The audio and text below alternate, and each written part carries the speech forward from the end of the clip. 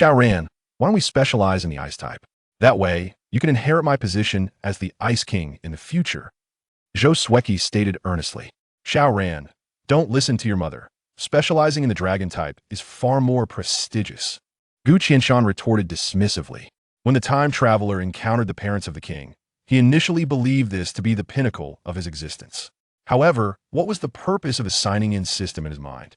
Chapter 1, Gumashwan, Class 1, Senior 3, Kyoto's first experimental high school. Students, tomorrow we will conduct the Pokemon selection. We must take this seriously.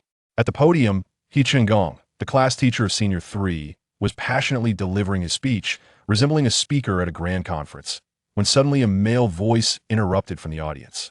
Teacher, does listening to you while dreaming count as taking it seriously? Upon hearing this, He Chenggong paused, but quickly regained his composure, his gaze landing on the corner of the classroom. Gumashwan, why are you sleeping again? Thump. As if hearing his name, Gumashwan sprang up from his seat and earnestly stated, Teacher, Arceus has come to talk to me again. Though it was nonsense, Gumashwan seemed utterly serious, indicating that he had become quite adept at this kind of performance. On the podium, He Chenggong felt quite helpless. Were it not for the fact that Gumashwan was the son of the contemporary Dragon King and Ice King of Huaxia, and that his theoretical and practical scores were the highest in the school, he would have reacted differently. He Chenggong was not initially very angry. After all, it was common for students to doze off. However, as he continued to ramble, he suddenly felt a pang of discomfort and remarked somewhat resignedly, All right, let's call it a day.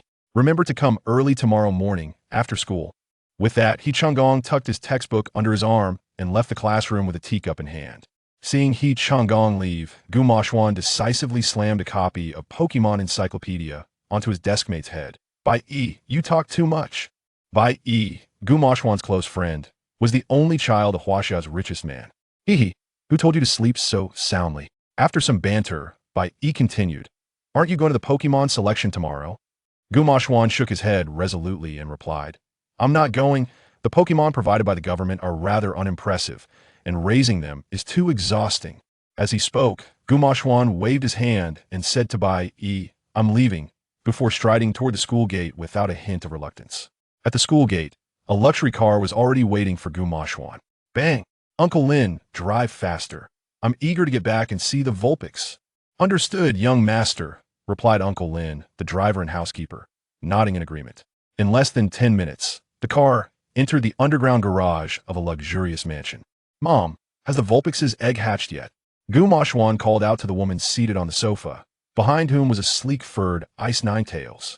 Sweki shook her head and pointed to the Pokemon egg in the hatching device on the table, saying, Not yet, but judging by its appearance, it should be ready to hatch in about half an hour.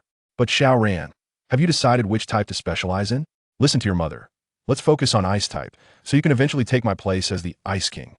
Before Gumashwan could respond, a robust figure appeared on the staircase. What do you mean by specializing in Ice type? Isn't the Dragon type the most powerful attribute in the world? With my guidance, as the strongest Dragon King in history, you will definitely become a master at the King level before the age of 25.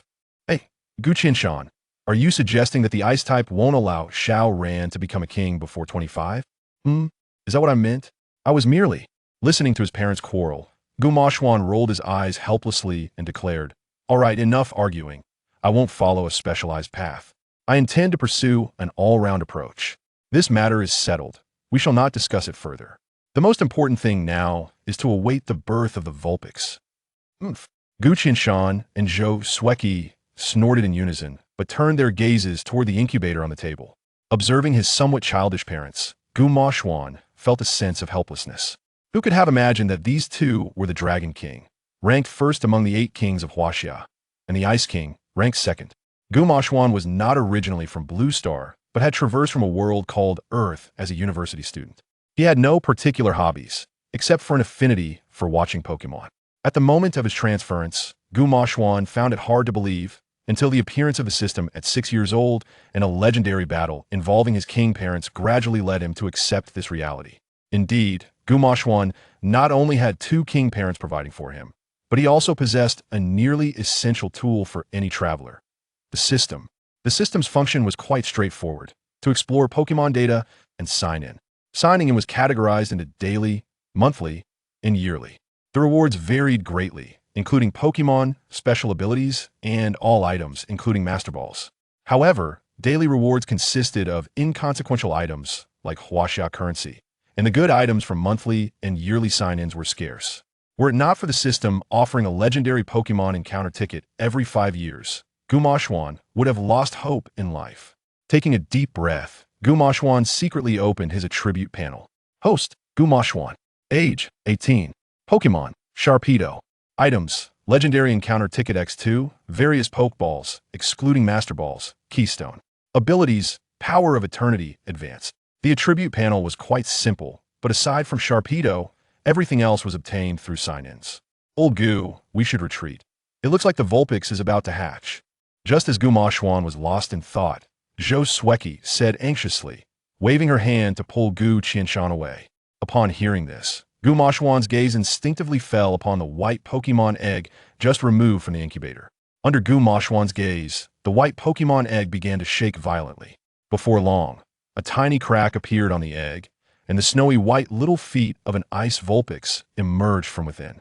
Phew! A crisp sound reached Gumashwan's ears, and shortly after, a creamy white ice Vulpix stepped out of the egg, its blue eyes fixed intently on Gumashwan. Simultaneously, Gumashwan's eyes also reflected the ice Vulpix's attribute panel. The quality is graded from SSS, SS, S, A, B, C, D, E, F, with each grade divided into 3 tiers. Chapter 2. Ice Vulpix Name. Ice Vulpix Type. Ice Qualification. S Ability. Snow Warning. Upon entering the field, it transforms the weather into hail. Level 1 Skills. Powder Snow.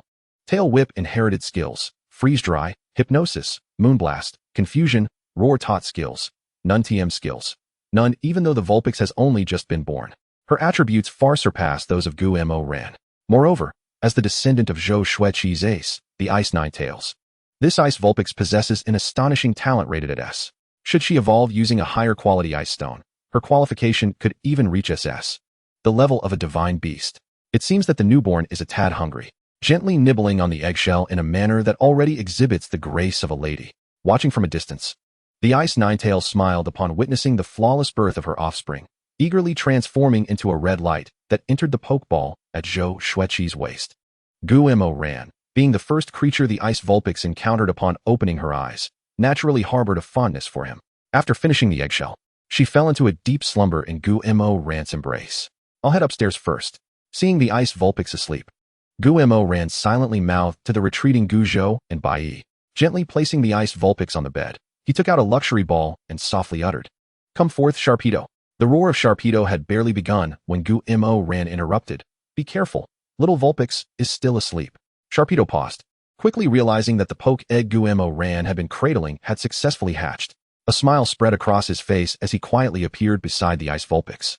Merely observing her in silence, Gu-Mo Ran turned to glance at Sharpedo, his eyes reflecting the attributes of the Pokemon. Name, Sharpedo Type, Water. Dark Qualification, S Ability, Rough Skin. When hit by a physical move, the attacker takes damage. Level, 47 Skills, Tackle, Sand Attack, Bite, Dual Chop, Sand Tomb, Dragon Breath, Stomp. Bite Down, Cut, Dragon Claw Inherited Skills. Rampage, Metal Claw, Takedown, Iron Head, Dragon Rage Taught Skills. Metal Claw, Earth Power, Fire Fong, Shadow Claw, Overheat. Dragon Dive TM Skills, Draco Meteor, Scale Shot, Protect, Earthquake, Swords Dance. Brick Break. Sharpedo has been nurtured by Gu-Mo Ran since he was 6 years old and is the offspring of Gu Qianshan's ace Dragon-type Pokemon, Mega Sharpedo. Although he has not undergone extensive training, his level has already reached Gym Class. The following day, Gu-Mo Ran habitually signed in, calmly observing the system's reward of 100,000 Huaxia coins. Indeed, it is an imprudent thought to anticipate something remarkable from the system's daily gifts. Since Gu-Mo Ran had no intention of selecting a Pokemon, he decisively chose to skip the morning self-study session. With that thought, he further resolved to skip the entire morning of classes. When Gu-Mo Ran arrived at school in the afternoon, the number of Pokemon had increased, but most were merely Pidgeys, Nidorans, and the like. This was still due to being in Kyoto, where the quality of distributed Pokemon was reasonably good. Had it been in a remote county, one might find only Caterpies and Weedles. Some might argue that this is unfair, but alas, in any world, the law of the jungle will always prevail. As Gu-Mo Ran settled in the classroom, his unfortunate friend Bai approached him with a face full of admiration. Old Hey, you're amazing, truly. Teacher, he is waiting for you, the valiant warrior. In the office. Good luck. You'd better wish me well, otherwise we'll have to face the consequences together. Guillermo Ran patted Bai Yi's shoulder, speaking earnestly. Bai Yi, I've decided to sever ties with you. Knock knock. Come in. Before Guillermo Ran entered the office, He Qinggong had a clear smile on his face. But as soon as Guillermo Ran stepped inside, his expression darkened. Guillermo Ran, you skipped the Pokemon selection day and still come to school? What are you doing here? Guillermo Ran stood before He Qinggong with a sincere expression, apologetically saying, Teacher I truly wanted to come. But my Pokemon egg was about to hatch today, so He Qinggong was aware that Guillermo Ran's family had arranged an initial Pokemon for him. His anger stemmed from Guillermo Ran's blatant disregard for rules. However, upon hearing that Guillermo Ran's Pokemon egg had hatched, He Qinggong's interest was piqued. Your initial Pokemon is hatched? What is it? Quickly release it so I can see. Seeing He Qinggong's eagerness, Guillermo Ran quietly chuckled but maintained a serious demeanor as he retrieved the luxury ball, releasing the Ice Vulpix. Come forth, Ice Vulpix.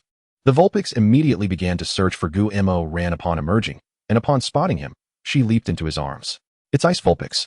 Seeing the small white fox in Guillermo Ran's embrace, He Qinggong nodded approvingly, stating, All right, your absence this time is understandable. You may return, but no next time. Hearing this, a triumphant smile spread across Guillermo Ran's face as he replied, Thank you, Teacher He. When Guillermo Ran reappeared before Bai Yi, cradling the Ice Vulpix, Bai Yi curiously examined him from top to bottom, astonished. What happened? How did Teacher He let you off so easily? Guillermo Ran playfully slapped Bai Yi's shoulder. My dear son, with my exceptional grades, of course, I was exonerated. Chuckling, Bai Yi rolled his eyes and then noticed the Ice Vulpix in Guillermo Ran's arms, exclaiming in delight. Old Hey, is this the Ice Vulpix you mentioned? Guillermo Ran smiled and affirmed, Indeed. Little Vulpix will be my outwardly recognized initial Pokemon from now on. Bai Yi, with a hint of envy, remarked. I wish I could have a beautiful Pokemon as my initial. Upon hearing this, Guillermo Ran inquired. You haven't mentioned what initial Pokemon your father prepared for you yet. Hurry and release it so I can see. As the only son of the richest man in Huaxia, Guillermo Ran was quite curious about Bai Yi's initial Pokemon. Bai Yi hesitated momentarily before producing a luxury ball. Come forth, Snorlax. With a flash of red light, a rotund Pokemon appeared before them. And Guillermo Ran's eyes reflected the data of the Snorlax. Chapter 3. Snorlax name. Snorlax type. Normal qualification. A ability. Thick fat. Due to being protected by thick fat.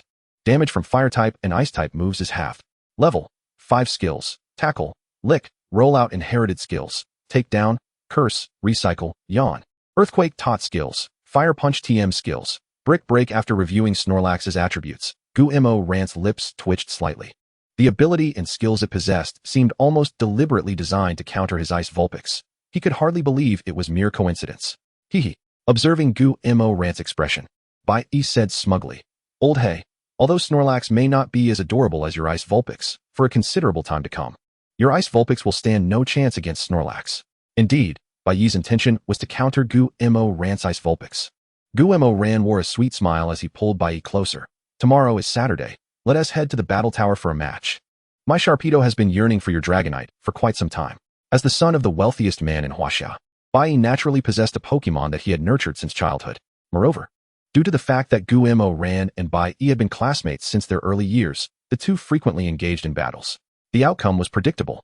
Bai Yi's armored dragon had been meticulously honed to perfection by the relentless training under the fierce bite of his sharp-toothed land shark. Unsurprisingly, when he heard Guillermo Ran's words, Bai Yi's expression darkened instantaneously, and he wisely pleaded, Brother Gu, I was wrong. Please spare me. It was needless to say that Bai Yi could not refuse the battle. The parents of both boys had been friends for many years and were staunch supporters of their duels. Without a compelling reason, refusal was simply not an option. Where had he been all this time? Now it was too late. What do you intend to do? Zhou Sueki inquired hesitantly, observing Guillermo Ran seated before her alongside the Ice Vulpix. Assist me in specialized training with Little Vulpix. Guillermo Ran blurted out. Specialized training? I recall that your sharp-toothed land shark was nurtured by you. Your training skills are quite commendable, Zhou Sueki remarked, somewhat puzzled. Upon hearing this, Guillermo Ran shook his head and replied, that approach is far too slow. If I were to continue with my training methods, Little Vulpix might not reach level 30 before the college entrance examination. It is worth noting that the power of the Eternal Oak significantly accelerates a Pokemon's level progression. Nevertheless, despite this, Guillermo Ran's sharp-toothed land shark had only reached level 47 after 12 years. as he had deliberately suppressed its level increase in exchange for enhancing its various attributes. Little Vulpix was already lagging behind its classmates in terms of level, and during this critical period, extraordinary measures were necessary. After all, with the power of the Eternal Oak, Little Vulpix's development would remain unaffected. Joe Swecki, pondering this, nodded thoughtfully and said, "All right, then bring Little Vulpix to the training room." She was well aware of Gu-Mo Rant's capabilities with the Eternal Oak, and under normal circumstances, she would never have consented to such training for Little Vulpix at this juncture. Woo. Upon hearing Joe Swecki agree to the specialized training, Little Vulpix's eyes narrowed into slits with excitement. Initially, Little Vulpix had no concept of becoming stronger, but after Gu-Mo Ran showcased its mother's victorious stance in battle, it was eager to have Gu-Mo Ran guide its training. In the training arena, before commencing, Gu-Mo Ran bestowed upon Little Vulpix a dose of the power of the Eternal Oak, providing it with a safeguard. "All right, let's warm up before the training begins. Xiao Ran, take Little Vulpix for a lap around the training field." Upon hearing this, Gu-Mo Ran nodded in agreement, and the duo began to jog around the training area. The training ground at Gu-Mo Ran's home was the size of 1.5 football fields. As an 18-year-old, Gu-Mo Ran had no trouble completing a lap, but Little Vulpix, having just been born, found itself panting after just one lap. Despite its decent physical constitution, observing Little Vulpix's perseverance, Joe Swecki subtly nodded, expressing her approval. "Little Vulpix, you performed admirably. Now we will proceed with skill training, so be sure to adjust your state." "Woo, no problem, no problem." In response, Little Vulpix's 6 snowy tails swayed gently in the air, exuding excitement. "Woo now? Leave it to me."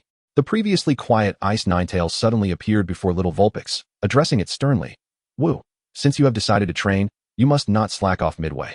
If I catch you slacking, do not blame me for being unkind." Although the Ice Ninetails clan is known for their elegance and kindness, they are equally stern when it comes to training their offspring. Watching her mother's imposing stance, Little Vulpix assumed a battle posture, demonstrating her resolve through action. Ice Ninetails observed Little Vulpix in silence, and after a long pause, stated, "Today, we will first practice the skill Hail." Under Ice Ninetails' guidance, Little Vulpix's mastery of the Hail skill improved significantly. However, considering Little Vulpix's youth, after just 2 hours of training, it was permitted to rest.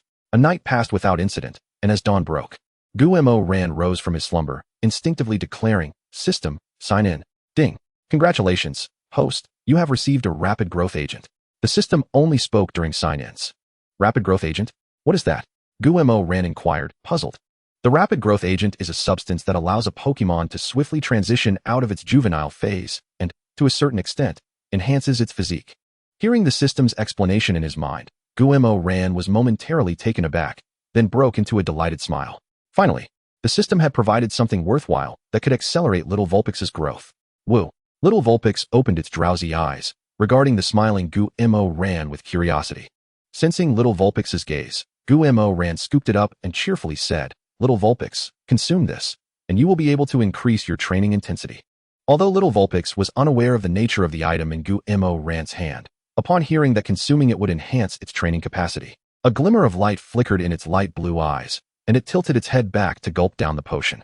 Following this, Little Vulpix's body visibly began to grow at an astonishing rate. What had originally measured around 0.2 meters quickly swelled to approximately 0.7 meters, surpassing the average Vulpix by an additional 0.1 meters. Indeed, products from the system are always of superior quality. However, when Gu-Mo Ran's gaze fell upon Little Vulpix's attribute panel, he appeared exceedingly astonished. Chapter 4, Armored Dragon. Name, Ice Vulpix. Attribute, Ice. Qualification, S. Ability, Snowfall. Upon entering the field, the weather changes to Hail.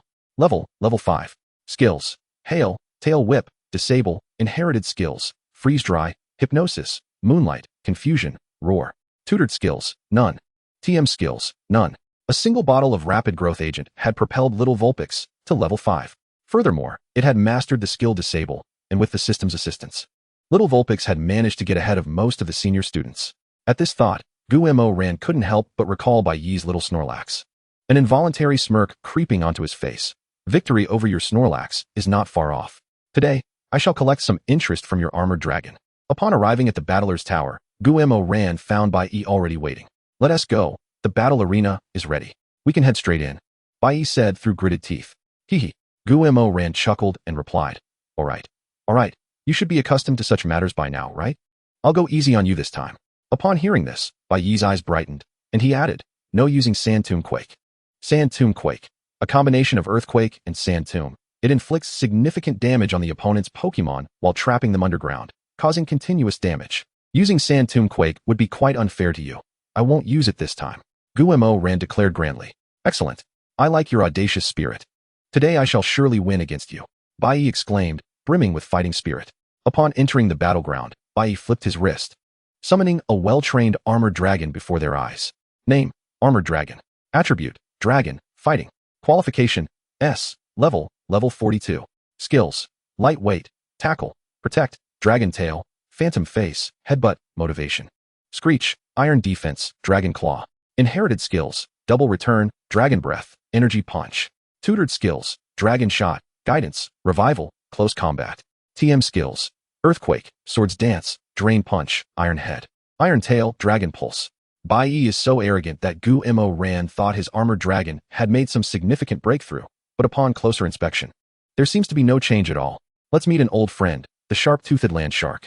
At the same time, Gumo Ran released his Ice Nine Tails, allowing it to witness the prowess of the sharp-toothed land shark, perhaps igniting its interest in becoming stronger. When enemies meet, the tension is palpable. As soon as the sharp-toothed land shark appeared, Bai Yi declared, Armored Dragon, unleash Dragon Pulse.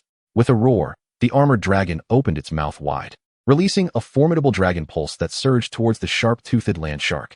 No need to resort to old tactics. Bai Yi commanded, Sharp-toothed land shark, use Swords Dance to block.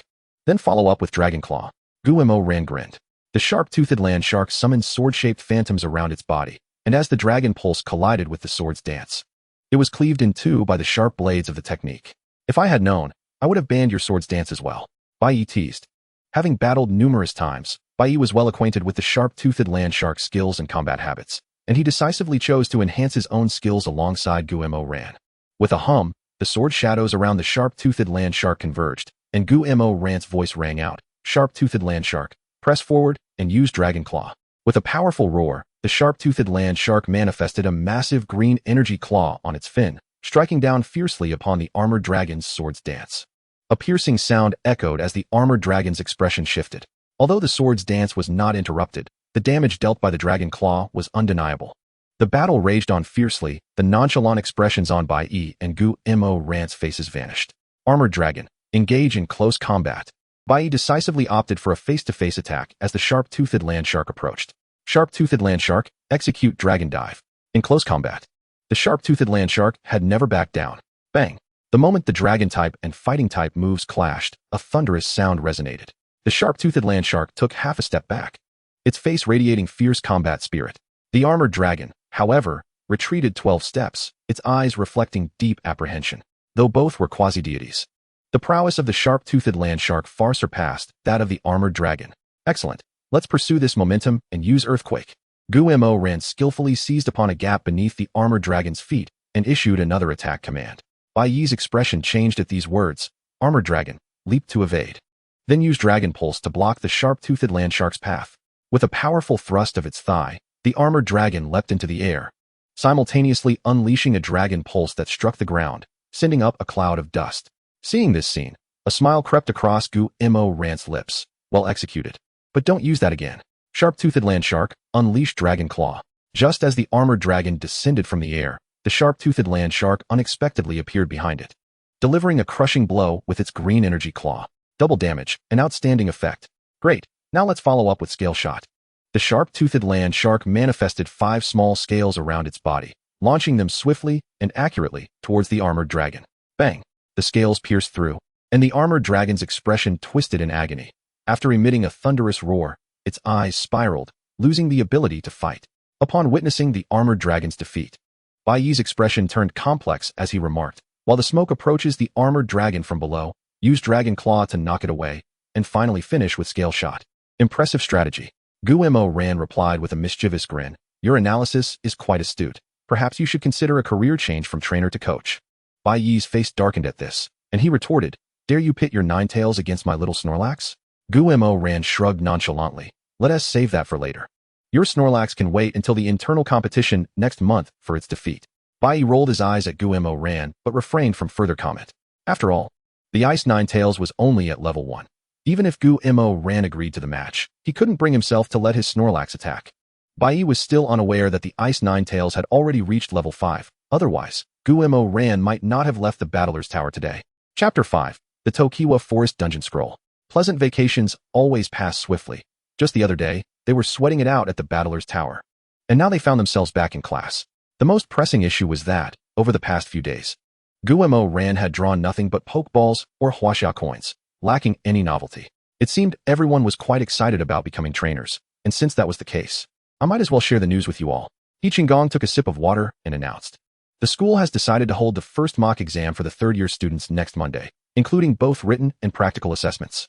At the end of the month, there will be a novice trainer competition where gym leaders and even elite trainers will come to observe. You all better perform well. With that, He Qinggong flashed a harmless smile. In the audience, aside from a few students, the rest lamented in despair. How can this be? I've only had my Pokemon for a few days, and now there's an exam. An exam? What is there to fear? Weren't you afraid of exams before? Why the sudden change? Have you been studying in secret? Studying? That's impossible. The reason I feel at ease is that I know I won't pass anyway. What is the point of worrying?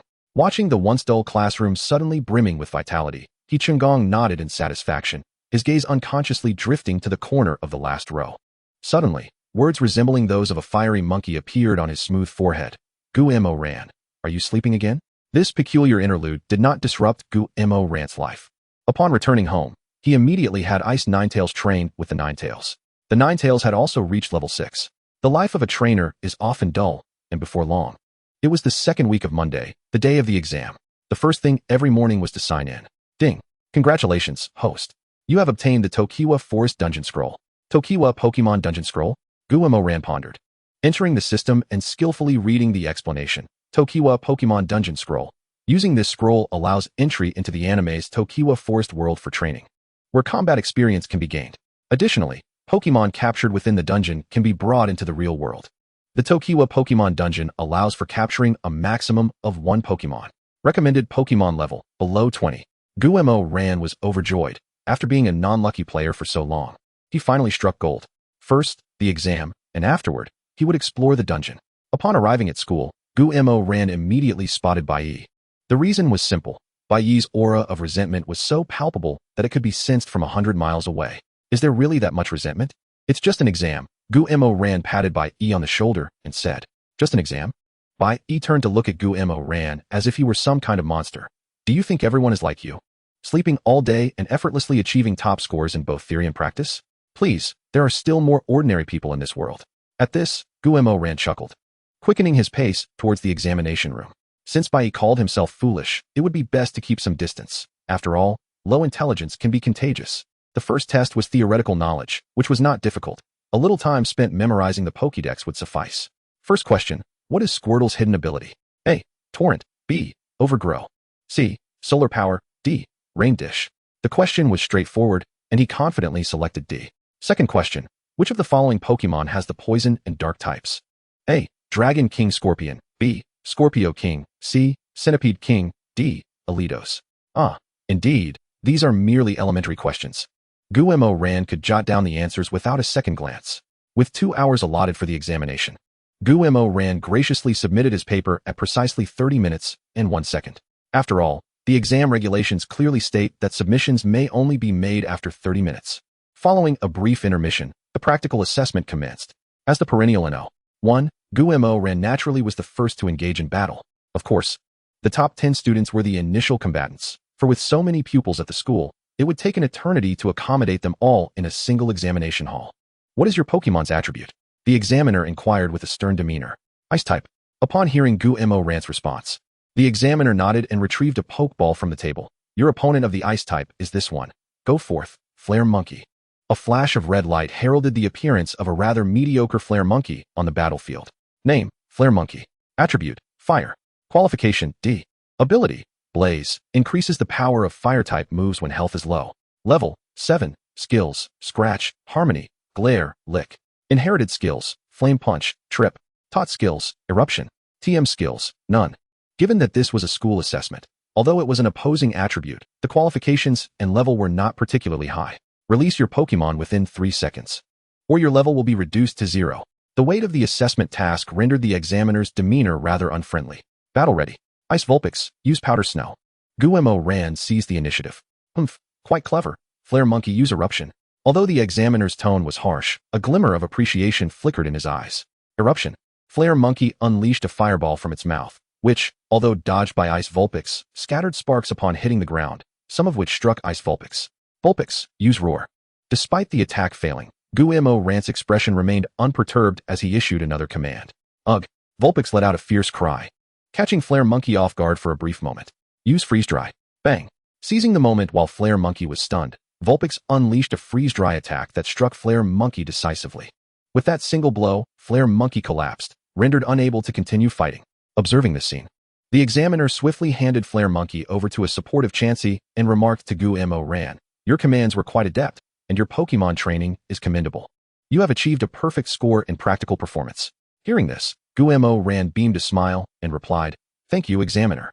With that, he exited the battlefield. As he walked among the subsequent participants, Guillermo Ran overheard discussions regarding the theoretical exam from the morning. Sometimes, the disparities emerge in the most unexpected moments. Eager to return home, Guillermo Ran retrieved his Johto Forest dungeon ticket, declaring, "System, use the Johto Forest dungeon ticket." Ding!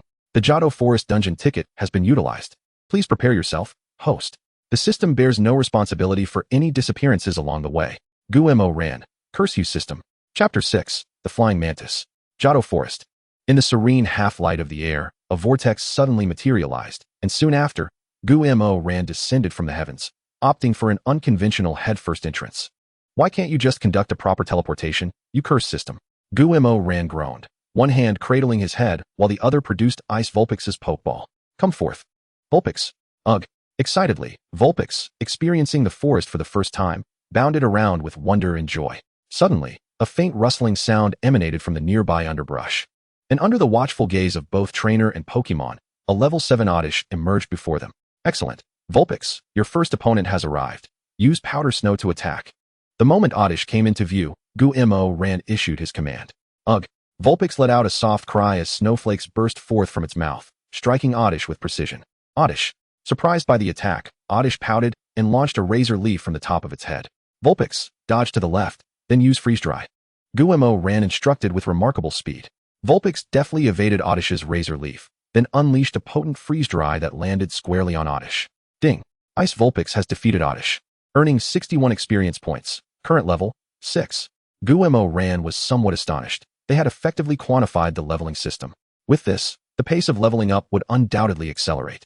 "Very good, Vulpix. Our goal this time is to eliminate the Pokemon of Johto Forest." Ugh! Upon hearing Guillermo Ran's words, Vulpix chirped excitedly, bouncing about with a hint of determination. Ding! Task initiated. Explore the periphery of Johto Forest. Rewards will be granted upon reaching exploration values of 70, 90, and 100. An exploration value below 60 will prevent exit from the dungeon. Just as Guillermo Ran assumed that the so-called dungeon was merely a grinding ground for experience, the system's task was issued. Upon hearing that an exploration value below 60 would hinder his exit, Guillermo Ran's expression turned grave. He was still young, merely 18, unmarried. How could he be trapped in this dungeon? According to the hints provided, Guillermo Ran needed to find the king flying mantis at the outskirts of Johto Forest and earn its recognition with the assistance of the system. In that case, let us proceed, Vulpix, Guillermo Ran declared, gazing at the metallic membrane provided by the system, a mysterious smile gracing his lips. As time ticked away, Guillermo Ran and Vulpix advanced deeper into Johto Forest, clearing out Pokemon along the way.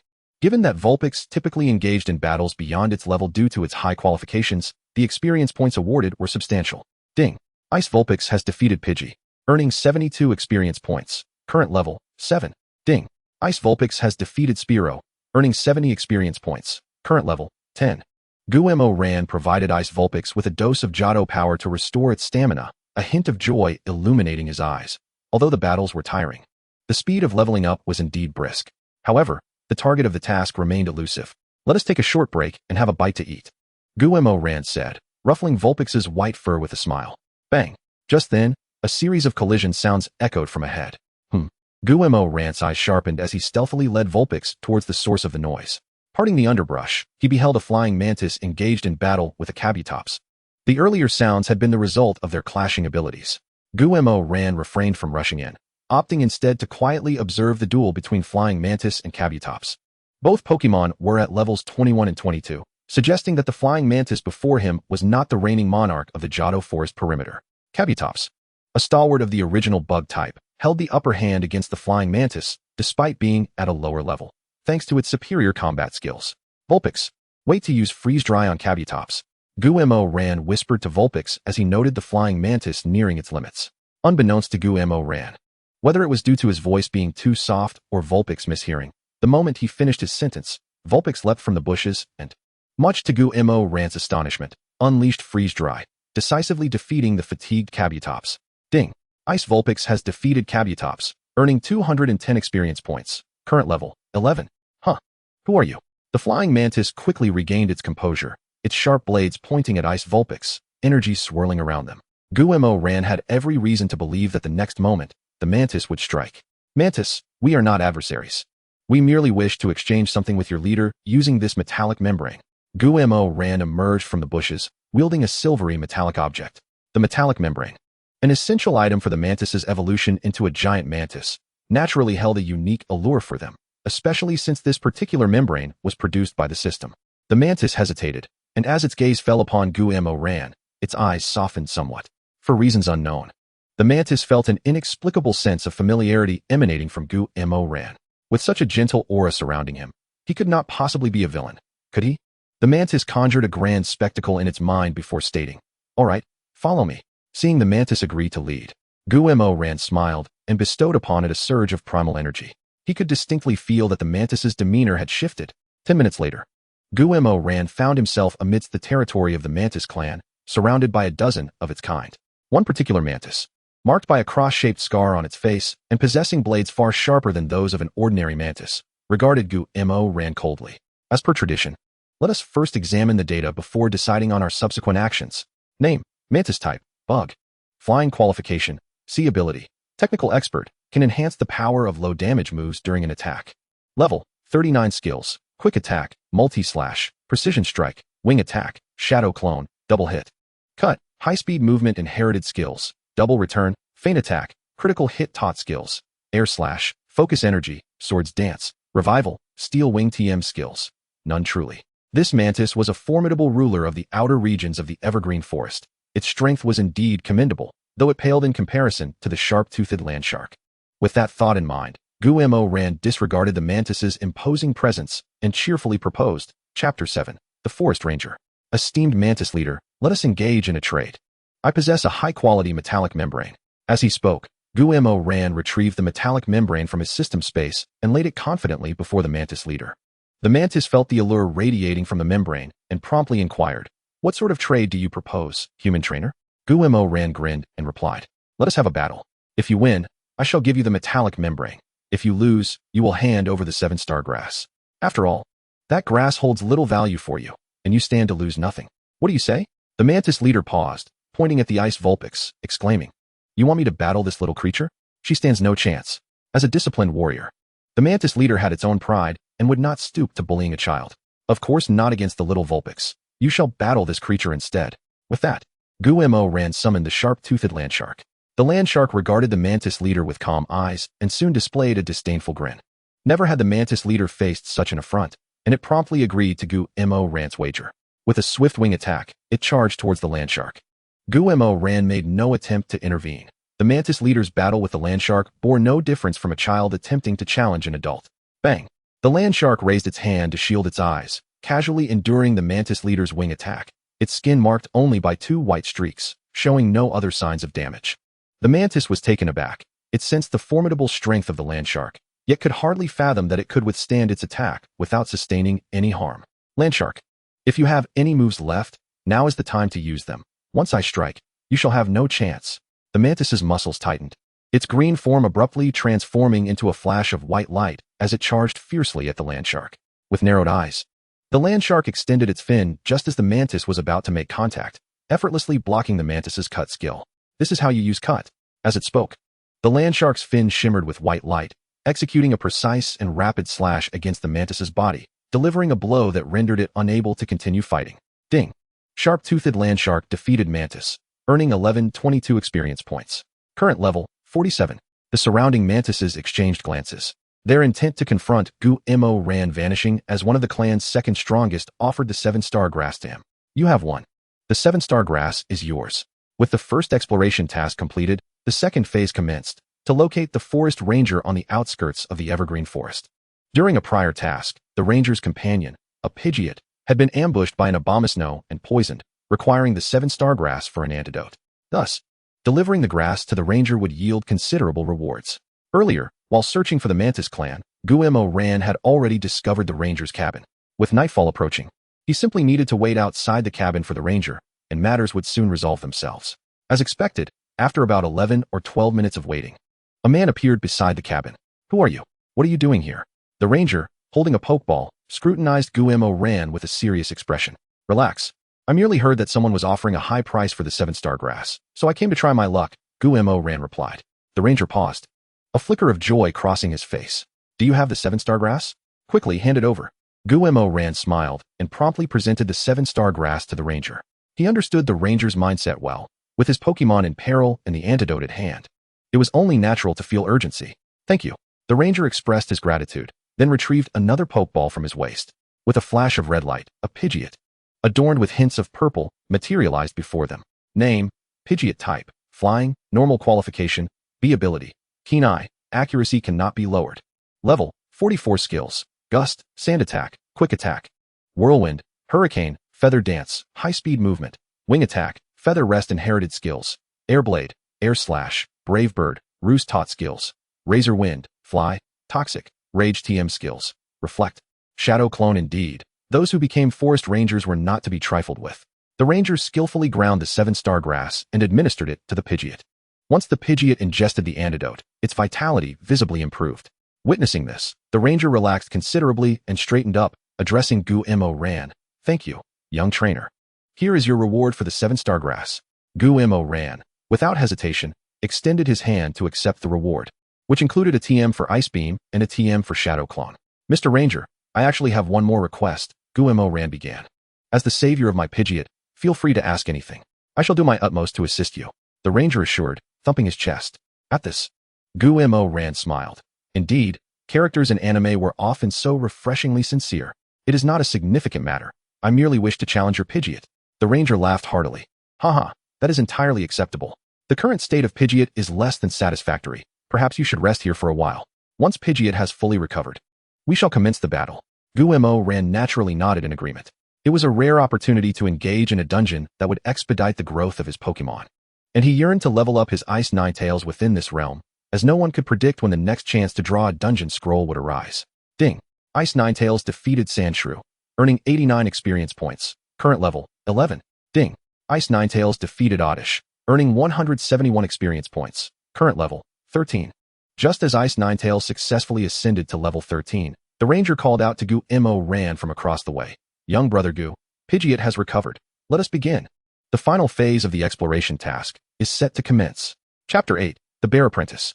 Pidgeot, use air slash. The ranger initiated the attack. Pidgeot, with a powerful flap of its wings, several strikes surged toward Sharpedo. Gu-Mo Ran's eyes gleamed with determination as he decisively commanded, Sharpedo, use cut to block the air slash, then unleash blaze. A radiant white light shimmered on Sharpedo's fin, swiftly obliterating Pidgeot's air slash, and then, blaze surged towards Pidgeot. Evading the attack with remarkable agility, Pidgeot ascended rapidly and executed air cutter. The ranger, well-versed in combat through his life as a guardian, deftly dodged the oncoming blaze.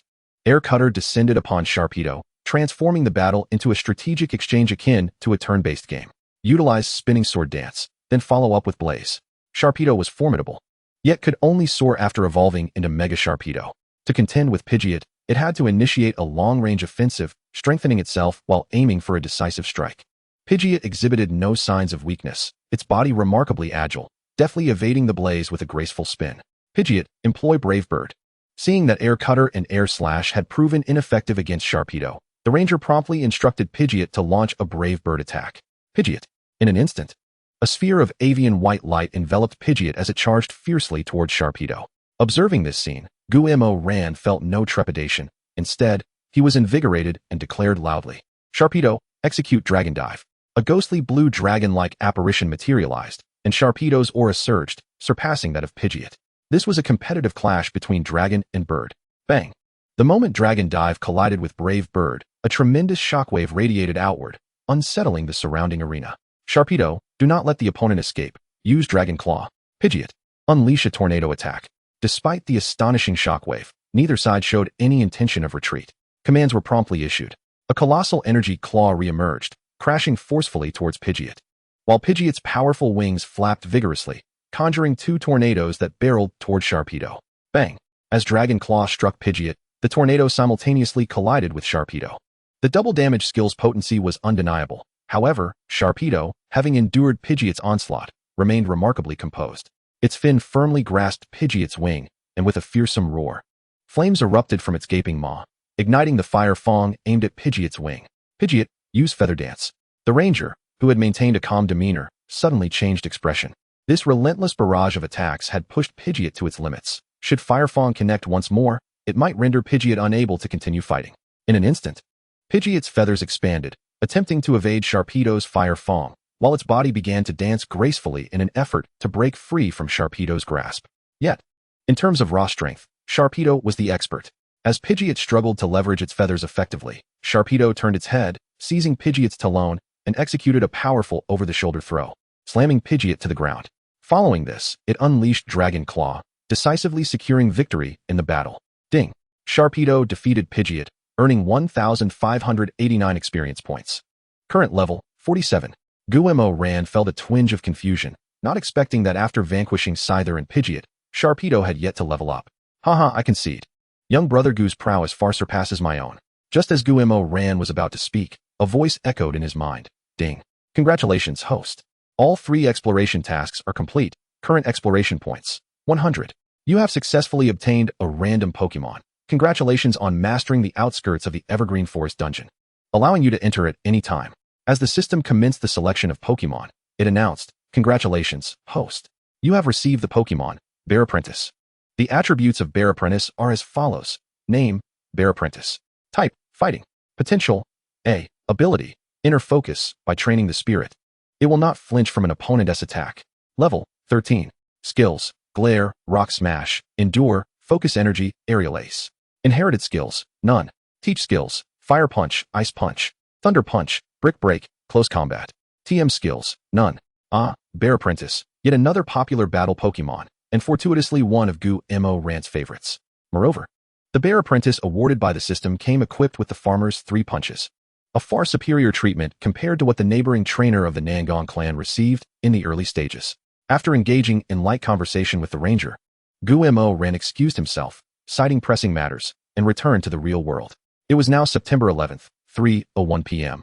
He remembered entering the dungeon at 3:00 p.m. on the same day. This meant he had spent 2 days in the dungeon, while only a minute had passed in reality. This arrangement is quite advantageous, as it alleviates the concern of being trapped in the dungeon for an extended period due to incomplete exploration tasks, thereby missing important events in the real world. Guemo Ran's room was spacious enough to accommodate his 3 Pokémon. Thus, with some time to spare, he decided to allow his 3 Pokémon to familiarize themselves with one another. So exuberant, so kind, and so abstract. Suddenly, his phone rang. Inevitably, it was Bai Yi. Hello. What is up? After a brief silence on the other end, Bai Yi's voice came through. Sister Yushi is leaving. Would you like to come and see her off? Upon hearing this, Guemo Ran was momentarily taken aback. September 11th marked the day Zhou Yushi would begin her university journey. All right, I shall be there. Guemo Ran replied with a smile.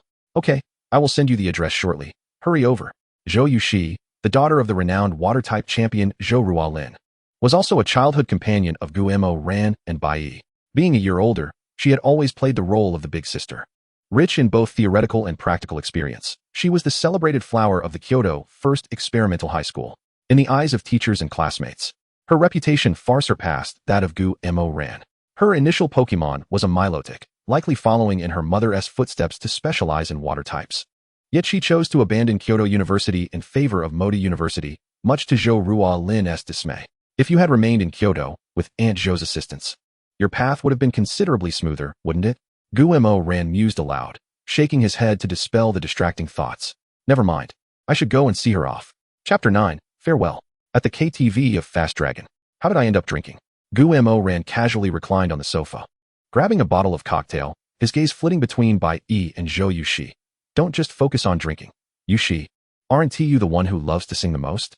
It's Sister Yushi. Zhou Yushi, with her long black hair, stood up from the sofa, her tone somewhat exasperated, devoid of any semblance of ladylike decorum. Don't forget, I am a year older than you. Gumo Ran shrugged nonchalantly, replying, but you have never managed to win against me in theory or practice. Click. A knife was brutally plunged into Zhou Yushi's heart. This was because, as Zhou Yushi attempted to explain herself, Gumorden waved his hand dismissively, adopting an expression of profound understanding, and said, all right, no need for explanations. I comprehend everything. Zhou Yushi took a deep breath, feeling utterly despondent as she sank onto the sofa, lamenting, clearly, I have put in a great deal of effort. So why do I still fall short of you? Hee, Bai Yi interjected, but before he could finish his thought, both Gumorden and Zhou Yushi interrupted him. You should really keep quiet. With your abysmal theoretical scores, I'm embarrassed to even acknowledge you as my childhood friend. Bai Yi, you mustn't just fool around with Gumorden. Your talent does not match his, and you need to focus on your studies. Bai Yi retorted, you might as well just call me foolish. A light-hearted banter ensued, gradually easing the atmosphere. Gumorden looked at Zhou Yushi and asked, have you truly made up your mind? It's not too late to change course. Given their family backgrounds, transferring to Kyoto was not a daunting task. Zhou Yushi smiled and replied, once I decided to pursue a specialization in water-type abilities, this path became the only one for me. Wouldn't you agree? Though the children of the celestial sovereigns lived in comfort, it was precisely because of their lineage that any accolades received upon their achievements were tinged with expectations. No wonder she is the daughter of the water sovereign. Such innate talent. While Zhou Yushi appeared delicate, her inner strength surpassed that of many. Choosing to attend Magic City University was an endeavor to shed the label of being the water sovereign's daughter. Gumorden nodded, refraining from further persuasion. He understood Zhou Yushi's sentiments, and given that both his parents were celestial sovereigns, he bore even more labels than she did. If you ever need anything, do not hesitate to let me know. I will certainly assist you. Gumorden offered. And me too. Although I'm not as powerful as Lao He. I may be a bit foolish, but I have plenty of money. Bai Yi added with a hint of bravado. Uft. Gumorden shook his head, subtly distancing himself from Bai Yi. Zhou Yushi chuckled, saying, Bai Yi, you shouldn't speak of yourself that way. Suddenly, Zhou Yushi turned serious as she addressed Gumorden and Bai Yi. I appreciate your intentions. I promise that if I encounter any issues, I will certainly reach out to you. Gumorden nodded, slightly awkward as he sniffled. He was not particularly fond of such sentimental atmospheres. Since Zhou Yushi had to catch a flight, their gathering concluded by 7 in the evening. As she entered the waiting area, Gumorden sighed inwardly. She's gone. Let us go grab a drink. Bai Yi exclaimed, throwing an arm around Gumorden's shoulders, feigning exuberance. Gumorden did not refuse. Though Bai Yi's father was wealthy, he was perpetually busy, and with his mother having passed away early, he shared a particularly close bond with Zhou Yushi. Despite his claims of not returning until drunk, Gumorden managed to get Bai Yi intoxicated after just 5 drinks and entrusted him to the bodyguard lurking in the background before returning home. Creek, you're back. Today is perfect. Let us conduct some tests with Ice Ninetales. Zhou Sueki's head popped out from the kitchen, smiling at Gumorden. Although a celestial sovereign, Zhou Sueki relished cooking, taking to the kitchen whenever she had free time. All right, I'll first warm up Ice Ninetales, Gumorden replied, casually releasing Ice Ninetales and leading it to the battle arena. Zhou Sueki smiled, her gaze flitting between Gumorden and Ice Ninetales, but the next moment, the spatula in her hand clattered to the ground. 13th level? It was only at level 6 last night.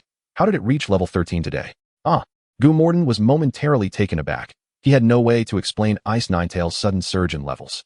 A mother knows her child best. Observing Gumorden's expression, Zhou Sueki realized this matter was closely tied to him. Though she was unaware of how he achieved it, she had no intention of probing further. Children grow up. It is only natural for them to harbor some secrets. Gazing at Gumorden's Ice Ninetales, Zhou Sueki abandoned her cooking duties, grabbing the Pokeball for Ninetales and hurriedly heading to the battle arena. The first test was to assess Ice Ninetales' reaction speed.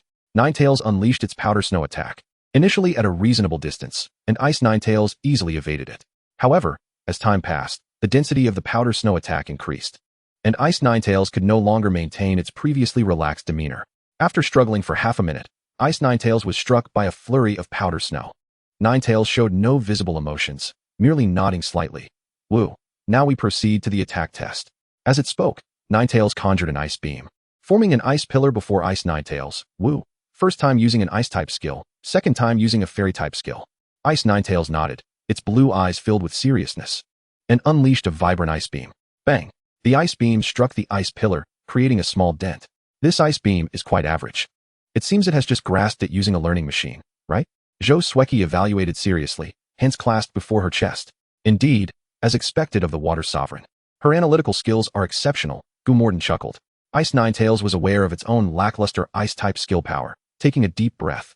It adjusted its state and released a moonblast. Bang! Compared to the ice beam, this moonblast was considerably more powerful. A hint of appreciation flickered in Ninetales' eyes.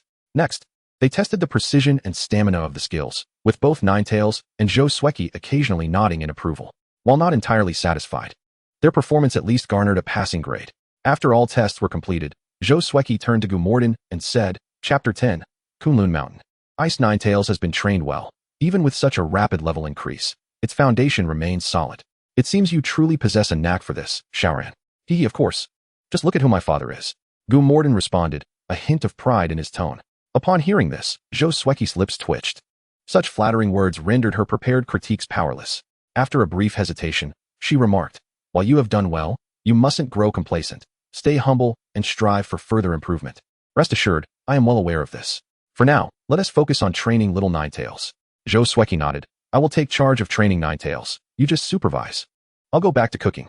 Clearly, Zhou Sueki was more interested in cooking than in training Ice Ninetales at this stage. Watching Ice Ninetales begin its training, Gumorden fell into contemplation. Sharp-toothed land shark had already been taken away by Gu Qianshan, and with Ninetales being trained by Zhou Sueki, only his bear apprentice remained on hold due to its complicated origins, thus training had to be temporarily suspended. Fortunately, on Friday, the school would organize a secret realm trial, allowing him to attribute the bear apprentice's origins to the secret realm. The secret realm could be likened to an alternate dimension inhabited by some humans. For instance, the champion of the well-off nation, Yulong-Du, emerged from the secret realm. Moreover, this Yulong-Du bore a striking resemblance to the character in the animated series, both in appearance and strength. With his red hair, cape, and ace dragonite, as well as the title of dragon-type champion, all mirrored the animation. However, it remained a mystery why, after 18 years of crossing over, Gumorden had yet to hear of the name Ash. Xiaoran, your Uncle Bai just called to inform that he will take you and Bai Yi to Kunlun Mountain for some fun tomorrow. If you wish to go, I can assist you in requesting leave from Teacher He. The voice of Zhou Sueki resonated. Guemo Ran was taken aback. Was this not a case of a timely offer? Uncle Bai truly was a savior. Mom, I'm going. Please ask Teacher He for leave. Guemo Ran exclaimed. The night passed without incident. Early the next morning, Bai Yi and his father, Bai Ninghai, arrived at Guemo Ran's home. Long time no see, Xiaoran. Bai Ninghai, with a belly typical of many middle-aged businessmen, had a rather amiable appearance despite the extra flesh on his face. Hee, isn't Uncle Bai busy? The Gu and Bai families maintained a long-standing friendship, their relationship flourishing. In fact, both sets of parents even contemplated adopting each other's sons as godsons. Once again, I must trouble you, old Bai, to take care of Xiaoran. Gu Qianshan remarked with a smile, standing side by side with Bai Ninghai. Oh, there's no need for such formality. Xiaoran is like my own son. It is only natural for a godfather to look after his child. Especially since this little rascal Bai Yi has often relied on Xiaoran's assistance at school. Regardless of the world, other people's children are often a source of exasperation. Bai Ninghai spoke with a smile when referring to Guemo Ran, but his tone turned to one of disappointment when mentioning Bai Yi. Bai Yi rolled his eyes in resignation. His history of trials and tribulations advised him that it was best to remain silent at such moments. After enjoying breakfast at the Gu residence and engaging in further pleasantries, Guemo Ran and Bai Yi boarded a private plane by 10 o'clock. Kunlun Mountain is a legendary peak in Chinese mythology, reputed to be home to several divine beasts. Yet, throughout history, those fortunate enough to witness its wonders are few and far between. The elevation of Kunlun Mountain is severe, the higher one ascends, the stronger the capabilities and qualities of the spirits encountered. However, due to the mountain's unique geography, even at its periphery, one can find spirits of exceptional caliber. This time, Guemo Ran and the others aimed for the central region of Kunlun Mountain. As the wealthiest individual in China, Bai Ninghai naturally commanded a significant presence. Even while simply ascending the mountain, he was flanked by over a dozen bodyguards. Guemo Ran glanced around and noted that most of these bodyguards were at the dojo level, indeed formidable figures. Typically, such skilled individuals possess a sense of pride. However, Bai Ninghai's generous offers, including room and board as well as comprehensive benefits, made it difficult for them to refuse. Remember, once we enter Kunlun Mountain, do not wander off. Bai Ninghai instructed the two youngsters, primarily wishing for them to gain some experience. If they were to run amok in Kunlun Mountain, the Gu and Bai families might have to practice their mourning. Guemo Ran and Bai Yi nodded in agreement, though whether they could adhere to this warning would depend on the allure of Kunlun Mountain. Satisfied with their earnest attitudes, Bai Ninghai nodded approvingly. With an air of authority, he waved his hand, prompting 2 bodyguards clad in black to scout ahead, while the remaining guards surrounded Bai Ninghai and the 2 youngsters as they proceeded. The altitude of Kunlun Mountain is exceedingly high, resulting in correspondingly low temperatures and year-round snow, rendering it a paradise for many ice-type spirits. Old hey, what do you think about capturing an ice-type spirit on Kunlun Mountain? Bai exclaimed with excitement as he surveyed the diverse array of ice-type spirits around them. Guo Ran paused momentarily before teasingly suggesting, I think that one over there, the Mimikyu, would suit you perfectly. Go away. Bai shot an exasperated glance at Guo Ran, dismissing him as he began searching for a suitable target. Seeing this, Guo Ran chose not to disturb Bai further. He had not forgotten the purpose of their visit to Kunlun Mountain. He needed to find an opportunity to capture his bear disciple. With this thought, Guo Ran observed the spirits around him while contemplating how to excuse himself from Bai Ninghai and the others' sight. After approximately 3 hours of walking, they arrived at the central region of Kunlun Mountain. Boss, we are just 5 kilometers away from the territory of the geometric snowflakes. One of the black-clad bodyguards reported. Excellent. Pick up the pace. Let us reach the territory of the geometric snowflakes before nightfall. Upon hearing this, Guo Ran curiously inquired, Uncle Bai, what do you intend to do with the geometric snowflakes? Hee. Bai Ninghai chuckled. The crystals produced by the geometric snowflakes are important auxiliary tools for my company's research. I plan to negotiate a deal with them. Upon realizing it was a business matter, Guo Ran immediately lost interest, preferring to focus on the spirits themselves. 5 kilometers was a trivial distance for these trainers. Half an hour later, a series of hexagonal snowflake-shaped spirits appeared before Guo Ran's eyes. They had arrived at the territory of the geometric snowflakes. Chapter 11, Mini Ice. The geometric snowflakes, acting as guards, had detected the presence of Guo Ran and his companions and observed them warily, ready to unleash their ice beam at a moment's notice. Do not be alarmed. We mean no harm. We have come to your territory solely to conduct a transaction. Bai Ninghai's stature as the wealthiest man in China was evident. He sent an elderly man to negotiate with the geometric snowflakes. Before long, the elder gestured for Guo Ran and his companions to follow his lead.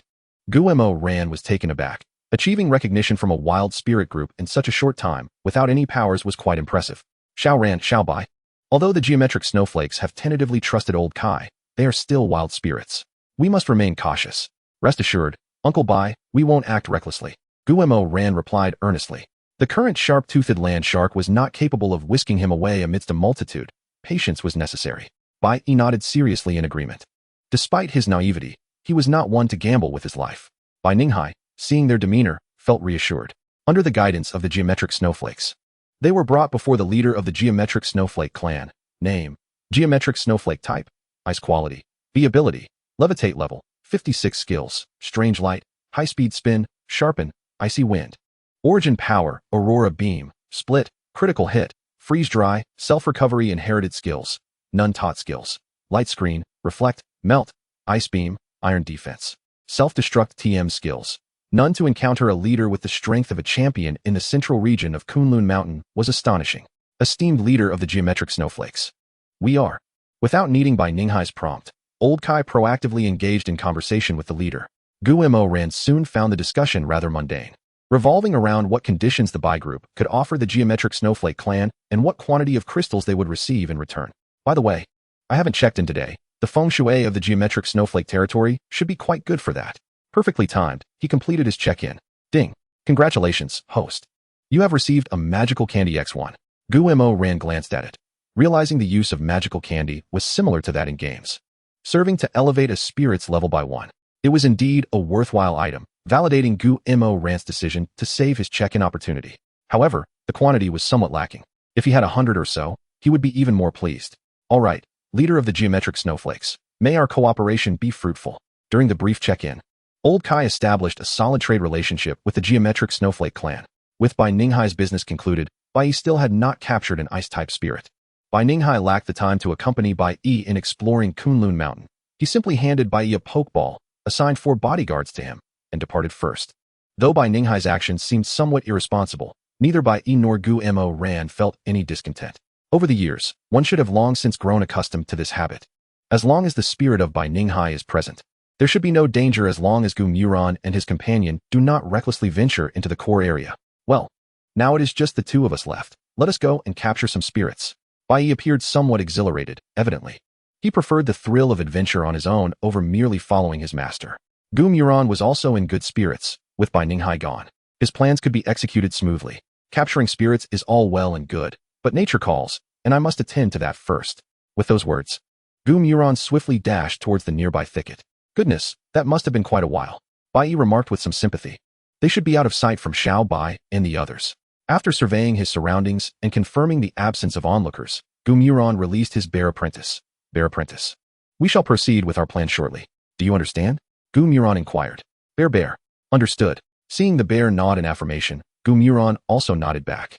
To make the situation feel more authentic, Gumuron even lingered a bit longer.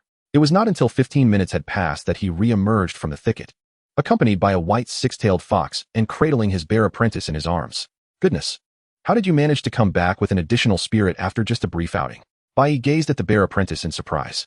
Such spirits are not easily encountered. Well, what can I say? I may lack many virtues, but my charm is considerable.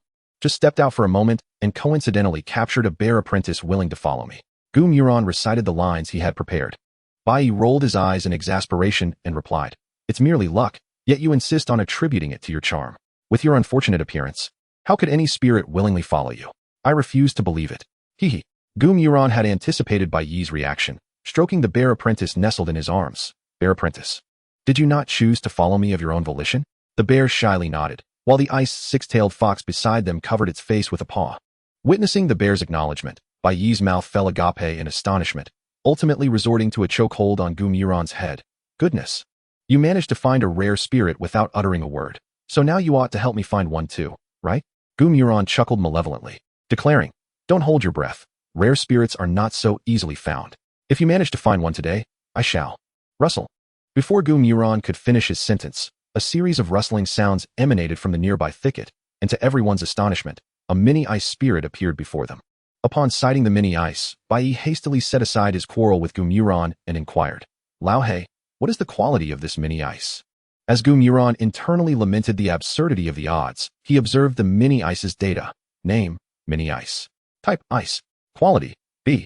Ability, snow cloak, in hail weather. Evasion rate increases. Level, 9. Skills, ice spike, harden, scare, inherited skills, iron defense, electromagnetic levitation, water pulse, nature's blessing. Taught skills, ice beam, sleep, hail. TM skills, none. Gumuron's lips twitched slightly. Previously, finding a spirit with good quality had been akin to scaling a mountain, and now, just as he set the bar high, a high-quality rare spirit appeared. This slap in the face came rather swiftly. The quality is quite commendable. With proper training, its potential could evolve to A or even S. Nevertheless, despite the arduous journey to encounter a high-quality spirit, Gumuron genuinely felt pleased for Bai Yi. Chapter 12. The competition intensifies. Bai Yi was aware that Gumuron had a keen eye for assessing spirit quality, and upon hearing Gumuron's words, he promptly withdrew a pokeball before the mini-ice. Mini-ice, let us engage in battle. If you lose, you shall become my spirit. The mini-ice glanced curiously at Bai Yi, hesitated for a moment, but ultimately nodded with determination. Ice. Witnessing this scene, a smile spread across Bai Yi's face. He hurled the pokeball. Go, Scale Dragon. Roar. Upon entering the fray, the Scale Dragon let out a formidable roar. Its gaze, somewhat unfocused, regarded the mini-ice, seemingly dismissive of its presence. Meanwhile, the mini-ice appeared bewildered, its oversized eyes blinking rapidly. It seemed utterly unprepared to face a spirit over 40 levels higher. Is this not bullying? Ahem. Bai Yi seemed to sense the moral ambiguity of his actions, clearing his throat awkwardly and addressing the mini-ice. Well, although this may be somewhat unethical, it is still my spirit and not technically against the rules. The mini-ice cast a glance at Bai Yi, disregarding him entirely. With a resigned sigh, it looked at Bai Yi with its soulful, large eyes. Observing this, Bai Yi hesitated, producing a luxury ball. If you do not wish to battle, perhaps you would prefer to enter this instead? Ice.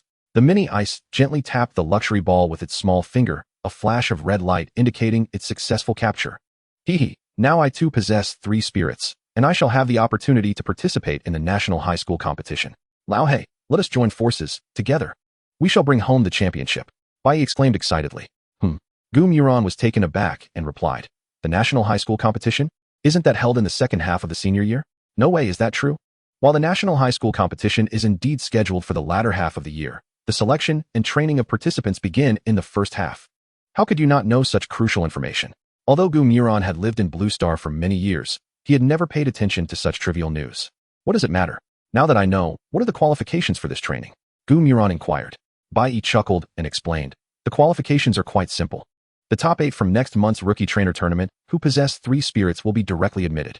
Those who perform well but are eliminated due to luck will be assessed by instructors, also requiring 3 spirits.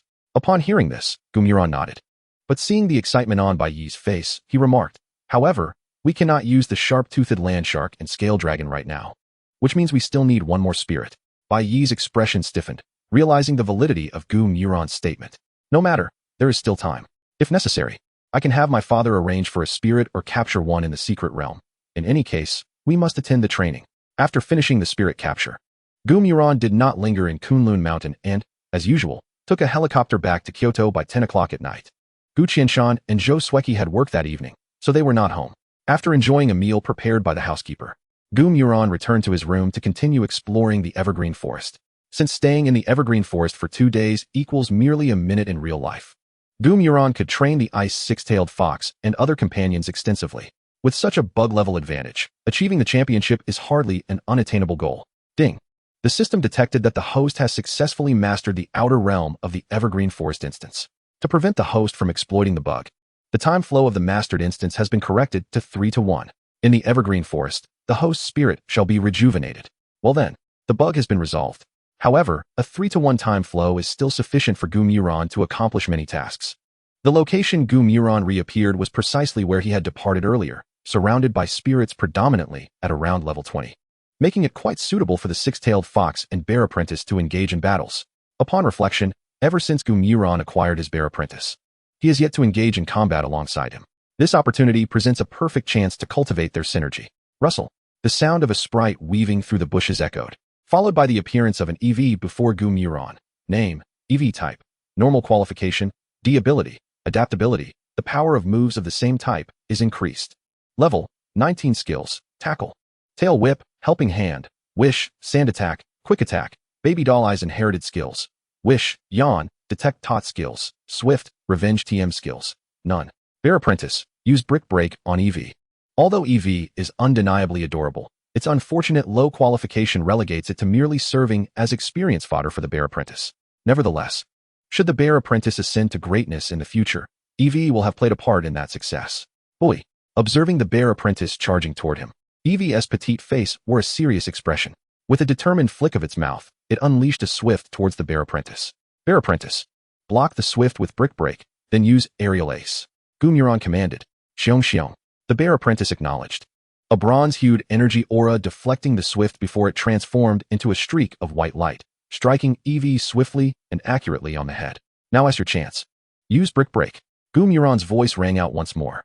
The bronze light surged again as the bear apprentice transformed its paw into a blade, delivering a decisive brick break to EV's head, resulting in a swift defeat due to the double effectiveness of the move. Ding! The bear apprentice defeated EV, earning 732 experience points and reaching level 13. Well done, bear apprentice. Gu Muron praised, affectionately ruffling the bear apprentice's head with a smile. The bear apprentice, brimming with enthusiasm, pumped its fists energetically. Haha, I know you're eager to train, but we must take it slow. Let us leave the next Pokemon to Vulpix. Though a tad disappointed that they couldn't continue battling, the bear apprentice, being a sensible child, nodded in understanding, allowing Vulpix to take the stage when the next Pokemon appeared. The night passed swiftly, thanks to the efforts of Vulpix and the bear apprentice. Their levels soared like a rocket, both reaching level 15. Such a rate of advancement is unprecedented. Chapter 13, Here for Gu Muron. A night of silence. The next morning, upon arriving at school, Gu Muron discovered someone waiting beside his seat. Gu Muron, you finally arrived. Zheng Yifan exclaimed with some excitement. Gu Muron scanned the boy before him, who wore thick glasses and a neatly fitted school uniform, instantly recognizing him as the quintessential good student, and inquired, Who are you? What do you want? Crack. Gu Muron seemed to hear a sound reminiscent of something shattering, noticing the good student's body stiffening. His expression one of utter disbelief as he gazed at Gu Muron. State your business, or be on your way. Why are you staring at me like that? Gu Muron's tone carried a hint of impatience. Zheng Yifan took a deep breath and replied, I am Zheng Yifan, the second best in the school. Oh, I see. I'm the best in the school, you know. Do I seem proud? Gu Muron nonchalantly remarked as he pulled an apple from his backpack. No, but I, Zheng Yifan, am somewhat of a notable figure. How can you not know me? TSK. Gu Muron scoffed dismissively, speaking with an air of superiority. Is it necessary for me to know someone inferior to me? Being inferior isn't your fault, but thinking too highly of yourself while being inferior certainly is. Do you understand? Zhang Yifun's expression darkened. In his mind, he had come to present a challenge to Gu Muron, expecting a serious reception. Yet he was met with mockery before he could even state his intent. The whispers from nearby classmates only served to further insult this proud student. In Zhang Yifun's distorted perception, all of this was Gu Muron's fault. Gu Muron, at the upcoming new trainer championship, I will make you regret everything you've done today. With that, Zhang Yifun stormed out of the classroom in a huff. TSK, where did this average Joe come from? Thinking so highly of himself. After muttering a few words of disdain, Gu Muron dismissed Zhang Yifun from his mind. Today's theoretical lesson focused on the history of Blue Star. The history of Huaxia closely resembles that of China, both boasting a glorious ancient past, yet suffering from foreign invasions due to misguided policies in modern times. However, what sets Huaxia apart is the presence of divine beasts within its historical narrative. For instance, Qin Shi Huang unified the 6 states with the approval of the radiant Li Kongzuo, while Li Shimin gained recognition from Laseram, and Du controlled the floods with the assistance of Lujia and Kyogre. Throughout Huaxia's history, in times of turmoil, divine beasts invariably aid the destined rulers in achieving unification. For those unfamiliar with these tales, they might be intrigued, but for the students of the capital, who have grown up hearing them, they find them far less engaging than videos of championship battles. The rigorous academic demands of senior year often involve frequent cultural exams and practical assessments, leading to considerable tedium. Gu Muron endured countless hours, eagerly awaiting the arrival of Friday. Before embarking on the trial in the secret realm, all students must prioritize their safety before pursuing profit. On the school bus, He Qinggong began his daily speech once again. Yet this time, the secret realm in question was merely an F-grade 1, with the highest level Pokémon therein reaching only around 14 or 15. What could possibly go awry? Old hey, shall we team up this time? Bai Yi inquired. After a moment of contemplation, Gu Muron shook his head. No, this secret realm poses little threat. The benefits of teaming up are minimal. We should split up. Bai Yi nodded in agreement. After all, with both the Sharpedo and the Sherelden in tow, they could thrive even in a D-grade secret realm, let alone an F-grade.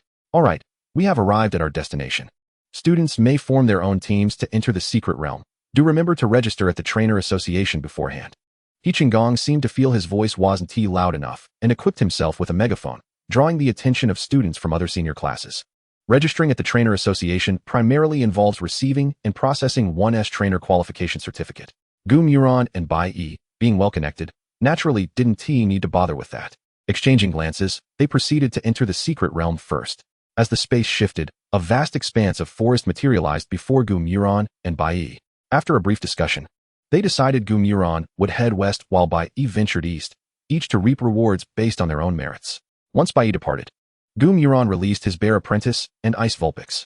In this F-grade secret realm, where the highest level is merely 14 or 15, his 18-level Bear Apprentice and Ice Vulpix would undoubtedly dominate. Indeed, under the regular competitive pressure exerted by Gu Muron, both the Bear Apprentice and Ice Vulpix had reached level 18. Although there exist beings from other worlds within the secret realm, this F-grade realm clearly does not feature them. Gu Muron initially aimed to capture a 4th Pokémon in the secret realm, but alas, the designation of F-grade signifies a lack of quality in the encountered Pokémon. Most possess either F or D qualifications, with E-grade occurrences being purely fortuitous. Ultimately, the venture returned empty-handed. Gu Muron internally lamented, thinking it might be better to return to the Everwood Forest for training. However, at that moment, a series of hushed conversations suddenly echoed from ahead. Gu Mo ran quickly concealed himself within a thicket, listening intently to the discourse of several individuals. Boss, are we really going to assist the beautiful nation in dealing with the sons of the Dragon King and the Ice King? I'd rather not. But the foreigners have offered us far too much. But, Sai, Lao Wu, perhaps we should heed the orders of the boss. After all, the beautiful nation won't kill him. They will merely make the Dragon King and Ice King pay a price. This can be seen as a Robin Hood act. A commendable deed, wouldn't you agree? Gu Mo Ran was taken aback, not expecting that these 5 individuals had come specifically for him. If he were indeed captured, his fate would likely be dire. Although Gu Mo Ran contemplated taking them all down, he refrained from acting rashly, as he was uncertain of their capabilities. In the blink of an eye, the 5 conversed and departed, oblivious to Gu Mo Ran's presence hidden in the bushes. He silently committed their figures to memory before stealthily making his way towards the outside of the secret realm. Gu Mo Ran, you. He Qinggong was still astonished by Gu Mo Ran's swift emergence when Gu Mo Ran promptly pulled out his phone. Dad, I'm being pursued. Please come quickly. Chapter 14, Negotiation. Gu Qianshan was feeling quite irate at this moment. Just a second ago, he had been preparing for a video conference with the king of the beautiful nation to discuss the ownership of the S-level secret realm located at sea, when his son's call interrupted him. After a moment's hesitation, Gu Qianshan decided to answer Gu Mo Ran's call, but upon the connection, his son's urgent words, "Dad, I'm being chased. You need to come quickly," caused Gu Qianshan's expression to darken instantly. Without a moment's delay, he mounted his rapid dragon and soared towards the F-level secret realm where Gu Mo Ran was located. "I want to see who dares to lay a hand on my son." Meanwhile, Gu Mo Ran was somewhat bewildered by He Qinggong's stiff reaction and said to him, "Teacher, let us first get the students out. We can't risk those individuals acting recklessly and putting the students in danger." He Qinggong hesitated but ultimately replied, "All right. I'll go inform the other class teachers about the situation. This secret realm trial is hereby concluded." With that, He Qinggong jogged off to speak with the other class teachers. Whoosh. The secret realm was not far from the city, and in no time, Gu Qianshan appeared before Gu Mo Ran. "Son, are you all right? Is everything fine?" Gu Mo Ran shook his head. "I'm fine. But we need to capture those who are pursuing me." From their conversation, I learned that they were sent by the beautiful nation. Upon hearing this, a cold glint flickered in Gu Qianshan's eyes, though he maintained a composed demeanor as he asked Gu Mo Ran, "Did you get a good look at what they looked like?" Gu Mo Ran nodded. "Although I didn't see their faces clearly, I've memorized their clothing and physique." Gu Qianshan nodded, seizing Gu Mo Ran by the collar, and they flew towards the secret realm on his rapid dragon. "Boss, are you sure there's no error in the intel? We've searched for so long without finding Gu Mo Ran. Perhaps he took a leave of absence today and didn't he come to the secret realm? Should we just give up?" Lao Wu was still reluctant to assist the beautiful nation, hoping to persuade the boss to cease their efforts. Give up? That is not an option. Finishing this job will allow us to live comfortably for the rest of our lives. Do you understand? Seemingly agitated by the lack of clues, the boss's temper flared. However, Lao Wu hesitated for a moment before shaking his head and moving aside with his Pidgeot. "Dad, I think we've found him." Just then, a voice suddenly rang out above the five, and a massive rapid dragon appeared before them. The five were startled, having accepted the task of abducting Gu Mo Ran. They had already thoroughly investigated his family's information, which naturally included the Dragon King, Gu Qianshan. "Scatter!" Without a moment's hesitation, the boss shouted. Gu Qianshan, witnessing the scene, felt an even deeper chill in his eyes and commanded, "Rapid Dragon, use Ice Beam." With a mysterious smile curling at the corner of its mouth, the Rapid Dragon unleashed a series of azure ice beams, accurately encasing the five in ice. Considering the need to track down the true mastermind, the Rapid Dragon did not eliminate them, but rather left them with just enough breath to survive. Observing the nonchalant demeanor of the Rapid Dragon and its masterful control over its skills, Gu Mo Ran was taken aback. The Rapid Dragon was merely one of Gu Qianshan's Pokémon, yet it had already reached level 80. This indicated that Gu Qianshan was not far from becoming a champion himself. After resolving the five, Gu Qianshan made a call to the police station, instructing them to take the individuals into custody, while he escorted Gu Mo Ran back to the Forbidden City. Meanwhile, the other 7 kings of Huaxia, including the champion Lin Yongbang, had already received the news and were waiting for Gu Qianshan's arrival in the highest conference room. Creak. As the conference room door opened, Gu Qianshan took his seat and wasted no time in stating, "The beautiful nation is playing dirty, so I shall not indulge them. Tomorrow, I will pay a visit to their beautiful nation." Upon hearing this, Ling Quan, the 4th-ranked ghost-type king among the 8, shook his head and said, "Brother Gu, your dragon-type Pokémon draws too much attention. I happen to have 2 pieces of intel. Let me handle this matter." The 6th king, Psychic-type King Zhu Quinqian, also interjected. "I will take care of the extraction. I'll safely return your intel to Huaxia." "Old Zhu, why not take me along to the border of the beautiful nation? I've heard that Andahui City at the border is undergoing reconstruction. As a ground-type king, I isn't it my duty to lend a hand?" The 7th king, ground-type King Qi Shana, yawned, casually uttering the most ruthless words. The 5th king, water-type King Zhou Ruoling, the 3rd king, steel-type King Su Changqing, and the 8th king, fairy-type King Feng Qian, also expressed their willingness to take action. However, considering their attributes and the characteristics of their Pokémon, they ultimately decided against it. Seeing the unity among the 8 kings, Lin Yongbang nodded with a smile, stating, "Then this matter will be handled by Ling Quan. Qianshan, you continue to oversee the S-level secret realm at sea. The rest of you remain vigilant regarding the beautiful nation. If they dare to extend their reach into Huaxiao again, we shall sever their hands." Zhou Sueki grasped Ling Quan's hand, saying, "Colleagues, I'd like to thank you on behalf of my troublesome son. Should you ever need our assistance, we will certainly help. Ling Quan smiled, revealing a small canine tooth. Sister Shui, you flatter me. My achievements today are thanks to you and Brother Gu. Why would we need to discuss favors? Zhu Kunshin chuckled, adding, let us not put it that way. You two have eradicated countless evil organizations over the years, while we've been rather idle. It's about time we lent a hand. Qishana laughed. We're all Huaxiao people, and we've been old friends for so many years. For both personal and professional reasons, it's only right that we do this.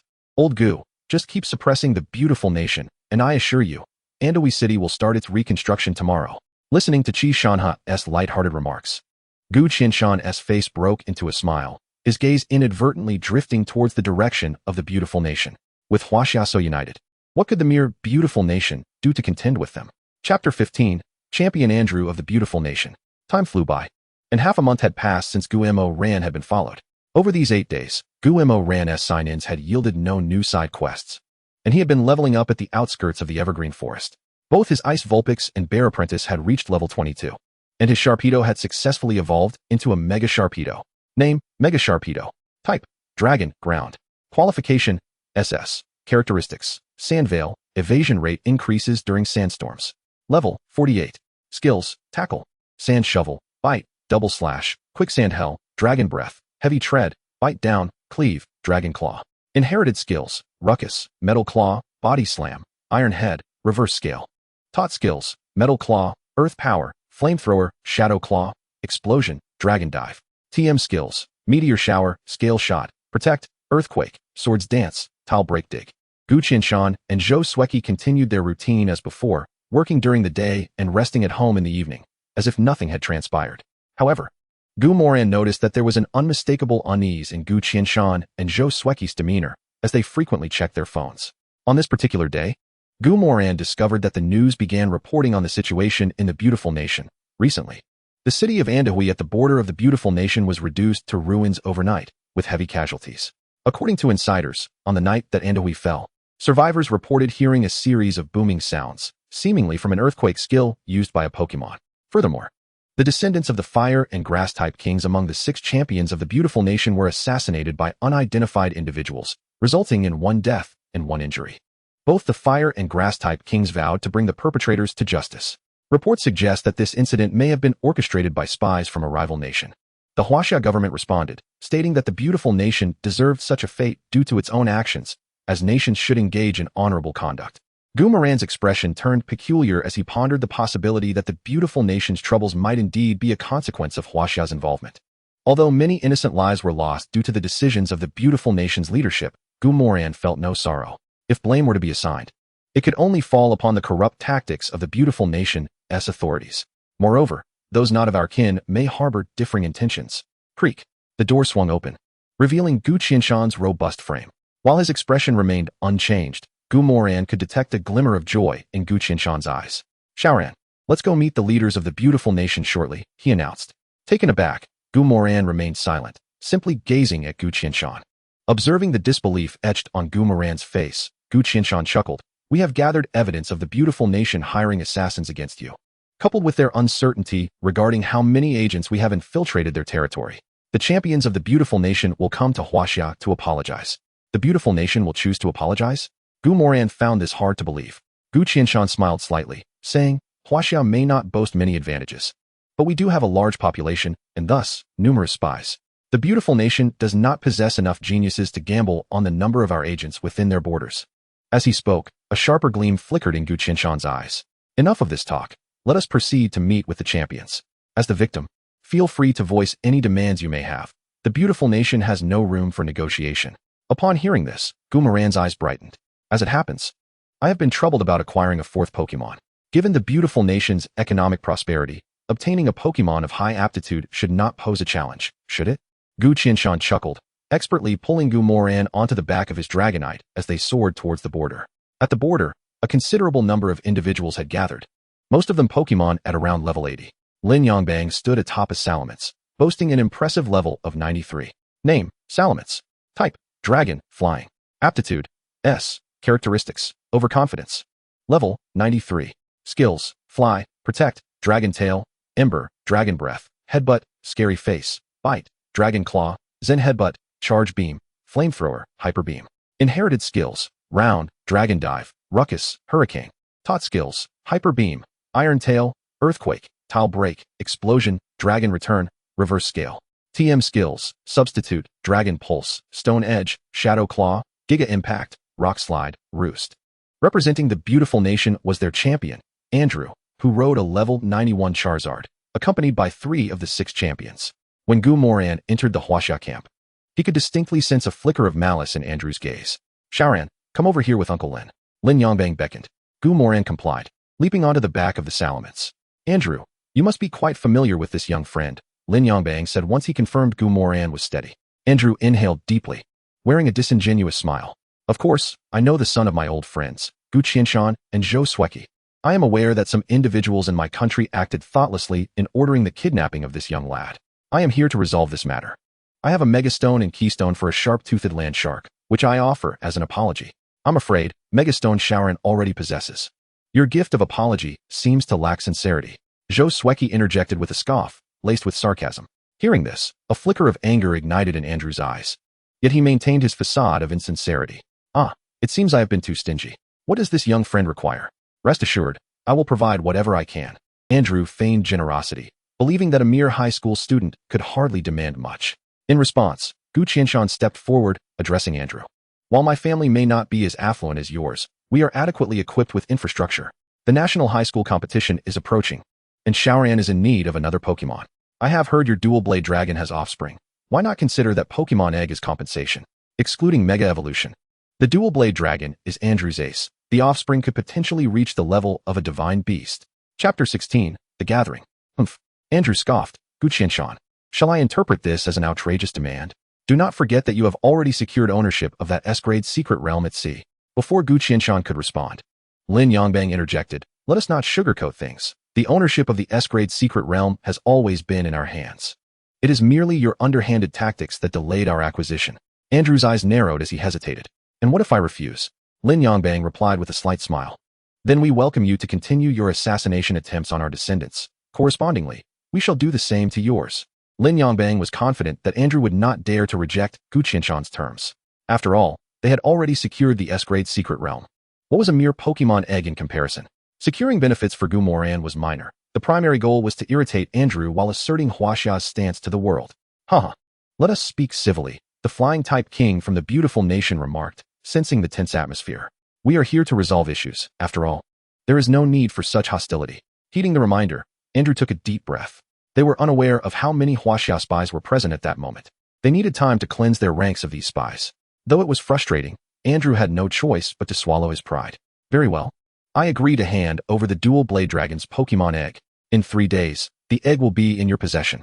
The Huaxia side relaxed.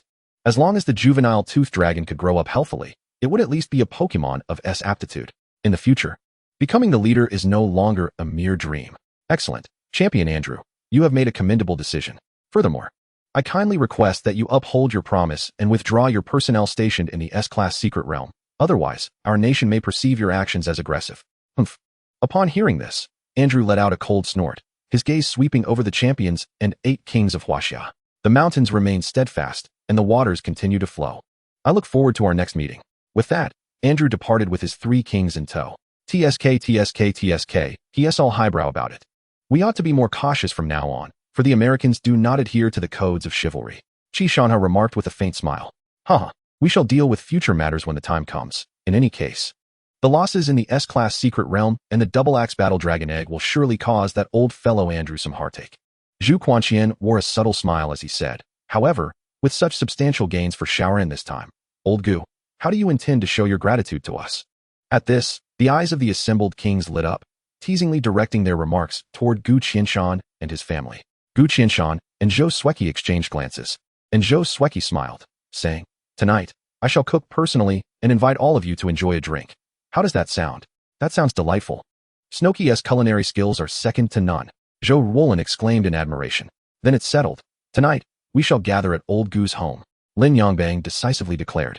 After a round of conversation, the senior officials of Huaxia dispersed, though they all appeared relaxed on the surface. Everyone understood that the United States would not let such a significant loss go unpunished. They needed to return and make arrangements to counter any potential actions the United States might take next. Gumuran also felt considerable pressure. He could not remain by his parents' side indefinitely. Although he was already among the top tier of his peers, it was far from sufficient. He aspired to become an even more formidable presence. The evening banquet was akin to a grand family reunion, with champions, the 8 kings, and the Bai Ninghai family all gathering at Gumuran's residence. Each family had their own children, but among those in the senior year, only Su Liue, daughter of the Steel King Su Chongqing, was present. However, as Su Liue was a student at the second experimental high school in the capital, the camaraderie among the three was not particularly strong. The conversations at the banquet were limited to work, children, and gossip.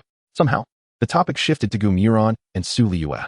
Old Gu, old Bai, since our children are of similar ages, why not let them have a Pokemon battle? Su Chongqing suggested, a rosy glow on his cheeks as he smiled at Gu Qianshan and Bai Ninghai.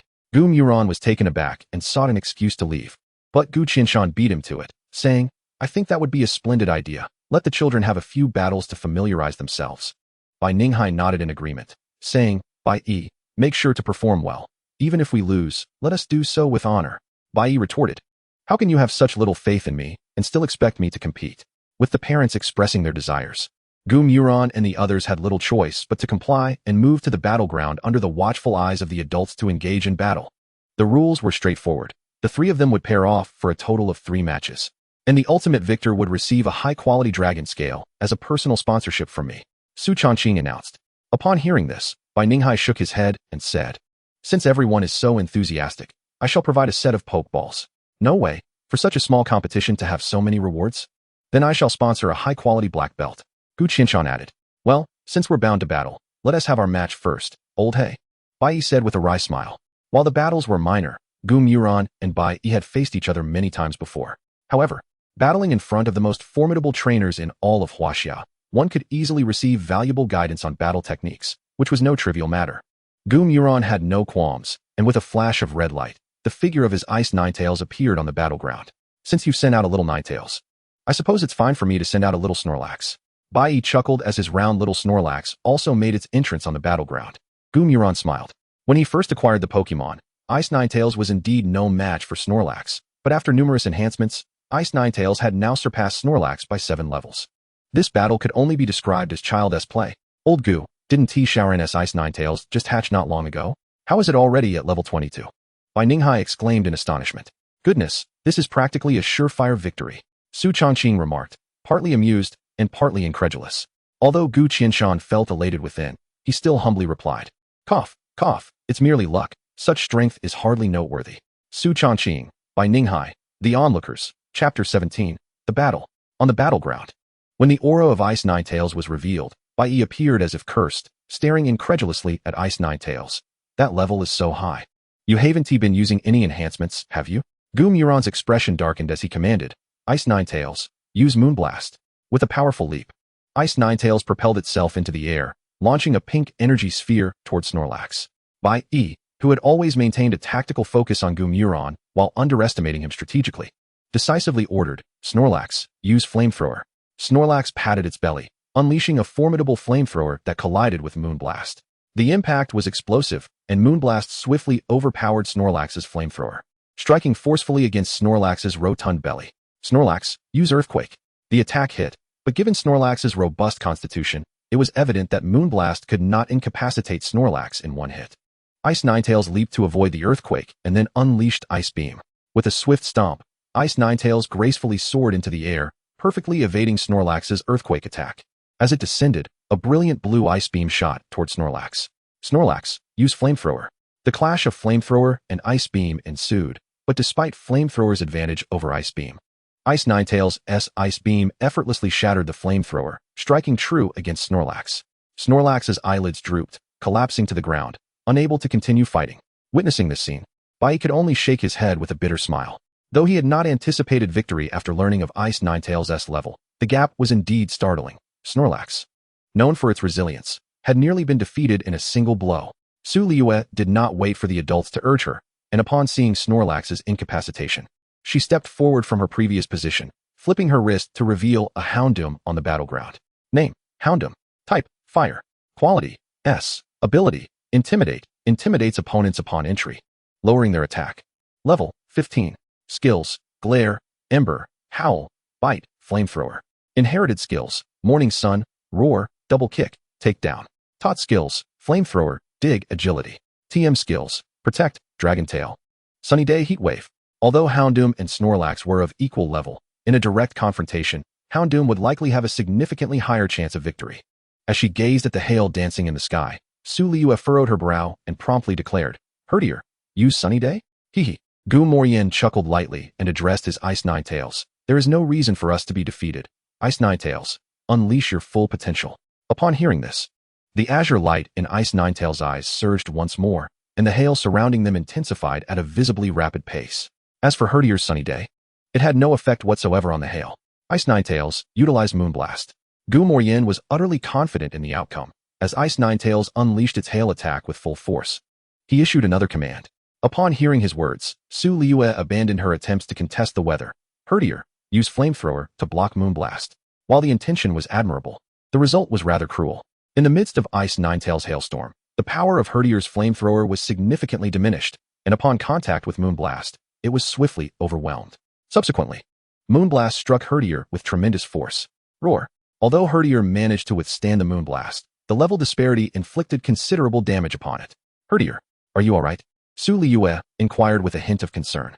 Witnessing this scene, Gu Morian silently mused. It should be fine for now, but the following moments were uncertain. With an outwardly calm demeanor, Gu Morian stated, "Ice Ninetales, use Freeze Dry." Ice Ninetales' 6 tails quivered slightly as it unleashed a powerful Freeze Dry, aimed directly at the grounded Herdier. Despite Suliua's command for Herdier to evade the attack, the recently injured Herdier clearly had not yet recovered and was accurately struck in the midsection by the Freeze Dry. Woof! Herdier's expression paled, and it promptly succumbed to slumber. Su Chongqing, who had been flushed from drinking, appeared even more rosy. Initially, he had believed that his daughter's talent was quite impressive. Even if she could not defeat Gu Morian, the gap would not be vast.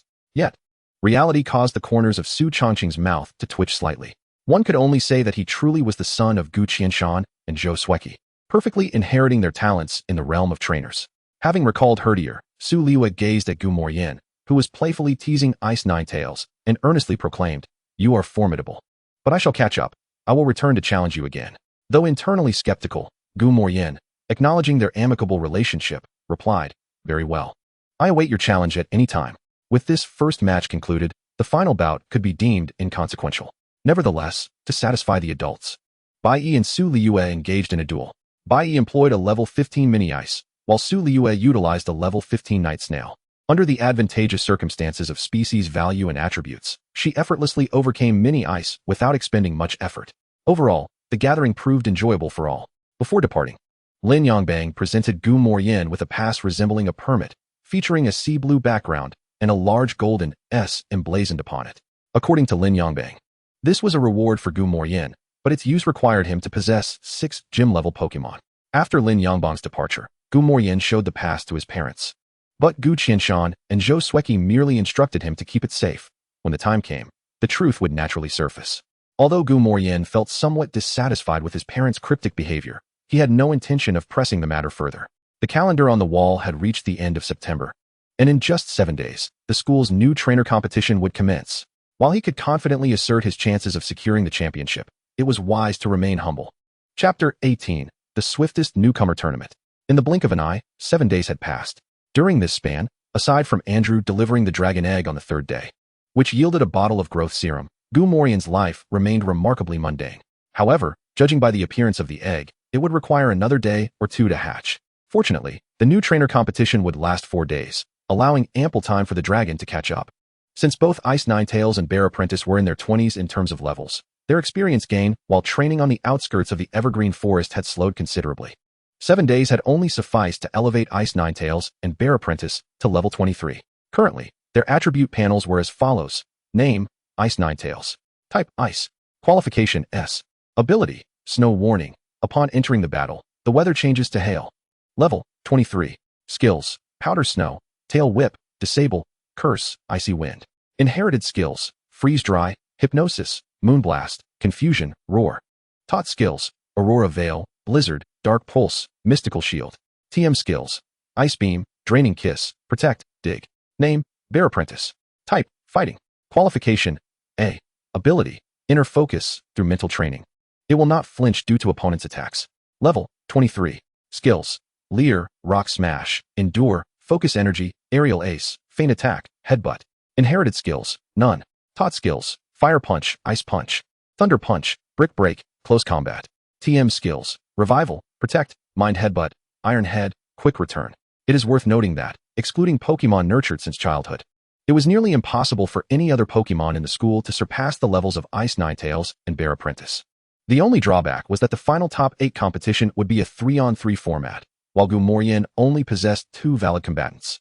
As a habitual truant, Gumoyen was well aware of the schedule for school events, arriving just 3 seconds before the commencement. Welcome everyone to the venue of the new trainers competition at Kyoto's first experimental high school. I am your host, Tang Shuiyao. After the host and the principal delivered lengthy speeches, the new trainer competition officially began. In Group A, the first match featured Xian Xiaoyan against Gumoyen. In Group B, the first match showcased Du Butong versus Nangong Bushi. Fortune smiled upon Gumoyen as his match was the first. Observing Xian Xiaoyan's attire, it was evident he hailed from a wealthy family. Yet he was accompanied by a mere level 9 Rattata. Well, Gumoyen could only say that appearances can be deceiving. He effortlessly secured victory in the first match. But as there were more matches ahead, he could not leave the arena. Thus, Gumoyen found himself with little to do but watch the other matches. However, a glance revealed that most participants had Pokemon around level 10, with those boasting level 12 Pokemon already considered exceptional. Bai Yi was the third participant in Group B. Though he had faced repeated defeats at Gumoyen's hands, he felt a renewed sense of competence when compared to his peers. Watching Bai Yi, who had effortlessly eliminated his opponent with a single move from Mini Ice, Gumoyen could only shake his head in resignation. Was there truly no one else in this world who resembled him? Humble and unassuming? The first day passed swiftly, as each match ended in a matter of seconds. Gumoyen had ample time to observe his rivals. However, only 4 competitors truly captured his attention: the class flower of Class 2, who also served as the host for major events, Tang Shuiyao, who wielded a level 17 EV, the perennial second-best student, who had come to provoke him, utilized a level 17 Totodile, which evolves at level 18.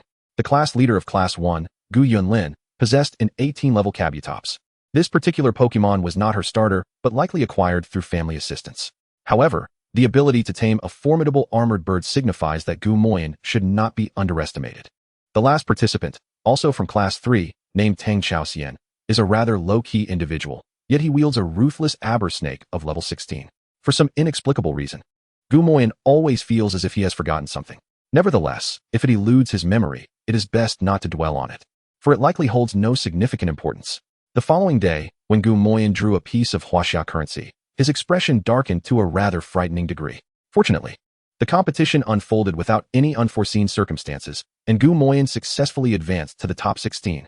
All competitors in this stage possess remarkable skills, with the lowest level being 15 and the minimum qualification being AC grade. This indicates that the final 16 are all from affluent backgrounds. Yet, such matters are trivial. What truly matters is that on that very night, his baby tooth dragon successfully hatched, accompanied by a delightful surprise. Name: Baby Tooth Dragon, Shiny. Type: Dragon. Qualification: S. Ability: Exceptional, can execute moves without being hindered by the opponent's abilities. Level: 1. Skills: Scratch, Leer. Inherited skills: Double Return, Reckless Attack, Critical Hit, Head Smash, Harden. Taught skills: None. TM skills: None. Indeed, Gumoyen, this unluckiest of trainers, has achieved the rare feat of hatching a shiny Pokemon. Although the shiny baby tooth dragon may be somewhat less than aesthetically pleasing, it will surely evolve into a striking black double-blade dragon.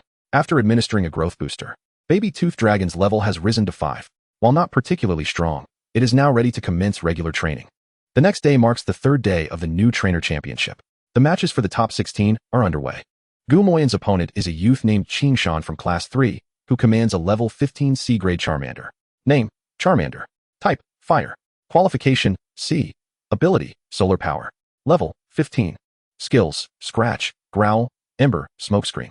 Inherited skills: Bite, Double Return. Taught skills: Metal Claw, Fire Punch. TM skills: Flamethrower, Dragon Claw.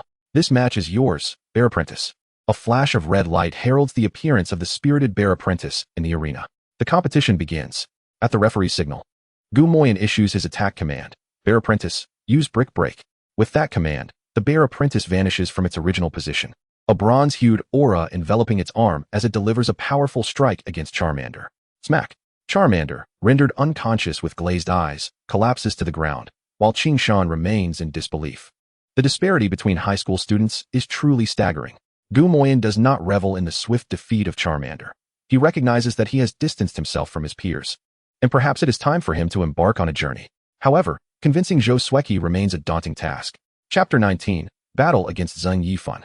Qingshan's remaining 2 Pokémon are also from the original starter trio, both with AC qualification, capable of being deemed prodigies anywhere else. Yet they pale in comparison to Gu Moyan. After a fierce contest, the final 8 contenders are Gu Moyan, Bai Yi, Tang Shuyao, Zheng Yifan, Gu Yunlin, Tang Chaoxian, Di Xilin, and Chen Tuesday. Without a doubt, these 8 will be Gu Moyan's teammates for next year's National High School Tournament. The first match of the top 8 in the new Trainer Championship pits Gu Moyan against Zheng Yifan from Class 3. Get ready, Bear Apprentice. Little Crocodile, prepare for battle. A flash of red light signals the simultaneous arrival of Bear Apprentice and Little Crocodile in the arena. Name, Little Crocodile. Type, Water. Qualification, C. Ability, Reckless. Additional effects of moves are lost, but in return, their power is enhanced. Level, 17. Skills, Scratch, Leer, Rage, Water Gun. Inherited skills, Whirlwind, Rampage, Water Cannon. Rock Slide.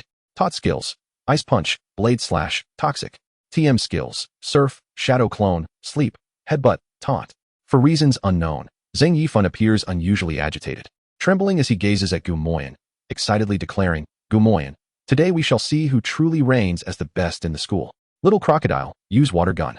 Gu Moyan remains unfazed, calmly responding, Bear Apprentice, execute a wing attack. At the command, Bear Apprentice transforms into a beam of white light, striking swiftly and accurately against Little Crocodile, sending it flying. Wow! Little Crocodile shakes its head, glaring fiercely at Bear Apprentice. Yet, Bear Apprentice remains unperturbed, arms crossed, observing Little Crocodile with keen interest. A fleeting victory means nothing. Little Crocodile, use Taunt. Zheng Yifan, noticing Little Crocodile's disadvantage, grimaces as he issues the command. In a comical display, Little Crocodile theatrically pulls at its face, making a grimace at Bear Apprentice. Bear Apprentice, close your eyes, then use Wing Attack again. Gu Moyan's calm voice resonates. Upon hearing this, Bear Apprentice promptly shuts its eyes, transforming into a white light once more, though its eyes remain closed. The prior battle has enabled Bear Apprentice to pinpoint Little Crocodile's location. Little Crocodile, give it your all, use Rampage. Realizing there's no evading the wing attack, Zheng Yifan grits his teeth, decisively commanding Little Crocodile to make a final stand. Wow! Little Crocodile's voice is filled with fury as its eyes turn crimson, charging aggressively at Bear Apprentice. Bear Apprentice smirks disdainfully, delivering a fierce wing attack against Little Crocodile after it has used Rampage. The initial strike halts Little Crocodile in its tracks. Without waiting for Gu Moyan to issue further commands, Bear Apprentice decisively engages in close combat, landing a punch on Little Crocodile's jaw, followed by another on its abdomen. This flurry of attacks swiftly renders Little Crocodile incapable of continuing the battle. With Little Crocodile defeated, Bear Apprentice triumphs, prompting the referee to call for Zheng Yifan to send forth his next Pokémon. Gu Moyan's strength is remarkable. Even Zheng Yifan appears childishly weak before him. Tang Shuyao muses, surprised, noting that her Eevee's combat prowess was not exceptional prior to its evolution. Perhaps, like my armored bird, it was also captured with family assistance. Gu Yunlin speculates, her expression somewhat grave. Beside them, Bai Yi purses his lips, fully aware of Gu Moyan's true strength. However, as a brother, he would never divulge such information to outsiders. Unbeknownst to Gu Moyan, who watches Zheng Yifan intently, he remarks, good student, do hurry and send out your next Pokémon. Zheng Yifan, visibly displeased, retorts, are you trying to provoke me? What is there to boast about after defeating merely my first Pokémon? As he speaks, Zheng Yifan throws his Pokeball, revealing his second Pokémon, the Psychic-type Youngura. Gu Moyan understands that Zheng Yifan's mindset is somewhat unstable and chooses not to engage in verbal sparring. To deal with such individuals, overwhelming strength is the key. Name, Youngura. Type, Psychic. Qualification, B. Ability, Magic Guard, will not receive damage from anything other than attacks. Level, 17. Skills, Telekinesis, Confusion, Teleport, Spoon Bending, Psybeam, Reflect, Terrain Swap. Inherited skills, none. Taught skills, Fire Punch, Light Screen, Swift. Skill set of the Pokémon, Substitute, Psychic, Shadow Ball, Energy Ball.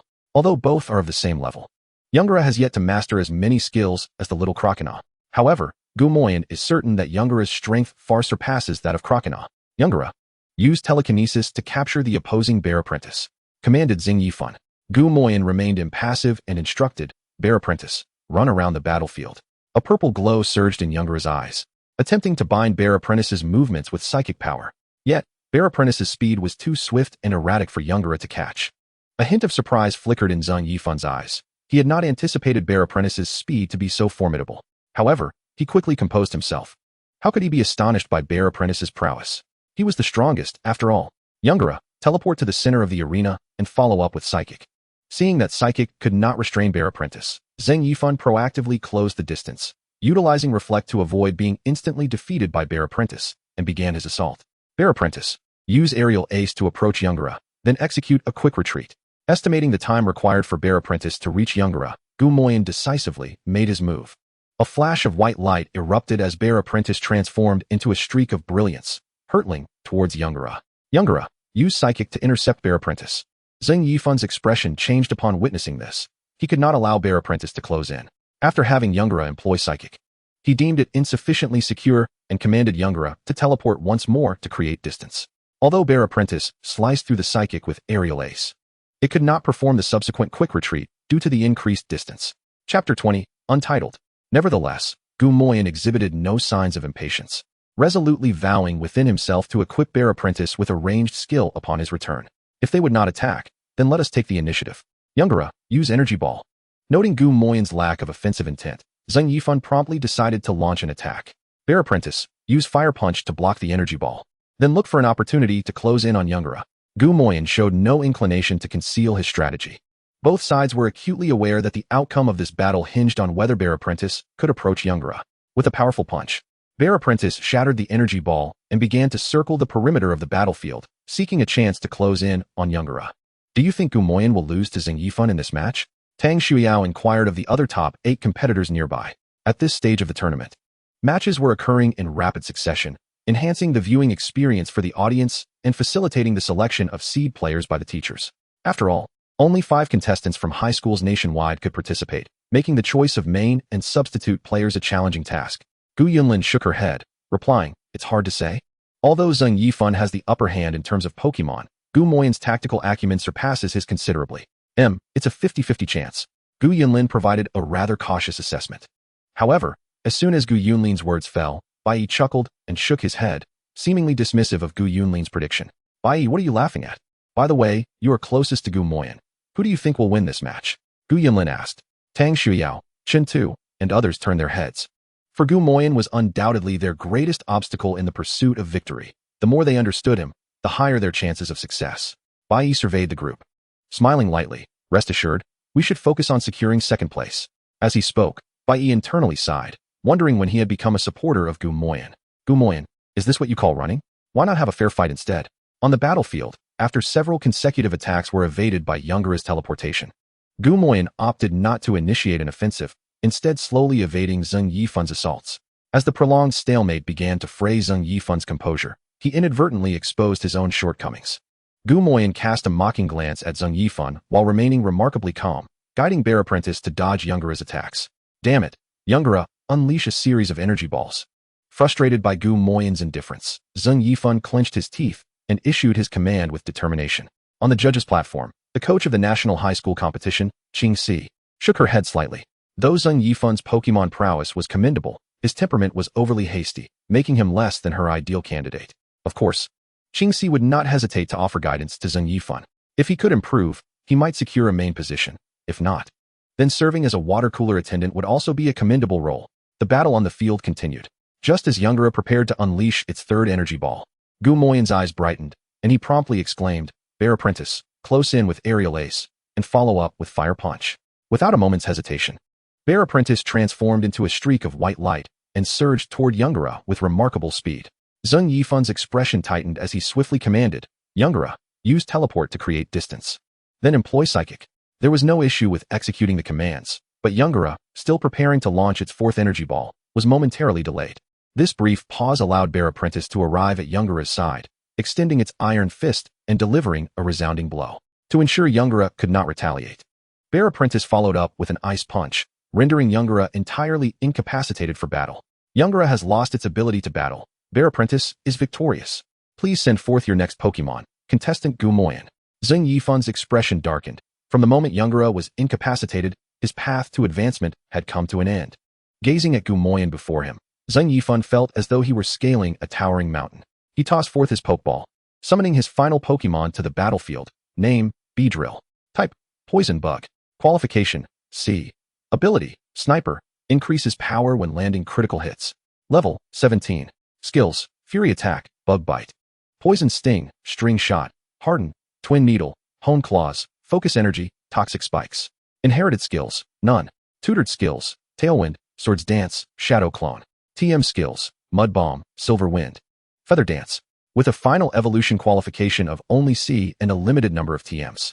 It is likely that this Beedrill was Zheng Yifan's choice as a transitional Pokemon in pursuit of victory. Yet, even so, Beedrill would not stand a chance against Bear Apprentice. Bear Apprentice, use Aerial Ace to close in and execute Fire Punch. The moment Beedrill appeared, Gumoyan had already issued his attack command. Beedrill, use Shadow Clone. Then employ Focus Energy. Although merely a transitional Pokemon, Zheng Yifan was evidently well-versed in Beedrill's combat style, having likely studied it in detail. Buzz. The buzzing of wings filled the air as several Beedrills materialized on the field. Bear Apprentice approached, yet could not discern which Beedrill was the true one. Hesitating for a moment, he had no choice but to rely on instinct to launch his Fire Punch. The Beedrill struck crumbled into a mere illusion. Clearly, this was not the genuine article. Excellent. Beedrill, use Twin Needle. Seeing Bear Apprentice's Fire Punch miss, Zheng Yifan praised and continued to issue commands. Having failed to land a hit, Gumoyan's expression remained unchanged. Faced with a Beedrill possessing the Sniper ability and having utilized Focus Energy, Gumoyan dared not let his guard down, proceeding with caution. The Bear Apprentice, employing the Fiery Fist, cleaved through the barrage of strikes, determined not to allow the opponent to maintain the relentless onslaught. Although the barrage is a skill that grows in power with each successive use, permitting the Beedrill to unleash it repeatedly would likely yield no advantage for the Bear Apprentice. Bear. The apprentice nodded, flames surging from his muscular arms. Bracing for the Beedrill's approach, the Beedrill, undaunted, brandished its sharp stinger and lunged toward the Bear Apprentice. Bang! With Gumoyan's reminder, the Bear Apprentice, now fully focused, successfully forced the Beedrill to retreat with his first strike. The remaining barrage was thwarted before it could even take shape. Chapter 21, Turtwig. Seizing the advantage, Bear Apprentice. Unleash your Fiery Fist once more. Witnessing the interruption of the Beedrill's barrage, and as it was sent soaring by the Fiery Fist, Gumoyan's eyes sparkled with excitement, promptly issuing the command to continue the pursuit. Without hesitation, the Bear Apprentice charged toward the Beedrill, arm raised, the Fiery Fist crashing down heavily upon it once again. Bang! The Fiery Fist struck true, and the Beedrill fell to the ground. With the Beedrill incapacitated, the Bear Apprentice emerged victorious. Since all three of Zheng Yifan's Pokemon had already succumbed, the ultimate victor of this match was Gumoyan. Oh, Lao-Hei, splendid job. Following the referee's declaration, the air was filled with accolades for Gumoyan. People naturally revere the strong. Having triumphed over three opponents, Gumoyan was rightfully lauded by the majority. On the podium, Qing Siwei also nodded slightly. Gumoyan's prowess was formidable, and his temperament commendable, marking him as a promising candidate for the Kyoto First Experimental High School's team. Furthermore, barring any unforeseen circumstances, Gumoyan was destined to become the captain of the team. It is noteworthy that the Kyoto First Experimental High School has claimed the National High School Competition Championship for 5 consecutive years. Thus, becoming the captain of this team essentially signifies leading the nation's champion squad. The prestige attached to this role is undeniably significant. Playful banter aside, the quarterfinals must proceed. Once Gumoyan and Zheng Yifan concluded their match, Bai Yi and D Xylene ascended to the arena. Clearly, the second match was to feature Bai Yi against D Xylene. D Xylene opened with a level 16 B-grade Monferno, boasting commendable strength and skill synergy. However, Bai Yi's third Pokemon was a Turtwig, personally captured by Bai Ninghai in an A-grade secret realm. Name, Turtwig. Type, Water Rock. Qualification, B. Ability, Hard Claw, increases power of moves that make contact with opponents. Level, 18. Skills, Scratch, Mud Throw, Withdraw, Water Gun, Barrage, Fury Swipes. Inherited skills, Sand Attack, Critical Hit. Switcheroo. Taught skills, Swords Dance, Surf, Ice Beam. TM skills, Dig, Earthquake, Mud Bomb, Rock Smash. Despite Monferno's overwhelming speed advantage, it was utterly helpless against Turtwig's fourfold resistance. Ultimately succumbing in tears, D Xylene, a Fire-type specialist, found his second Pokemon, Ducklet, and third Pokemon, the Flying-type and Normal-type Swablu, equally unable to contend with Turtwig. Bai Yi achieved a 3-kill victory. The third match was contested between Tang Shuiyao and Tang Chaoxian. Tang Shuiyao's EV triumphed over Tang Chaoxian's lead Pokémon, Ekans. But Tang Chaoxian retaliated by releasing a level 17 Alolan Grimer, which, after exhausting much of its strength, successfully defeated Tang Shuiyao's EV. However, it appeared that EV was merely the weakest link in Tang Shuiyao's roster, as she subsequently deployed Absol, which single-handedly defeated both Tang Chaoxian's Grimer and Skuntank. As a respectable trainer, Gu Morian genuinely admired Tang Chaoxian for capturing Grimer and Skuntank. Yet, Tang Shuiyao surprised Gu Morian, as it was expected that this sweet-looking girl would specialize in the dark type. The fourth and final match of the quarterfinals featured Gu Yunlin against Chun Tu. Gu Yunlin's Skarmory exhibited remarkable strength, initially dispatching Chun Tu's Nidoking and Exeggutor before being ultimately overcome by Chun Tu's third Pokémon, Rhyhorn. Rhyhorn subsequently defeated Gu Yunlin's Magnemite, only to fall to Gu Yunlin's Prinplup in the end. Thus, the final 4 competitors emerged: Gu Morian, Bai Yi, Gu Yunlin from Class 1, and Tang Shuiyao from Class 2. With 3 of the 4 finalists hailing from Class 1, Gu Morian anticipated the expression of satisfaction on He Cheng's face. The semifinals would take place in the afternoon, while the finals were scheduled for the following day. After the matches, the October break would commence. At noon, being from the same class and all having advanced to the semifinals, Gu Yunlin, Bai Yi, and Gu Morian gathered together for lunch. Lao Hei, who do you think you'll face this afternoon?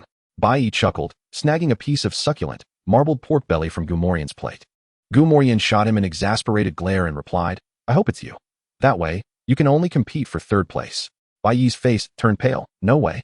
Just because I snatched one piece of your pork belly, you would wish for me, the formidable contender for second place, to battle for third? Humph. Noticing Bai Yi's audacity, Gu Yunlin scoffed. Bai Yi, I may not be able to defeat Gu Morian or Shuiyao, but I can certainly take you down. Are you so sure you won't end up in last place? Before Bai Yi could respond, the last of the 4 finalists, carrying a plate, sat next to Gu Yunlin and asked, What are you all talking about? Gu Yunlin explained, Oh, nothing much, just some individuals with only last place potential dreaming of second place. Hey, with my fiery temper, shall we settle this now? Bai Yi declared, dropping his chopsticks and glaring at Gu Yunlin. Gu Yunlin, equally unyielding, slammed her chopsticks onto the plate. Bring it on. I'm not afraid of you. Simultaneously, they turned to Gu Morian and Tang Shuiyao. Lao Hei Shuiyao, you referee for us. Gu Morian and Tang Shuiyao exchanged a glance, both smiling helplessly. Gu Morian picked up a piece of braised pork from his plate and placed it into Bai Yi's bowl, saying, Isn't it better if we just eat in peace? There will be plenty of opportunities for you to battle in the future. Tang Shuiyao nodded in agreement. Exactly, Yunlin. We are ladies. How can we stoop to Bai Yi's level? Bai Yi retorted, Who are you calling a brute? Indeed. Gazing at the braised pork in his bowl, Bai Yi swallowed hard and reached for it with his chopsticks. Yet, the moment he extended his chopsticks, the piece of pork vanished without a trace. Seeing the 2 pieces of braised pork on Gu Morian's chopsticks, Bai Yi inquired, Wasn't he that meant for me? Gu Morian took a bite, revealing the tender, less soy sauce-laden center, and matter-of-factly replied, The braised pork is for calming disputes. Once you've finished arguing, it should be returned. Then why did you take 2 pieces? I simply couldn't resist. Chapter 22, Battle against Gu Yunlin. In the afternoon, Gu Morian and the others took to the stage to draw lots, determining the order of the semifinal battles. Who will go first? The referee inquired. After exchanging glances, Gu Morian stepped forward, proclaiming, I'll go first. He then reached into the box and drew a small ball marked with a capital A. Upon witnessing Gu Morian's draw, Tang Shuiyao also drew a lot, revealing a capital B. Relieved, Tang Shuiyao breathed a sigh of relief. At least she would not face elimination by Gu Morian in the semifinals. Although she remained unaware of Gu Morian's third Pokémon, with his Ice Vulpix and Bear Apprentice both at level 23, her chances of victory seemed slim indeed. The remaining Bai Yi and Gu Yunlin exchanged a glance, both contemplating the decisive vote to be cast. However, Bai Yi's speed proved slightly superior, successfully drawing the third slip. Please, let it be a B. But just to clarify, it's not that I fear Lao Hei. It's simply that our brotherhood runs deep, and I do not wish to eliminate him myself. As he silently chanted these thoughts, Bai Yi gradually unfolded the slip, revealing a bold letter B. Although I am internally pleased that I did not encounter Guemo Ran, I cannot help but boast, saying, Lao Hei, it seems I shan't be able to guide you through the semifinals. Let us meet in the finals instead. Observing Bai Yi's arrogant demeanor, Guemo Ran and the others rolled their eyes in unison. Gu Yunlin remarked, Rest assured, with Shui Yao on my side, you have no chance of advancing to the finals. Do you think everyone is as inexperienced as you? Hey, who are you calling a novice? The childish banter between the two elicited a shared, exasperated glance from Gu Mo Ran and Tang Shuiyao, who then chose to ignore the pair and made their way back to the audience. On the stage, Qing Siwei wore an expression of mild exasperation, though it also subtly highlighted the vitality of Bai Yi and Gu Yunlin, prompting her not to dwell on the matter. The ongoing competition was the Rookie Trainer Tournament, featuring Gu Mo Ran from Class 1 against Gu Yunlin, also from Class 1. The battle format was a 3-on-3 showdown, with both sides granted a single opportunity to swap Pokémon. Both sides prepare.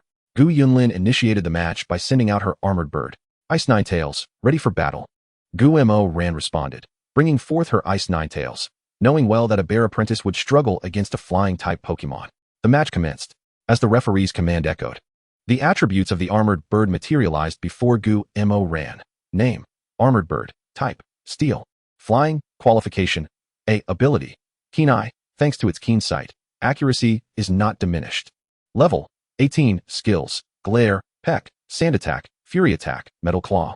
Agility: Inherited skills: Feint Attack, Roost, Brave Bird, Air Slash, Night Slash. Taught skills: Swords Dance, Rock Slide. TM skills: Steel Wing, Spikes, Wing Attack.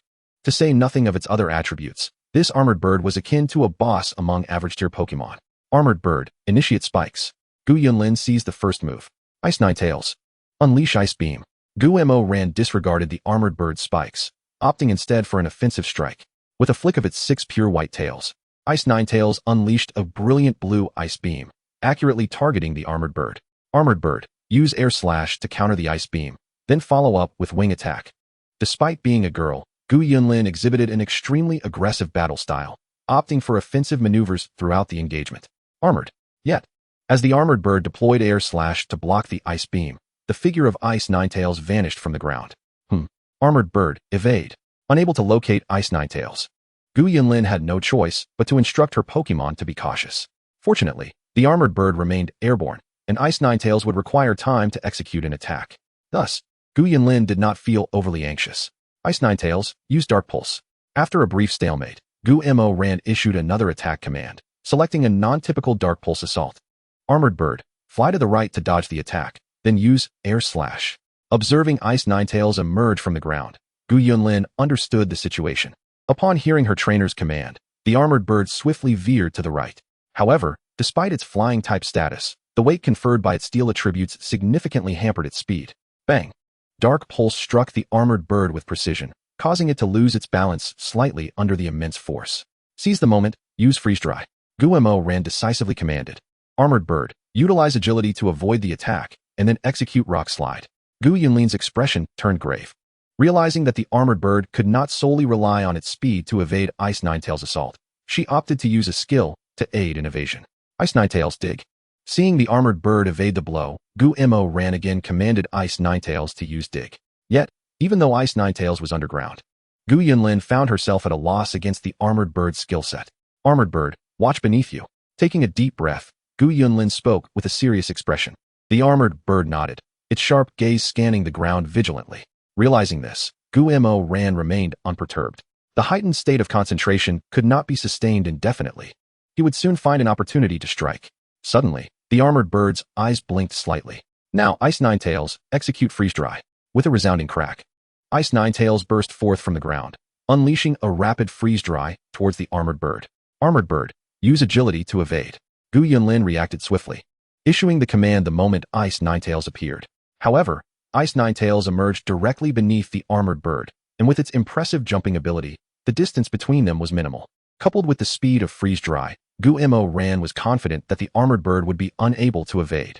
Indeed, reality aligned with Gu Mo Ran's expectation, as Freeze Dry struck the armored bird with remarkable accuracy, sending it crashing to the ground. The downed armored bird exhibited swirling eyes, having clearly lost its fighting capability. With the armored bird incapacitated, Ice Ninetales secures victory. Gu Yunlin, please send forth your next Pokémon. Chapter 23, Prince of Waves. The armored bird having lost its fighting ability and Ice Ninetales emerging victorious, Gu Yunlin shook her head with a bitter smile. She had initially hoped to leverage the aerial advantage for a war of attrition, only to discover Gu Mo Ran's exceptional command skills, which had swiftly exploited a minor flaw. Moreover, Ice Ninetales' offensive power was remarkably high, as merely 2 attacks had rendered the armored bird incapable of further combat. The second one is yours, Prince of Waves. Name, Prince of Waves. Type, Water. Qualification B. Ability. Determination. When its ability is lowered, its attack significantly increases. Level 17. Skills. Tackle, Growl. Bubble, Water Gun, Peck, Metal Claw. Inherited skills. Double Slap, Yawn, Water Cannon, Icy Wind, Water Flow Ring. Taught skills. Water Pulse, Protect, Razor Shell.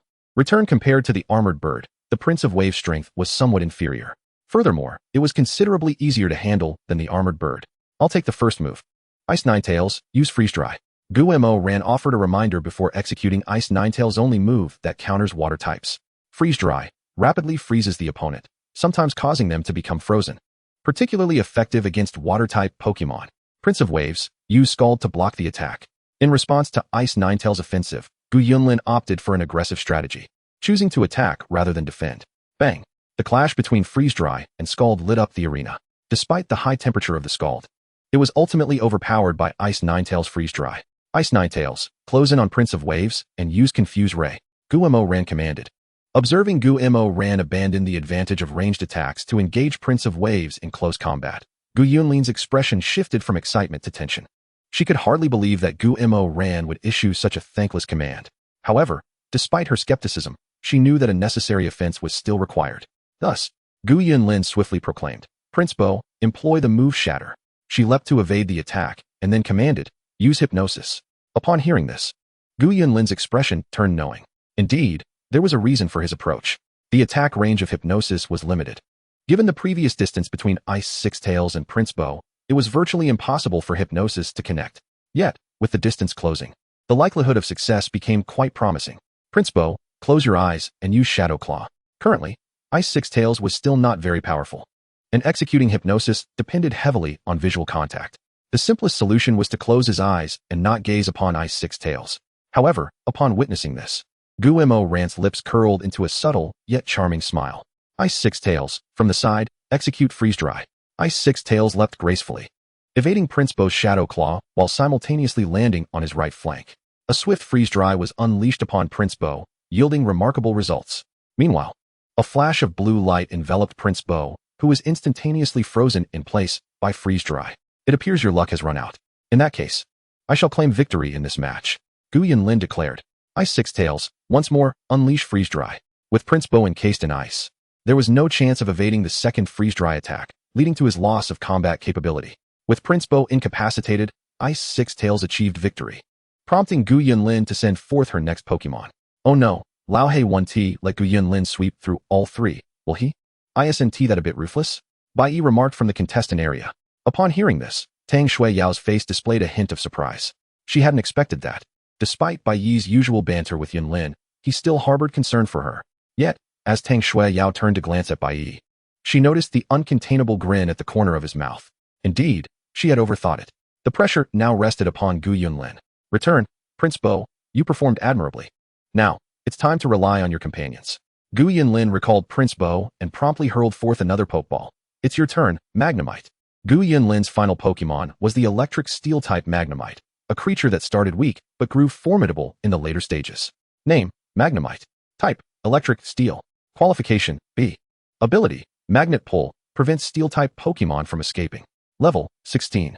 Skills, Tackle, Thunder Shock, Supersonic, Electromagnetic Wave, Electro Ball, Euro Ball. Inherited skills, none. Taught skills, Charge Beam. TM skills, Thunderbolt, Cannon Beam, Volt Switch. From the surface stats, Magnemite's strength appeared slightly inferior to Prince Bo's.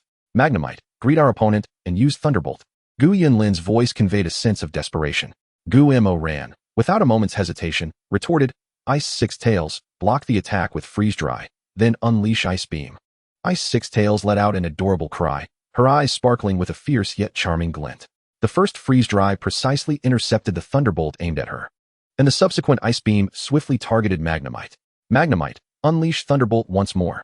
Gu Yunlin's response was equally prompt, and Magnemite executed the command adeptly. Upon receiving the order, a dazzling Thunderbolt successfully struck the incoming Ice Beam. Although Ice Beam's power surpassed that of Thunderbolt, the latter had weakened it considerably, preventing it from inflicting significant damage on Magnemite. Ice Sixtails, Hypnosis. Yet, amidst the skill clash, Ice Sixtails stealthily approached Magnemite, her blue eyes shimmering with purple light. The moment their gazes met, Magnemite, previously levitating, fell to the ground. Status, asleep. It's over.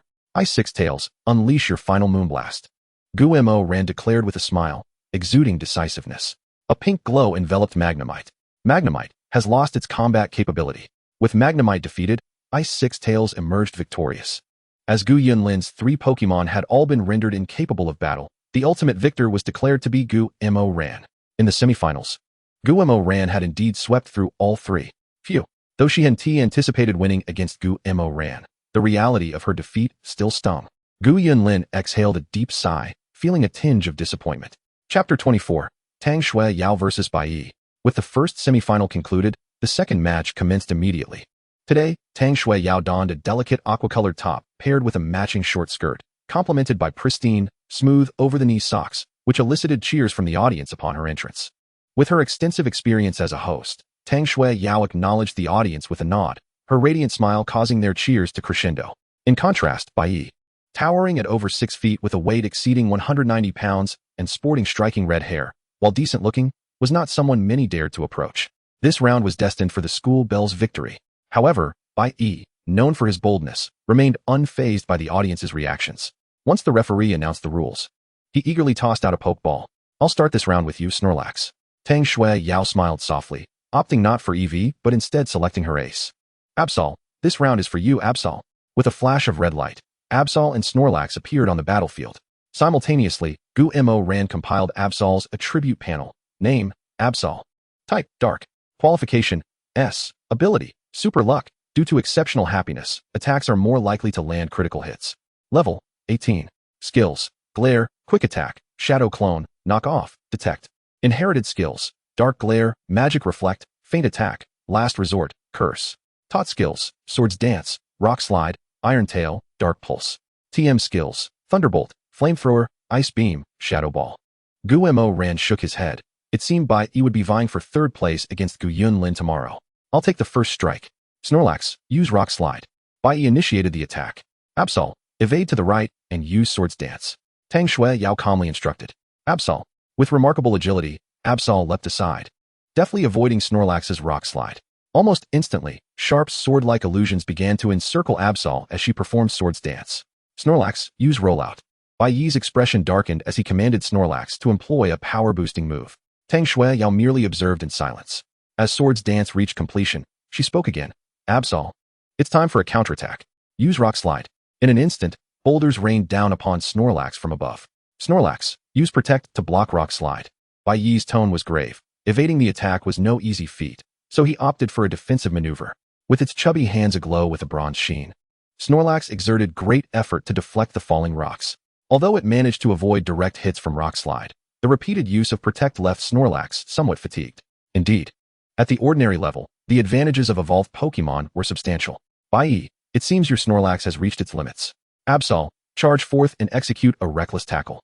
With unwavering determination, Absol surged ahead, its entire form exuding an unstoppable momentum as it barreled towards the diminutive Snorlax. Humph, this is merely the beginning. I still have more tricks up my sleeve. Snorlax, unleash a heavyweight punch. While Bai Yi was taken aback by Absol's ferocity, he maintained a facade of calm confidence, instructing Snorlax to counter with its heavyweight punch against Absol. However, how could Snorlax, even after being empowered by Swords Dance, possibly match Absol? Upon the collision of the reckless tackle and the heavyweight punch, Snorlax's massive form began to retreat.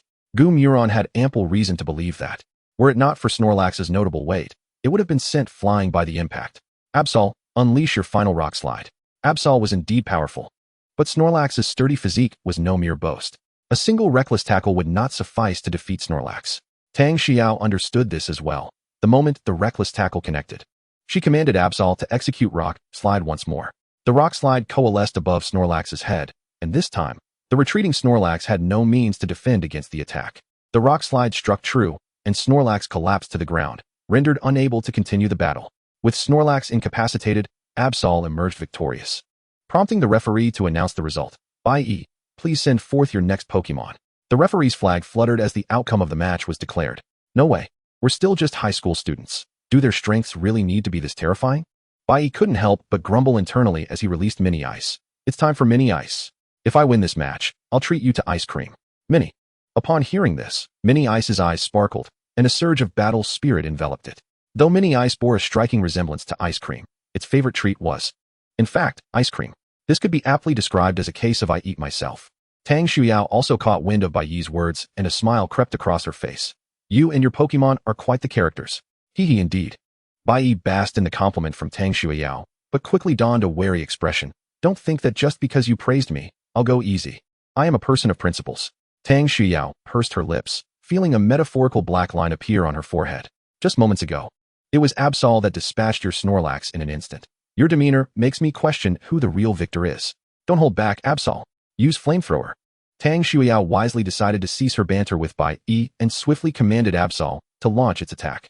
Humph, Mini Ice, use Ice Beam to block that Flamethrower. Bai Yi responded with a semblance of composure. Despite the type disadvantage, Mini Ice's Ice Beam successfully intercepted Absol's Flamethrower, demonstrating a commendable degree of strength. Of course, a score of 1 against 10 is still merely a few points. Absol, don't hold back. Rush in and use Iron Tail. Witnessing that Mini Ice could withstand Absol's Flamethrower, Tang Shuyao gained insight into Mini Ice's capabilities and resolved to go all out. Chapter 25. The First Battle of the Baby Dratini. Bang! Absol's Iron Tail swiftly struck Mini Ice, propelled by the enhancement of Sword's Dance, sending Mini Ice back into its Pokeball in a single blow. Mini Ice was rendered unable to continue fighting, and Absol emerged victorious. Bai Yi, please send out your next Pokemon. Bai Yi's lips twitched slightly. Even though all his Pokemon were fully evolved, did they really have to be one-shot like this? The final battle is yours, Turtwig. Gumuron chuckled and opted not to watch any further, rising to leave the competitor area. Although Turtwig's level matched that of Absol, its chances of victory were virtually non-existent. After all, the disparity in base stats and potential could not be reversed by Bai Yi's level of command. Upon returning home, Gu Qianshan and Zhou Sueki were absent. After rummaging for something to eat in the fridge, Gumuron retreated to his room, preparing to wander around the Viridian Forest once more. The effects of training against the 3 ice Vulpixes on the outskirts of the Viridian Forest were no longer as pronounced. So Gumuron had shifted his focus to nurturing his Dratini. With the aid of external support, Dratini's level had risen to 10. Now, even when facing Pokemon of levels 13 or 14, Dratini could easily emerge victorious. Through Gumuron's meticulous observations, he discovered that Dratini's attack power was remarkably formidable. Perhaps this was the unique trait of a shiny Pokemon. After spending several hours on the outskirts of the Viridian Forest, Dratini's level reached 14. This level aligned with that of the majority of Pokemon in the area, and future leveling would be considerably slower. However, gazing at the well-developed Dratini before him, Gumuron's eyes sparkled. Dratini should be capable of defeating Tang Xiao's EV now, shouldn't it? Perhaps I should let Dratini take a shot at it tomorrow. As for whether the appearance of a shiny Pokemon would bring Gumuron trouble, he hadn't even considered that. Being the son of 2 champions, isn't it perfectly reasonable to possess a shiny Pokemon? The following day, Gumuron adhered to his principle that arriving early is a sin. Arriving precisely on time at the competition venue. The first match was the third-place playoff between Bai Yi and Gu Yunlin, serving as a warm-up for the finals. As the referee concluded the announcement of the match rules, Bai Yi and Gu Yunlin released their respective Pokemon. Bai Yi chose Mini Ice, while Gu Yunlin opted for Magnemite. Yet, after releasing their Pokemon, Bai Yi and Gu Yunlin did not commence the battle. Instead, they began to exchange banter. Ha! Finally, I have the chance to face you. Today, I shall make you recognize your own strength. Gu Yunlin initiated the verbal assault. TCH. Bai Yi rolled his eyes, responding nonchalantly. I have always been quite self-aware of my abilities. I may not be strong, but defeating you will be a breeze. Who can't talk big? Just wait and see. Observing their exchange, the referee raised an eyebrow and decisively retrieved a yellow card from his pocket. Yellow card warning. Please cease the pointless bickering and commence the match. Bai Yi and Gu Yunlin awkwardly rubbed their noses, as being penalized with a yellow card for banter was a historical first for them. Magnemite, take the initiative and use Thunderbolt. Mini Ice, use Ice Beam. After receiving the yellow card, the two finally took the match seriously. Bai Yi's Mini Ice scored the first victory, defeating Magnemite. Subsequently, Mini Ice was taken down by Gu Yunlin's Prinplup. Bai Yi promptly sent out Snorlax, and after a fierce battle, managed to return Prinplup to its Pokeball. However, Snorlax's stamina had taken quite a hit. Next came Gu Yunlin's ace, Skarmory, which, after absorbing a flamethrower from Snorlax, retaliated with Air Slash and Steel Wing, sending Snorlax packing. At this juncture, both sides were left with only one Pokemon each. While Skarmory was somewhat stronger than Turtwig, its luck was lacking. A single flamethrower inflicted a burn status. And ultimately, Bai Yi managed to outlast Skarmory through his own defensive prowess, securing third place. Elated at having bested his playful rival, Bai Yi couldn't help but bounce over to Gu Yunlin, relishing the moment. Although he often faced reprimands from Gu Yunlin, Bai Yi appeared to revel in it. Gu Muron felt that this delightful rivalry seemed somewhat fitting. Now, the grand finale of the new trainer tournament was about to commence. Featuring Gu Muron from Class 1 against Tang Shuyao from Class 2. The competition rules dictate a 3-on-3 format, with both sides granted a single opportunity to exchange their Pokémon. Both opponents are ready. The first to take the stage is UEV. Make sure to put on an excellent performance, Bagon, as this is your debut. The match commences. As per tradition, let us first examine the statistics. Name, EV. Type, normal. Aptitude, B. Ability, adaptability. The power of moves that share the same type as EV is enhanced. Level, 17. Skills, tackle, tail whip, helping hand, wish, sand attack, quick attack, and confusion. Inherited skills, wish, yawn, detect, curse, and double kick. Taught skills, swift, revenge, shadow ball, and motivation. TM skills, heavy slam, iron tail, rest, and protect. It has been confirmed. Bagon is indeed capable of securing victory. Gumoyan's third Pokemon is a shiny Bagon. However, its level is somewhat lacking. It appears this round is in my favor. Tang Shuyao calmly declared. EV, use Shadow Ball. Bagon, counter with Tackle. Bagon abruptly appeared beside EV, delivering a tackle that inflicted substantial damage while interrupting EV's Shadow Ball. EV, struck by the attack, EV winced in pain, panting heavily after just one blow. Tang Shuyao furrowed her brow. EV, get back up and unleash Swift. EV. It was evident that there was a strong bond between EV and Tang Shuyao. Despite the considerable injury, EV rose without hesitation, resolutely unleashing a barrage of swift attacks. Bagon used Dragon Claw. Due to the tackle, Bagon was in close proximity to EV, and as it was struck by Swift, Bagon's green energy claw also collided with EV. EV's diminutive form was sent flying once more, and as it lay on the ground, its eyes began to swirl, signifying the loss of its fighting capability. EV has fainted, and Bagon emerges victorious. Please, Tang Shuyao, send out your next Pokemon. Chapter 26, Crocodile. With EV defeated and Bagon triumphant, the referee's voice echoed in Tang Shuyao's ears as she took a deep breath. Gumoyan's prowess is indeed formidable. A mere level 14 Bagon has decisively vanquished my EV. Since you have chosen to employ Bagon, I shall claim your Pokemon's first defeat. With her inner monologue concluded, Tang Shuyao tossed out a Pokeball. Go, Crocodile. Tang Shuyao's third Pokemon now makes its appearance in the final showdown. Name, Crocodile. Type, ground, dark. Aptitude, B. Ability, overconfidence. Defeating an opponent boosts its confidence, enhancing its attack. Level, 17. Skills, glare, swagger, sand attack, scratch, sand tomb, bite, and crunch. Inherited skills, takedown, revenge, grudge, and water gun. Taught skills, earthquake, mud bomb, and iron tail. TM skills, dark pulse, stealth rock, foul play, fire fong, and thunder fong. Is the plan to defeat Bagon in order to trigger its ability and gain an advantage? Gumoyan's gaze fell upon Crocodile's overconfidence ability, and he thought, underestimating Bagon could lead to a harsh lesson. Bagon, take the initiative and use Dragon Claw. Gumoyan secured the first move. Crocodile, employ Sand Tomb to hinder Bagon's advance. Tang Shuyao instructed with composure. Crocodile gently touched the ground with its forelimb, conjuring a sand tomb in Bagon's path. With Bagon's leaping ability, it could not traverse unharmed and had no choice but to take a detour. Next, unleash Dark Pulse to create some disruption. Tang Shuyao smiled as she commanded. Crocodile opened its still-developing jaws, launching a Dark Pulse directly at Bagon. Although the power was somewhat diminished, its accuracy remained impeccable. In response, Bagon remained calm, instinctively using Dragon Claw to deflect Crocodile's Dark Pulse, promptly retaliating with a swift attack. Once more, employ Dark Pulse. Tang Shuyao issued the command for another Dark Pulse. Seizing the opportunity, get close to Crocodile and use Dragon Claw. Gumoyan directed. Bagon's eyes widened as it charged forward at a moderate pace toward Crocodile. Observing this, Tang Shuyao's eyes sparkled with determination. Crocodile, it's time for a show of strength. Use Iron Tail. Crocodile's short tail shimmered with silver light as it swung its iron tail forcefully toward the approaching Bagon. Though Bagon's claws were yet to fully develop, the power of its Dragon Claw remained unaffected. The two attacks collided with great force, despite Crocodile being 3 levels higher than Bagon. The combination of the quick growth agent and Bagon's superior inherent strength allowed it to push Crocodile back, much to Tang Shuyao's astonishment. How could this be? How can a Bagon be so powerful? Not only Tang Shuyao, but Gumoyan too was taken aback. In his estimation, a tie between Bagon and Crocodile would be a commendable outcome, yet Bagon had effortlessly repelled Crocodile. Gumoyan mused, it seems your talent exceeds my expectations. Crocodile, utilize Earthquake. Although astonished, Tang Shuyao's combat acumen was commendable, and she swiftly issued a new attack order following the brief surprise. Bagon leaped to evade the earthquake. Gu Moyan reacted promptly. However, as Bagon soared into the air, Tang Shuyao's lips curled into a smile. A perfect opportunity. Use Iron Tail. Oh no, Bagon, employ Swift.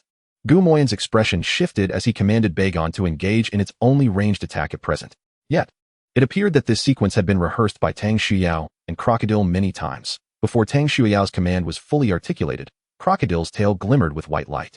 As Tang Shuyao's words fell, Crocodile's iron tail struck Bagon with tremendous force, sending it hurtling away. Seizing the moment, unleash Dark Pulse. With Bagon sent flying by the iron tail, Tang Shuyao's eyes sparkled with excitement as she issued a follow-up attack order. Bagon dodged quickly. Gu Moyan's voice carried an undertone of urgency. Yet, despite Gu Moyan being the protagonist, he had not activated the Healing Roar skill. Dark Pulse acted as the final straw, depleting Bagon's last remnants of strength. Simultaneously, a white light shimmered around Crocodile. The overconfidence ability has activated. Though Bagon's offensive capabilities were robust, its defensive strength and endurance were only slightly superior to those of an average Bagon. Consequently, being defeated by a level 17 Pokémon through 2 skills was not entirely unexpected. Bagon has fainted, and Crocodile claims victory.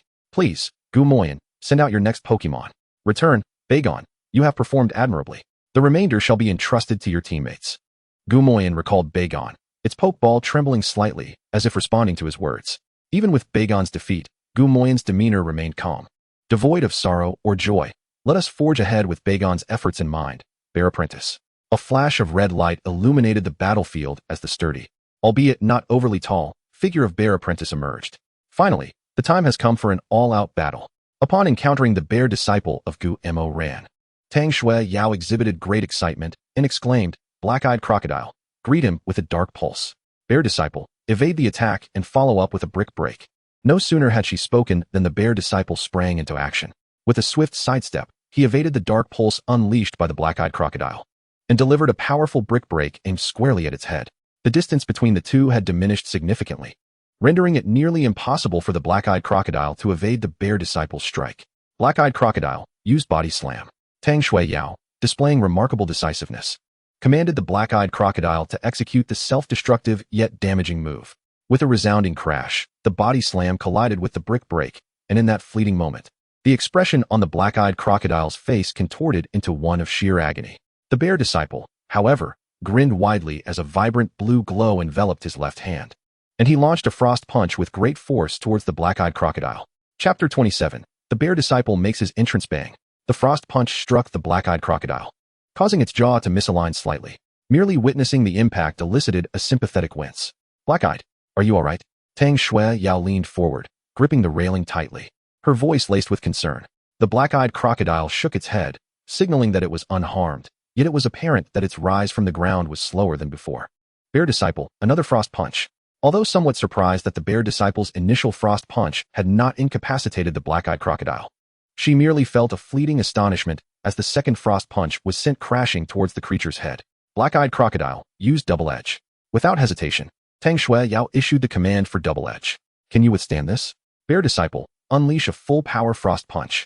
Observing Tang Shuyao's decision to utilize Double Edge, Gu Mo Ran remained vigilant and instructed the bear disciple to attack with all his might. Although logically, the Black-eyed Crocodile should have reached its limit after receiving another frost punch, one could never predict whether it might unleash a surge of power. The azure orb of energy surrounding the bear disciple's fist deepened in hue, and as the Black-eyed Crocodile braced itself with a determined gaze, the frost punch struck once more. Bang! This time, the entire form of the Black-eyed Crocodile was sent hurtling through the air, its eyes swirling in a daze even before it hit the ground. The Black-eyed Crocodile had lost its fighting capability, and the bear disciple emerged victorious. Please send out your next Pokémon, Tang Shuyao. With a sigh of relief, Tang Shuyao expelled a breath of pent-up anxiety. After successfully defeating Gu Mo Ran's juvenile tyrant, she had believed that he was not invincible, and there remained hope for her victory. However, the bear disciple had once again demonstrated that Gu Mo Ran was indeed an insurmountable mountain in her path. Enjoy the final match, Absol. A flash of red light heralded the arrival of Tang Shuyao's ace in the arena. I'll seize the initiative. Absol, use quick attack. Although the odds of Absol winning were slim, that did not deter Tang Shuyao from giving her all in the match, nor did it diminish Absol's enjoyment of the battle. Witnessing this scene, a faint smile crept upon Gu Mo Ran's lips. Should Tang Shui Yao lose her fighting spirit, he would find himself deprived of much enjoyment. Bear Disciple, employ Brick Break. The Bear Disciple narrowed his eyes, a bronze glow radiating from his arms as his gaze fixated on the white light that was Absol. The moment Absol closed the distance, the Bear Disciple's eyes narrowed further, evading Absol's quick attack with a deft sidestep, and following through with a ferocious Brick Break that connected with Absol's back. The tremendous force sent Absol crashing to the ground in an instant. Fighting-type Pokémon possess a heightened battle awareness compared to others, without needing Gu-Mo Rant's direction. The Bear Disciple kicked Absol into the air, the bronze glow once more surging forth as another Brick Break struck Absol down. Bang! The sound of a heavy object hitting the ground reverberated through the air, and amidst the dust, Absol lay defeated. A wave of astonishment swept through the crowd. No one had anticipated that Tang Shui Yao's ace, Absol, would be dispatched so swiftly after only executing a single quick attack against Gu-Mo Rant's Bear Disciple. Yet, considering that the Bear Disciple was already over level 20, perhaps such an outcome was not entirely unexpected. Ahem. The referee stood momentarily stunned until Gu-Mo Rant turned his gaze towards him, prompting the referee to clear his throat, attempting to mask his embarrassment. Absol has lost its fighting capability, and the Bear Disciple is victorious, as Tang Shui Yao's 3 Pokémon have all been rendered incapable of battle. The ultimate victor is Gu-Mo Rant from Class 1. Gu-Mo Rant had claimed the championship title. While the result was expected, Gu-Mo Rant still felt a surge of joy.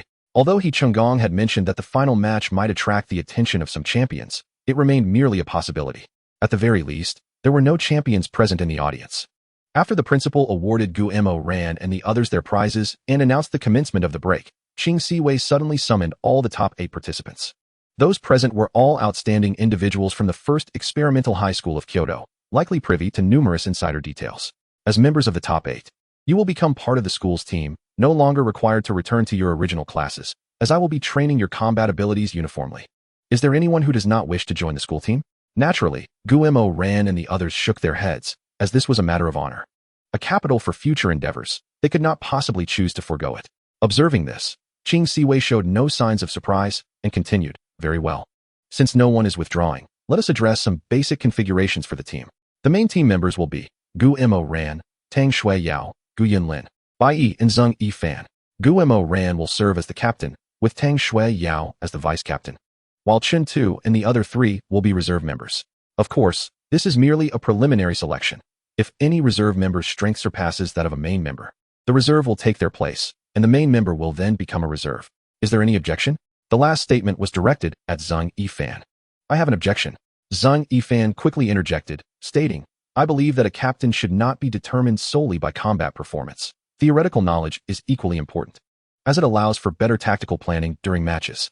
Gu-Mo Rant excels in both theory and practice, and I am convinced of his qualification as captain.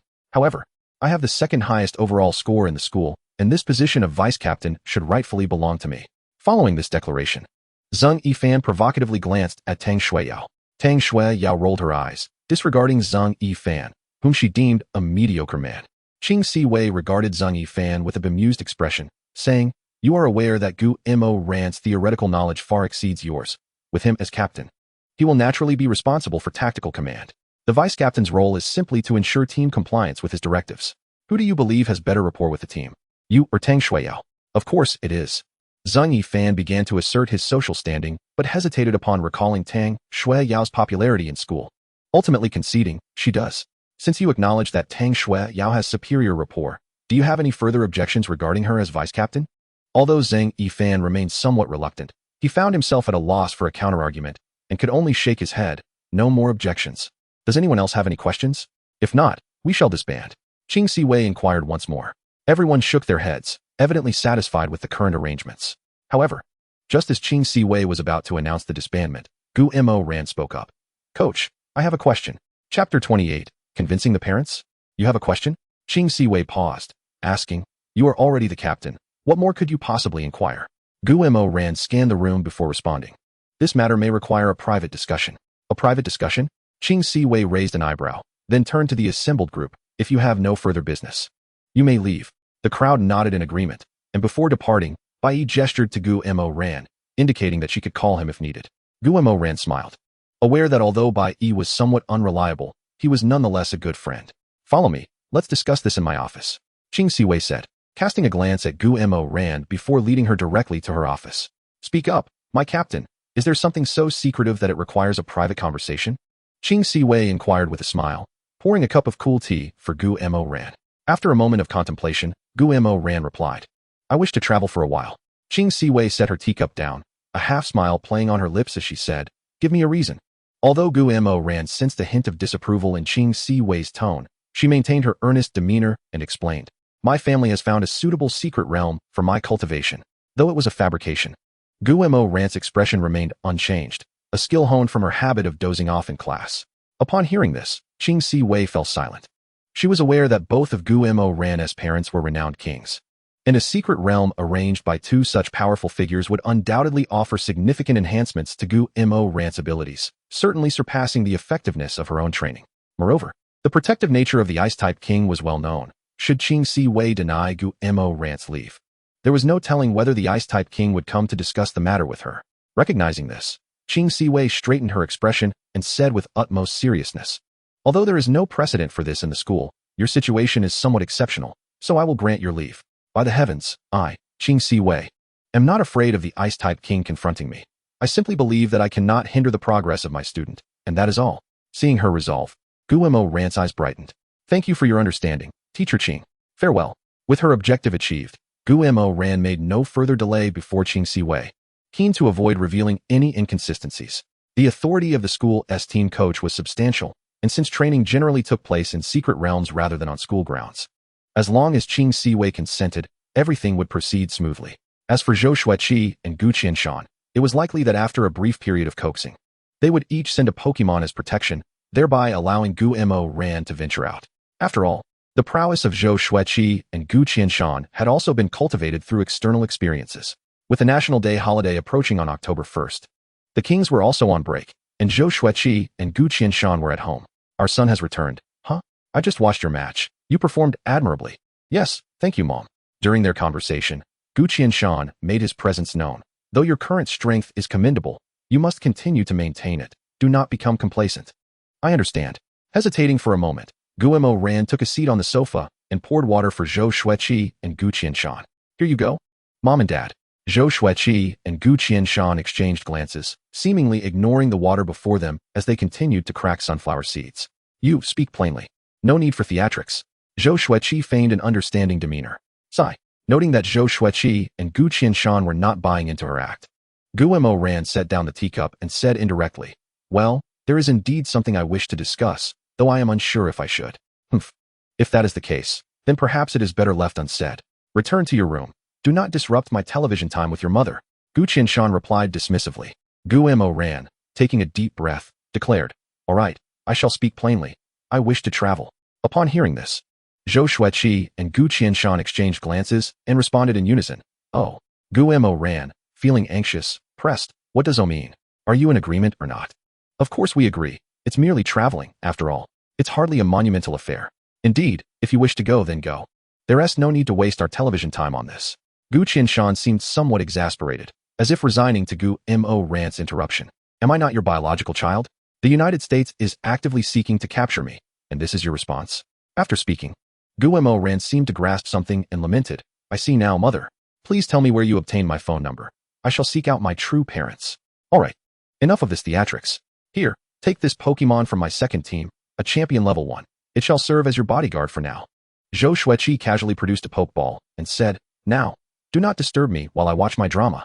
Gu Mo Ran. Why does Gu Mo Ran feel as though her status has significantly diminished? She turned her gaze toward Gu Qianshan, who, taken aback, tossed a Dragonite-S Pokeball in front of Gu Mo Ran. Dragonite.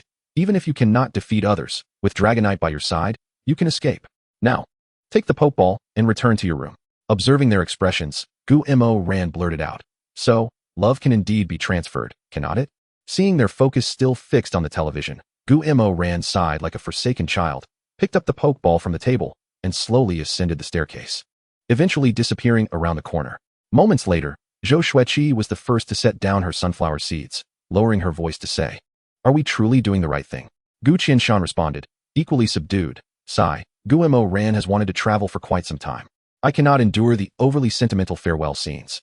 Besides, we've already arranged for 2 Pokemon. When Gu Mo Ran departs, we can conveniently excuse ourselves. Shouldn't we teach Gu Mo Ran some wilderness survival skills? Zhou Shueqi inquired. Gu Qianshan shook his head in exasperation. You are overthinking it. Gu Mo Ran possesses solid theoretical knowledge. And did you not give her the ice-type doll? Worry not, everything will be fine. Upon hearing this, Zhou Shueqi finally nodded in agreement.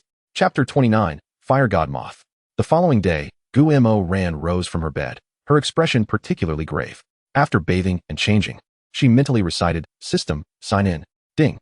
Today a sign-in reward is the monthly sign-in. Congratulations to the host for obtaining a Fire God Moth. Hearing the system's voice in her mind, Gu Mo Ran felt somewhat bewildered. The Fire God Moth is something I could draw? Regardless, Gu Mo Ran quickly accepted this delightful surprise and promptly appeared in the training ground at home, retrieving the Pokeball containing the Fire God Moth. Come forth. Fire God Moth.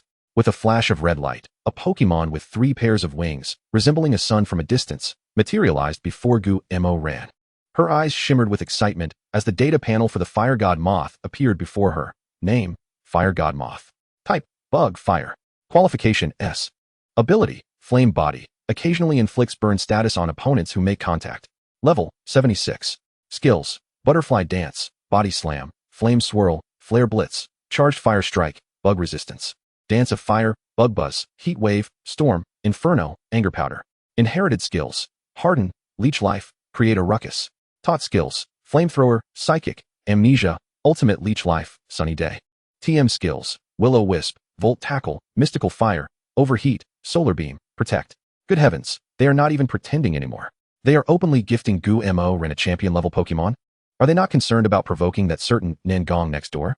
Not only is it a champion-level Pokemon, but it is also one that has been fully cultivated. With all skills mastered, Gu Mo Ran expressed a desire for more of this. Since childhood, she had been told by doctors that her stomach was weak and needed soft food. Although the system is not a girl, it is not shameful to cling to the system's leg. System, host, please mind your manners. The Pokemon produced by the system and Gu Mo Ran's intimacy level is fixed at its maximum, allowing Gu Mo Ran, despite being a novice trainer, to command the Fire God Moth. As Gu Mo Ran gazes at the Fire God Moth, the creature beams back at him, exuding an air of joy. Witnessing this scene, Gu Mo Ran also smiles and gently strokes the Fire God Moth's head before recalling it into its Pokeball. Let us not mention the ability is Flame Body, which could potentially cause burns. Xiaoran, it's time for dinner. Afterward, we will visit Grandpa, and you can set off on your journey from there. Zhou Shueqi's voice resonates through the living room. Gu Mo Ran retorts, how much do you all wish for me to leave? After finishing breakfast, Gu Mo Ran and his family embark in their luxury car towards his grandfather's residence. Gu Mo Ran's grandfather, Gu Dingjun, is the former champion of Huaxia. Due to his advancing age, he passed the title to the current champion, Lin Yongbang, and retreated to a quaint house in the Crown Mountain Range near Kyoto, where he enjoys a leisurely pastoral life with his Pokemon. Upon reaching the base of the mountains, the road ends, and the trio must disembark and ride on a Dragonite. In less than 3 minutes, they arrive at a wooden cabin, where an elderly man clad in a raincoat and straw hat is fishing beside a babbling brook. Beside him is a round and plump Togedemaru, whose apparent clumsiness belies its impressive level of 93, making it a formidable opponent even for the average champion Pokemon. Before Gu Qianshan could utter a word, Togedemaru spots the trio, and, upon seeing Gu Mo Ran, its face lights up with evident delight. Togedemaru. It tugs at Gu Dingjun's sleeve as if to remind him. Having spent many years with Togedemaru, Gu Dingjun understands its meaning and, following its gaze, a smile creeps onto his aged face. Have you had breakfast? Would you like to eat something here? Gu Mo Ran chuckles and politely declines, saying, Grandpa, we have already had breakfast. Just prepare something delicious for us at noon. Dear, don't listen to Xiaoran's nonsense. I can handle the cooking, Zhou Shueqi interjects, rolling her eyes at Gu Mo Ran. Hearing this, Gu Dingjun nods and addresses Gu Mo Ran and Gu Qianshan. The fish in this brook have increased significantly lately. Since you are here, why not join me for some fishing? Neither father nor son declines, as a Shiniduo emerges from the house with 2 fishing rods, handing them to the duo with a warm smile, appearing quite amiable. Of course, Gu Qianshan does not receive such treatment. Shiniduo heads to the kitchen to assist Zhou Shueqi, while the 3 generations of the Gu family sit quietly on the stones by the brook, enjoying a leisurely fishing experience. After a while, Gu Dingjun inquires, Xiaoran, you must have acquired your initial Pokemon recently, right? Have you encountered any challenges in its training? Understanding that Gu Dingjun intends to impart knowledge, Gu Mo Ran eagerly nods and shares the difficulties he has faced in training. Though no longer a champion, Gu Dingjun still possesses champion-level prowess, easily resolving Gu Mo Ran's issues and enlightening him. Noticing that Gu Mo Ran has no further questions, Gu Dingjun shifts his focus and learns about Gu Moran's recent victory as the champion of the Kyoto First Experimental High School's new trainer competition. Gu Dingjun nods slightly, seemingly satisfied with Gu Moran's accomplishments, and then inquires, "Do you plan to train in the secret realm with your coach or embark on a journey?" Gu Moran pauses, asking, "Grandpa, how do you know I wish to travel?" Hee. Gu Dingjun chuckles softly, "Because since childhood, your eyes have always sparkled with a longing for the outside world, and your parents and I have certainly noticed. So, you plan to travel?" Gu Moran nods slightly, prompting Gu Dingjun to ask, "When do you intend to leave?" "After this national day, I plan to depart." Gu Dingjun nods, and a silence envelopes the scene for a moment. After a while, he suddenly states, "Why not train here for a while? If you can pass my test, I have a rather promising little creature that I can entrust to you." "Certainly. I originally intended to train in the Crown Mountain range for a while, and now with a prize to strive for, it is a delightful opportunity." However, Gu Moran pauses before asking, "Grandpa, may I inquire what kind of Pokemon that little creature is?" Haha. Just then, Gu Dingjun's fishing rod twitches, and with a flick of his hands, a Kingler leaps into the air. Simultaneously, Gu Dingjun's voice echoes, "In due time, you shall discover." Chapter 30. Training in the Crown Mountain Range begins. Gu Qinshan and Zhou Sueki spend a day enjoying the Crown Mountain Range, but the following day, they must return to report on their tasks. "Train diligently, and do not trouble your grandfather," Zhou Sueki admonishes, assuming a lecturing tone. Seeing her ready to lecture, Gu Moran immediately interrupts, "Mom, rest assured. I will take good care of myself, train diligently, and certainly won't trouble Grandpa." Zhou Sueki rolls her eyes, knowing well that Gu Moran is not keen on her lengthy discourse. "All right, remember to bring Dragonite and the Ice Golem during your training." Got it. "I will remember." Gu Moran replies playfully, "Dear, it is getting late. We must take our leave," Gu Qinshan reminds, and after a moment's hesitation, he adds to Gu Moran, "Stay safe." Gu Moran smiles, "I will." With that, Zhou Sueki and Gu Qinshan depart swiftly to catch the 8:30 meeting. Watching them board their salamence, Gu Moran dives headfirst into the Crown Mountain Range with his Pokemon.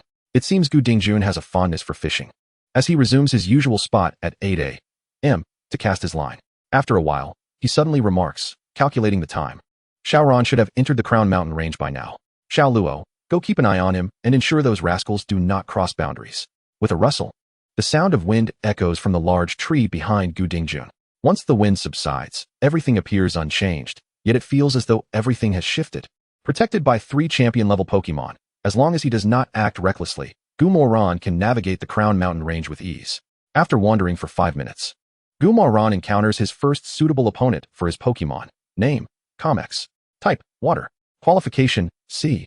Ability, Rain Dish. Level, 25. Skills, Tackle, Tail Whip, Water Gun, Withdraw.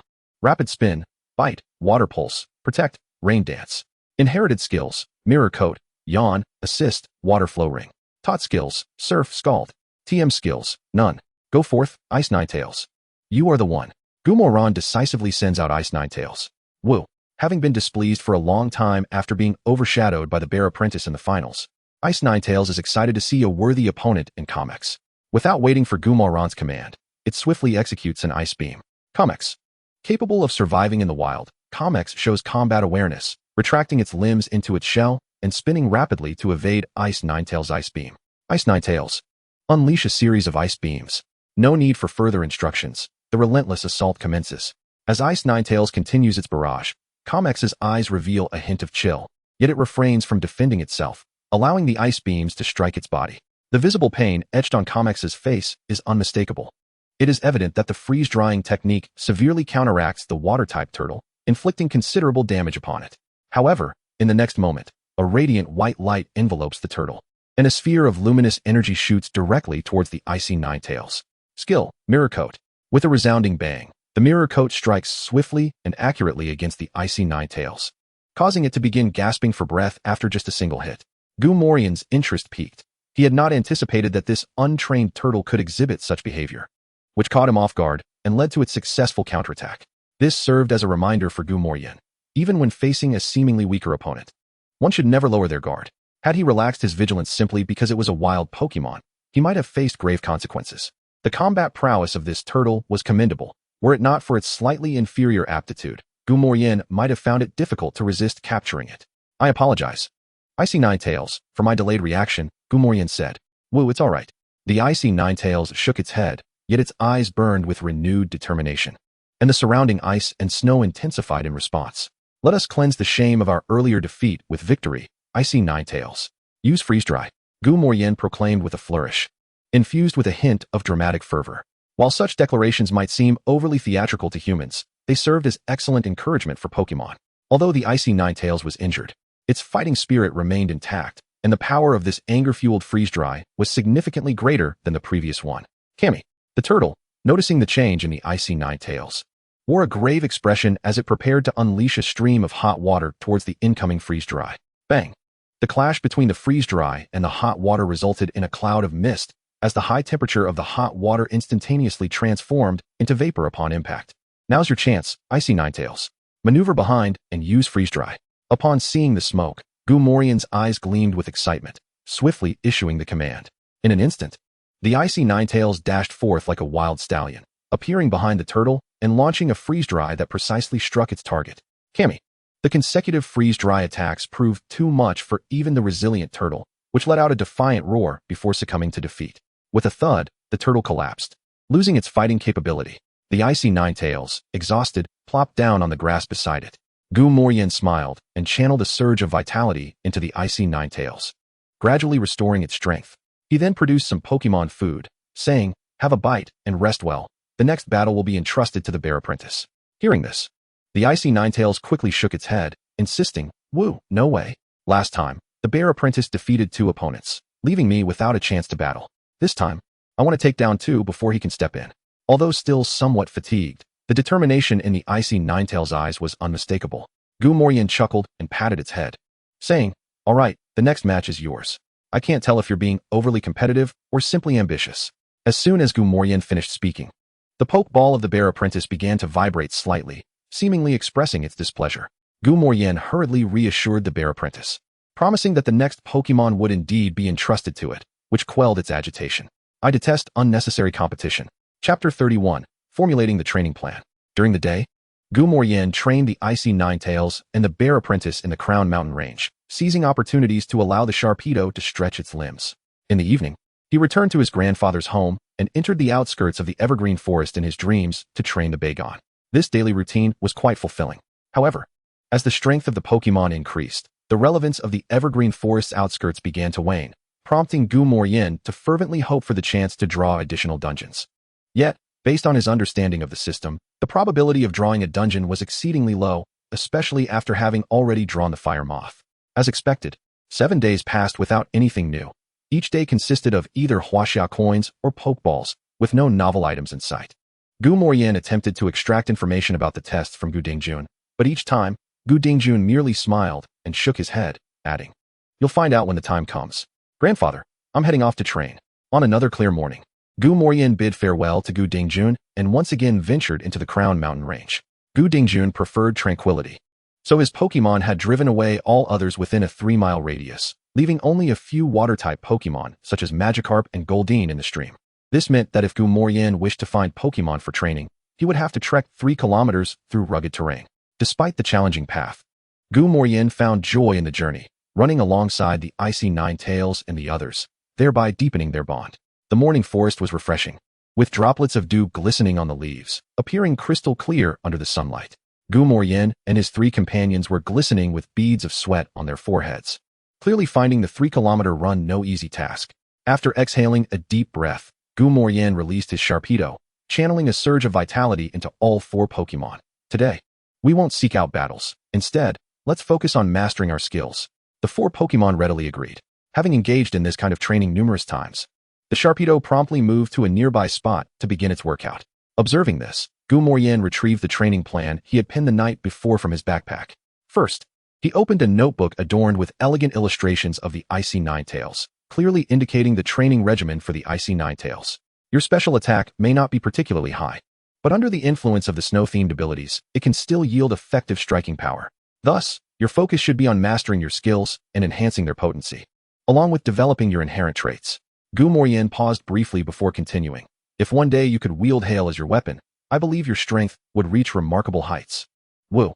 The Icy Ninetales appeared invigorated, eagerly requesting Gu Morien to issue commands. Once he finished outlining the training plan, the Icy Ninetales dashed off excitedly to commence its training. Next came the training plan for the Bear Apprentice. However, rather than presenting it outright, Gu Moyen held a notebook in each hand and inquired, "Bear Apprentice, your evolution can take two forms, each with its own training methodology. Have you decided which path to pursue? If you wish to evolve into a single strike form, choose the left training plan. If you prefer a combo style, opt for the right." Gu Moyen was fond of both forms of the martial bear master, so he left the decision up to the bear apprentice. "Apprentice, I'm not sure which to choose." After a moment of hesitation, the bear apprentice shook its head. Upon hearing this, Gu Moyen was momentarily taken aback, then said, "Since you haven't made up your mind, let us first train the power of your skills. Regardless of whether you choose the single strike or combo form, both share the fighting attribute, and training skill potency will pose no issues." The bear apprentice nodded in agreement, and upon hearing Gu Moyen's instructions, it found a spot to begin its training. Finally, it was time for the Bagon. As I observed the other Pokemon in the team commencing their training, the eager little tyrant bounced restlessly around Gu Moyen, seemingly yearning for his attention. Noticing this scene, Gu Moyen smiled gently and said, "Do not fret, your training schedule will commence shortly." With that, a final notebook appeared in Gu Moyen's hand. The little tyrant gazed enviously at the notebook, his eyes shimmering with longing and aspiration. Gu Moyen paused, taken aback by the little tyrant's demeanor.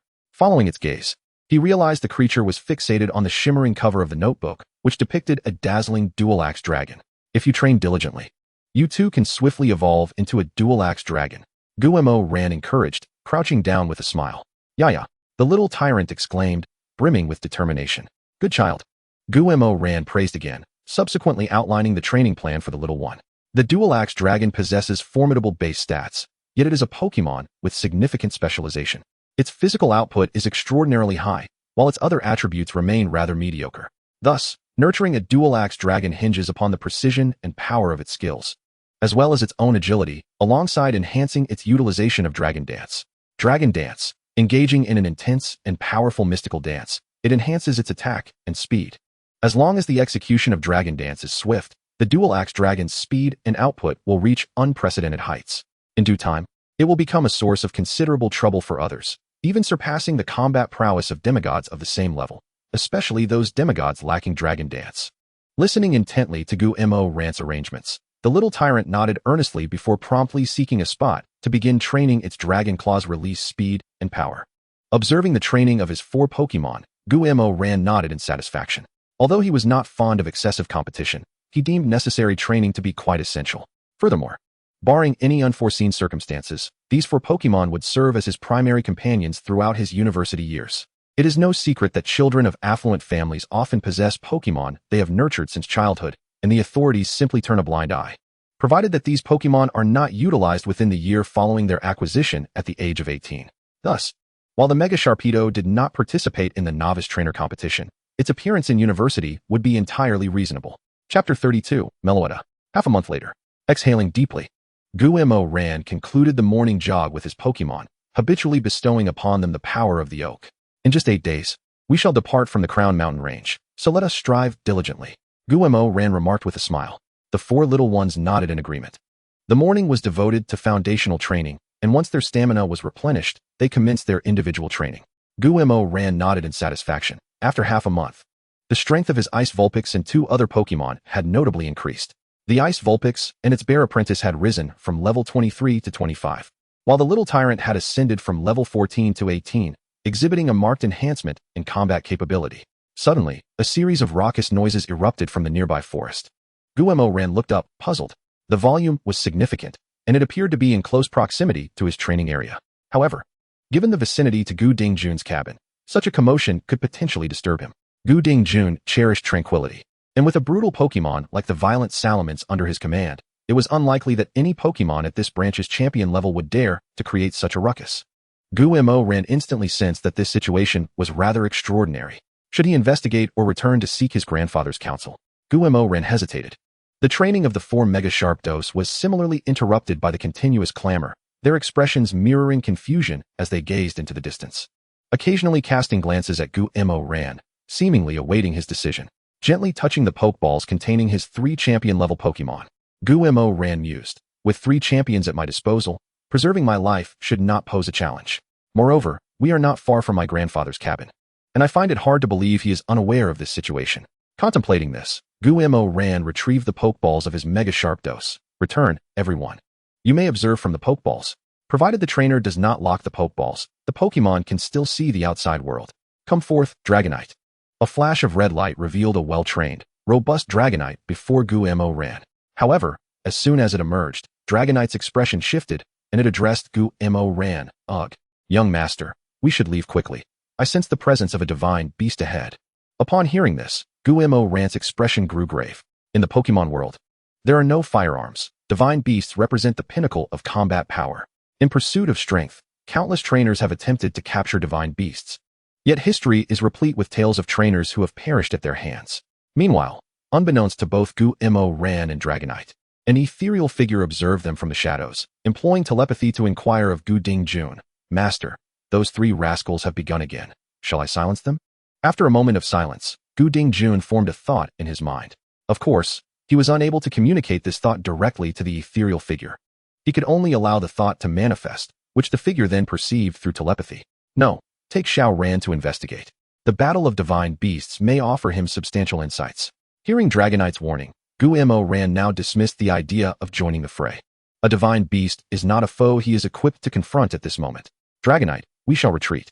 Just as Gu-Mo ran resolved to withdraw, a Pokemon with flowing green hair and clad in a gray dress appeared before him, accompanied by a voice that echoed in his ears. Gu-Mo ran. I am your grandfather's Pokemon. He has sent me to broaden your horizons. At that moment, Gu-Mo ran paid little heed to the Pokemon's words, as his mind was entirely focused on the panel visible only to him. Name, Meloetta. Type, normal, psychic. Qualification, SS. Ability, Serene Grace. Thanks to Serene Grace, the additional effects of moves are more likely to occur. Level, 109. Skills, Round, Quick Attack, Sing, Psybeam, Teeter Dance, Acrobatics, Mirage Beam, Echoed Voice, Extreme Speed, Psychic, Hyper Voice. Close Combat, Perish Song. Inherited Skills, None. Taught Skills, Heal Bell, Fire Punch, Ice Punch, Ancient Song, Gravity. TM Skills, Magic Coat, Thunderbolt, Calm Mind, Cut, Rock Smash, Dazzling Gleam. Description, Meloetta, a mythical Pokemon of normal and psychic types, is known as the Melody Pokemon. The melodies it plays can evoke feelings of joy or sorrow in nearby Pokemon. What is the matter with you? Noticing Gu-Mo ran's lack of reaction, Meloetta spoke again. This time, Gu-Mo ran finally responded, asking, Are you truly my grandfather's Pokemon? Meloetta rolled its eyes at Gu-Mo ran, replying innocently, Is there any reason for me to deceive you? Gu-Mo ran's expression stiffened, as if realizing the truth of the matter. If Meloetta intended to harm him, there would be no need for deceit. It could simply act without resistance from him. Reflecting on this, Gu-Mo ran chose to trust the creature but still inquired, How do we proceed? Meloetta cast a glance at Dragonite, and once again, a melodious voice resonated within Gu-Morian's mind. You shall return Dragonite to its Pokeball. I will transport you with my psychic abilities. Although a psychic-type Pokemon, Meloetta was not endowed with the ability of teleportation. Upon hearing this, Gu-Morian, amidst Dragonite's forlorn gaze, recalled the Pokemon, standing upright before Meloetta, resembling a kindergarten child before their teacher. Meloetta paid no heed to Gu-Morian's peculiar behavior. A flicker of violet light danced in her eyes, and in the next instant, Gu-Morian found himself airborne. Curiously, he inquired, Meloetta, are you the hidden ace of my grandfather? Meloetta's eyes shimmered slightly as she replied, Who knows? With that, her speed surged dramatically, and in the blink of an eye, 3 large birds of varying colors materialized before Gu-Morian. They were none other than the legendary trio, Moltres, Articuno, and Zapdos. Simultaneously, Meloetta's voice echoed once more. As long as you remain within 10 meters of me, these 3 relatively weak birds will not detect your presence. Simply observe. Meloetta exuded a commanding presence. Gu-Morian praised her, and data panels of the legendary birds began to materialize in his vision. Chapter 33. The Unknown King of the Crown Mountains. Name, Moltres. Type, Fire. Flying Qualification, SS Ability, Flame Body, may burn opponents that make contact. Level, 80 Skills, Mystical Guard, Wing Attack, Quick Attack, Origin Power, Incinerate, Air Slash, Feather Rest, Heat Wave. Sunny Day, Storm, Burnout, Sacred Fire. Inherited Skills, None. Taught Skills, Flamethrower, Solar Beam, Overheat, Will-O-Wisp, Heat Wave. TMs, None. Description, Moltres, a legendary Pokemon, possesses the power to manipulate fire. It is said that lands touched by Moltres experience an early spring, earning it the title of the mythical bird Pokemon that flies from the south alongside the arrival of spring. Name, Articuno. Type, Ice. Flying Qualification, SS Ability, Snow Cloak. Evasion increases in hail. Level, 80 Skills, Mist, Reflective Wall, Quick Attack, Origin Power, Tailwind, Freeze Dry, Ice Beam, Feather Rest, Storm, Mind's Eye, Blizzard. Absolute 0. Inherited skills, none. Taught skills, Hyper Beam, Protect, Steel Wing, Air Slash, Brave Bird. TMs, none. Description, Articuno, the Freeze Pokémon. Dwells deep within snowy mountains and aids those in peril. It is said that its long tail flows elegantly while it soars through the skies. Name, Zapdos type, Electric. Flying qualification, SS ability, Static, may paralyze opponents that make contact. Level, 80 skills, Thunder Wave, Light Screen, Origin Power, Magnet Control, Thunder, Feather Rest. Inherited skills, none. Taught skills, Thunderbolt, Hyper Beam, Steel Wing, Heat Wave, Brave Bird. TMs, none. Description, Zapdos, the Thunder Pokémon, is a legendary bird that emits crackling sounds as it flies. Given their levels and qualifications, it was evident that these were not merely the so-called bird trio of Ice, Thunder, and Fire. Although their levels matched that of Dragonite, Gumorien felt that Dragonite would stand little chance against the trio. In this world, it seemed that the combat prowess of legendary Pokémon far surpassed that of ordinary Pokémon of the same level. To defeat a legendary Pokémon, an ordinary Pokémon would need to be exceptionally trained.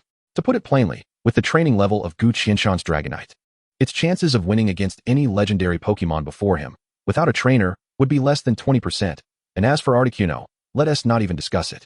Do not let your imagination run wild. Focus on their battle. Melodietta seemed to sense Gumorien's lack of attentiveness and firmly tapped his shoulder. Upon hearing this, Gumorien redirected his gaze to the fierce battle of the bird trio. The air crackled with wild thunderbolts, searing flamethrowers, and chilling ice beams, interspersed with slicing air slashes. Despite the intensity of these attacks, the trio appeared relatively unfazed. Even so, their eyes were solely fixated on one another, suggesting a profound, albeit somewhat brutal, love for their competitors. Gumorien noted that while each of the bird trio's attacks was lethal, they refrained from deliberately harming the forest below. Thus, despite the chaotic scene, the surrounding foliage remained largely unscathed. Melodietta, why do the bird trio fight while still protecting the forest? Gumorien inquired. Melodietta stretched lazily and replied nonchalantly. Because they have been warned by someone. Even in their fierce battles, they dare not damage the forest. By grandfather? Melodietta shook her head, saying, My master has issued warnings as well, but the real authority is the true leader of the Crown Mountains who has cautioned them. The true leader of the Crown Mountains? Gumorien's eyes brightened with realization. It must be a super legendary Pokémon that can command the bird trio. While the trio may have a lower standing among legendary beings, they still hold significant prestige within the Pokémon realm. Melodietta calmly regarded Gumorien and remarked, whether it is a super legendary Pokémon or not is beyond your current concern. Gumorien chuckled ruefully. Although Melodietta's words were harsh, they held undeniable truth.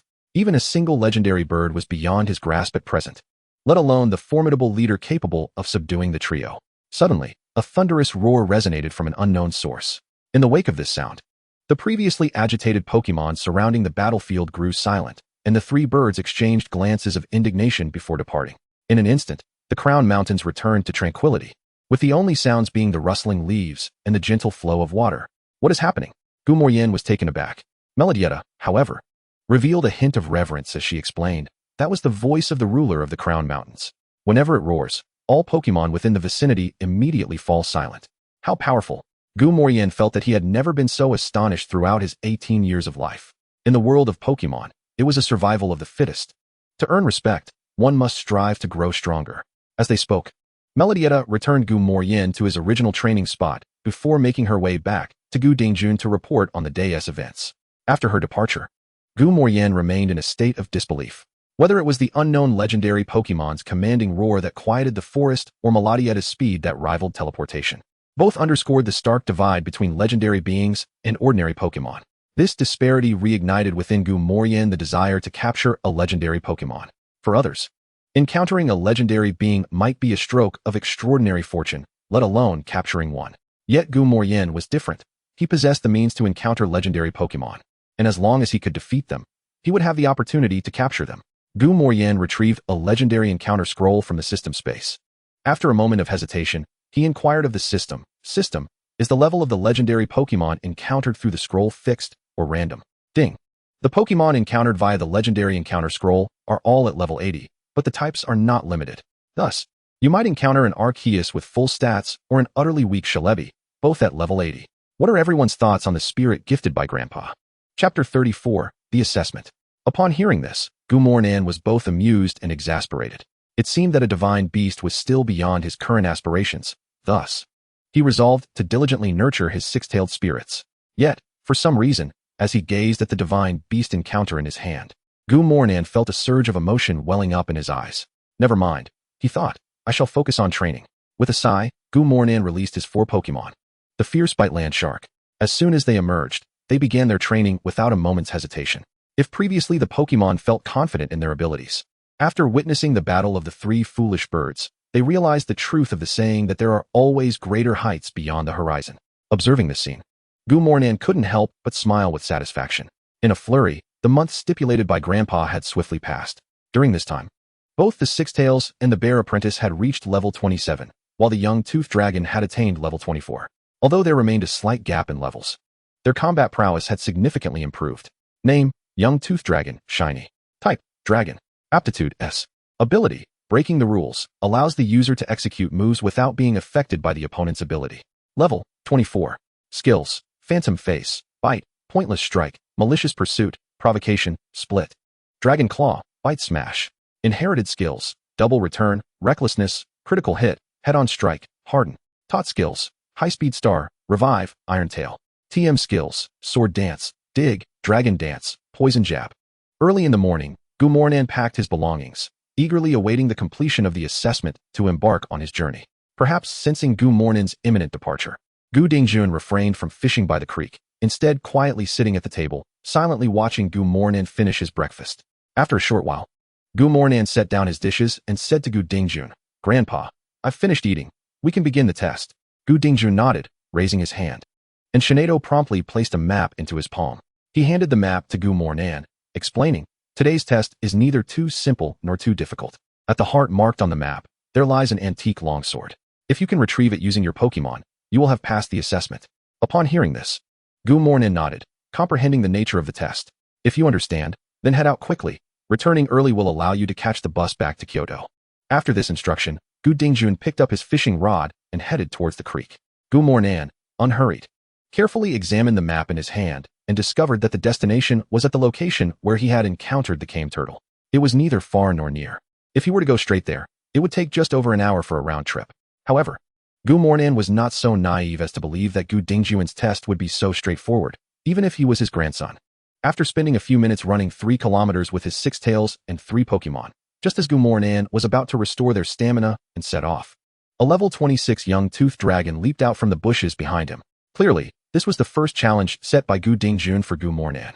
"Give your kin a lesson, young toothed dragon," Gu Mornan said with a smile, patting the young toothed dragon on the shoulder. "Yaya." The young toothed dragon stood with palpable confidence. Although the wild young toothed dragon was 2 levels higher, the spirit of Gu Mornan's young toothed dragon was far more formidable. "Young toothed dragon, this battle is yours to handle. Do you have any objections?" Having just finished running, Gu Mornan had no intention of giving commands, and thus willingly relinquished control to the young toothed dragon.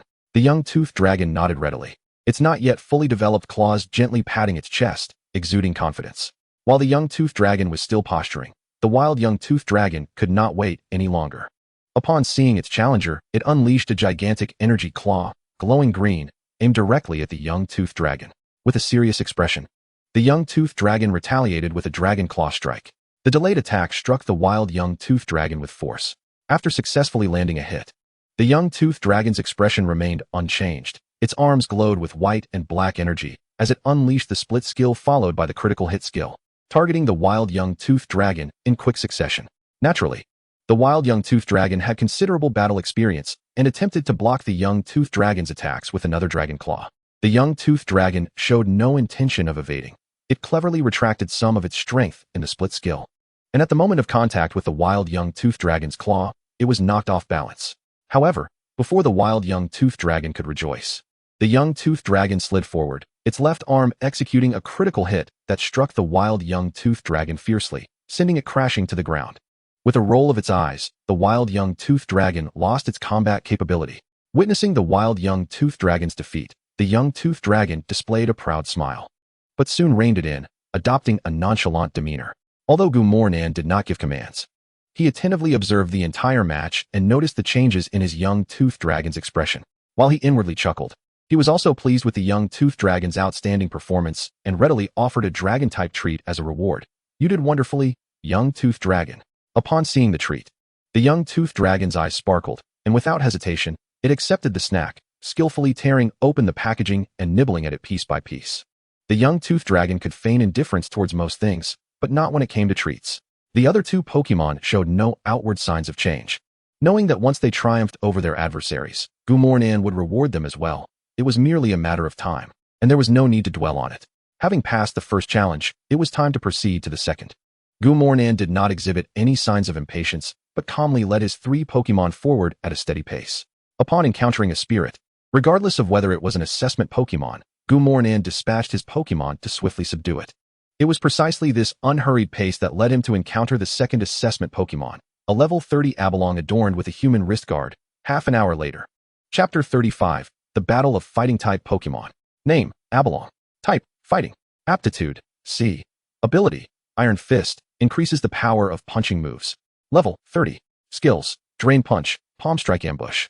Feint, Power-Up Punch, Bullet Punch, Insight, Fire Punch, Ice Punch, Thunder Punch. Inherited skills, Vacuum Wave, Sonic Punch, Flying Knee Kick, Double Return. Taught skills, Revenge, Rock Slide, Brick Break. TM skills, none. Abalong, defeat me, and you can proceed. Without needing Gumornan's command, the bear apprentice stepped forward. Presumably, due to the scarcity of bear apprentices, Gu Dingjun had no choice but to settle for an Abalong to assess the bear apprentice. Upon seeing the bear apprentice step forth, Abalong nodded, but in the next moment, it swiftly struck the bear apprentice with a palm. The speed was so astonishing that even the bear apprentice had no time to react. Skill, Palm Strike Ambush. With a single slap, Abalong sent the bear apprentice staggering, yet there was no hint of joy on Abalong's face as it unleashed a punch, sending an invisible wave of energy flying toward the bear apprentice. After being caught off guard by the palm strike, the bear apprentice focused entirely on Abalong. In the face of Abalong's vacuum wave, the bear apprentice's bronze-colored aura surged from its arm, and with a swift brick break, it deflected Abalong's vacuum wave. Bear. With a thunderous roar reminiscent of a battle cry, the bear apprentice slightly bent his thigh, taking a powerful step akin to a cannonball hurtling towards Ebelang. As fellow combat-type Pokémon, Ebelang relished the visceral nature of hand-to-hand combat. Thus he made no attempt to thwart the bear apprentice's approach. 2 steps. 1 step. The distance was sufficient. In an instant, the bear apprentice's gaze turned steely, and golden lightning and crimson flames materialized around his fists, which he then brought down upon Ebelang with ferocity. Ebelang, too, unleashed his own lightning and flame punches, engaging in a fierce clash with the bear apprentice. This strike forced the bear apprentice back 2 paces, while Ebelang staggered back 5. Ebelang was taken aback, for due to his Iron Fist trait, he typically found himself at a disadvantage against standard fighting-type moves. Yet here was a Pokémon of a noticeably lower level, managing to best him. Ebelang felt a surge of excitement. The bear apprentice, however, wasted no time allowing Ebelang to ponder, launching himself once more like a projectile, this time employing his signature move. Brick Break. Ebelang's body quivered slightly as he observed the bear apprentice's attack descending. Humph. Struck by Brick Break, Ebelang emitted a muffled grunt, yet immediately, an invisible fist struck hard against the bear apprentice's chest, cleanly toppling him to the ground. Skill, Double Return. With Double Return hitting its mark, Ebelang's feet finally stirred. Bending his knees and channeling his energy, Ebelang leapt into the air, executing a flying knee strike towards the bear apprentice. Skill, Flying Knee. The bear apprentice squinted, his chest heaving dramatically, clearly affected by the damage from the earlier Double Return. Nonetheless, facing Ebelang's powerful flying knee strike, the bear apprentice showed no sign of fear. Spreading his arms as a verdant light shield materialized before him. Bang! Ebelang's flying knee strike unleashed a tremendous force, causing ripples across the shield. As the light shield dissipated, the bear apprentice's robust arms swiftly struck Ebelang. In that fleeting moment, Ebelang's expression contorted in agony, and he subsequently slumped to the ground, utterly drained. Skill, Revival.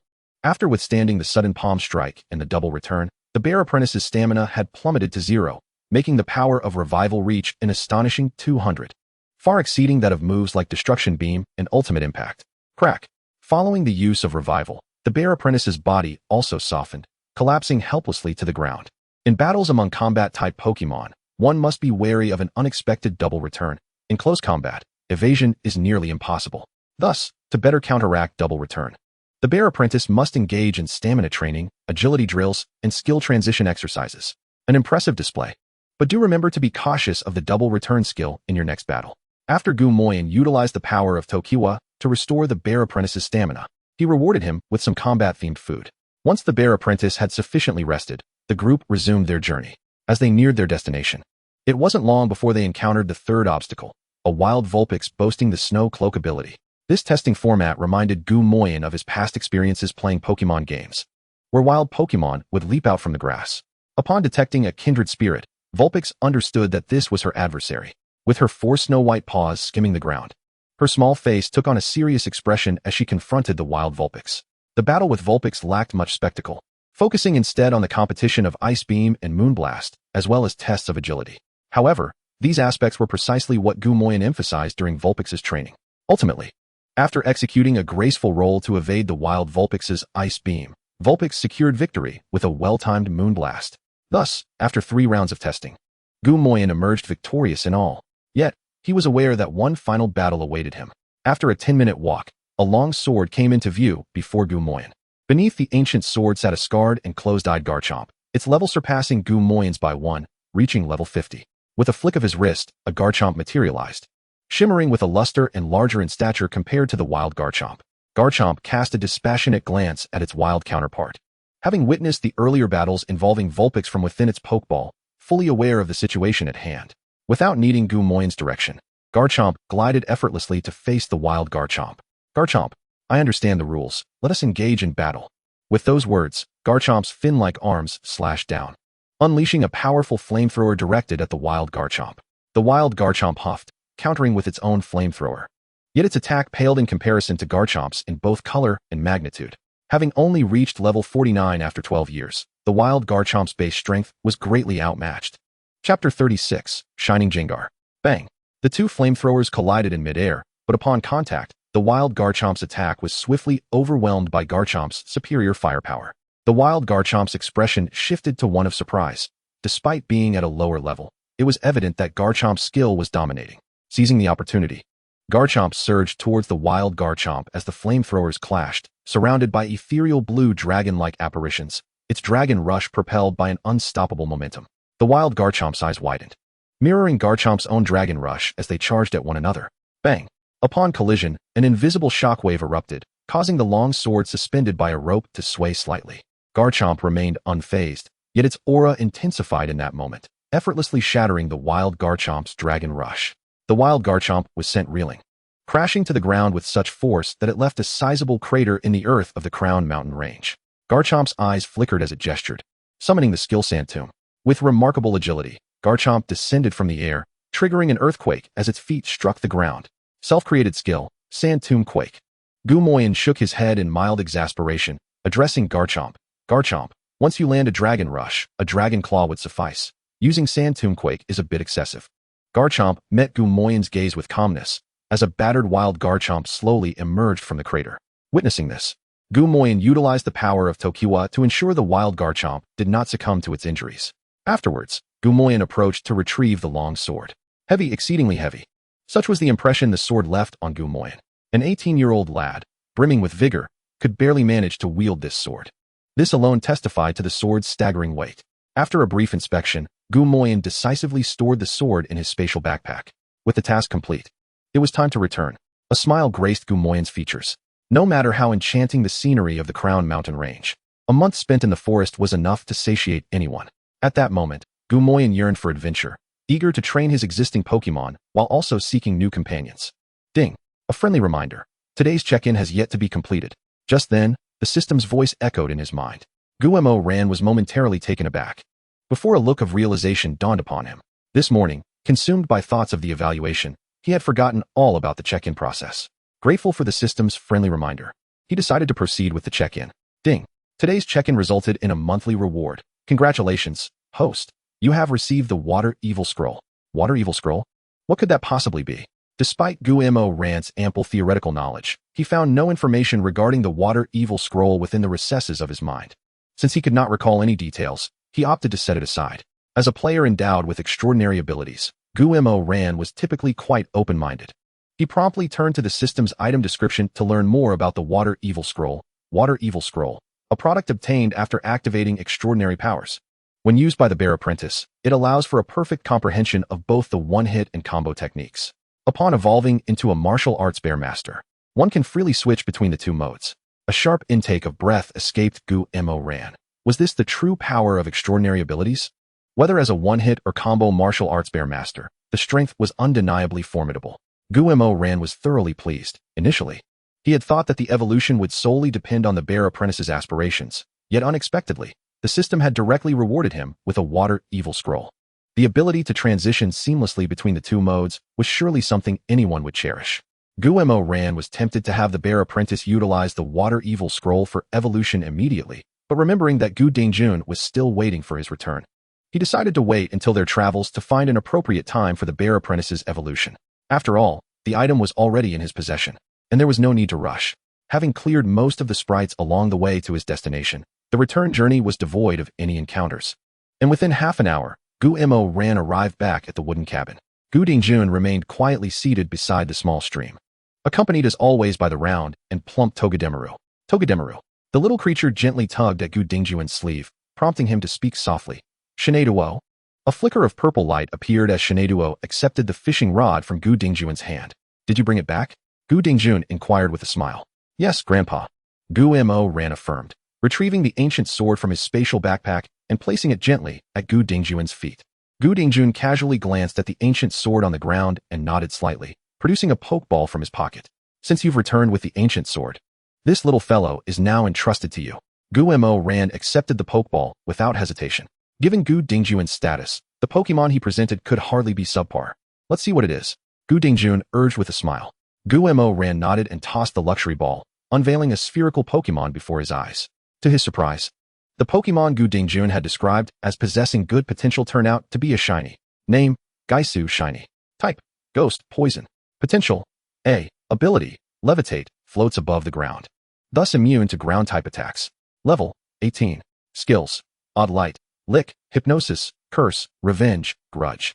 Inherited skills, Confuse Ray, Perish Song, Mirror Move, Toxic, Scare.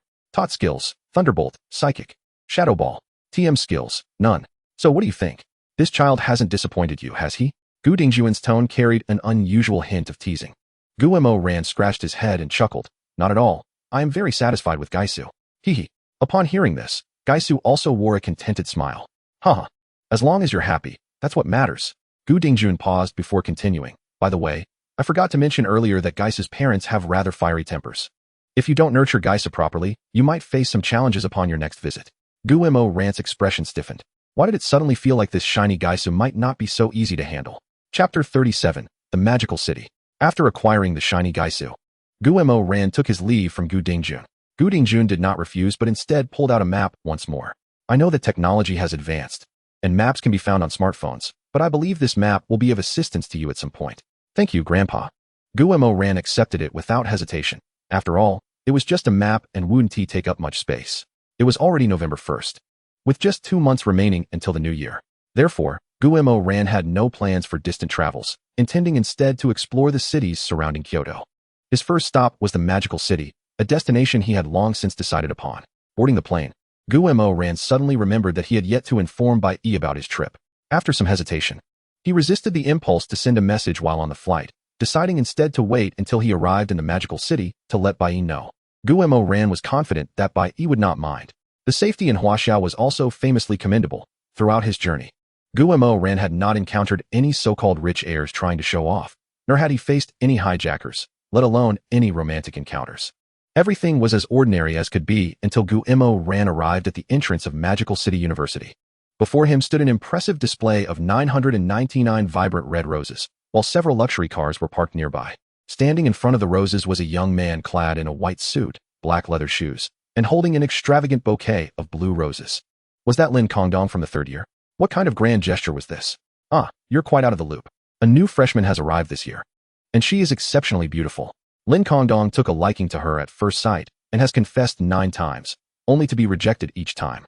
Today marks his 10th confession. Lin Kongdong was indeed the eldest son of the Lin family. What girl would dare to turn down such an opportunity to ascend socially? Clearly, the man in the white suit was someone of some significance in the magical city, as evidenced by the number of onlookers who recognized him. Arriving in the magical city and already stumbling upon such a spectacle, this simply wouldn't he do. He had to call Yushi over to witness it. Without further ado, Gu Mo Ran pulled out his phone. In this world, many things are born with you and perish with you. The phone rang for about 5 seconds before the voice of Zhou Yushi came through. Hello, Xiao Ran. Why are you suddenly calling me? Guo Ran chuckled and replied, I just arrived in the magical city and thought I'd look for a guide to show me around, and you came to mind. It's Sister Yushi. Zhou Yushi emphasized the title, sounding somewhat incredulous. Don't fool me. You're just a high school student. It's not a holiday. How could you possibly be in the magical city? Guo Ran rolled his eyes and explained, I'm currently at the entrance of your school. And there's someone named Lin Kongdong presenting a massive bouquet of roses to a girl. Would you like to come and see the commotion? Huh. Zhou Yushi suddenly exhaled heavily, her tone taking on a chill. Xiao Ran, do you happen to know the name of the girl Lin Kongdong is confessing to? How would I know? I'm not from your magical city university, Guo Ran replied, then suddenly paused, as if realizing something. His tone dropped a notch. Is the girl Lin Kongdong is confessing to you? Hee. Zhou Yushi let out a cold laugh, then said, let us leave this matter here. Go wait for me at the south gate of Magical City University. I'll take you around. With that, Zhou Yushi decisively hung up the phone. Guo Ran regarded Lin Kongdong with renewed scrutiny. What a fine young man. It was a pity that his affections for Zhou Yushi were destined to end in disappointment. Magical City University was expansive, and simply changing gates took Guo Ran half an hour. By the time he arrived, Zhou Yushi had already been waiting for him at the entrance. Today, Zhou Yushi wore a white sweatshirt on top and a black plaid short skirt below, with her long legs clad in knee-high socks, straight and elegant. Even with a hat and mask on, she attracted the attention of passers-by. Indeed, it is no small feat to receive declarations of affection from a wealthy heir 10 times. It is likely that you have not dined yet, having arrived in the bustling metropolis during the afternoon. Allow me to introduce you to the culinary delights of Magic City University. Not paying heed to Gumorian's pace, Zhou Yushi greeted him with a charming smile as soon as she laid eyes on him. Upon hearing her, Gumorian adopted an exaggerated expression, exclaiming, wow, if you treat me this well, are you hoping that I will also enroll at Magic City University to be your junior? Go away.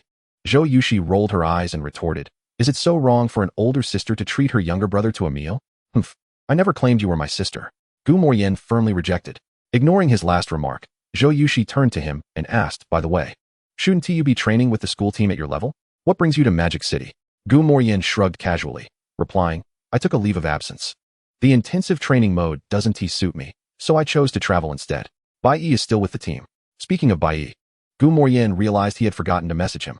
Understanding his situation, Zhou Yushi nodded knowingly and suggested, in that case, how about I take you to explore a sea-level secret realm tomorrow? There is a human town from another world within it.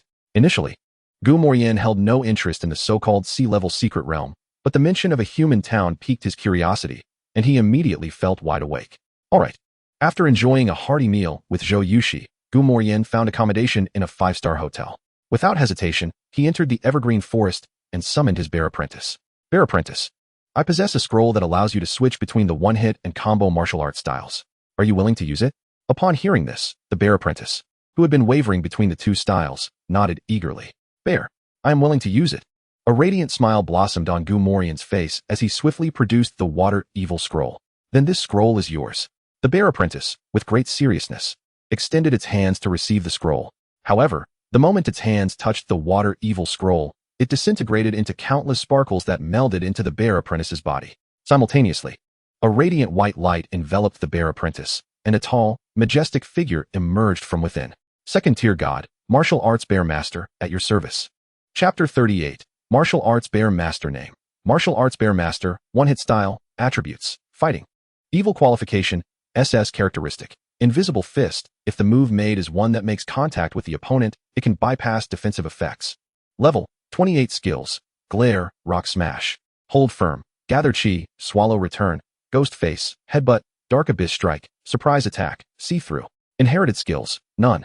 Taught skills, Flame Fist, Ice Fist, Thunder Fist, Tile Split. Close Combat. Learning Machine Skills, Resurrection, Guard, Thought Headbutt, Iron Head, Rapid Retreat. Observing the martial arts bear master before him, Gumorian couldn't contain his excitement, as the sense of security provided by the martial arts bear master far surpassed that of his bear apprentice. Moreover, after the evolution, the martial arts bear master had leveled up to 28. This was quite the profitable venture. By the way, martial arts bear master, let us see if you can transform into the combo style. Gumorian recalled that the Water Evil Scroll could facilitate the switch between the one-hit and combo styles, prompting him to encourage the martial arts bear master to give it a try. Nodding, the martial arts bear master once again radiated a dazzling white light, and in an instant, it transformed from the one-hit style into the combo style. Title, Martial Arts Bear Master, Combo Style, Attributes, Fighting. Water Qualification, SS Characteristic. Invisible Fist. If the move made is one that makes contact with the opponent, it can bypass defensive effects. Level, 28 Skills. Glare, Rock Smash. Hold Firm. Gather Chi, Swallow Return. Ghost Face, Headbutt, Water Flow Combo. Surprise Attack, See-Through. Inherited Skills, None. Taught Skills, Flame Fist, Ice Fist, Thunder Fist, Tile Split. Close Combat. Learning Machine Skills, Resurrection, Guard, Thought Headbutt, Iron Head, Rapid Retreat. Upon transforming into the combo-style martial arts Bear Master, the exclusive skill Dark Abyss Strike vanished from the skill list, replaced by the exclusive skill Water Flow Combo. Is it impossible for Dark Abyss Strike and Water Flow Combo to coexist? Gu Morian mused, a contemplative look crossing his face. A night passed in silence. The following morning, Zhou Yushi appeared at Gu Morian's doorstep. Knock, knock, knock. Xiaoran, wake up, it's time to head to the secret realm. With a creak, the door opened. An asleep-dazed Gu Morian welcomed Zhou Yushi into his room. Please, have a seat. I'll freshen up quickly. Despite this invitation, Zhou Yushi made no move to sit down, knowing from her experience that Gu Morian would be ready in no time. True to her prediction, in 1 minute and 52 seconds, Gu Morian stood before her, casually donning his outerwear and tilting his head to her. I'm ready. We can go? Zhou Yushi shook her head in exasperation and retrieved a bag of breakfast from her spatial backpack. Here's breakfast. Gu Morian accepted it without hesitation, savoring the 3 buns, 2 tea eggs, and a cup of soybean milk with great enjoyment. Yet, while relishing his meal, he couldn't help but tease. Oh my, Yushi, you are so considerate. I wonder who will be fortunate enough to marry you. Zhou Yushi's face twitched in annoyance. Why can't you ever keep your mouth shut while eating? Gu Morian, munching as he walked, wore a blissful expression and replied, it's all spontaneous inspiration, driven solely by my brain and not my mouth. Zhou Yushi facepalmed just as 2 doo-doo taxis approached, and she waved one down, leaving Gu Morian behind. Gu Morian popped the last tea egg into his mouth and casually hopped into another taxi. Half an hour later, the two arrived at the entrance of the sea-level secret realm. At this early hour, the small vendors outside were still displaying an array of breakfast options, and occasionally, someone would enter the realm. While not bustling, the atmosphere was filled with the warmth of human life. Let us go, Zhou Yushi called, leading the way towards the entrance. Gu Morian shrugged and ambled leisurely behind her. As they experienced a momentary sensation of weightlessness, Gu Morian and Zhou Yushi found themselves within the secret realm. If we follow this path, we will reach the alien town. Should we head there first or explore the surroundings? Since she was accompanying Gu Morian to the secret realm, Zhou Yushi decided to let him choose. Of course, we should go to the town first. I've never been to an alien place before, Gu Morian exclaimed with excitement. Names like Shinshin Town and Ruabai Town flashing through his mind, eager to investigate. All right, let us head to the town then. However, the alien culture is quite similar to that of Blue Star. There's no need to be so thrilled. Zhou Yushi couldn't quite comprehend Gu Morian's enthusiasm. Gu Morian, unable to articulate his feelings, chose not to explain. Strange. Isn't this a sea-level secret realm? Why are the levels of the Pokemon along the way so low? Noticing the lower-level Pokemon like Rattata, Pidgey, and Oddish, Gu Morian inquired with some confusion. Zhou Yushi, who had visited recently, explained, not all Pokemon in a sea-level secret realm are high-level, especially in realms inhabited by humans. Generally, Pokemon have their own activity ranges. This area has lower-level Pokemon, but there's a stone mountain behind the town where the Pokemon are all level 34. Upon hearing this, Guillermo nodded in understanding. Yet in the depths of his heart, he couldn't shake a sense of curiosity about this quaint little town. It seemed that behind the seemingly simple hometown of Shaoji, there lay Mount Miacha. Although it was already November, the temperature in the mysterious realm remained surprisingly warm, causing beads of sweat to form on Gumo's forehead as he walked. With a decisive expression, Guillermo summoned his Ninetales, instructing, Ninetales, please cast a gentle icy wind around my body at the lowest power. Ninetales, though somewhat exasperated, complied, sending a refreshing chill that brushed against Gumo's skin. A shiver ran through him, yet a look of enjoyment spread across his face.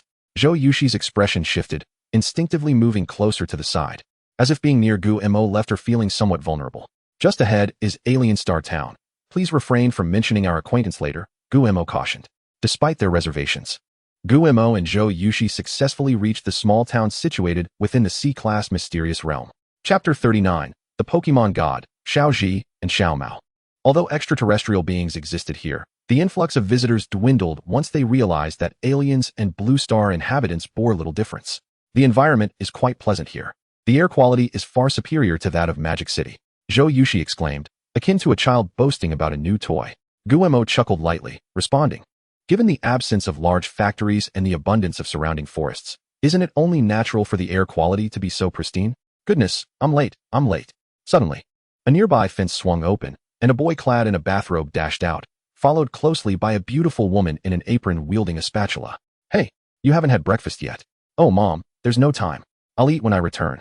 As he spoke, the boy sprinted away a considerable distance. The beautiful woman, slightly helpless, shook her head as she noticed Guillermo and Zhou Yushi standing nearby. I apologize for the disturbance. Guillermo and Zhou Yushi waved their hands dismissively, watching the boy's receding figure. Guillermo mused, so that's the lively Xiaoji? What are you staring at? Zhou Yushi waved her hand before Guillermo's eyes. Nothing much. Just found that boy rather amusing. With a smile at Zhou Yushi's curiosity, Guillermo added, all right, let's explore this little town. Sure, I just checked on my phone. There's a renowned Pokemon professor here. Shall we pay him a visit? Zhou Yushi suggested. Professor Okido, it seems Xiaoji is off to collect his Pokemon today. It must be that Pikachu known as the Pokemon God. It would be remiss not to take a look. Guillermo nodded in agreement. Their route conveniently aligned with the direction Xiaoji had taken, and Guillermo and Zhou Yushi strolled leisurely. True to form, Xiaoji was a true newcomer.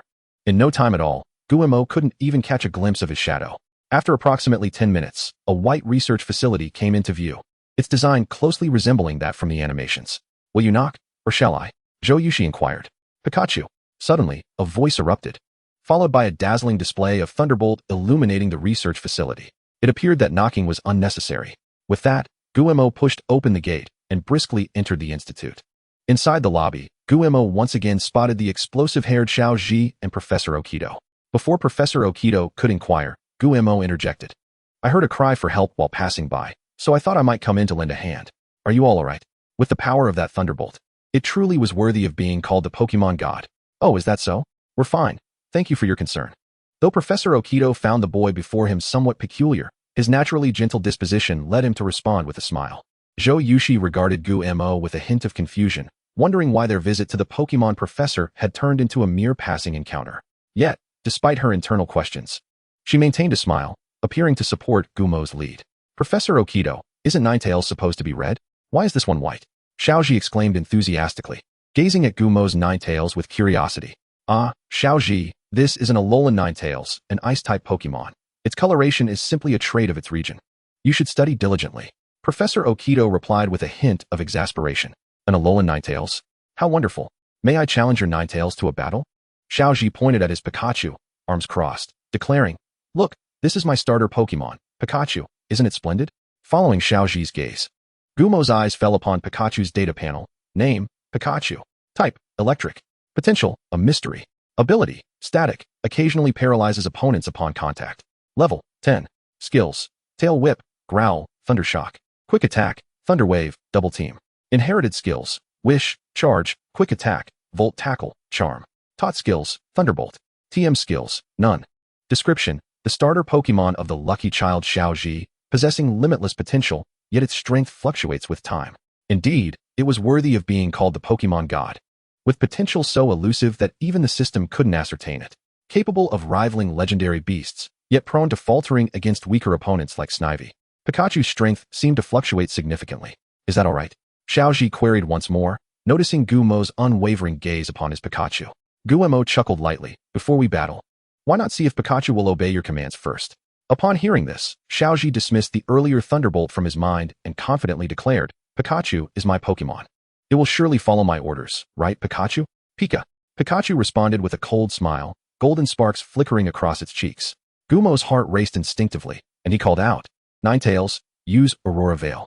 As the white barrier materialized, Pikachu unleashed another Thunderbolt, engulfing the entire research facility in its electric fury. Poor Professor Okido was once again left with an explosive hairstyle, courtesy of Xiaoji. Haha, you know what? I just remembered I have something to attend to. So I'll take my leave now. Xiaoji, let's have a rematch next time. With that, Guillermo hastily pulled Zhou Yushi, whose mouth had formed an O shape, and fled the research institute. Why are there two such disheveled individuals emerging from Grandpa's research facility? Are they thieves?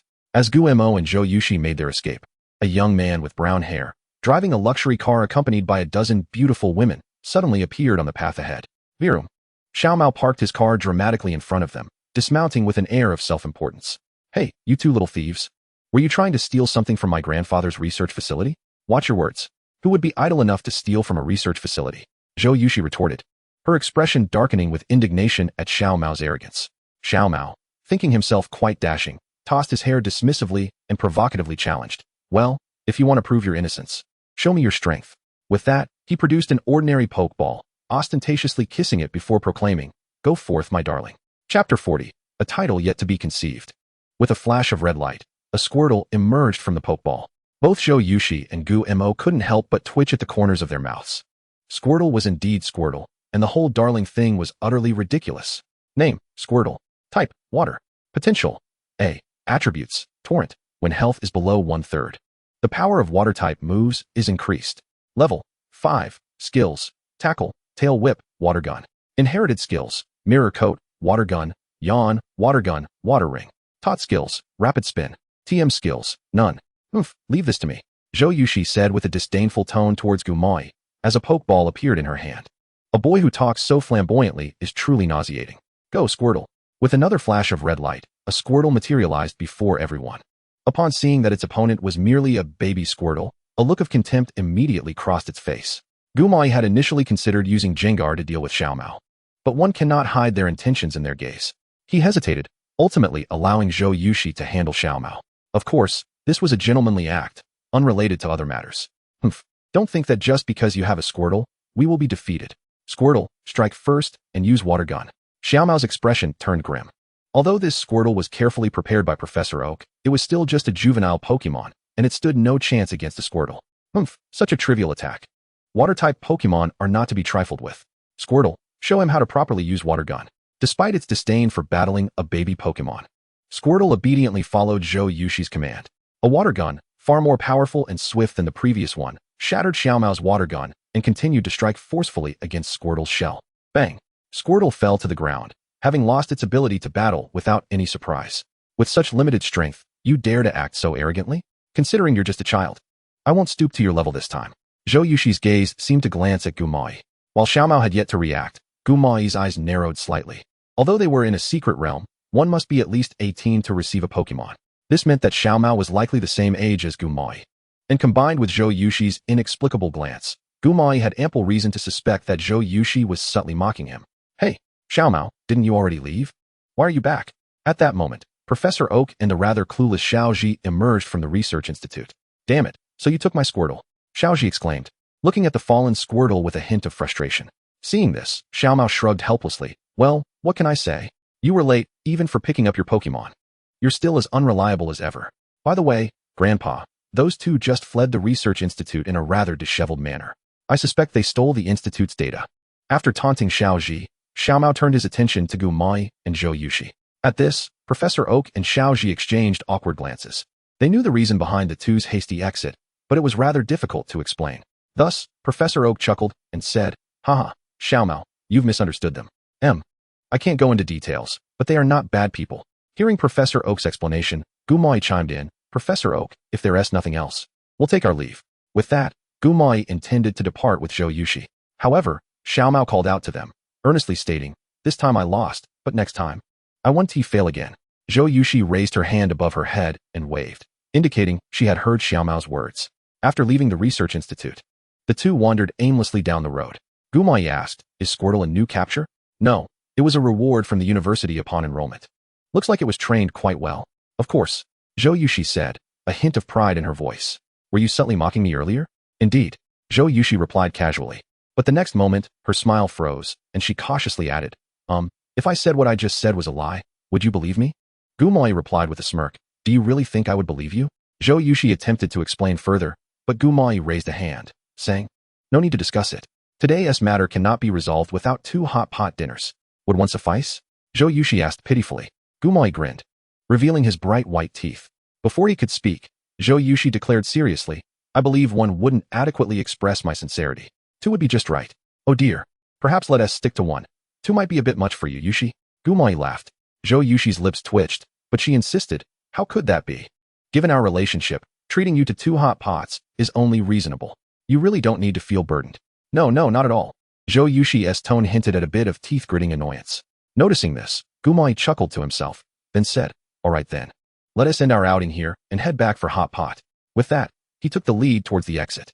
Behind him, Zhou Yushi stomped her foot in exasperation. Indeed, one should not have too much interaction with Gumai. Now, not only did she have to pay for 2 hot pots, but she also had to watch him flaunt in front of her with unrestrained delight. Watching Gumai's retreating figure, Zhou Yushi muttered, "I will definitely win back those 2 hot pots. Why are you still dawdling? Don't tell me you're planning to renege?" Gumai's voice rang out.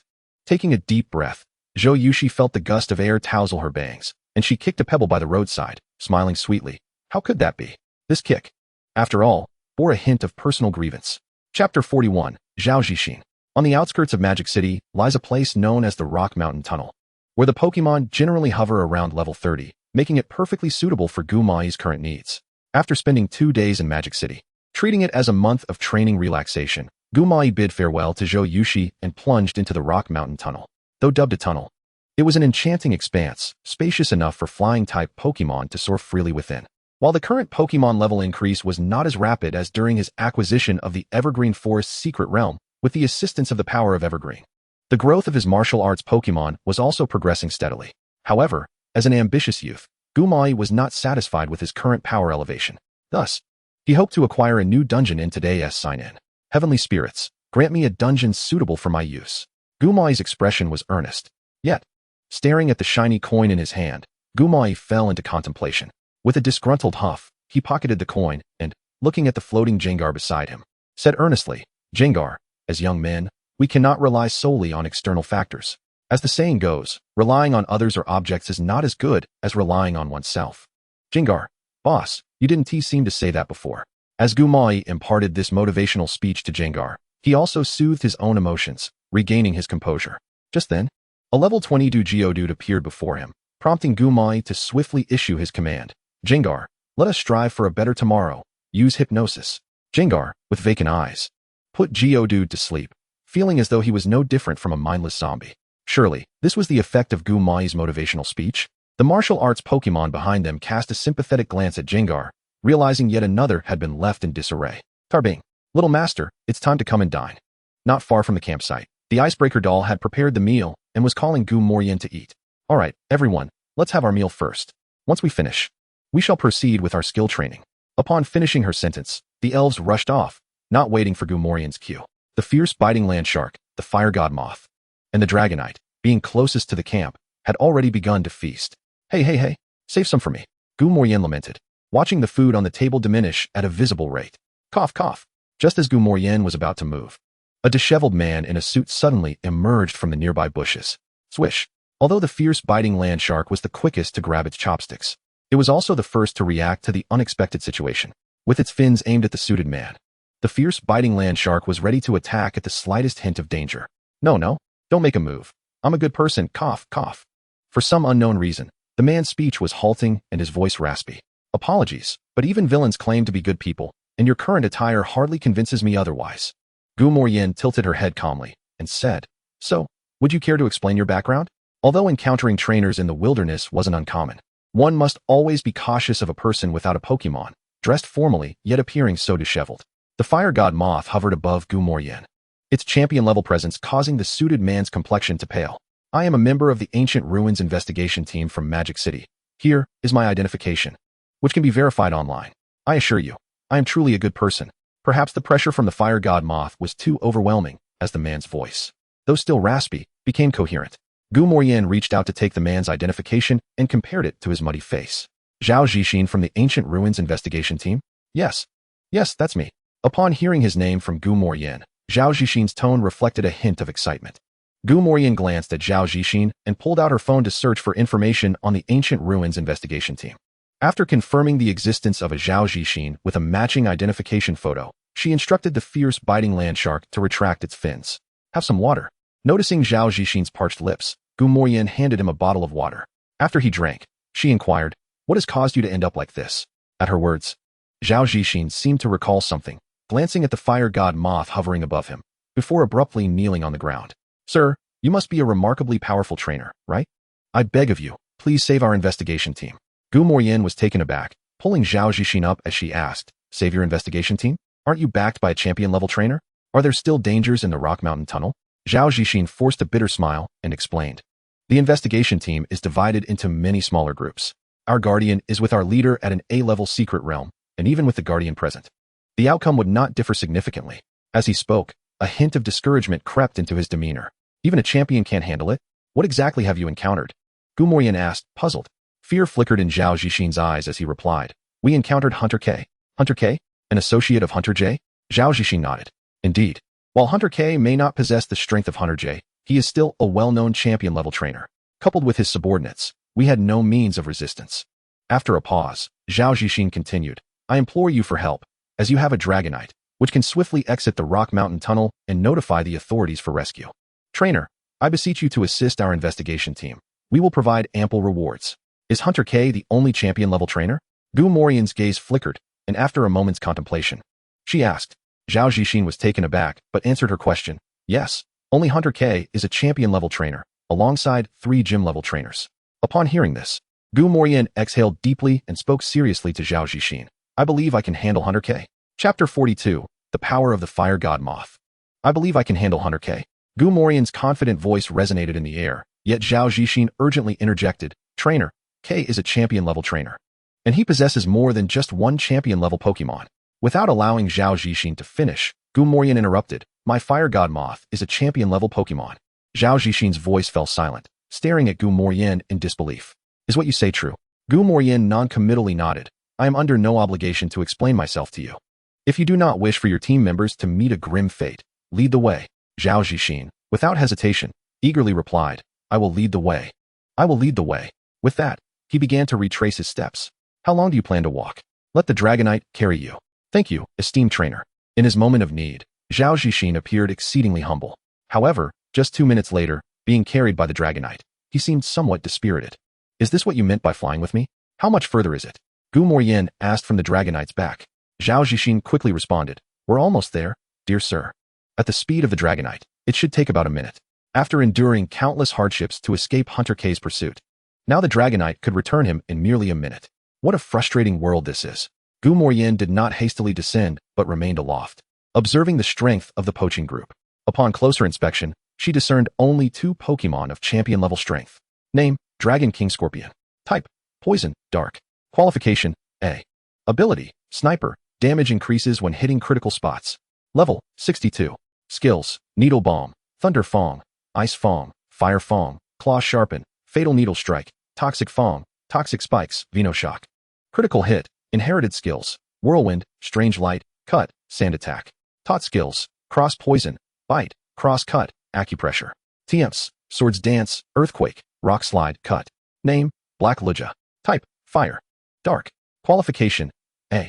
Ability, Blaze. When attacked by Fire-type moves, it can absorb the flames, thus enhancing its own Fire-type moves. Level, 64. Skills, Trick, Thunder Fong, Inferno, Bite, Taunt. Assault, Fire Fong, Revenge, Charge Flame, Deceit, Flamethrower. Inherited Skills, Fire Whirl, Double Return, Grudge, Destiny Bond, Ambush. Taught Skills, Final Impact, Overheat, Mud Bomb, Will-O-Wisp, Shadow Ball. TMs, Protect, Solar Beam, Rest, Overheat, Substitute, Dark Pulse. Truly befitting of a hunter, these Pokémon are highly representative of their role. However, with the certainty that only champion-level trainers were present, these details became inconsequential. Come forth, Fire God Moth. The opposing Black Lugia has the ability Blaze, so refrain from using Fire-type skills. The Dragon King Scorpion possesses the ability Sniper, so be cautious of its attacks. With a flash of red light, the Fire God Moth appeared beside the Dragonite, and the temperature around them rose noticeably. The Fire God Moth quietly listened to Gu Morian's instructions, nodded, and with 3 pairs of wings fluttering, it appeared before the Dragon King Scorpion in less than 5 seconds. As it flapped its wings, a powerful overheat erupted, fiercely striking the Dragon King Scorpion. The question arises, how can a champion-level Pokémon withstand a sneak attack from a champion-level Pokémon? The answer is, there is no way. As the massive fireball struck, the Dragon King Scorpion's body swayed in the air before crashing heavily to the ground, rendered unable to continue the fight. The Fire God Moth did not even spare a glance at the Dragon King Scorpion, instead flapping its wings to unleash a fierce gale towards Houndoom. This series of events left both Houndoom and Hunter K momentarily stunned, yet Hunter K's professionalism prevailed. After a brief moment of astonishment, he promptly issued his command. Houndoom, use Protect. No sooner had he spoken than he retrieved 4 Pokeballs from his belt, summoning the remaining 4 main Pokémon in an instant. Gu-Mo ran swiftly assessed the levels of the summoned Pokémon, and, upon discovering they were only around level 50, he felt a sense of relief. Bang! The gale was intercepted by Houndoom, and without hesitation, the fire god moth followed up with a bug buzz, swiftly ascending to evade the attacks of the other Pokemon. It then performed a graceful and mysterious dance, its aura suddenly intensifying significantly. Butterfly dance. Performing a delicate and enchanting dance, it enhances its special attack, special defense, and speed. Houndoom, unleash flamethrower. All remaining Pokemon, use your respective type moves to attack. As Hunter K issued commands, he quickly positioned himself behind the 3 gym-level trainers. He had no desire to be caught in the crossfire of the fire god moth's assault. The collective attacks of the Pokemon surged forth, rapidly targeting the fire god moth. Its expression remained utterly unchanged, its eyes shimmering with a purple glow as a powerful psychic force firmly grasped the incoming attacks. Bang! A multitude of skills erupted in the air, creating clouds of white smoke. The fire god moth flapped its wings once more, directing another intense gale towards Houndoom and the other Pokemon. Houndoom used Bang. Before Hunter K could finish his command, the fire god moth's strike found its mark. The forceful attack swiftly incapacitated Houndoom and the other 4 Pokemon. Confirming that all 5 Pokemon were down for the count, the fire god moth shifted its gaze towards Hunter K and his minions.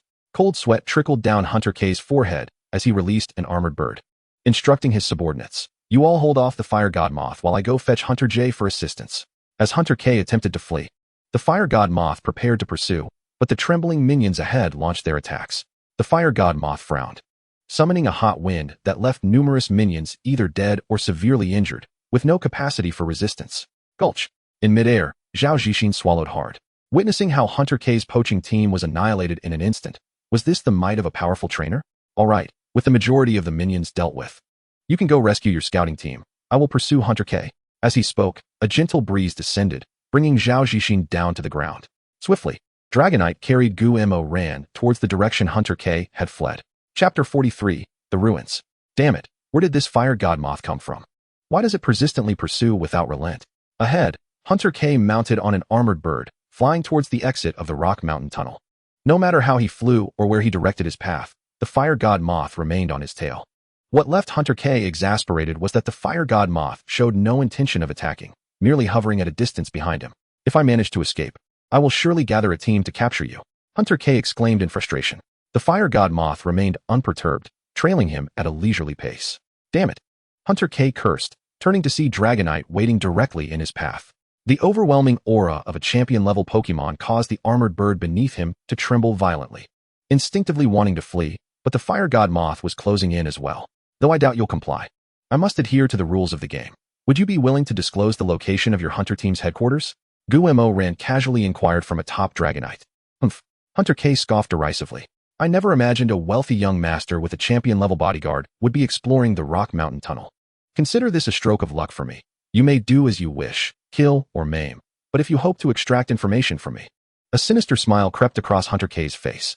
"Then you should save your energy." In response, Guemo ran nodded slightly. "Jengar, put him to sleep." As the command was given, a massive purple eye materialized in the air before Hunter K. Snap. Just as Hunter K's hand brushed the dagger strapped to his thigh, his mind became clouded and heavy, and he subsequently collapsed onto the armored bird. The fire god moth utilized its psychic prowess to retrieve all of Hunter K's Pokeballs and handed them to Guemo Ran, who casually recalled the armored bird, secured the Pokeballs, and produced a set of climbing ropes to bind Hunter K, allowing Dragonite to carry him as it had done with Zhao Zixin. Upon Guemo Ran's return to the camp, Zhao Zixin had already rescued the members of the scouting team, but a quick glance revealed only about 5 or 6 individuals, the sole elder among them covered in wounds. Seeing Guemo Ran return with Hunter K, Zhao Zixin approached respectfully, bowing slightly. "Thank you, esteemed trainer, for your assistance." Guemo Ran shook his head. "No need for that." After a moment's hesitation, he added, "Given your current condition, exploring the ruins is out of the question. It would be best for you to leave at once." With that, Guemo Ran prepared to depart on Dragonite once more. Wait.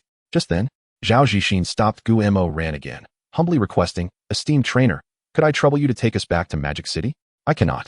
I have matters to attend to in the Rock Mountain Tunnel," Guemo Ran replied. "And do not mention a reward. I lack for money. And I doubt a scouting team with only one elite can afford anything of value.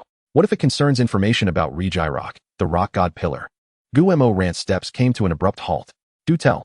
Zhao Zixin hesitated, but upon seeing the wounds adorning his teacher and the hungry expressions of his colleagues, his resolve strengthened. "Our teacher speculates that the ruins we are exploring are related to Regirock." "Speculate? Does that imply you cannot ascertain the truth?" Guillermo Ran asked with keen interest. Though reluctant to admit it, the reality was indeed as such. However, Zhao Zixin paused before continuing.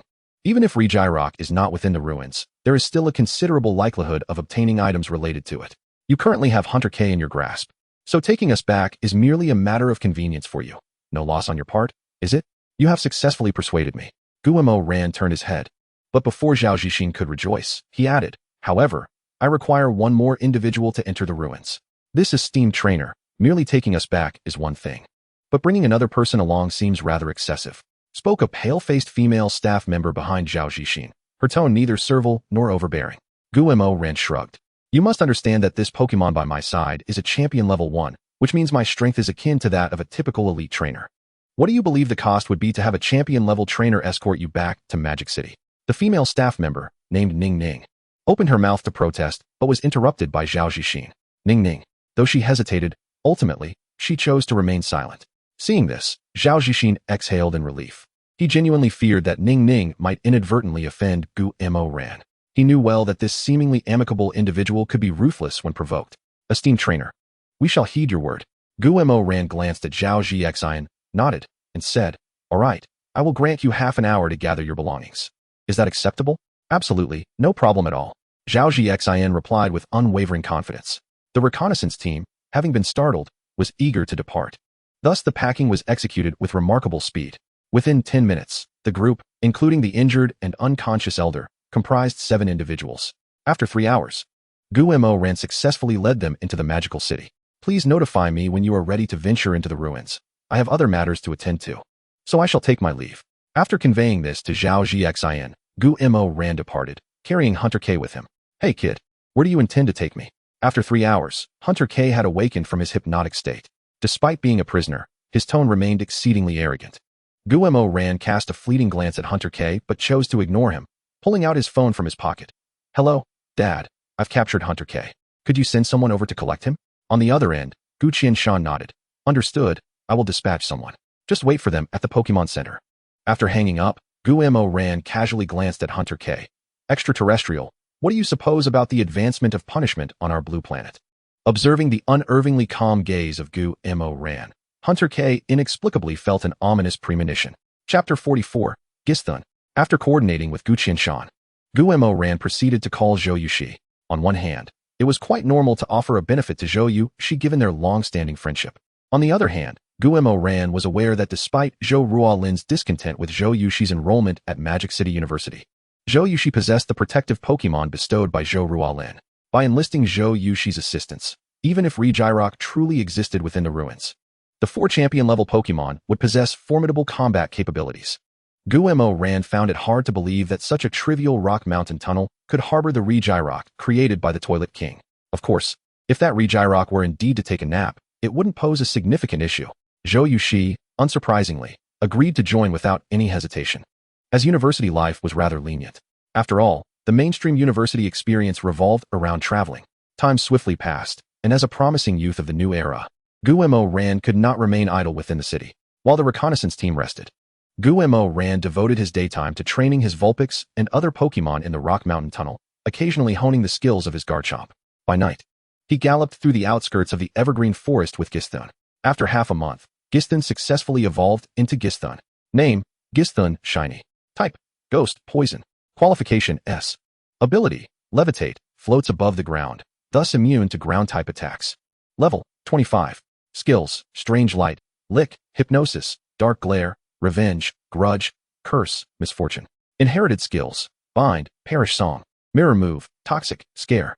Taught skills, Thunderbolt, Psychic, Shadow Ball, Ultimate Drain. TM skills, Protect, Mud Bomb, Will-O-Wisp, Dark Pulse.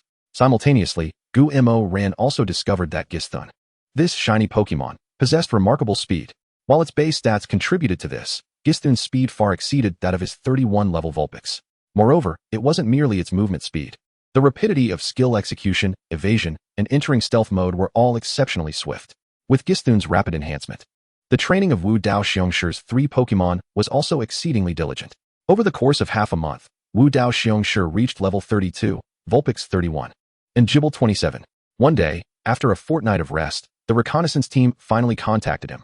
Hello, esteemed trainer. We are prepared to enter the ruins. Zhao Zixian's tone remained respectful. Although he felt a hint of nervousness internally, Guo Ran replied calmly, "All right. I will be waiting for you at the entrance of the Rock Mountain Tunnel." Understood. After hanging up, Guo Ran made another call to Zhou Yuxi. Although she was about to attend a class on Pokemon communication and education, the urgency of the situation was undeniable and paramount. Before long, Guo Ran spotted a Swanna descending from the sky, with the long-haired Zhou Yuxi atop it. Guo Ran's gaze shifted, easily acquiring Swanna's attribute panel. Name, Swanna. Type, water, flying. Qualification, S. Ability, hydration, cures status conditions during rainy weather. Level, 38. Skills, wing attack, water gun, clear smog, water pulse, aerial ace, bubble beam, feather dance. Water ring, air slash, feather rest. Inherited skills, air cutter, water gun, saltwater, mimic, steel wing. Taught skills, flail, brave bird, icy wind, tailwind. TM skills, scald, surf, ice beam. Rain dance. Noticing Guo Ran's unwavering gaze upon Swanna, Zhou Yuxi proudly inquired, "What do you think? Isn't my Pokemon rather impressive?" In response, Guo Ran pursed his lips, expressing disdain. "During the college entrance examination, your duckling had already reached level 33. It has been nearly half a year. And it has only attained level 38? Zhou Yuxi, incensed, retorted, "What you say is outrageous. This achievement is among the best in all of China, okay? It is not as dismal as you portray." Guo Ran, placing his hands behind his head, remained unperturbed. "Regardless, if I could only level up 5 levels in half a year during college and summer vacation, I would find it shameful to face the world." Zhou Yuxi shot him a sharp look. "You are as insufferable as ever." Guo Ran paid him no mind, as Zhao Zixian and his group arrived. Both Guo Ran and Zhou Yuxi momentarily restrained their demeanor. "Yuxi, what brings you here?" Before they could approach, a voice echoed. Following the sound, they discovered it was Lin Kongdong, an old acquaintance of Zhou Yuxi. Zhou Yuxi sighed, pretending not to hear, and attempted to hide behind Guo Ran. "Heh, Yuxi, how could you act as if you didn't hear me calling?" Guo Ran feigned innocence, and in the astonished gaze of Zhou Yuxi, he pulled her to stand in front of him. Zhou Yuxi shot a discreet glare at Guo Ran, her aura instantly turning frosty. "Senior Lin, we are not that familiar yet. Please refer to me as classmate Zhou Yuxi." Lin Kongdong replied earnestly, "Classmate Zhou Yuxi. I will eventually have you agree to let me call you Yuxi." As he spoke, Lin Kongdong exuded an inexplicable confidence. "Senior Lin, you once stated that you would cease pursuing me if I had a boyfriend. Is that true?" Zhou Yuxi inquired once more. "Of course it's true. If you have a boyfriend, I would never pursue you. I, Lin Kongdong, have my principles." Upon hearing this, Zhou Yuxi nodded, firmly grasping Guo Ran's arm. Lightly entwining it. "Senior Lin, this is my boyfriend, Guo Ran. My ability to enter the ruins is largely thanks to his assistance." After finishing, Zhou Yuxi couldn't help but cast a triumphant glance at Guo Ran. "Trying to trick me?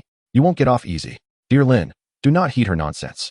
She is merely trying to mislead Guo Ran." Zhou Yuxi's fingers tightened around Guo Ran's waist. In an instant, Guo Ran's expression contorted. Meanwhile, Lin Kongdong stood frozen, a look of despondence on his face. "My friend, there's no need to comfort me. Classmate Zhou treats everyone with cold indifference, yet displays warmth only towards you. Her willingness to change in your presence is perhaps the power of love." Pausing, Lin Kongdong added, "Friend, I entrust classmate Zhou to your care." After finishing his words, Lin Kongdong walked back to the group with a look of despondency on his face. Chapter 45. Entering the Relic. Guo Ran's expression stiffened. Zhou Yuxi's demeanor also became rigid. Why did it seem that this young master of the Lin family was not quite right in the head? Guo Ran had been fully prepared to show off and put Lin in his place. Yet this young master unexpectedly retreated? He even entrusted Zhou Yuxi's care to Guo Ran? "Young Master Lin, where is your bravado?" Ahem. As the atmosphere among Guo Ran and the others grew increasingly chilly, Zhao Zixin gently cleared his throat, drawing the attention of Guo Ran and Zhou Yuxi, and smilingly explained, "Is this your girlfriend? She is truly beautiful. A perfect match for you, trainer. The person you just saw is the son of our reconnaissance team's behind-the-scenes boss, who, upon hearing news of the relic's existence, instructed us to bring you in. I was pondering how to bring this up with you, but seeing that you know young Master Lin, we felt reassured. Although the manner of your acquaintance may not be entirely proper," Zhao Zixin discreetly added in his mind. Upon hearing Zhao Zixin imply that they were a couple, Guo Ran and Zhou Yuxi chose not to clarify. Indeed, there was little they could say to elucidate the situation, especially since Zhou Yuxi's superb acting had successfully compelled the rival Lin Kongdong to withdraw. "Deciding who enters the relic is the business of your reconnaissance team. We will not interfere," Guo Ran stated casually. At this, Zhao Zixin's smile widened. "Shall we prepare to enter the relic then? For this venture, The Lin group has dispatched 2 season champions to oversee, and our team leader is personally leading the way. We are certain you will achieve significant findings. Gumoran couldn't help but roll his eyes. If Regirock truly resided within, then those so-called season champions would be no more than mere errand runners. Nevertheless, Gumoran maintained a stoic expression and nodded. Very well, let us prepare to proceed. It was evident that Zhao Zixin's inquiry was merely a gesture of respect from the reconnaissance team towards Gumoran.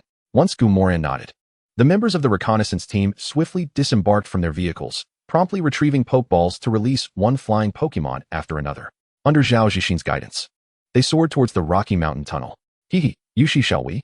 Gumoran, not wishing to unleash his Dragonite in front of so many people, approached Zhou Yushi with a playful grin. Zhou Yushi rolled her eyes at Gumoran, but did not refuse his offer to climb onto Swanna's back. As for Swanna, not only did she already know Gumoran, but the sense of familiarity brought by his aura of high-level Johto power was also enough to win her over. Although the reconnaissance team could provide each individual with a flying Pokemon, most of these Pokemon were of low level. Hence, even with 2 people atop Swanna, her speed remained undiminished. Approximately 10 minutes later, the group arrived at the reconnaissance team's camp, which had been cleared of corpses in advance, rendering the site seemingly no different from any other location. However, certain areas still bore the blackened marks left by the heat wave attack of the Volcarona. The team leader of the reconnaissance group, Zhao Jian, who was Zhao Zixin's uncle, was amiable and well-respected in the archaeological community. The enigmatic relic, which had puzzled many, was merely a minor delay for Zhao Jiyuan, taking only an hour of his time. With a crisp snap, a stone staircase appeared, leading down into the depths. Shimo, take 2 people and descend first to assess the situation. Given that 2 season champions had been dispatched by headquarters for protection, Zhao Jiyuan opted to allow the original champions of the reconnaissance team to enter first. Shimo did not hesitate, as it was common for the guards of the reconnaissance team to be the first to enter a relic. Although Shimo was the head of the guards, he had also ventured into relics on numerous occasions. He promptly selected 2 capable subordinates, releasing a level 57 Mismagius, and led the way into the relic. Isn't this method rather perilous? Zhou Yushi inquired with curiosity. Gumoran smiled slightly. It is simply unavoidable. Current technology cannot probe the internal conditions of the relic. Could we not send in a ghost-type Pokemon first? Zhou Yushi pressed. This time, Zhao Zixin, standing nearby, responded. Sending in a ghost-type Pokemon is indeed a viable strategy. But ghost types capable of discerning the internal mechanisms of relics are not easily trained. At least, our reconnaissance team has yet to achieve that. Upon hearing this, Gumoran calmly nodded. After all, this was a private matter of theirs. The 2 of them could merely listen. Time passed minute by minute, and before long, over an hour had slipped by. Just as everyone feared for Shimo and his companion's safety, the trio emerged from the relic, appearing somewhat disheveled, yet unharmed. How was it? As soon as Shimo stepped out, Zhao Jian handed him a bottle of mineral water, asking eagerly. There are strong rock-type elemental fluctuations within the relic, and despite delving hundreds of meters deep, we encountered no advanced mechanisms. The walls are adorned with numerous images and texts, even if this is not Regirock's relic. The inscriptions alone will provide ample material for our research. After finishing his report in one breath, Shimo quickly downed the bottle of water, indicating a considerable expenditure of energy. Excellent. All units, prepare to enter. Following Shimo's briefing, Zhao Jiyuan decisively issued a new command. Although the reconnaissance team was not large, their execution was highly efficient. Within 3 minutes of the order being given, everyone had entered the relic. Gumoran, Zhou Yushi, and Lin Kantong were placed in the middle of the group by Zhao Jiyuan, a considerate gesture towards the 3. Upon entering the relic, Zhou Yushi exclaimed, "It feels so oppressive in here." Zhao Zixin chuckled. "We just tested the atmosphere with instruments. The soil element concentration is as high as 20%. Feeling a bit stifled is quite normal, so there is no need for concern." Although Gumoran was a traveler from another world, such knowledge was beyond his reach. Thus, he chose to remain silent, preserving his image of being knowledgeable. Perhaps Zhao Zixin had already anticipated that the champion Pokemon belonged to Gumoran's family. Chapter 46, The Portrait. The group continued deeper until they reached the wall adorned with the images and inscriptions that Shimo had previously mentioned, where they finally halted. This preservation is truly impeccable. Upon seeing these graphics, Zhao Jiyuan resembled a lecherous man encountering a beautiful woman in the nude. His rough hands eagerly pressed against the wall as he occasionally took out a magnifying glass to examine the details, displaying a professional demeanor. The other researchers, including Zhao Zixin, were equally enthralled, observing the wall's graphics with keen interest. Team leader, just based on the information recorded on this one wall, we have made significant gains. Haha. Let us not get ahead of ourselves. We must strive further. As the researchers began their investigations, Gumoran also looked with great interest at the images on the wall, though he refrained from examining the text simply because he could not comprehend what the writings conveyed. There were 5 images in total. The first depicted a colossal Pokémon adorned with 3 colored light spots, standing atop a complete continent. The second image showed the continent beneath the colossal Pokémon breaking into 7 pieces. Judging by the contours, these 7 landmasses mirrored the original continent beneath the giant Pokémon.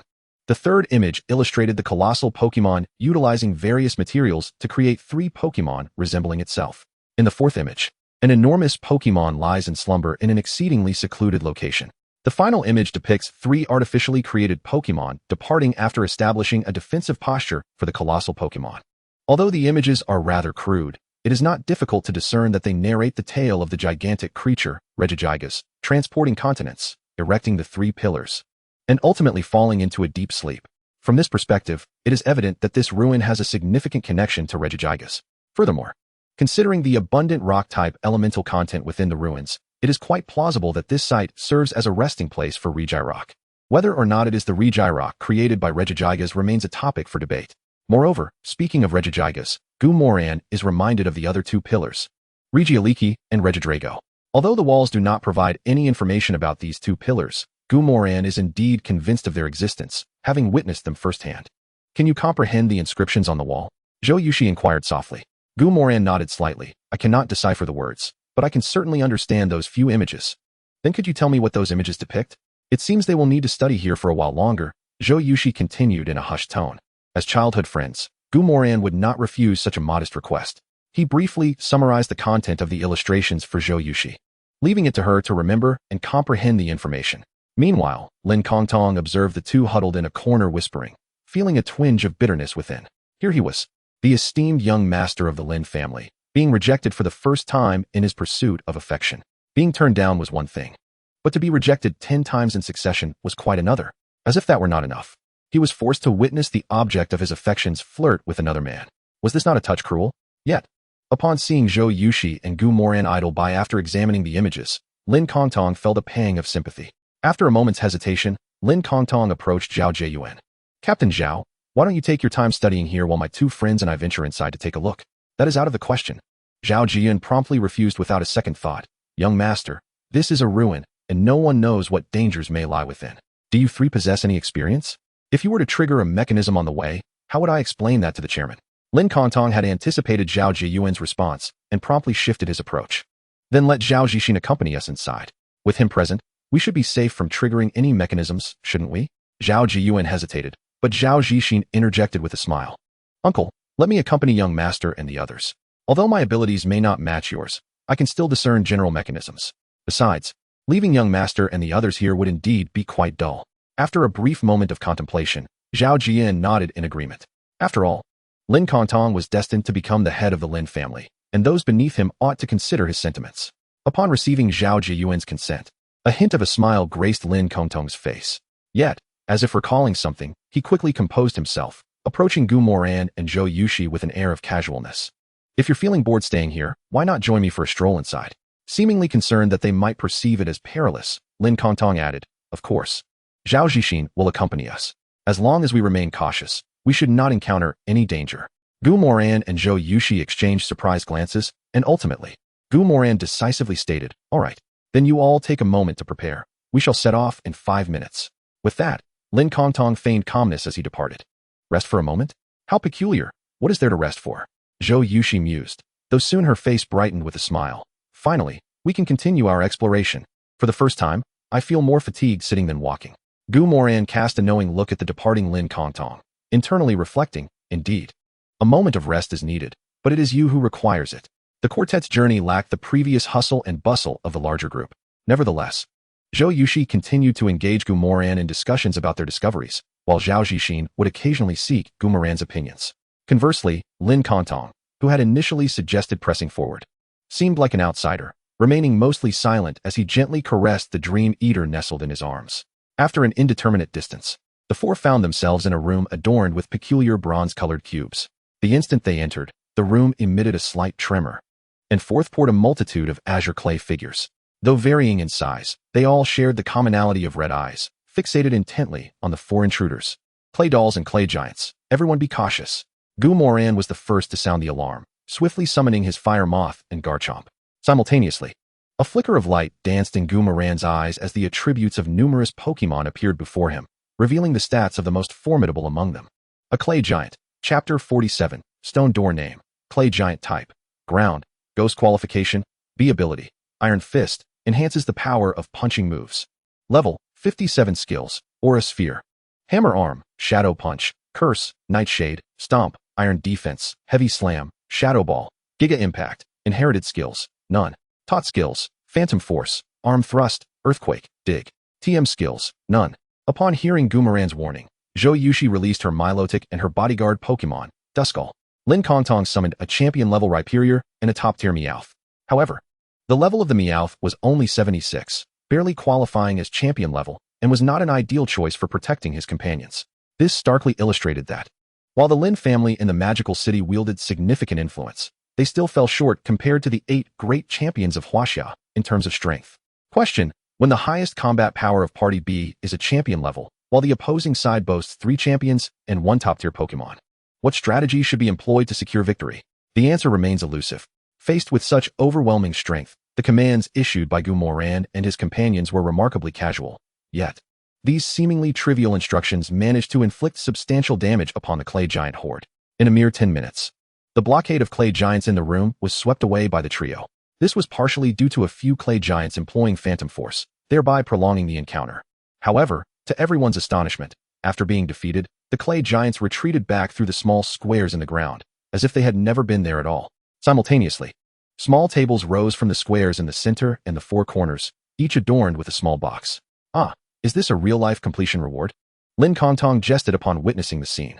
Zhao Zixin adjusted his glasses and approached the central corner, seriously stating, "Let's not touch anything for now, in case these are mechanisms within the ruins. Allow me to investigate first." With that, Zhao Zixin produced a magnifying glass from his pocket and began to examine the items meticulously. The remaining 3 exchanged glances, uncertain of how to proceed. It seemed that this journey, which had not lasted long, was about to be abruptly interrupted once more. As moments ticked by, after 15 minutes of investigation, Zhao Zixin earnestly proclaimed, "I have figured it out." At these words, Gumoran and the others immediately perked up. "What have you discovered?" Gumoran inquired. Zhao Zixin adjusted his glasses and confidently declared, "Through my careful examination and research, I have deduced that these are indeed the completion rewards."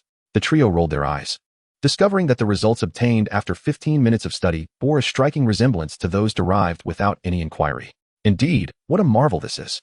Now that it has been established that a reward is to be distributed, the pressing question at hand is how to allocate it. After all, there are 5 portions of the reward, yet only 4 individuals present. Given that 2/3 of the previous challenge with the Mud Puppet Giant were resolved by classmates Zhou Yushi and Gumoran, let the 2 of you claim 3 portions. Lin Kongdong decisively stated, casting a glance at Zhou Yushi. Zhao Zixin looked at Lin Kongdong in astonishment, silently thinking, "Is this for real, my lord? She has categorically rejected you. Is this truly wise? Honestly, even the likes of Shuangmian Gui and Fiang Yang would bow to you." But of course, Zhao Zixin kept such thoughts to himself. Observing the bored expression on Gumoran's face and the frosty demeanor of Zhou Yushi, he chuckled, "I find this distribution quite reasonable. After all, I have hardly exerted any effort to earn a portion. Is that really appropriate?" Zhou Yushi hesitated. Yet, her sincerity did not reflect that of Gumoran, who smiled and declared to Lin Kongdong and Zhou Yushi, "Then we shall graciously accept. Should there be further rewards in the future, you too shall take an additional share." Both Lin Kongdong and Zhao Zixin waved their hands in refusal, as the small boxes were all sealed, revealing nothing of their contents. The 4 decided to rely on their own abilities. Ultimately, Gumoran claimed the central box, while the other 4 boxes were divided among the 3. None of the 4 expressed the intention to open their boxes, instead placing them intact into their spatial backpacks, and they proceeded further into the ruins. However, after traversing less than 50 meters, they encountered a dead end. What is happening? Is this ruin truly so diminutive? That cannot be right. Zhao Zixin, the expert, remarked in bewilderment as he stared at the wall before them. Yet, as he spoke, he noticed something amiss. Upon the wall, there was a small keyhole, evidently. Further exploration of the ruins required a key. "Everyone, let us search for the key." Although Zhao Zixin understood that the probability of finding a key in such circumstances was exceedingly low, as an archaeological researcher, he was unwilling to relinquish even the slightest possibility. After a thorough search, however, the group found no trace of a key. Shall we return or wait here for the captain and the others? Zhao Zixin inquired while downing a bottle of water. He was a clever individual, fully aware of his role. Thus, throughout their journey, he consistently sought the opinions of Gu Moran and the others, with Gu Moran's views bearing the most weight. For although Lin Kongdong was the scion of the reconnaissance team, he was a sentimental soul, and despite having been rejected, he still held Zhou Yushi in his thoughts. Based on Zhao Zixin's observations, Zhou Yushi tended to follow Gu Moran's lead, thus all directives from their small team ultimately came from Gu Moran. Consequently, as soon as Zhao Zixin posed his question, he quietly awaited Gu Moran's response. Well, Gu Moran replied, without much hesitation, if we remain here, we have no idea when Captain Zhao will arrive. It would be prudent to return and see if we can uncover any new clues about this door along the way. I agree. Zhou Yushi responded without much deliberation. Although the two often exchanged playful jabs in private, in front of others, they always afforded each other the proper respect. Noticing Zhou Yushi's nod, Lin Kongdong, no, Shuangmi and Gue, also concurred. Then let us head back. Zhao Zixin's expression reflected a sense of inevitability. Truth be told, for someone as emotionally and intellectually gifted as he, ascending the ranks should pose no challenge whatsoever. Chapter 48, The Conclusion of the Ruins. The group slowly retraced their steps, but not long after, Gu Moran and Zhou Yushi noticed a pursuing team. What is the situation? Have you discovered anything ahead? Zhao Jiyuan inquired. Gu Moran and Zhou Yushi remained silent. Zhao Zixin glanced at Gu Moran and smiled at Zhao Jian. Indeed, we found a grid chamber. After vanquishing the mud puppet giant guarding it, we received 4 rewards. Seemingly contemplating potential loopholes, Zhao Zixin added, there were 5 tables for the rewards, but curiously, the central table lacked a wooden box. Oh, this ruin has a reward mechanism. Let us go, lead us to take a look. Excitement sparkled in Zhao Jiyuan's eyes. Zhao Zixin opened his mouth to inform Zhao Jiyuan that he had already examined the grid chamber, but ultimately chose to refrain. Individuals like Zhao Jiyuan tended to trust their own observations. As expected, when Zhao Jiyuan failed to find anything of value, the matter quietly faded into obscurity. Originally, the girl named Ning Ning attempted to persuade Gu Moran and the others to publicly open the small boxes, but under Lin Kongdong's stern rebuke, her eyes reddened once more. Had it not been for Zhao Jiyuan's consideration of Ning Ning's adequate research abilities despite her low emotional intelligence, he might have intervened on her behalf, potentially saving her from public expulsion. Gu Moran thought that the issue of the rewards had concluded there. However, when the group arrived at the stone door and found themselves unable to enter, Ning Ning once again stepped forward. Captain, to enter the ruins, we must find the key. The creators of the ruins, wishing to prevent their creation from fading into the annals of history, would not have hidden the key far away. It is possible that the key lies somewhere within the ruins, obscured from view. We have searched every place along our path, leaving only the key mentioned by Zhao Zixin as a reward. Therefore, in order to continue our exploration, I earnestly request that the 4 of you open the boxes. If it is indeed a key, it serves no purpose beyond unlocking the ruins. If it is not, you may simply store it away once more. Ning Ning, is it? Am I mistaken in thinking that I have shown you leniency, leading you to believe I would not take action against you? Lin Kongdong produced a pokeball. Who gave you the audacity to demand I open my box? Behind Lin Kongdong, 2 seasoned trainers from the Lin family also brandished pokeballs. Should Lin Kongdong issue the command, it was likely that the 2 would not hesitate to erase Ning Ning from existence. Ning Ning trembled slightly. At that moment, she realized how her jealousy had led her to commit such a foolish act. She quickly retorted, my lord, I merely offered a suggestion. You are free to disagree. Lin Kongdong waved his hand, calmly stating, I do not wish to see this person in the reconnaissance team again. My lord, Ning Ning. Zhao Jiyuan attempted to plead, but was cut off by Lin Kongdong. I do not wish to hear any pleas. Zhao Jiyuan's voice fell silent. Those who could enter the reconnaissance team were all astute individuals. Ning Ning, with her excessive jealousy, was ultimately a rarity. Even if one were to value talent highly, in the absence of personal ties, they would not disregard their own interests to advocate for her. Soon, the female members of the reconnaissance team forcibly removed Ning Ning's research equipment and escorted her out of the ruins under the watchful eye of a guard. I apologize. After dealing with Ning Ning, Lin Kongdong softly offered his apologies to Gu Moran and Zhou Yushi, with a particular emphasis on Zhou Yushi. While Gu Moran was merely an afterthought, this scene left Gu Moran somewhat bewildered. Were it not for the system he possessed, he might have believed that Lin Kongdong was the true protagonist, while Ning Ning served merely as a stepping stone diminished by the protagonist's aura. If that were the case, then perhaps he, Gu Moran, was the real lead? At that moment, an inexplicable notion blossomed in Gu Moran's mind. As if a million-word novel titled Pokémon, Am I Just a Villain with a System? Had come into existence. Young master, since we currently find ourselves at an impasse, Shall we venture outside for the time being? We shall diligently seek the key to the ruins, and once we have it in our possession, we will promptly inform you. What do you think of this arrangement?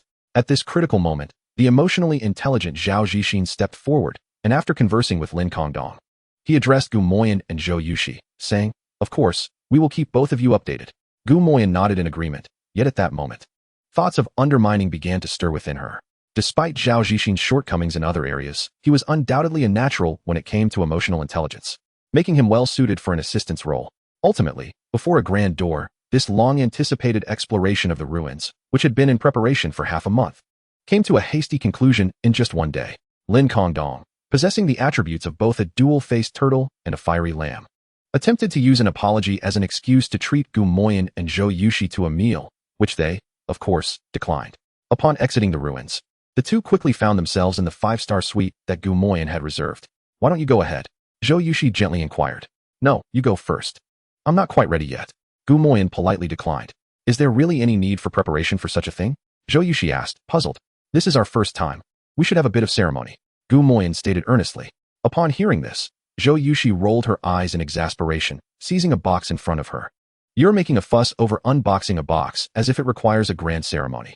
Gu Moyan, I think you need to seriously contemplate how you earned the nickname Black Luck. Your unfortunate fortune cannot be salvaged by mere ceremonial gestures." Gu Moyan's expression darkened, and he instinctively wanted to retort. However, memories of Zhou Yushi and Baiyi's countless requests for just one more bottle of beverages, along with his persistent thank you notes, flooded his mind. Recalling the numerous times he had signed in, only to receive rewards that never exceeded double digits, Gu Moyan fell silent. Did that mean if the system had bestowed good fortune upon someone else rather than him, they would have already conquered the world? With that thought, Gu Moyan hastily dismissed the unreliable notions swirling in his mind. As long as no one else contemplated this layer of reality, it was undoubtedly the system that was utterly flawed.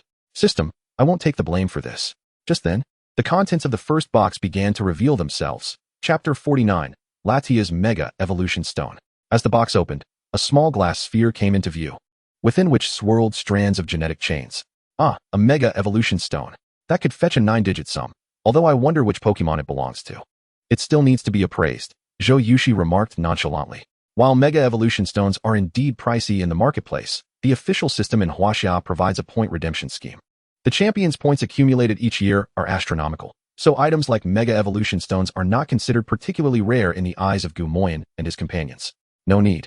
I've already seen it. It's the Mega Evolution Stone of Beedrill. As a water-type specialist, you certainly wouldn't seek to capture Beedrill. So you can sell it for some cash." Gu Moyan glanced at the Mega Evolution Stone and, utilizing the system's appraisal feature, stated, "All right, I almost forgot you can distinguish the types of Mega Evolution Stones. Since it's something neither of us can use, we can split the proceeds when we sell it." Zhou Yushi replied, and Gu Moyan did not refuse, as offering the Mega Evolution Stone for free was no trivial matter given their relationship. With the first box revealing a Mega Evolution Stone, Zhou Yushi's interest was piqued, and without further banter, she decisively opened the second box. Once again, a Mega Evolution Stone came into view.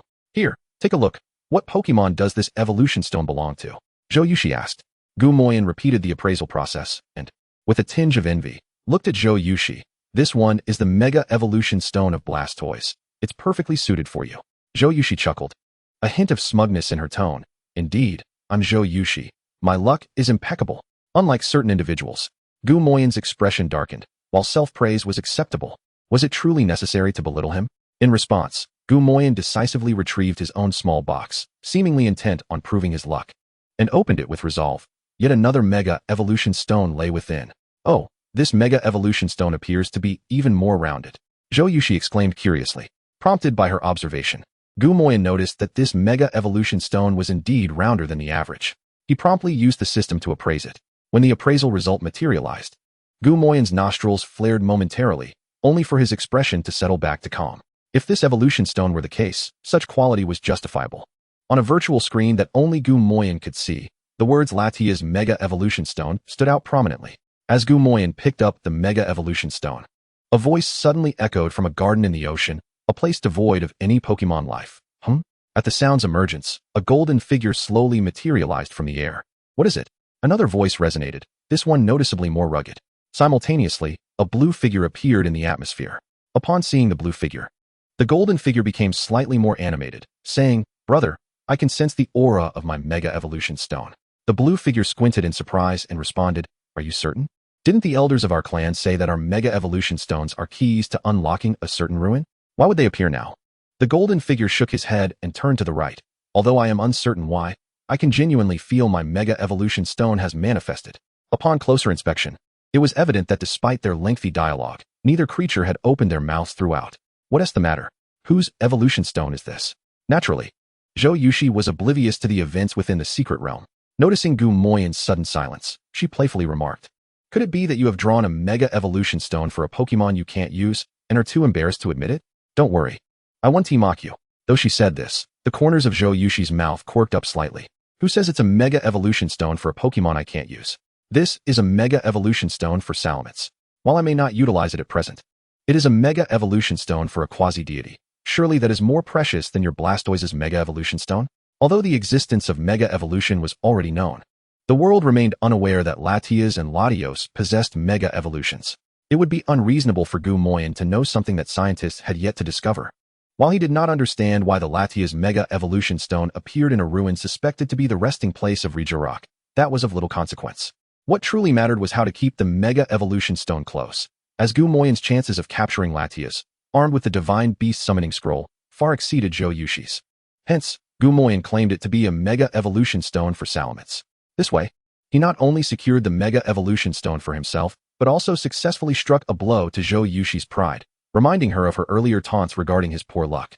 Gu Moyan was not one to forget grievances easily. Though your luck is commendable this time, it does not absolve you of the title of unlucky. After teasing, Zhou Yushi continued, "Since it is a Mega Evolution Stone for Salamence, you should keep it. After all, as the son of a Dragon-type champion, you never know when you might acquire a precious dragon." This was precisely what Gu Moyan intended, and he naturally did not decline. 3 out of 5 boxes contain Mega Evolution Stones. It seems the other 2 are likely the same, Gu Moyan stated. Zhou Yushi chuckled nonchalantly. "It's merely a Mega Evolution Stone. Each has its own fortunes, so there's no need for envy." As her words faded, an air of silence enveloped the 2 individuals in the luxurious 5-star room. "I believe I have trained sufficiently in the Magic City. It is time for me to depart." After a brief pause, Gu Moyan remarked with a smile. Zhou Yushi appeared to have anticipated this, nodding in agreement and calmly advising, "Go ahead. Whether you travel to another city or return to Kyoto, do take care of your safety." "Rest assured," Gu Moyan replied with a nod. Following this, a lull fell over them once more. "Let us dine. I am quite hungry." At that moment, Gu Moyan suddenly interjected, "I almost forgot you still owe me a hot pot meal before I leave. We cannot let that go to waste. Let us indulge in hot pot." Zhou Yushi's expression stiffened. To think she had felt a twinge of reluctance at the prospect of parting, while Gu Moyan, before their farewell, was fixated on the fact that she owed him a meal. It was one thing to be indebted, as they were from the same place. But for Gu Moyan to wish to complete the meal before his departure was another matter entirely. This would mean she would have to part with 2 cherished things at once. Ah, what a cruel man. Chapter 50, The Scroll of the Sea of Ripples. A night passed in silence. Having experienced the finding of the Latia's Mega Evolution Stone the previous night, Gu Moyan felt a surge of confidence. After cleansing himself with incense, he adopted a most devout demeanor. "System, considering I have drawn for half a month with mere coins, grant me something useful." He lamented. "Look at the martial arts bear master and the others. They are nearly starving. System, it seems I must intervene manually to adjust your luck." Ding. A familiar sound resonated in his mind, and Gu Moyan felt a twinge of nervousness, but he managed to endure. "Congratulations, host, you have obtained." It seemed the system, sensing Gu Moyan's anxious emotional fluctuations, reverted from a 5G connection to a 2G network in an instant. "Congratulations, host. You have acquired the Scroll of the Sea of Ripples." Gu Moyan shuddered. After such a long wait, a new scroll had finally arrived. It appeared that all his prior misfortunes had merely paved the way for this stroke of good luck. "System, please provide an introduction to this scroll." Although Gu Moyan was eager to rush into the instance, he opted for caution to avoid the system thrusting upon him an insurmountable challenge. Ding. Scroll of the Sea of Ripples. Upon using this scroll, you may enter a fictional instance crafted by a certain South-surnamed author for training, allowing you to gain battle experience. Additionally, Pokemon captured within the instance can be brought into the real world, with a limit of 1 capture. Recommended entry level for Pokemon, level 30. Furthermore, upon entering the instance, the system will issue exploration tasks. Rewards will be granted upon achieving exploration values of 70, 90, and 100, while an exploration value below 60 will prevent you from exiting the instance. In summary, this instance bore little difference from the Evergreen Forest instance. save for the recommended entry level being below 20 for the former and 30 for the latter. With this in mind, Gumoran hesitated no longer. System. Use the Scroll of the Sea of Ripples. Ding. The Scroll of the Sea of Ripples has been used. Please prepare yourself. As this system bears no responsibility for any disappearance along the way. Gumoran. Such matters are best kept to ourselves. There is no need to voice them. Once more, he experienced a sensation of weightlessness, entering the instance in a striking head-down manner. Upon opening his eyes, he was greeted by the sight of a vast azure ocean, adorned with bubbles from the koi fish and the tumultuous waves stirred by the Gyarados. At that moment, Gumoran stood upon a small island amid the sea. Rubbing his sore neck, he released his Pokémon. Aside from his Garchomp, all his Pokémon were mere youngsters, unacquainted with the ocean. Thus, upon finding themselves in the heart of the ocean, all of them exhibited great excitement. At that instant, the system's voice echoed in Gumoran's mind. Ding. Task issued. Phase 1. Locate a sea lion with a Psyduck band-aid on its tail. Much like the Evergreen Forest, the first phase always involved seeking an item. Moreover, the difficulty of locating items had proven consistently high, consuming significant amounts of Gumoran's time. A sea lion with a Psyduck band-aid on its tail. The only swimming Pokémon Gumoran possessed was his Dragonite, which, while not slow, would struggle to cover the vast expanse of the Sea of Ripples in a timely manner. Since that is the case, let us first search this small island. Perhaps the sea lion is here, Gumoran consoled himself. Go for it. Vulpix blinked its beautiful eyes, cheering him on. Thank you, Vulpix. I shall entrust the first Pokémon to you. Gumoran affectionately patted Vulpix's head, smiling. Upon hearing this, the martial arts bear master was momentarily taken aback. He had initially intended to be the first to engage, but it seemed the thrill of combat would be delayed by a couple of minutes. The Pupitar also appeared puzzled, as it had hoped to secure an extra cookie. From an aerial perspective, the small island was not particularly large. However, traversing it on foot, while specifically searching for a Pokémon, proved to be rather slow. Fortunately, the density of Pokémon on the island was not low, and Vulpix and the others fought with great fervor. The results were as follows. Ding. Vulpix defeated the Bulbasaur, earning 938 experience points. Current level, 31. Ding. Martial Arts Bear Master defeated the Squirtle, earning 1,003 experience points. Current level, 32. Ding. Pupitar defeated the Totodile, earning 930 experience points. Current level, 27. Although the levels of several Pokémon were rising swiftly, the task target remained elusive. Moreover, for reasons unknown, Gumoran felt an inexplicable animosity from the Pokémon on the island. It was worth noting that Gumoran possessed the advanced Evergreen power, yet even under such affinity, he was generally rejected by the Pokémon, which spoke volumes. Time passed swiftly, and before long, the sun began its descent in the west. Relying on the mountains for sustenance and the sea for nourishment, today's meal consisted of several fish caught from the sea. Though a day had passed, the time flow within the instance differed from that of the outside world, so Gumoran remained unperturbed, leisurely enjoying the grilled fish prepared by the Ice-type snowman. He appeared quite content. But then, at that moment, the once azure sea transformed into a golden expanse. The round moon overhead also took on a golden hue. Upon the sea's surface, a multitude of white Pokémon gradually emerged. It was none other than the sea lions and their evolved form, the white sea lions.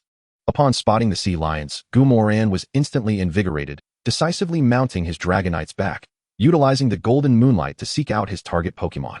However, the sheer number of sea lions made it challenging for Gumoran to locate the one adorned with a Psyduck band-aid. Suddenly, a voice echoed from one of the Pokémon, and soon after, a circle formed among the sea lions and white sea lions, leaving a large space in the center. Subsequently, one Pokémon from each side stepped into the clearing. The distinction was that the white sea lion approached voluntarily, while the sea lion on the left was shoved into the clearing by its fellow Pokémon. Is that a band-aid? Though illuminated by moonlight, Gumoran struggled to discern clearly, but he could faintly see that the sea lion entering the battle possessed a small band-aid on its tail. Simultaneously, Gumoran's vision revealed the attribute panels for both the white sea lion and the sea lion. Name, White Sea Lion. Type, Water Ice. Qualification, B. Ability, Thick Fat. Due to being protected by thick fat, damage from ice and fire type moves is halved. Level, 47. Skills, Headbutt, Icy Wind, Signal Beam, Sleep, Water Ring. Aurora Beam, Water Jet, Absolute Zero, Ice Beam. Inherited skills, Tongue Lick, Bind, Clap Ambush, Try Again. Taught skills, Water Tail, Dive, Avalanche, Surf. TM skills, None. Name, Seal. Type, Water Ice. Aptitude, B. Ability, Thick Fat. Due to being protected by thick fat, it halves the damage from ice and fire type moves. Level, 33. Skills, Headbutt, Icy Wind. Signal Beam, Sleep, Water Ring, Aurora Beam. Inherited skills, Perish Song, Clap Ambush, Try Again, Ice Spike, Tongue Lick. Taught skills, Ice Beam, Blizzard, Shadow Clone, Protect. TM skills, Substitute. Water Pulse, Fake Out, Surf. Does this seal have an owner? Guillermo Ran discovered that the seal before him had indeed utilized a TM. This signifies that this seal either has an owner or was once owned, but has since been abandoned. Alas, that white seal must be the leader of the entire clan, as it possesses the highest level. Furthermore, apart from the seal in front of the white seal, the rest of the seals, or rather, the white seal's lineage, are of unimpressive aptitude. By the way, system, does this mean I have completed the task? Guillermo Ran suddenly recalled that the mission assigned by the system was to find a seal, so this must count as finding one, right? The system remained silent, seemingly in contemplation. After a while, the familiar voice of the system echoed once more, ding. Congratulations, host, for completing the first phase of the task and receiving the reward, a premium ice stone. Now, I am issuing the second phase of the task. After the seal is defeated by the white seal, protect the seal and accompany it to rescue its trainer. Guillermo Ran felt somewhat helpless. While the reward of the premium ice stone for the first phase is indeed to my liking, isn't it a bit manipulative to directly imply that the seal will fail? However, considering the levels of the two Pokemon, Guillermo Ran found it quite reasonable. Since the other Pokemon cannot engage in battle on the water's surface, the task of protecting the seal must fall to the Garchomp. Although Guillermo Ran had prepared the Garchomp with Ice-type resistance training, he could only wish it good luck against this series of Ice-type Pokemon. Bang! The battle upon the ocean's surface had already commenced for some time. With no advantage in skills, level, or aptitude, the seal was mercilessly flung away by the white seal. The white figure crashed heavily onto the ocean's surface, creating a massive splash of water. Yet, the seal showed no signs of retreating. With a flick of its tail, it executed a nimble somersault and unleashed an ice beam. However, the white seal inherently possessed a fourfold resistance to ice-type moves, and combined with its thick fat ability, it had an astonishing eightfold ice-type resistance, rendering the ice beam ineffective, producing only a minor white dot. Alas, what is so good about following humans? Each time, you have to exert effort to save her. Don't you feel exhausted? After once more sending the seal flying, the white seal seemed to develop a fondness for the little creature and addressed it. If you are willing to abandon your quest to save that human and stay with my clan, I will groom you to become the next leader. What do you say? Nothing doing. You, who have lived your entire life in the sea, will never understand. I will definitely rescue Xiaozhu.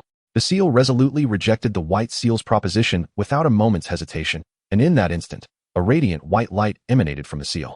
The seal successfully evolved into a white seal.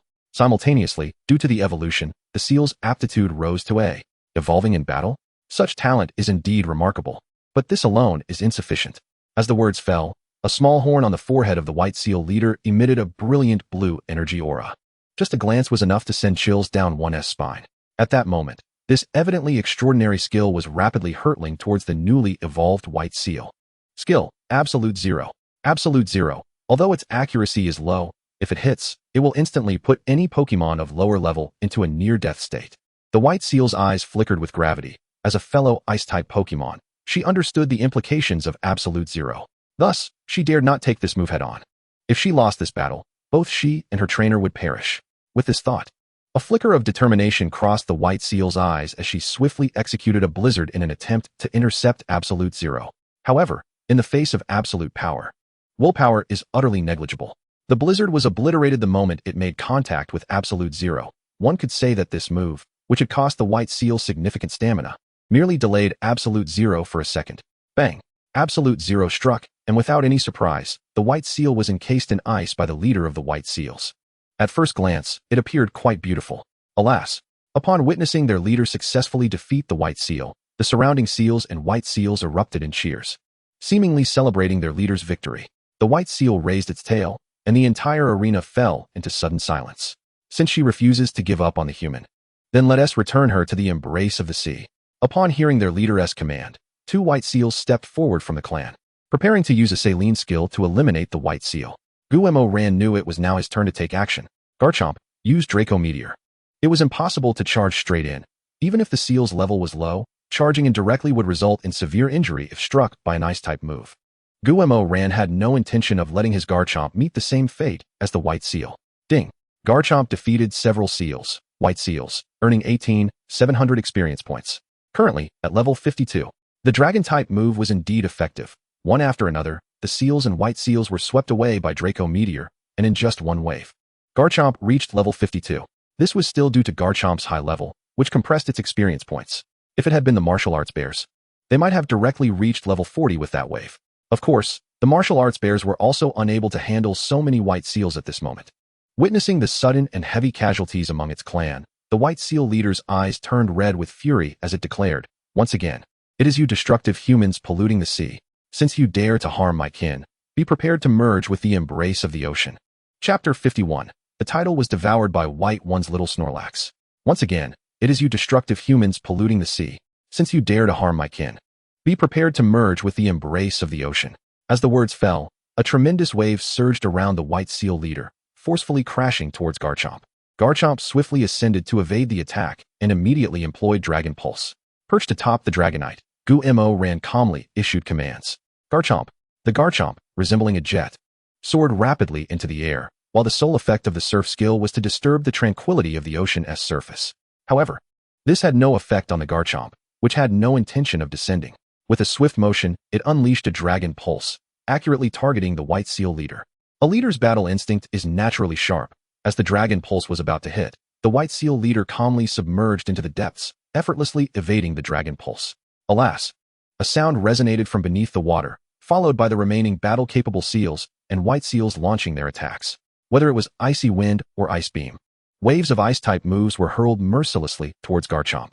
The fierce biting land shark gulped down some seawater, its body rising once more.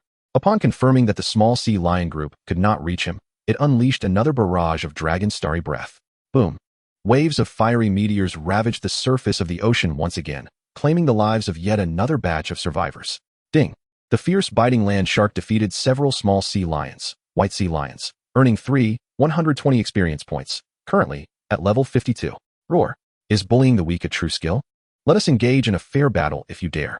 Witnessing the heavy toll on his kin, the white sea lion leader was immediately incensed. Observing the scene, Gu-Mo ran, however, was disdainful, retorting, "Bullying the weak? I did not hear you utter such words when you battled that small sea lion.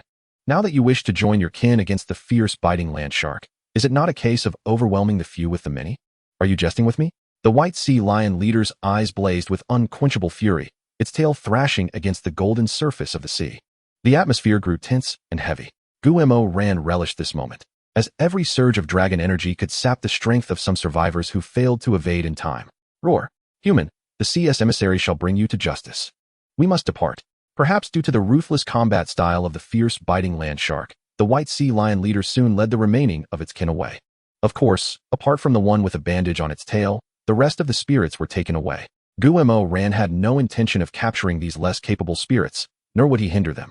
Once he confirmed the white sea lion group had departed, the fierce biting land shark soared above the sea, bringing the white sea lion to the island. Although Absolute Zero wielded great power, the white sea lion's resistance was formidable as well. The fierce biting land shark melted the ice with a torrent of flames, and Gu-Mo ran bestowed upon the white sea lion a spark of eternal power, allowing it to regain consciousness in an instant. Roar! Where am I? I must save my trainer. The white sea lion struggled to rise, its condition dire, and even movement proved a challenge, yet the determination in its eyes remained unwavering. Seeing this, Gu-Mo ran hurried to the white sea lioness side, saying, "White sea lion, please calm yourself. I have just healed your wounds. In a few minutes, you shall fully recover. Together, we shall rescue your trainer, shall we?" While the eternal power was indeed potent, it required time to take effect. Upon hearing Gu-Mo Rant's voice, the white sea lion finally acknowledged his presence. For reasons unknown, after merely glancing at Gu-Mo Ran, the white sea lion felt an instinctive trust towards this human. Simultaneously, sensing the gradual resurgence of strength within, the white sea lion's struggles lessened. Roar! Trainer, thank you. Gu-Mo Ran gently stroked the white sea lion's back, smiling as he said, "It is my duty. You mentioned you wished to save your trainer. Can you tell me what transpired?" Though curious as to how Gu-Mo Ran understood the language of spirits, the white sea lion was solely focused on rescuing its trainer, and thus began to recount its tale. "My trainer's name is Xiao Zhu, a most adorable girl. She is on a journey aimed at the Hoenn Conference. 3 days ago, we fell into a coma due to a typhoon, and when we awoke, we found ourselves in this ocean. During our search, we discovered an injured small sea lion. Xiao Zhu bandaged its wounds and released it back into the sea. However, today, that very injured small sea lion returned with a group of others and surrounded us. Despite Xiao Zhu's valiant resistance, she was ultimately defeated. Xiaozhu was taken by the small sea lion group. I pursued them and found Xiaozhu submerged in seawater, bound to coral by an onyx jellyfish. The white sea lion leader mentioned they would offer Xiaozhu to the sea god as a form of retribution for the previous misdeeds of humans. Upon hearing this, I inadvertently revealed my presence, which led to the white sea lion leader discovering me. Subsequently, in an attempt to force me to abandon Xiaozhu, the leader brought me here, promising that if I won, they would spare Xiaozhu, but if I lost, they would kill both of us. After that, you should already know the rest. With this, the story reached its conclusion. Based on the available information, Guo Ran surmised that the water spirits surrounding the island had all suffered at the hands of humans, resulting in their profound animosity towards humanity. This hatred ran deep, so deep that even after Xiaozhu had saved one small sea lion, it still led its kin to capture her. So deep that even Guo Ran's powerful eternal power could not quell their disdain. After a moment of contemplation, Guo Ran noted that the white sea lion's injuries had healed and asked, "Do you remember Xiaozhu's address?" The white sea lion nodded vigorously. Seeing this, Guo Ran nodded in return. Regardless of the circumstances, rescuing Xiaozhu was imperative, as it directly impacted Guo Ran's return to the real world. Though illuminated by moonlight, the visibility was far from that of daylight, making it an opportune moment for rescue. Chapter 52, The Rescue of Xiaozhu. The golden waves emitted a considerable sound as the sea breeze blew, where a small coral reef housed a group of small sea lions. At the edge of the reef, a human girl was bound. Judging by her height, she could not be more than 5 feet tall, perhaps due to prolonged immersion in seawater and the relentless sea breeze. The girl's complexion had turned pale, and she had succumbed to a state of unconsciousness. Guarding the girl were 2 white sea lions. Though white sea lions are typically gentle spirits, the glances exchanged by these 2 towards the human girl were filled with hatred and contempt. Roar! This human is to be offered to the sea god. We shall finally be rid of these vile humans. One of the white sea lions yawned as it spoke. The other white sea lion was about to respond when it noticed a shadow looming behind its companion. A green claw emerged, and its companion's body went limp. Just as the white sea lion was about to call out a warning, the shadow glared at it, unleashing a surge of dragon energy that swiftly dispatched the white sea lion. Ding! The fierce biting land shark has defeated 2 white sea lions, earning 715 experience points. Currently, at level 52, defeating lower-level foes yields reduced experience. No need to argue. After dispatching the 2 white sea lions, the fierce biting land shark employed a slicing skill to sever the seaweed binding the girl, lifting her and soaring into the sky. Not far from the coral reef, an orange dragonite and the white sea lion awaited. Return, fierce biting land shark. Hand the girl over to me. Seeing the fierce biting land shark successfully rescue the girl, Guo Ran decisively recalled it, turning to support the girl. Dragonite, return to the island. White sea lion, follow behind. The moment he made contact with Xiaozhu, a voice resonated in Guo Ran's mind. Ding. Congratulations, host. On completing the second phase of the task, you have received 3 high-temperature balls as a reward. The third phase exploration task is now issued. Defeat the tyrant of the Ripple Sea, the Gyarados. The reward seems mediocre. But given that saving a life was not overly troublesome, I shall reluctantly accept it. System, you are benefiting while pretending to be innocent. Your recent sign-in should be guaranteed. Upon returning to the island, Guo Ran laid Xiaozhu down on a patch of grass. After using eternal power to restore her stamina, he rummaged through his spatial backpack for some cold medicine to administer to her. Roar!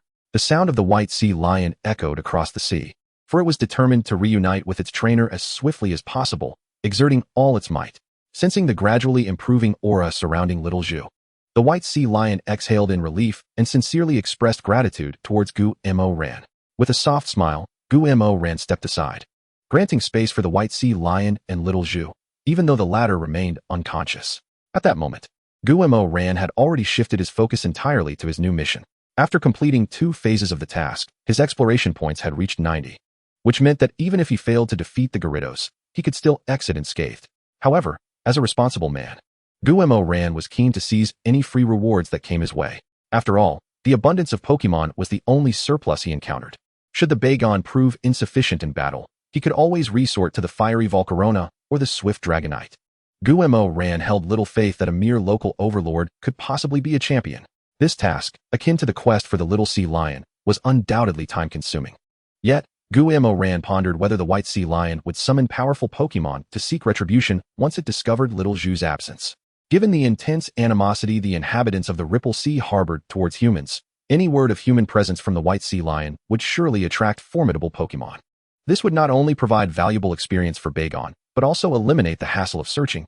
What's not to gain? Ahem. Where was I? Revitalized, little Zhu slowly awoke. Though her complexion remained pale and sickly, the white sea lion, vigilantly watching over her, was overwhelmed with excitement at her awakening. Little sea lion, no, white sea lion. You've evolved. How wonderful. Little Zhu, tremblingly extending her hand, smiled and inquired, did you save me? The white sea lion quickly shook its head and darted to Gu-Mo Ran, tugging at his pant leg. Please, help me check on Little Zhu. Gu-Mo Ran did not refuse. He followed the white sea lion to Little Zhu and, after a brief examination, reassured both her and her Pokemon companion. Fortunately, it's nothing serious, just a significant loss of stamina and a slight cold. A little rest will suffice. Of course, Gu-Mo Ran could only discern so much. Beyond that, he was no expert. Thank you for saving me. I will repay you. Little Zhu's voice was soft yet resolute and polite. Gu-Mo Ran shrugged. If you wish to repay me, focus on regaining your health first. In your current state, you're merely a burden. At his words, Little Zhu appeared somewhat disheartened. Opening her mouth to argue but finding no words to defend herself, reluctantly accepting her role as a liability. The night passed in silence. As the sun rose in the east, Gu-Mo Ran naturally awoke. The ice doll had already begun preparing breakfast, ready to serve once Gu-Mo Ran had finished his morning routine. Thank you for your efforts, Ice Doll. Wow. The Ice Doll is not only a capable fighter, but also a wonderful caretaker, truly an invaluable companion for travelers. After a night of rest, Little Zhu's condition had improved significantly. She no longer spoke as though on the brink of collapse. After breakfast, Gu-Mo Ran inquired, what are your plans now? Can you find your way back? Aren't you leaving? The Pokemon here harbor immense hostility towards humans. Staying is perilous. Little Zhu replied, though her tone revealed a strong desire to escape this place. Gu-Mo Ran shook his head. No, I must challenge the overlord of the Ripple Sea. I cannot leave yet. At his words, Little Zhu stiffened. Her expression a mixture of concern and complexity as she gazed at Gu-Mo Ran. You mean to challenge the overlord of the Ripple Sea? Yes, what's wrong with that? Gu-Mo Ran asked, curious as to why such a simple quest would elicit such a strong reaction. Little Zhu, urgency evident in her voice, exclaimed. The white sea lion that kidnapped me possessed gym-level strength. The overlord's level is surely even higher. Moreover, the ocean is teeming with water-type Pokemon. This is a one-man battle against an entire sea. I understand, but it's not as dire as you make it sound. Gu-Mo Ran replied. Not serious? Little Zhu's tone turned frantic. If you lose, you could lose your life. Don't worry, with Dragonite and Ice Doll by my side, even if I cannot win, I will retreat unscathed. Gu-Mo Ran reassured her with a calm, yet resolute demeanor. Little Zhu opened her mouth as if to argue, wanting to accompany Gu-Mo Ran, but fearing she would only hinder him. Conversely, the thought of leaving him to face danger alone was unbearable. Since Volcarona had yet to display its prowess, Little Zhu believed that Dragonite and Volcarona were at most akin to a champion, while Ice Doll and Bagon were merely gym-level Pokemon. However, the ocean was home to countless Pokemon, and after being captured by the White Sea Lion, Little Zhu had become aware of many powerful beings that even the White Sea Lion feared. Faced with overwhelming numbers and type disadvantages, even a champion could not guarantee Gu-Mo Ran's safety. Moreover, the true strength of the so-called overlord remained a mystery. Are you sure you won't reconsider? Little Zhu cautiously urged after a moment's hesitation. I have made up my mind, and I have my reasons for challenging the overlord of the Ripple Sea. For your safety, I suggest you leave first. Surely, there are riding Pokemon that can take you away. Little Zhu, however, shook her head vigorously, her determination unwavering. How can I abandon you? You saved my life. I cannot leave alone. If you refuse to go, then we shall remain here together. Gu-Mo Ran was taken aback. Aren't you afraid of being captured by the White Sea Lion again? Little Zhu offered a sheepish smile. I am afraid, but I fear losing my true self even more. So it's settled. Whenever you leave, I will leave with you. If it comes to it, we shall face death together. Although her eyes reflected panic, her voice was resolute. Gu-Mo Ran chuckled. Rest assured, we won't perish. Just as he spoke, numerous water-type Pokemon began to emerge above the ocean's surface, revealing the same group of sea lions as before. However, this time, the White Sea Lion lagged behind a formidable quadruped water-type Pokemon, the Swordfish. Without needing Gu-Mo Ran's prompt, the system displayed the Swordfish's attributes. Name, Swordfish type. Water quality. A ability, Torrent, when health is below 1/3. The power of water type moves increases 15-fold. Level, 54 skills. Cut, Super Horn Strike, Shell Blade, Multi-Cut, Water Pulse, Revenge, Water Jet, Try Again, Water Tail. Inherited skills, Air Slash. Malicious Pursuit, Sacred Sword, Night Slash. Taught skills, Revenge, Surf, Scald, Dragon Tail. TM skills, none. Though not a champion, It had reached the pinnacle of gym-level strength. Roar. Humans, are you once again attempting to extend your wicked hands into the Ripple Sea? I shall use your blood to convey our answer. Before Guemo Ran could react, the swordfish stomped heavily on the water's surface, unleashing a water pulse aimed directly at him. Bagon. Bagon swiftly positioned itself before Guemo Ran, its arm glowing white as it executed a cut, cleaving the water pulse in two. Let us go. Seeing Bagon stall the swordfish, the white sea lion immediately commanded its minions to launch an assault. Guemo Ran's expression hardened. The white sea lion's group had successfully provoked him. Volcarona. Give them a proper challenge. Use Heat Wave. With a flutter of its 3 pairs of wings, Volcarona unleashed a blazing wind towards the sea lion pack. Simultaneously, the martial arts bear trainers sought out small sea lions of comparable levels for combat. White sea lion, stunned flower, rumbling stone, you all go lend a hand. Little Zhu also released her Pokemon. Although Guemo Ran's side was outnumbered and lacked the strength of the white sea lions, with the help of the fire god moth, they maintained an undeniable advantage. Moreover, this time, the fire god moth did not hold back, frequently causing small sea lions or white sea lions to perish beneath its flames. Even the thick fat trait seemed ineffective in the presence of the fire god moth. On the battlefield between the fierce biting land shark and the great sword ghost, despite the latter being of a slightly higher level, its qualifications rendered it at the mercy of the fierce biting land shark. Bang! The great sword ghost was sent flying by a powerful dragon claw from the fierce biting land shark. Fear filled the eyes of the great sword ghost. It was considered a top-tier strong fighter in the rippling sea, possessing rich battle awareness. Yet, under the fierce biting land shark, it had little capacity for resistance. Up to this point, the great sword ghost had failed to inflict any effective damage on the fierce biting land shark, but it had triggered its torrent state. Perhaps only Lord Gyarados could defeat him? The great sword ghost thought.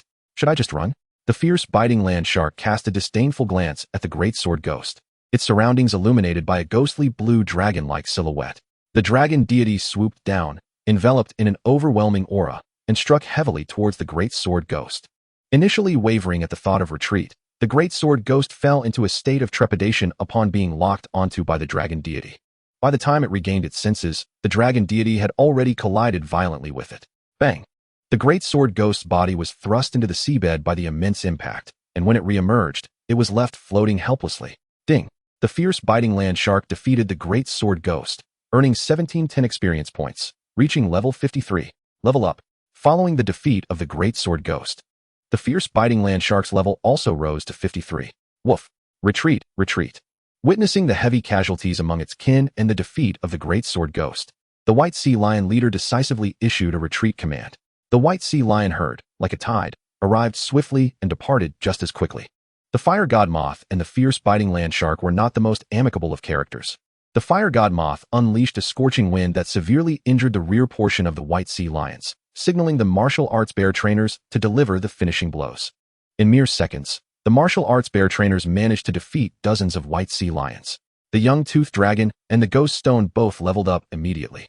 The fierce biting land shark soared to the sea surface and, from its elevated vantage point, unleashed a barrage of dragon stars, taking down a group of white sea lions and small sea lions. Ding! The white sea lion herd no longer dared to concern themselves with their incapacitated companions, fearing they would be left behind on the island. Chapter 54, Ninetales. Slap. They finally emerged victorious. After the retreat of the white sea lion herd, little Zhu collapsed onto the ground. The 3 Pokemon beside her were also utterly exhausted, clearly indicating that the previous battle had not been an easy feat for them.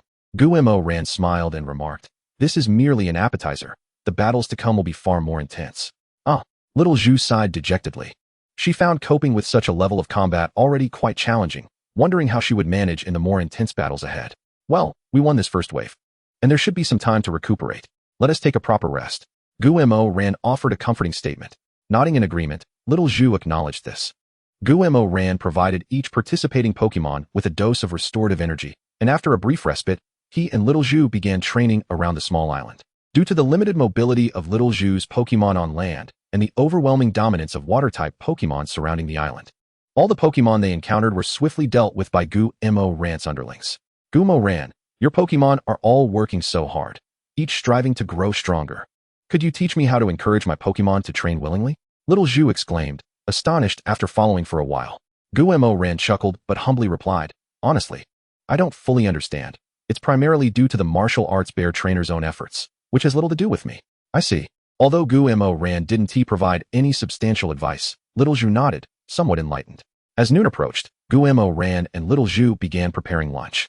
Perhaps the White Sea Lion tribe was either frightened or unable to locate Guillermo Ran and his companions as they wandered about the island without interruption. Guillermo Ran even discovered a tearful lizard with commendable qualifications along the way. However, considering the animosity the island's Pokémon held towards humans, he decided to let the tearful lizard serve as experience for the young toothed dragon. One could say that a level 30 dungeon was entirely different from a level 20 dungeon. In just a day and a half since entering the dungeon, both the martial arts bear trainers and the Six Tails had leveled up. Currently, both the martial arts bear trainers and the Six Tails stood at level 33, while the young toothed dragon was at level 28, Ghost Stone at level 26, and the fierce biting land shark at level 53. With such strength, they had already surpassed the typical capabilities of high school students. Not to mention, the White 1's little Snorlax would undoubtedly falter against a single move from the Six Tails. What was once a counter to the Six Tails, the Snorlax now found itself at a disadvantage due to the Six Tails' competitive spirit and Guillermo Ran's minor enhancements. Furthermore, Guillermo Ran was now prepared to evolve the Six Tails, just as he retrieved the exquisite Ice Stone, the first stage reward from his backpack. The Six Tails and the White Sea Lion cast their gazes over. Though the Ice Stone could not trigger the evolution of the White Sea Lion, the ice energy within could still accelerate the leveling of Ice-type skills. This was a common method employed by affluent trainers to nurture their Pokémon. Woof. Is this for me? The instinctual memory from deep within its genes made the Six Tails instantly aware of the Ice Stone's purpose. Guillermo Ran smiled, scooping up the Six Tails and stating, if you wish to evolve, you can use the Ice Stone to evolve right now. Woof. Will I look like my mother after evolving? The Ice Six Tails blinked its eyes, appearing adorably naive. Yes, after evolving, you will be one step closer to matching your mother's strength, Guillermo Ran affirmed. Upon hearing this, the Ice Six Tails nodded earnestly, leaping from Guillermo Ran's embrace. Woof. I want to evolve. A knowing smile crept onto Guillermo Ran's face as he presented the exquisite Ice Stone before the Ice Six Tails. Think carefully. The moment you touch the Ice Stone, you will forever remain in the form of a Nine Tails. The Six Tails nodded, showing no hesitation as it extended its snowy white paw. The instant it touched the Ice Stone, a dazzling white light emanated from its form. Congratulations, Guillermo Ran, exclaimed Little Zhu, offering her congratulations at the sight. Guillermo Ran didn't even turn around, responding somewhat dismissively, thank you. As his words faded, the white light gradually dissipated, revealing a blue and white fox with 9 tails before the two. Name, Ice 9 Tails. Type, Ice Fairy. Qualification, SS. Ability, Snowfall, upon entering. The weather becomes hail. Level, 34. Skills, Powder Snow, Tail Whip, Bind, Grudge, Ice Wind, Dazzling Gleam, Aurora Beam, Psychic Seal. Inherited skills, Freeze Dry, Hypnosis, Moonlight, Round, Roar. Taught skills, Aurora Veil, Blizzard, Dark Pulse, Mystical Shield. TM skills, Ice Beam, Drain Kiss, Protect, Dig. While a standard Ice Stone would have only enabled the Six Tails to evolve successfully, the exquisite Ice Stone not only facilitated the evolution, but also elevated the Nine Tails level by 1. This signifies that the Nine Tails has once again surpassed the martial arts bear master, reclaiming the position of the eldest among the 4 little ones. Congratulations, Nine Tails. From now on, I will no longer be able to carry you. Instead, you shall bear me upon your back. As he caressed the soft fur on the back of Nine Tails, Guillermo Ran smiled and spoke. The Nine Tails, with its cerulean eyes narrowed into crescent shapes, gently nudged Guillermo Ran onto its back and began to run around the small island.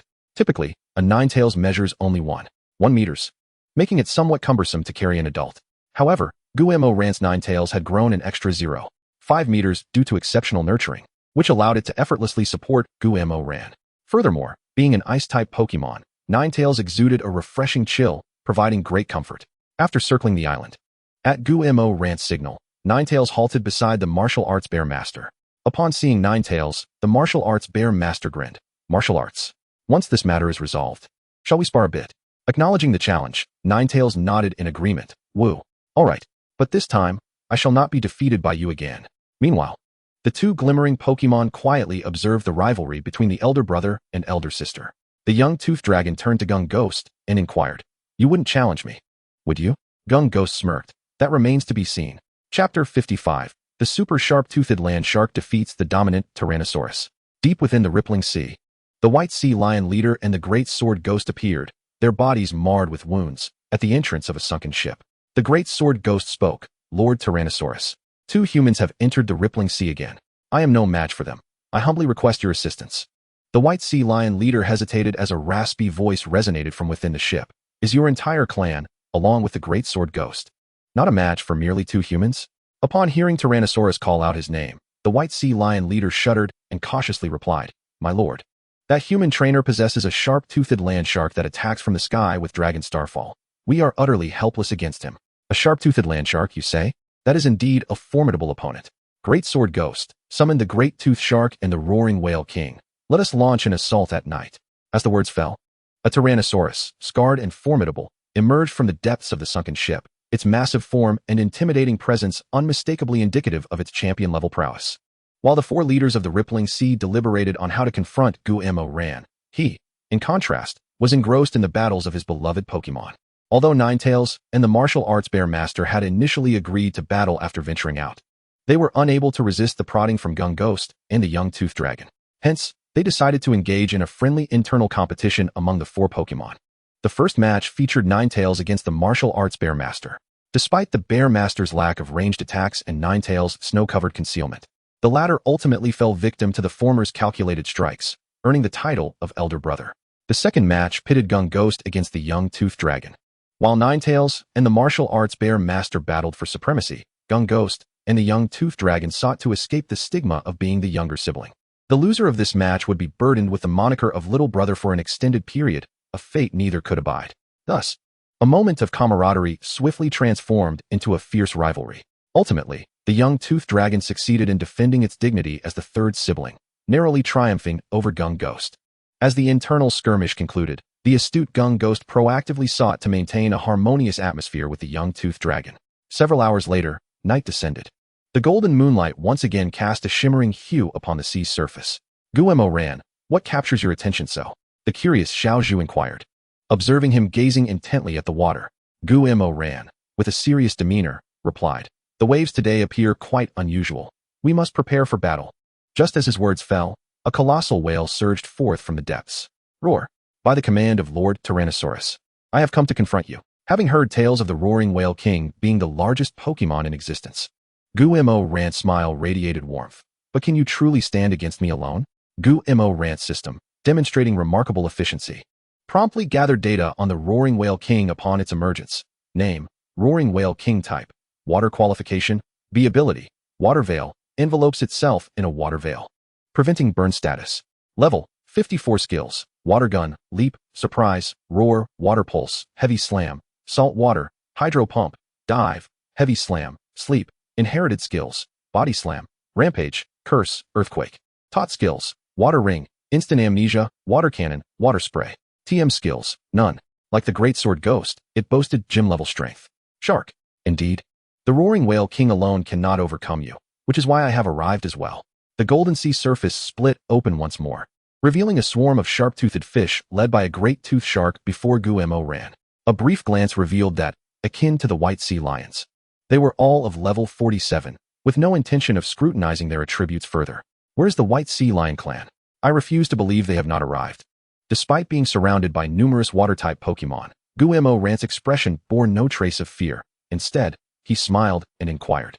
Suddenly, the sea was rent apart once more, and the Great Sword Ghost alongside the White Sea Lion leader emerged with the remaining young sea lions and white sea lions. So many. Xiao Zhu's face turned pale.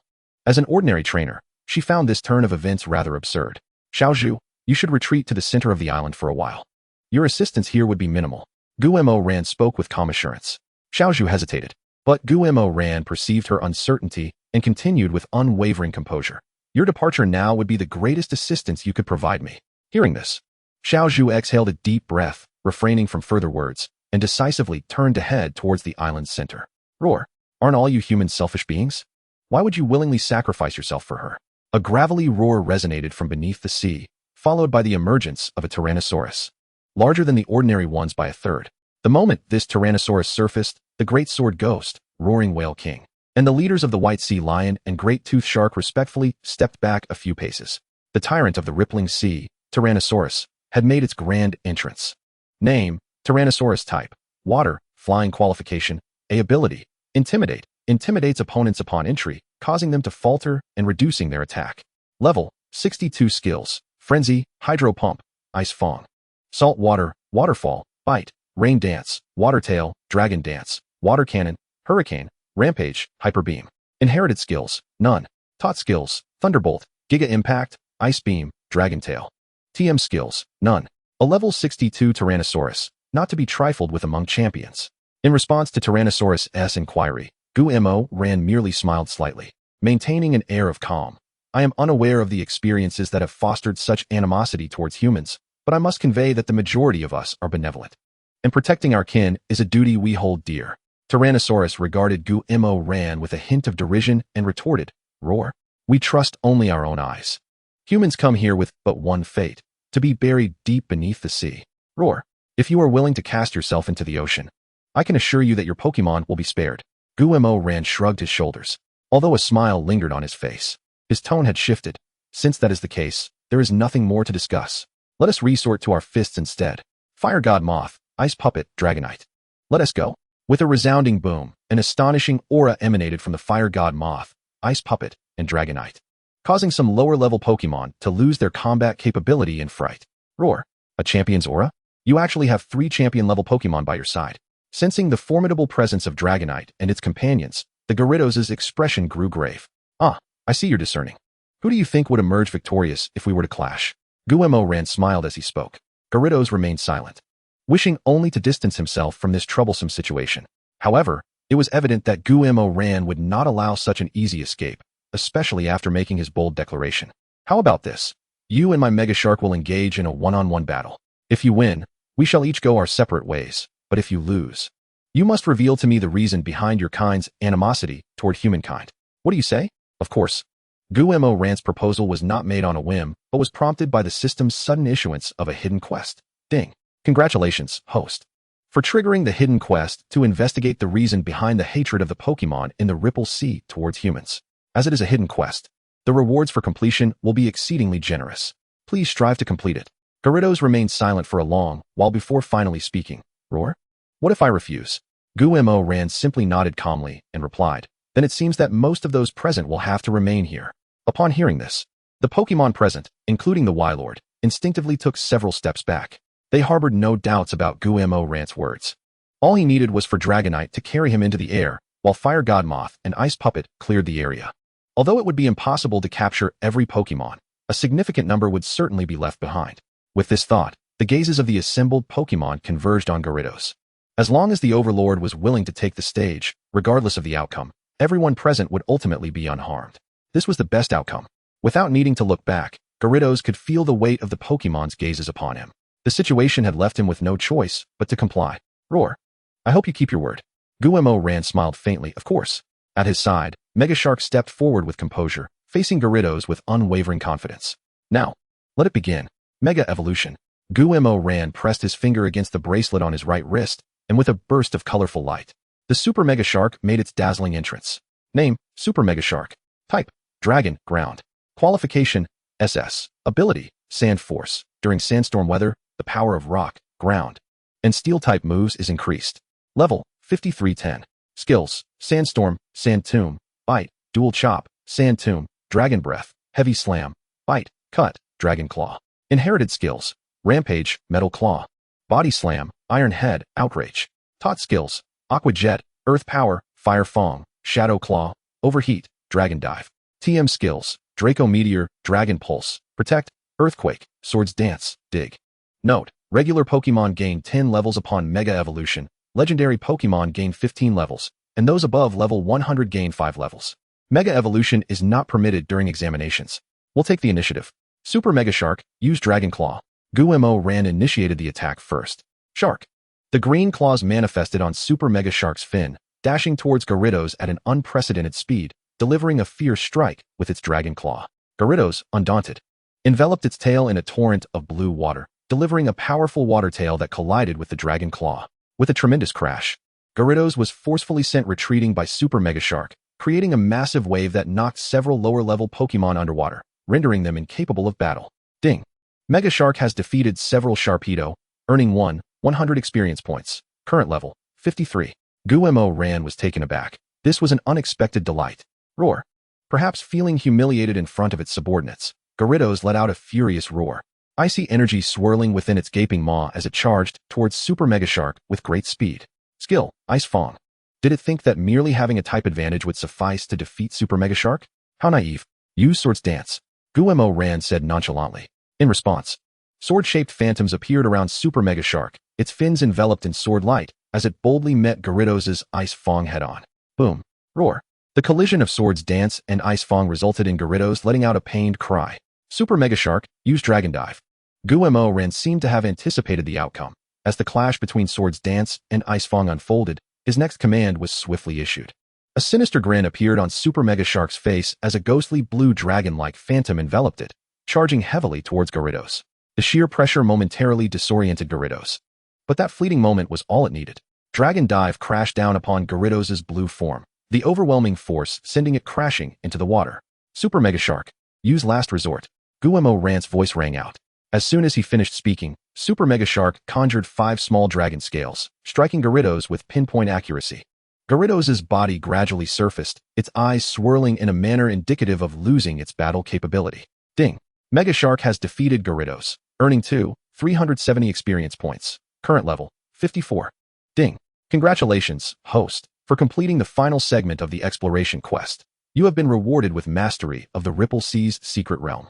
Current time flow rate adjusted to 3:1. Wishing you a pleasant journey. Level 54. The one gaining the most from a level 30 dungeon was actually Mega Shark. With such a rate of leveling, even the most industrious of farm animals would hesitate. If only that classmate from the neighboring school, Nangong, could be this diligent. Perhaps he would have unified the world by now. Indeed, exceptional individuals are always exceedingly hardworking. Chapter 56. Little Snorlax has eaten the title again. As Guemo Ran still needed to inquire about Gyarados' disdain for humans, he utilized the power of the ancient trees to restore approximately half of Gyarados' stamina. Seeing Gyarados gradually regain consciousness, Guemo Ran asked, "It seems I have emerged victorious. Can you now share why you harbor such hatred for humanity?" Reluctantly, Gyarados nodded and began, roar. 20 years ago, the Ripple Sea was beloved by humans for its beautiful scenery, becoming a favored destination for many during summer vacations. At that time, the Ripple Sea had 2 small islands and 3 coral reefs, capable of accommodating hundreds of humans for travel. Back then, the Pokémon of the Ripple Sea coexisted quite harmoniously with humans. However, the good times were short-lived. A developer recognized the value of the Ripple Sea and decided to transform it into a tourist haven. Thus, the developer constructed an aquarium on one of the islands, forcibly capturing young water-type Pokémon to serve as attractions. Additionally, hotels and specialty restaurants were built on the 2 coral reefs, with daily waste being dumped directly into the sea, disrupting the Ripple Sea's ecosystem. Moreover, with the influx of tourists, it was inevitable that unsavory individuals would emerge. Many individuals, upon encountering a Pokémon, would hastily throw a Pokeball in an attempt to capture it. Some even resorted to physically assaulting the weaker creatures, inflicting considerable harm upon them. Ultimately, the Pokémon of the Ripple Sea, weary of enduring such a life, launched an offensive against humanity under the leadership of their then sovereign, my father. In the end, the developers suffered defeat, and before their departure, they left behind dozens of mischievous Spritzies on the small island and coral reefs. These Spritzies, when provoked, unleashed a cataclysmic explosion that submerged the island and coral reefs. However, that battle left the Ripple Sea gravely weakened. Many of our finest warriors, including my father, perished in the conflict. Ding. Congratulations to the host for completing the hidden task of uncovering the truth behind the Pokémon's hatred for humanity in the Ripple Sea. You have received the reward of advanced aura power and 30 silver mountain dungeon fragments. Gumai could sense the rising fury emanating from the Gyarados as it recounted these events.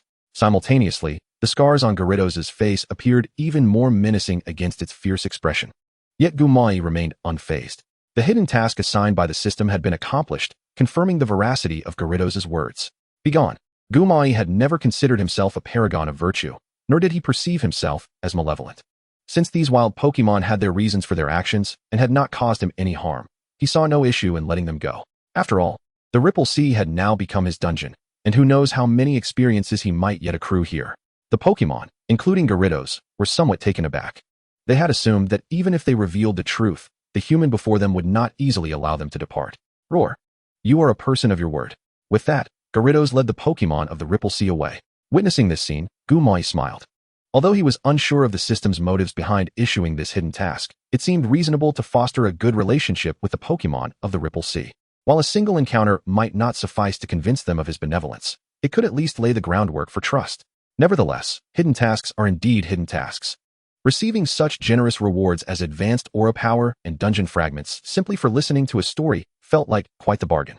With advanced aura power, he was now capable of manually conjuring aura spheres. Though their immediate power was not substantial, it granted him a degree of self-protection.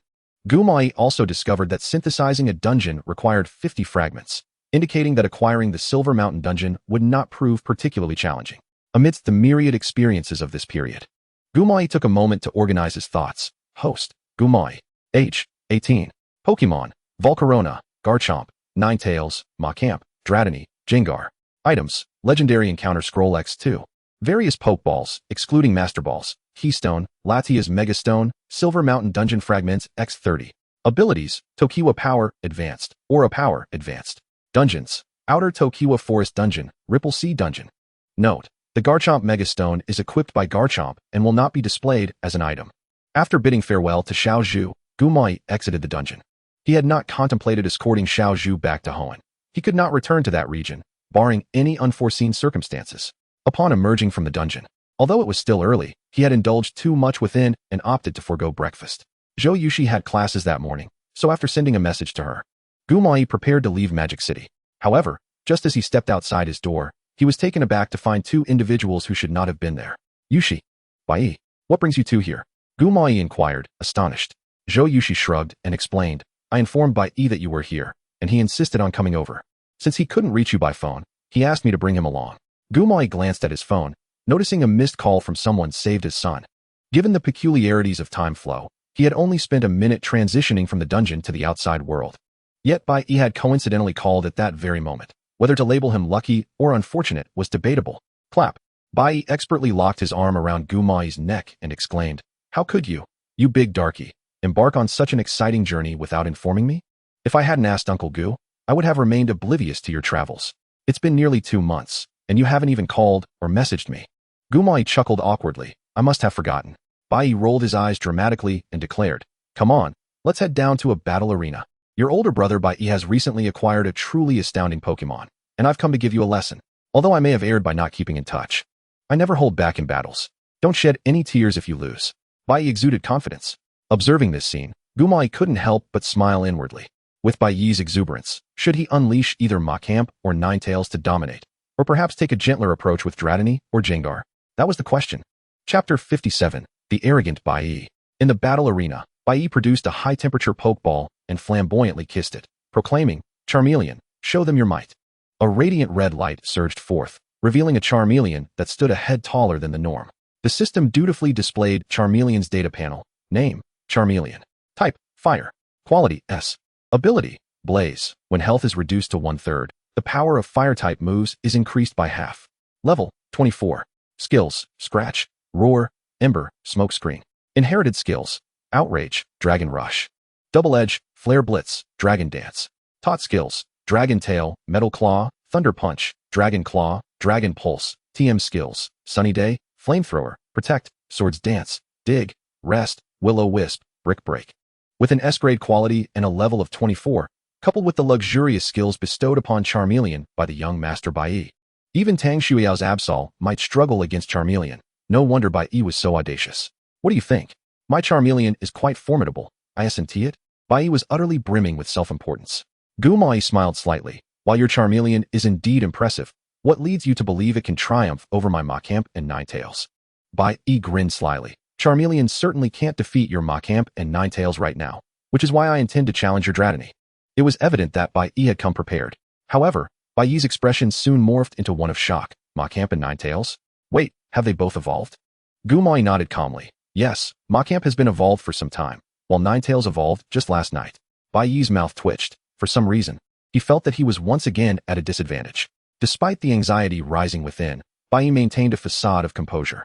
The level of Machamp and Ninetales doesn't mean much. I doubt your Dratini's level surpasses that of Charmeleon. Bai's Charmeleon had been captured during the National Day period, and at the time of capture, it was already at level 18. Dratini's initial level was undoubtedly lower. Bai had also fed Charmeleon several high-grade Firestones, and he refused to believe that Dratini could be at a higher level. Noting Bai's stubbornness, Gumai smiled knowingly, tossing out his Pokeball. summoning Dratini to the battlefield in a flash of light. The moment the juvenile toothed dragon made its appearance, the previously somewhat lackadaisical gaze of the fire dinosaur sharpened instantly. He sensed that the diminutive sprite before him was of a higher caliber. At that moment, Bai felt utterly dazed. The aura radiating from this creature clearly indicated a superiority in rank over the fire dinosaur. Why had he been so stubborn as to challenge Gumorden? A person who seemed to possess extraordinary abilities? Even as Gumorden smiled at Bai, he remained resolute. Attack! Bai gritted his teeth and commanded, Fire Dinosaur. Use Dragon Claw? With a fierce roar, the fire dinosaur's eyes narrowed, and two enormous green dragon claws manifested from its arms as it charged toward the juvenile toothed dragon, bringing its claws down with considerable force. Gumorden's expression remained unchanged, as calm as ever. He instructed, Juvenile toothed dragon, use Dragon Claw as well. Yeah. The juvenile toothed dragon nodded earnestly, and its slightly shorter forelimbs suddenly sprouted formidable claws, colliding precisely with the fire dinosaur's dragon claws. A sharp clang resonated through the air, and in the next instant, the fire dinosaur was casually sent reeling backward. Use ambush. Seeing the fire dinosaur being pushed back, Gumorden swiftly issued his command. Bai stared in shock at the unfolding scene, not daring to hesitate for a moment. Fire dinosaur, use Dragon Claw again, followed immediately by Dragon Tail. With a roar, the fire dinosaur's veins bulged, its green claws reappearing as it adeptly blocked the juvenile toothed dragon's ambush. However, while it managed to deflect the attack, it did not completely evade it. At the moment of contact, the fire dinosaur was once more struck hard by the juvenile toothed dragon, stumbling and crashing to the ground. Its dragon tail move abruptly interrupted. How could this be? The power of the juvenile toothed dragon's skills seemed rather unfair, Bai thought, astonished. Gumorden suppressed a chuckle but took a moment to explain to Bai. Shiny Pokémon often surpass their counterparts in certain aspects. A realization dawned on Bai. It appeared that the exceptional power of the juvenile toothed dragon stemmed from its unique abilities. It seems that your goal of defeating me this time is unattainable, Gumorden declared. Juvenile toothed dragon, unleash your final Dragon Claw. Yeah. The juvenile toothed dragon's eyes focused intently on the Dragon Claw, and this attack promised to be even more formidable than the first. Fire dinosaur, quickly get up and evade the Dragon Claw attack. Bai had now abandoned the idea of confronting the juvenile toothed dragon head-on. All he desired was for the fire dinosaur to dodge this final strike and render Gumorden's statement moot. Yet, it was evident that the juvenile toothed dragon's speed exceeded Bai's expectations, while the fire dinosaur's reaction lagged behind. Bang! The fire dinosaur collapsed, its eyes swirling in a daze. Return, juvenile toothed dragon, you did splendidly. Noticing the fire dinosaur had lost its fighting capability, Gumorden recalled the juvenile toothed dragon. Though I lost again this time, next time you will win, right? Bai remarked, somewhat defeated. You've said that countless times. Gumorden replied with a hint of exasperation. Bai chuckled but soon turned serious. With over a month until the new year, where do you wish to travel next? Take me along. At this, Gumorden paused before responding. By the looks of it, you managed to secure leave from Coach Ching? Of course. My old man personally spoke to Coach Ching. And in his words, he trusts me to follow you. Bai grumbled. This really is a real-life version of the other person's child. Fine, if you want to tag along. Go ahead. Gumorden replied nonchalantly. As the two reached a friendly agreement, Zhou Yushi shrugged. You two be careful. I'll head back to class now. Bai was taken aback. Sister Yushi, college must be quite free, right? Why not travel with us? After a moment's contemplation, Zhou Yushi opted to decline. Better not. The end of the term is approaching. I'll wait until you're in college, and then we can go together. With that, Zhou Yushi waved her hand gracefully and turned to leave. Chapter 58. How does little Snorlax steal food every day? I thought traveling would be delightful. It turns out it's just like being under Coach Ching's tutelage, stuck training on a mountain. Bai spoke dejectedly in a deep forest near the Magic City. Isn't the life of a trainer just this?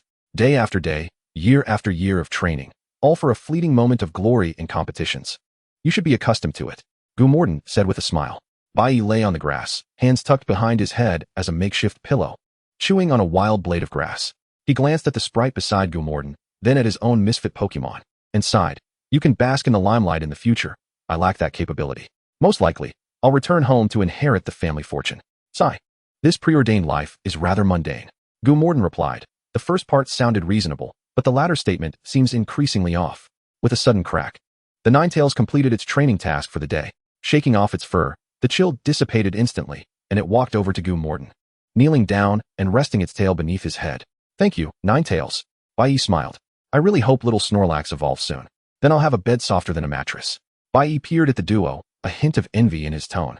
Gumorden, eyes closed, savored the sunlight filtering through the leaves, replying lazily, "Then feed little Snorlax more. As its intimacy with you increases, it will evolve swiftly. Don't. If I feed it too much, I'll be in debt before I become rich." Bai retorted, "Little Snorlax only eats this much. Who knows how much food a Snorlax consumes?" Snorlax? The little Snorlax, hearing its name, turned its head in confusion. "It's nothing at all, just keep training." Bai reassured it gently. Upon hearing this, the little Snorlax nodded, rummaging from somewhere to produce an orange. One hand executing Ice Punch, while the other skillfully brought the fruit to its mouth. Gumorden chuckled. "Well done, little Snorlax." Soon after, the training task for the martial arts bear master was also completed. To enable the martial arts bear master to use both Shadow Strike and Water Flow combo simultaneously. Its recent training tasks had been doubled. Yet, even so, this diligent bear would swiftly finish its tasks and occasionally request additional training. "All right, martial arts bear master. Come here to rest. And you, Sharpedo, come over as well. Don't think I'm unaware of your competitive spirit." Sharpedo, hovering in the air, smiled sheepishly but obediently halted its training. However, upon seeing the martial arts bear master hesitating, Sharpedo decided to adhere to Gumorden's policy, kindly pulling the martial arts bear master onto the grass. "I'm not even competing. How could I let you?" The martial arts bear master grumbled. But considering the disparity in their strengths, it recognized the importance of balancing training with rest. "Jia, juvenile toothed dragon. Let us see who finishes training first." Jengar challenged the juvenile toothed dragon, which readily nodded in agreement. "Yeah, all right. The loser has to share half of the midday fruit." With that, the juvenile toothed dragon brought down its dragon claw fiercely upon the designated target, a large tree.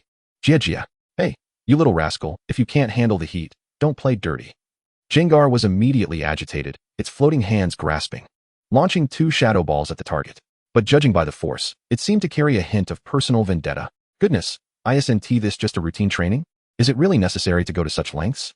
Upon hearing the elvish tongue, Bai was at a loss. Yet the subtle rivalry between Gu-Mo Ran's Ghost Stone and the young toothed dragon was unmistakable. With a smile, Gu-Mo Ran remarked, "Let us not dwell solely on my side. Your armored dragon has completed its training as well. Are you truly considering allowing it to engage in this competition? I sense a peculiar glint in the eyes of your Charmeleon. It too may be yearning to partake in this rivalry." Bai let out a wry smile and replied, "The evolution of my Sharpedo has undoubtedly stirred a reaction in the armored dragon. For now, let it practice." His tone carried a hint of melancholy.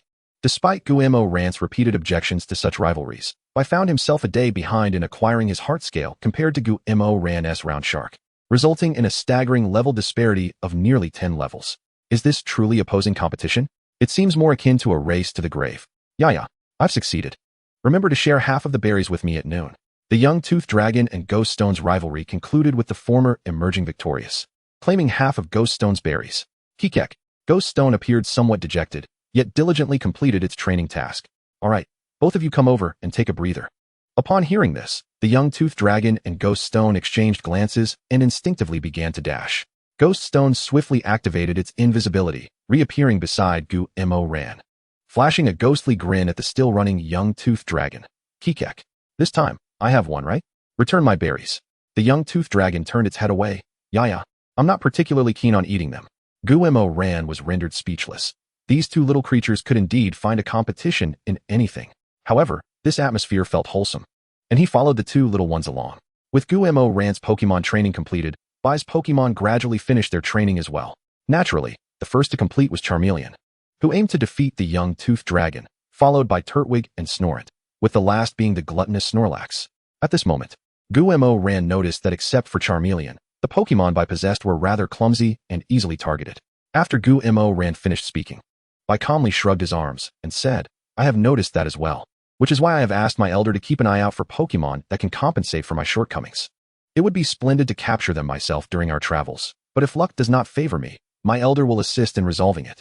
As he puts it, matters that can be resolved with money are not truly matters. They merely require time to find. Gu-Mo Ran quipped, "Is this the lifestyle of the affluent? Truly decadent." Just as Gu-Mo Ran contemplated voicing his criticism, he realized that none of the Pokemon in his possession had been captured by him, and their qualities surpassed Bai's by an outrageous margin. Remaining silent, he thought, "Since I am the most outrageous one, does it matter?" Chapter 59, An Encounter with Team Rocket. During the midday hours, Gu-Mo Ran allowed his Pokemon to make their own choices. The martial arts bear and Sharpedo, both competitive spirits, opted for additional training, while Ninetales chose to take a nap. The young toothed dragon and Ghost Stone, being lively and energetic, wandered around the forest. Perhaps due to the excitement of their first journey, Bai had not slept well the previous night and was now snoozing like a log. The same could be said for his Snorlax. Guillermo Ran observed closely and concluded that Snorlax was indeed more appealing than Bai, even as a slumbering creature. It was still a more aesthetically pleasing sight than Bai. Yaya, Kikek. Just as Guillermo Ran prepared to rest, the young Toothed Dragon and Ghost Stone rushed back with alarmed expressions. Young Toothed Dragon, Ghost Stone, what troubles you? Guillermo Ran inquired. Ghost Stone exhaled deeply and declared, Kikek. Humans are capturing Pokemon nearby. Guillermo Ran was taken aback. Had they encountered poachers twice during their brief outing? What is the matter? Bai, roused by the commotion caused by the young Toothed Dragon and Ghost Stone, also inquired. Consequently, Guillermo Ran recounted what the young Toothed Dragon and Ghost Stone had witnessed. Capturing Pokemon? I cannot tolerate this. Bai exclaimed, visibly agitated. Yet, for some reason, Guillermo Ran sensed a hint of excitement in Bai's tone. While punishing the wicked is commendable, our safety must come first. If you get captured, I want to come to your rescue. Guillermo Ran cautioned. Fear not, I am quite dependable in critical moments. But if you find yourself captured, I will simply turn and leave. Bai retorted with a smile. Let us act swiftly. The two stowed most of their Pokemon, leaving only Sharpedo and Ghost Stone to guide them. A Pokemon of Sharpedo's caliber was already a mainstay for gym leaders in most small regions, capable of standing its ground. Wait a moment. Sharpedo's back is rather small. Can it accommodate both of us? Bai voiced his skepticism. Guillermo Ran looked at Bai with intrigue. Why do you assume that both of us will ride on Sharpedo? What if one of us rides while the other is suspended?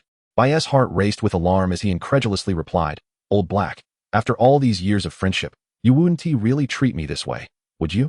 Guillermo Ran smirked coldly. Enough chatter. Without a flying Pokemon. This is the arrangement. With that, Guillermo Ran mounted Sharpedo. At Guillermo Ran's signal. And despite Bai's reluctant expression, Sharpedo hoisted Bai onto its back. In that moment, Bai desperately wished for his armored dragon to possess the ability to fly. Meanwhile, a member of Team Rocket, clad in a standard white uniform emblazoned with a large R on the chest, questioned his superior, Captain, why are we capturing these lackluster Pokemon? The captain frowned and replied, Did I not instruct you to refrain from inquiring about the higher-up's intentions? Use your Abra to bind that oddish. Hiss. As the captain's words fell, a purple serpent emerged from his feet, tightly coiling around an oddish that had been rendered immobile by Abra's intimidation. With a resounding thud, the level disparity proved too great, and oddish soon succumbed to its incapacitation. The captain took an ordinary Pokeball from the young man, saying, Once Azai and Ashen return, have them return these Pokeballs. The doctor is eagerly awaiting their use. Yes, Captain. The young man, seemingly intimidated by his superior, responded with utmost respect. Hidden within a dense thicket, Guillermo Ran and Bai observed the Team Rocket members in silence. Above them, Sharpedo lay concealed among the branches of a towering tree. This gang belongs to Team Rocket from the secret realm. We must not act impulsively, Guillermo Ran cautioned. He had heard from Gu Qianshan that Team Rocket's leader, Sakaki, along with his 4 generals and 3 beast warriors, had emerged from the secret realm. In just a few short years, Sakaki had transformed Team Rocket into the largest underground organization globally through sheer will. Guillermo Ran believed that Sakaki possessed the strength of a true master, while his subordinates likely held champion-level prowess. Team Rocket. I had also heard of their infamous reputation, his expression growing solemn in an instant, yet he still asserted, We cannot simply stand by and do nothing. Guillermo Ran pondered for a moment, then addressed the concealed Ghost Stone. Ghost Stone, are you willing to venture in and gather information? As a Ghost-type Pokemon, Ghost Stone was an excellent scout, and it was understandable for Guillermo Ran to request its assistance. However, given Ghost Stone's current lack of strength, Guillermo Ran respected its choice. Ghost Stone hesitated before nodding. Kikek, I am willing to go. Hearing this, Guillermo Ran nodded and pulled up images of the 4 generals and 3 beast warriors, along with Nagi's likeness on his phone. Ghost Stone, should you encounter any of these individuals, do not hesitate, run. Furthermore, regardless of whether the investigation is complete or not, one must return within an hour. Although Gumuron does not believe that high-ranking members of Team Rocket could still be present at such a base. The adage holds true, caution ensures longevity. Gumuron is not afraid of trouble, but he fears losing his life.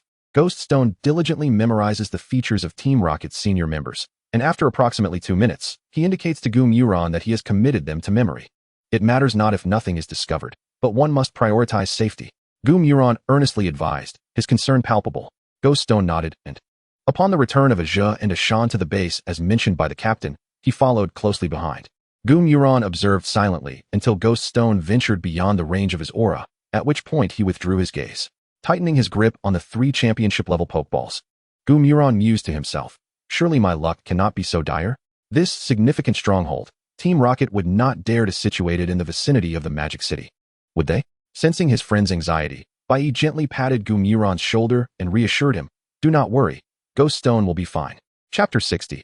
On the other side of the forest, Captain, my Gung-Gui has detected 2 trainers at the location where Team Rocket captures Pokemon. They appear quite young.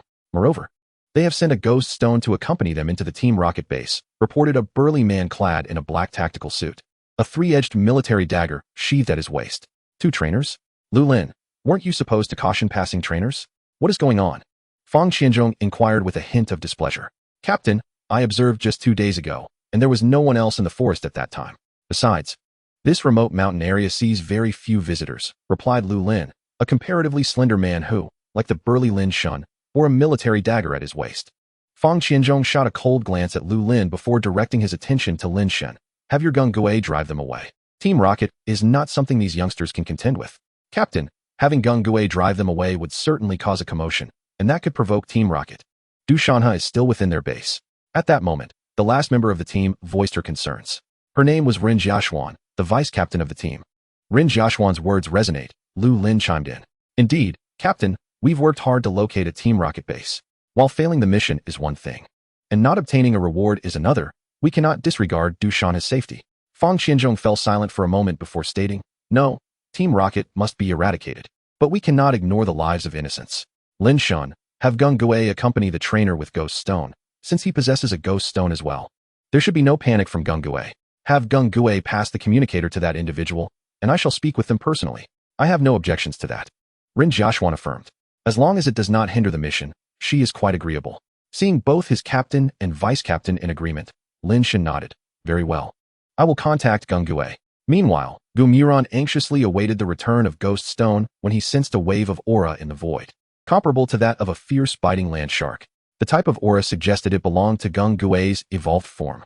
Noticing the lack of hostility, Gumuron remained silent, though his fingers stealthily pressed against the pokeball of Fire God Moth.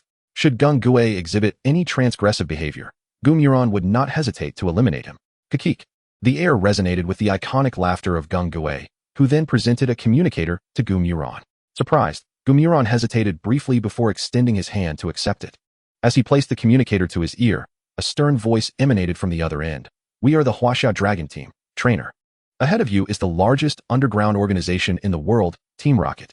To ensure your safety, please evacuate immediately. The Dragon Team? Aren't they under my father's command? Gumuron internally scoffed but promptly responded. My Ghost Stone has already entered the Team Rocket base. I must await his return. Furthermore, I am confident in my ability to protect myself. Nonsense. This is Team Rocket. According to intelligence reports, the highest commander at this base is a Pokemon Master. Do you believe you can contend with a Master? Gumuron was taken aback and casually remarked, a Master? Are you certain that the highest combat strength at this base is merely a Master? Fang Qianzhong appeared somewhat exasperated. I did not state that. If you do not leave now, you will bear the consequences. Gumuron nodded. Very well, I will take responsibility for my own life. With that, Gumuron handed the communicator back to Gung-Gui, who looked at him in surprise but obeyed his trainer's command, vanishing to continue monitoring the surroundings. What is happening? Bai inquired. Casting a glance at the departing Gung-Gui, Gumuron explained, this base has already attracted the attention of the authorities. Our next move depends on the information Ghost Stone brings back. So you intend to vie for credit with the officials? That sounds rather exhilarating. Bai Yi's eyes sparkled with excitement, seemingly drawn to the thrill of the endeavor. Gumuron smiled silently.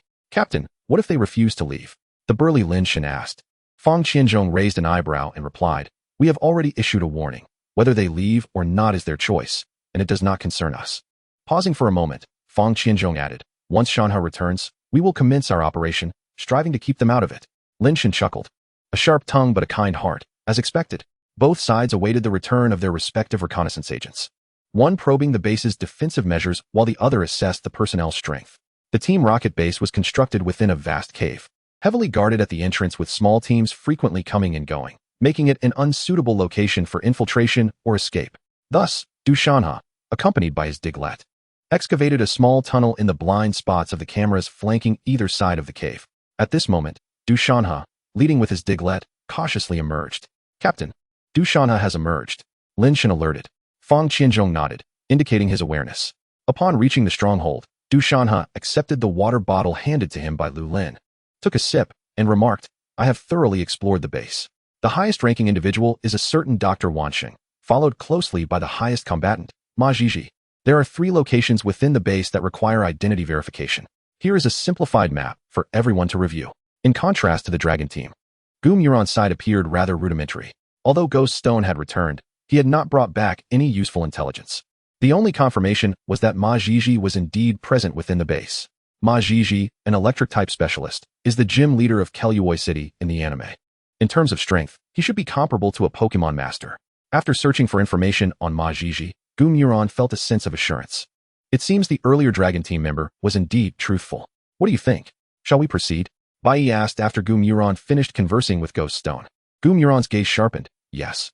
Chapter 61. The gift from Dr. Wansheng at the Team Rocket base. Ma Jiji inquired. Doctor, how long until this experiment is complete? Hehe. Dr. Wansheng smiled slightly. What? Is it a hardship for you to protect me here? Ma Jiji's expression stiffened momentarily, but he quickly replied, not at all. It's just that the danger level in Huaxiao is among the highest in the world. Our prolonged presence here is ultimately unsafe. Dr. Wansheng nodded slightly, seemingly in agreement with Ma Jiji's perspective. He handed a file from the dossier to Ma Jiji. Here, this contains all the data from this experiment. Please take it back to Boss Sakaki. Ma Jiji was taken aback and asked, have we truly succeeded? Is there any doubt about it? Having fulfilled his mission, he continued. I shall leave the rest to Nambua.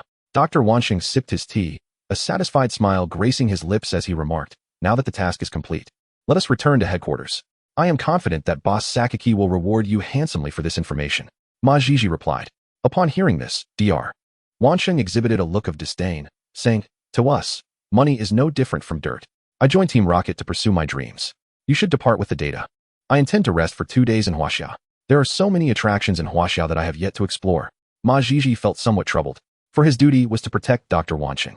If the doctor were to encounter danger alone in Huaxiao, one could only imagine how Boss Sakaki would react.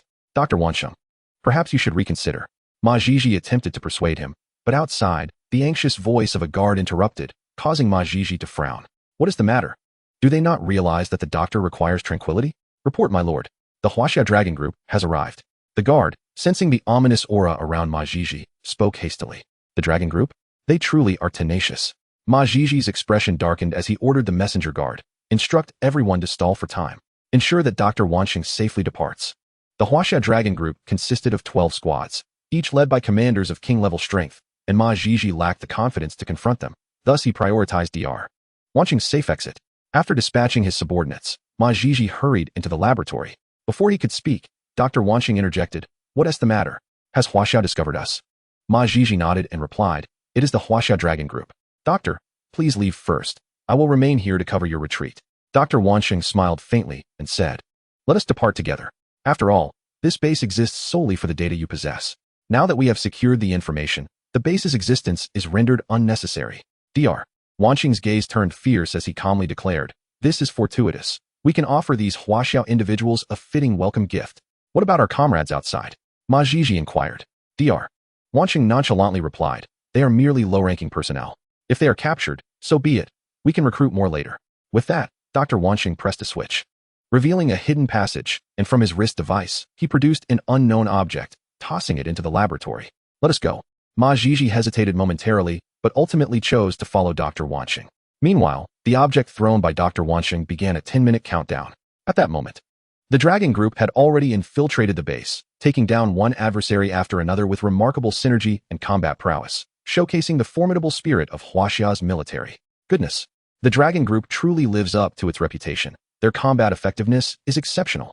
Bai Yi remarked with a hint of admiration. Gu Mo Ran glanced at Bai Yi and said, I can't shake the feeling that this operation is progressing too smoothly. And yet the Dragon Group has already entered the base while Ma Jiji has yet to appear. Though Bai Yi appeared somewhat naive, he was far from foolish. After Gu Mo Ran's observation, he too sensed something amiss. Should we alert them? Gu Mo Ran shook his head, saying, the Dragon Group is adept at dealing with evil forces. Do you think our untrained analysis would carry weight? Don't be foolish. After a brief pause, he continued, moreover, since the Dragon Group dares to launch a direct assault, they must possess ample confidence. We should trust the professionals. Are we just going to sit back and watch? Aren't you tempted to join in witnessing the Dragon Group's prowess? We have bodyguards at our sides, Bai Yi exclaimed excitedly. Guo Ran smiled slightly and replied, let's remain outside to provide support. If Fang Qianzhong and the others encounter danger, we can call for reinforcements. Then it seems we have no choice, Bai Yi said. Somewhat resigned. Not only Bai Yi felt helpless, Guo Ran shared his sentiments. Initially believing he had stumbled upon a major opportunity, he soon realized that this was a target already under official scrutiny. Additionally, their team's pace was no match for the authorities, leaving him with little choice but to watch idly. Captain, the two trainers have not followed us. Lin Shun reported to Fang Qianzhong after dispatching a minor adversary with his gun Gui. Upon hearing this, Fang Qianzhong nodded. Since they haven't entered, we need not concern ourselves with them. Let us wrap up this mission swiftly and return home. Alolan Executor, let us go. With that, Fang Qianzhong and his Alolan Executor charged forward. After a fierce battle lasting over 9 minutes, they arrived at the laboratory's entrance. Everyone, be cautious. This should be the center of the base. Lin Shun, send in Gung Gui to assess the situation. Fang Qianzhong instructed with utmost vigilance. Understood. Lin Shun agreed without hesitation, and Gung Gui floated towards the laboratory at his signal. Simultaneously, he prepared to activate his protect move at the first sign of danger. However, just as Gung Gui's form entered the laboratory, a massive explosion erupted, followed by a thunderous roar and the beginning of the base's collapse. Boom. Everyone duck. All Pokemon. Use protect. Fang Qianzhong reacted swiftly, shouting as the explosion resonated. Simultaneously, he unleashed a Pokeball, summoning a Boskage, which formed a massive protective barrier with its back shielding the others from the collapsing base. In that instant, far away, Dr. Wanxing smiled faintly, saying, Dragon Group. I hope you enjoy this gift. Chapter 62, Saving the Dragon Group. Boom. Upon hearing the explosion from within the base and witnessing its near-total collapse, Guo Ran and Bai Yi sprang to their feet. Could it be an ambush? Bai Yi asked in astonishment. Guo Ran released his Ice-type Pokémon, adopting a serious demeanor. Now that the base has mostly collapsed, the traps should be rendered ineffective. Let us go take a look. Given that Team Rocket chose to demolish the base, it implied their lack of confidence in defeating the Dragon Group. They may have even opted to retreat at the moment the Dragon Group launched their assault. Regardless of their decision to retreat, with the traps largely destroyed, nothing could impede Guo Ran. Bai Yi, supporting Guo Ran's choice, released a Pokeball, summoning a hoodie to his side.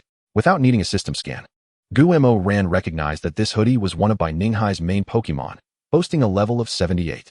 It's no use. The entrance is completely blocked. We have no way in, Bai Yi lamented as he surveyed the cave concealed beneath rubble. Taking a deep breath, Guo Ran summoned his Garchomp and Machamp, instructing them to utilize their dig move. He then retrieved a TM from his backpack. Have your Charmeleon join as well. The more passages we create, the quicker we can rescue the Dragon Group personnel.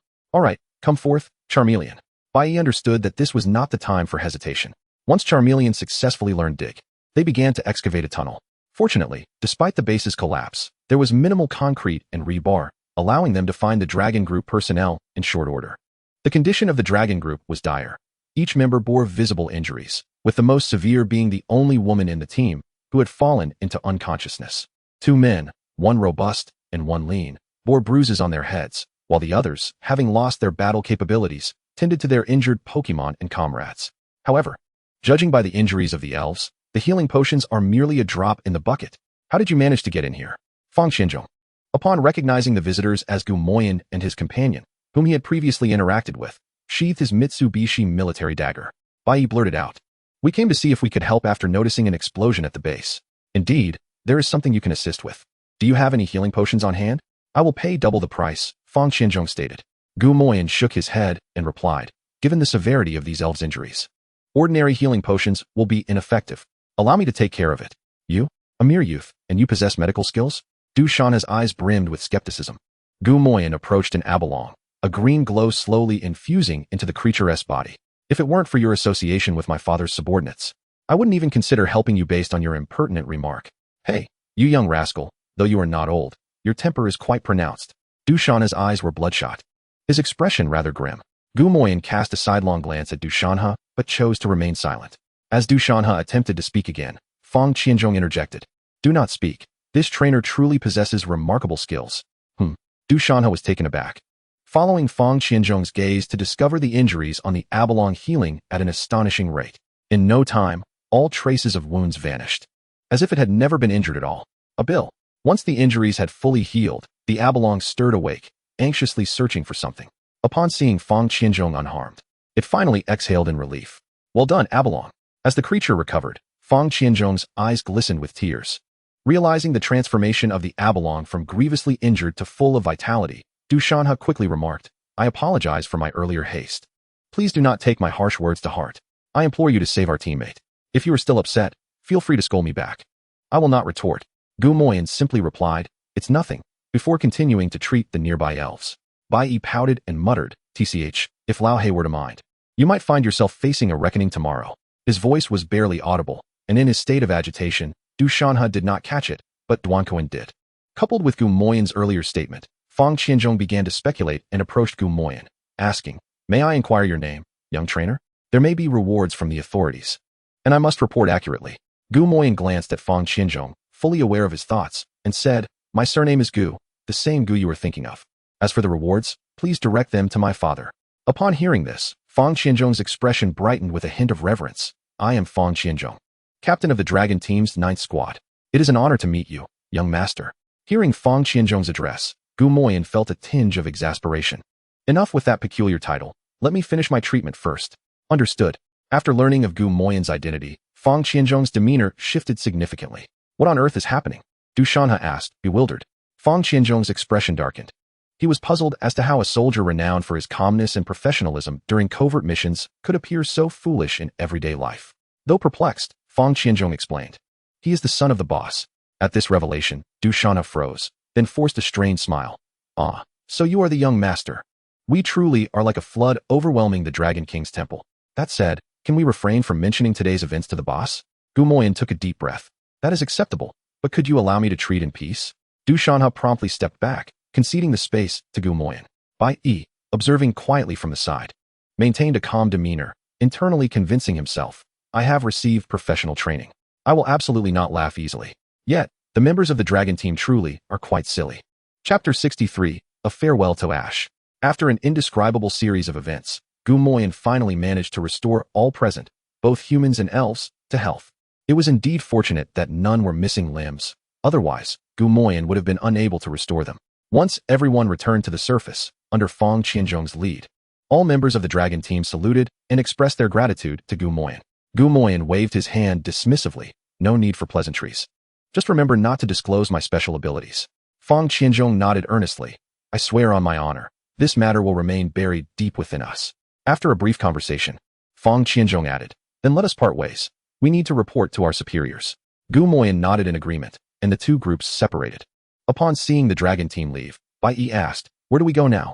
Gu Moyan replied, although Team Rocket has retreated, we cannot linger here. We must remain vigilant against a potential counterattack. Gu Moyan pulled out his phone to check the map, his gaze settling on a nearby small town. Let us head to Huotian Town. There is a C-rank secret realm there, perfect for our training. Bai Yi leaned over to glance at the map, earnestly remarking, impressive. Lao He, we are indeed on the same wavelength. You've improved. Gu Moyan tucked his phone away, predicting that by tomorrow's morning market in Huotian Town, they would acquire an additional 190 pounds of meat. Originally, Huotian Town was an utterly ordinary place, economically underdeveloped, and the strength of its trainers left much to be desired. However, the emergence of a C-rank secret realm changed everything. The secret realm drew trainers from neighboring areas, leading to a surge in local goose houses and stimulating economic growth. Thanks to the resources within the C-rank secret realm, the residents of Huotian Town also experienced a significant boost in strength. Although this C-rank secret realm lacked human villages, extraterrestrial beings frequently traversed most secret realms. And as this particular realm served as a crucial route from the dark gray gym to the blue gym, encounters with extraterrestrials were not uncommon. C-rank secret realm. Lao He, do you think we will encounter extraterrestrials this time? Bai Yi asked, munching on a blue orange. Who knows? Moreover, extraterrestrials are not that different from us Blue Star inhabitants. If you meet one, you will recognize it, Gu Moyan replied with mild disdain. He felt that Bai Yi had become increasingly gluttonous since capturing the little cabby beast. That is true. Bai Yi nodded in agreement. The two continued to wander aimlessly, stopping to battle any elves they encountered, appearing quite carefree. Pikachu. Just as Gu Moyan's ghost stone dispatched a Pidgey, the sound of a Pikachu echoed down the path, followed by the voices of two men and a woman. Oh, it's the real-life versions of Brock and Misty? Misty is still adorable, but Brock, well, he certainly has an imposing presence. When Gu Moyan laid eyes on Ash, Ash also spotted Gu Moyan. Immediately, Ash exclaimed with excitement, Hey, Gu Moyan, friend of yours? I don't recall ever meeting him. Bai Yi inquired curiously. Gu Moyan smiled at Ash while explaining, I met this extraterrestrial during the C-rank secret realm in Magic City with Yushi. We are both trainers traveling this year. Then why didn't you mention him to me? You never asked, Gumoyan replied, exhaling deeply. Was this what it felt like to be abandoned? It's been a while, Gumoyan. Ash, brimming with energy, soon appeared at Gumoyan's side. Gumo Ran smiled faintly. It has been a long time since we last met. It seems that you have managed to handle your relationship with Pikachu quite well. Hee, of course. I am destined to become a Pokemon master. Ash replied with great pride. On Ash's shoulder, Pikachu could only facepalm in exasperation. Ash, who is this? At that moment, Misty and Brock appeared, with Misty curiously inquiring. Misty, Brock, this is my friend I met in Pallet Town, named Gumo Ran. Gumo Ran. These are my travel companions, Misty and Brock. Hello. The three greeted each other with a hint of confusion. In the corner, Bai also chimed in. Hello, everyone. I am Bai, Old Hei's travel partner. Old Hei. Ash and the others looked puzzled. Observing their expressions, Bai explained, Oh, it's just that Gumo Ran has always had poor luck since childhood, so I gave him the nickname Old Hei. Upon hearing this, Gumo Ran felt an uncontrollable urge. He thought sending Bai to the morning market would be a splendid idea. Is that so? Then, Gumo Ran, may I call you Old Hei? Ash inquired. Gumo Ran's expression stiffened momentarily, yet he replied, That is certainly acceptable. Bai shivered slightly, feeling as though the weather had suddenly turned cold. After the formalities, Ash excitedly challenged Gumo Ran. Old Hei, let's have a battle. I am now a trainer with a gym badge. Misty pouted, What are you talking about? You only won that badge because Brock went easy on you. That badge was hard-earned by me and Pikachu. Ash retorted, then continued to Gumo Ran. Come on. I have yet to witness your strength after all this time as a trainer. In response, Gumo Ran smiled and said, Then let us begin. I am eager to see how well you and Pikachu cooperate. Rest assured, you will not be disappointed. Ash replied confidently. With the matter settled, Brock volunteered. Then I shall serve as the referee. Both sides naturally agreed. As they took their positions, Brock began announcing the rules of the match, now commencing a friendly match between Ash from Pallet Town and, pardon me, Gumo Ran. I do not yet know your origin. Gumo Ran smiled slightly and replied, I hail from Kyoto. Brock nodded and resumed announcing the rules, now commencing a friendly match between Ash from Pallet Town and Gumo Ran from Kyoto. The rules are 3 versus 3. A side wins when all of the opposing Pokemon can no longer battle. Both sides prepare. You're up, Pidgey. Jengar, prepare for battle. The match began. Chapter 64, Future Charizard. Name, Pidgey. Type, Normal, Flying. Potential, A. Ability, Keen Eye. Thanks to Keen Eye, accuracy will not be lowered. Level, 19. Skills, Tackle, Sand Attack, Fury Attack, Quick Attack, Whirlwind. Tornado. Inherited skills, Air Cutter, Air Slash, Brave Bird Roar. Taught skills, Shadow Clone, Aerial Ace. TM skills, none. Strike first, Pidgey. Use Quick Attack. Ash exclaimed with enthusiasm. Upon hearing their trainer's command, Pidgey transformed into a flash of white light, charging towards Jengar. However, Gumo Ran showed no sign of concern in the face of Pidgey's assault. Thud. Quick Attack successfully struck Jengar. Thud. Pidgey passed through Jengar, who suffered no harm whatsoever. Ah, why did Pidgey's Quick Attack have no effect on Jengar? Ash exclaimed in surprise. On the sidelines, Misty facepalmed in disbelief, exasperatedly stating, Ash, Jengar is a Ghost-type Pokemon. Normal-type moves do not affect Ghost types. Ah, why is it like this? Ash complained, then regained his confidence. But that's alright. It's merely a type disadvantage. Pidgey and I are not to be underestimated. Pidgey, use Air Slash. That was certainly something Ash would say. Gumo Ran smiled slightly and calmly commanded, Jengar. Enter invisibility to evade Air Slash, then use Thunderbolt. Hee. Jengar revealed an eerie smile, swaying slightly before vanishing from sight. No, where did it go? Ash rubbed his eyes. Astonished. As the opponent disappeared, and without further instructions, Pidgey was left aimlessly hovering in the sky. Hee. Suddenly, Jengar appeared behind Pidgey, a hand stealthily touching Pidgey's back. In an instant, dazzling golden light flickered. Pidgey. Struck by Thunderbolt, Pidgey's expression turned grim, letting out a pained cry, clearly having sustained significant injury. Pidgey, quickly use Shadow Clone.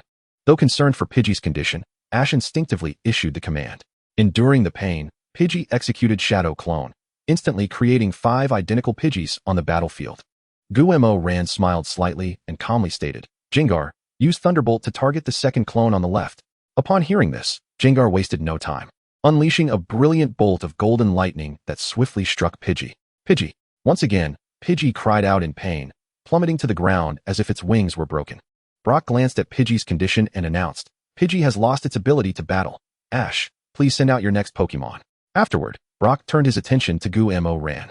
If it weren't for luck, Discerning the true body so quickly, Gu-Mo-Ran must be quite a formidable opponent. Seeing Jengar successfully strike Pidgey, Gu-Mo-Ran remained composed. Against the power of Aura, Shadow Clone was no more than child's play. For Jengar to hit an injured Pidgey was merely routine. Impressive, Ash murmured, but quickly added, however, we won't fall short either. Come forth, Charmander. With a flash of red light, a well-developed Charmander appeared before Gu-Mo-Ran.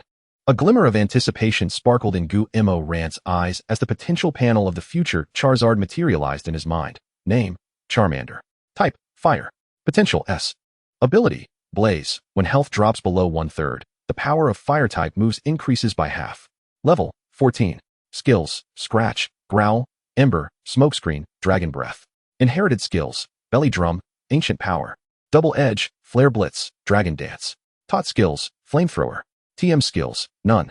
Goodness, while it may not compare to Baiyi's Charmeleon in terms of skills, the potential of this unevolved form is already on par with Charmeleon. It is truly worthy of being the future Charizard. However, reflecting on how Charizard would later force its evolution to save Ash, leading to underdevelopment, it meant that ultimately, Charizard's potential would hover around S. This was indeed a bit regrettable. Unaware of Gu-Mo-Ran's thoughts, Ash promptly commanded, Charmander, show them our strength. Use Flamethrower. Wow. The flames on Charmander's tail blazed more fiercely, unleashing a formidable flamethrower directed straight at Jengar. Jengar, evade the attack, and then use Hypnosis. Gu-Mo-Ran calmly commanded. Hee. Jengar once more displayed its eerie smile, successfully dodging Charmander's flamethrower with a swift sidestep, its large eyes adorned with swirling patterns. Wow. Charmander, caught off guard and still gazing at Jengar, fell victim to Jengar's hypnosis. Jengar, use Dream Eater. A charming smile graced Gu-Mo-Ran's lips. The combination of hypnosis and Dream Eater was not something the current Charmander could withstand. Thud. Without a shadow of a doubt, Charmander has unequivocally lost its combat ability. Despite being a veteran, its current level is woefully inadequate, rendering it no match for Ghastly. With Charmander incapacitated, the esteemed Ash is prompted to summon his final Pokémon. Upon announcing the outcome, Brock casts a worried glance at Ash, harboring a premonition that Ash may indeed face a clean sweep. Outside the arena, Misty, exasperated, remarks, what a joke. He claims to be strong, yet he is about to be swept aside. After a moment's pause, as if struck by a thought, Misty adds, it's a pity for that diligent Pikachu. Return, Charmander. After both Charmander and Pidgey have succumbed, Ash's earlier confidence has waned, and after a moment of silence, he turns to his ever-anxious Pikachu and implores, Pikachu, I'm counting on you. Pika. Pikachu nods earnestly, vigorously patting its chest, as if to convey its readiness. Witnessing Pikachu enter the fray, Gu-Mo-Ran feels invigorated, murmuring, let me see just how far the legendary Pikachu has evolved. Chapter 65. Is it not normal for Ash to be swept like this? Name, Pikachu type, electric qualification, a mystery ability, static, possesses static electricity that can occasionally paralyze opponents upon contact. Level, 16 moves, Tail Whip, Growl, Thunder Shock, Quick Attack. Thunder Wave, Double Team, inherited moves, Wish, Charge, Volt Tackle, Volt Attack, Sing. Top moves, Thunderbolt. TM moves, none. Description, the initial Pokémon of Ash, the Child of Fortune. Endowed with limitless potential, yet its prowess fluctuates over time. Within less than a month, Pikachu's level has ascended by 6, all without Ash providing any training or resources. Truly, it is deserving of its title as the Electric God. However, reflecting on the fact that after several generations, even the legendary Pikachu has lost to his Snivy, one might argue that it is not without reason to call it an actor. Pikachu, use Thunderbolt. Ash initiates the attack as always. Ghastly, use Thunderbolt as well. Gu-Mo-Ran, suddenly inspired to pit Ghastly against Pikachu in a contest of Thunderbolt, commands the duel. Boom. The two Thunderbolts collide mid-air, and to Ash's astonishment, Pikachu's Thunderbolt is overwhelmed. Observing this, Gu-Mo-Ran nods knowingly. It appears that without an extraordinary burst of power, even the Electric God can only be called Pikachu. Well done, Ghastly. Next, use Confusion to ensnare Pikachu. Gu-Mo-Ran issues another command. Hee. A purple aura swirls within Ghastly's large eyes, and an invisible, colorless energy swiftly ensnares Pikachu, lifting it into the air. Pikachu break free. Ash steps forward anxiously, urging, Pika. Hearing Ash's voice, Pikachu turns to look, its eyes narrowing.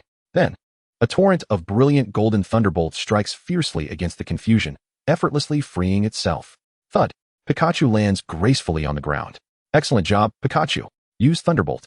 Ash praises before directing Pikachu to unleash its signature move once more. Although Gu-Mo-Ran is somewhat surprised by Pikachu's performance, he remains unfazed. This level of power is still insufficient to defeat Ghastly. Ghastly, use Shadow Ball. Ghastly grins, and 2 orbs of black-purple energy manifest in its sharp hands. Subsequently, Ghastly cups its hands, causing the 2 Shadow Balls to merge into a massive sphere. Hee hee. Ghastly glances at Pikachu, then hurls the Shadow Ball with great force. Boom. The Shadow Ball collides with the Thunderbolt, but merely upon contact, the Thunderbolt is obliterated. Although the Shadow Ball shrinks by about a third, it is still more than sufficient to incapacitate Pikachu. Ash comprehends this swiftly and shouts, "Pikachu, dodge now." Pika. Pikachu responds, narrowly evading just as the Shadow Ball makes contact. Gumo Rant's lips twitch. Indeed, it is true that Ash's signature move yields remarkable results. Reluctantly, Gumo Rant commands, "Ghastly, become invisible and launch another Shadow Ball." Seeing its previous attack miss, Ghastly's expression sours as it gently sways into invisibility. Unlike a direct confrontation, Ghastly prefers a stealthy ambush. "Pikachu, be cautious," Ash warns with a serious expression. Pika. As the seconds tick by, Pikachu remains oblivious to Ghastly's presence. But just as Pikachu turns, a massive Shadow Ball descends from above. Boom. This time, Pikachu cannot evade and is struck directly by the Shadow Ball. As anticipated, the outcome is as such. Brock sighs inwardly, stating, "Pikachu has lost its combat capability." As all 3 of Ash's Pokémon have been defeated, the victor of this match is Gumo Rant from Johto. Gumo Rant smiles and nods in acknowledgement. With the match concluded, Nurse Joy begins tending to the trio of Pokémon, while Misty continues to critique Ash's abilities. She also expresses concern for his well-being. After all, anyone who suffers a clean sweep without inflicting any damage would feel disheartened. Alright, just a bit of rest, and everything will be fine. Nurse Joy's expertise is unmatched. After thanking Brock, Ash earnestly declares to Gumo Rant, "Old Black. Although I lost this time, I refuse to concede defeat. In our next battle, I will reclaim my victory." Pika. Pikachu confidently echoes Ash's declaration, showing no signs of defeat. Observing this, Gumo Rant merely smiles lightly, saying, "Ash, while this may be harsh, given your current state, victory is beyond your reach. Ghastly is merely the weakest of my Pokémon. To become a Pokémon master, training is indispensable. While your bond with your Pokémon is commendable, without proper training, it bears little effect. Do not solely focus on gym battles. Occasionally, you must slow down and dedicate time to train your Pokémon. For that is how you will progress further in the Indigo Conference." If Ash's prior losses in other versions were somewhat understandable, losing in the Indigo Conference is something Gumo Rant cannot fathom. Although Ash's performance there was lacking, so was that of his rival, Gary. In future matches, Gumo Rant hopes Ash can successfully command Charizard, at the very least defeating Gary. Noticing Gumo Rant imparting wisdom to Ash, Brock interjects, "Ash, Gumo Rant is right. You cannot always charge forward recklessly. Training is essential for every trainer."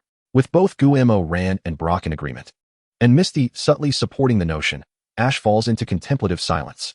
After a prolonged moment, Ash finally replies, "Alright, I will give it serious thought." Crack. Just then, a mechanical arm unexpectedly extends from a nearby tree trunk, firmly grasping Pikachu. "Pikachu, what is happening?" Ash inquires. "I heard someone asking why." A lively discussion ensues. Among Ash's Pokémon, who is your favorite? I am Charizard. Chapter 66, The True Protagonist Group. Since you have sincerely posed your questions, allow me to graciously enlighten you.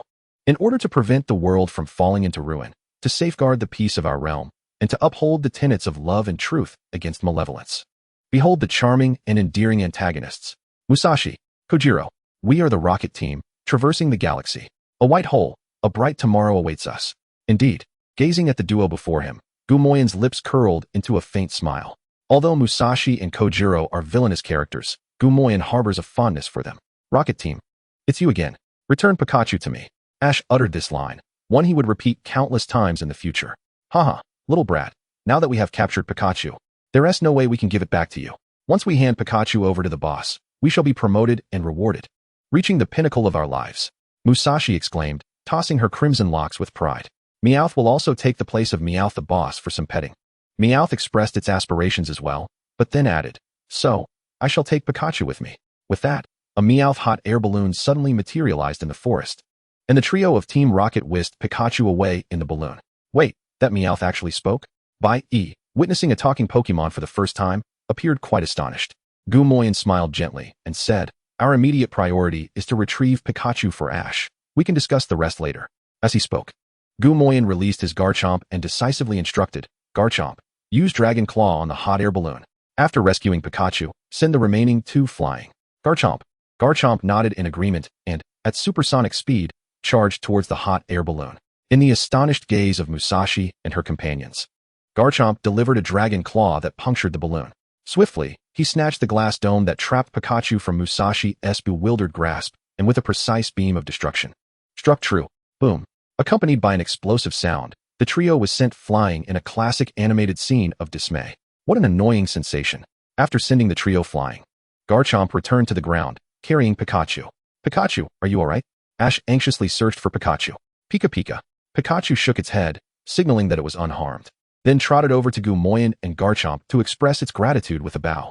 Garchomp remained indifferent, but Gumoyan affectionately patted Pikachu, saying, "No need for such formality.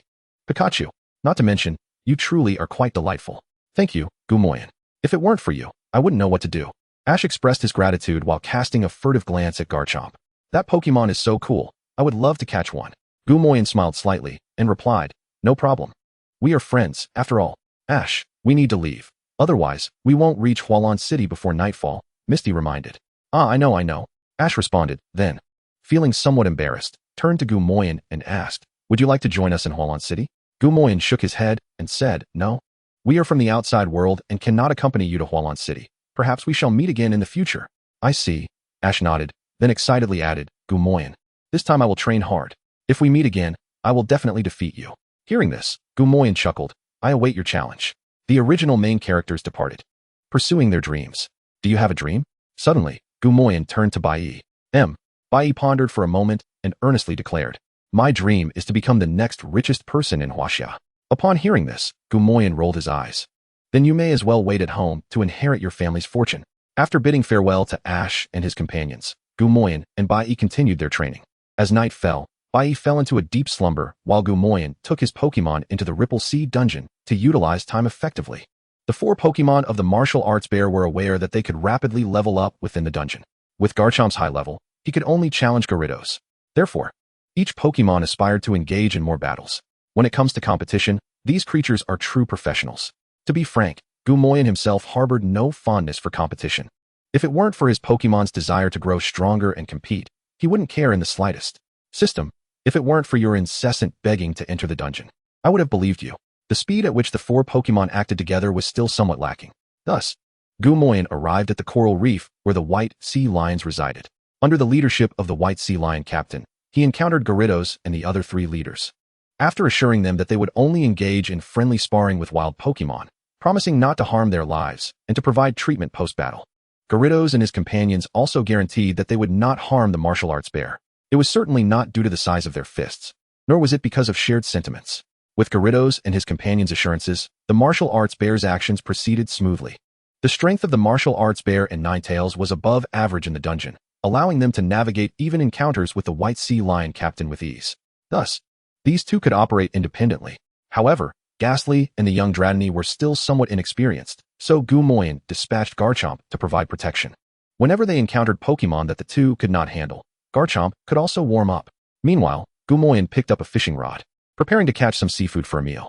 The ice sculpture Pokemon was quite considerate, retrieving an umbrella, a lounge chair, and a barbecue grill from Gumoyan's backpack.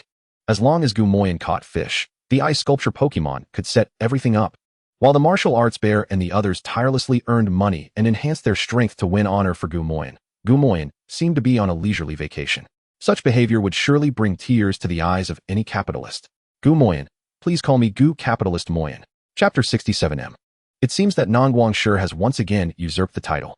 A night passed without incident. "Good morning." Bai greeted Gumoyan lethargically with his head drooped. Gumoyan was brushing his teeth and responded with a muffled morning, yet Bai paid it no mind. After finishing his morning routine, he returned to the camp to prepare breakfast. "Why aren't you eating?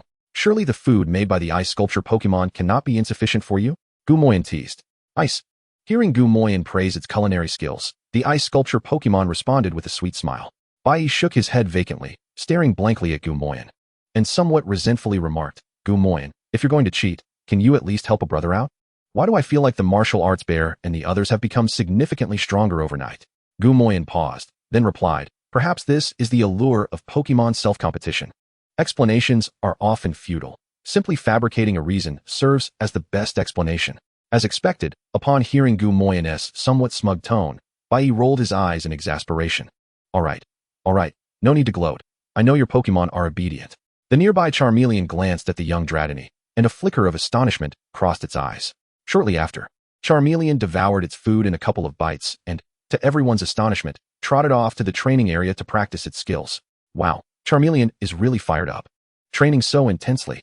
Gu Moyan turned to the martial arts bear and its companions and said, Look at you all. Can you learn from Charmeleon? I'm not asking for you to be overly competitive, but could you at least show a bit more enthusiasm for training? Bai, although you are extolling the virtues of Charizard, why does my heart feel so unsettled? Jiu Wei and the others are merely exchanging glances with each other. So, are you the one who took us to the dungeon to grind levels on this late evening? It seems your earlier assertion about avoiding internal competition was nothing but empty words. Guastone narrowed his eyes. As a competent strategist, he must learn to perceive the thoughts of others. Without hesitation, Guastone devoured his food and, under the astonished gazes of his companions, rushed to his designated spot to train. Observing Guastone practicing with a shadow ball in each hand, and then glancing at Gu Moyan, the others fell silent. They swiftly consumed their meals at 3 times their usual pace and hurried to their respective training areas. Martial Arts Master Bear, Guastone has already practiced 2 shadow balls. So I shall practice 4 rounds of Dark Strike and Water Gun. Naturally, Guastone will be the target for the final few shots. Jiu Wei, it is once again the time for strengthening. Guastone, I believe you would be delighted to practice Absolute Zero with me, wouldn't you? Young Fong Dragon, Guastone truly is the strategist. I must double my efforts. I cannot allow Guastone to outpace me. Guastone, you should remain the loyal underling. Thus, with Guastone's assistance, a remarkable scene unfolded during their midday meal. Martial Arts Master Bear, Guastone, since you are so fond of training, why not spar with me? Jiu Wei, Guastone, I feel that I am on the verge of mastering Absolute Zero. Just look. Young Fong Dragon, enough talk. Let us have a match. Hee. Guastone wore a bitter expression, though smiling. It was a smile that looked more like a grimace. Ultimately, it was Gu Moyan who intervened, allowing Guastone to escape a predicament. Yet, observing the expressions of Martial Arts Master Bear's 3 companions, Guastone felt an unsettling sense that they wished to eliminate him. Consequently, the usually lively Guastone shrank into the shadow of Gu Moyan after their training session. Witnessing this scene, the 3 companions felt a twinge of regret. The training period was brief. Gu Moyan and Bai remained within this C-grade secret realm until around December 10th. During this time, aside from the urgent need for food requiring them to exit the secret realm for foraging, the 2 did not leave. With the aid of Gu Moyan's eternal power, Bai's Charizard reached level 26, while Little Snorlax, Turtwig, and Mini Snow all attained level 23. The previously troubled Armor Dragon also ascended to level 45, successfully evolving into a Bastion Dragon. Name, Bastion Dragon. Type, Dragon, Fighting. Qualification, S. Ability, Bulletproof, can withstand opponent's ball and projectile attacks. Level, 45. Skills, Light Body, Tackle, Guard, Dragon Tail, Phantom Face, Headbutt, Self-Motivation, Ear-Piercing Cry, Iron Defense, Dragon Claw. Inherited skills, Double Return, Dragon Breath, Chi Fist.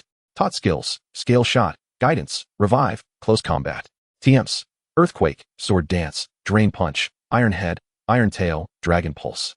It can be said that this rate of progress is quite commendable. However, in comparison to Gu Moyan, there remains a significant gap.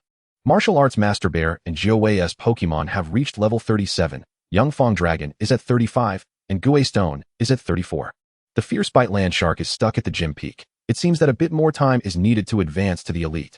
Regular Pokemon face a bottleneck when breaking through to the elite level, which is reflected in a substantial increase in the experience points required within dungeons. Guastone's current level has reached 34, making it time for evolution. Guamoran thought. Old Hey, Coach Ching's special training team is on break. Tang Shuao mentioned that we should gather tomorrow. Are you going? Bai asked as they exited the secret realm.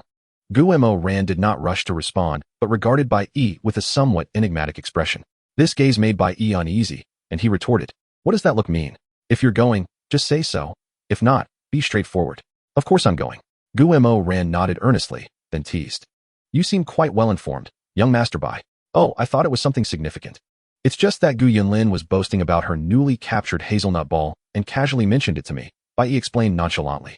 Upon hearing this, Guamoran's expression turned oddly suggestive. "Why do I feel like there's more to this?" Huh. Bai was initially taken aback. Then his expression became quite peculiar. "More to it? Me and Gu Yunlin? Old Hey, don't joke around. Are you really not interested in Gu Yunlin?" Guemo Ran inquired again. Perhaps pressed by the situation, Bai Yi replied earnestly, absolutely not.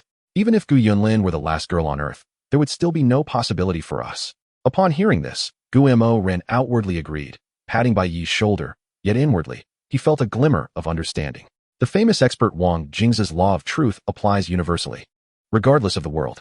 Chapter 68, Challenge. Kyoto.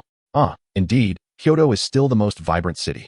In Bai Yi's family's luxury car, he excitedly gazed out of the window at the scenery. The prolonged wilderness survival had left this wealthy heir feeling quite stifled.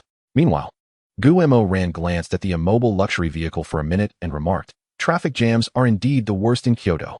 Watching the speedy Dudu Li on the bicycle lane, Guemo Ran fell into contemplation. Had he not been dragged into the luxury car by Bai Yi, he would have probably reached home by now. Why don't we just take Dudu Li instead? It's still early. We could go out and have some fun. Bai Yi seemed to sense Guemo Ran's thoughts and timidly suggested, today, Gu Yunlin and Tang Shuyao are both free. Why not gather today? After a moment of contemplation, Guemo Ran agreed to Bai Yi's plan. Seeing Guemo Ran's consent, Bai Yi quickly took out his phone and messaged Gu Yunlin and Tang Shuyao. Finding it cumbersome to message them individually, he created a group chat and added them both. Future World Tycoon, Bai Yi Old Gu, Tang Shuyao. I and Old Hei are back in Kyoto today. Shall we meet up? Mountain Cloud, Gu Yunlin. Oh, Old Gu is back. I'm available. Rock Sugar Pear, Tang Shuyao. I'm free too. Just send me the address. Noticing that Gu Yunlin and Tang Shuyao were both available, Bai Yi looked up at Guemo Ran and said, let us get out of the car and discuss where to meet.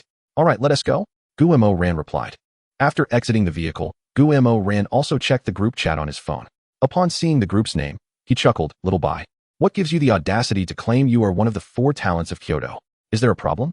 Every time I go shopping, the shopkeepers always call me handsome. Bai Yi retorted with a sense of righteous indignation. Guemo Ran. Never mind. Let us just check the group. Although this 4 talents of Kyoto had only a 3-minute history, the chat was already flooded with hundreds of messages. Among them, Tang Shuyao had sent 1, while Bai Yi and Gu Yunlin had sent 99. Mountain Cloud. Bai Yi, you suggested a gathering, but you haven't decided on a place yet, have you? Future World Tycoon, what can I say? With my esteemed status, the dining venue must be carefully selected, unlike certain individuals. Mountain Cloud, are you implying something? Future World Tycoon, whoever responds to my implication is who I'm referring to. In summary, with the help of Bai Yi and Gu Yunlin, this group chat devolved into a platform for Bai Yi and Gu Yunlin to engage in flirtation and banter. Casting a bemused glance at Bai Yi, Guemo Ran sent a message, arsonist of affections. How about we go to the Snorlax Tavern? Their food is quite good, and the scenery is lovely. Sounds good. Old Hei, your taste has certainly improved lately. Bai Yi offered a compliment before returning to the group chat. Future World Tycoon, I think this is feasible. Old Hei is indeed reliable. Shanling Bai Yun interjected. The person's name is Guemo Ran, not Bai Yi. Future World Tycoon replied. Bing Tang Shueli, I think it's a good idea.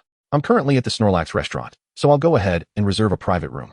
I'll send you the room number shortly. Tang Snow Yao, who had been lurking, decided to make her presence known as the location was nearly confirmed and took it upon herself to reserve the private room. Immediately, the 4 of them began their journey to the Snorlax restaurant. Xiao Bai, you are truly brave. Guemo Ran silently applauded Bai Yi for his last message. Future World Tycoon remarked, Tang Snow Yao is not only beautiful and kind-hearted, but also gentle and virtuous, a stark contrast to certain individuals. Shanling Bai Yun quipped. 3 bloody kitchen knives. At the Snorlax restaurant, in a small private room on the 3rd floor, for young men and women of similar ages were seated. However, the distance between the boys and girls was somewhat noticeable. A boy with striking red hair, around 6 feet tall, and a girl with shoulder-length black hair, about 5 feet tall, were locked in a silent stare. Despite the boy's considerable height and physique advantage, the girl's presence subtly overshadowed him. The other boys and girls exchanged glances, helplessly opening their mouths before ultimately abandoning any attempts to mediate. After a while, Gu Yunlin and Bai Yi turned to their respective companions almost simultaneously and exclaimed in unison, Old Hei, Shui Yao, you should decide how we should handle this. Guemo Ran and Tang Snow Yao froze, thinking, please, they had no desire to be involved in such matters. Fortunately, Guemo Ran, quick-witted, picked up a pair of untouched chopsticks and placed a piece of pigeon meat into Tang Snow Yao's bowl. Shui Yao, the pigeon here is exquisite, but it loses its charm when cold. You must try it.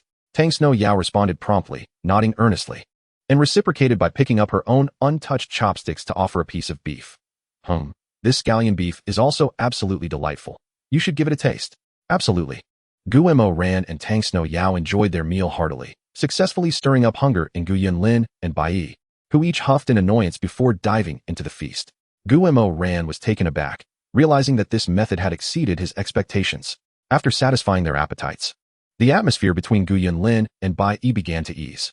Gu Mo Ran, since you didn't join the school team, what does your personal training entail? Gu Yunlin inquired with curiosity.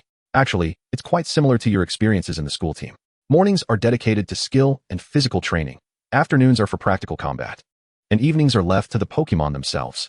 Gu Mo Ran paused before adding, if I were to highlight a difference, it would be the variety of people I encountered during my travels, witnessing diverse landscapes and meeting numerous Pokémon. Upon hearing this, Tang Snow Yao asked, so, have you captured any new Pokémon since the new trainer competition? Gu Mo Ran nodded. Yes, I captured a Ghastly, and it has since evolved into a Jengar. Impressive. No wonder you are Gu Mo Ran. Even in travel, the gap is truly remarkable. Gu Yunlin remarked. Tang Snow Yao also nodded earnestly, seemingly in agreement with Gu Yunlin's statement.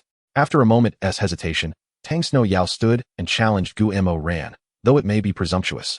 Both I and my Absol would love to have another battle with your Bear Master. Chapter 69, Little Snorlax. Eat, understand? Despite the presumptuousness, both I and my Absol would love to have another battle with your Bear Master. Gu Mo Ran was somewhat taken aback, clearly not expecting this quiet girl to challenge him so boldly. He initially considered declining, as it would be somewhat unfair for the Bear Master to engage. But upon witnessing the determination and fighting spirit in Tang Snow Yao's eyes, he ultimately agreed. Bai Yi, ever the instigator, chimed in. There's a battle room downstairs at the Snorlax restaurant. We can go there directly. How about this? The four of us will have a battle, and the one with the lowest rank will treat us all. What do you say? Before Gu Mo Ran and Tang Snow Yao could respond, Gu Yunlin eagerly stated, since some people are eager to treat, I wholeheartedly agree. Who will emerge victorious remains to be seen. Bai Yi added. All four of them hailed from affluent families, so treating others was merely a trivial matter, and naturally, there were no objections, since Tang Snow Yao initiated the challenge. The first match would be between Gu Mo Ran and Tang Snow Yao. Let our opponents witness our strength, Absol. Tang Snow Yao declared with fervor, and as she took her stance in the training arena, she tossed her Pokeball. One could not deny that Absol's appearance was striking. After Mega Evolution, its looks were even more stunning. After a period of specialized training, Absol's level had risen to 24. Name, Absol. Type, Dark. Quality, S. Ability, Super Luck. Due to having super happiness, attacks are more likely to hit the opponent's weak spots. Level, 24. Skills, Glare, Quick Attack, Shadow Clone, Knock Off, Detect, Taunt. Inherited skills, Dark Glare, Magic Reflect, Faint Attack, Last Resort, Curse. Taught skills, Swords Dance, Rock Slide, Iron Tail, Dark Pulse. Despite the significant increase in both level and number of skills, Absol still paled in comparison to the Bear Master. Now entering the arena, the Bear Master. With a flash of red light, the reassuring figure of the Bear Master appeared in the battle arena. Upon spotting the familiar Absol, the Bear Master showed a hint of surprise. Has it evolved? Looks like a one-hit wonder Bear Master. Tang Snow Yao murmured, then immediately declared with renewed fighting spirit. Even so, we must showcase our strength. Absol, use Quick Attack followed by Knock Off. Absol. Absol's eyes sharpened, and in an instant, it transformed into a streak of white light, rapidly charging towards the Bear Master. Simultaneously, its scythe-like arm swung fiercely at the Bear Master. Witnessing this, Gu Mo Ran remained unperturbed, calmly instructing, Bear Master. Engage in autonomous combat. Bear. Upon receiving Gu Mo Ran's command, the Bear Master immediately lunged forward, its bronze-colored aura surging, delivering a solid strike that halted Absol mid-quick attack. And with a swift motion, followed up with another blow that sent Absol crashing to the ground. Absol trembled, its limbs faltering before it collapsed, spirals forming in its eyes, clearly rendered unable to continue the battle. How brutal. From the sidelines, Gu Yunlin swallowed hard, utterly astonished that Gu Mo Ran's Bear Master could halt Absol, which was in the midst of a quick attack, with a single strike, and then seamlessly follow up with another blow that eliminated Absol. The entire match from start to finish lasted a mere 12 seconds. Tang Snow Yao gaped in disbelief. Although her Absol had made considerable gains, the gap between them and the Bear Master had widened tremendously. Are you alright? Gu Mo Ran inquired. Snapped back to reality by his voice, Tang Snow Yao shook her head, responding calmly. I'm fine. I will challenge you again in the future. Gu Mo Ran felt a sense of helplessness. With such advantages, their gap would only continue to grow. Alright, I eagerly await your challenge. Gu Mo Ran ultimately agreed, whether out of politeness or simply to address the matter at hand. This exchange effectively extinguished any notions Gu Yunlin and Bai Yi had of challenging him. despite Bai Yi's fire dinosaur having reached an impressive level of 26. He showed no inclination to challenge Tang Xueyao. Instead, he directed his attention towards Gu Yunlin, inquiring boldly, "Shall we proceed?" Gu Yunlin, not one to back down, retorted defiantly. Who's afraid of whom? Though a flicker of trepidation danced in her heart, she maintained an outward appearance of unwavering confidence. In the arena, Bai Yi prepared to throw out the pokeball containing his fire dinosaur, but hesitated momentarily before addressing Gu Yunlin. "Old Gu, it would be rather unfair for me to use my fire dinosaur against you. How about this? You choose a Pokemon, and I shall battle you with that one. Does that sound agreeable?" Gu Yunlin's expression darkened as she replied curtly, "That won't be necessary. Just use your fire dinosaur." Bai Yi, unfazed, chuckled and began selecting his Pokemon. To the astonishment of onlookers, he inadvertently released a Drudigan. No, that was a mistake. Bai Yi's face flushed crimson as he swiftly recalled the Drudigan, tossing out another Pokeball, which revealed a Snorlax. However, even this Snorlax held a level that surpassed Gu Yunlin's armored bird by one tier. "All right, let the battle commence. Snorlax, use Flamethrower." Bai Yi initiated the assault. Armored bird, dodge with quick attack. Gu Yunlin responded with calm composure. Ultimately, Bai Yi emerged victorious. Yet he bore the cost of the encounter, willingly offering to pay for Gu Yunlin. Gu Moran, initially curious about Bai Yi's willingness to spend money on a girl other than Zhou Yushi, found herself intrigued. When Gu Yunlin inquired why he chose to settle the bill, Bai Yi explained, "Oh, I own 70% of the Snorlax Tavern, so regardless of who loses, I shall cover the expenses." Furthermore, he paused, fixing his gaze on Gu Yunlin with earnestness. "Moreover, your current strength is rather lacking. It would be wise to purchase more steel and gems for training to better withstand challenges ahead." Indeed, the perception that Bai Yi was not a typical straight man was merely an illusion. Gu Yunlin, her teeth clenched, felt an urge to retaliate against Bai Yi, who sensed her animosity. Thus, he made his exit, leaving in a rather hasty manner.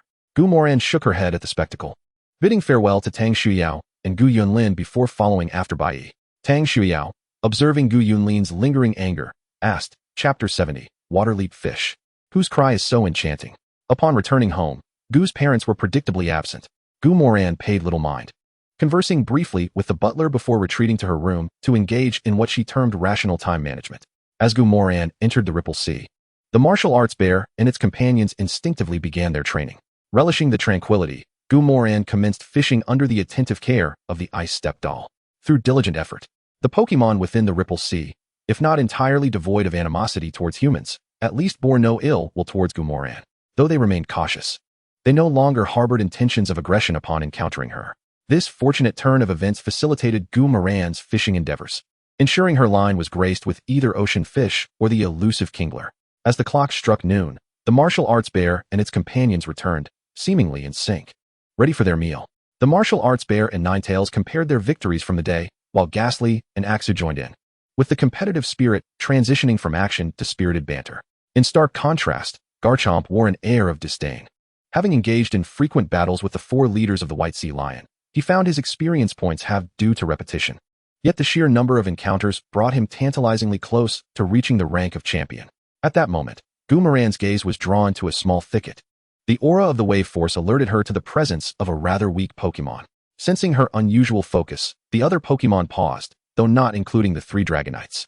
The Ice-type doll, having already detected the Pokemon nestled within the thicket, refrained from alerting Gu Moran, determined to challenge her. After all, her trainer remained Zhou Sueki, and she could not linger indefinitely by Gu Moran's side. Ghastly, go and fetch the little one, Gu Moran commanded suddenly. At her behest, Ghastly nodded, his body remaining still as his hands detached and stealthily emerged from his form, retrieving the hidden creature from the thicket. As the little Pokemon emerged, the system promptly displayed its attributes. Name, Waterleap Fish. Type, Water. Potential, S. Ability, Torrent. Power of Water-type moves increases when HP is low. Level, 1. Moves, Tackle. Sing, Egg moves. Yawn, Wide Guard. Curse, Mirror Coat. Return, TM moves. Nana, a freshly hatched little darling, Gu Moran mused. However, she had heard no tales of a formidable Swampert in the vicinity. How could such a high-potential Waterleap Fish exist? The Waterleap Fish, trembling slightly, instinctively sought refuge beside Gu Moran after surveying its surroundings. Newly born and yet untouched by the corrupting influence of older Pokemon, it naturally gravitated towards those who showed kindness. Noticing the Waterleap Fish's timid demeanor, Gu Moran smiled warmly and said, Waterleap Fish, are you hungry after hiding in the grass? The creature responded with a soft gurgle, its stomach betraying its need for sustenance. Gumoran chuckled, placing a portion of Pokemon food before it, gently encouraging, if you're hungry, feel free to eat. It's quite delicious. The water-leap fish, aware of the appealing nature of the food, eagerly began to devour it. Observing Gumoran's smile, Ninetales sighed and shook her head. Once, she too had been the cherished companion of Gumoran, but after being led down the path of training, she had relinquished that title. Reflecting on this, Ninetales regarded the water-leap fish with a hint of pity. This poor little creature would soon find itself immersed in rigorous training after savoring that delightful, tangy sweet beverage. Unbeknownst to Gumoran, who remained oblivious to Ninetales' inner thoughts, she proposed, "Would you like to live with me? If so, there will be plenty of that food you just enjoyed." At her words, the water-leap fish's eyes brightened. Nodding enthusiastically, Leap, the water-leap fish wished to share delightful meals with her. Though its articulation was still unclear, its intentions were unmistakable. Gumoran beamed with satisfaction, rummaging through her collection of Pokeballs before finally selecting a dive ball. Waterleap fish, touch this, and remember, don't resist. The waterleap fish, unaware of what a Pokeball was, nodded earnestly and gently touched the dive ball. In an instant, it transformed into a beam of red light and was drawn into the Pokeball. The ball shook twice before illuminating with the glow that signified a successful capture. Gumoran was elated. At last, she had a Pokemon she had personally captured. This achievement proved that she, Gumoran, was diligent in her pursuits and not merely a privileged individual relying on familial connections and the system. Cackling with joy, Ghastly was the most exhilarated by the capture of the waterleap fish. The arrival of the water leaper signifies that it is no longer the last member of Gumuran's team. With this thought in mind, Gizatong eagerly opened the Pokeball of the water leaper, hoping to establish a good rapport with his future subordinate. However, the moment the water leaper laid eyes on Gizatong, it rolled its eyes back and fell into a state of unconsciousness. Ding! Gizatong defeated the water leaper and gained 1 experience point, reaching level 1. Gumuran. Upon noticing the displeased expression on Gumuran's face, Gizatong sheepishly smiled, attempting to retreat into its Pokeball. Yet, Gizatong was quick. But Gumuran was quicker. Martial Arts Bear Master, Gizatong shall serve as your target for practicing Shadow Strike. Hearing this, the Martial Arts Bear Master's eyes lit up as he seized Gizatong and whisked him away into the nearby thicket without even finishing his meal. Jiawei and the young Yulong, witnessing this scene, were equally excited, swiftly devouring their food and chasing after the Martial Arts Bear Master. Those with grievances sought revenge, and those with injustices sought redress. It was permissible to have unresolved vendettas at this moment. Before long, the thicket echoed with Gizatong's lamentations. Deep within the rippling sea, the violent carp suddenly opened its eyes. Looking curiously towards Gizatong's location, what Pokemon is making such an enchanting sound? Chapter 71. Evolution through affection? No, it's evolution through consumption. The next day, Gumuran habitually checked in. Ever since drawing the rippling sea secret realm last time, his rewards had either been ordinary Pokeballs or no more than a couple of digits in Huaxia currency. The most ridiculous instance was receiving a package of notoriously foul-smelling stinky tofu. Therefore, Gumuran held little hope for today's system check-in. Ding! Congratulations, host. You have obtained a growth accelerator. Gumuran's eyes widened. It seemed this system had some merit after all. Just in time, he had recently captured a juvenile water leaper, which could certainly be put to good use. Jiawei, lying in the corner of the room, cast a sympathetic glance at the water leaper, thinking how fortunate it was to be another child deprived of a proper childhood. Persuaded by Gumuran, the water leaper consumed the growth accelerator, ascending from level 1 to level 5 in merely 10 seconds. After breakfast, the other Pokemon spontaneously began their skills and physical training, while the water leaper, lacking a training plan from Gumuran, could only watch with longing. The water leaper's ultimate evolution, the giant marsh monster, is an exceptionally formidable Pokemon, boasting impressive stats and being only 4 times weak against grass-type moves, allowing it to handle the vast majority of battles. Furthermore, with the water leaper's inherited skills as a professional punching bag, the training strategy became clear: defensive attacks. This necessitated honing the water leaper's success rate in unleashing skills while enduring hits. Many Pokemon can effortlessly interrupt their opponent's moves with their skills. What the water leaper must achieve is to ensure that every injury it endures serves a purpose.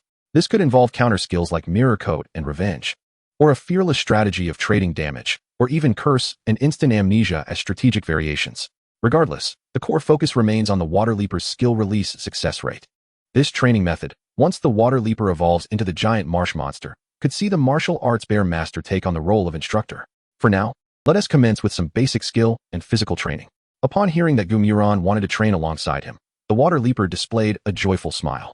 In the current mindset of the water leaper, Training equated to playtime. Oh, Xiaoran is back. Training so early, how diligent. At that moment, Joseki, clad in combat attire, entered the training ground. Upon seeing Gu Muron's Pokemon, her eyes shimmered with a hint of surprise. Goodness, this improvement is rather swift. At this rate, by the time Xiaoran goes to university, he might almost reach the level of a champion. Gu Muron rolled his eyes and replied, "All right, Mom. You just got back from work, so go rest. I can see those dark circles under your eyes. They're almost comparable to a raccoon." Josueki's expression darkened as she retorted, "Nonsense. How could a little fairy like me have dark circles?" All said and done, Josueki ultimately went upstairs to catch up on sleep, leaving Jiwei behind. Glancing at her offspring, the ice Jiwei's eyes reflected a hint of astonishment. She then turned to Gumuron and said, "Wu, young master, I shall take Jiwei with me for a few days. I want to take her to a special place."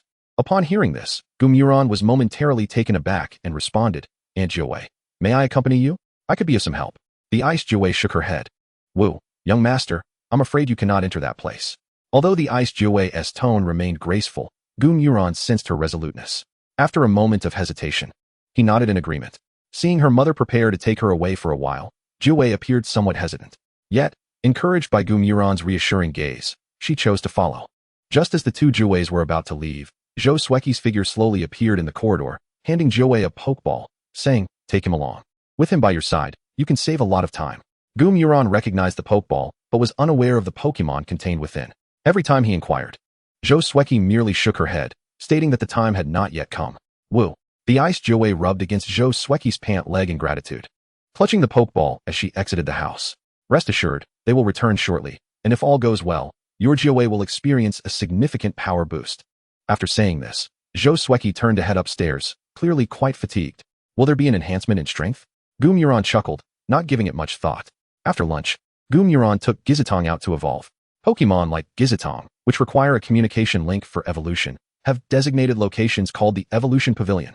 "Welcome to the Evolution Pavilion. How may I assist you today?" Upon entering the pavilion, a well-presented attendant approached Gumuron. Gumuron nodded gently, stating, "I need to help my Gizitong evolve." "Certainly. Please follow me." Being professionals in this field, they seamlessly accommodated Gumuron's request, leading him to a robust-looking machine. "Sir, please place the Pokemon you wish to evolve on this platform," the attendant reminded. Gumuron nodded, placing Gizitong's Pokeball in the designated slot. As the staff activated the machine, the display showed Gizitong transferring from its original Pokeball to another, and then the machine's glow ceased. "Your Pokemon has completed its evolution. Thank you for your patronage. 3,000 Huaxia coins," the attendant said with a charming smile. Gumuron did not rush to open the Pokeball. Instead, he requested the staff to return Gizitong to its original Pokeball. Just like that, another 3,000 Huaxia coins. Gumuron smiled and began extracting the paper currency he had obtained from the previous lottery from the system space. To the attendant's astonishment, he filled a sack with the notes and coins. "Miss, could you please be a bit more careful?" "Ah, yes, of course," the attendant replied, somewhat on the verge of tears. She felt that Gumuron had come merely to waste time, yet lacked sufficient justification for that belief. Seeing that the attendant was unable to tally the amount promptly, Gumuron comfortably reclined on the sofa within the establishment. Just right. It was a perfect opportunity to utilize some time wisely. About an hour later, the attendant, her fingers cramping, finally roused Gumuron. "Sir, just in time. Good.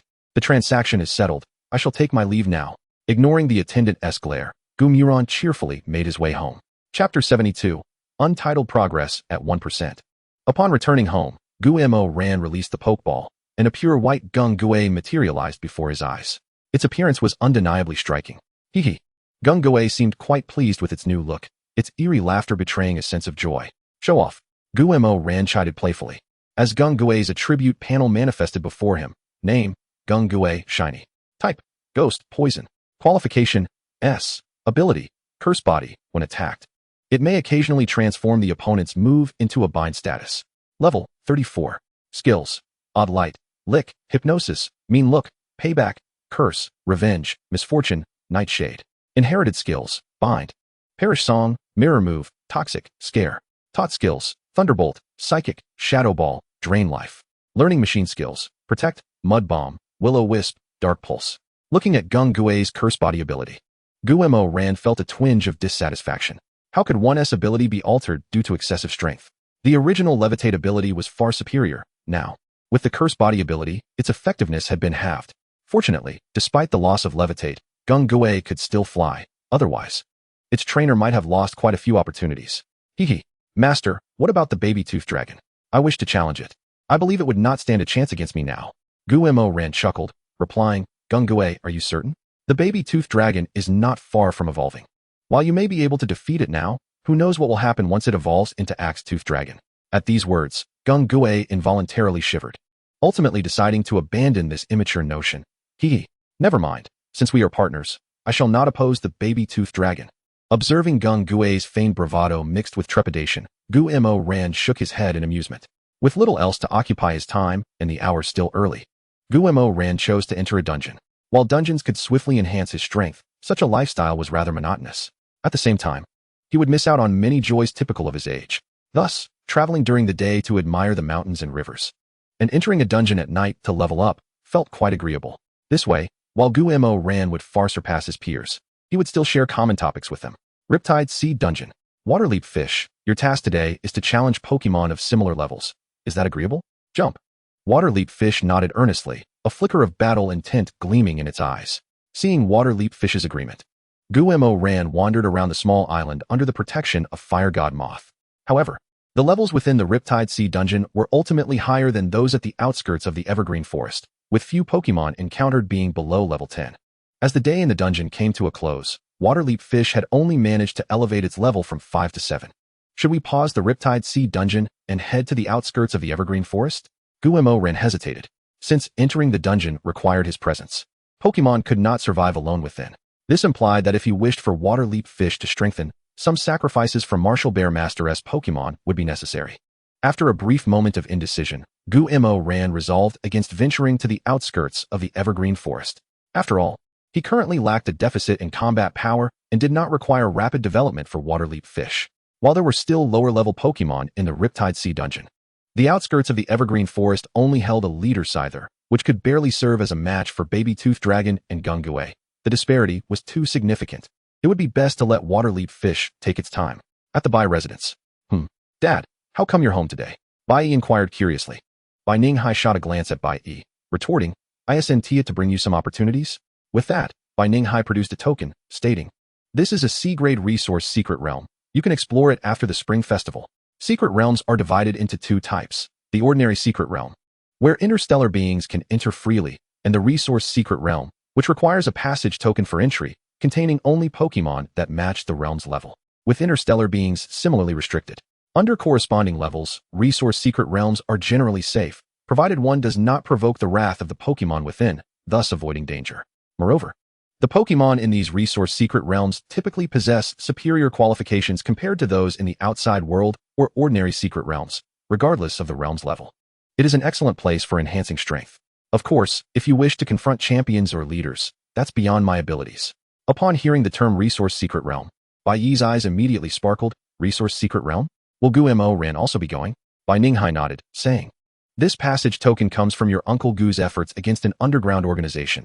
He sold a total of 5 tokens to me, Zhou Tianwang, and the parents of your 2 classmates. After a pause, Bai Ninghai continued, our intention is for the 5 of you youngsters to enter together, so you can look out for one another. Bai Yi was momentarily stunned, then curiously asked, Dad, you mentioned that Uncle Gu sold 2 tokens to Tang Xiao and Gu Yunlin's family. What do they do? Bai Ninghai rolled his eyes at Bai Yi, replying, Gu Yunlin's family is a renowned steel family, well known internationally. As for Tang Xiao's family, it's hard to explain. Just know that her father is a hero. Having said that, Bai Ninghai's phone rang, and with a glance at Bai Yi, he excused himself with a hint of apology. Meanwhile, Tang Xiao, Gu Yunlin, and Zhou Yushi also learned of the upcoming trip to the resource secret realm, each brimming with excitement. A resource secret realm is indeed a treasure. When Guemo Ran was roused from his slumber by Gu Qinshan regarding this matter, he felt somewhat bewildered. If it were just Guemo Ran, Bai Yi, and Zhou Yushi, he would have readily agreed. However, with Tang Xiao and Gu Yunlin included, complications arose. Logically speaking, if 5 individuals ventured into the resource secret realm and all sought to capture high-qualification Pokemon, what then? Although Zhou Yushi and her companions specialized in a single type of training, Guemo Ran did not. Should he encounter a steel-type Pokemon like Metagross, would he allow it or contest for it? Thus, gazing at the token, Guemo Ran calmly replied, I'll think it over. Chapter 73, Axe-Toothed Dragon, Swamp Leap Fish. The mundane days seemed to pass slowly, yet the reality was that time flew by. During the 20 days back in Kyoto, whenever Gu Qianshan and Zhou Sueki were absent, Gu Mo Ran would diligently delve into the Riptide Sea's secret realm, making efficient use of his time. Consequently, Martial Bear Master reached level 40, while both Baby Tooth Dragon and Gung Gui ascended to level 38. Fierce Bite Land Shark successfully crossed the threshold of the King level, reaching level 55. This level was precisely the requirement for Baby Tooth Dragon's evolution into Axe Tooth Dragon. Name, Axe Tooth Dragon, Shiny. Type, Dragon. Qualification, S. Ability, Overrule, can use moves without being affected by the opponent's ability. Level, 38. Skills, Precision Strike, Malicious Pursuit, Provocation, Slash, Dragon Claw, Phantom Face, Bite, Dragon Dance, Double Slash. Sharpen, Dragon Pulse. Inherited skills, Double Return, Reckless, Critical Hit, Head-on Strike, Harden. Taught skills, Swords Dance, Dig, High-Speed Star, Revival, Counter. Learning Machine skills, Iron Tail, Recklessness, Crosscut. Shadow Claw, Poison Jab. At the same time, Water Leap Fish's level rose to 22, successfully evolving into Swamp Leap Fish. Name, Swamp Leap Fish. Type, Water, Ground. Qualification, S. Characteristics, Torrent. The power of Water-type moves increases when physical strength decreases. Level, 22. Skills, Tackle, Growl, Surf, Earthquake, Rock Smash, Mud Shot, Rock Slide, Protect, Supersonic, Water Pulse. Inherited skills, Yawn, Wide Guard, Curse, Mirror Coat, Recycle. Taught skills, Icy Wind, Whirlpool, Scald, Stealth Rock, Muddy Water. TM skills, Ice Punch, Ice Beam, Waterfall, Rock Slide, Rest. Thus, the Swampert has begun to demonstrate combat prowess. Among peers in their senior year, it stands out as an exceptional contender. However, what leaves Gu Mo Ran somewhat unsettled is that the Vulpix has yet to return. Mom, do you think Vulpix has encountered any danger after being away for so long? Gu Mo Ran asked with a hint of curiosity. Zhou Sueki calmly sipped her bowl of rice porridge and replied, what kind of danger could it encounter? Perhaps it has been delayed by some unforeseen circumstances and will return soon. Do not worry. Hearing Zhou Sueki's comforting words, Gu Mo Ran temporarily set aside his concerns. After all, with the Ice Vulpix and the unknown champion-level spirit by its side, it was indeed rare for anyone to pose a threat to Vulpix. Yet, with the Spring Festival approaching tomorrow, Vulpix's absence weighed on his mind. Although his worries had lessened, a tinge of melancholy lingered. Ding dong.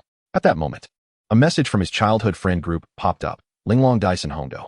Hey, are we still celebrating the Spring Festival together this year? If so, whose house should we go to? The three had grown up together, and traditionally, their families celebrated the Spring Festival together. There was no fixed rotation for whose house to visit. It was a matter of spontaneity, determined naturally when the time felt right. Future World Tycoon, how about we gather at my place? I just bought a new virtual spirit gaming console a couple of days ago. Perfect for the three of us to play together. Future World Tycoon. Although my real-life battle skills may not match yours, in the game, things might turn out differently. Linglong Dyson Hondo. I have no objections. Let us see what Xiao Ran decides. Noticing Zhou Yushi calling him, Gu Mo Ran replied. Arsonist of Hearts, let us host at my house. If Vulpix returns during the Spring Festival and finds no one home, it would feel quite lonely. Although Vulpix was now of a size comparable to Gu Mo Ran, it was still the case that Gu Mo Ran had raised it from a young age. During such a momentous occasion, he hoped to spend it with his beloved companion. Yes, this time, I can bring by air along. Future World Tycoon. Sounds good. Let us settle on that. I'll go tell my folks now. Linglong Dyson Hondo. Alright, see you tomorrow. With the conversation concluded, Gu Mo Ran set his phone aside. After discussing the matter with his parents, he flopped onto his bed like a lifeless being. After indulging in a brief moment of laziness, Gu Mo Ran once again entered the dungeon. The next day, Gu Mo Ran rose early, bathed, and changed. Then ceremoniously lit 2 candles in his room. It was the anniversary of the day he received the system, a significant occasion marking the commencement of his yearly sign-in. Such an event could not be taken lightly. Oh system, dear system, whether I feast on chicken legs or pickles with my meals depends on your generosity. Grant me something splendid. System, it's not that I'm targeting you. Your luck is simply extraordinary. After bowing repeatedly, Gu Mo Ran took a deep breath and earnestly declared, System, sign in. Ding. Extracting today's sign-in reward. Due to the annual sign-in, there may be a slight network delay. Please wait 3 seconds. Gu Mo Ran exclaimed, System, you're really something. If you insult the system, the lottery probability will be set to the lowest. Gu Mo Ran's expression twitched, finally managing to utter, System, you truly look splendid today? The system disregarded Gu Mo Ran's insincere flattery. Congratulations, host.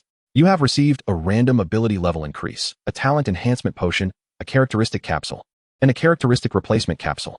Upon hearing this, Guo Ran stiffened slightly, but the names of these items hinted at their extraordinary nature. Taking a calming breath, he began to explore the functions of these items. The random ability level increase was straightforward. Guo Ran's final draw was an enhancement of the evergreen power. He could distinctly feel that his current storage capacity for evergreen power had roughly doubled. It was indeed a commendable reward. However, the talent enhancement potion and characteristic capsule felt somewhat lackluster. The talent enhancement potion could boost a spirit's talent with a maximum limit of S. The characteristic capsule, it allows the exchange of a spirit's characteristic, limited to ordinary and hidden characteristics. What truly astonished Guo Ran was the final characteristic replacement capsule. Characteristic replacement capsule. Upon use, it grants a specified characteristic to a spirit, excluding exclusive characteristics of divine beasts and peculiar guardians. Although the inability to add a peculiar guardian characteristic was a minor flaw, it did not diminish the power of the characteristic replacement capsule. Its existence could render certain spirits immune to type disadvantages. For instance, the Swampert with the herbivore characteristic. Chapter 74, A Windfall. Herbivore, when attacked by grass-type moves. It does not suffer damage but instead increases its attack. As a water-ground-type spirit, it was only weak to grass-type moves. With the herbivore characteristic, it would mean that aside from the seed bomb move, the Swampert would no longer be disadvantaged by any other moves. There was no hesitation. Guo Ran decisively granted the characteristic replacement capsule to the Swampert. Upon confirming the Swampert's characteristic change from torrent to herbivore, a satisfied smile graced Guo Ran's face. Without a doubt, this alone was worth it. As for the characteristic capsule, Guo Ran pondered for a moment and ultimately decided to give it to the Garchomp. While the Sandvale characteristic was good, the Rough Skin characteristic suited Garchomp better, and the other spirits had already optimized their characteristics, making the use of the characteristic capsule less worthwhile. Utilizing the 4 items he had received, retaining what was necessary, he achieved a significant enhancement. Creek. Old Black. The future world tycoon has arrived. Don't you have anything to say? The door swung open, and Bai lounged on the sofa, speaking in an exaggerated manner. Behind Bai stood the long-haired goddess Zhou Yushi. I think your online name should be Future World Loser. It suits your demeanor much better, Guo Ran said with mock seriousness. Upon hearing this, Zhou Yushi smiled knowingly, while Bai paused, momentarily taken aback. After some playful banter, Zhou Yushi reminded them, all right, enough fooling around. Aunt Zhou asked us to come up and call Xiao Ran for breakfast. If we're late, we'll be in trouble. Upon hearing this, Guo Ran and Bai both settled down. Guo Ran had already distributed breakfast to Garchomp and the other pets, who were all well-behaved. They understood that Guo Ran valued cleanliness, so they were particularly careful during mealtime to avoid soiling his room. After all, dealing with the fire moth's heat wave was no easy task. Downstairs, Bai Ninghai and Zhou Ruolin had also arrived. Unfortunately, Zhou Yushi's father was unable to return home due to work commitments. Zhou Yushi's father, Zhou Bohan, was an exceedingly refined individual. Yet Guo Ran had rarely seen him throughout his life.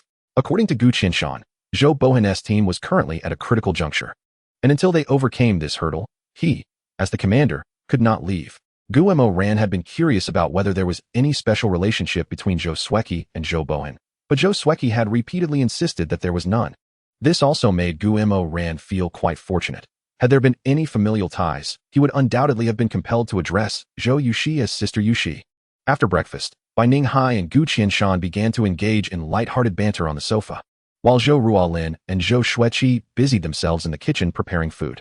The 3 of them, Guo Ran, were still deliberating on what to do. When Zhou Xueqi promptly assigned them a task, Xiao Ran, we're short on some ingredients at home. I'll send you a list. Take Yushi and Xiao Bai to procure them, and feel free to see if there's anything else you'd like to eat. Is that all right? No problem at all. The 3 of them responded eagerly, perhaps due to the fact that it was New Year's Eve. Although the streets were still bustling with people, the number of vendors had noticeably dwindled. Once they had gathered all their supplies at the supermarket, Bai chimed in, it's still early. Why not go out and have some fun? I know a great place in Kyoto. A great place, perhaps, but it is New Year's Eve. Are you certain they're still open? Guo Ran replied with a hint of exasperation, although Zhou Yushi remained silent. Her expression clearly indicated her support for Guo Ran this time. It seemed that she always sided with him. Hee, Bai said with an air of mystery. Rest assured, I've already inquired. This place is open regardless of the occasion, unless it's the apocalypse. Upon hearing this, Guo Ran and Zhou Yushi became intrigued, hastily stuffing their bags with various items before eagerly following Bai. 20 minutes later, what? Is the path to becoming the world's greatest gambler starting here? Guo Ran quipped, gazing at the street lined with gambling stones and eggs. Come on, it's New Year's. Can't you say something pleasant? Bai retorted. This is merely a light-hearted wager. Besides, with our family backgrounds, a mere gamble with stones won't make me the greatest loser. Well, it seemed he was rather full of himself. Having arrived, the trio had no intention of leaving just yet. As Bai had said, a light-hearted gamble was fine as long as one didn't become addicted. Moreover, with the system in place, it was easy to discern whether there were evolution stones among those rocks, and the types and qualities of the Pokemon eggs were readily displayed on the panel. Had Guo Ran needed money, he could have easily profited from this industry. However, after surveying the area, Guo Ran noticed that these vendors were not foolish either. The cheaper stones and eggs were priced accordingly, while the more expensive ones, though decent, were largely not worth the cost. As for the so-called top-tier evolution stones and Pokemon of A rank or higher, Guo Ran had yet to find a single one. This indicated that approximately 7 out of 10 individuals in this gambling area would incur losses. Those who made a profit were either exceptionally lucky or extraordinarily skilled. They paused at a shop brimming with items. Xiaoran, shall we try buying a couple? Zhou Yushi suggested, intrigued by the novelty. Guo Ran nodded, glancing at the 5- and 6-digit prices on the Pokemon eggs. Sure, after all, they are not particularly valuable. Zhou Yushi beamed with joy and skipped off to select her desired items, with Bai quickly following suit. Guo Ran facepalmed. Although they were peers, and Zhou Yushi was even a few months older, she and Bai often behaved childishly in his presence. The shop was spacious, and Guo Ran took a keen interest in observing his surroundings. While he still hadn't discovered any top-quality Pokemon eggs, the overall quality was certainly superior to that of the street vendors. Just then, his gaze fell upon a pale blue Pokemon egg, marked with a price of 35,000, indicating that in the shopkeeper's eyes, it was merely an egg with a potential not exceeding D rank. Yet, Guo Ran decisively cradled the egg.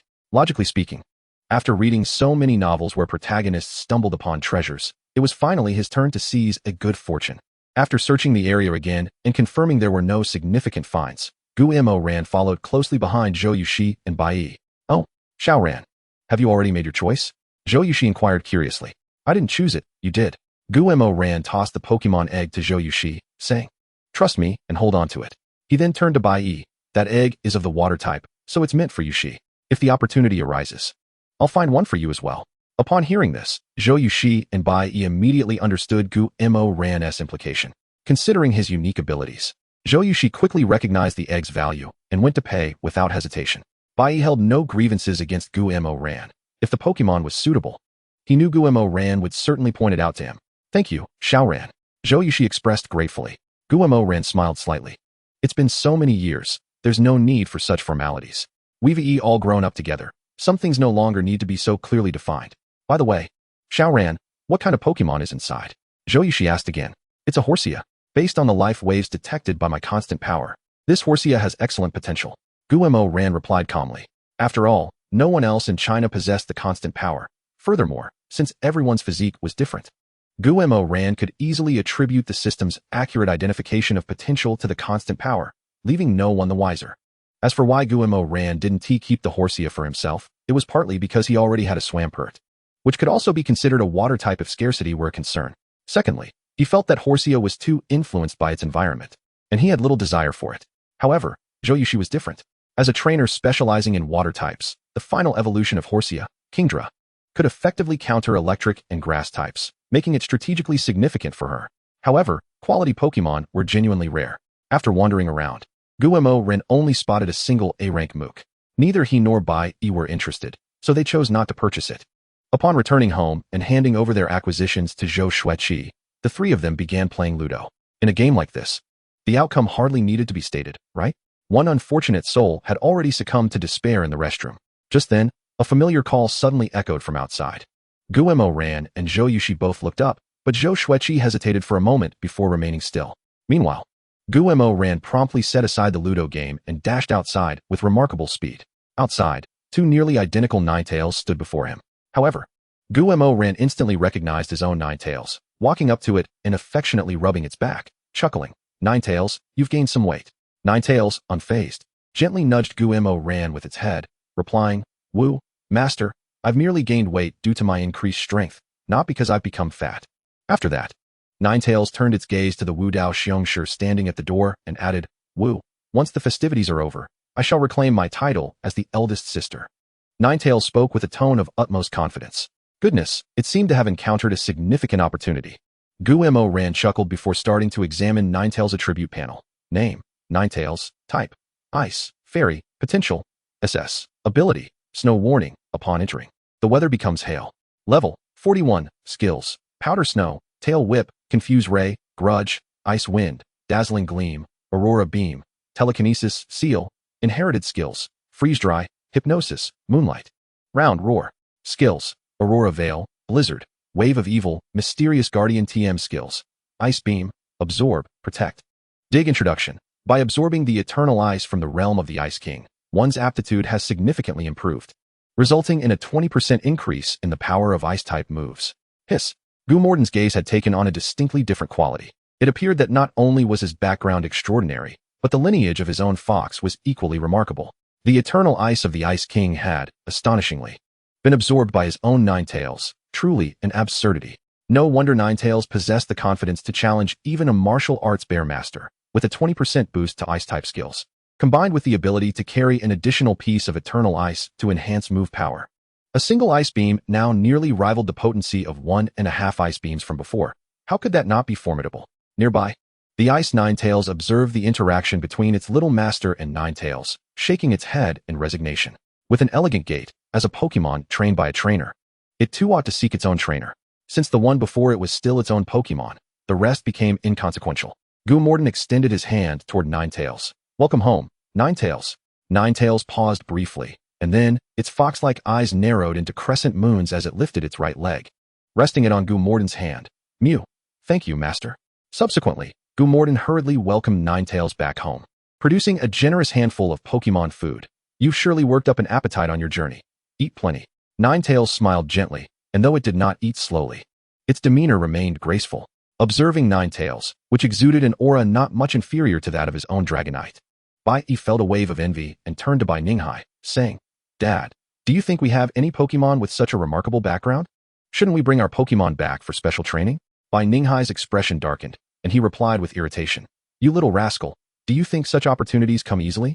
Today, let me responsibly tell you, don't daydream in broad daylight. Bai was left in disbelief. Indeed, it was evident that such a question was a waste of time. You must strive diligently at Magic City University. Xiao Ran is so much younger than you, yet her Pokemon's level is no less than yours. Witnessing this scene, Zhou Ruolin called out to Zhou Yushi. Zhou Yushi nodded and said, I will do my best. After all, my goal is to defeat you and become the new Water-type champion. Zhou Ruolin was unfazed and nodded in acknowledgement. I await your challenge. Gumorden felt helpless. He had initially thought his trip to Magic City would conclude here, but unexpectedly, old matters were being brought up once more. Chapter 76. A world where only one person suffers. During the remaining time of the Spring Festival, the three families began visiting their respective relatives. The first to visit was Gu Dingjun. Although Gu Qianshan had repeatedly invited Gu Dingjun to celebrate the new year at home, he always declined and did not allow Gu Qianshan and others to come. The Gu Qianshan family, feeling helpless, could only arrive early at the Crown Mountain Range to spend time with the old man. The journey was calm. Yet Gumorden was astonished to discover that the parents of Gung Gue had indeed appeared, accompanied by a series of cackling laughs. Gung Gue scrutinized Gumorden with utmost seriousness before turning its gaze to the Gung Gue nestled in its embrace, finally revealing a satisfied smile. Gumorden vaguely noticed that after Gung Gue smiled, the shadow ball in its hand gradually faded. After experiencing a spring festival that bore little difference from previous years, the date arrived at the 16th day of the Lunar New Year. Qing Siwei looked at the leave requests from Gumorden and his three companions on the table, opened her mouth as if to say something, but was at a loss for words. After much deliberation, she slowly said, All right, come back early and stay safe. In this day and age, being a coach without any backing can be quite frustrating. C-grade resource, Secret Realm. Gumorden still ventured forth. However, he made it clear from the outset that when a Pokemon is desired by two or more individuals, its final ownership would be determined through battles. The C-grade resource, Secret Realm, differed from ordinary realms. Within just half a day of arrival, Gumorden discovered numerous C and B-grade Pokemon. If nurtured properly, they could serve as excellent allies. Yet, the resource Secret Realm had its own rules. Each person could capture only one Pokemon. Among the 5 present, all were outstanding representatives of the younger generation. Arriving at such a Secret Realm, they would certainly be unwilling to settle for merely capturing a B-grade Pokemon. Thus, after half a day, the group remained empty-handed. The resource Secret Realm did not permit the carrying of Elder's Pokemon, so the capable Ice Doll, who excelled in both combat and cooking, could not enter, leaving the responsibility of meal preparation solely to Tang Xiao, the only one in the group with culinary skills. It must be said that although the presentation was lacking, the flavor was quite delightful. After satisfying their hunger, it was time to discuss their destination. The map indicated that the heart of this resource secret realm was a dormant volcano. The further one strayed from the volcano, the more lush the surroundings became. The central area was a filtering desert, home to a plethora of rock-type Pokémon. Many combinations of steel, rock, and ground types were present, but compared to forests, the likelihood of encountering rock and ground-type Pokémon was significantly higher in the desert. This meant that Gu Yunlin's optimal destination was indeed the desert. However, it was nearly impossible to find water-type Pokémon in the desert, signifying that the compatibility of the desert with Zhou Yushi was practically non-existent. As for dark types, the dormant volcano might host Pokémon like Darumaka, while the desert could be home to Pokémon such as Drifloon. The probability of encountering dark-type Pokémon in the forest was also considerable, making Tang Shuiyao adaptable to any location. Gu Morden and Bai Yi, as dual-type trainers, would capture Pokémon based either on their strength or personal affinity. Anywhere would suffice. However, since the resource secret realm was a one-time opportunity, it was impossible to allow one person's preferences to inconvenience another. The current situation dictated that, regardless of the circumstances, we needed to form groups to fully complete this trial. Shuiyao, do you prefer going to the forest or the desert? Gu Morden inquired. Tang Shuiyao hesitated for a moment before responding. Let's head to the desert. After Gu Yunlin captures her Pokémon, I want to check the dormant volcano for any Darumaka. Gu Morden nodded. Then Shuiyao, you shall team up with Gu Yunlin. Bye. Do you have a specific Pokémon you wish to capture? I want to capture a Rhydon. Although it becomes a bit unsightly after evolving into Rhyperior, it is undeniably imposing. Bai Yi replied. Very well, Bai, you will also team up with Gu Yunlin, while Yushi and I will explore the forest. Gu Morden said with a smile. In truth, Gu Morden had little desire to capture any Pokémon, with his ideal choices being Metagross and Togepi. The former was a quasi-legendary, and the latter was nearly as rare. Gu Morden did not believe that a C-grade resource secret realm would host either of those Pokémon. Thus, his destination mattered little to him. What will happen to your food if I leave? Tang Shuiyao asked. Gu Morden smiled slightly and replied, Don't worry. I brought plenty of rations. Surviving for a month will be no problem. Upon hearing this, Tang Shuiyao nodded in understanding. A single access pass allowed for a 1-month stay in a C-grade secret realm, and having a month's worth of food was indeed ideal. With all preparations complete, the 5 of them dispersed according to their established groups. Watching Bai Yi and the others depart, Gu Morden shrugged. It's just the 2 of us left now. I must tell you, a person as loyal as me deserves at least 1 hot pot meal when you return. Zhou Yushi's expression soured. Wait. Why are you fixated on my hot pot? Did it offend you? Gu Morden smiled slightly and said, Not exactly. It just seems to have a special allure for my stomach. And for some reason, your hot pot is particularly fragrant. Zhou Yushi opened her mouth, yet ultimately found herself unable to articulate her thoughts, merely drooping her head as she led the way ahead. It seems that the lessons from university professors were in vain. How could one wander in the forest without unleashing their spirits? What? Do you aspire to become an immortal? Gu Morden audaciously retorted, simultaneously releasing the martial bear. Taking a deep breath, Zhou Yushi kicked a small stone by the roadside and summoned her water arrow turtle. Gu Morden glanced over and noted that the current level was 40. Initially, the Came Turtle's level had surpassed that of the martial bear by a good 10 levels. But after Gu Morden's enhancements, both spirits now stood equal. Moreover, in a battle, the martial bear's chances of victory were a staggering 99%, with the remaining fraction merely for Zhou Yushi's sake. Throughout their journey, the martial bear diligently dispatched any wild spirits they encountered. Even spirits of similar levels could not withstand the martial bear's dual strikes. Thus, despite the martial bear's relentless fighting, the pace of Gu Morden and Zhou Yushi remained unimpeded. Eventually, the water arrow turtle could no longer remain idle. Although Zhou Yushi did not voice her thoughts, her gaze towards the martial bear softened, while her regard for the water arrow turtle grew increasingly indifferent. If this continued, it would surely fall out of favor. Consequently, the water arrow turtle also joined the fray, vying for wild spirits against the martial bear. The martial bear, not one to possess a gentle temperament, naturally did not indulge the water arrow turtle, consistently defeating wild spirits with its powerful strikes before the water arrow turtle could intervene. Water arrow turtle, I thank you. Chapter 77, Fossil Armor. After a series of unforgettable events for the water arrow turtle, the 2 finally stumbled upon a small stream. The water was crystal clear, occasionally revealing a few wandering aquatic spirits. Moreover, Gu Morden discovered an exceedingly rare fossil spirit, the spiny stone beast. However, its talent was merely B, and its appearance did not align with Zhou Yushi's aesthetic, leading to an unsatisfactory conclusion.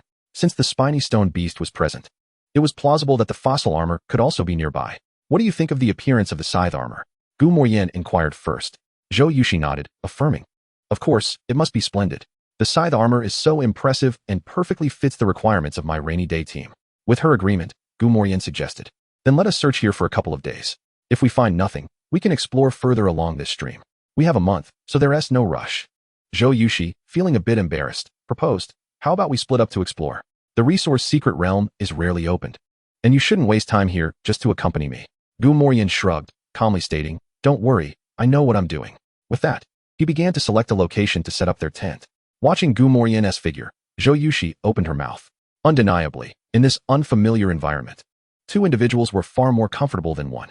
She contemplated persuading Gu Moyen further, but having grown up together, Zhou Yushi understood his temperament, though he seemed agreeable. Once he made a decision, no one could sway him. Never mind. At worst, she would capture the spirits quickly and then have a reason to leave this place. With that thought, Zhou Yushi felt invigorated, promptly tossing the water arrow turtle into the stream to see if there were any suitable aquatic spirits beneath the surface.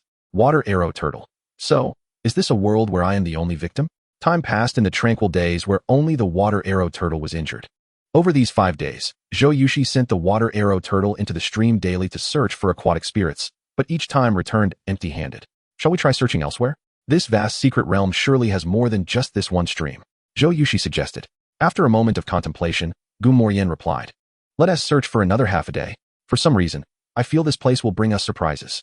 For Gu Moyen, the location was not significant. It was merely a change of scenery within the instance, which was inconsequential. Upon hearing Gu Moyen's somewhat unreliable assertion, Zhou Yushi chuckled and teased, I, as a girl, lack a sixth sense, so where would you, as a boy, find such a thing? Just as Gu Moyen was about to retort, he caught sight of the silhouette of a brownish-gray spirit, the fossil armor, with an A-grade talent, level 33. When it evolves into scythe armor, its talent will surely rise to S. Yushi, the fossil armor. Ninetales, use ice beam on the river surface. Without hesitation, Gu Moyen alerted Zhou Yushi and sprang into action. Zhou Yushi was momentarily taken aback, instinctively following Gu Moyen's gaze, and indeed spotted the fossil armor on the river surface. With a flick of her wrist, a Milotic appeared on the water. Milotic, intercept the fossil armor. To avoid complications, Zhou Yushi decisively sent out her initial spirit. Name, Milotic. Type, water. Talent, S. Ability, charming body, sometimes causes opponents who come into contact to become enamored. Level, 44. Skills, tackle, frenzy, water pulse, charm voice, tornado, water ring, charm, life drop, dragon tail. Self-recovery, water flow tail. Inherited skills, mirror reflect, dragon breath, hypnosis, strange light, dark mist. Taught skills, surf, ice beam, hydro pump, salt water scald. TM skills, ice beam, light screen, whirlpool, water ring, dragon wave. As the champion of the last national high school student competition, Zhou Yushi's Milotic had also reached level 44. Only 6 levels below her cherished West Lion Seahorse. Upon hearing Zhou Yushi's command, Milotic swiftly unleashed an ice beam, accurately targeting the fossil armor, which was blocked by Ninetales' ice beam. However, at the crucial moment, a pair of sharp scythes suddenly shot up from the water, effortlessly cleaving Milotic's ice beam in two. And with another strike, severing Ninetales' icy barrier, cleanly whisking the fossil armor away. Scythe armor, level 45, A-grade talent. What are you waiting for? Chase after them, Gu Moyen urged, raising his voice. Gulp. Yet before Gu Moyen could act, the silhouettes of the scythe armor and fossil armor had vanished into the stream. Even with the water being crystal clear, there was no way to track them now. What shall we do now? Zhou Yushi asked, somewhat despondent. Given that Gu Moyen had always been more mature than most children, he often made the decisions, leading Zhou Yushi and Bai Yi to regard him as their anchor when together. Don't worry, follow me. I've already locked onto the fossil armor and scythe armor. The moment the fossil armor and scythe armor appeared, Gu Moyen had memorized their aura. As long as they remained within 10 kilometers of him, he could trace them through their wave. The two hastily packed their tent and essential items back into their space backpacks, and under Gu Moyen's guidance, they sprinted towards the location of the fossil armor and scythe armor. The two spirits moved swiftly, covering roughly 3 kilometers in no time. Had Gu Moyen not noticed that they had stopped, he would have summoned his sharp jaw shark to pursue them. 15 minutes later, the fossil armor and scythe armor are in this cave. Let the water arrow turtle go in and assess the situation, Gu Moyen stated earnestly. With a commendable level and high defense, the water arrow turtle, being a water-type spirit, was indeed the best candidate for reconnaissance. Water arrow turtle, I thank you. Shouldn't a scout be the fastest and most discreet? Gu Moyen, But you are here, Water Arrow Turtle. Water Arrow Turtle. In summary, the Water Turtle, burdened with the hopes of Gumoran and Zhou Yushi, reluctantly stepped through the entrance of the cave. Chapter 78. Capturing the Dragonair and the Feeble Wood Gecko. As the Water Turtle slowly ventured into the cave, Gumoran released his Gung-Gui and handed it a high-definition camera. Gung-Gui, follow the Water Turtle inside. Cackled Gung-Gui, nodding with glee as it swiftly became invisible and slipped into the cave. What greeted their eyes was a colossal waterfall beside a landmass shaped like an inverted triangle. Though the land was not extensive, it could hardly be deemed small. A small forest thrived on this land, and near the stream were the abodes of various water and amphibious Pokémon, such as the Krogunk and the Kingler. Below the waterfall lay a pond, its water crystal clear yet unfathomably deep, imparting an aura of mystery. Numerous water-type Pokémon frolicked within, including the familiar Corphish and Marl, as well as fossil Pokémon like the Kabuto and the Omanite. Notably, Gumoran also spotted a Dragonair. Gumoran was somewhat taken aback. While it could be somewhat explained that ancient marine Pokémon like the Omanite ended up here due to geological changes during their fossilized stages, the presence of a Dragonair, typically residing in the ocean and rarely found in freshwater environments, was indeed surprising. Is that a Dragonair? Zhou Yushi exclaimed, her eyes widening in astonishment. Initially, she had intended to capture a Dragonair as her starter Pokémon, but given their scarcity, finding a high-quality, newly hatched one was no simple task. Ultimately, she had to settle for a descendant of Zhou Roland's Milotic. Let us observe a bit longer. If there are no formidable Pokémon around, we shall proceed. Although Gumoran still had a champion-level Volcarona in his possession, in his heart, it was merely a trump card.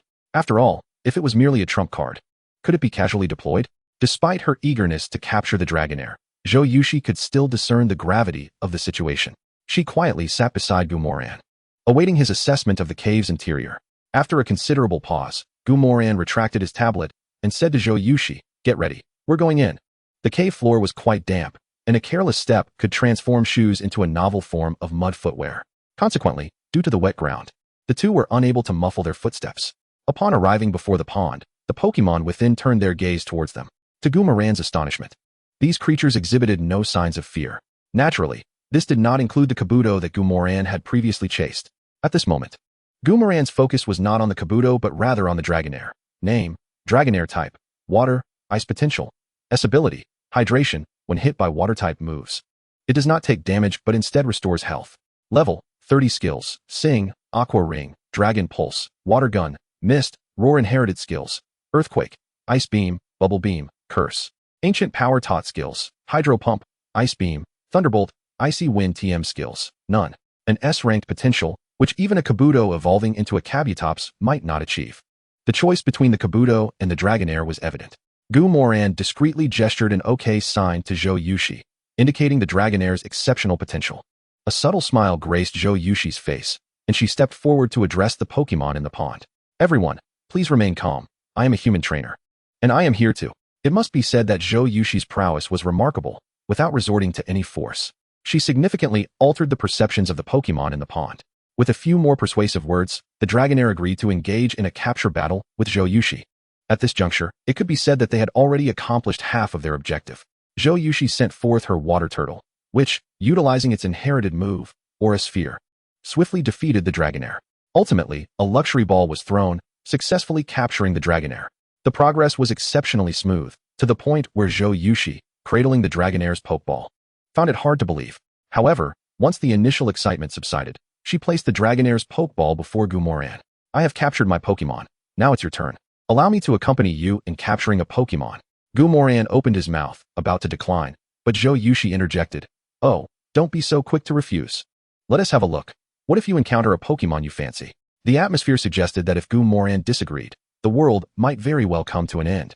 "Fine, let us wander through the forest and see if we can find any Psychic-type Pokémon to capture." Gumoran shrugged, speaking nonchalantly. Psychic-type Pokémon were inherently rare, and among those he liked, there were only a handful, all requiring high potential. With such stringent criteria, how could capturing one be as simple as it sounded? "All right, let us first retrieve what we left behind," Zhou Yushi said with a smile. While Zhou Yushi had a smooth experience, Bai Yi's endeavor was far less fortunate. Indeed, they had arrived in the desert and located the Rhydon Bai Yi wished to capture. Moreover, the potential tester indicated that one of the Rhydon possessed exceptional potential. However, this particular Rhydon was the offspring of the clan leader, Rhyperior, and no matter how Bai Yi pleaded, Rhyperior refused to allow Bai Yi to capture the Rhydon. Growing increasingly annoyed by Bai Yi's persistence, Rhyperior rallied the entire clan to launch an attack on him. Had it not been for Gu Yunlin's armored bird, Bai Yi would have faced dire consequences.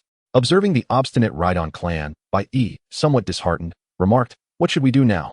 Should we perhaps search for the Pokemon you wish to capture?" Although they were a team, Bai Yi did not wish to impede the plans of the other two. After all, the pass was purchased for a price. No one's money came easily. Smack. But Gu Yunlin promptly slapped Bai Yi on the shoulder, saying, "What are you talking about? We finally discovered a Pokemon with great potential. How can we give up midway? Let us see if we can persuade Rhyperior." Hearing this, Bai Yi looked earnestly at Gu Yunlin and said, "Old Gu, how come I never realized how loyal you are?" Gu Yunlin rolled her eyes. Choosing not to engage with Bai Yi, who seemed a bit dim-witted, Tang Shuiyao shook her head in exasperation. With one being proud and the other as straightforward as a blunt instrument, their mere presence together was a source of amusement. The green vegetation in the desert was indeed sparse, so the Rhyperior clan would come to the border between the desert and the forest in the morning to feed, only returning to their territory for rest after satiating their hunger. "Do you think this grass and these leaves taste good?" Bai Yi mused, observing the Rhyperior and Rhydon feeding below. They seemed to be enjoying it immensely. Suddenly, Tang Shuiyao exclaimed, her face alight with excitement. Swish!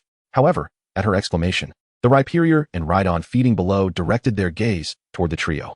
In that fleeting moment of eye contact, a hint of impatience flickered across Rhyperior's face as it unleashed a powerful attack on the tree.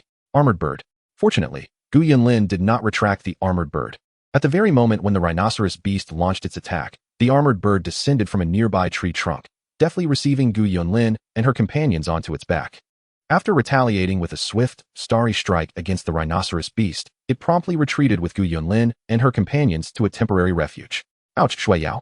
Why did you suddenly make such a loud noise just now? Did you think of something?" Gu Yunlin, sitting on the ground in a rather disheveled manner, questioned Tang Xiao. Looking quite dejected, with an apologetic expression, Tang Shuiyao replied, "I'm sorry. I suddenly thought of a possible method to convince the rhinoceros beast, and I accidentally raised my voice a bit." Upon hearing this, Bai Yi and Gu Yunlin grew intrigued, their gazes fixed intently on Tang Shuiyao. Bai Yi asked Old Tang, "You've come up with a way to persuade the rhinoceros beast? Do share." Unbeknownst to them, at some point, Bai Yi had begun referring to Tang Shuiyao as Old Tang. Tang Shuiyao rolled her eyes discreetly, choosing to ignore Bai Yi's moniker, and said, "Food." 2 days passed. During this time, Zhou Yushi had been accompanying Gu Moran as they traversed mountains in search of Psychic-type Pokémon. However, despite some discoveries, they had only encountered characters like the Mismagius and the Zubat. The dramatic encounters typical of protagonists, such as encountering a Lurantis or a Mew, had eluded them entirely. Nonetheless, aside from the currency collected, Gu Moran had drawn something quite remarkable, a teleportation skill learning card, which would enable Psychic-type Pokémon to master the instant transmission skill. The effect was straightforward and apparent. It allowed Psychic Pokémon to learn the most overpowered skill within their realm. The most notable difference between a learning card and a TM, technical machine, was that while a TM could only teach a skill to Pokémon capable of learning it, the learning card could bend the rules, allowing even those incapable of mastering it to forcibly learn. In simpler terms, it was akin to cheating. Upon seeing the introduction of the teleportation learning card, Gu Moran didn't rush to find a psychic Pokémon to experiment with it. Instead, he thought of his own dragon-type Pokémon. Why should my dragon not learn Dragon Dance when other dragons do? Even those not of the dragon type, such as Charizard and Gyarados? If I could obtain a Dragon Dance learning card, my dragon could also perform Dragon Dance. Wouldn't that be delightful? Of course, whether this could come to fruition depended on Gu Moran's luck. System, you might be pushing your luck a bit too far. Perhaps you should wait a while. During these days, they had traversed about 1/10 of the surrounding forest. Although they hadn't found the desired Pokemon, it was no matter. There were still numerous places yet to explore, and they were certain to find a favored Pokemon in the end. Zhou Yushi, holding a map, gestured to indicate their current location, smiling as she spoke. Gu Moran nonchalantly nodded, stifling a yawn. He had fished in the dungeon until late the previous night, leaving him rather fatigued now. Roar! At that moment, a tremendous roar echoed from ahead, and Gu Moran could faintly discern some words amidst the growls. He exchanged a glance with Zhou Yushi. "Shall we go take a look?" "Let us." In unanimous agreement, they hurried toward the source of the roar. What came into view was a colossal Gyarados. Its face contorted in fury as it glared at its opponent, which was merely a downed forest lizard, accompanied by a rather frail Trico that still retained some fighting spirit. Name Gyarados. Type, Water, Flying. Qualification, B. Ability, Intimidate. Intimidates opponents upon entry, causing them to flinch and reducing their attack. Level, 33. Skills, Thrash, Aquatail, Ice Fawn. Water Pulse, Dragon Dance, Bite, Rain Dance, Waterfall, Dragon Dance. Inherited skills, none. Taught skills, Thunderbolt, Ice Beam, Bite. TM skills, none. Name, Trico. Type, Grass. Qualification, D. Ability, Unburden. Speed increases when the held item is lost. Level, 13. Skills, Pound, Leaf, Quick Attack, Absorb, Detect. Inherited skills, Leech Seed, Photosynthesis, Pursuit, Dragon Breath, Cut. Taught skills, Acrobatics, Drain Punch. TM skills, none. Both in terms of qualification and level, Gyarados held an undeniable advantage.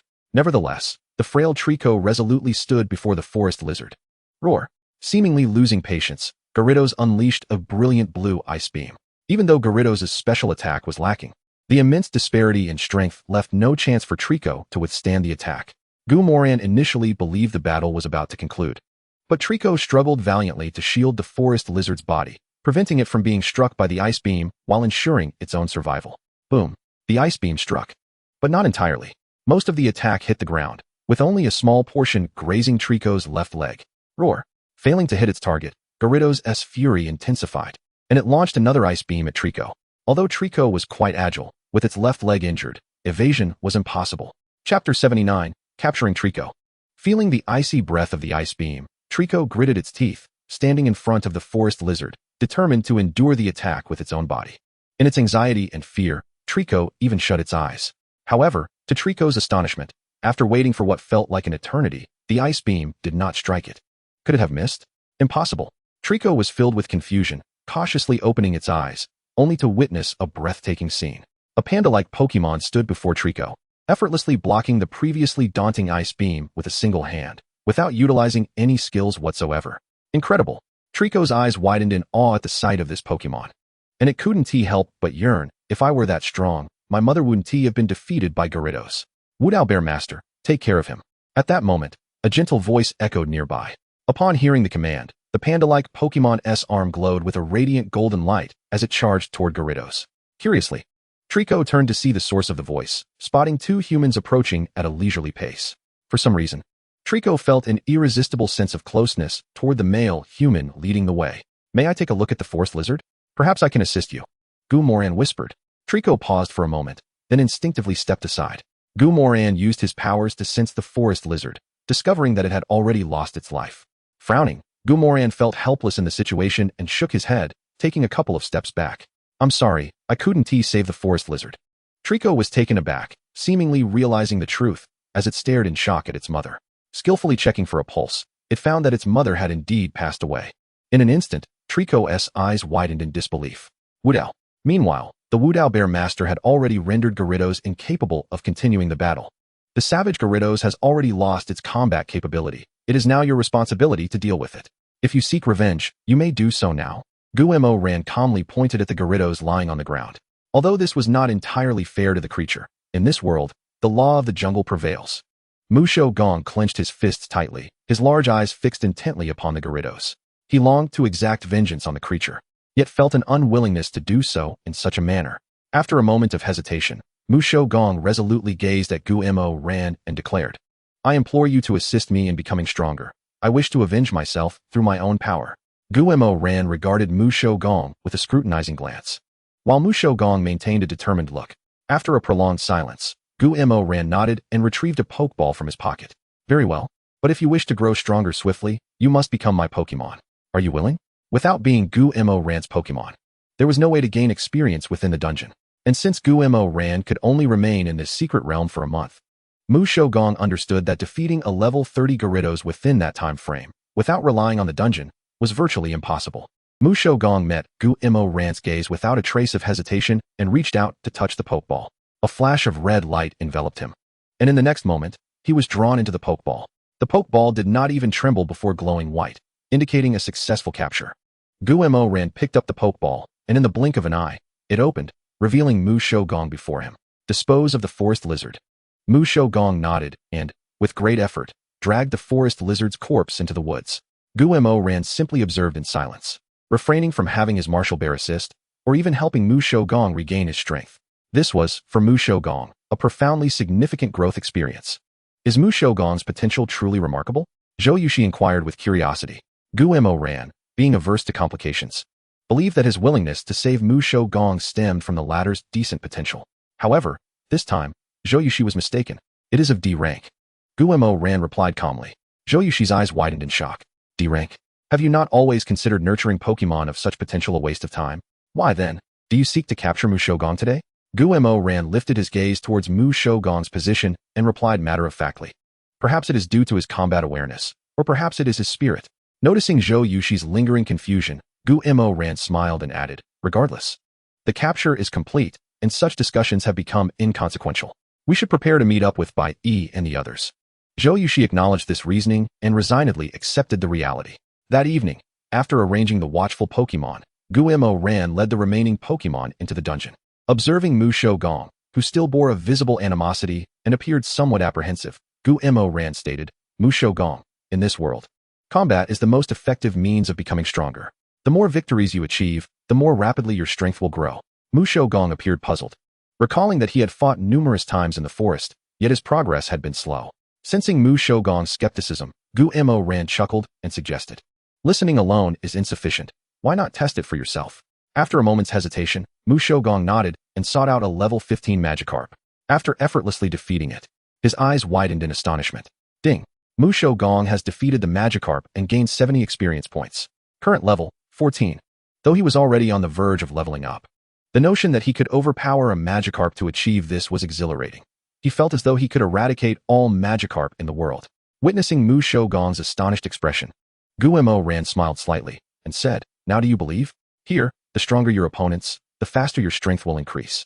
So, strive diligently to grow stronger. A spark ignited in Mu Shou-gong's eyes as he swiftly sought out Pokemon suitable for combat.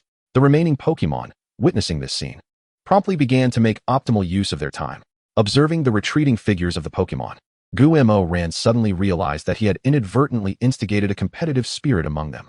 Chapter 80, Forest Lizard, Potential Enhancement.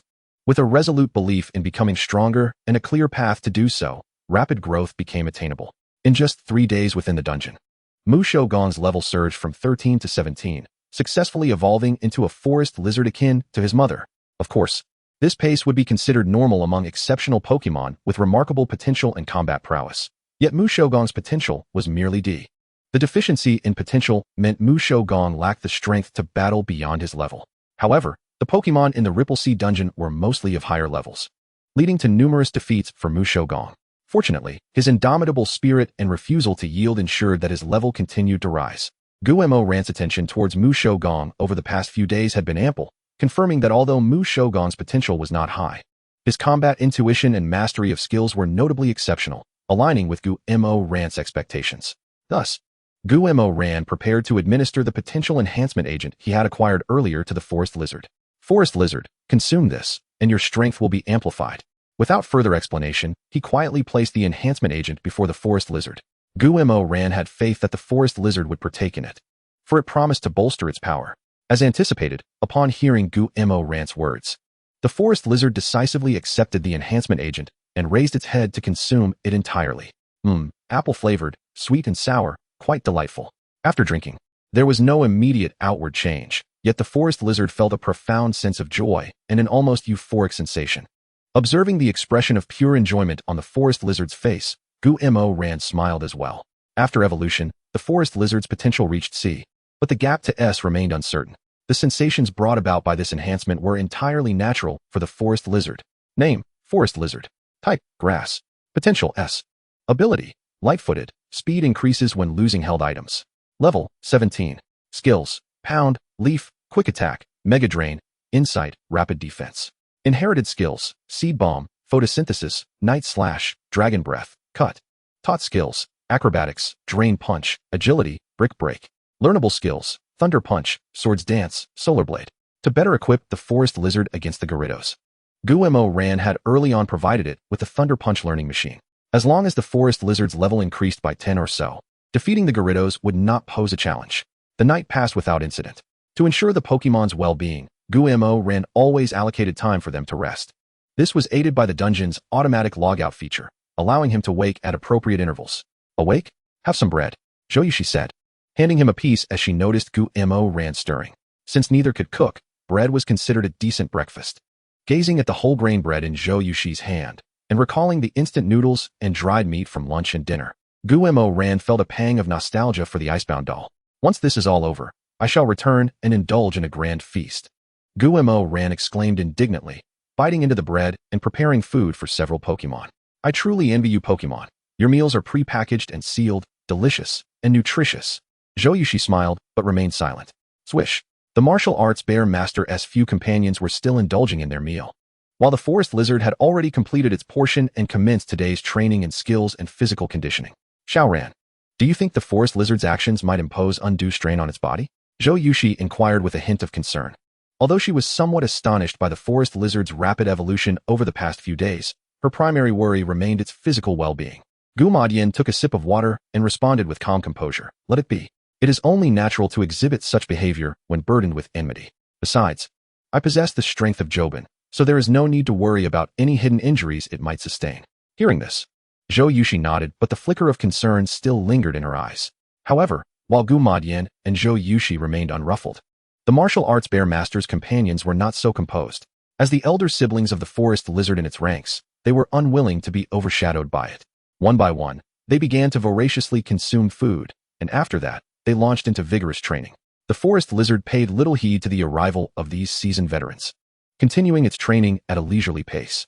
Swift movements, a flash of lightning, and the key to defeating the Gyarados, the Thunder Punch. Observing the forest lizard's Thunder Punch, the martial arts bear master chuckled, unhurriedly approaching the forest lizard and asking, "Martial arts, how do you find your Thunder Punch?" The forest lizard paused for a moment before responding, "Quite powerful. Yet, it remains insufficient to take down the Gyarados." The martial arts bear master smirked dismissively, summoning a Marsh Stomp and saying, "Martial arts. Treat the Marsh Stomp as the Gyarados and attack it with your Thunder Punch. Let us see if you can land a hit. Do you want me to assist in testing your Thunder Punch?" The Marsh Stomp, possessing a ground type, was unfazed as the Thunder Punch would not affect it. Moreover, judging by the forest lizard's training, whether it could even hit was debatable. The forest lizard glanced at the Marsh Stomp, intending to decline, but the martial arts bear master continued, "Martial arts. If you aspire to defeat the Gyarados, this battle is a necessary experience." After a brief pause, the martial arts bear master added with a sardonic smile, "Or are you indicating that you currently lack the confidence to overcome the Gyarados?" Upon hearing this, the forest lizard's eyes instantly reddened, fixating intently on the Marsh Stomp, declaring, "I shall use this battle to demonstrate my confidence." With that, the forest lizard transformed into a streak of white light and charged at the Marsh Stomp, the golden radiance swirling in its hand as it delivered a powerful Thunder Punch. In response to the forest lizard's Thunder Punch, the Marsh Stomp remained utterly unperturbed, calmly sidestepping the attack and retaliating with a tail whip to the forest lizard's back. No skills were employed, yet the sensation of pain was unmistakable. "Continue," the Marsh Stomp calmly encouraged. Chapter 81, Untitled %2. "Continue," it reiterated. The Marsh Stomp spoke with an air of tranquility. The forest lizard furrowed its brow at these words but refrained from further comment, turning once more to unleash another Thunder Punch. This time, the Marsh Stomp had ample time to shake its head and effortlessly evade the Thunder Punch, landing another tail whip on the forest lizard's back. Having failed to land a hit twice in succession, the forest lizard felt a pang of embarrassment. Without waiting for the Marsh Stomp to call out, it launched another series of Thunder Punches. Yet, ultimately, not a single Thunder Punch found its mark. Each was either dodged or blocked by the Marsh Stomp's Ice Punch. "Why can't my Thunder Punch hit the Marsh Stomp?" the forest lizard asked in bewilderment, turning to the martial arts bear master for answers. The martial arts bear master did not respond directly, but instructed the forest lizard to attack the Marsh Stomp once more, this time with the simplest of moves, a slap. Though perplexed, the forest lizard complied with the martial arts bear master's request. This time, although the Marsh Stomp did not employ any skills, its performance indicated that evading the forest lizard's slap was no trivial matter. At last, after a series of 10 or so attempts, the forest lizard seized upon an opening and landed a slap on the Marsh Stomp. "Enough. Stop," the martial arts bear master commanded. The forest lizard withdrew its hand, awaiting further instruction. "What do you think is the difference between your slap and the Thunder Punch?" "Difference?"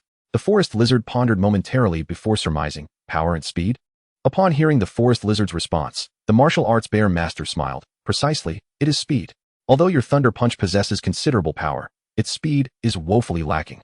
It gives the impression that each time you employ the Thunder Punch, you sacrifice speed in pursuit of power. Consequently, while your Thunder Punch has substantial force, its execution is markedly slower than your other techniques." The attack speed of the Thunder Punch should be the fastest among the farmer's 3 punches, just like this. As the martial arts bear master spoke, a brilliant golden energy surged forth, striking a nearby tree with lightning speed. When the martial arts bear master raised his hand, the forest lizard clearly observed a sizable hole the size of a palm on the tree. Conserve some energy, or else your Thunder Punch will merely drain your stamina without efficacy. Remember, you are a forest lizard, not a Steelix. The former is slender and weak in defense, yet extraordinarily swift, while the latter boasts high defense and thickness, but is significantly slower. After conveying this, the martial arts bear master departed with the marsh stomp, leaving the forest lizard momentarily dazed in solitude. The forest lizard stared blankly at its own hands. Indeed, it seemed true. It had been so long since it had only pursued the power of the Thunder Punch, forgetting the attack methods inherent to its lineage. Contemplating this, the forest lizard began to restrain the power of its Thunder Punch, attempting to enhance the speed of its execution. Observing this, Gumadien, who had seemingly never paid much attention to the forest lizard, also broke into a smile. How could a trainer as capable as he possibly overlook such issues? Primarily, he was eager to see if the forest lizard could discover the problem on its own. However, this waiting led Gumadien to uncover an unexpected realization. Although the martial arts bear master appeared indifferent to various matters, he would still offer guidance when teammates encountered difficulties. For this, the martial arts bear master could momentarily set aside his competitive nature. Quite commendable. Yet, speaking of competition, Gumadien couldn't help but feel a twinge of headache as he glanced at his own Pokémon, as he seemed to always be reminding them not to engage in such rivalry. In the arid wasteland, under Tang Shuyao's gastronomic onslaught, Bai ultimately gained the recognition of the Rhyhorn. It indicated that as long as Bai could defeat it, he would be permitted to capture the Rhydon. In response, Bai's expression turned somewhat grave. The Rhydon required level 42 to evolve from Rhyhorn, and judging by the Rhydon's appearance, it was clear that its evolution was not a recent development. Fortunately, the Rhydon's aura had not reached the level of a champion. Otherwise, even with the advantage of his Bagon's attributes, Bai would not have agreed to this battle. Just as Bai had anticipated, this match was not as smooth as one would hope. Right from the outset, Bagon's Iron Head attack was thwarted by the Rhyhorn's 5 rock blasts, which not only neutralized the attack, but also dealt considerable damage to Bagon. Bai commanded the Stoutland to engage in a fierce confrontation with the Rampardos using its signature move, but the Rampardos was not to be underestimated. A tremor rocked the ground, destabilizing the Stoutland, followed by a direct horn attack that struck the Stoutland with considerable force. Witnessing this, Bai felt a wave of anxiety wash over him. Resolutely, he instructed the Stoutland to create some distance, using Swords Dance and Dragon Dance to stack its offensive and speed capabilities. It was only after achieving 3 layers of attack and speed boosts that he directed the Stoutland to clash with the Rampardos again. This time, the Stoutland held a distinct advantage. A powerful move blocked the Rampardos' arm hammer, followed by a devastating Iron Head that landed on the Rampardos' abdomen, ultimately culminating in a Dragon Claw that rendered the Rampardos incapable of continuing the battle. True to its nature, the Rampardos agreed to allow Bai to capture the unknown, under the condition that Bai swore to treat it well and that Tang Shuyao would prepare a batch of food.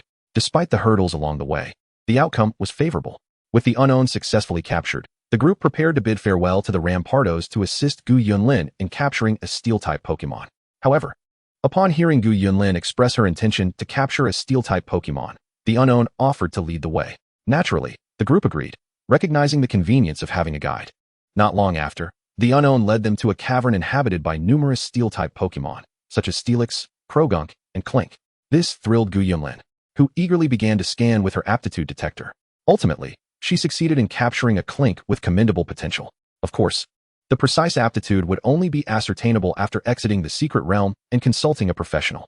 The existence of aptitude detectors in reality spared trainers the burden of capturing numerous Pokémon only to abandon them due to subpar potential. Chapter 82. Little Snorlax is about to evolve, a title for comfort. Whether intentional or not, the tasks of Bai and Gu Yunlin had been completed, leaving only Tang Shuyao's Pokémon yet to be captured. With approximately 20 days remaining, it was likely that Tang Shuyao would successfully capture her Pokémon as well, provided that a high-quality Dark-type Pokémon was discovered by the trio. Haha, with our efficiency, Old Hay wouldn't suspect a thing.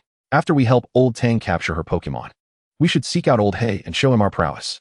Bai boasted with a hint of arrogance.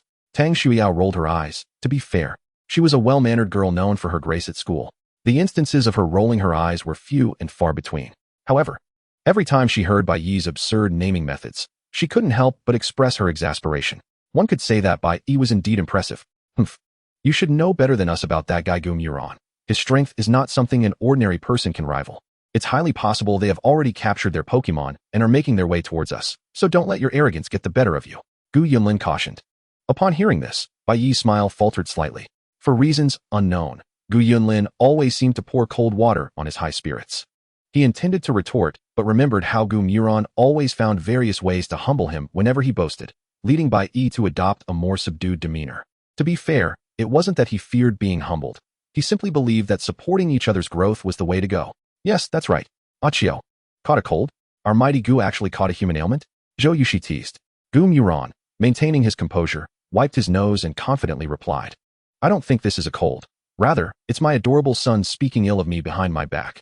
Zhou Yushi, fully aware of whom Gu Muron was referring to, shook her head in exasperation, saying, I truly cannot comprehend the peculiar nicknames you two have for each other. Gu Muron nodded in agreement. Isn't it only natural? It's our little camaraderie as boys. It's perfectly normal for you, as a girl, not to understand. Zhou Yushi was left speechless, simply observing the forest lizard training nearby, and inquired, at this rate, how long do you think it will take for the forest lizard to defeat the Gyarados? Gu Muron shrugged, taking a bite of a recently picked blue citrus fruit. If it keeps up this training momentum, it should be ready for revenge in about 10 days. Upon hearing this, Zhou Yushi nodded, about to speak, when her backpack began to shake violently.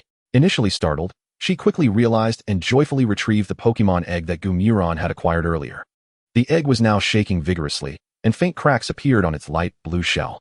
It seemed that the Horsia was about to hatch. Congratulations. You have acquired a potentially powerful Pokémon. Gu Muron stepped back a few paces after glancing at the Horsia's egg. Newborn Pokémon typically instinctively perceive the first individual they see as their closest companion. To avoid unnecessary complications, Gu Muron chose to maintain his distance. The egg continued to tremble for about 10 minutes before, with a cracking sound, it broke open, revealing a small light blue Pokémon. Though just hatched, its tiny form radiated joy, clearly a very optimistic Pokémon. After nibbling on a couple of shell fragments, it noticed Zhou Yushi, who was quietly observing. With a gleeful leap, the Horsia bounded into Zhou Yushi's arms, displaying a sense of familiarity. Xiaoran, come quickly and take a look. Zhou Yushi called out to Gu Muron after playfully engaging with the Horsia. Hearing this, Gu Muron approached with small steps, his eyes lighting up as he viewed the Horsia's attribute panel. Name, Horsia. Type, water. Aptitude, A. Ability, swift swim, speed increases in rain. Level, 1. Moves, Leer, water gun. Inherited moves, bind, aurora beam, water pulse, smokescreen, Octazooka. Top moves, none. TM moves, none. With an initial form boasting an A-grade aptitude. Although not quite on par with the Pokémon Gu Muron currently possessed, it was still a rare find, more than sufficient to be developed as a primary asset. Congratulations. The aptitude is excellent, Gu Muron said with a smile, then extended a hand towards the Horsia's head. It felt damp and was nowhere near as soft as a Vulpix. Drawing a conclusion, Gu Muron discreetly retracted his hand. Without further hesitation, Zhou Yushi directly captured the Horsia. In high spirits, she remarked to Gu Muron. On such a momentous day, how about I prepare some food? Gu Muron paused for a moment, then seriously replied. I believe I have treated you quite well on a daily basis. There's no need for you to include me in your plans to turn this joyous occasion into a feast. How could you say that? Zhou Yushi, rejected without mercy by Gu Muron, appeared quite dejected. Gu Muron shrugged. As a new generation of youth, it was his responsibility to use the simplest and most direct words to save a group of innocent humans and Pokémon. Time swiftly passed, and 12 days went by in a flash. As they needed to ensure the forest lizard avenged itself, Gu Muron and the others did not leave, continuing to camp and train in a flat area. Over the course of 12 days, the forest lizard's level advanced from 17 to 25. Simultaneously, its mastery of Thunder Punch had become quite proficient. After breakfast, the forest lizard approached Gu Muron with great respect, stating, Master, I wish to seek vengeance on the Gyarados. Gu Muron, holding a cup of tea and sipping the brew Zhou Yushi had prepared, replied to the forest lizard. The forest lizard, currently at level 25, faces a level 33 Gyarados, which puts them at an 8-level disparity. Do you truly believe you can triumph over Gyarados? Gu Muron did not factor himself into the equation. He understood that, owing to the forest lizard's pride, it would take full responsibility for confronting Gyarados. Upon hearing this, the forest lizard, with unwavering resolve, declared, I understand. But I have confidence in myself. I believe I can strike Gyarados twice with Thunder Punch.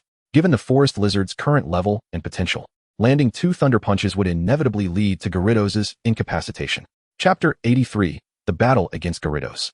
The forest lizard spoke with a calm demeanor. Yet the determination in its eyes was unmistakable. Observing this scene, Gumoran nodded and said, "Very well. I shall accompany you to find Gyarados." When the forest lizard expressed its desire for vengeance, Gumoran had already utilized his aura to pinpoint Gyarados' location. Hence, locating Gyarados was not a daunting task. Before long, Gumoran discovered Gyarados slumbering beside a pool of water. Upon encountering its nemesis, the forest lizard dashed forward without waiting for Gumoran's signal. Can the forest lizard truly hold its own against an 8-level difference? Zhou Yushi murmured with concern. Gumoran glanced at Zhou Yushi and calmly reassured her, "Rest easy. The forest lizard is currently quite powerful. Even if it cannot prevail, we are here, and there will be no trouble. Maintain your composure." With Gyarados still asleep, the forest lizard refrained from launching a surprise attack. Instead, it channeled its pent-up fury into a punch against a nearby tree, rousing Gyarados from its slumber. Roar. Being awakened from sleep is a most vexing experience, especially when the one disturbing it is a Gyarados renowned for its fiery temper. However, upon seeing the forest lizard, a mocking grin appeared at the corner of Gyarados' mouth. "Roar? Is this not the Trico that I dispatched not long ago? What is this? Have you evolved into a forest lizard, thinking you can seek revenge?" Pausing briefly, Gyarados' gaze suddenly turned ferocious. "Roar. I am eager to witness your abilities, daring to disrupt my slumber." With that, Gyarados unleashed a powerful water tail aimed squarely at the forest lizard. Yet, the forest lizard remained remarkably composed, transforming into a streak of white light that swiftly distanced itself from Gyarados, deftly avoiding the water tail. In the forest lizard's eyes, the thunderbolt was less an offensive skill and more a means of evading attacks. When Gyarados' assault failed, it opened its massive jaws and fired off an ice beam. The forest lizard's eyes glinted. It had narrowly escaped a similar ice beam half a month prior. However, what had once been an insurmountable threat was now effortlessly countered. With a serious expression, the forest lizard summoned several illusory copies of itself, causing the ice beam to strike only the phantoms. After 2 consecutive failed attacks, Gyarados' anger began to simmer.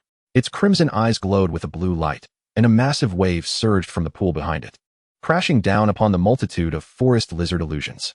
Yet, despite the surf technique obliterating the illusions, the forest lizard emerged unscathed. "Roar.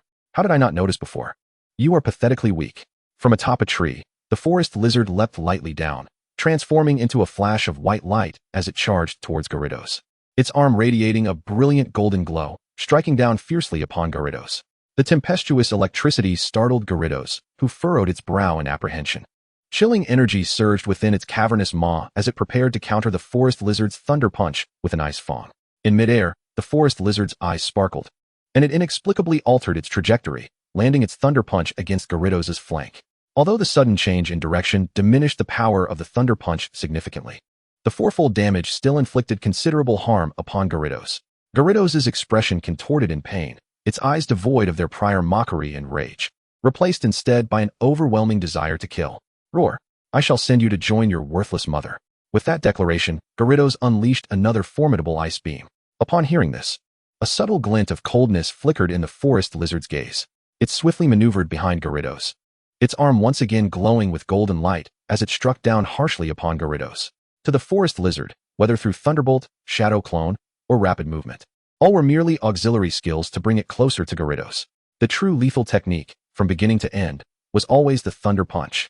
Even though Gyarados had not yet witnessed the forest lizard's Thunder Punch, the electric energy emanating from it instilled a profound sense of unease within Gyarados. Once more, the blue-scaled tail, cloaked in water, swung heavily towards the forest lizard, guided by instinct.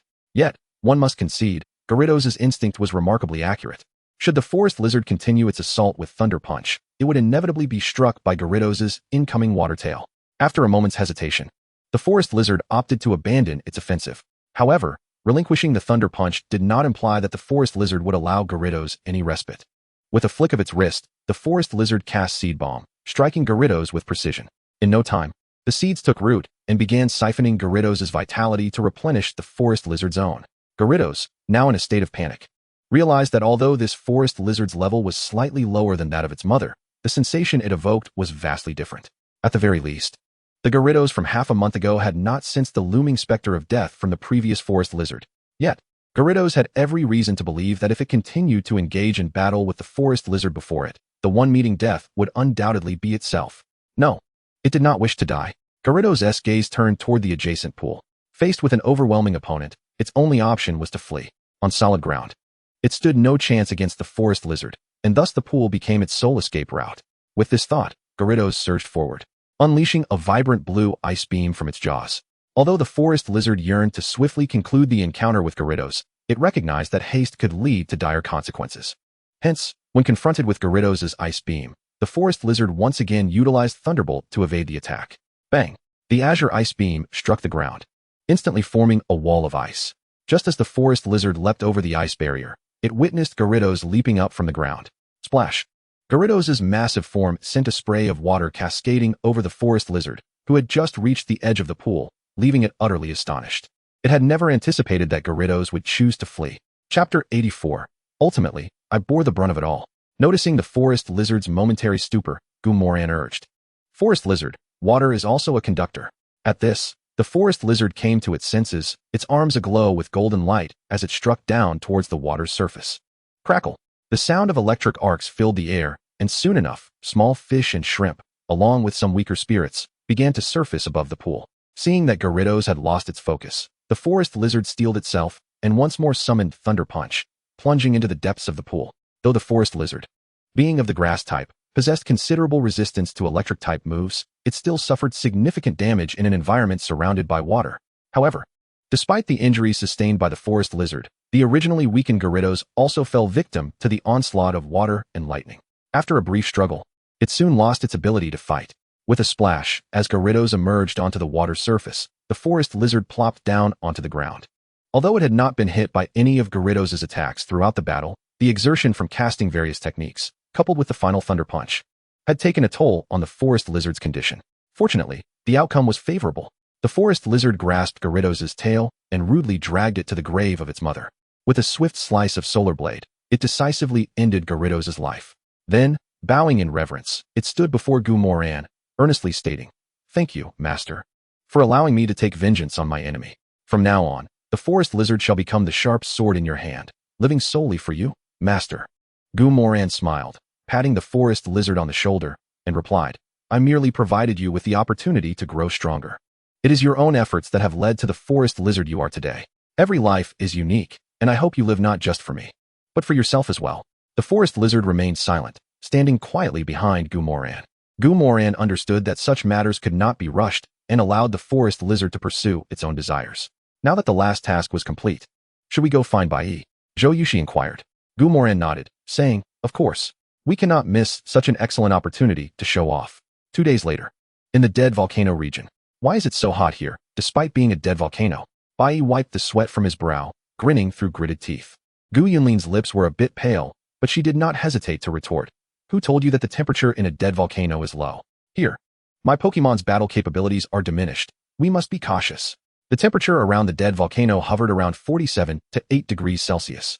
While this was not enough to inflict significant harm on Steel-type Pokemon, it would considerably reduce their strength. Moreover, most Pokemon in the dead volcano area were fire types, which posed a considerable threat to Gu Yunlin's Pokemon. Thus, although the trio remained intact, their combined fighting power was equivalent to merely 2.5 individuals. Tang Shuiyao, feeling a bit apologetic, said, "I'm sorry for dragging you into this just because I wanted to capture a Dratini." Bai chuckled, maintaining his usual carefree demeanor. "Oh, Tang. Don't say that. When I captured the Rhyhorn, it was far more dangerous, and none of you complained. This is just a minor inconvenience." Gu Yunlin added, "Exactly. You helped me so much at the training camp. Consider this just a sauna experience." At this, Tang Shuiyao refrained from further comment. The trio resumed their ascent towards the dead volcano. The friendships forged in youth remain unblemished by external circumstances. They are truly precious. After walking a distance, the sound of barking dogs suddenly echoed from nearby. Tang Shuiyao halted by Yi and Gu Yunlin, listening intently for a moment before her face lit up with excitement. "It's the sound of Dratini. Then what are we waiting for? Let us hurry," Bai exclaimed eagerly. Though he didn't mind accompanying Tang Shuiyao in search of Pokemon, he certainly wouldn't want to linger on the volcano any longer than necessary. Gu Yunlin patted Bai on the shoulder, saying, "You just said to be cautious. Are you trying to court disaster with such recklessness?" Bai sheepishly smiled, retracting his right foot discreetly, and replied, "I think we should observe carefully first, to see how many Dratini there are and whether they pose a threat, as well as if we can handle them." Gu Yunlin facepalmed in exasperation. Had there been anyone else around, she would have pretended not to know him. With a confirmed battle plan, the three cautiously approached the source of the barking. Gently pushing aside the underbrush, they discovered a fierce battle unfolding in the canyon below.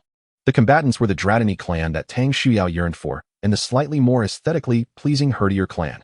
The leader of the Dratini was a majestic Dragonite, while the leader of the Herdier was a stately Arcanine. Despite the numbers being roughly equal, the Dratini were at a disadvantage, as Dragonite was no match for Arcanine. A chaotic brawl? Bai was momentarily taken aback, but quickly brightened. That's perfect. We just need to find a Dratini with sufficient potential and seize it amidst the chaos. It's not that simple. Not only are those Dratini bouncing around making it impossible to target, but quietly snatching one away from a group of highly sensitive Dratini is no easy feat. As Bai concluded, a languid male voice drifted from behind. He turned to discover his good friend. Gu Moran Zhou, what brings you here? Gu Yimlin asked. Somewhat surprised, Gu Moran yawned, responding calmly. We came over after capturing our Pokémon. Had it not taken time to find you, we would have arrived much sooner. Captured? What Pokémon did you get? Although surprised by how quickly Gu Moran and the others had captured Pokémon, Bai eagerly inquired. Hee, I want to tell you. We'll just settle our scores later. For now, let us focus on how to catch a Dratini. Gu Moran teased. Bai turned his gaze to Zhou Yushi, but it was clear she and Gu Moran had conspired beforehand, offering no intention of revealing anything. Bai lamented, we've grown up together. Yet I'm the only one bearing everything. Chapter 85, Capturing Dratini. Tang Shuyao glanced at Gu Moran and asked, Gu Moran, since you've said that, you must have a plan, right? Gu Moran shrugged, smiling at Tang Shuyao. Indeed, you truly are the school belle. Your intellect shines through. Is there a necessary connection between being a school belle and intelligence? Zhou Yushi inquired curiously. Gu Moran shot her a sidelong glance. Not necessarily. For instance, you may be a school belle, but your intelligence is somewhat concerning. Zhou Yushi rolled her eyes, but refrained from further comment. Gu Moran then focused on the Dragonite in the valley below, stating, I'll go talk to Dragonite. We'll help him defeat Arcanine in exchange for the opportunity to capture a Dratini. Do you think Dragonite will agree? Bai asked. He will. Gu Moran replied confidently. I observed earlier that the valley below is the most suitable habitat for both Dratini and Herdier. However, the valley is limited in space, likely leading to their conflict over living conditions.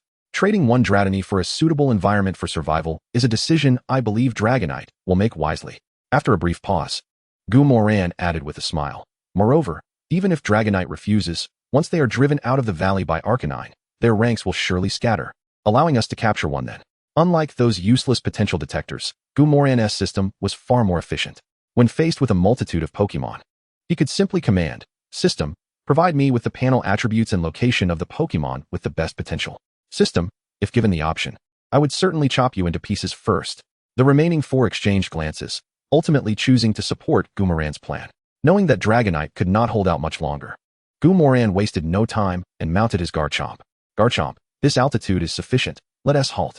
Gu Moran instructed. Garchomp. The fierce Tyrantrum nodded slightly, adjusting its stance to facilitate a more effective communication between Gu Moran and the Houndoom, while also preparing to confront the Houndoom and the Arcanine that had already noticed their presence. Grr, who are you? Why do you involve yourselves in our clan's conflict? The Arcanine, with a mere level of 42, was understandably intimidated by the aura of a champion emanating from the Tyrantrum. Gu Moran cast a glance at the Arcanine but chose not to dwell on it, instead directing his attention toward the Houndoom. The system dutifully displayed the Houndoom's attributes. Name, Houndoom. Type, Fire Dark. Aptitude, B. Ability, Flash Fire. When hit by a Fire-type move, it absorbs the flames, enhancing its own Fire-type moves. Level, 41. Skills, Trick, Thunder Fong, Inferno, Bite, Fire Fong, Revenge, Flame Charge, Deception, Flamethrower. Inherited skills, Fire Spin, Double Edge, Grudge, Destiny Bond. Taught skills, Giga Impact, Overheat, Explosion, Will-O-Wisp, Shadow Ball. TM skills, none. It was only natural that the Houndoom, with its significantly lower aptitude, found itself at a disadvantage. Houndoom, should I choose to assist you in securing victory in this battle, would you be willing to allow us to capture a Dratini? I assure you, it will receive the utmost training. Despite the Houndoom's mediocre aptitude, there was a Dratini among its kin with an impressive A-grade aptitude, more than sufficient to serve as a primary asset. The Houndoom was momentarily taken aback by this proposition. Grr, human, I do not ask for your aid in supporting my clan. If you are willing to refrain from interference, I can allow you to capture a Houndour. I believe our Houndour clan is superior to the Dratini. While the Houndoom was still processing this, the Arcanine eagerly interjected. As fellow leaders, the stakes had suddenly escalated. Gu Moran was confident that as long as the Arcanine remained, even if he aided the Houndoom to victory now, the ultimate winner would still be the Arcanine. Upon hearing its rival's words, the Houndoom quickly responded, Grr. All right, As long as you help my clan win this battle, I agree to let you capture a Dratini. Excellent. It is settled then. With the Houndoom's consent. A smile graced Gumorian's face as a verdant glow enveloped the Houndoom. I will take care of restoring your stamina. You should have no trouble dealing with the Arcanine. Correct? The Houndoom nodded in affirmation. Although its power was inferior to that of the Arcanine, the latter had exhausted considerable energy during the prolonged conflict. Now, in peak condition, defeating the Arcanine would not pose much of a challenge. The Arcanine shot a venomous glare at Gumorian, but before it could voice its grievances, the Houndoom latched onto it fiercely. Gumorian cast an apologetic glance at the Arcanine. Despite his personal fondness for it, the situation had reached an impasse. After a brief standoff, it was evident that the Arcanine was at a clear disadvantage. The astute Arcanine realized that engaging in a direct confrontation with the Houndoom was unwise and promptly issued a retreat command. The Houndoom attempted to prevent the Arcanine's escape, but it was clear that its strength was insufficient for that task. After leaving a few Houndours behind, the Arcanine's clan withdrew from the valley. True to its word, the Houndoom gathered all its clan members after a brief respite, allowing Gumorian to make his selection. With a smile, Gumorian instructed the Tyrantrum to bring Tang Xiao and her companions forward, pointing out the Dratini with the highest aptitude for her to capture. The Dratini, upon receiving its leader's approval, did not resist, insisting only that Tang Xiao defeat it in a fair manner. Witnessing this scene, Tang Xiao's affection for the Dratini grew even stronger. Gumorian, please assist in healing the Dratini. I wish to defeat it honorably. Gumorian acquiesced, casting a wave of healing energy to signal the commencement of their battle. Although the Dratini had commendable aptitude, it was only at level 24. Despite the favorable terrain for the Dratini, Tang Xiao's Absol swiftly and decisively defeated it. Ultimately, Tang Xiao threw a luxury ball, which struck true. The poke ball quivered slightly, and in a flash of white light, it indicated the successful capture of the Dratini, marking the conclusion of this C-grade resource dungeon adventure. Chapter 86, Internal Conflict. As all 5 individuals had successfully captured their Pokémon, and given that this secret realm offered little in the way of captivating scenery, they chose not to wait for the full month before exiting the realm. Subsequently, they returned to Kyoto under the protection of 5 bodyguards. Bai Yi seemed to still be preoccupied with Gumorian and Zhou Yushi's Pokémon, and upon arriving in Kyoto, he immediately dragged the 4 to the battle arena for a competition. Due to the number of participants, one individual would inevitably be left out. Of course, this was of no concern to Gumorian. Ultimately, the Bai fell to Zhou Yushi. While even without the Bai, Zhou Yushi could secure a victory with her Dragonite strength. The joy derived from each scenario was altogether different. In the end, Bai Yi eagerly faced off against Gumorian once more in a battle to the finish. Upon discovering that Bai Yi's Pokémon was a Rhydon, Gumorian could not help but internally mourn for Bai Yi for a brief moment. How delightful! Battling a Rhydon with a forest lizard would be a piece of cake. Name: Rhydon. Type: Ground Rock. Aptitude: A. Ability: Rock Head. Even when using moves that would normally cause recoil damage, its stamina remains unaffected. Level: 25.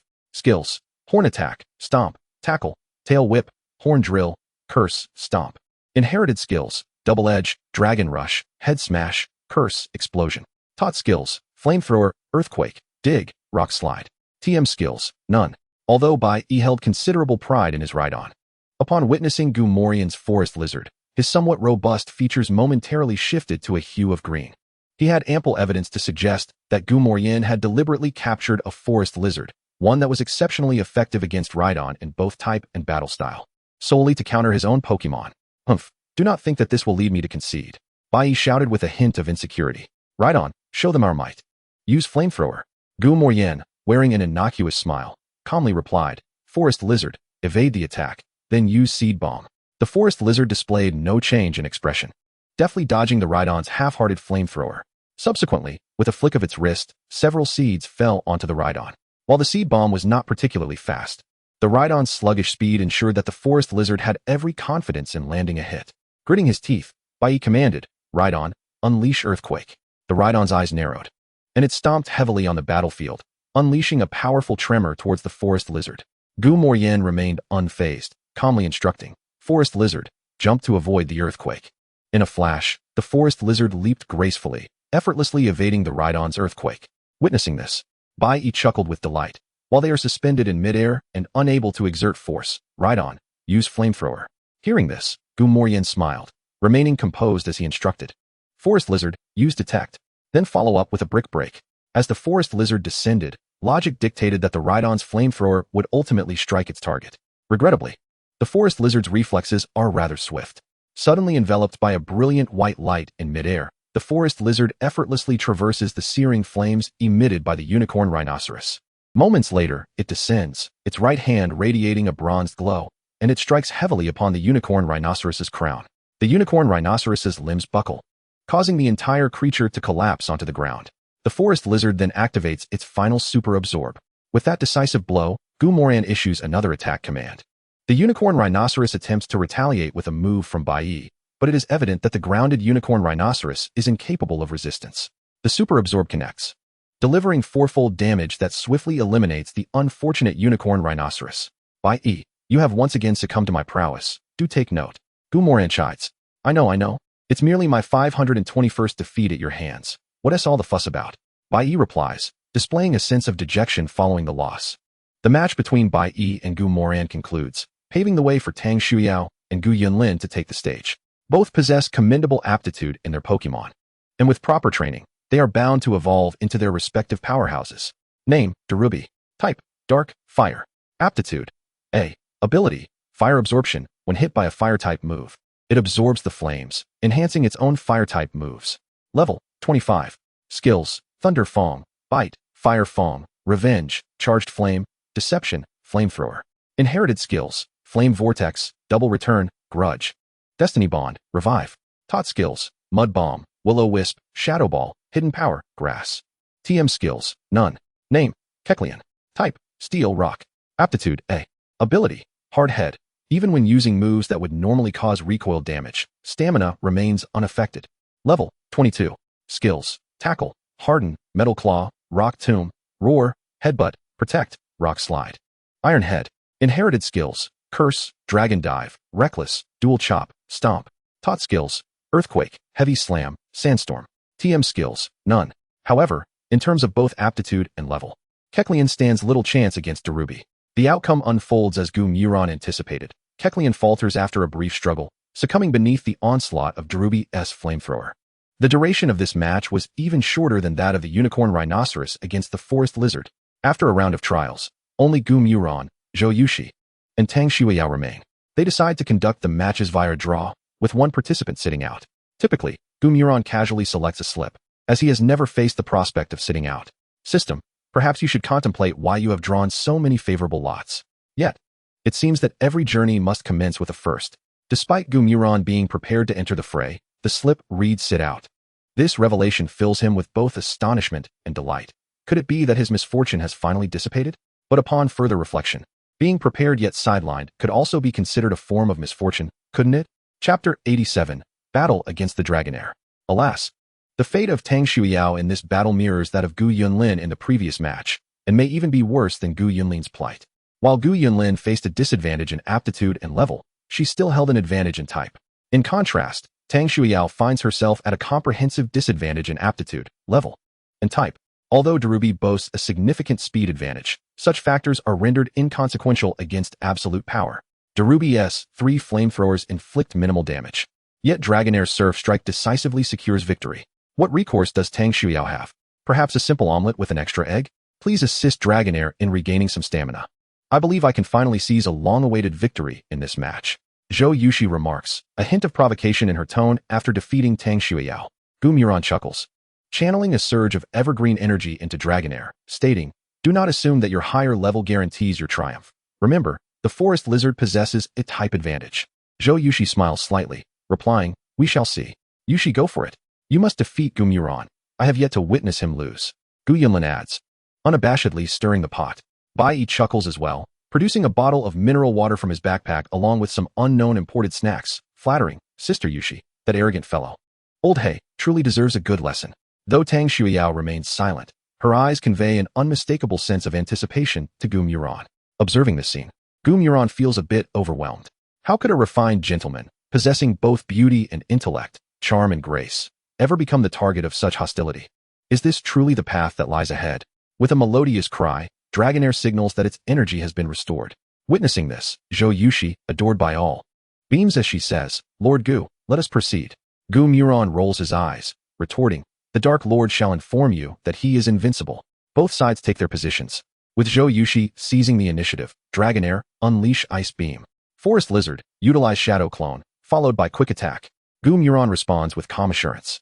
As the battle rages on, Dragonair's gaze sharpens, its mouth opening slightly to release a brilliant blue ice beam towards the Forest Lizard. Yet, the Forest Lizard remains composed, its body swaying slightly. And in the next moment, a dozen identical Forest Lizards appear on the battlefield. All of these identical Forest Lizards surge toward Dragonair, their arms aglow with dark energy. Dragonair's ice beam possesses both power and precision, managing to strike down two of the Forest Lizards in front and behind. However, to his dismay, these two were merely illusions. In an instant, as the ice beam shatters the two phantoms, the Forest Lizard materializes beside Dragonair, its dark attack aimed at a vital point. Glowing ominously as it swings down upon Dragonair. Unfazed by the assault, Zhou Yushi maintains her composure, calmly instructing, Dragonair, use Surf. In an instant, Dragonair's eyes blaze with blue energy, and a massive wave manifests, crashing down upon the remaining Forest Lizards. Boom.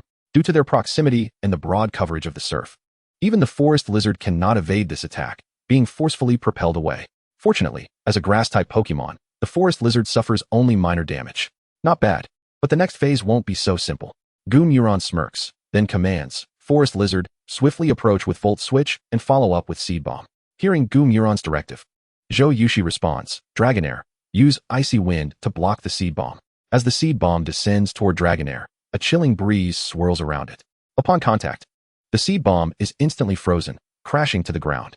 Yet, just then, the Forest Lizard appears unexpectedly beside Dragonair, delivering a heavy thunder punch to Dragonair's side.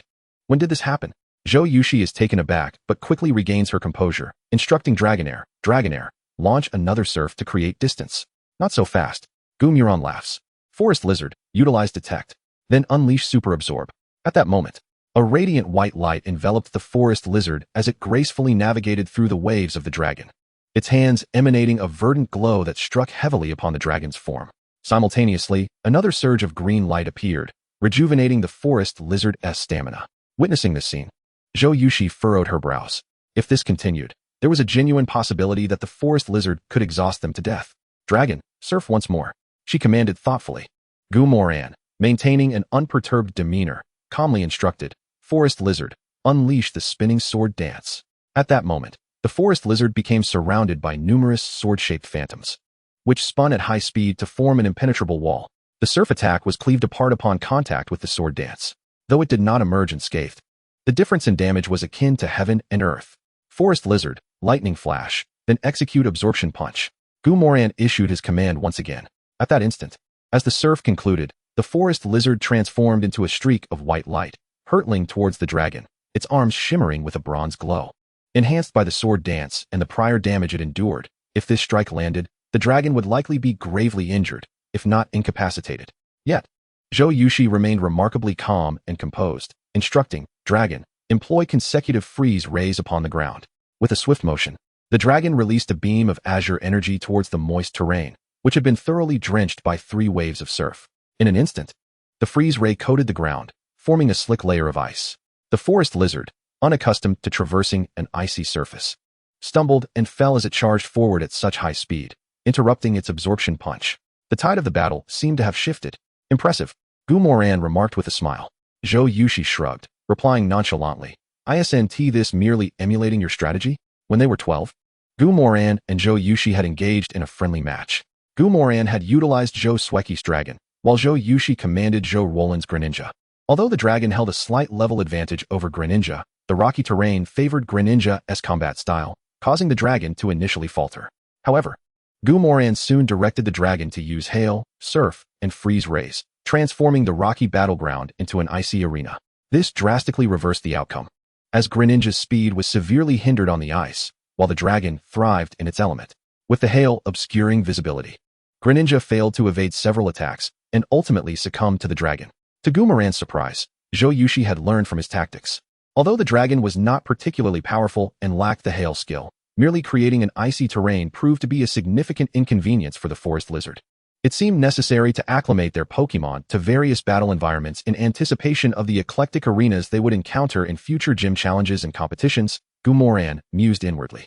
Since you haven't devised a countermeasure, I shall strike first. Dragon Surf. With no reaction from Gumuron, Zhou Yushi chuckled. The dragon's azure eyes ignited once more as a colossal wave surged toward the forest lizard.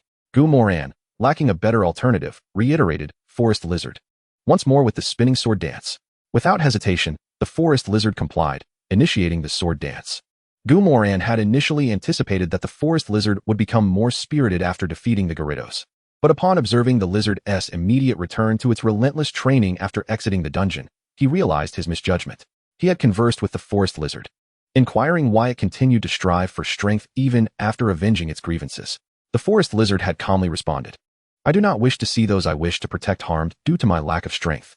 The individuals it sought to protect included Gumoran, and thus it executed his commands without hesitation, remaining within a meter of him at all times. Returning to the battle, the towering wave clashed once again with the sword dance. While the surf was unable to fully breach the sword dance's defense, the sword dance could not entirely nullify the surf's damage. Subsequently, Zhou Yushi commanded the dragon to unleash freeze rays and other freezing techniques. Yet most were intercepted by the forest lizard's sword dance. Nevertheless, the forest lizard's condition had deteriorated significantly. If it possessed the ability to thrive, it would have activated it by now. Conversely, the dragon remained in relatively good condition. If this stalemate persisted, victory would inevitably belong to the dragon. One might wonder why not employ photosynthesis. Given the present circumstances, the forest lizard could barely initiate the technique before the dragon's freeze ray struck. However, this did not imply that victory was impossible for the forest lizard. With its current output capability, a single successful thunder punch could secure triumph. Zhou Yushi, not one to be outdone, swiftly glided across the icy surface to create distance as the forest lizard advanced. Observing this, Gumoran furrowed his brow slightly. Realizing that Zhou Yushi was leaving no openings, his gaze swept across the battleground and noticed cracks forming in the ice under the relentless surf attacks, a detail Zhou Yushi had overlooked. "Dragon, surf once more. The opponent can't hold on much longer." Zhou Yushi's voice brimmed with unmasked excitement. Gumoran's lips curved ever so slightly. Shortly, she would find herself unable to smile. With a resounding crash, the surf shattered the icy surface, fracturing it into shards in mere moments. Almost instantly, Gumoran issued his command. Forest lizard, high-speed movement coupled with lightning flash, unleashed the final thunder punch. Having endured a barrage of attacks, the forest lizard felt a surge of determination. As Gumoran's command rang out, it transformed into a streak of white light, launching forward. Hearing this, Zhou Yushi's instincts flared, and she almost reflexively shouted, "Dragon, surf." The dragon's azure eyes flared, summoning another massive wave towards the forest lizard. However, while the combination of water and shattered ice somewhat impeded the forest lizard's speed, bolstered by high-speed movement and lightning flash, it swiftly appeared before the dragon, its hand crackling with electric energy. The thunder punch, honed through days of practice, was unleashed with devastating effect. The thunder punch struck the dragon with precision. The impact was tremendous, and under the forest lizard's might, the dragon was sent crashing to the ground. Simultaneously, the surf that had been gathered unleashed its fury upon the forest lizard, knocking it down as well. Both the forest lizard and the dragon collapsed almost simultaneously. Zhou Yushi and her companions exchanged astonished glances, clearly taken aback by Gumoran's ability to seize victory under such circumstances. "Dragon, rise quickly. You must not lose your fighting capability before the forest lizard." Unbeknownst to them, they rallied for the dragon with fervor. Yet, Gumoran understood that no miracle awaited them. For under the illumination of the aura, it was evident that the dragon would lose its fighting capability a mere second before the forest lizard. After a stalemate lasting 10 seconds, neither the forest lizard nor the dragon rider could rise. Observing the expressions of disappointment on Zhou Yushi and Bai Yi's faces, Gumoran felt a surge of delight and remarked with a smile, "Yushi, it seems your aspirations have once again fallen short this time. Do keep striving for the next opportunity." Zhou Yushi pouted and retorted, "This time it ended in a draw. Next time, I shall emerge victorious." Gumoran smiled gently. "Do you truly believe your nurturing abilities surpass mine?" Chapter 89, Water-type Gym, Sun Hanmo. Upon hearing Gumoran's nonchalant voice, Zhou Yushi pouted once more. Although she was reluctant to admit it, Gumoran's training prowess indeed eclipsed her own by a considerable margin. After all, she could not cultivate a level 15 wood gecko into a level 25 forest lizard within a span of 20 days. Moreover, the Pokémon she had nurtured from childhood had yet to reach the level of a champion, whereas Gumoran's Sharpedo had already achieved that status for quite some time. Furthermore, Gumoran's Sharpedo was significantly stronger than other Sharpedos of the same level, not merely due to innate talent, but also owing to superior training techniques and physical prowess.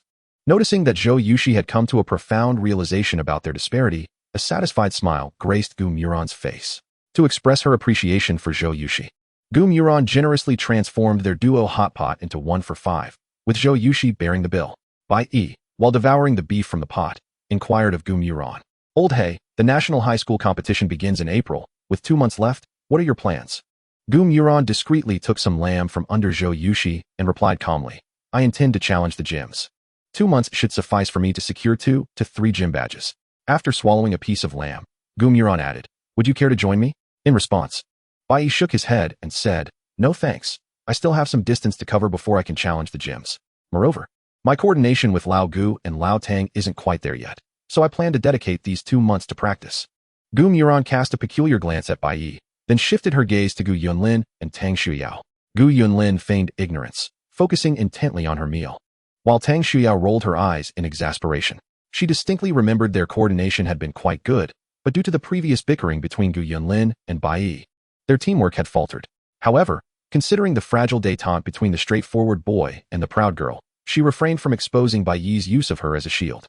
Yet, judging by Gu Muron's expression, Tang Shuyao had ample reason to believe Gu Muron had also noticed the oddity between Bai Yi and Gu Yunlin.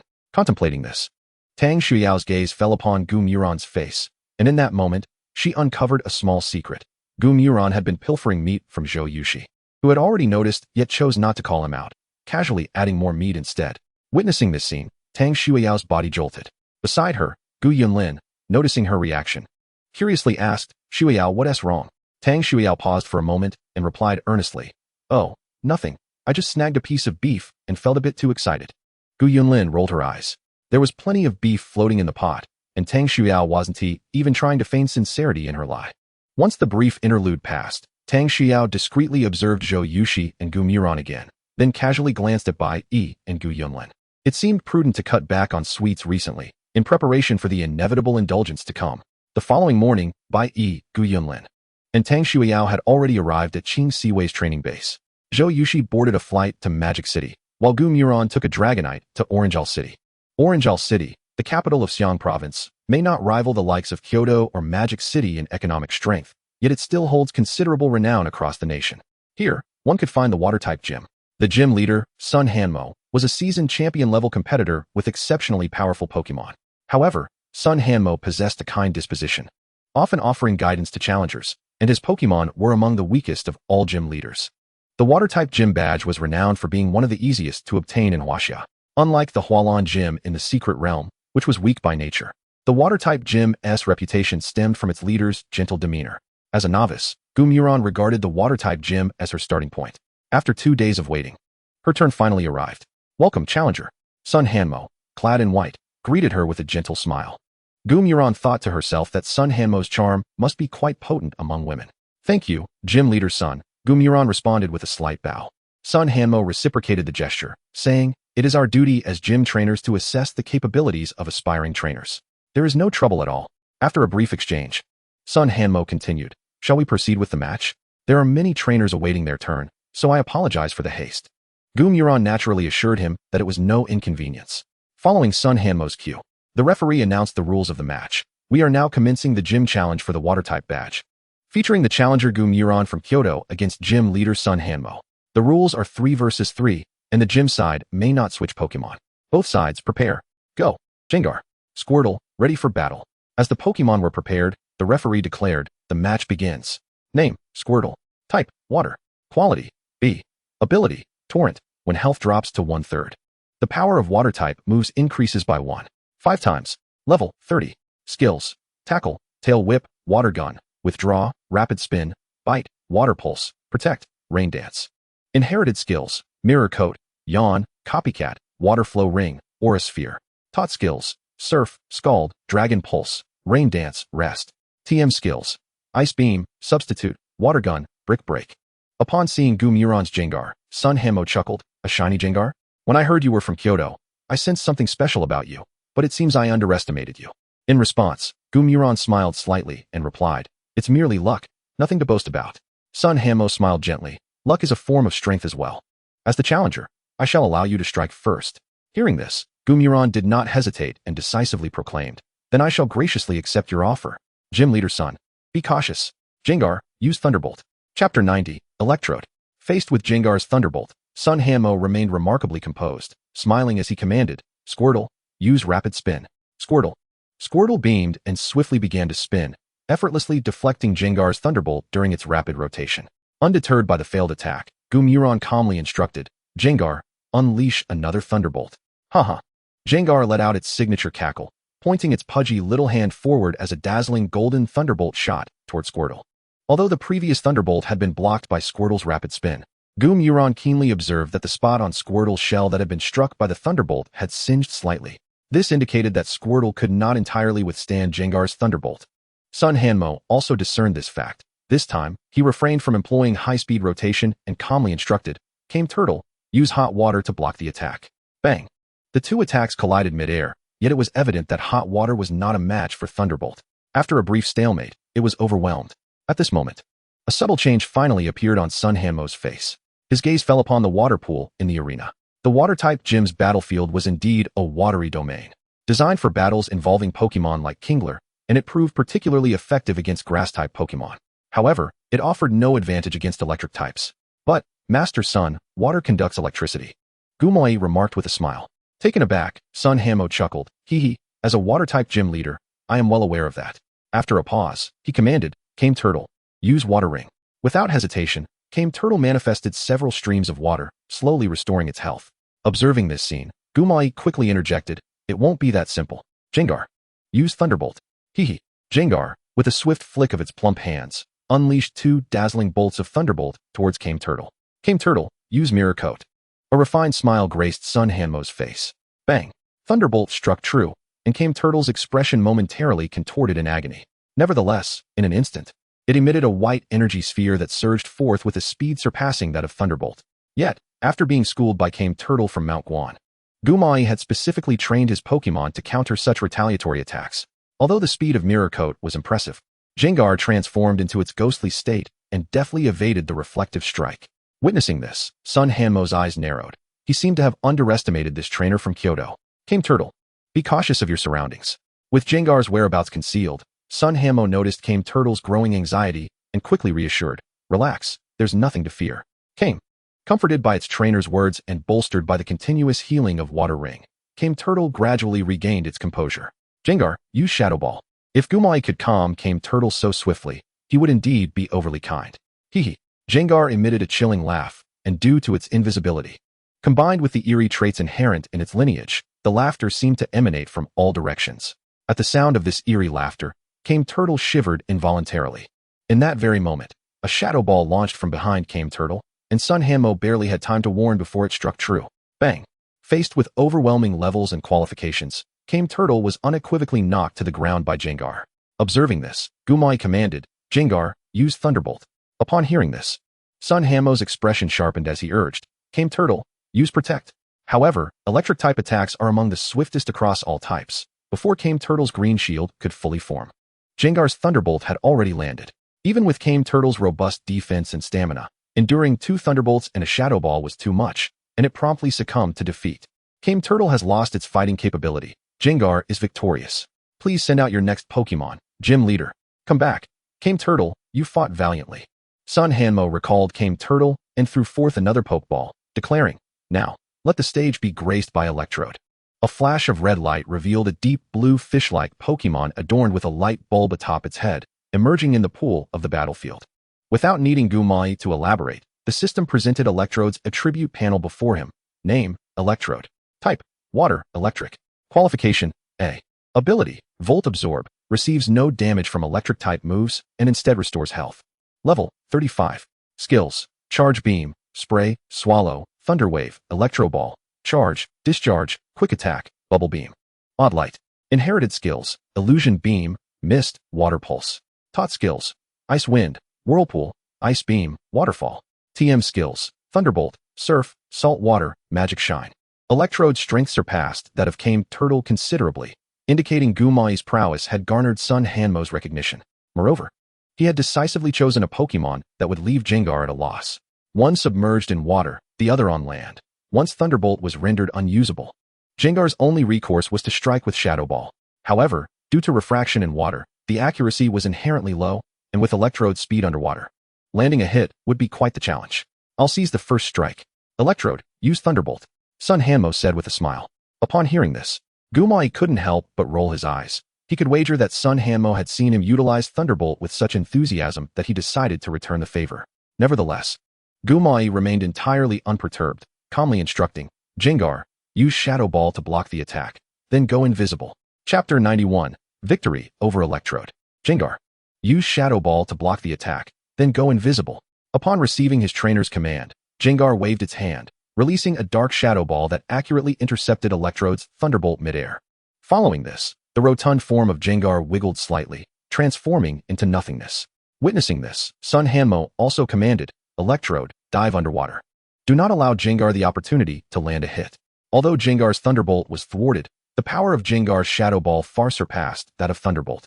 Even without type advantage, Sun Hanmo did not dare to underestimate it. Seeing this unfold, Gumai felt a slight headache. As expected, events transpired precisely as Gumai had anticipated. Master Sun, since both sides are at an impasse, I shall initiate an attack. Gumai smiled faintly, maintaining his composure. Jengar, use Trick. Trick, devise a scheme to activate the brain, significantly enhancing its special attack. Jengar had the ability to enhance its strength with Trick, yet Electrode had not learned any alteration moves. If this continued, Jengar would inevitably claim victory. A furrow formed on Sun Hanmo's brow. Had Jengar not gone invisible, he might have had Electrode disrupt Jengar with its moves. However, with Jengar concealed, Electrode had no means to locate it, and aside from watching Jengar grow stronger, he seemed to have no alternatives. Sun Hanmo contemplated using an area attack, but regrettably, he lacked the knowledge to do so. Thus, he was left with no choice but to accept that he was about to face a Jengar that had maximized its special attack. Moreover, this Jengar would likely dispatch Electrode and then deal with his remaining Pokémon. Well, as a seasoned little boss, Sun Hanmo was learning to script his own narrative. Gumai did not prolong Sun Hanmo's torment. Before long, Jengar had stacked 3 layers of Trick. In response, Gumai commenced a new round of offense. Jengar, use an area shadow ball on the pool, Gumai declared with a smile. Hehe. Jengar revealed its signature grin, and soon, a barrage of shadow balls descended from the air, raining down upon the pool. As the malevolent Gung-Gue launched its assault, Sun Hanmo swiftly discerned its position, his eyes gleaming with realization as he promptly commanded, Electrode, unleash Ice Beam, towards the 3 o'clock direction. The Electrode's head gradually emerged from the water's surface, opening its mouth to emit a brilliant, azure ice beam, aimed directly at Gung-Gue. However, just as Electrode surfaced, a shadowy ball descended rapidly upon its head. With a resounding crash, the shadow ball, bolstered by 3 layers of trickery, struck Electrode successfully, leaving it no time to react before it was sent crashing into the water. Though Electrode was knocked away, the ice beam still accurately hit Gung-Gue, whose face contorted in agony, clearly indicating that the ice beam inflicted significant damage. Yet, at this moment, both Gu-Muron and Sun Hanmo's gazes were fixed upon the Electrode submerged in the pool. After observing for a moment, Gu-Muron withdrew his gaze, for the power of Aura had already revealed the truth. Sure enough, mere seconds later, Electrode resurfaced, its eyes swirling with the signs of having lost its combat capability. Electrode has been incapacitated. Gung-Gue is victorious. Please send out the next Pokémon, Gym Leader. The referee once again waved the flag in hand. Sun Hanmo took a deep breath, elegantly recalling Electrode, and then retrieved a Pokeball from his pocket. I entrust this final battle to you, Gyarados. Upon hearing this, Gu-Muron was somewhat astonished. Knowing full well that Gung-Gue would employ Thunderbolt, he was surprised to see Sun Hanmo use a Gyarados, which was quadruple weak to electric-type moves. Did Sun Hanmo possess a strategy to counter Thunderbolt? Contemplating this, Gu-Muron began to scrutinize Sun Hanmo's Gyarados. Name, Gyarados type, Water. Flying qualification, B ability. Intimidate. Upon defeating an opponent, it becomes filled with confidence, boosting its attack. Level, 37 skills, Thrash, Whirlpool, Ice Fang, Water Pulse, Dive, Bite, Rain Dance. Waterfall, Dragon Dance inherited skills, none taught skills, Thunderbolt, Ice Beam, Bite, Flamethrower TM skills, Earthquake, Substitute, Sleep Talk, Sandstorm, Outrage. However, after examining Sun Hanmo's Gyarados attributes, Gu-Muron found no discrepancies. While the inclusion of both Outrage and Bite, Dark-type moves, could inflict considerable damage upon Gung-Gue, Gyarados remained powerless against Thunderbolt. Gu-Muron shook his head. Unable to fathom the reasoning, he chose to dismiss it. After all, practical experience is the most effective means of validation. Gung-Gue, unleash Thunderbolt at the 1 o'clock direction. Gu-Muron stated calmly, a smirk gracing his lips. Haha. Hearing their trainer's command, Gung-Gue wasted no time. launching a thunderbolt towards the designated direction. Boom. In the face of Sun Hanmo's astonished expression, Thunderbolt struck Gyarados squarely on the head. Empowered by 3 layers of cunning, Thunderbolt effortlessly toppled Gyarados to the ground. Gyarados was rendered unable to battle, and Gung-Gue emerged victorious. As the gym leader's 3 Pokémon had all succumbed, the victor of this match was declared to be Gu-Muron from Kyoto. Upon hearing the referee's verdict, Sun Hanmo snapped out of his astonishment, smiling as he presented Gu-Muron with the Water-type gym badge. Congratulations, this is your Water-type gym badge.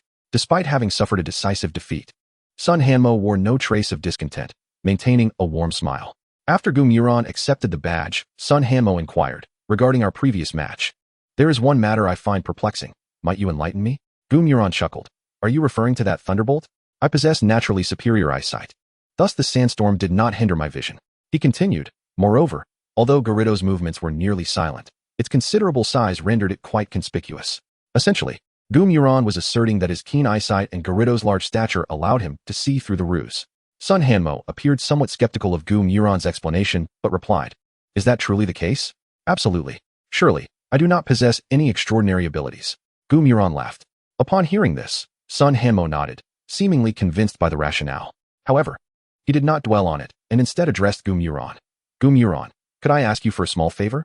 Gu-Muron hesitated before agreeing, prompting Sun Hanmo to elaborate. Sun Hanmo smiled gently, not taking offense, and continued, It's nothing significant. There's a high school in Orangeville City called Ancient Sword High School, renowned as the best in Hunan Province and quite respectable on a national scale.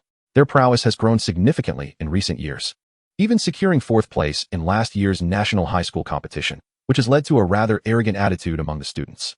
Given your apparent age, I assumed you were also a senior student and thought you might go and teach them a lesson to remind them that there are always greater talents. Gu-Muron's expression turned somewhat troubled as he replied, I'm afraid I cannot assist you with that. Gym leader Sun Hanmo was taken aback and asked, Is there a particular concern? Gu-Muron candidly responded, It's not a major issue. I simply feel that causing trouble for another school without justification could potentially offend them, which seems unnecessary. After all, I pride myself on being a principled trainer dedicated to fostering camaraderie among trainers in this new era, and such actions would be quite inappropriate. Upon hearing this, Sun Hanmo paused momentarily before grasping the essence of Gu-Muron's words, swiftly bypassing the latter part of his statement, and cheerfully proposed. What if you were to visit as a guest invited by our principal for the sake of educational exchange? Of course, in accordance with our Chinese customs, I would provide you with a high-quality item in exchange. What say you? At this, Gu-Muron's interest was piqued, and a sincere smile spread across his face. If that is the case, I would be delighted to engage in friendly exchanges with the students of Ancient Sword High School. Indeed, Gu-Muron's motivation was purely to broaden his understanding of various trainers' battle styles, extracting the essence while discarding the dross. Aspiring to reach new heights, not merely for the allure of a high-quality item. Considering the possibilities, he mused, Gyarados possessed a Mega Evolution Stone, Ninetales had an Everstone. The Fighting Bear Master carried a black belt, and Axu had a Dragon Fawn. What exceptional item could be bestowed from Ancient Sword High School? As the most prestigious institution in Xiang Province, the students from this region naturally take great pride in gaining admission to Gujin High School. Those who successfully navigate the rigorous selection process inevitably feel a swell of pride, believing themselves to be far superior to the average student. Chen Sahan is one such individual. And indeed, she stands out prominently among her peers. As the strongest member of the new senior class at Gujin High School, Chen Sahan is filled with an overwhelming sense of pride. At her behest, all students, save for the top 10 in the grade, are required to address her as Big Sister. Should anyone refuse, Chen Sahan is prepared to teach them a lesson on the law of the jungle during practical classes. Being the daughter of a prominent board member, the teachers turn a blind eye to her antics, which only fuels her audacity. However, on this particular day, Chen Sahan is notably displeased. The principal of Gujin High School, Sun Hanmo, the master of the water system dojo, has brought along a remarkably handsome young man. After receiving a nod from Sun Hanmo, the young man calmly approaches Chen Sahan, sporting a smile. Just as she begins to feel puzzled, he calmly issues a challenge. I hear you're the strongest in this year's Gujin High School. You don't seem all that impressive. Are you brave enough to compete? This young man is Gu-Mo Ran, whose dramatic, villainous bravado is a performance orchestrated at Sun Hanmo's request. If it weren't for the system being in Gu-Mo Ran's hands, he might have felt like the typical antagonist that the protagonist must overcome on the path to success. Faced with Gu-Mo Ran's audacious challenge, Chen Sahan's expression shifts instantly, adopting the demeanor of a spoiled heiress as she retorts, Humph, who is this waste? Do you think I'm someone you can challenge at will? Guillermo Ran remains unfazed, shrugging casually as he replies, "Are you afraid? If you are, just say so. I'm not insisting on challenging you." Upon hearing this, Chun Sahan leaps up as if someone has stepped on her tail, exclaiming, "Afraid? What a joke. If you're looking for a beating, don't blame me for being unkind." She then turns to Sun Hanmo and adds, "Principal Sun, I hope you refrain from such silly games in the future. You are the principal of Gujian High School, after all.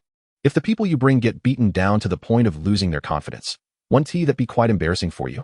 Upon hearing this, Sun Hanmo merely shakes his head slightly, unperturbed. Observing Chun Sahan's spirited retreat, Guillermo Ran ponders for a moment. As a trainer with professional integrity, he resolves, out of respect for the esteemed Sun Hanmo, to teach Chun Sahan a proper lesson. At the battle arena, due to Chun Sahan's notoriety, the space quickly fills with senior students. While it might have been possible to avoid such humiliation, given her earlier arrogance, she shall now be made to face the consequences. "Let us go, Sylvian." Guillermo Ran smiles slightly, calmly throwing out a prepared pokeball. Ninetales, prepare for battle. In a flash of red light, the strikingly beautiful Ice-type Ninetales and the elegant Sylvian materialize in the arena. Serving as the referee, Sun Hanmo announces, "The rules for this match are 3-on-3.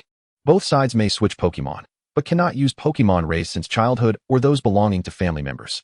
Any objections?"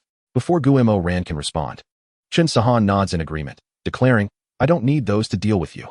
Guillermo Ran smiles faintly, unfazed. While glancing at Sylvian's attribute panel, name, Sylvian type, fairy qualification, A ability, pixelate, normal type moves become fairy type and gain a slight power boost. Level, 25 skills, charm, tackle, bite. Baby doll eyes, helping hand, quick attack, swift, round, light screen. Inherited skills, wish, double slap, detect, yawn, curse. Taught skills, reflect, iron tail, shadow ball, magical leaf. To put it bluntly, given Chun Sahan's current display of strength, even Gu Yunlin and Bai Yi would struggle against her. However, Guillermo Ran would never voice such thoughts. For him, fists are the ultimate solution to all problems. Since you won T-Strike first, you've lost your chance. Sylvian, use Swift. Although taken aback by Guillermo Ran's Ninetales, Chun Sahan's tone remains defiantly arrogant, as Ninetales has yet to showcase its strength. Guillermo Ran chuckles lazily, replying, "Ninetales, it seems we've been underestimated. Let us respond with Ice Beam." Ninetales smiles slightly, its mouth opening as a brilliant blue ice beam swiftly counters Sylvian's Swift, decisively striking true. Boom. A loud crash reverberates as the stunning Sylvian is sent flying, its eyes swirling to signify a loss of combat capability. Witnessing this, Chun Sahan's pupils dilate in shock as she exclaims, "How could my Sylvian be defeated in one hit? This is impossible." Before Guillermo Ran can explain, she interjects, "I see now, you're using a Pokemon you raised since childhood, aren't you?" Guillermo Ran casts a disdainful glance at Chun Sahan, stating, "To deal with you, I don't need to resort to such petty tactics." "You." Chun Sahan attempts to retort, but Sun Hanmo interjects, "Enough. I can attest that Ninetales is indeed not a Pokemon raised by Guillermo Ran since childhood. It is his starter Pokemon." Chun Sahan's eyes remain filled with disbelief. Yet this time, she refrains from shouting, instead tossing out her second Pokemon, a 26-level Frostless. Name, Frostless type, Ice. Ghost qualification, A ability, Curse Body. The opponent's move may be disabled upon hitting. Level, 26 skills, Decorate, Aromatic Mist, Sweet Scent, Tackle, Kiss, Lick, Aromatherapy, Attract, Melt. Inherited skills, Round, Preserve. Taught skills, Magical Leaf, Triple Attack, Light Screen, Solar Beam. Frostless appears quite adorable, though her strength can only be described as decent. Frostless use Kiss. With Sylvian defeated, Chun Sahan abandons her strategy of brute force in favor of control skills, hoping to inflict some damage on Ninetales. Ninetales, dodge the Kiss and use Freeze Dry. Guillermo Ran remains calm and collected as he issues his command. Bang! Ninetales skillfully evades the Kiss attack and unleashes a Freeze Dry. Compared to Ice Beam, this genetically ingrained technique is clearly better suited for Ninetales. In mere seconds, Freeze Dry strikes Frostless. Without any suspense, Frostless loses its ability to battle. Hiss! A chorus of gasps erupts from the audience, clearly shocked that the seemingly invincible Chun Sahan is so swiftly defeated by Guillermo Ran, a peer of their own age. Is the gap truly this vast? Students at Gujian High School begin to question their own life choices. Chun Sahan, send out your next Pokemon, Sun Hanmo gently encourages. Taking a deep breath, Chun Sahan recalls Frostless and tosses out another Pokeball. Step forward, Cutiefly. Name, Cutiefly type, Bug. Fairy qualification, A ability, Shield Dust. This Pokemon is unaffected by additional effects of moves. Level, 28. Skills, Pollen Puff, Fairy Wind, Draining Kiss, Bug Resistance, Aromatic therapy, switcheroo. Paralyzing powder, desire, sweet scent. Inherited skills, moonlight, sticky web, aromatic mist. Taught skills, magical shine, swift star, assist, seal rapid return, speed swap. TM skills, psychic, substitute, baton pass. Meditate, solar beam, light screen, reflect.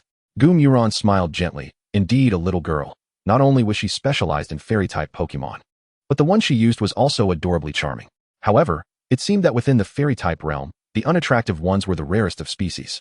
Is this your final Pokemon? I hope it can withstand a hit. Gumyuron declared with a hint of arrogance. Chin Sahan offered no reply, calmly commanding, Butterfree, use magical shine. Observing the scene, Gumyuron shook his head with a calm demeanor. Since the opponent refuses to learn, let us teach them a proper lesson. Ninetales, Unleash Blizzard. Chapter 94, Overwhelming. Since the opponent refuses to learn, let us teach them a proper lesson. Ninetales, Unleash Blizzard. Upon hearing her trainer's command, Ninetales calmly opened her mouth and unleashed a fierce blizzard. The moment magical shine collided with the blizzard, it was shattered into fragments. However, due to the shielding of magical shine, Butterfree had ample time to evade Ninetales' blizzard. While Butterfree lacked in various attributes, its speed was not to be underestimated in the entire Pokemon world at the same level. Oh, it seems you weren't defeated instantly? There's some merit to you. But this is where it ends. Ninetales, use Ice Wind. Despite the initial failure, Gumyuron's expression remained unchanged, continuing to issue commands with remarkable composure. Ninetales looked at Butterfree with interest. This little creature managed to evade her blizzard, which was commendable. Yet, as Gumyuron stated, this was where it concluded. Ninetales' swayed slightly. A chilling breeze materialized before her, swiftly charging towards Butterfree. Faced with Ninetales' assault, Chun Sahan's expression grew serious as she tentatively instructed, Butterfree, use substitute. Butterfree. Flapping her tiny wings, a shadowy figure emerged before Butterfree, blocking Ninetales' Ice Wind. However, Ninetales unleashed a second Ice Wind. This meant that while the first attack was intercepted, the subsequent Ice Wind struck Butterfree's small form directly. Although the base damage of Ice Wind was not high, the disparity in strength was evident, and without a doubt, Butterfree fell to the ground. It appears you have lost this match. Gumyuron observed Chun Sahan with no hint of surprise. His tone as calm as if he had anticipated this outcome. In response, Chun Sahan smiled faintly, calmly recalling Butterfree and retrieving another Pokeball from her pocket. Looking steadily at Gumyuron, she stated, at our age, having Pokemon around level 30 is quite normal, but your Ninetales is rather extraordinary, isn't it? Pausing briefly, Chun Sahan added with a smile, coincidentally, I happen to have a rather capable Pokemon as well. Let us engage in another match. As she spoke, Chun Sahan tossed the Pokeball, and a Houndoom appeared on the battlefield. Name, Houndoom. Type, Fire. Aptitude, A. Ability, Justified, when hit by Dark-type moves. Its attack increases due to a sense of justice. Level, 60. Skills, Ember, Quick Attack, Bite, Flamethrower, Agility, Fire Spin, Fire Fong, Play Rough, Crunch. Inherited skills, Morning Sun, Desire. Rampage, Double Kick. Taught skills, Iron Tail, Heat Wave, Substitute, Protect. TM skills, Dragon Pulse, Overheat, Flare Blitz, Close Combat. A champion-level Houndoom, needless to say. It was a protective Pokemon gifted by her family. Upon seeing Houndoom, Sun Hamo's expression darkened noticeably, and he produced a Pokeball, summoning a Swampert to the battleground. Name, Swampert. Type, Water, Ground. Aptitude, S. Ability, Torrent. When HP is reduced to a third, the power of Water-type moves increases by 5 times. Level, 74. Skills, Mudshot, Hammer Arm, Rock Slide, Protect, Water Pulse, Rock Wrecker, Tackle, Amnesia, Muddy Water, Photon Geyser. Inherited skills, Bite, Revenge, Yawn, Mirror Coat, Curse. Taught skills, Earthquake, Waterfall, Ice Beam, Surf. Chun Sahan, that's enough. After losing, you bring out a family Pokemon. What are you trying to achieve? Sun Hamo said coldly. Chun Sahan smiled lightly. Indifferent as she replied, what? Is it acceptable for him to use his childhood Pokemon, but not for me to utilize a family Pokemon? Sun Hanmo was about to retort, but Gumyuron intervened, producing 2 Pokeballs and calmly stating, you really don't need to make this any more difficult for yourself. The first Pokeball was thrown, and a Garchomp appeared on the battlefield. This is my childhood companion, a champion-level Pokemon. I don't even need to use skills to defeat you. The second Pokeball was thrown, revealing a Dragonite on the battlefield. This is a guardian Pokemon given to me by my father, a champion-level Pokemon. Do you think it will suffice to handle you, or perhaps your family? Gumyuron said with remarkable tranquility. Observing the 2 quasi-divine dragons behind Gumyuron and feeling their immense presence, Chun Sahan's expression turned grim in an instant. She understood that Gumyuron's assertions were indeed accurate. Although her family was not weak, they were merely an upper-middle family in Orangeal City, with the strongest member being a pinnacle champion trainer. Had it not been for the fact that none of the families in Orangeal City had descendants attending school this year, she wouldn't have been able to act so arrogantly. As Gumuron released Garchomp and Dragonite, Sun Hanmo halted his steps. A champion-level Dragonite, and not just any champion-level Dragonite. Even if Sun Hanmo allowed Swampert to Mega Evolve, it might not suffice to contend with Gumuron, let alone someone from the Chin family. Looking at the two quasi-divine beings in Gumuron's possession, then glancing at the Ninetales spectating nearby, and considering Gumuron's surname, Sun Hanmo suddenly had a fleeting thought regarding Gumuron's background. Do you still require my guidance? Gumuron smiled, stating, I have never feared anyone who bullies others with their status.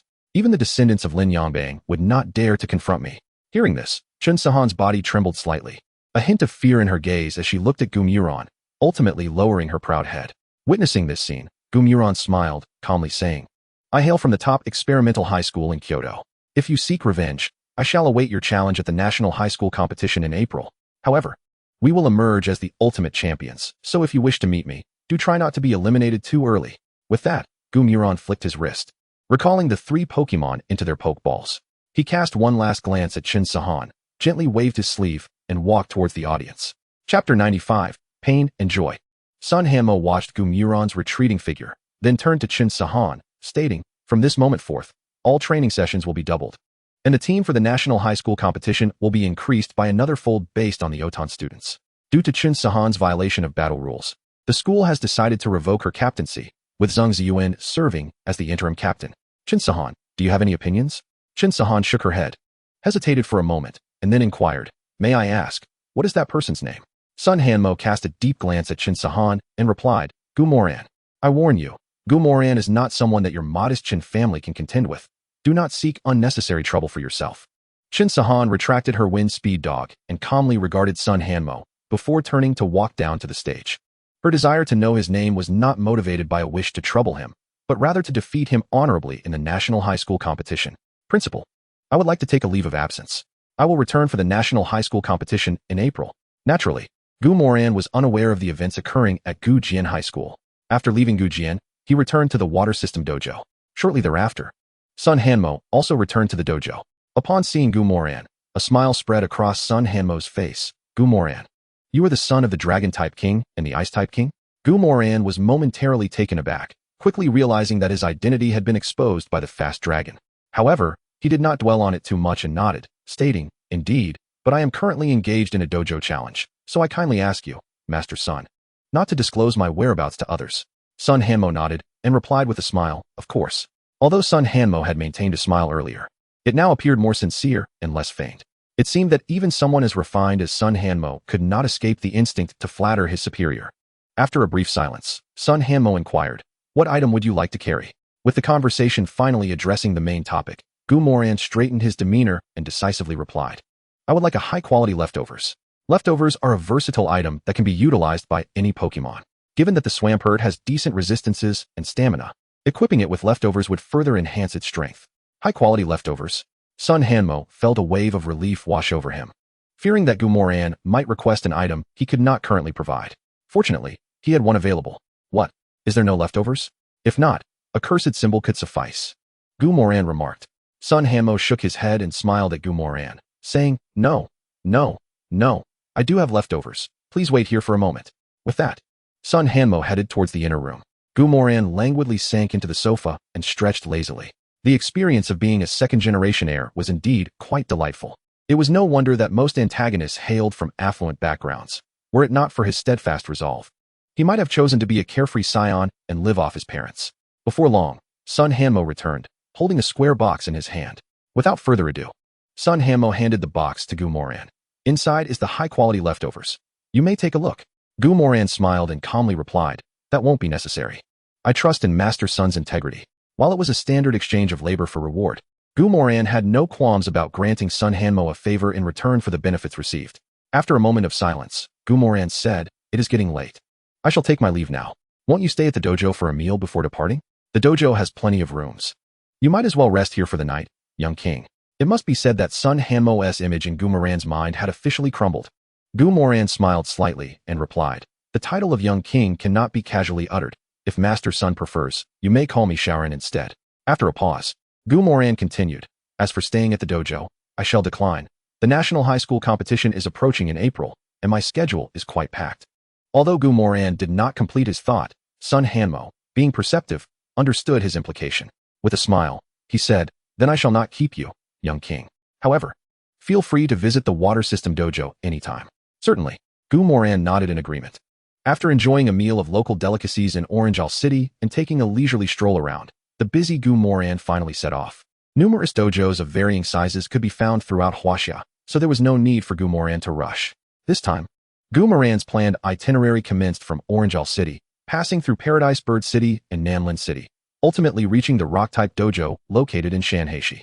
Based solely on Gu Moran's speed, it would likely take him a month to a month and a half to arrive at Shanheishi. By that time, both the Swampert and the Forest Lizard would have undoubtedly evolved into their final forms, becoming formidable contenders against the Rock-type dojo. Although the Rock-type dojo master, Duan Zhengchun, was not as amicable as Sun Hanmo, with the martial arts bear master backing him up, Gu Moran felt no apprehension in facing a Rock-type dojo.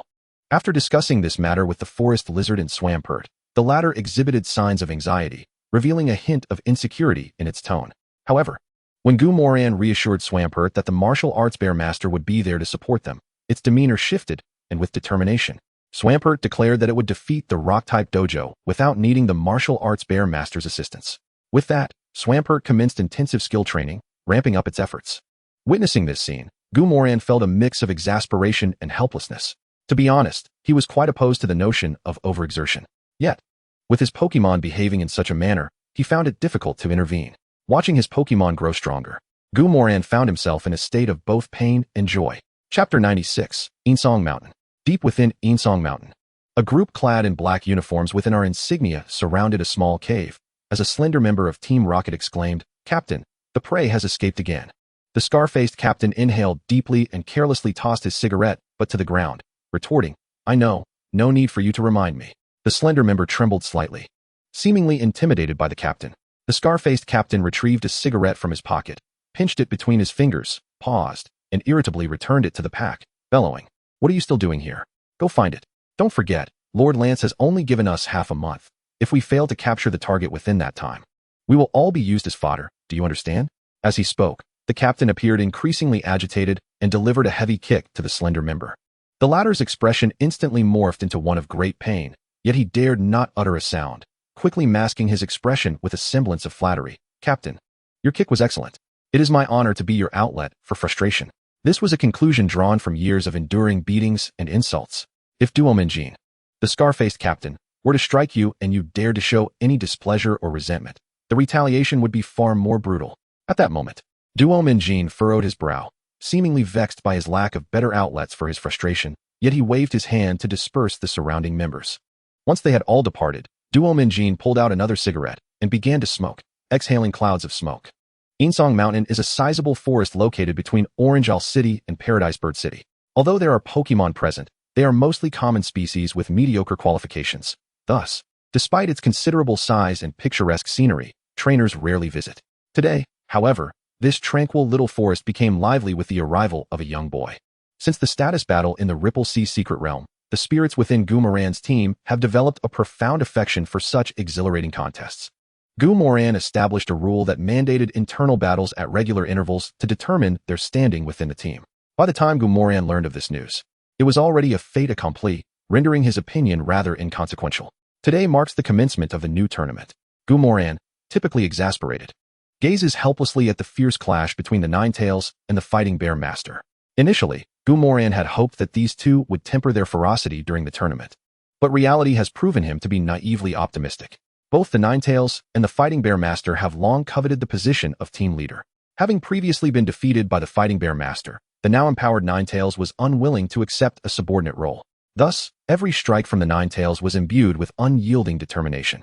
Conversely, the Fighting Bear Master believed that having bested the Ninetales once, succumbing to him again would imply a lack of effort on his part.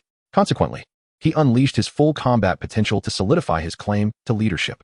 However, despite the Fighting Bear Master's considerable growth and strength, the Ninetales, being a second-generation spirit, benefited from the assistance of its mother, gaining a notable advantage. Ultimately, the Ninetales emerged victorious. Fortunately, The Fighting Bear Master displayed admirable sportsmanship, not dwelling excessively on his defeat, but rather proclaiming that he would best the Ninetales in their next encounter. With the leadership position resolved, the contention for the middle ranks diminished significantly. However, the previous boastful remarks of Jengar caught the attention of the Axe-toothed Dragon, which decisively challenged Jengar to a grand showdown. Although Jengar had evolved into its final form, the Axe-toothed Dragon proved to be a formidable counter, effortlessly neutralizing Jengar's Thunderbolt and Shadow Ball with its cutting and clawing techniques. Yet, once the Axe-toothed Dragon closed the distance, it would mercilessly pulverize Jengar. Of course, the limited size of the battlefield played a significant role. Without such constraints, the outcome could have been uncertain. Nevertheless, the Axe-toothed Dragon's victory was an undeniable reality. In truth, the Swampert had no intention of contending with the Forest Lizard. Yet the latter was insistent on a battle, leaving the Swampert with no choice but to acquiesce. However, the Swampert held a 5-level advantage over the Forest Lizard, reaching level 31, having leveled up during training, and possessed the ability Overgrow, which allowed it to deftly evade the Forest Lizard's Grass-type moves. Additionally, being a ground type, it effectively sealed off the Forest Lizard's Thunder Punch. The Forest Lizard's reliance on a critical hit through Night Slash was no match for the Swampert, which triumphed with ease.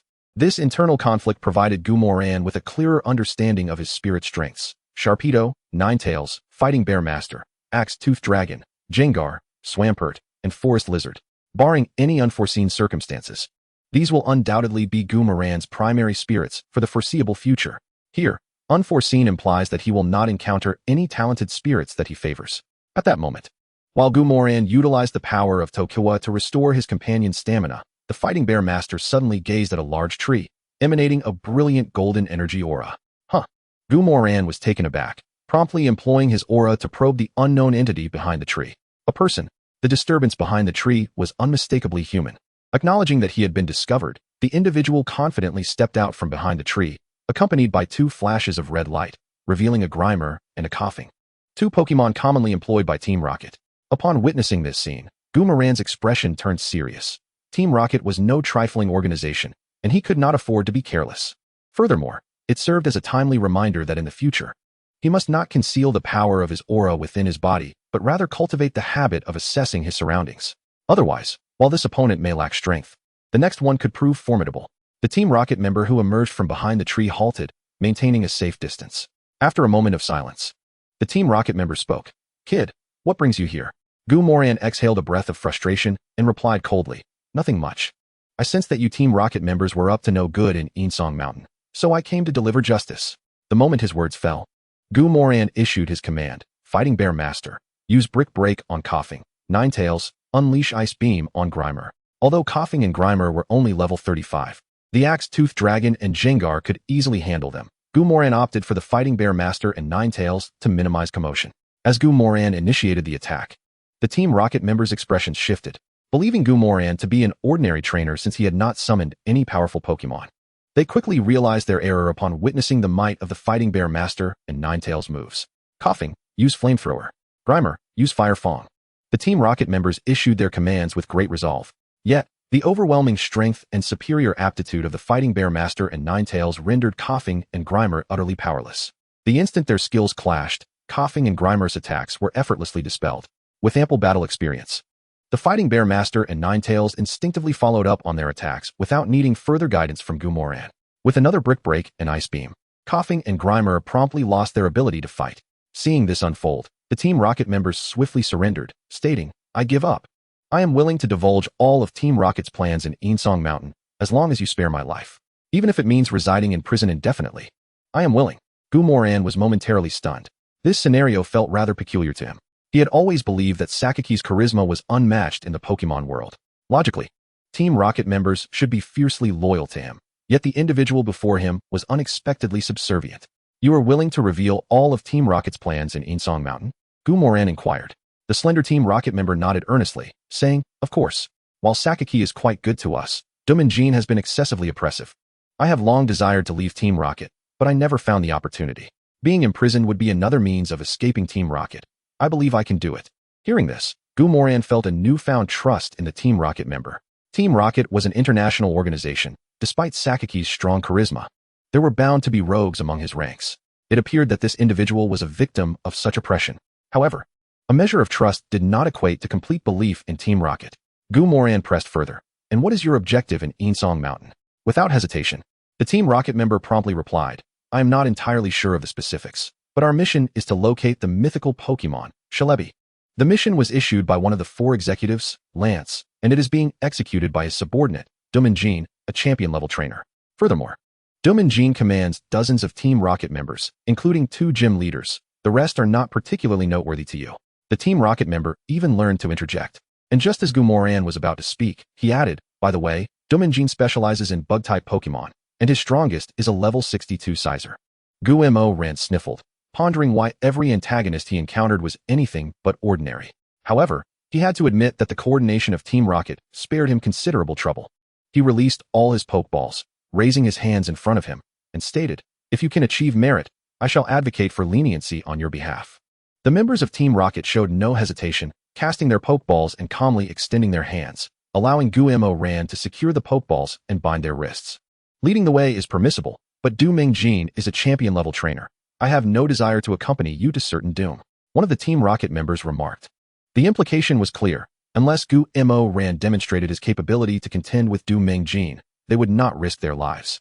Gu Moran glanced at the Team Rocket member, hesitated briefly, and then released his Fire God Moth. In an instant, the Team Rocket members seemed to witness a burst of flames. Upon opening their eyes, they realized it was a 6-winged insect, its body radiating an orange hue. Is this the Fire God Moth? One of the Team Rocket members asked hesitantly.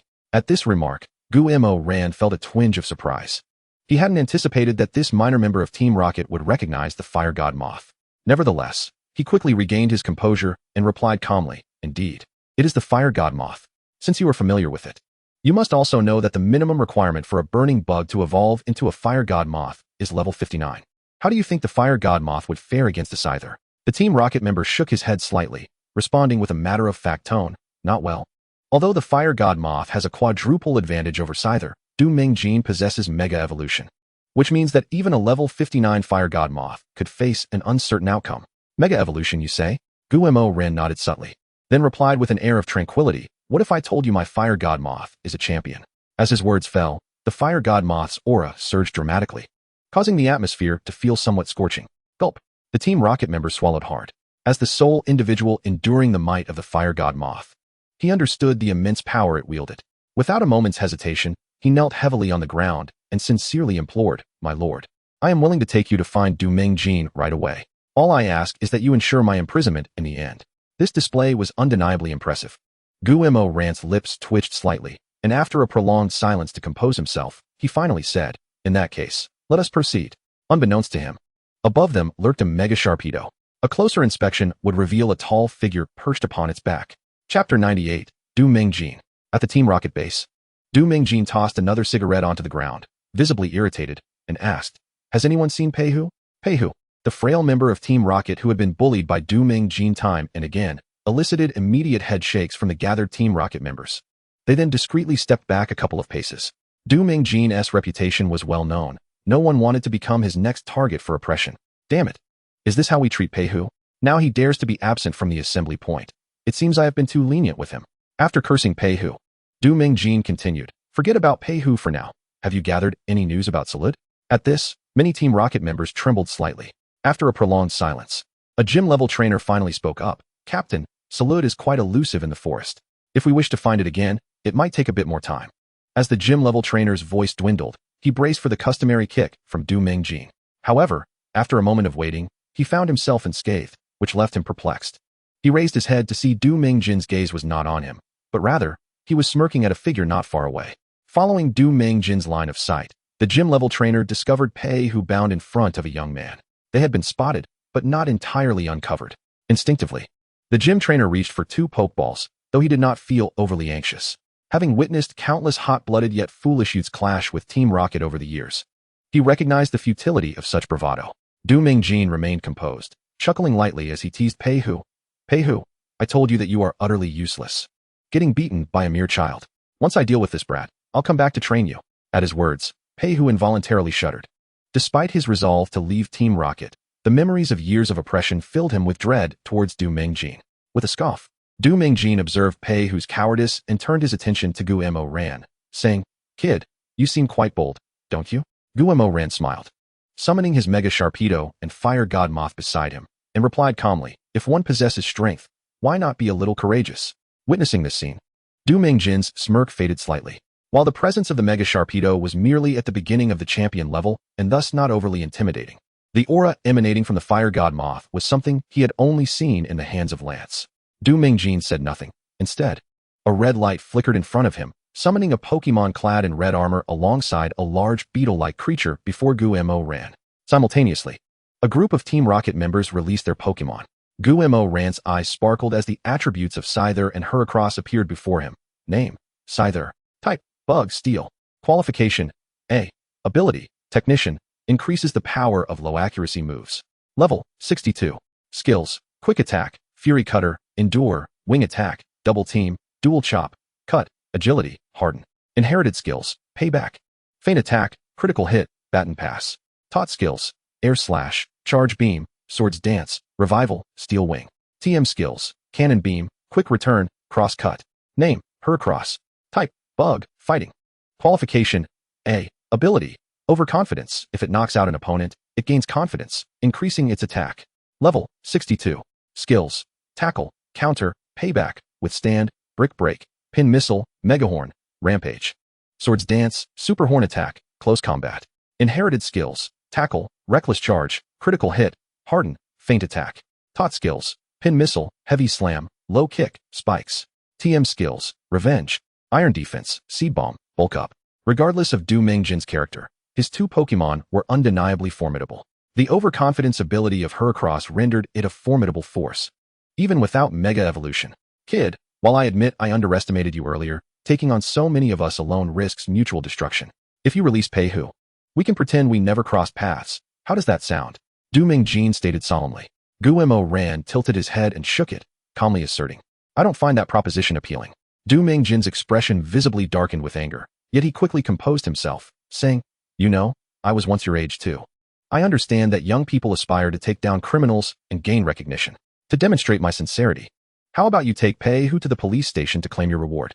In Gumo Ran's eyes, a flicker of disdain emerged, yet he spoke with a calm demeanor, saying, "Even if Peihu is utterly useless, he is still your companion. Are you truly willing to forsake your teammate like this?" Du Mingjin shook his head, smiling as he replied, "Youngster, you are still naive, unaware of the world's treachery. In this realm, only one's own spirit remains a steadfast ally. All other relationships hinge solely upon insufficient interests. Just like the individuals around me, while they outwardly show me great respect, addressing me as Sir and Captain, yet." Du Mingjin paused, chuckling, "But given the chance, they would eagerly turn against me. The rocket team is akin to a vast jungle. The strong may lead a blissful existence, while the weak are left with no path but exploitation. My existence is also expendable to the rocket team, let alone that of a worthless professional trainer." Du Mingjin's expression reflected his indifference, as he likely viewed Peihu merely as a punching bag, rather than as a partner. Moreover, not just Peihu, but everyone in Du Mingjin's eyes was merely a pawn for profit. Gumo Ran's gaze intensified with murderous intent. Individuals like this must be dealt with swiftly, or they would undoubtedly become a grave threat to Huaxia in the future. "Young man, have you given it any thought? With your standing, there is no need to clash with us. Your life is far more precious than ours." Chapter 99, Super Mega Scyther. "Young man, have you given it any thought? With your standing, there is no need to clash with us. Your life is far more precious than ours." In response to Du Mingjin's slightly mocking voice, Gumo Ran offered a faint smile, although it exuded an icy demeanor. "I find it lacking." The smile on Du Mingjin's face gradually faded, revealing an aura that was quite distasteful. Nevertheless, Gumo Ran paid no heed and continued, "However, I admire your ability to articulate selfishness with such righteous fervor. You truly are one of a kind." "Humph, how arrogant. Do not presume that I fear you." Mega Scyther, use Bullet Punch on Garchomp. Heracross, use Rock Slide on Volcarona. Realizing the transaction had failed, Du Mingjin swiftly took the initiative. Gumo Ran, already prepared, reacted the instant Du Mingjin issued his command. Garchomp, Mega Evolve, and use Dragon Dive on Heracross. Volcarona, swiftly dispatch Mega Scyther, as the vibrant rainbow-colored light enveloped Garchomp. Du Mingjin's expression shifted, and he hastily exclaimed, "Mega Scyther, Mega Evolve." Another radiant burst of colors materialized, revealing the Super Mega Scyther. Name: Super Mega Scyther. Type: Bug. Steel. Qualification: A. Ability: Technician, can enhance the power of low base moves when attacking. Level: 6210. Skills: quick attack, multi-hit, feint, wing attack, shadow clone, double hit, cut, agility. Hone claws. Inherited skills: revenge, feint attack, critical hit, baton pass. Transfer skills: air slash, focus energy, swords dance, revival, steel wing. TM skills: cannon beam, quick return, cross cut. A single Mega Evolution propelled Super Mega Scyther from the early stages of a champion to the latter stages. However, champions and Elite Four still inhabit two distinct realms. Despite the impending rock slide from Heracross, Volcarona remained unperturbed, gracefully performing the butterfly dance to evade the attack, then unleashed a torrent of flames directed at Super Mega Scyther. Garchomp. The Mega Garchomp, now at a higher level than Heracross post-Mega Evolution, was not intimidated. Enveloped in an ethereal blue dragon aura, it charged towards Heracross with overwhelming momentum. "Let us join forces. Assist the captain in dealing with this ungrateful fool," declared a gym leader-level trainer who had previously reported to Du Minjin. Upon hearing this, a swarm of Rocket Team members surged towards Guemo Ran without hesitation. Just as Guemo Ran was about to retrieve the Pokeballs of his Dragonite and Ice Doll, an exceptionally trained Garchomp suddenly appeared in the sky. Guemo Ran looked up at the adjacent tree, his aura sensing the presence of a human. At that instant, the girl perched on the branch spoke. "Garchomp, use flamethrower." Garchomp. The creature complied, slicing the air with its sharp fins, unleashing a colossal flamethrower towards the throng of Rocket Team lackeys. With a thunderous explosion, the Pokemon of the Rocket Team fell, rendered incapable of battle. The blonde-haired beauty glanced at Guemo Ran, calmly stating, "Leave these lackeys to me. You handle that, Captain." Guemo Ran nodded, centering his focus, and promptly commanded, "Volcarona, use Heat Wave. Mega Garchomp, employ Sandtomb Earthquake." Hearing Guemo Ran's urgent tone, Volcarona and Mega Garchomp understood his intent for a swift resolution. Without hesitation, both Pokemon unleashed their full power. Even though Du Minjin hastily employed a Protect move for Super Mega Scyther, after deflecting the first Heat Wave, Volcarona instinctively followed up with another flamethrower. With another resounding explosion, Super Mega Scyther collapsed, reverting to its original form, clearly having lost the will to fight. Having dealt with Super Mega Scyther, Volcarona wasted no time in aiding Mega Garchomp. Although Mega Garchomp possessed superior strength compared to Heracross, the latter was still a formidable Elite Four opponent and could withstand a fair amount. Yet all of that proved futile against Volcarona. A rapid flamethrower from Volcarona swiftly defeated Heracross. Damn it! Du Minjin's expression soured as he reached for one of his remaining Pokemon to shield his escape. However, Guemo Ran clearly had no intention of allowing Du Minjin to act further. With a swift motion, he launched a powerful aura sphere that struck Du Minjin's arm. How amusing, for Guemo Ran was also quite formidable. As Du Minjin attempted to retrieve the fallen Pokeballs, Guemo Ran accurately struck him on the head with another aura sphere, cleanly knocking him unconscious. As the Rocket Team members saw Du Minjin fall, they considered fleeing, but Guemo Ran bellowed, "I dare anyone to try. Consider whether your speed surpasses that of my aura sphere." The members of the Rocket Team exchanged glances, some eager to flee, yet none willing to be the first to act. Observing this, Guemo Ran added, "Surrender, and you may serve a few years, but if you run now, being captured later will mean far worse than just a prison term. You decide." The blonde beauty had been quietly observing Guemo Ran handle the situation without intervening. Guemo Ran recognized the Rocket Team's hesitation and remained unperturbed, patiently awaiting their decision. At a crucial moment, Pei Hu spoke up, "Everyone, there's nothing wrong with surrendering. We are simply not a match for champion-level trainers. You are all aware of the devastating power of champion-level Pokemon. Engaging means certain injury or death. Though imprisonment strips us of our freedom, it at least preserves our lives. Losing freedom or losing life, I believe everyone can make the right choice." Chapter 100, Cynthia. As Pei Hu's words resonated, the first Rocket Team member laid down their Pokeball. With a leader setting the example, others quickly followed suit, surrendering by placing their Pokeballs down. Even two gym-level trainers are no exception. At Guemo Ran's gesture, the martial arts bear master took a rope and tied a group of Team Rocket members together like a gourd. The blonde beauty, upon witnessing Guemo Ran's handling of the situation, secretly nodded in approval and approached him, extending her right hand in front of his astonished gaze. "Cynthia." Guemo Ran quickly regained his composure, extending his own right hand with a respectful demeanor, gently grasping Cynthia's outstretched palm. "Hello, Champion Cynthia, I am Guemo Ran." The blonde, elegant woman clad in black, accompanied by an exceptionally powerful Garchomp, was none other than the sister affectionately referred to as Cabbage Sister by numerous netizens in his previous life. Noticing that Guemo Ran merely exchanged a light handshake before withdrawing, Cynthia's fondness for him grew even more. With her lips slightly parted, she spoke with a commanding presence. "Your surname is Gu?" Are you the son of Gu Qianshan? In the realm of Huaxia, the only individual capable of presenting a champion-level Pokémon while bearing the surname Gu is Gu Qianshan's family. Moreover, the fact that Gu Qianshan has a son in the circle of champion trainers is no secret, prompting Cynthia's inquiry. Although Gu Qianshan is a dragon-type champion, Gu Dingjun is a master of all types, and after stepping down from the championship position, nurturing a champion-level Volcarona is hardly a challenge. Gu Mo Ran smiled faintly and replied, "Indeed, Champion Cynthia, your insight is remarkable." Cynthia smiled back, her gaze reflecting a hint of admiration as she addressed Gu Mo Ran. "I noticed your Volcarona's strength earlier. Would you be interested in a battle with my Garchomp?" Taken aback, Gu Mo Ran instinctively glanced at Garchomp beside her. Name: Garchomp type, Dragon, ground quality. SS ability, Rough Skin, inflicts damage to opponents upon contact when attacked. Level, 90 skills. Crunch, Dual Chop, Sand Tomb, Sand Attack, Dragon Breath. Stomp, Bite, Cut, Dragon Claw, Dig, Sandstorm, Headbutt, Dragon Rush. Inherited skills: Outrage, Mudshot, Takedown, Twister, Reverse Scale Taught skills: Meteor Shower, Dragon Pulse, Metal Claw, Iron Head. Fire Fong, Shadow Claw, Brick Break, Fire Fong. TM skills: Flamethrower, Dragon Dance, Hyper Beam, Final Gambit, Swords Dance. A level 90 Garchomp. If it weren't for Cabbage Sister being relatively young, Garchomp's strength could potentially be even greater. Truly deserving of the title Cabbage Sister. Gu Mo Ran's expression turned slightly bitter as he remarked, "Champion Cynthia, the strength of my Volcarona is quite distant from that of Garchomp. Don't you think such a battle is unnecessary?" Cynthia chuckled, yet Gu Mo Ran could discern that her smile was more professional than genuine. This was merely a friendly match. Victory or defeat held little significance. Given that Cynthia had expressed herself this way, Gu Mo Ran naturally would not refuse, and after a moment of hesitation, he acquiesced to her request. Should it be considered a request? Garchomp. Hearing their conversation, Garchomp calmly positioned itself before Cynthia, exuding an air of nonchalance. However, Gu Mo Ran couldn't help but feel a sense of helplessness. If he wasn't mistaken, there seemed to be a hint of disdain in Garchomp's gaze. But upon reflection, it wasn't entirely misplaced.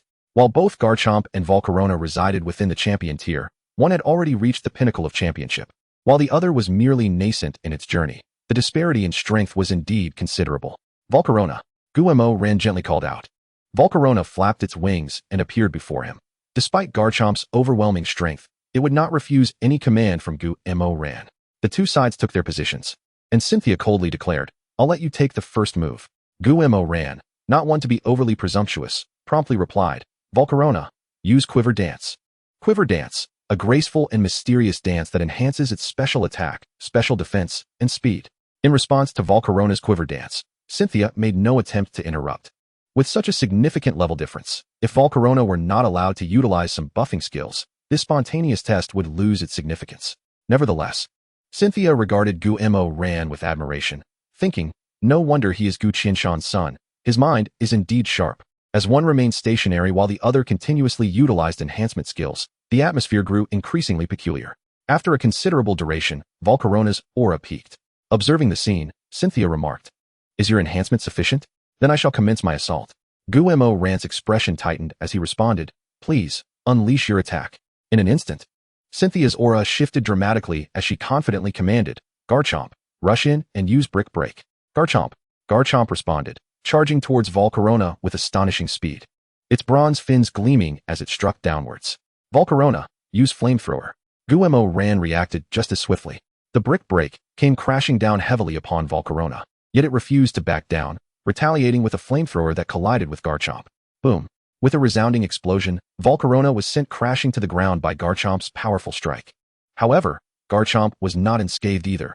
Its arm, having made contact with Volcarona, was scorched by the flamethrower, glowing with a crimson hue. "Ability, Flame Body. Burned," Cynthia murmured. Then commanded, "Garchomp, use Dragon Pulse." Garchomp. Garchomp glared discontentedly at the flames on its arm, opened its massive jaws, and unleashed a Dragon Pulse towards Volcarona. "Volcarona, use Overheat." In terms of physical output, Volcarona was certainly no match for Garchomp, but Gu Mo Ran was confident that Volcarona, enhanced by 6 Quiver Dances, could stand its ground against Garchomp's special attack. Boom. The Overheat and Dragon Pulse collided midair, resulting in a series of explosive sounds as they successfully negated each other. Swish. Just then, a sound pierced the air. Chapter 101, The Winds of Change. At the moment the sound pierced the air, Cynthia's command followed swiftly. "Garchomp, Use Dragon Rush. Garchomp. In Guillermo Rand's astonished gaze, Garchomp was enveloped in a ghostly blue dragon-shaped aura, charging towards Volcarona with unparalleled momentum. Volcarona, use Protect. Guillermo Rand's command was delivered promptly, yet Volcarona's reaction was not as swift. Just as the green light shield began to materialize, Garchomp's Dragon Rush was already upon Volcarona. Alright, this battle concludes here, Cynthia stated calmly. As her words fell, the ghostly blue dragon aura around Garchomp hesitated, then dissipated into the air as Garchomp turned and walked back to Cynthia. Cynthia retrieved a bottle of burn ointment, carefully applying it to Garchomp's injured arm. At that moment, a smile graced Cynthia's face, a stark contrast to the professional smile she had shown Guillermo Rand earlier. One was genuine, the other merely formal. Guillermo Rand also employed the power of the Evergreen to restore Volcarona's strength. In the world of Blue Star, there exist two realms. While the number of those with special abilities is not vast, it is certainly not negligible. Thus, when many witnessed the powers of Evergreen and Aura, they were surprised but remained merely astonished. After all, extraordinary abilities are not easily stripped away. I never expected you to possess two kinds of special abilities. You truly are a fortunate trainer, Cynthia expressed enviously. After all, even she only possessed one kind of superpower, which paled in comparison to either the Evergreen or Aura. Guillermo Rand smiled softly, choosing silence over words.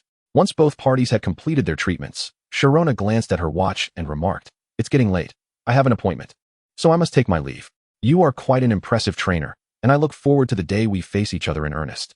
With that, Sharona gracefully mounted her Garchomp, preparing to depart when Guillermo Rand called out, "Wait." Sharona turned, a hint of confusion in her eyes. Yet she regarded Guillermo Rand attentively. With utmost seriousness, he declared, "Within 5 years, I shall defeat you." Sharona was momentarily taken aback, then replied, "Are you aware that your father, Gu Qianshan, the foremost among the 8 kings of Huaxia, is no match for me? What makes you believe you can surpass me in just 5 years?" Guillermo Rand only smiled, offering no explanation, but stated resolutely, "I will not elaborate. Yet time will reveal all." As she gazed into Guillermo Rand's bright eyes, Sharona found herself momentarily entranced. In that instant, she felt that this young man might indeed achieve his claim. However, she quickly dismissed the absurdity of such a thought, opting for silence instead. She patted her seated Garchomp and swiftly soared northward.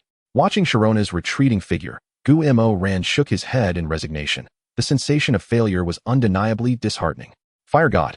exclaimed the Fire God Moth, its gaze fixed on the vanishing silhouette of Garchomp, its voice soft yet resolute. Guillermo Rand turned to the Fire God Moth, his eyes narrowing into crescent moons. "Very well, let us grow stronger together. We shall defeat her." The captured Team Rocket members were returned to Orangel City, with Gu Qianshan duly noting Guillermo Rand's contributions, awaiting the day when Guillermo Rand would graduate from university, allowing him to ascend in rank. Oddly, Pei, who had claimed to have seen a Salandit with his own eyes. Yet, despite searching for so long, Guillermo Rand found no trace of it. What a mystery, he mused amidst the serene surroundings of Insong Mountain. It seems this phantom beast is not destined to be mine. I shall inform my father and continue my journey. With a shrug, he retrieved his phone and sent the news to Gu Qianshan before setting off toward Paradise Bird City. 2 hours after Guillermo Rand departed Insong Mountain, a slender man donning a black hat and sporting pale blue hair appeared in the area, accompanied by a strikingly beautiful Houndoom. The lean man handed a tuft of black fur to Houndoom, which immediately darted off in a particular direction.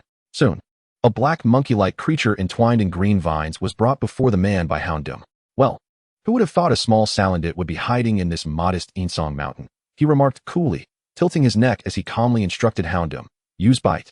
The small Salandit fell limp, and the lean man produced a pokeball, a flash of red light ensnaring the creature within. He secured the pokeball at his waist and addressed Houndoom, "It's time to leave. Otherwise, the mad dogs of Huaxiao will be upon us." Half an hour after the lean man's departure, a group of 5 arrived at Insong Mountain. "Captain, it appears Lances has fled again," exclaimed a young woman with a youthful appearance yet a voice as cold as ice. The captain, another woman, appeared indistinguishable from the front and back, commanding, "Lances has suddenly appeared within Huaxia's borders with unclear intentions. We need not capture him, but we must at least expel him from our territory." With that, the captain ordered, "Team 3, report in. Quickly ascertain Lance's direction. We shall follow." "Yes," echoed the 4 team members, all in agreement. Shortly thereafter, a woman of above-average appearance announced, "Captain, we have located him. Lances is heading toward Paradise Bird City." Upon hearing this, the captain's gaze sharpened, and she quickly instructed, "Let us move." After Team 3 departed, Two shadowy figures suddenly emerged from the place where lances had captured the Salandit, their eyes narrowing, revealing a glint of murderous intent. Meanwhile, Guillermo ran, blissfully unaware of the figures trailing him, was oblivious to the impending clash that loomed ahead. Chapter 102, Zhongguanyan. System, initiate the daily sign-in.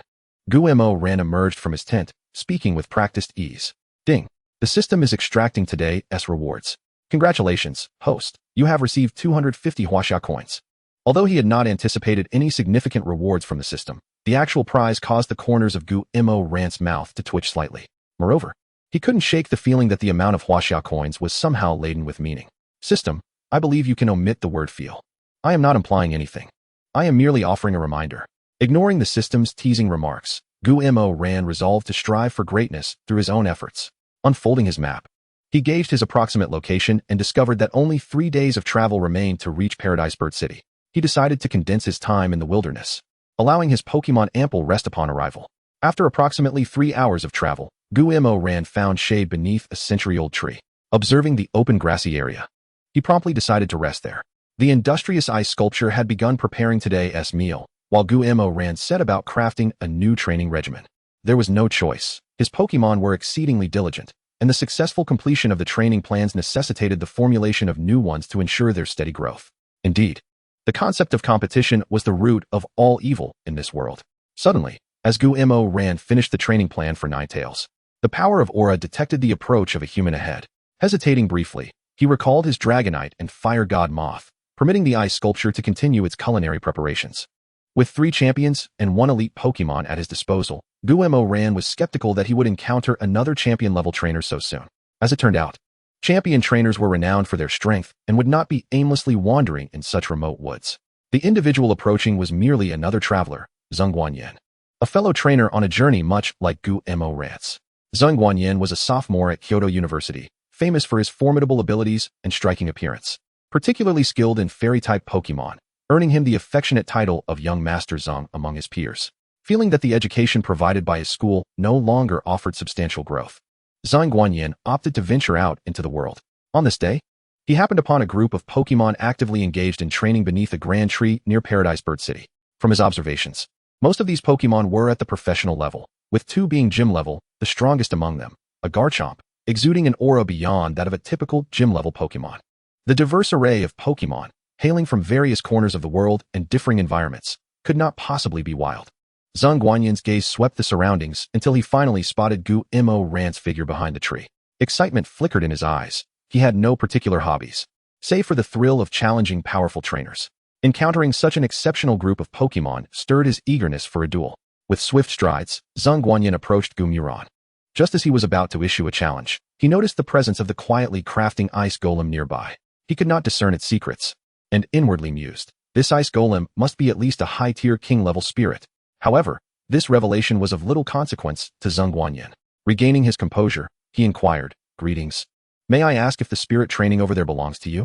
Guillermo removed his sunglasses, feigning confusion, and replied, yes, it is mine. Is there an issue? Sensing no malice from Zhongguanyan through the aura of wave guidance, Guillermo's wariness diminished slightly. Hearing the anticipated response, a broader smile graced Zhongguanyan's face as he sincerely introduced himself. Hello, I am Zhongguanyan, a traveling trainer. I have come to challenge you, as I observed from afar that your spirit possesses remarkable strength. My objective during this journey is to confront powerful adversaries to enhance my own abilities. Guillermo was somewhat taken aback. He had uttered but a single sentence, yet Zhongguanyan had already spoken a multitude. Instinctively, Guillermo grasped the right hand extended by Zhongguanyan, stating, oh, I am Guillermo. Zhongguanyan, noticing the astonishment on Guillermo's face, felt a slight twitch at the corner of his mouth, but continued, please do not feel pressured. Whether you accept my challenge is entirely up to your discretion. At that moment, Guillermo, still in a state of bewilderment, gathered his thoughts, glanced at Zhongguanyan, and then at the eager spirits, ultimately deciding to acquiesce. Very well. A battle confirmed through mutual understanding is indeed the romance of trainers. I accept your challenge. What shall be the format? Zhongguanyan's expression brightened, his tone laced with joy. Thank you. How about a 2-on-2 battle? Guillermo had no objections and nodded in agreement. Noticing this, Zhongguanyan added, since I am the challenger, I shall send out my spirit first. Come forth, Hearing. With a flash of red light, a spirit resembling a key appeared in the arena. Name, Hearing. Type, Steel Fairy. Aptitude. A. Ability. Prankster. Allows it to use status moves first. Level 42. Skills. Surprise. Fairy Lock. Fairy Wind. Trick Guard. Metal Sound. Drain Kiss. Recycling. Seal. Cannon Beam. Play Rough. Inherited skills. Swap. Magnet Rise. Taught skills. Spikes. Meditate. Iron Defense. Deceit. TM skills. Protect. Sleep. Thunderwave. Helping Hand. Gu Muron's eyes sparkled with intrigue as he discreetly observed Zheng Guanyin. It appeared that this individual had deduced that Gu Muron only possessed 2 gym-level spirits, the martial arts bear master and the Ninetales, thus proposing a 2-on-2 battle format. Taking a deep breath, Gu Muron addressed the training martial arts bear master. Martial arts bear master, I leave the first match to you. Upon hearing Gu Muron's command, the martial arts bear master ceased its training and strode confidently towards Gu Muron. The surrounding spirits paused their training, providing the battlefield for the impending clash. Since you were the one to send out a spirit first, I shall yield the initiative to you, Gu Muron remarked. Zheng Guanyin, without hesitation, nodded and declared, then I shall not be polite. Hearing, use spikes. Swish, swish, swish. With the aid of its prankster ability, Hearing unleashed its spikes in an instant. Martial Arts Bear Master. Press forward and use Fire Punch. The Steel and Fairy type combination is an excellent one, boasting fourfold resistance to bug type attacks, immunity to dragon and poison types, double resistance to 8 other types, and vulnerability only to fire and ground types. With ground type skills under Kiering's arsenal, which also included Magnet Rise, Fire Punch was undoubtedly the optimal choice for the Martial Arts Bear Master. Kiering, use Iron Defense. Zheng Guanyin calmly instructed. Kiering, with a smile. Kiering radiated a silvery light as it swiftly executed the Iron Defense skill. Bang! The Martial Arts Bear Master's Fire Punch landed heavily on Kiering, eliciting a painful expression from the latter. However, due to the Iron Defense, it sustained minimal damage. Kiering, use Drain Kiss. Following the impact of the Fire Punch, Zheng Guanyin commanded once more. Given that the Martial Arts Bear Master was in a single strike form, Kiering's Drain Kiss could inflict quadruple damage. If successful, it could potentially restore the damage dealt by the Martial Arts Bear Master. Dodge the attack, Martial Arts Bear Master, and transition into a multi-strike form. Gu Muron reacted with impressive speed. The Martial Arts Bear Master adeptly bent down to avoid Kiering's Drain Kiss, simultaneously shifting from a single strike to a multi-strike form. How is that possible? How can the Martial Arts Bear Master switch from single strike to multi-strike? Zheng Guanyin exclaimed, his eyes narrowing in astonishment. Observing Zheng Guanyin's astonished visage, Gu Muron chuckled. Spirits are remarkable beings. Individual variations should be quite normal, don't you think? Meanwhile, Zheng Guanyin felt a slight twitch at the corner of his mouth, but understood that now was not the time for such musings. He issued another command. Kiering, use Iron Defense. A flash of silvery light flickered as Kiering executed Iron Defense once more. Zheng Guanyin smiled, given the prankster ability. It is only natural for it to use status moves more swiftly, wouldn't you agree? Gu Muron rolled his eyes, realizing that this seemingly gentle individual possessed quite the cunning nature. Martial Arts Bear Master, charge in and use Water Gun Barrage, Gu Muron said with a smile. Whoosh. As soon as the command was given, the Martial Arts Bear Master swiftly charged towards Kiering, azure energy swirling around its arm, striking Kiering with a series of blows. Bang! Bang! Bang! The 3 successive Water Gun Barrage attacks struck Kiering with precision, each hit landing on a critical point. Kiering's form wavered, collapsing to the ground. Yet it quickly regained its balance, floating unsteadily in midair. Gu Muron was puzzled. After receiving a Fire Punch and a Water Gun Barrage, Kiering had not yet lost its fighting capability. It should be noted that critical hits do not account for type resistance and defense. Moreover, as a spirit that comprehended the essence of both single-strike and multi-strike forms, the Martial Arts Bear Master's Water Gun Barrage, while not capable of delivering the same power as a Dark Strike, was still significantly more potent than the original version. Yet, unexpectedly, Kiering remained standing. The effect of the 2 iron defenses had certainly played a considerable role. While Gu Muron was astonished that the Martial Arts Bear Master had not incapacitated Kiering, Zheng Guanyin felt that the damage dealt by the Martial Arts Bear Master was somewhat outrageous. With 2 iron defenses providing a 4-fold increase in defense, how could it nearly be taken out? Is this truly Water Gun Barrage? It seems even the Dark Strike wasn't this absurd. Martial Arts Bear Master. Unleash another Fire Punch. Considering that Kiering could no longer withstand another Water Gun Barrage, Gu Muron opted for the Fire Punch. Kiering, use Drain Kiss. At this point, there was no need to struggle with status moves like Iron Defense. The priority was to inflict as much damage as possible. Bang! The Martial Arts Bear Master's Fire Punch struck true, yet Kiering's Drain Kiss once again missed its target. Observing closely, Kiering's eyes had already taken on a swirling appearance. Zheng Guanyin was momentarily taken aback, but swiftly retrieved Kiering into its Pokeball, flipping his wrist to produce another Pokeball. Your prowess is impressive. Yet the challenges ahead shall not be so easily surmountable. Onward, Shinado. With a flicker of crimson light, the creature, affectionately dubbed the wife beast by numerous online admirers in a previous life, materialized before Gumuron. The system, ever astute, promptly displayed Shinado's attribute panel without requiring Gumuron's summons. Name, Shinado type, psychic, fairy qualification, S ability. Copy, upon entering the battlefield, it copies the opponent's ability, transforming into the same ability. Level, 45 skills, magical shine, Psybeam, charm, moonblast, healing wish, misty terrain, hypnosis, draining kiss, teleport, illusion ray, wish, meditation inherited skills, destiny bond, bind, black glare, curse, strange light, taught skills, ice beam, magical flame, energy ball, thunderbolt TM skills, frost breath, shadow ball, magical leaf, energy ball. The moment Shinado appeared, a flash of violet light enveloped it, and upon closer inspection, its ability had shifted from copy to infiltrator. Shinado, unleashed thunderbolt. Zhang Guanyin swiftly seized the initiative once more. Shauna. Shinado softly responded to Zhang Guanyin's command, raising its arm as a brilliant golden thunderbolt surged towards the martial bear master. Gumuron, maintaining an impassive demeanor, calmly instructed. Martial bear master, intercept the thunderbolt with thunder punch. At the sound of Gumuron's command, the martial bear master summoned arcs of electricity upon its arm, unleashing 2 radiant golden punches. Given the martial bear master's short reach, Gumuron had consistently trained it in ranged skills, successfully enabling it to execute the farmer's 3 punches from a distance. Zhang Guanyin raised an eyebrow at the martial bear master's unconventional thunder punch, clearly intrigued. This thunder punch is rather intriguing. Boom. The thunder punch collided with the thunderbolt in midair, and both skills dissipated into nothingness. Martial bear master. Press forward and use Iron Head. Despite the previous setback, Gumuron's commands were precise and unwavering. With a swift motion, the martial bear master launched itself like a cannonball, its head gleaming with metallic brilliance. Witnessing this, Zhang Guanyin's eyes sparkled with realization as he quickly ordered, Shinado, teleport to evade, then use Moonblast. In a flash, Shinado teleported behind the martial bear master, a soft pink glow emanating from its delicate hands as it prepared to unleash a powerful Moonblast upon its foe. Martial bear master. Dig. Gumuron's response was immediate, demonstrating exceptional timing and coordination. The martial bear master's execution was flawless, responding instantly to Gumuron's call.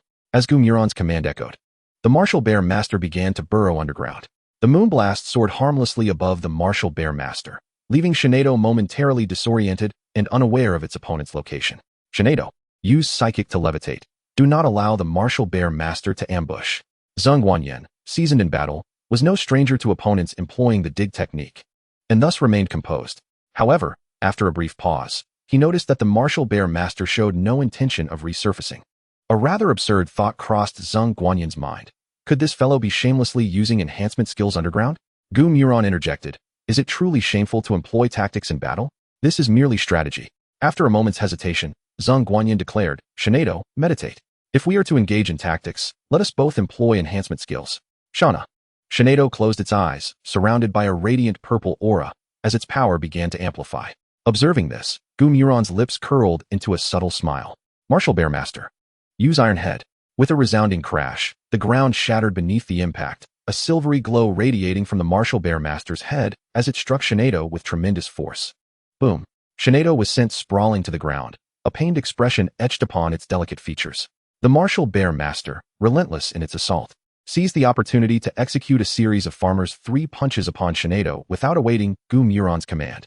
Zhang Guanyin's lips twitched involuntarily as he instinctively exclaimed, Shinado, use protect. Upon hearing this, Shinado spread its arms wide, conjuring a verdant shield that materialized before it, successfully deflecting the onslaught of punches. Gaining a moment to recover, Shinado summoned another flash of purple light, attempting to create distance through teleport. Martial bear master, aim for 6 o'clock and use fire punch. Gumuron stated calmly. Zhang Guanyin furrowed his brow, incredulous that Gumuron could discern the position of Shinado even before it reappeared. Yet, the ensuing scene left him utterly astonished. The martial bear master unleashed a powerful fire punch, and in the trajectory of the attack, the beautiful Shinado materialized. Zhang Guanyin could even see the look of shock on Shinado's face at the moment the fire punch connected. Boom. Shinado was sent hurtling backward. Its physical resistance combined with the martial bear master's relentless output leaving no doubt that it had lost its fighting capability. Zhang Guanyin opened his mouth, finding the outcome somewhat unexpected. However, he was not one to shy away from defeat, and after a brief moment of shock, he recalled Shinado into its Pokeball. Stepping forward to Gumuron, he expressed a hint of admiration. Your Martial Bear Master's strength is truly formidable. Gumuron smiled modestly, replying, your prowess is commendable as well. Had it not been for fortune, my Martial Bear Master might have encountered some difficulties. Zhang Guanyin quipped. So, my Shinado could only pose a minor inconvenience to you then? With his lips twitching slightly, Zhang Guanyin decided to cease the pleasantries and inquired, with such formidable strength, may I inquire which prestigious university you hail from? Gumuron paused for a moment before smiling. Why not take a guess at my alma mater? In response, Zhang Guanyin began to analyze earnestly, given your youthful appearance. Could it be that you are from Magic City University? Gumuron looked at Zhang Guanyin in astonishment, seemingly impressed by his insight. Zhang Guanyin, slightly taken aback, asked, did I guess correctly? Gumuron calmly shook his head, stating, no, you are mistaken. In fact, I am not a university student. Zhang Guanyin was taken aback. Although Gumuron stood at an impressive height of nearly 6 feet, his facial features still bore a youthful innocence, suggesting he could not possibly be a seasoned trainer. Hence, the only plausible conclusion was that Gumuron was merely a high school senior. Yet, this seemed somewhat implausible. As a student of Kyoto University, Zhang Guanyin had only acquired a gym-level Pokemon in the first semester of his second year. Such an achievement was already considered extraordinarily talented. And if word spread that a high school senior possessed a gym-level Pokemon, others would surely dismiss it as a jest. Just as Zhang Guanyin was about to press further, a series of explosive sounds from skills erupted behind them. Chapter 105, Lance. Both turned to gaze skyward, witnessing several formidable energy beams streaking across the distant horizon. Gumuron and Zhang Guanyin exchanged glances, both aware that such displays of power were beyond their capabilities. The strength of these skills could only be produced by high-tier champions. What are your thoughts? Zhang Guanyin inquired. Gumuron regarded him with confusion. Are you implying that you possess Pokemon capable of engaging in battles of this magnitude? Upon hearing this, Zhang Guanyin shook his head and remarked, how could that be possible? I am merely a sophomore. Possessing a Pokemon of the King rank is already quite impressive. The notion of attaining a high-level King is beyond our reach as university students.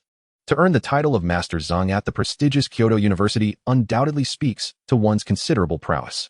Yet, in this world, the overwhelming majority of prodigies hail from affluent families, with their Pokemon meticulously nurtured from a young age.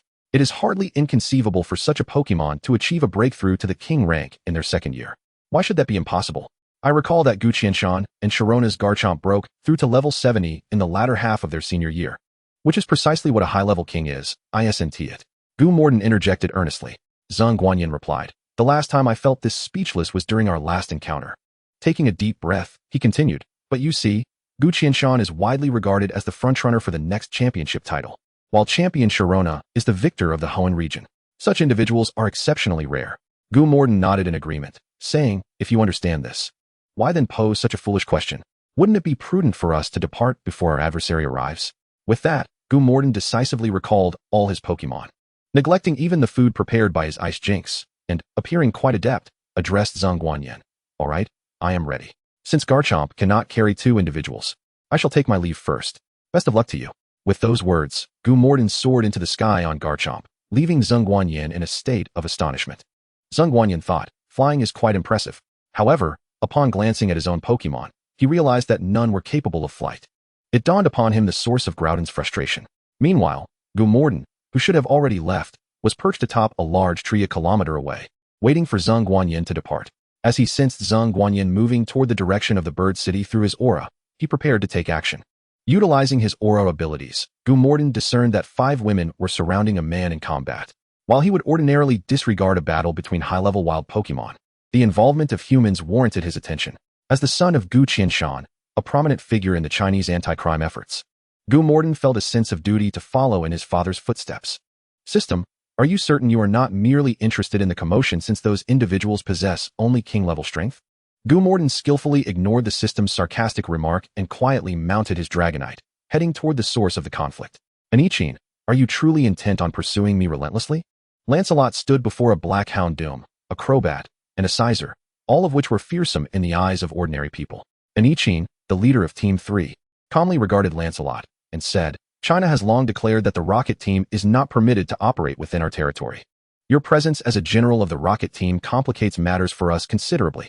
Lancelot, a peak-level king with 2 champion-level Pokemon at his disposal, bore a cold smile. Although an Ichin also stood at the peak of king rank, she lacked champion-level Pokémon. With her team's assistance, she could suppress Lancelot, but capturing him would still prove a formidable challenge. Lancelot chuckled coldly, but, recalling that he had a small Salazzle in his Pokeball, managed to temper his fury. I would be willing to leave China immediately. What say you? Captain, we cannot allow that. Lancelot's actions seem suspicious. I suspect he holds vital information for the Rocket Team. Team 2 is in Bird City, and if we can restrain Lancelot, he will have no chance of escaping. Voiced the anxious Kushinchi, whose youthful appearance belied her urgency. The remaining 3 team members echoed Kushinchi's sentiments, unanimously opposing Lancelot's departure. Ichin hesitated, while Lancelot remained patient, seemingly waiting for her decision. After a moment, Ichin's gaze sharpened as she declared, Team 3, engage Lancelot with full force. Understood. At her command, Team 3's members steeled their resolve, releasing an additional Pokémon to confront Lancelot with numerical superiority.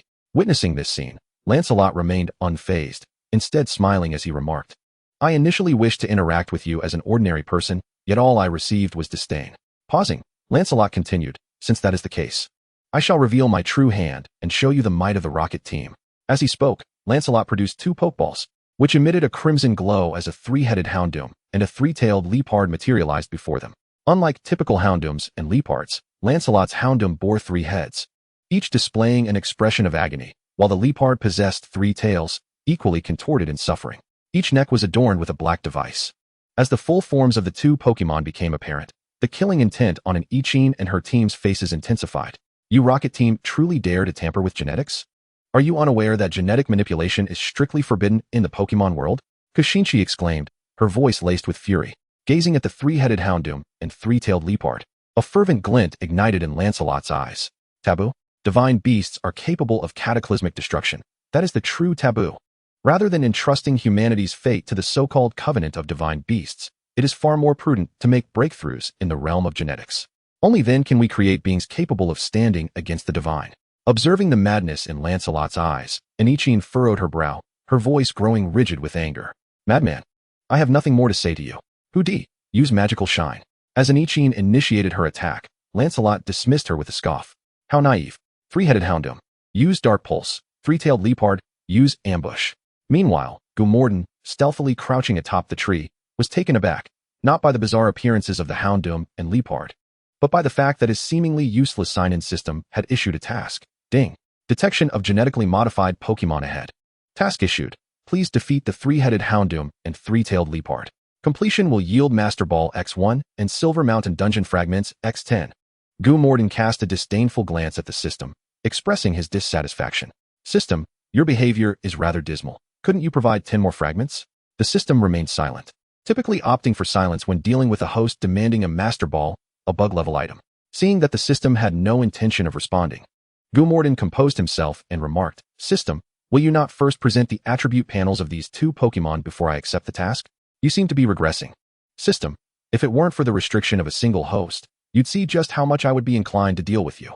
Nevertheless, the system complied and displayed the attribute panels of the 3-headed Houndoom and 3-tailed Leopard. Name, 3-headed Houndoom. Type, Fire Dark. Qualification, immature genetic product, no potential for enhancement. Ability, Blaze, when hit by Fire-type moves, absorbs flames, enhancing the power of its own Fire-type moves. Level, 78. Skills, Trick, Thunder Fong, Inferno, Crunch, Fire Fong, Revenge, Flame Charge. Deceit, Flamethrower. Inherited skills, Fire Spin, Double Edge, Grudge, Destiny Bond. Taught skills, Final Gambit, Overheat, Mud Bomb, Will-O-Wisp, Shadow Ball. Learning machine skills, Bluff, Mud Bomb.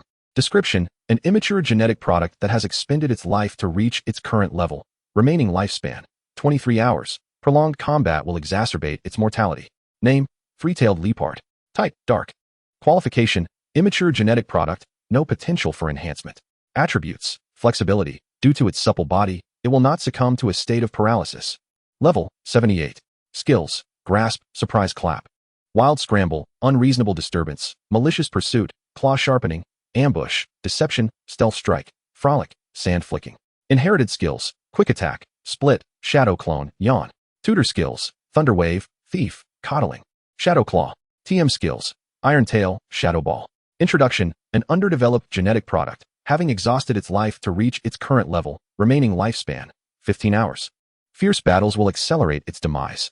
To be frank, Gumoryin was somewhat taken aback upon seeing that both genetic Pokémon were at level 78. If either of these creatures were champion-level Pokémon, then the strength of Team Rocket would undoubtedly be formidable. However, upon realizing that these Pokémon had a lifespan of less than a day and that combat would hasten their deaths, Gumoryin finally breathed a sigh of relief. In that case, it was still manageable. As long as Team Rocket didn't have one genetic Pokémon for each member, they wouldn't dare to encroach upon the tiger's whiskers of Huaxia. So, do you accept the task? Seemingly incensed by Gumoryin's attitude, the system refrained from addressing him as the host. Gumoryin's sturdy frame trembled as he earnestly declared, I accept, undoubtedly. Since you've personally come to deliver a gift, I shall certainly accept it. System, size no need to be upset. After the jest, Gumoryin also summoned the fire god Moth and Dragonite. Cautiously instructing, you two will go, and after giving his instructions, Gumoryin asked, have you understood? The fire god Moth remained silent, yet its eyes sparkled with eagerness.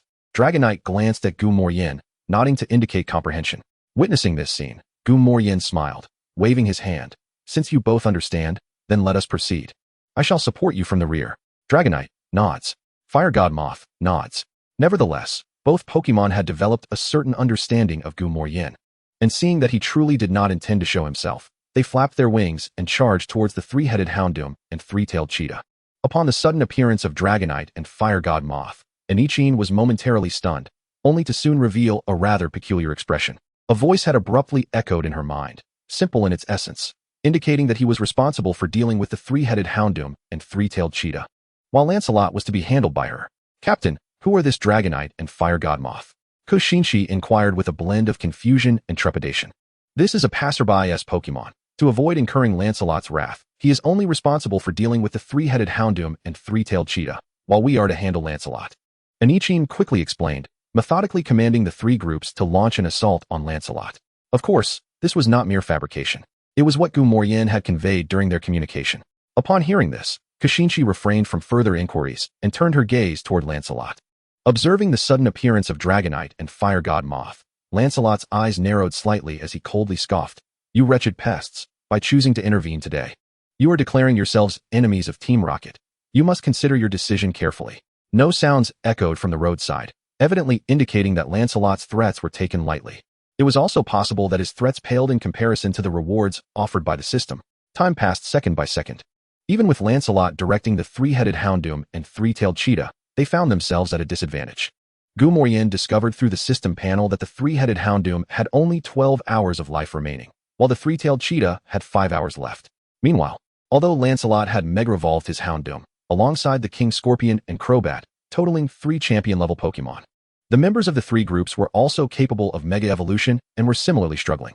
It could be said that if this continued, Lancelot's defeat was already a foregone conclusion. Suddenly, 2 dark figures emerged from the densely wooded paths flanking the road, their eyes glowing red and filled with fury as they glared at the astonished Lancelot. Legendary Beasts. Salazzle. Chapter 106, Salazzle. Gumoryin was also somewhat astonished. Wasn't it said that Salazzle resided in Insong Mountain? Why were there 2 Salazzle here, and seemingly harboring considerable enmity towards Lancelot? At this moment, the system kindly displayed the attribute panels of the 2 Salazzle. Name, Salazzle. Type, Dark Grass. Aptitude, SS. Ability, Leaf Guard, will not succumb to a status condition in sunny weather. Level, 93. Skills, Rampage, Growth, Wild Scramble, Phantom Face, Grass Knot, Bite, Quick Return, Energy Ball, Photosynthesis. Arm Hammer, Powerful Whip, Forest Healing. Inherited skills, none. Tutor skills, Destruction Beam, Magical Leaf, Solar Blade, Hell Spike, Frenzied Dance. TM skills, none. Introduction, Salazzle, the evil monkey Pokémon. Lives in groups within dense forests, displaying highly aggressive behavior that instills fear in other Pokémon residing within the woods. The attribute panels of the 2 Salazzle were largely similar, with only the male being a level higher than the female. Regardless, neither was a match for Gumoryin in his current state. Gumoryin had discreetly grasped the Pokeballs of Dragonite and Fire God Moth, ready to flee should circumstances become dire. However, it was evident that Salazzle's focus was not on Gumoryin and his companions. Their gaze remained fixed solely on Lancelot. After a prolonged stare, Salazzle's eyes suddenly turned crimson, preparing to unleash a frenzied dance to eliminate Lancelot. Though Lancelot's expression was grim, he swiftly produced a Pokeball, hastily declaring, Your offspring is within this Pokeball. If you insist on attacking, then I shall have no choice but to ensure your child perishes with me. Having said this, Lancelot reached to destroy the Pokeball. Salazzle, No. The mother Salazzle hurriedly intervened, attempting to approach Lancelot, yet fearful of his potential harm to the young Salazzle, appearing quite conflicted. The father Salazzle's eyes glimmered as he scanned for a flaw in Lancelot's defense. Lancelot, unconcerned, stated, I could release your offspring, but in exchange, you must assist me in dealing with Dragonite and Fire God Moth. Gumorien tightened his grip on the Pokeballs, resolute that if Salazzle were to act, he would make a swift exit. There was no way, even with an Ichine and the others, along with an Ice Doll, that they could contend with two Master-level Salazzle. It was unthinkable. Salazzle, Lancelot is merely using you. An Ichine exclaimed urgently. Lancelot flashed a wicked smile, exuding an aura of charm as he replied, Precisely, Salazzle. I am indeed utilizing you, but the question is, do you wish to be utilized by me? Upon hearing this, both Salazzle were filled with a desire to eliminate Lancelot. Yet they understood they could not act on it. Legendary beasts are notoriously difficult to breed, and having a single offspring was a rare blessing. They did not wish for their child to meet its end here. With this in mind, both Salazzle turned their gaze towards Dragonite and Fire God Moth. Observing this scene, Gumorien did not hesitate. With a flash of red light, he returned the two Pokemon and immediately released Dragonite, mounting it and fleeing into the distance. Run! Hearing the voice echoing in her mind, an Ichine instantly reacted, commanding, all members of Group 3, disperse and retreat. With Gumorien fleeing, Lancelot would undoubtedly shift his focus onto Group 3. Fighting was futile. At this moment, minimizing losses was paramount. Salazzle, do not concern yourselves with Dragonite for now. Apprehend those women. Although Lancelot felt some irritation at Dragonite's escape, he did not lose his composure. Salamence is incapable of flight. Attempting to capture Rayquaza could be deemed a futile pursuit. Should Lance command Salamence to pursue Rayquaza, it would likely return empty-handed. However, directly targeting the third group where an Ichine resides could yield significant rewards, as not every member of that group possesses a flying-type Pokémon.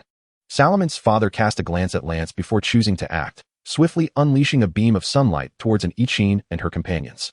Although Salamence's mother felt a twinge of regret, her actions were executed with precision as she too released a beam of sunlight. You all should leave. I will hold them off. An Ichine exclaimed upon seeing the approaching sunlight beams. Houdini, Bronzong, use Protect. With a resounding crash, Houdini and Bronzong were forcefully knocked back. Despite successfully executing Protect, the disparity in power between a champion and a gym leader rendered it insufficient to completely shield them from Salamence's assault. Yet, thanks to Protect, Houdini and Bronzong were spared from instant annihilation. Captain Kushinchi and the others, witnessing Houdini and Bronzong being toppled, were eager to rush forward, but an Ichine swiftly intervened, insisting, do not approach. Hurry and leave. Follow orders.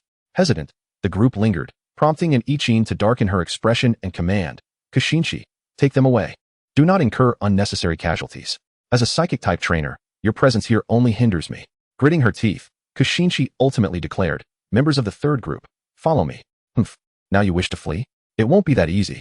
At that moment, Lance approached with 2 Salamence and a total of 5 Pokemon, including a genetically modified one, and ominously remarked, since you share such a deep bond, why not accompany each other to the underworld? It will spare one of you from loneliness. Salamence, attack. Salamence's mother sighed, yet her movements did not falter, raising her hand to unleash a devastating beam of destruction. Rayquaza, use Ice Beam. Just then, a somewhat youthful voice rang out, and a brilliant blue ice beam struck Salamence's mother, interrupting her attack. Lance turned to identify the audacious individual who dared to obstruct him, only to discover that the person hovered high above, cloaked in a black robe. Had one not known better, they might mistake Gumorien for the true antagonist. Seeing the unknown trainer return, an Ichine anxiously urged, Dear trainer, please leave swiftly. This situation is beyond your capacity to influence.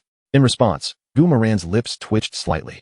He had not intended to intervene, but the thought of the Master Ball and his father's third-ranked subordinate meeting their demise compelled him to act. Chapter 107. Farewell, Cynthia. Humph. You think you can escape after arriving? Lance's expression darkened as he ordered, Salamence, use Dragon Tail to bring down Rayquaza. Salamence's father, upon hearing Lance's command, glared with fiery intensity, yet his gaze softened upon noticing the Pokeball in Lance's hand. He swiftly executed a powerful tail swipe aimed at Rayquaza. Rayquaza, ascend rapidly and unleash Hurricane. Gumorien commanded with haste. With a powerful flap of its wings, Rayquaza soared into the sky, unleashing 2 fierce hurricanes directed at Salamence. A thunderous collision erupted as the hurricane clashed with Salamence's Dragon Tail, the latter brutally shattering Rayquaza's attack and continuing its advance towards the dragon Pokemon. Rayquaza, use Heat Wave. Gumorien's countenance shifted. He had presumed that at this altitude, Salamence would be unable to reach him. Yet he underestimated the prowess of a gym leader-level Pokémon. The heat wave incinerated Salamence's dragon tail to ashes, leading Gumoran to realize that not even a Master Ball could tempt him to linger any longer. Garchomp, use Dragon Pulse. Togekiss, unleash Air Slash. Just as Gumoran prepared to order Rayquaza to retreat, a voice, cold and commanding, resonated from above. He looked up to see the platinum-haired Cynthia, composed and unwavering, issuing commands. Beside her was a small, airplane-shaped Pokémon, Togekiss. Name, Togekiss-type, Fairy. Flying qualification, S-ability, Serene Grace, increases the likelihood of secondary effects occurring with moves.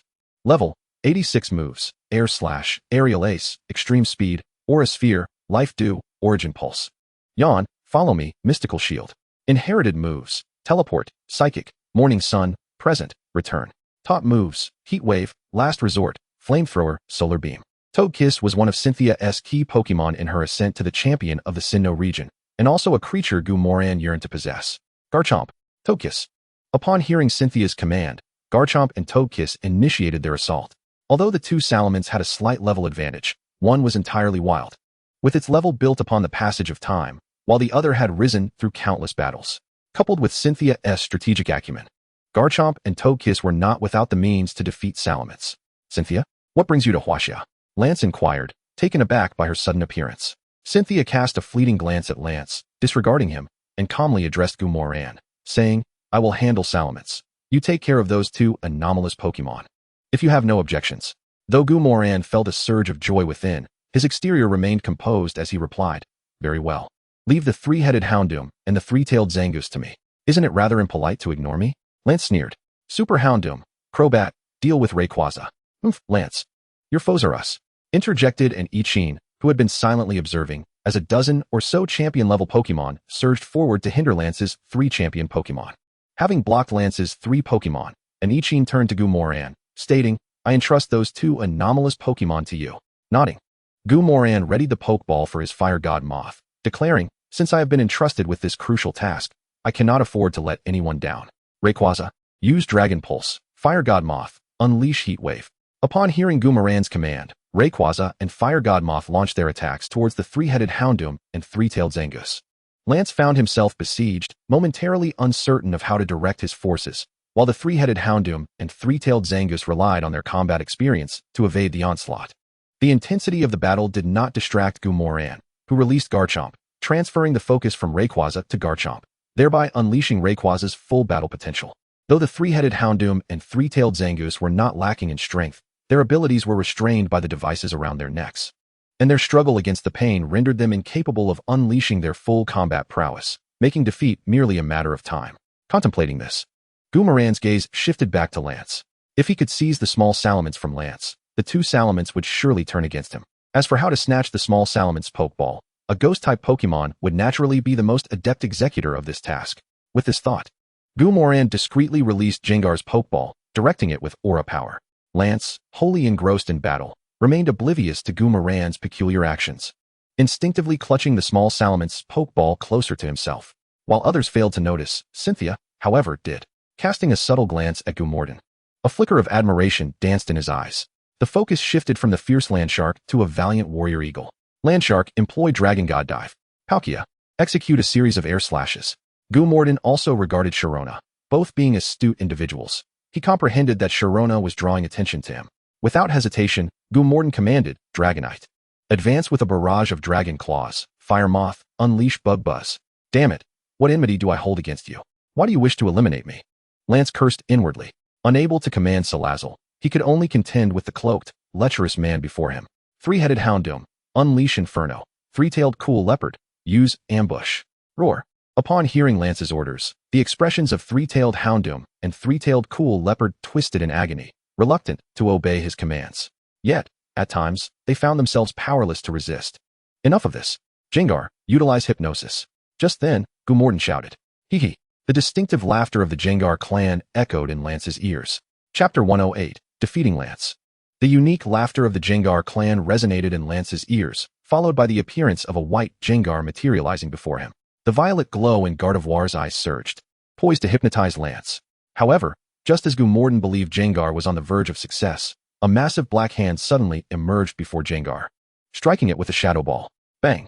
With a sharp crack, Jengar was sent crashing to the ground, its eyes swirling, evidently devoid of combat capability. Before Gumorden appeared a status panel. Name, Jengar type, Ghost, Poison qualification, A ability, Curse body, when attacked.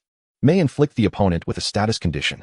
Level, 70 skills, Hypnosis, Dark Pulse, Shadow Ball, Strange Light, Shadow Punch, Curse, Misfortune, Nightshade, Evil Pulse, Shadow Ball, Destiny Bond. Inherited skills, Haze, Surprise, Mirror Coat, Toxic, Clear Smog. Taught skills, Energy Ball, Will-O-Wisp, Aura Sphere, Thunderbolt. TM skills, Mud Bomb, Psychic, Protect, Phantom Force, Spirit Shackle. Simultaneously, Lance's mocking voice echoed in Gumorden's ear. You dare to ambush a champion-level trainer with a mere professional-grade Jengar? How audacious. Did your family not warn you that one should not approach a champion-level trainer so recklessly? Gumorden remained silent, calmly recalling Jengar. Not approach a champion-level trainer. Why did my family never mention this? Flower Rock Monster, use Hypnosis. Pot. The Flower Rock Turtle wore a grotesque expression as it executed in Shadow Sneak that sent Lance's Jengar flying, simultaneously casting Hypnosis above Lance's head. Not good. Lance sensed that something was amiss, but it was too late to react. Witnessing the unfolding scene, Gumorden's expression briefly faltered. He had initially believed that with 3 champion-level Pokémon for protection, his safety was somewhat assured, but it now seemed that was not entirely the case. Especially when confronted with a champion-level Ghost-type Pokémon like the Flower Rock Monster. Name, Flower Rock Monster type, Ghost. Dark qualification, S ability. Infiltrator, can bypass the opponent's barriers or substitutes to attack. Level, 86 skills, Nightshade, Strange Light, Shadow Sneak, Revenge, Trick, Misfortune, Last Gift, Shadow Ball. Hypnosis, Dream Eater. Inherited skills, Disable, Smokescreen, Destiny Bond, Pain Split, Grudge. Taught skills, Ambush, Curse, Icy Wind, Will-O-Wisp. TM skills, Taunt, Evil Pulse, Imprison, Trick Room, Phantom Force. The champion-level Flower Rock Monster, armed with a plethora of control skills, made it an unpleasant prospect for anyone it targeted. Ding! Lance fell into a state of unconsciousness, and the Pokeball he clutched slipped from his grasp, landing on the ground. Retrieve the Pokeball, Sharona instructed. Pot. The Flower Rock Monster nodded, a black, ghostly hand emerging from its seemingly ethereal form, executing a Phantom Force, returning the Pokeball to Sharona. Salazzle, Lance has been captured. Your child is in my possession. Do you truly wish to continue battling me? Sharona calmly stated, raising the Pokeball in her hand. Salazzle, hold on. We can discuss this. Upon seeing the Pokeball in Sharona's hand, both Salazzle paused their assault, instinctively attempting to approach Sharona. However, the vigilant Landshark and Palkia remained ever watchful. Moreover, Sharona, positioned behind the Warrior Eagle, was not something the two Salazzle could easily reach. Groudon, it is not the seawater that is cold, but the mockery of the flying Pokémon above. Gumorden and an Ichine hastened their battles against their respective opponents. I can return your Salazzle, but you must promise to withdraw. How does that sound? Sharona stated directly. The father of Salazzle paused, a hint of confusion crossing his features. Just like that? You don't require me to assist you in any way? Sharona shook her head. Humans have their virtues and vices. Not everyone is like Lance. If I must make a request, it is that you do not harbor animosity towards all of humanity because of this incident. Gumorden glanced up at Sharona, sensing through the aura that she spoke with unwavering sincerity. Truly, those who possess the power of transcendence are no ordinary individuals. Bang! With Lance's control severed, the combat instincts of the 3-headed Houndoom and 3-tailed Cool Leopard dulled, and they were easily subdued by Dragonite and Fire Moth. Ding! Congratulations, host, for completing the task. Rewards are being distributed. Ding! Congratulations, host, for acquiring a Master Ball X1, Silver Mountain Dungeon Fragment X10. Phew! Gumorden exhaled deeply, with the Master Ball secured. Everything would be manageable now. Bang! With Lance unconscious, the Super Houndoom reverted to its original form, losing a champion-level combatant, and all of Lance's Pokémon fell incapacitated. Instinctively, Dragonite and the others began to move closer to Salazzle. Should Salazzle refuse to relent, they were more than willing to engage in battle. Salazzle, human trainer, I promise you, as long as you return my child, we shall remain peacefully in the mountains and forests, causing no further disturbances. Very well, then this matter shall conclude here. As her words fell, Sharona entrusted the Pokeball to the Flower Rock Monster, which then returned it to Salazzle. Salazzle eagerly grasped the Pokeball, hastily releasing the small Salazzle, only to crush the Pokeball underfoot. A flash of red light revealed the small Salazzle's form. However, perhaps due to Lance's aversion to complications, he had not provided the small Salazzle with any treatment since capturing it. Coupled with the fact that it had been relentlessly pursued by Duskull for an unknown duration, The small Salazzle was in a rather poor condition. Possessing the power of the evergreen, Gumorden had learned some rudimentary medical skills. He could discern that the small Salazzle was likely running a fever. Though Pokemon are generally resilient, when they do fall ill, recovery is seldom swift. Chapter 109. The Blessing of Salazzle. Salazzle. The father of Salazzle was acutely aware of his child's plight, tears welling in his eyes as he began to gather energy. Stop, Salazzle. I can heal your child. Gumorden quickly interjected, sensing the father of Salazzle on the brink of a frenzy. Salazzle, can you truly heal my child? Upon hearing these words, Salud's mother grasped her husband's arm and inquired with palpable urgency. For her, nothing held greater significance than the health of her child. Gumorden nodded, maintaining an air of calmness as he stated, if you trust my words, place young Salud on the ground. I shall take responsibility for his treatment. The two Saluds exchanged glances, and ultimately, Salud's father consented with a firm decision. Salud remarked, then I shall trouble you. If you can heal young Salud, you will earn the friendship of the entire Salud clan. Although the Salud were seldom noticed by others, this did not imply that their kin were few in number. Gumorden nodded once more, reassuringly declaring, rest assured, I will restore young Salud to health. The Dragonite gently lifted young Salud from his father's hands into Gummoran's embrace. As the power of Eternatus gradually infused into Salud's being, Salud mused, is this the power of Eternatus? No wonder I felt an inexplicable sense of familiarity upon meeting him. Salud's father exhibited surprise, but soon relaxed, knowing that with the power of Eternatus present, a mere fever posed no significant threat. Gummoran glanced at Salud. Recognizing his awareness of Eternatus's power, it appeared he possessed considerable insight.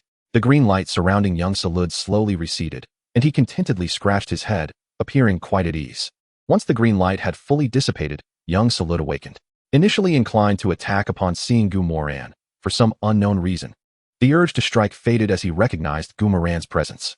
Salud interjected, Sasuke, cease your aggression, he is your savior. Upon hearing his father's command, young Salud, also known as Sasuke, promptly leaped behind Salud, though his crimson eyes occasionally darted toward Gummoran. Gummoran remained unfazed, addressing Salud, now that young Salud has recovered. I hope you can return to your territory and live peacefully. Salud's father nodded in agreement, stating, indeed, but I hope you can keep this matter confidential. We do not wish to be disturbed. After a moment's hesitation, Salud's father manifested two orbs of green light, one merging into Gummoran's being, the other entering Sharona's. Salud explained, this is the blessing of our Salud clan. Its bearer shall receive the friendship of the Salud. Consider it a token of gratitude to both of you. A notification chimed, congratulating the host on receiving the blessing of the Salud. Gummoran glanced at the system's summary of the blessing, confirming there were no issues before smiling and saying, I am honored to receive the recognition of your esteemed clan. Sharona regarded Gummoran with a gentle nod. After confirming that Sasuke had fully recovered, Salud's parents chose not to linger further. After exchanging pleasantries with Gummoran, they departed for Insong Mountain, with Sasuke graciously offering Gummoran a high-quality miracle seed as a token of appreciation for saving him. Since the matter is resolved, I shall take my leave. Sharona informed Gummoran. It was quite serendipitous that she encountered Gummoran while visiting an unknown friend, and upon returning to the Federation, she fortuitously assisted him. Thank you immensely, Champion Sharona, Gummoran expressed sincerely. Sharona, maintaining her aloof demeanor, nodded slightly and directed her gaze toward the fierce shark beside Gummoran, saying, if you insist on expressing gratitude, consider it a favor owed to me. In Sharona's mind, she viewed Gummoran as an equal trainer, although he was still quite inexperienced. Given the talent and background he had exhibited, it was only a matter of time before he became the champion of Huaxia. Gummoran nodded earnestly, responding, very well. As long as it does not contravene my principles and is within my capabilities, I shall assist you. Sharona nodded affirmatively, swiftly mounting her fierce shark and soaring towards the direction of the Federation. Trainer, thank you for your assistance to the Dragon Team. I extend heartfelt gratitude on behalf of Team 3, and Ichin approached Gummoran as Sharona departed, her tone brimming with appreciation. Gummoran shook his head, saying, we are all from Huaxia. Expressing such sentiments feels somewhat distant. Who will escort Lance back to Kyoto, you or someone else? Team 2 is in Paradise Bird City. Once they arrive, we will jointly escort Lance back to Kyoto. Although Lance was merely a half-step champion-level trainer, his status as one of Team Rocket's 4 generals was not to be underestimated. Team 2. In that case, I shall take my leave, Gummoran remarked, dismissing the idea of bringing Lance back to Kyoto. Generally, the leaders of the first 2 teams of the Dragon Team were champion-level trainers, with Team 2 in charge. A king-level trainer like Lance would pose no significant threat. Wait, trainer, please provide your name. Huaxia will grant you a reward. Ichin called out as Gummoran turned to leave. In response, Gumoran remained composed, stating, "No need. Simply inform Lord Gu of my situation, and he will know my identity." "Captain, what shall we do now?" Koshinchi questioned, perplexed as Gumoran and Sharona departed. Anichin observed Gumoran's retreating figure until it vanished from sight, then turned to Koshinchi, saying, "Let's leave the gratitude to Captain for champion Sharona and that unknown trainer. We should focus on our duties." Chapter 110, The Key to Innovation. Paradise Bird City. After the events involving Lance, Gumoran finally arrived smoothly at Paradise Bird City, adhering to his principle of balanced relaxation. He checked into a 5-star hotel upon arrival and promptly fell asleep. Gumoran reached Paradise Bird City at 1 in the afternoon, and after securing his room, he slept soundly until 8 o'clock that evening. Just as he awoke, a call from Gu Qianshan came through. "Hello, have you awakened?" Gu Qianshan inquired. Gumoran nodded, smiling as he replied, "Just woke up? The feeling of waking naturally is quite delightful." "You little rascal," Gu Qianshan chuckled, then continued, "You were the one who captured Lance, weren't you?" "I was, but the credit largely goes to Sharona," Gumoran casually replied, releasing his Jengar and retrieving a bag of snacks from its dimensional pocket. "Yes. Capturing Lance and destroying Team Rocket's base is enough merit to exchange for a Mega Evolution Stone. Do you need anything?" Gumoran pondered briefly before responding. "Then please help me exchange for a Mega Evolution Stone for Jengar." His battle with Lance had made Gumoran acutely aware of the importance of Ghost-type Pokémon in real life. Rapidly leveling up Jengar seemed unrealistic, but possessing a Mega Evolution Stone would allow Jengar to unleash greater power.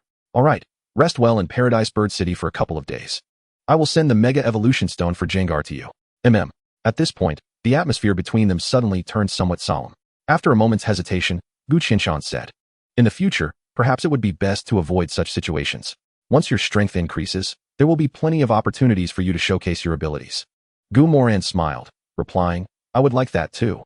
However, when I witness these chaotic events, I still feel compelled to intervene. Perhaps it is the bloodline of our Gu family." With that, Gumoran grinned widely, his expression endearingly innocent. "You little rascal," Gu Qianshan chuckled again, about to say something more when a knock echoed from the door, prompting Gu Qianshan to say, "I have a matter to attend to, so I must take my leave for now. It is no trouble for you to manage these affairs, but do ensure that you act within your limits." Gumoran nodded in agreement with a smile, swiftly ending the call. Beep. Tossing the phone into his pocket, the world fell silent. If one were to disregard the rumbling of his stomach, the entire world indeed became tranquil. After descending for a delightful meal, Gumoran found himself once again engulfed in boredom. Furthermore, his beloved Pokémon was eager to train at the Ripple Sea, and Gumoran himself wished to indulge in some fishing, leading to a cheerful decision. Indeed, every formidable trainer is disciplined and diligent, just like Gumoran. The Ripple Sea. As he frequented the area, his Pokémon had grown familiar with it. Without needing any prompting from Gumoran, they made their way to the previous training spot. Gumoran, too, was well acquainted with the surroundings, releasing his ice dancer and reclining on a beach chair, quietly observing his fishing rod. Although it appeared that everything was progressing in a favorable direction, in reality, the Ripple Sea offered minimal assistance to his martial arts bear and Ninetales. Both had already reached the gym level. While there were numerous Pokémon in the Ripple Sea, those of gym caliber were rather scarce. Gumoran speculated that once the levels of his 2 Pokémon reached 45, their rate of advancement would slow significantly. In a few days, Jengar and Axu would also reach gym level and face a situation similar to that of the martial arts bear. Fortunately, the forest lizard and Swampert remained at the professional level, allowing the Ripple Sea to still play a role. Fire. I wish to train. At that moment, the fire god moth appeared before Gumoran, resolutely declaring its intent. Ever since it was decisively defeated by Cynthia's Garchomp, the fire god moth had developed a yearning for strength. However, the current training grounds were too low level for it, so the fire god moth was engaged in various basic training exercises. Given its high level, this was Gumoran's first time assigning training tasks to a champion-level Pokémon, necessitating a period of acclimatization. Therefore, each time the fire god moth trained, Gumoran needed to closely observe its data. Alright, let us proceed. Though Gumoran was typically quite lazy, he remained steadfast when it came to matters concerning his Pokémon. With decisive action, he cast aside his fishing rod and accompanied the fire god moth in its training. The first focus was on honing its primary type skills. Naturally, the Pokémon produced by the system were of exceptional quality, with both power and accuracy surpassing those of their peers. However, compared to Pokémon trained by trainers, the fire god moth skills lacked a degree of versatility, giving it a somewhat rigid impression. Consequently, Gumoran instructed the fire god moth to practice using its skills in a more diversified manner, for such a mechanical application would put it at a disadvantage against Pokémon of similar caliber. Although time should have been allocated for the fire god moth to learn skills beyond its primary type, the system graciously provided all the skills it could learn, thus simplifying the process. The next focus of training was on conventional stamina and speed enhancement. There was nothing particularly complex to discuss here, as the real world does not adhere to the concept of effort values. Thus, stamina and speed could simply be pushed to their limits. Due to the passage of time in the training grounds, the fire god moth could allocate even more time to its training. Lastly, the training would involve mitigating the negative effects of its skills and redeveloping them. For instance, reducing the cooldown time after using the skill Destructive Light. Additionally, techniques similar to those of a certain Nangwa's single bar and twin tune enhancement skills. These were all areas where the fire god moth needed improvement. However, strength is never solely the result of a Pokemon's individual efforts. Goomoran's role was to shorten the time it took for the fire god moth to grow stronger while also guiding it to carve its own path. This included developing unique skills and establishing a distinctive battle style. All of this required Goomoran to meticulously devise a plan step by step. Though challenging, Goomoran firmly believed that with effort, all of this would not remain a mere dream. As a man with extraordinary abilities, how could he be confined to the status quo? The essence of innovation is to break boundaries. Chapter 111, Culinary Mastery. Goomoran stands tall. Gu Qianshan was highly efficient. Jengar's Mega Evolution Stone arrived at the Pokemon Center in Tiantian Bird City the very next day. Goomoran also rose early to retrieve the Mega Evolution Stone for Jengar. Caw, is this my Mega Evolution Stone? Jengar inquired, gazing hungrily at the alluring stone before it. Goomoran smiled and replied, yes. Would you like to give it a try? Caw. Yes. Jengar's eyes sparkled with excitement as it responded eagerly. Goomoran did not hesitate and promptly took Jengar back to the Ripple Sea. Are you ready? Goomoran gently caressed the keystone on his wrist, asking. Jengar nodded. The power exhibited by Garchomp after its Mega Evolution was still fresh in his memory. How could he not be thrilled to possess such strength now? Very well. Answer my call, Jengar, Mega Evolve, Goomoran declared, his tone imbued with the youthful exuberance characteristic of his age. A cascade of multicolored light surged, and the bond between Goomoran and Jengar began to form. Though they had only been together for a few months, Goomoran did not feel that their connection was lacking, thanks to the Tokiwa power, a remarkable tool for enhancing intimacy. As Goomoran had anticipated, the multicolored light swirled, and soon, a sleek, snow-white Mega Jengar appeared before him. Without Goomoran needing to utter a word, the system presented Mega Jengar's attribute panel before his eyes. Name, Mega Jengar, Shiny, Type, Ghost, Poison Quality, S ability, Shadow Trap, traps the opponent's shadow, preventing escape or switching. Level, 3910 skills, Strange Light, Lick, Hypnosis, Nightshade, Revenge, Curse, Hex, Bad Dreams, Dark Pulse. Inherited skills, Bind, Perish Song, Mirror Move, Toxic, Scare. Taught skills, Thunderbolt, Psychic, Shadow Ball, Ultimate Drain. TM skills, Protect, Mud Bomb, Will-O-Wisp, Dark Pulse. Indeed, Goomoran was a connoisseur of aesthetics. Compared to the regular shiny Jengar, he found the shiny Mega Jengar to be distinctly more handsome. However, while Mega Jengar excelled in many aspects, its Shadow Trap ability felt somewhat lackluster. Caw. Is this the feeling of true power? This sensation is truly intoxicating. Mega Jengar exclaimed boastfully, prancing around in front of Axu. In its Mega form, Axu would undoubtedly stand no chance against it. Even audaciously, Mega Jengar believed that in its current state, neither Ninetales nor the martial arts bear would prove to be worthy adversaries. As for Garchomp, well, the tides of fortune shift, and one should never underestimate Jengar's strength. Ninetales furrowed her brow, feeling uncomfortable under the gaze of Mega Jengar. Instinctively, she turned her attention to the martial arts bear and Axu. Coincidentally, both the martial arts bear and Axu sensed that Mega Jengar was being rather arrogant and needed to be put in its place. Shall we? I think we can. They exchanged a simple yet unmistakable understanding through their gazes, and the three Pokemon positioned above Mega Jengar unitedly cast their intentions toward it. In an instant, Mega Jengar's pale visage turned even paler. It wished to explain, but quickly realized that all explanations were utterly futile. It wanted to flee, but one cannot outrun fate. Question: what should one do when targeted by three formidable opponents? Awaiting a response, urgently. Upon witnessing the Super Gung-Gue being dragged into the thicket, Gu-Mo Ran merely chuckled as a cascade of vibrant, rainbow-hued light enveloped the creature, restoring it to its original form.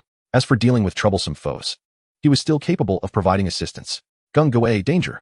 Ding. The martial arts bear master, Ninetales, and Axe-Tooth Dragon defeated Gung-Gue, earning experience points. With the aid of the martial arts bear master's trio of Pokemon, Gung-Gue came to understand the significance of strength and the respect owed to elders. In the days that followed, Gung Gui exhibited remarkable obedience, even reducing its signature laughter to a mere few instances. Guemo Ran also meandered through the secret realm of Paradise Bird City several times, yet he did not encounter Ash and his companions. It seemed that his fate with Ash was still insufficient. Paradise Bird City lacked a gym, and having thoroughly explored the secret realm and rested adequately, it was time for him to set off for Nanlan City. At his current pace, he would reach Shanghai City just in time to challenge the Rock Gym before returning to school. The journey was bumpy yet uneventful. Perhaps the system's cooldown period had finally elapsed. Between Paradise Bird City and Nanlan City, Guemo Ran drew a remarkable item, divine culinary skills. It was said that those possessing such skills were the finest chefs in the world, capable of creating dishes with unparalleled appeal for both humans and Pokémon, wielding immense power. Boasting or showing off was a trait ingrained in the genes of most humans, and having acquired divine culinary skills, Guemo Ran could not help but entertain the thought of preparing a sumptuous meal. Upon hearing the news, a wave of skepticism washed over the Pokémon, including the forest lizard, who cast doubtful glances. The ice puppet was even prepared to waste a meal's worth of ingredients. Enraged, Guemo Ran prepared a dish that, for the time being, appeared quite appealing. When the Pokémon beheld the presentation of the food, they were momentarily intrigued. But when it came time for someone to take the first bite, all hesitated. After all, even high-end restaurants often served visually appealing food that tasted mediocre. Who could know if this dish would be any different? Ultimately, it was the sharp-toothed land shark that reluctantly stepped forward, taking a small bite of the Pokémon food, only to furrow its brow in discontent. Caw. As expected, it's not good. Thank goodness I'm clever. Martial arts. Although I'm not picky about food, if given the choice, I would prefer to eat what the ice puppet prepares. The remaining Pokémon wore expressions of relief, some even delighting in the misfortune of the sharp-toothed land shark. Guemo Ran smirked coldly, seizing his chopsticks and stuffing his mouth with food. Internally, he mused, a bunch of fools. When I enjoy a delicious dish, I too would frown and claim it's not good.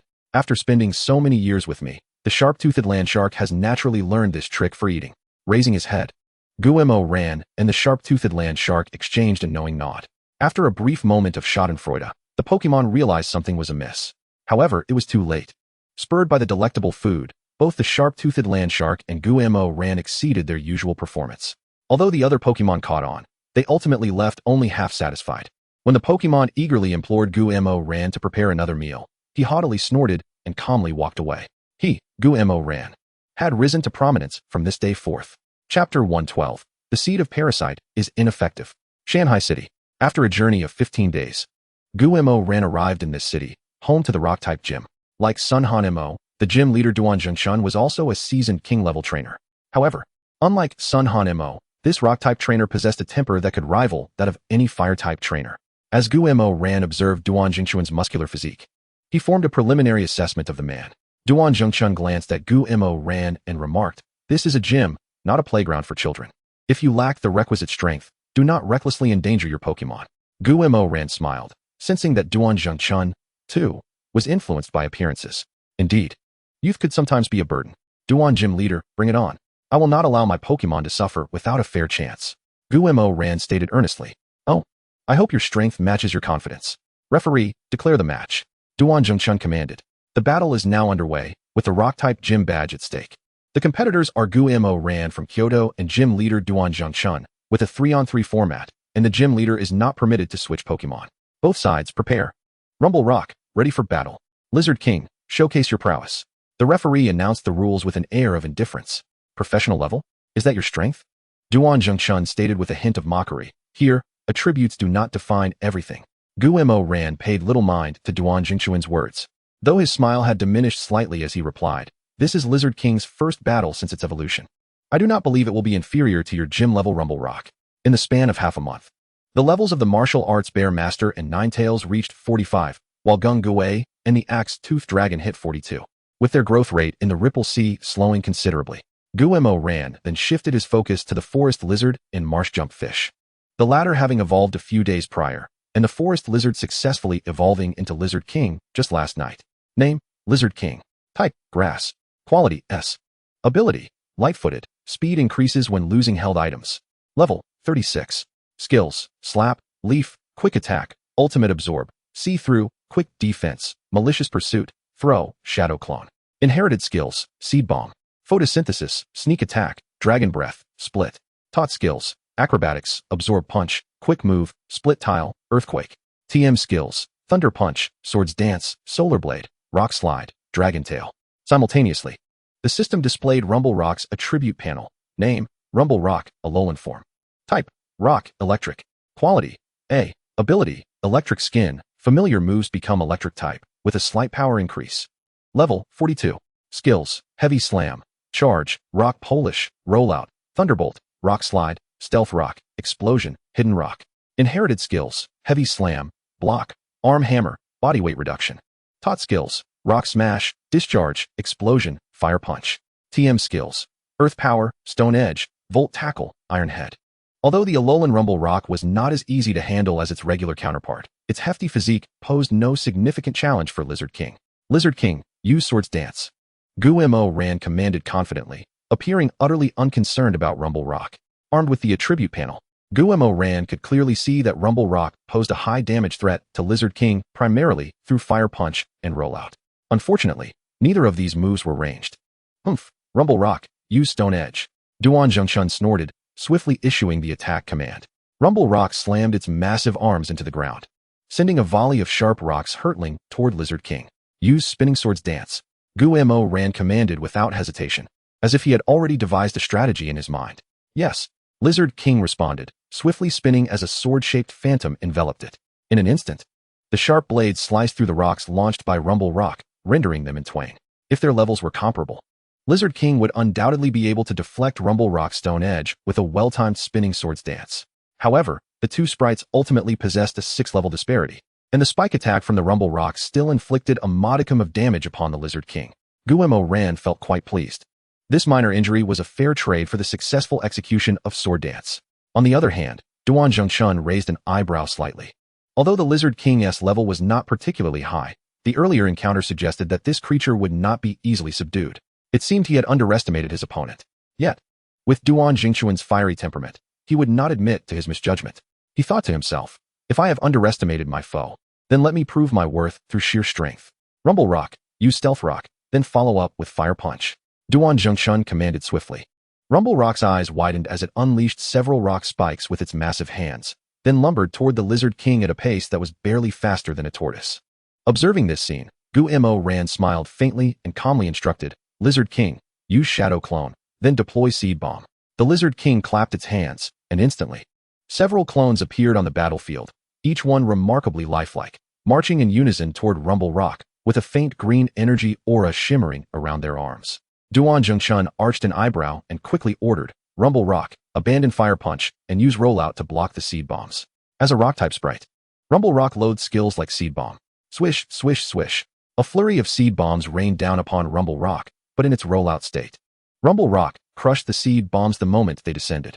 Seed Bomb ineffective. Chapter 113, Swampert. Gumo Ran paid little heed to the ineffectiveness of the Seed Bombs. If the Rock-type gym leader lacked a strategy against Seed Bombs, Gumo Ran would begin to question the state of the gyms in Huaxia. Lizard King, evade the Rollout and use Seed Machine Gun. Gumo Ran issued another command. The Lizard King responded, puffing its cheeks, and unleashed a barrage of seeds toward Rumble Rock. With the enhancement of Sword Dance, the power of the Lizard King's Seed Machine Gun was formidable. Rumble Rock, use Thunderbolt. Duan Zhengshun stated calmly.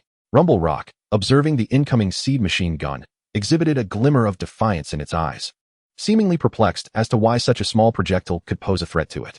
Electric sparks danced around Rumble Rock's rotund body, and just as the Seed Machine Gun was about to strike, a surge of electricity erupted, attempting to disrupt the attack.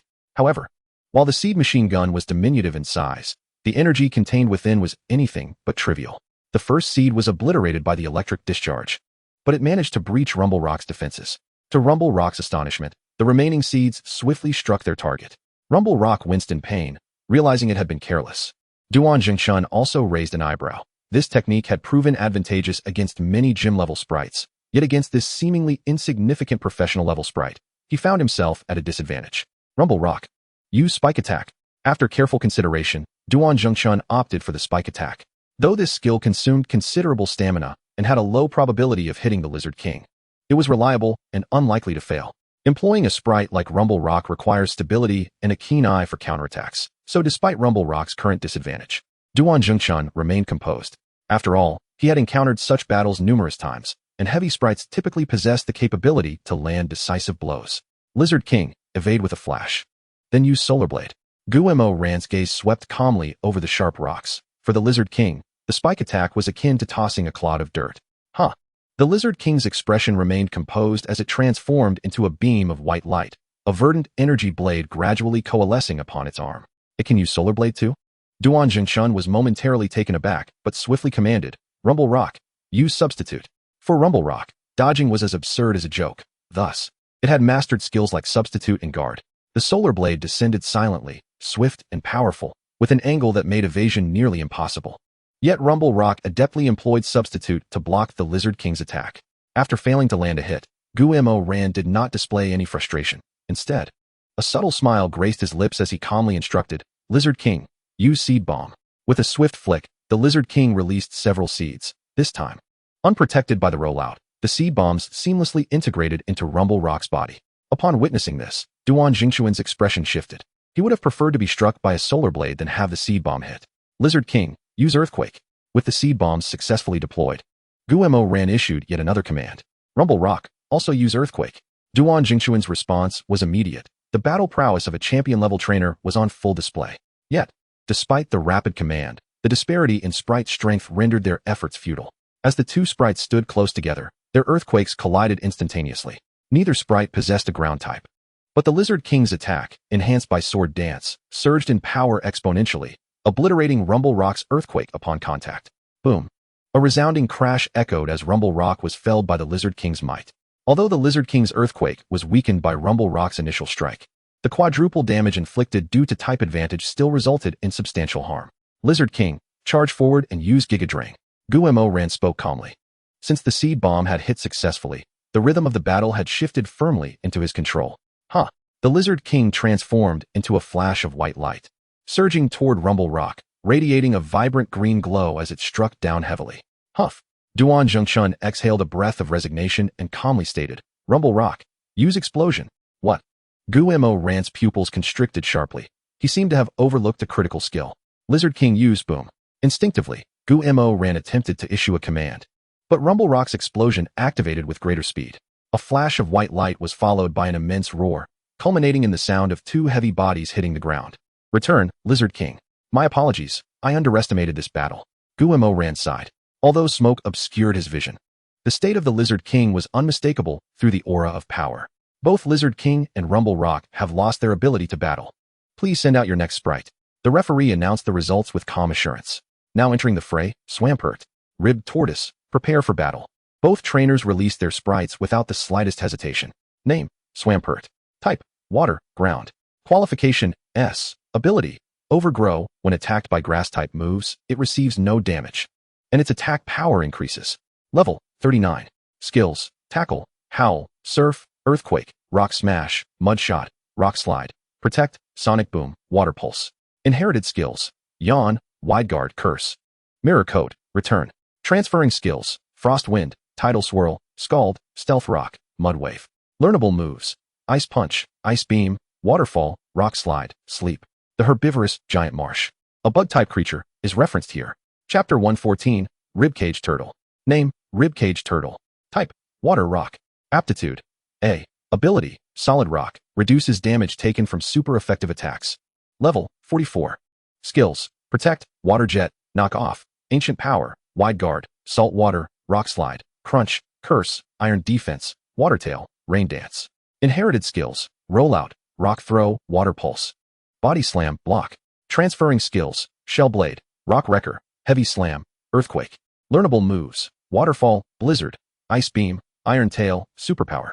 Duan Zhengchun's Ribcage Turtle is a rare fossil Pokemon, yet few trainers utilize it. Moreover, it lacks explosive moves that inflict heavy damage at a cost to itself, making it manageable against Pokemon like Lizard King. However, just because Lizard King can handle it does not imply that Giant Marsh is at a disadvantage. Swish, swish, swish. The moment Giant Marsh appeared, a series of sharp rock spikes emerged from the ground, crashing heavily onto Giant Marsh. Although it winced in pain, being a tanky Pokemon, it suffered only minor damage. I'll take the initiative, Giant Marsh, use Earthquake. Gu Morian calmly commanded, seemingly unaffected by the stealth rocks. Giant Marsh, it responded, its muscular arms striking the ground with force, unleashing a powerful earthquake directed at Ribcage Turtle. Ribcage Turtle, use Earthquake as well. Duan Zhengchun quickly instructed. Boom. The earthquakes from both sides collided in the center of the battlefield, and after a brief standoff, Giant Marsh's earthquake overpowered Ribcage Turtle S. Yet, due to their similar strengths, Giant Marsh's earthquake could not traverse half the battlefield to inflict damage on Ribcage Turtle after shattering its attack. The battlefield itself, after enduring several earthquakes, appeared somewhat battered. Ribcage Turtle used Blizzard. Observing that earthquake had once again faltered, Duantangshan's brow furrowed. He realized that Gumorian's Pokémon could not be judged solely by level. While Ribcage Turtle's physical attack was average, its special attack left much to be desired. Seeing Duantangshan abandon physical attack in favor of special attack, Gumorian wasted no time, confidently declaring, "Giant Marsh, use Surf." A blue glow surged in Giant Marsh's somewhat naive eyes, and a massive wave surged toward Ribcage Turtle's Blizzard. Simultaneously, Giant Marsh swiftly rode atop the wave, propelling itself toward Ribcage Turtle. Witnessing this spectacle, Duantangshan's eyes sparkled. What an impressive maneuver. Though they were opponents, he couldn't help but admire Gumorian. Being a trainer is a profession that greatly relies on experience. Generally, older trainers surpass the younger ones. Yet, this Gumorian was not only exceptional in Pokemon training, but also remarkable in commanding abilities. Duantangshan wished for more trainers like him in Huaxia. Returning to the matter at hand, the collision of Blizzard and Surf was fierce. Although Giant Marsh's level was slightly lower than Ribcage Turtle's, with the aid of its aptitude, it managed to suppress Ribcage Turtle. The true value of Surf lay not only in countering Ribcage Turtle's Blizzard, but also in closing the distance between them. Giant Marsh, use Waterfall. At the moment Giant Marsh descended, Gumorian issued the command. Each trainer has their own battle style. Gumorian's approach was to unleash a tempestuous assault at every opportunity. Ribcage Turtle, use Shell Blade. Duantangshan ordered. Bang. The two water-type moves collided instantaneously. Following this, Shell Blade was shattered, while Waterfall surged through to strike Ribcage Turtle. Ribcage Turtle, return the favor with Crunch. Noticing Ribcage Turtle stagger from Giant Marsh's blow, a cold glint flashed in Duantangshan's eyes, and he instinctively commanded. Ribcage. Hearing its trainer's command, Ribcage Turtle opened its mouth, filled with sharp teeth, and lunged toward Giant Marsh with a heavy bite. Observing this, Gumorian's lips curled into a calm smile. Giant Marsh, use Revenge. A bronze glow enveloped Giant Marsh. Although Ribcage Turtle's crunch inflicted some pain, Giant Marsh retaliated with an even more powerful Revenge. Bang! With the speed of Giant Marsh's Revenge, Ribcage Turtle had no time to react before being knocked to the ground. Gumorian's eyes gleamed with approval. Having been on the receiving end of revenge so many times before, it was gratifying to finally deliver a blow. Giant Marsh, use Earthquake. Despite the approval in his eyes, Gumorian did not forget to follow up with another powerful earthquake that would significantly impact the battlefield. With Ribcage Turtle down, it could not respond, and was thoroughly struck by the earthquake. After enduring such a barrage of attacks, Ribcage Turtle inevitably lost the ability to battle. With Ribcage Turtle incapacitated, Giant Marsh emerged victorious. Please send out the next Pokemon, Gym Leader. The referee glanced at the defeated Ribcage Turtle, his expression unyielding, then surveyed the nearly ruined battlefield. A hint of sorrow passing through his eyes. Well done. I underestimated you before, and I apologize. Duantangshan expressed his admiration for Gumorian, stating, the next Pokemon will be significantly stronger than the previous two. Are you ready to accept the challenge? Gumorian smiled, replying, as a trainer, I fear no challenge. Haha. Splendid. That is the spirit of our Huaxia youth. Just for that declaration, even if you lose, I shall still grant you the gym badge. You are deserving of the rock badge. Duantangshan laughed heartily, and his fondness for Gumorian escalated rapidly. The most notable aspect was that Duantangshan spoke of granting the gym badge to Gumorian, not merely giving it to him. A single word difference held vast implications. Now, let the battle commence. Fossil Pterodactyl. Chapter 115, Fossil Pterodactyl. Now, let the battle commence. Fossil Pterodactyl. With Duantangshan's commanding voice resonating, a gray-winged pterodactyl appeared on the battlefield. The system promptly displayed the attributes of Fossil Pterodactyl. Name, Fossil Pterodactyl. Type, Rock, Flying. Aptitude, A. Ability, Rock Head, even when using moves that would normally inflict recoil damage. Its health remains unaffected. Level, 50. Skills, Ancient Power, Sonic Boom. Wing Attack, Rock Slide, Crunch, Iron Head, Takedown, Stone Edge, Agility, Hyper Beam. Inherited skills, Curse, Dragon Breath. Tailwind, Roost, Whirlwind. Transferring skills, Ice Fong, Fire Fong, Frenzy Plant, Protect. Learnable moves, Thunder Fong, Earthquake, Psychic Fangs, Flamethrower, Dragon Claw. At level 50, although still categorized as a gym-level Pokemon, it vastly differed from the previous two. This Fossil Pterodactyl is my main powerhouse. Let me show you its true strength. Fossil Pterodactyl.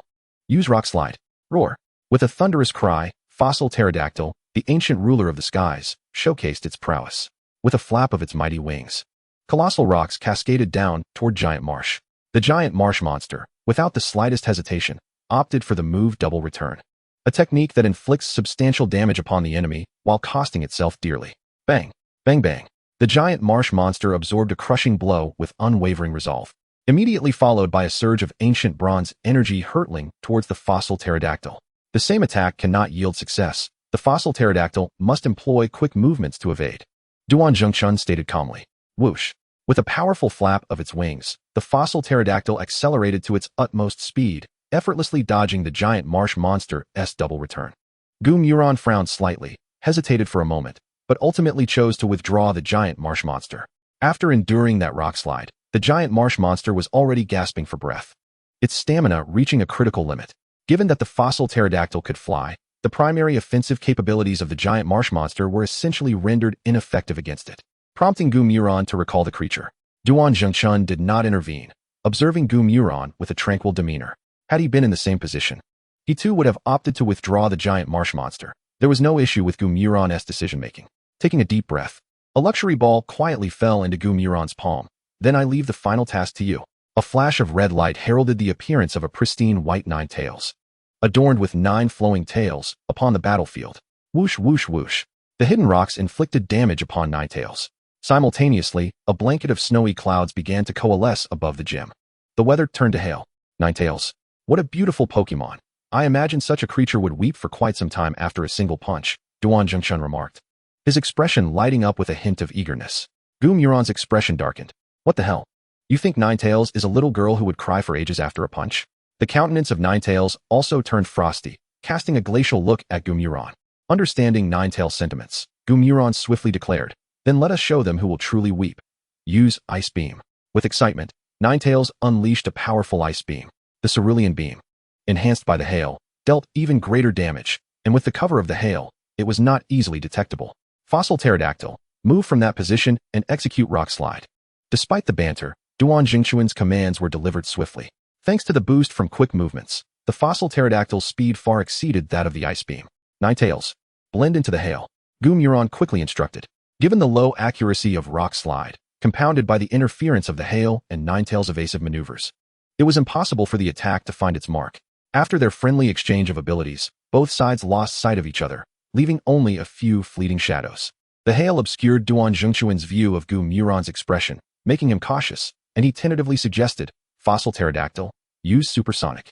A high-power move would drain energy, while a low-power move would yield insufficient damage. Thus, Supersonic was an apt choice.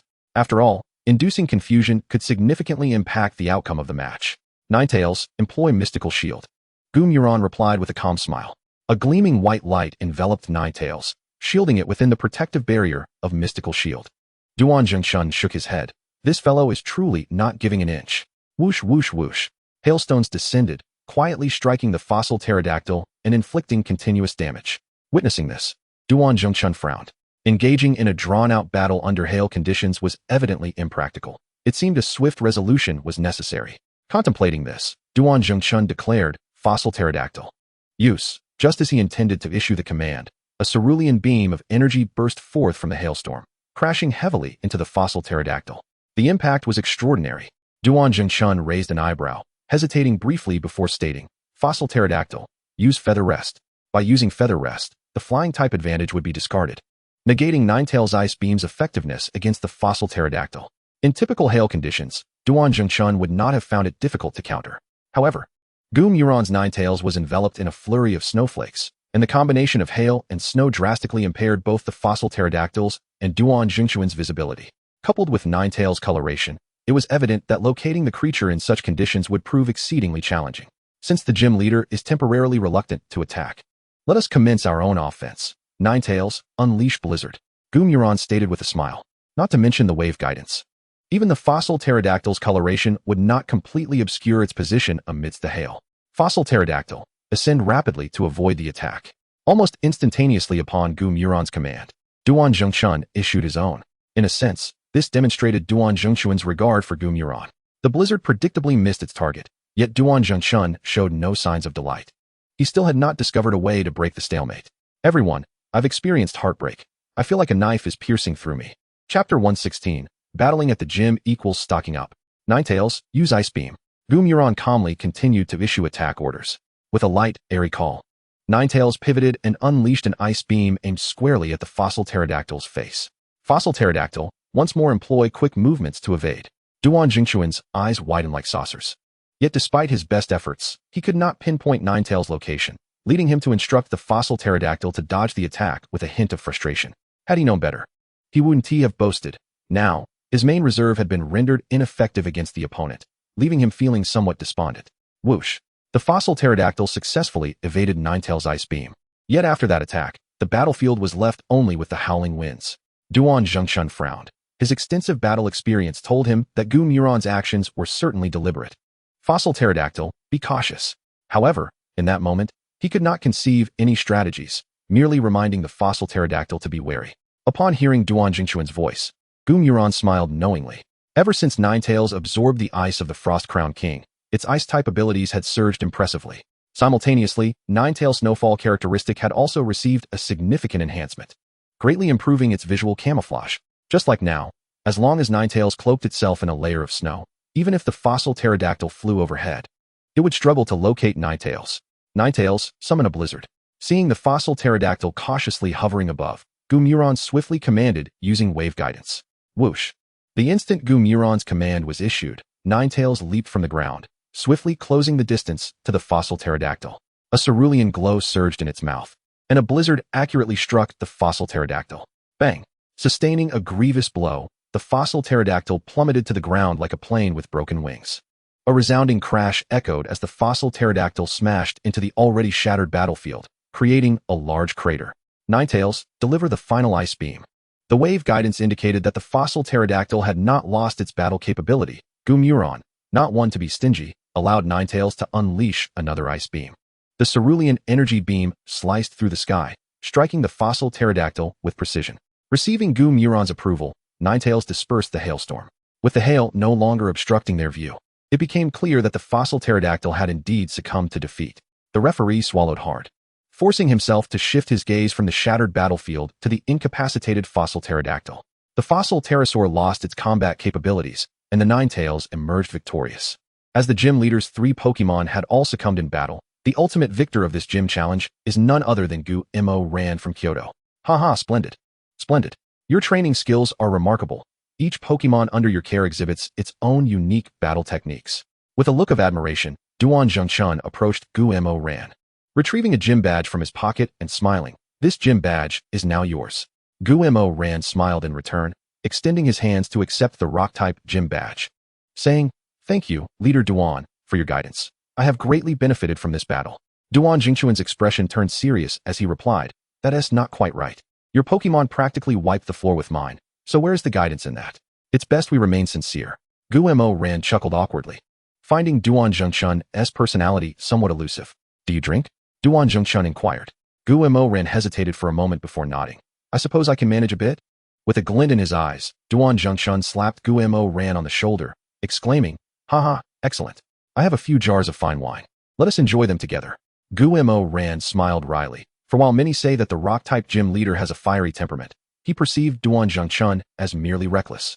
"By the way, referee, do remember to repair the battle arena. We wouldn't want to delay the next challenger," Duan Zhengshun suddenly recalled, turning to address the referee. The referee took a deep breath, nodding weakly. "Indeed, it's always you who revels in the battle, while I am left to mend the arena. The joy in this world is decidedly unequal." While the referee toiled away at fixing the battleground, Duan Zhengshun and Gu-Mo Ran summoned a table laden with delicacies and several jars of fine wine, indulging in their feast. Observing the Pokémon Gu-Mo Ran had released, Duan Zhengshun couldn't help but feel a mix of shock and envy. Not to mention the 3 champion-level Pokémon. Even the others were cultivated to perfection. It was clear to Duan Zhengshun that Gu-Mo Ran's Pokémon possessed extraordinary potential. Initially contemplating a brotherhood with Gu-Mo Ran, it now seemed wiser to refrain from embarrassing himself. "Leader Duan, why aren't you eating?" Gu-Mo Ran asked, noticing Duan Zhengshun's gaze fixed on his Pokémon. Although Gu-Mo Ran was not overly concerned about others observing his Pokémon, it felt somewhat awkward to remain so still. In response, Duan Jingshun withdrew his gaze and chuckled. It's nothing. I'm just surprised by your training abilities. Every single Pokemon you have is exceptional. Guemo Ran smiled, not taking it to heart. After a moment's hesitation, Duan Jingshun beckoned his aide to bring forth a treasure box. Pushing it forward towards Guemo Ran, he said, I noticed your Lizard King has the ability lightweight and lacks a suitable item. Coincidentally, I possess a flying gem that would be perfect for your Lizard King. So I'd like to gift it to you. How can I accept this? Guemo Ran began to refuse, but Duan Jingshun interrupted. We're all men here. Let us not be overly formal. Keeping the flying gem serves no purpose for me. It's better off with you. Indeed. The flying gem pairs excellently with the lightweight Lizard King. Although the flying gem is only effective once per battle, it does not dissipate after use. Furthermore, the energy dispersal from the gem aligns with the lightweight ability, making it a superb match for the Lizard King. However, after each gym battle, receiving an item made Guemo Ran feel as though he were merely stocking up. Chapter 117, Serena. With no further arguments, Guemo Ran ultimately accepted the flying gem. However, the cost was not small, the most pronounced consequence being that Guemo Ran found himself unable to rise from bed the following morning. Of course, any sensible person would understand that I refer to a hangover. As a friendly system, let me remind you that you have yet to check in today. Just as the sun reached its zenith, the system's icy voice echoed in Guemo Ran's mind. Yawn, those check-in rewards are so meager. A casual check-in now and then suffices, Guemo Ran replied with a yawn. System, if one fails, does one blame the uneven road? Taking a deep breath, Guemo Ran countered. No, I merely believe we should not rely solely on external aids, but instead strive to grow stronger through our own efforts. System, let me remind you again, the probability of receiving good items today is quite high. At this, Guemo Ran's eyes brightened. Rubbing his hands together, he remarked, It doesn't matter whether the items are good or not. It's just that I've grown accustomed to checking in daily, and without it, I feel restless. System, it's still you. Suppressing his exasperation towards Guemo Ran, the system's voice seemed to carry a hint of emotion. Ding. Congratulations, host. You have obtained the Dragon Dance Learning Card. Congratulations, host. You have received the Single Mindset Cultivation Manual. Guemo Ran. The Dragon Dance Learning Card, as its name suggests, is just as valuable as the Teleportation Learning Card. But what on earth is the Single Mindset Cultivation Manual? System, you're quite childish. Guemo Ran exclaimed, while swiftly releasing his Garchomp. In the midst of Garchomp's puzzled gaze, he placed the Dragon Dance Learning Card on its body. Ridiculous. The Dragon Dance Learning Card is practically indistinguishable from the Dragon Dance TM for most Dragon-type Pokemon, yet for Garchomp, it represents a destiny-altering opportunity. As the skill suddenly appeared in his mind, Garchomp felt a wave of confusion. Instinctively following the techniques in his mind, he executed Dragon Dance. And upon sensing the surge in his power, Garchomp was astounded. Is this truly Dragon Dance? Does it mean that Garchomp will now be capable of using Dragon Dance? The thought made Garchomp unconsciously puff out his chest. In the future, who would dare to claim that Garchomp cannot perform Dragon Dance? Seeing Garchomp's demeanor, Guemo Ran couldn't help but chuckle, returning Garchomp to its Pokeball. It was better to let Garchomp calm down for the moment. Otherwise, Guemo Ran feared it might become overly proud. Now that it was early March, with the National High School Student Competition approaching in April, Guemo Ran had to return to school before the competition commenced. Gu Qinshan and Zhou Sueki both hailed from Kyoto's first experimental high school. And if Guemo Ran failed to return in time, his alma mater might miss out on the championship, leading Guemo Ran to face the wrath of mixed doubles.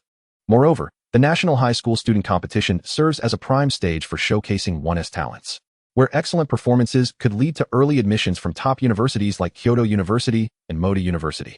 Such a golden opportunity is not one Guemo Ran would forsake. After all, everyone knows that Guemo Ran is a person who delights in contributing his talents.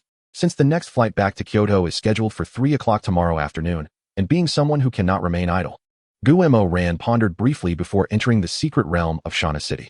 Though his strength now allowed him access to B-level secret realms, after a moment's hesitation, he ultimately opted for a C-level secret realm. There was no particular reason. Guemo Ran simply preferred not to be overly cautious at all times. Exploring the secret realm while enjoying the scenery seemed like a fine choice. This C-level secret realm was yet another forest, but due to the absence of any distinctive landmarks, Guemo Ran could not ascertain which forest it resembled from the original world. Nonetheless, this did not hinder his enjoyment of the journey. Following the river, Guemo Ran commenced today's adventure. Compared to the real world, the environment within the secret realm was significantly more pleasant, and the air was notably fresher. As the refreshing air flooded his nostrils, Guemo Ran's spirits lifted considerably. As Guillermo ran, gazed upon the small arrow sparrows and the delicate pink butterflies fluttering through the forest, it dawned on him that this woodland was situated in Carlos. With this thought, an image of a girl with flaxen curls surfaced in his mind, a charming young lady who was, in the hearts of many Pokemon enthusiasts, the ideal partner for Ash. However, despite his musings, Guillermo Ran did not consider himself fortunate enough to stumble upon Serena simply by entering a secret realm. It was not without reason that this place was classified as a C-grade secret realm. The Pokemon he encountered along the way were merely the most ordinary of creatures, with the only slightly more remarkable one being a C-grade Budew. While most would see the C-grade Budew as possessing potential for training, to the young master Guillermo Ran, it simply did not suffice. Suddenly, a voice, gentle beyond measure, cried out for help. The sound was faint, and had Guillermo Ran not possessed the power of aura, he might have missed it entirely. Without hesitation, he urged his Lizard King towards the source of the call. What met his eyes was a gathering of small Trevenant and a single Decidueye. Lowering his gaze, he discovered a charming girl adorned with a pink hat, flaxen curls, and a black and red short skirt, her legs clad in knee-high black socks, creating a striking juxtaposition against her vibrant attire. The moment he laid eyes on her, Guillermo Ran's gaze widened in disbelief. Could it be Serena? Notably, there was no sign of her fire fox, indicating that she had yet to acquire her Pokemon. Wood Spirits, commanded the Decidueye, gesturing for the surrounding small Trevenant to advance toward Serena. The girl stiffened momentarily, attempting to flee, but her legs bore evident injuries from a previous escape. It was clear that she had sustained some wounds during her flight. Lizard King, use Leaf Blade, Guillermo Ran swiftly commanded, sending his Pokemon into action. Upon receiving his trainer's instruction, Lizard King charged forward, effortlessly dispatching several small Trevenant with a swift Leaf Blade. Guillermo Ran had already assessed the situation through his system. The Decidueye was only at level 31, and even with the small Trevenant, it would not stand a chance against Lizard King. Thus, Guillermo Ran approached Serena. Concern etched upon his face. Are you alright? He inquired, retrieving some healing ointment from his backpack. After a moment's hesitation, he presented it to her. Would you like to apply some medicine? I notice your injuries are quite serious. Serena blushed slightly upon noticing the young man before her, feeling a tad embarrassed. I'm fine, thank you for your help. I can tend to my injuries myself. Guillermo Ran nodded and gestured towards the grass nearby. Can you still walk? Do you need me to assist you to the grass over there? It was evident that Serena was tempted, yet as she attempted to move her legs, she realized she could not. Biting her lip in hesitation, Guillermo Ran decided to act, gently helping her to her feet and guiding her towards the grassy area. Serena's body trembled slightly, yet she did not refuse his assistance. Once settled upon the grass, Guillermo Ran retrieved the ointment once more. My name is Serena, and I am truly grateful for your help, she said softly. Guillermo Ran was taken aback for a moment before responding with a smile. I am Guillermo Ran. As fellow trainers, it is only natural for us to assist one another. There is no need for formality. He feigned ignorance regarding her status as a non-trainer. By the way, where is your Pokemon? He inquired, scanning the surroundings. At his words, Serena's cheeks flushed once more. I do not have a Pokemon yet. I was just on my way to receive my starter Pokemon. Receiving a starter Pokemon? How did you end up in the heart of the forest? Guillermo Ran asked with curiosity. Seemingly embarrassed, Serena's voice dropped slightly. I saw a particularly beautiful butterfly and accidentally followed it here. Now, I cannot find my way back. Guillermo Ran was momentarily taken aback. He could not deny that this excuse was very much in line with Serena's character. Just then, Lizard King returned after defeating the small Trevenant and approached Guillermo Ran. Seizing the opportunity to change the subject, Serena remarked, Is this your Lizard King? Its strength is truly impressive. Although she praised Lizard King, it merely regarded her with indifference, crossing its arms and standing behind Guillermo Ran. Do not mind him. Lizard King has this demeanor towards everyone. Guillermo Ran chuckled. Serena nodded, remaining silent, though her gaze occasionally drifted towards Lizard King. By the way, what time is your starter Pokemon appointment? Guillermo Ran suddenly remembered to ask. Serena's expression stiffened as she blurted out, before 9:30. Upon finishing her sentence, she glanced at her watch, panic washing over her as she realized it was already 9 o'clock, leaving her with no chance to reach the research institute in time. After a moment's deliberation, Guillermo Ran asked, Do you know the direction to the research institute? I can guide you out of this forest, but you will need to indicate the location of the institute. Although Serena had the courage to venture alone for her starter Pokemon, Guillermo Ran was wary of trusting her to know the exact position of the institute. Noting the skepticism on Guillermo Ran's face, Serena felt a bit embarrassed, but recognized that this was not the time for such feelings. I assure you, I know the way, she declared, a hint of annoyance in her tone. Very well, as long as you know the location. Guillermo Ran nodded, recalling Lizard King and tossing out another Pokeball. Garchomp. I am counting on you this time. Garchomp glanced at Serena, its brow furrowing slightly in reluctance, yet it ultimately said nothing. Serena noticed Garchomp's subtle hesitation and, after a moment's thought, retrieved 2 white cream puffs from her backpack. Garchomp, if I give you these cream puffs, will you help me out of the forest? Garchomp turned its gaze toward Gu-Mo-Ran, who smiled and said, it's just a taste. If you find them unpalatable and refuse to assist Serena, I'll simply find another flying-type Pokémon. I won't force you. Gu-Mo-Ran understood Garchomp's personality and had released it to see if Serena could win its favor. If Garchomp refused, he would not insist on having Serena ride it. Even though Serena was Gu-Mo-Ran's favorite character from a previous life, she could not compare to Garchomp. Upon hearing Gu-Mo-Ran's words, Garchomp appeared reassured, nodding as it tentatively accepted a cream puff. Munch. Not bad. But you expect me to carry her? Not a chance. Garchomp thought to itself. Munch. Oh, this flavor is delightful. Garchomp's eyes brightened as it quickly devoured the remaining cream puffs in Serena's hand, nodding eagerly. I'm not doing this for the cream puffs. I just feel it is my duty to help. Noticing Gu-Mo-Ran's gaze upon it, Garchomp stubbornly declared. Gu-Mo-Ran's lips twitched slightly. He wished to call Garchomp out, but ultimately, it was his Pokémon, so he let it be. Turning to Serena, I said, Serena, the Garchomp thinks your cream puffs are delectable and has agreed to take you out of the forest. Really? Serena's eyes sparkled with excitement as she exclaimed, does Garchomp truly find my cream puffs delicious? Then allow me to prepare a few more for you. Garchomp, Master, this young lady knows how to please, unlike you, who takes ages to prepare a meal. Garchomp, while accepting the cream puffs Serena offered, spoke with a hint of excitement. However, noticing the murderous intent beginning to swell in Gu-Moshwan's eyes, Garchomp promptly decided to remain silent. Time was of the essence. Without further hesitation, Garchomp soared into the sky with Gu-Moshwan and Serena in tow. Due to the limited space on Garchomp's back, there was a slight physical contact between Gu-Moshwan and Serena. Feeling the warmth radiating from Gu-Moshwan's body, Serena's cheeks flushed slightly. After carefully assessing their surroundings, she remarked, the direction of the research facility should be to the left. It should be. Gu-Moshwan chuckled lightly, noticing Serena's face redden further. He then set aside his teasing demeanor, patted Garchomp's back, and directed their flight towards the presumed location of the research facility. Fortunately, those blessed with good looks often enjoy favorable fortunes. Let's conveniently overlook Gu-Moshwan here. By a stroke of luck, they indeed found the right place. After flying for about 10 minutes, they descended in front of a well-decorated research facility. Since Serena's foot injury had yet to heal, Gu-Moshwan assisted her inside. Thankfully, Dr. Bratano was known to be a hospitable individual, and the staff members were equally amiable.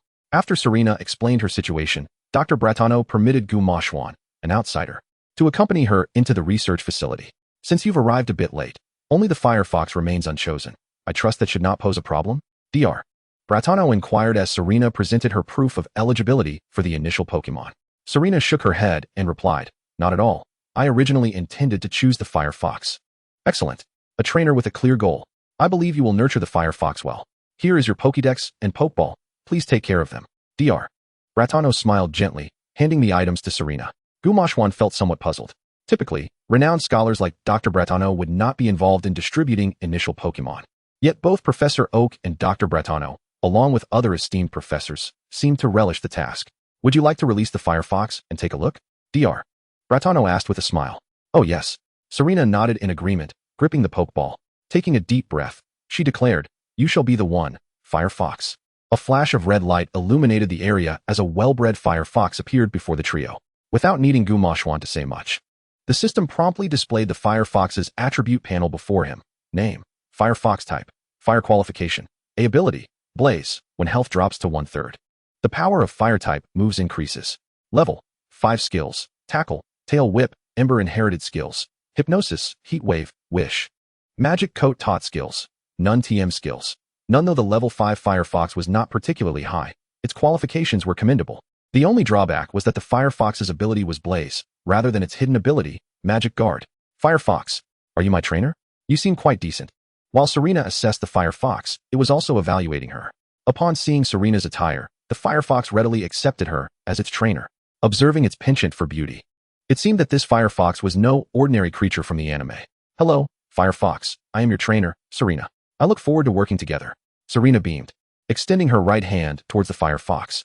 The Firefox glanced at Serena and, with a slight smile, placed its right paw on her hand. Firefox, I look forward to working with you. It seems the Firefox has taken quite a liking to you, Dr. Bratano remarked, watching quietly from the side with a smile. I also have a fondness for the Firefox, Dr. Bratano. However, it is getting late, and I must return to pack my belongings. I shall take my leave, Serena announced. Dr. Bretano nodded, saying, Of course, I wish you a safe journey and hope you reach the pinnacle of your chosen path. Thank you for your kind wishes. Dr. Bretano, I wish you all the best as well. The moment Serena stepped out of the research facility, she excitedly turned to Gumashwan and exclaimed, Gumashwan, I now have a Pokemon. I am a trainer now. Gumashwan smiled, saying, Having a Pokemon is merely the first step to becoming a trainer. Do not be overly optimistic. Serena nodded, still brimming with excitement. I will. However, my dream is to create the most exquisite cream puffs in the world. So I will ultimately become a breeder, not a trainer. Gumashwan nodded in understanding, not the least bit surprised. Are you not taken aback? Serena inquired with curiosity. Although there were many breeders in this world, trainers still dominated the scene. Moreover, the path of a breeder was often more challenging than that of a trainer. So it was common for people to be astonished upon hearing her aspirations. After a moment of contemplation, Gumashwan replied, In essence, both trainers and breeders aim to cultivate Pokemon to become stronger. Both professions are intertwined with Pokemon, so there is little to be surprised about, right?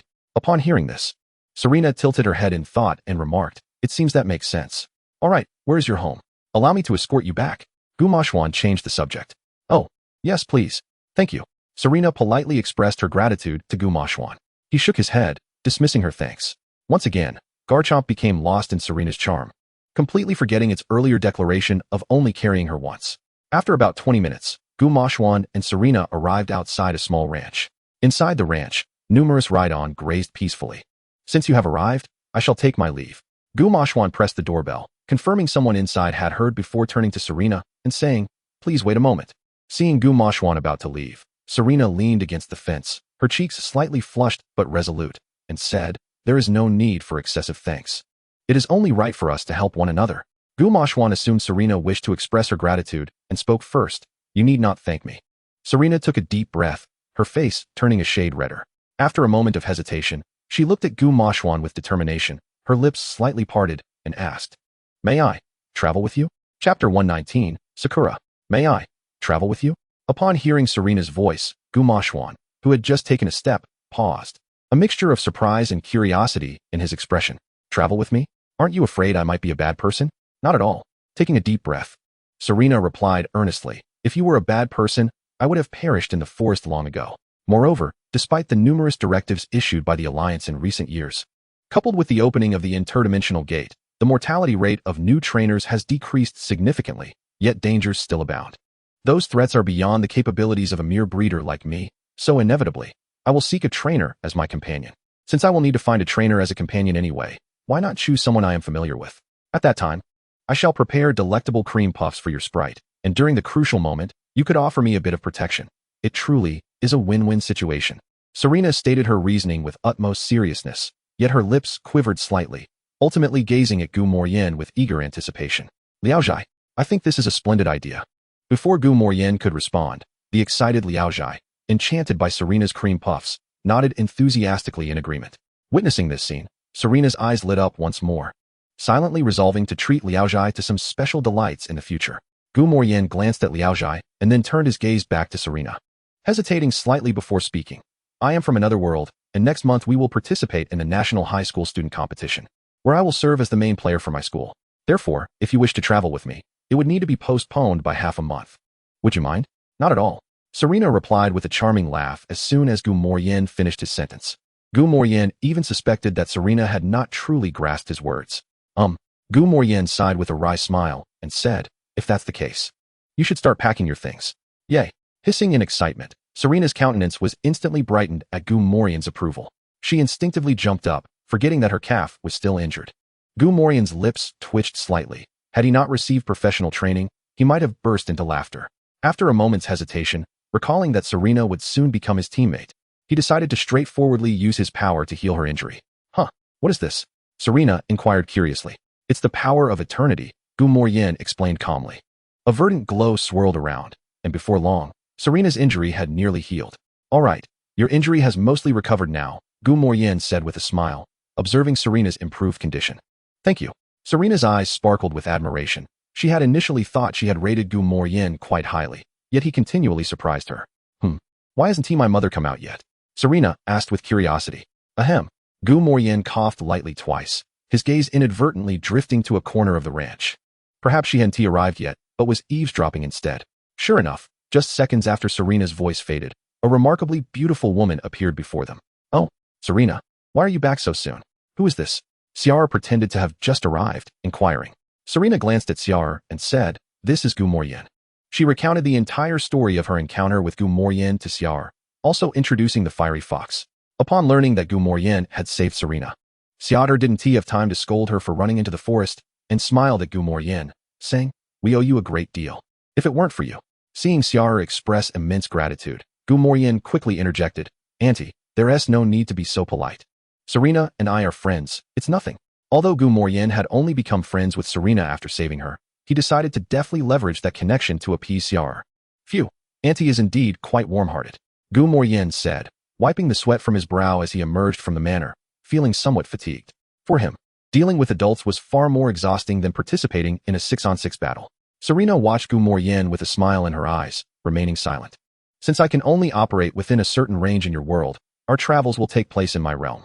Is that acceptable?" Gu Morien inquired. Serena shook her head, replying, "Typically, when a breeder travels with a trainer, the trainer plans the route. You can decide these matters. I trust you won't abandon me." Gu Morien rubbed his nose, feeling the weight of the trust placed upon him.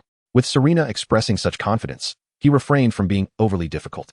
After spending an afternoon wandering around the city of Shanhua with Serena, he purchased a plane ticket for her to Kyoto, and together they set off. Gazing out at the fleeting white clouds, Gu Morien rubbed his temples. It had been over a month since he left Kyoto, and upon returning, he brought back an exceptionally attractive companion. For some reason, he felt an ominous premonition. In Magic City, Qinglong used Ice Beam. The opponent's BB lost its battling ability, and Qinglong emerged victorious. Zhou Yushi effortlessly dispatched her opponent from the practical training class and stepped down from the competition stage amidst the admiring gazes of her peers. Taking a sip of water, Zhou Yushi suddenly furrowed her brow. Her gaze unconsciously drifted towards Kyoto, and inexplicably, she felt a sense of foreboding. It must be a misconception. Zhou Yushi shook her head, dismissing the troubling thought, and hurried towards the library. Zhou Ruolin became a water-type champion at the age of 32. She had little time to waste proving herself superior to Zhou Ruolin. Chapter 120, Back to Kyoto. Clap, clap. All right, today's training has concluded. Gu Morien sent a message stating he would return today. Let us go greet him together. In the training base of Kyoto's first experimental high school, Qing Siwei abruptly interrupted the team's practice, saying, "Although Gu Morien was our school's top student before, you all have undergone special training. During the upcoming friendly match with Gu Morien, you must strive to showcase your prowess." Originally, Qing Siwei intended to boldly declare that they would defeat Gu Morien. But upon witnessing the fervent gazes of Tang Shuiyao and others, she hesitated. Seeing this, Tang Shuiyao and her companions breathed a sigh of relief. If they had rushed over boasting upon Gu Morien's return, they might have ended up with shaved heads, which would not have looked good at all. Bai, with a glint in his eye, patted the Snorlax beside him, saying, "Coach, my Snorlax has a bit of diarrhea today. I might not be able to participate in the friendly match, so please understand." Tang Shuiyao and Gu Yunlin rolled their eyes, but remained silent. Currently, all three of them had Pokemon around level 30, but during the sea-level resource dungeon, Gu Morien's Pokemon, aside from the Swampert and Forest Lizard, were all over level 30. Given Gu Morien's breeding abilities, it was likely that they had already reached gym level. If they stubbornly insisted on engaging in a friendly match, it would indeed be quite foolish. If Snorlax can't battle, let your Charizard take its place. Your Charizard's strength is not inferior to Snorlax, right? Qing Siwei adjusted her glasses, her eyes gleaming with wisdom. Or perhaps you simply don't want to participate. Bai shrank back, choosing to remain silent. All right. This is merely a friendly match, and battling against a powerful trainer has its benefits. If you want to participate, go ahead. If not, I won't force you. With that, Qing Siwei strode towards the office with an air of indifference. After she left, Bai and his companions huddled together, unconcerned about the others overhearing them. Old Hay is back. What do you think of this friendly match? We'll see, but if you ask me to participate, I'll pass. Battling Gu Morien ISNT training. It's one-sided slaughter, and I have no inclination for that. After Bai spoke, Gu Yunlin quickly shook her head in agreement. Tang Shuiyao nodded affirmatively as well. Ever since Absol had been thoroughly beaten by the Fighting Bear Master twice, she had abandoned any thoughts of battling Gu Morien again. At least for the next few years, she would not have the qualifications to compete against Gu Morien. Bai, is Gu Morien really that strong now? Listening to the conversation on Bai's side, the substitute Chen Tu curiously inquired. Bai glanced at Chen Tu and then at the other three, stating, "Let me put it this way. If someone truly wishes to take you down, Any Pokemon could easily do so. Hiss, any Pokemon could take down 6 with ease? That seems a bit of an exaggeration. Xylene expressed his skepticism. Bai Yi, with an air of mystery, replied, well, you can try it out in the upcoming friendly match. After saying that, Bai Yi and his companions departed. Behind them, Xing Yifan unconsciously clenched his fist. His gaze somewhat lost. Are you truly invincible? At 5 in the afternoon, the airplane landed. So this is Kyoto? It's genuinely bustling, Serena exclaimed, visibly astonished on her first visit to the capital of China. Gumuran smiled slightly and said to Serena, yes. Later I will take you around to fully experience the splendor of China. There was a hint of pride in Gumuran's voice as he spoke of his homeland. Old Hey, over here. As Gumuran's good friend, Bai naturally drove his luxury car to pick him up. Let's go. With a call, Gumuran approached Bai and introduced Serena. This is my brother Bai. You can just call him Xiao Bai? Bai rolled his eyes, subtly appraising Serena, and remarked, so, did you bring back a girlfriend after your trip? Upon hearing this, Serena's cheeks flushed instantly as she instinctively lowered her head, but alas, her petite stature did little to hide her embarrassment. You think I'm finding you a mother or something? Gumuran laughed and scolded, turning to Bai. This is Serena, my travel companion. She is shy, so don't say anything inappropriate. Noticing Gumuran teasing him again, Bai playfully punched Gumuran's shoulder and turned to Serena. Hello, I am Bai. Just as Old Hay said, you can call me Bai. Although her face was still a bit red, Serena managed to reply. Hello, I am Serena. After the three exchanged pleasantries, Bai declared, let us go. I'll treat you to a welcome dinner. Thankfully, I'm not driving a supercar this time. Otherwise, you might have to walk. Gumuran laughed off the remark, not taking it to heart. Once in the car, Bai and Gumuran began sharing their experiences over the past month. Due to the somewhat monotonous life at the training base, it was mostly Gumuran speaking while Bai listened. However, when Gumuran heard about Bai's little Cabigan evolving into Cabigan, he offered his congratulations, which lifted his spirits considerably. After all, the evolution of the little Cabigan meant that during the next competition with no title, the blame could again be shifted to Cabigan. By the way, suddenly, Gumuran recalled something, glanced at the nearby Serena, and then turned to Bai. What's the status with Gu Yunlin? What's with bringing up old Gu again? I've told you my relationship with old Gu is purely platonic. Bai replied with a hint of sarcasm. Gumuran shot a skeptical glance at Bai. Purely platonic. He clearly noticed Bai's hand unconsciously clenching when Gu Yunlin was mentioned. Who is this Gu Yunlin? Serena timidly interjected, attempting to assert her presence. Before Bai could respond, Gumuran cheekily remarked, she is Bai's. Old Hey, I advise you to be kind. Ultimately, Gumuran refrained from elaborating. He thought it wise to ease off while in Bai's car and save the introduction of Gu Yunlin for later. Chapter 121. Zheng Yifan's challenge at the Cabigan restaurant. To bear the title of a gluttonous Cabigan signifies that the restaurant's cuisine is indeed quite exceptional. The members of the first experimental high school team hailed from affluent families and certainly did not skimp on hosting a banquet. Upon arriving at the Cabigan restaurant, Gumuran found that the team had already ordered the dishes and were awaiting his arrival. Wow, so many people waiting for me. I feel quite embarrassed. Gumuran chuckled as he entered the restaurant. Qingxi smiled slightly and replied, waiting for you is no issue. After all, we'll be relying on you to clinch the National High School Championship. Hearing this, Gumuran feigned anger, saying, Coach, I've only just arrived, and you're already placing such immense pressure on me. That hardly seems fair. If I don't apply some pressure, you might just float away. After chatting for a while, Qingxi turned to Serena, who was standing nearby, and asked, and who might this be? Gu Yunlin merely cast a fleeting glance at Serena before redirecting her gaze towards Bai. However, Tang Shuiao straightened up instantly, her eyes scrutinizing Serena with a hint of admiration. This girl is stunning. Looks like Sister Yuchi has competition. Yet in the next moment, Tang Shuiao reached a conclusion and nervously glanced at Gumuran. She is not his girlfriend, right? Give Sister Yuchi a chance. Gumuran chuckled and replied, this is Serena, my travel companion. Hello everyone, I am Serena. After Gumuran introduced her, Serena politely introduced herself in a gentle manner. Alright, everyone, let us take a seat. Our captain is off on a journey and has found romance. You all can't compete with that. Bai poked his head out from behind Gumuran, playfully pressing both Serena and Gumuran down at the table. It seems like we might not have the chance for a friendly battle. How about we seize the opportunity to outdrink the captain at the table? Bai's tone was filled with mischief. Hold on. What do you mean there is no chance for a friendly battle? Is it so wrong to wish for someone else's downfall? Upon hearing Bai's intention to cancel the friendly battle, Qingxi slammed the table in indignation. Bai and his teammates merely exchanged glances with Qingxi, choosing to ignore her. This coach isn't worth keeping. Just as Bai and his three fellow substitutes prepared for a showdown with Gumuran at the table, Xing Yifan suddenly stood up. The atmosphere fell silent momentarily.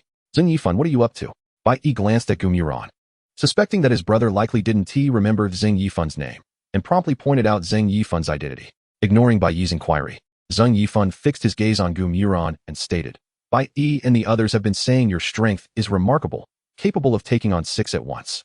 While I may not be a match for them, I still wish to face you in a battle.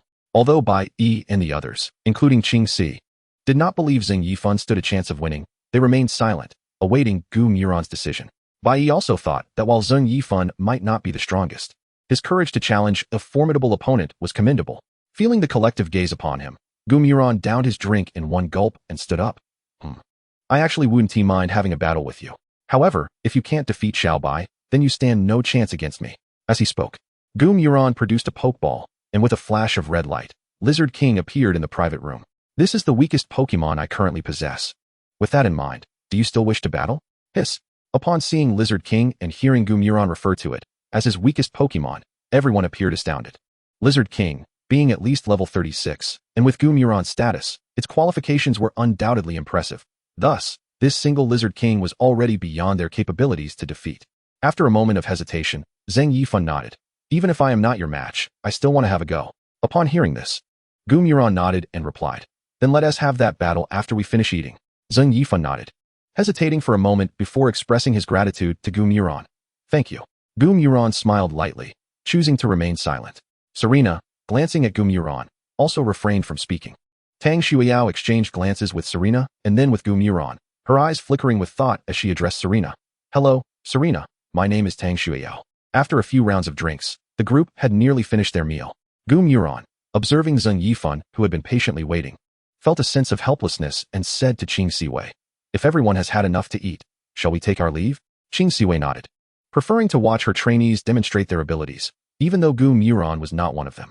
Upon arriving at the battle arena of the Snorlax Tavern, Gumuran and Xing Yifan positioned themselves on opposite sides of the battlefield. The rules of the match are one-on-one. The first to lose their fighting capacity is the loser. Is that clear? Qing Siwei inquired. In such instances, Qing Siwei naturally took on the role of referee, allowing for a clearer assessment of each side's strength. Both participants nodded in agreement. Ready? Let the battle begin. Hudi, take the stage. Go, Lizard King. The match commenced. Evolving into Hudi required a trade for Yongjila, so Gumuran was not surprised to see Xing Yifan possess Hudi at this level. Name, Hudi. Type, Psychic. Qualification, A. Ability, Magic Guard, will not take damage from anything other than attacks. Level, 29. Skills, Psybeam, Confusion, Teleport, Bend Spoon, Psyshock, Reflect, Switch Terrain, Psycho Cut. Recover. Inherited skills, Power Trick, Encore, Magic Bounce, Defense Curl, Belly Drum. Taught skills, Fire Punch, Light Screen, Swift, Meditate. TM skills, Substitute, Psychic, Shadow Ball, Energy Ball. I'll take the initiative. Hudi use Psychic. Xing Yifan appeared to enter battle mode, his tone sharp and commanding. Chapter 122. Instant Kill of Hudi.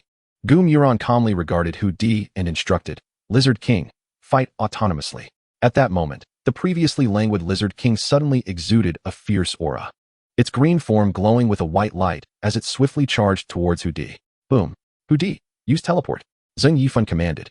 But before he could direct Hudi to escape, Lizard King unleashed a powerful leaf blade upon Hudi. The long-range Pokemon, having been caught in close quarters with Lizard King, was predictably knocked to the ground.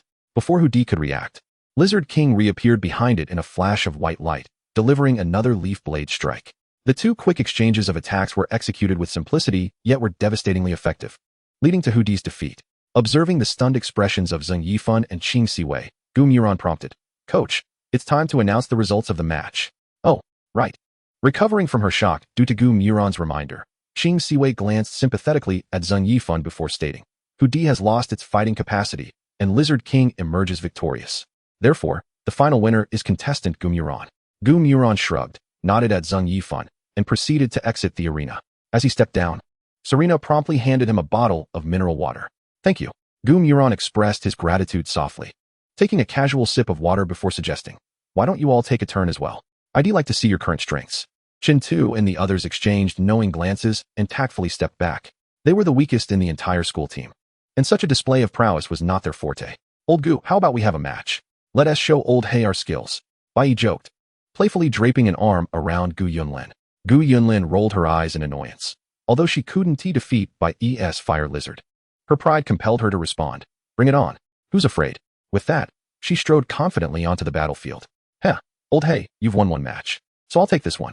Today, we'll dominate the entire experimental number 1. Bai Yi's straightforward declaration prompted Gu Muron to nod in acknowledgement. It seemed Bai Yi was indeed being himself. Perhaps intending to impress Gu Muron, Bai Yi sent out his successfully evolved Snorlax, while Gu Yunlin summoned her trusty partner. Armor Bird. Name, Snorlax. Type, normal. Qualification, S. Ability, thick fat. Due to being covered in thick fat, it receives half damage from fire and ice-type moves. Level 30.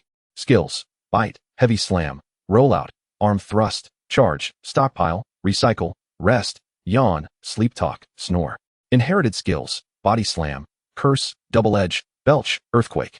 Taught skills, fire punch, ice punch, thunder punch, earthquake. TM skills, body slam, dragon tail, iron head, flamethrower. Both Pokemon stood at level 30. But Gu Muron found himself slightly vexed by the fact that the only ranged move Bai Yi had equipped on Snorlax was Flamethrower. Flamethrower. Either it was aimed at his 9 tails or directed at Gu Yunlin's Armor Bird. Although Armor Bird could fly, Snorlax's only ranged attack was Flamethrower, excluding Yawn and Sleep Talk. However, Snorlax's resilience far surpassed that of Armor Bird, and it could easily outlast Armor Bird through a combination of charge and stockpile. Gu Yunlin shot Bai Yi an exasperated glance before stepping off the stage. If she had lost to Bai Yi in a conventional manner, she wouldn't have minded, but this defeat was particularly agonizing. Seeing Gu Yunlin leave the stage, Bai Yi followed suit. Surely, little Bai Isn't going to mock her, is he? Gu Muron regarded Bai Yi and Gu Yunlin with mild astonishment. He knew Bai Yi well enough to believe he could indeed pull such antics. Tang Shuiao glanced at Bai Yi and Gu Yunlin, offering a resigned smile. Don't worry. Every time Snorlax and Armor Bird battle, they always end up like this. Bai Isn't as straightforward as you think. Does Bai Yi have feelings for Little Lin? But I think Little Lin might actually like Bai Yi. Are they in a relationship?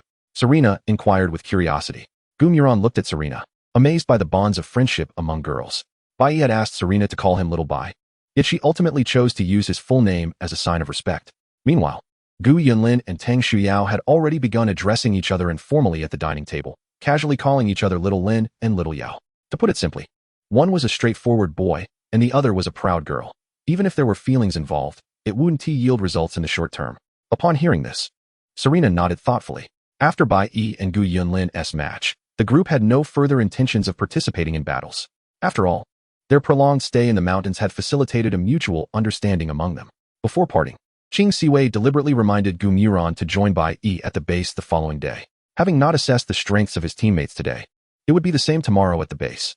Gu Yunlin and Tang Shuiao both wished to invite Serena to stay at their homes, particularly Tang Shuiao, whose enthusiasm might lead one to believe they were long-lost sisters. Yet, ultimately, Serena politely declined both invitations, whether for personal or public reasons. Gu Muron was undoubtedly the person Serena trusted the most at this moment. Before they parted, Bai Yi's gaze held a hint of ambiguity. Gu Yunlin's eyes were somewhat mysterious, while Tang Shuiao's expression bore a sense of warning. Let us go. Shaking his head, Gu Muron called out to Serena. Serena's expression appeared somewhat bashful, her cheeks tinged with a delicate blush. Although she had been quite resolute in rejecting Gu Yunlin and Tang Xiao earlier, the prospect of actually returning home with Gu Muron made her feel a tad anxious. Don't worry, my parents might not be home. Gu Muron reassured her with a soft chuckle, observing Serena's demeanor. System, isn't it more dangerous to be home alone? Gu Muron. Chapter 123. The evolved Snorlax desires a snack. In Gu Muron's eyes, Serena's concerns were entirely unwarranted. Based on his understanding of his parents, Serena would, in a sense, assume his place upon her return. This can be considered a common trait among parents in Huaxia. As expected, when Serena introduced herself as Gu Muron's travel companion, Zhou Sueki, who was at home, warmly engaged her in casual conversation, completely disregarding Gu Muron, who had just returned. No, wait. Xiao Muron. Could you ask your dad when he will be back? Also, have Lin Shu prepare a guest room for Serena. Such were the numerous requests Zhou Sueki made of Gu Muron. It seemed that his presence in the house was of little significance. Gu Muron shook his head in mild exhaustion, while Serena, seated on the sofa, shyly engaged with Zhou Sueki's chatter. Despite this, Serena occasionally glanced at Gu Muron, her gaze carrying a hint of schadenfreude. Gu Muron found himself doubting his perception. The following day, Gu Muron took Serena to the training base of the high school team. The facility was not located in the heart of Kyoto, but rather in the suburbs, near a D-level secret realm. Unfamiliar with the route, they were escorted by Bai Yi into the base. Since everyone from our team is here, let's have a friendly match, Qing Siwei suggested. Although the National High School Student Competitions team matches were 5 against 5, a 4-on-4 match could still yield valuable insights. Bai Yi's expression soured as he remarked, "But coach, Old Hay could single-handedly take us down. This match is utterly unnecessary." Although Tang Shuiyao and Gu Yunlin remained silent, their eyes conveyed a similar sentiment. Gu Muron waved his hand in resignation, wondering when becoming powerful had turned into a fault. There is no absolute fairness in the path of a trainer. You youngsters have had it too easy. This time, I want you to experience what it feels like to be overwhelmed. Qing Siwei rolled her eyes, expressing her frustration at their lack of preparedness. Surprised by Qing Siwei's words, Gu Muron realized that her intentions were genuinely aimed at benefiting her students, rather than solely focusing on achieving good results in the national competition. Following her statement, Bai Yi and the others fell silent, accepting that the arrangements were now in her hands. With no objections, particularly from Gu Muron, Qing Siwei began to organize the teams. Bai Yi, you four will form one team. Gu Muron, you will team up with Chun Tu, Di Zilin, and Tang Chaoxian.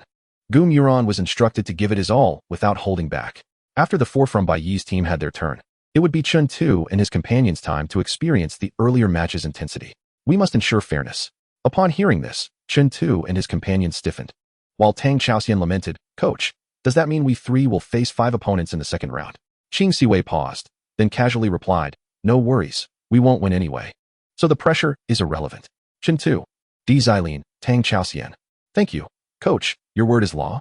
After several rounds of pressure training, Gu Muron gathered basic information about his teammates. Tang Shuyao, Vice Captain, primary Pokémon include a level 31 Absol, a level 30 Sylveon, and a level 30 Houndoom. Bai Yi, main player, primary Pokémon include a level 32 Charmeleon, a level 30 Snorlax, and a level 30 Rhydon. Gu Yunlin, main player, primary Pokémon include a level 31 Prinplup, a level 30 Shereldon, and a level 30 Corphish. Zheng Yifun, main player, primary Pokémon include a level 30 Alakazam, a level 30 Feraligatr, and a level 30 Bulbasaur. As for Chun Tu and his companions, they were simply left as they were. Although Charmeleon was the highest level among them, Tang Shuiao's fully evolved Pokémon, coupled with Houndoom's Flash Fire ability, made her the superior choice for a 3-on-3 match. Hence, the vice-captaincy ultimately fell to Tang Shuiao. After having lunch with Bai Yi and the others, it was time to return home. The National High School competition was set to commence on April 1st, and although it was currently only March 20th, training at the base was almost complete. The next step would be to review the profiles of the top contenders and conduct final collaborative training for the primary members. As night fell, Gu Muron sighed. "Come in." Creak. The door opened, revealing Serena's petite head peeking in. "Serena, is there something you need?" Gu Muron inquired. Serena smiled sheepishly, hesitating slightly before asking, "Gu Muron, could you teach me how to train Pokémon while you're conducting special training?" Having always aspired to be a Pokémon breeder, Serena only had a rudimentary understanding of training techniques. Watching Gu Muron and his team battle earlier, she felt a newfound yearning for strength. Noticing Serena's anxious demeanor, Gu Muron chuckled, "Of course. How about this? I'll create a training plan for your Fire Fox, and you can oversee its training." After a brief pause, sensing Serena's lack of confidence, Gu Muron added, "And if you have any questions, feel free to ask me. Would that be too much trouble for you?" Serena asked, her voice laced with concern. Initially, she merely hoped Gu Muron would offer guidance if her training veered off course, but now with the added task of creating a training plan, she feared it might encroach upon his time. Gu Muron waved his hand dismissively. "Relax, it's no trouble at all. The Wudao Bear Masters are already capable of training independently, so I have plenty of time. Plus, creating a plan for a level 5 Fire Fox won't take much time at all." Chapter 124, The Robbery System. Gu Muron spoke the truth. He had already devised training plans for the Wudao Bear Masters, and the Pokémon had memorized their routines. His role was primarily to assist them in correcting any mistakes. Moreover, during his time in the dungeon, Gu Muron's life had become monotonous, leaving only fishing to occupy his time. Crafting a training plan for the Fire Fox was a mere trifle. Over the past few days, Serena had prepared numerous cream puffs for the Sharpedo, so Gu Muron's help in drafting the training plan could be seen as a reciprocal gesture. "Thank you so much." Serena expressed her gratitude with delight, hesitating before adding, "But it's getting late. You should get some rest." "Yes, good night. And you should sleep early too," Gu Muron replied, rubbing his eyes as he picked up a novel titled Pokémon. From crossing over to becoming a genius from the bedside table, casually saying to Serena, "Good night." "Good night." Serena's cheeks flushed slightly as she exited the room, not forgetting to close the door behind her. Gu Mo Ran employed the power of the wave guide to probe his surroundings. Upon confirming that Serena had returned to her room, he swiftly cast aside the novel pinned by the hapless author and reclined on his bed, entering the instance. With the national high school competition taking place in Kyoto, there was no need for Gu-mo-ran and his companions to travel to other cities. During these 10 days, Gu-mo-ran focused on basic training for his family's Pokemon in the morning, including skill and physical training, while also incorporating Serena's Fire Fox into the regimen. Thanks to the presence of the power of Jobin, the training for the Fire Fox was exceptionally rigorous, elevating its level to 10 and endowing it with a certain degree of combat prowess. In the afternoons, they either engaged in simple cooperative training under the guidance of Qing Si Wei or indulged in leisurely activities with Bai Yi and the others. In the evenings, he stealthily led his Pokemon to the Ripple Sea instance to make efficient use of their time. Ultimately, the levels of Gu-mo-ran's Pokemon were as follows: Ninetales, level 46, Martial Arts Bear Master, level 46, Axe Tooth Dragon, level 44, Jengar, level 44, Sharpedo, level 56, Fire God Moth, level 76, Swampert, level 41, Lizard King, level 39. With these levels, Gu-mo-ran boasted a victory probability of around 60 to 70% in any gym challenge. Furthermore, with the exception of the Axe Tooth Dragon, which had reached the evolution level of 48, all his other Pokemon had attained their highest forms. However, despite having 4 Pokemon capable of Mega Evolution, Gu-mo-ran possessed only 2 Mega Evolution Stones, leaving him somewhat unsettled. "System, you understand what I mean, don't you?" Gu-mo-ran remarked, stroking the Mega Bracelet in his hand with a smile. "System, I'm not your father. How would I know what you mean?" Taking a deep breath, Gu-mo-ran replied, "Don't you think I lack something?" At this point, the system grasped Gu-mo-ran's intent and hesitated before responding. "With your parents' abilities, obtaining a Mega Evolution Stone shouldn't be too difficult, right?" Gu-mo-ran's smile broadened, radiating warmth as he said, "Indeed, it shouldn't be too hard. But one must still pay a price. If I can acquire it from you for free, I would certainly choose to do so." "System, I believe you wouldn't want your host to be without a single Mega Evolution Stone, would you?" "System, I have never encountered such a brazen individual." Suppressing the urge to retaliate against Gu-mo-ran, the system stiffly stated, "For tomorrow's sign-in, I'll grant you one." Initially, the system thought that providing Gu-mo-ran with a stone would placate him temporarily, but to its surprise, as soon as the words left its mouth, Gu-mo-ran's eyes lit up. "Sure enough, you can control the sign-in items. Tell me, were those paper bills I received during previous sign-ins you're doing?" Gu-mo-ran exclaimed, feigning a look of revelation as he began to contemplate what rewards he might request from the system. In his mind, the system's voice fell silent. Just when Gu-mo-ran thought the system had gone mute, its voice echoed in his mind once more. "Luck is something that you will understand if you play a game of Ludo." Upon hearing this, the smile on Gu-mo-ran's face faltered. Ludo? A game of wits? That was something he had never encountered, where 3 out of the 4 planes had already taken off, while his remained grounded. Nevertheless, having finally caught the system in an error, Gu-mo-ran was determined not to let it slip away so easily. "Well, I don't care. Who knows if you've been siphoning off my luck? You must at least provide me with some compensation." "System." At this moment, the system realized Gu-mo-ran's true intentions. It desperately wished to feign ignorance. But ever since Gu-mo-ran had inadvertently forced it out during a Chicken Mud Time May incident, he had discovered that the system could indeed hear external voices. To avoid the baptism of that divine melody, the system clearly opted for compromise. "I will grant you 2 Mega Evolution Stones, and we shall consider this matter settled." Gu-mo-ran shook his head, his warm smile growing even brighter as he replied, "I suddenly feel that acquiring Mega Evolution Stones is not as difficult as I thought. Host, I advise you not to push your luck." "Push my luck? Who doesn't know that I, Gu-mo-ran, am a benevolent person? I would never force anyone. It's just that today, for some reason, I have an overwhelming desire to hear a song from Chicken Mud Time May. What do you want?" The system's voice was laced with frustration. "Hee. Gu-mo-ran chuckled, smiling as he said, "I don't ask for much.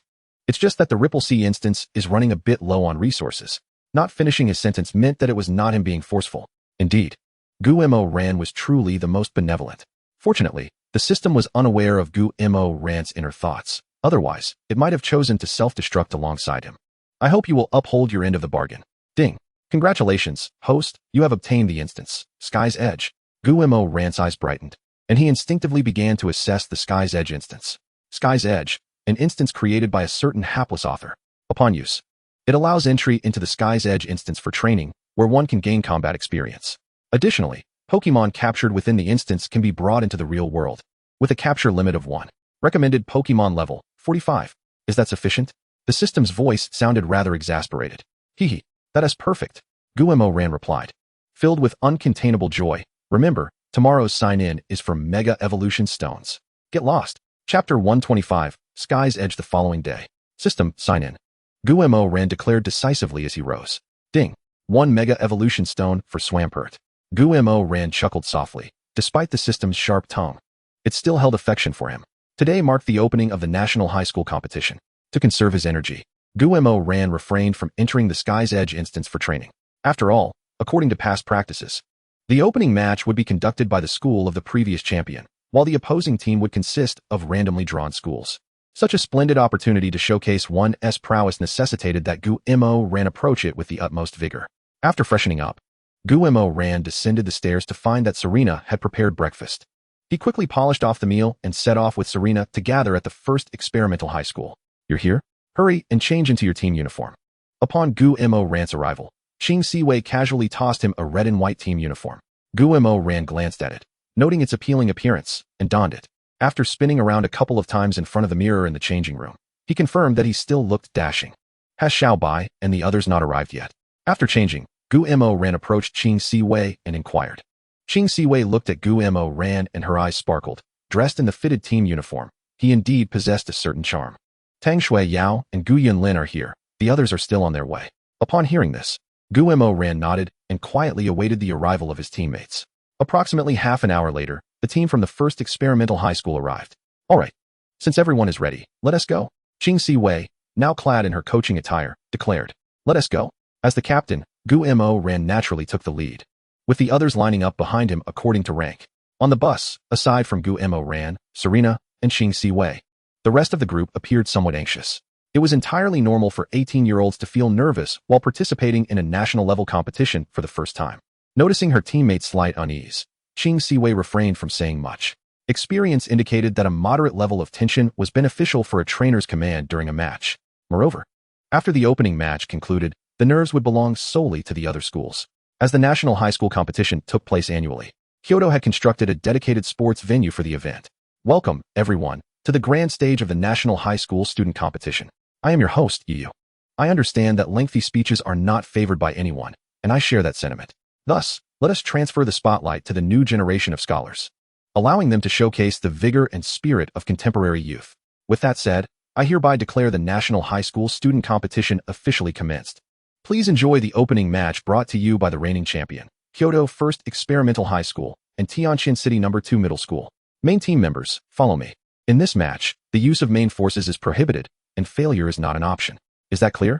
Upon hearing the name of Kyoto First Experimental High School, Gumoyan remarked, no problem. Excellent, let us proceed. As the 5 competitors stepped onto the battleground, they found themselves under the intense gaze of the audience.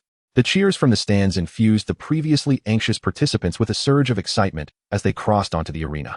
In stark contrast to the 5 from Gumoyan's team, the members of Tianjin City No. 2 Middle School appeared quite disheartened, overshadowed by the pressure from Kyoto First Experimental High School and the overwhelming support from the crowd. Such circumstances led them to believe that victory was an unattainable goal. The referee, devoid of consideration for the emotional states of both teams, promptly declared the match to begin. Lizard King, battle autonomously. Crooked Croc, prepare for combat. Turtwig, crush them. Magneton, it's you. Beedrill, wield your lance. In an instant, 5 incredibly formidable Pokémon materialized on the battlefield.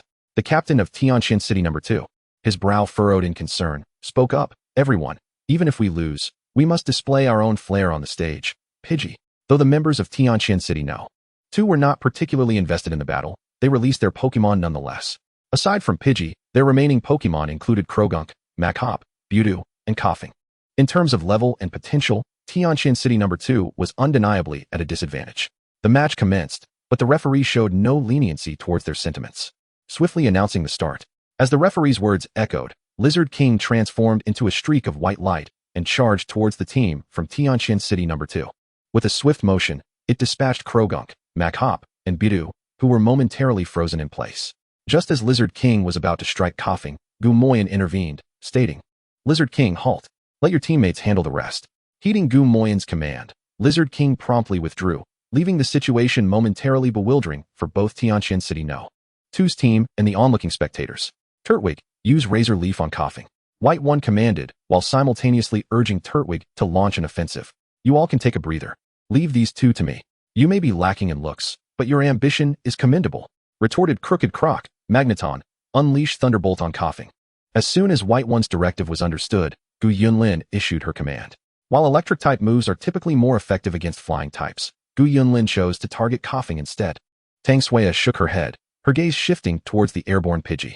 Crooked Croc, use Spike Attack to bring Pidgey down. Beedrill, moving at high speed. Aim to strike Pidgey as well. Pidgey, use Air Cutter. Coughing, employ Flamethrower. As the team from Kyoto First Experimental High School launched their assault, the members of Tianqian City No. 2 swiftly mounted their counterattack. However, the disparity in strength was too great, and without any surprises, both Pidgey and Coughing fell to the ground. At this moment, Lizard King had yet to return to Gu Moyan's side. With its back turned to the Pokemon from Tianqian City, Lizard King appeared somewhat gallant beside Turtwig and Beedrill. All Pokemon from Tianqian City No. 2 were rendered incapable of battle, thus declaring Kyoto First Experimental High School as the clear victors of this match. They had won, without a shadow of a doubt. Yet, the members of Kyoto First Experimental High School did not display any signs of joy. Wasn't victory already a foregone conclusion? With the conclusion of the opening match, the National High School Student Competition was officially underway. The competition is divided into team events and individual matches, with the latter following the former. As is often reiterated, the team competition reflects the average standard of a school, and the school that claims the championship will gain preferential treatment in government resources. Conversely, the individual competition emphasizes personal strength as a criterion.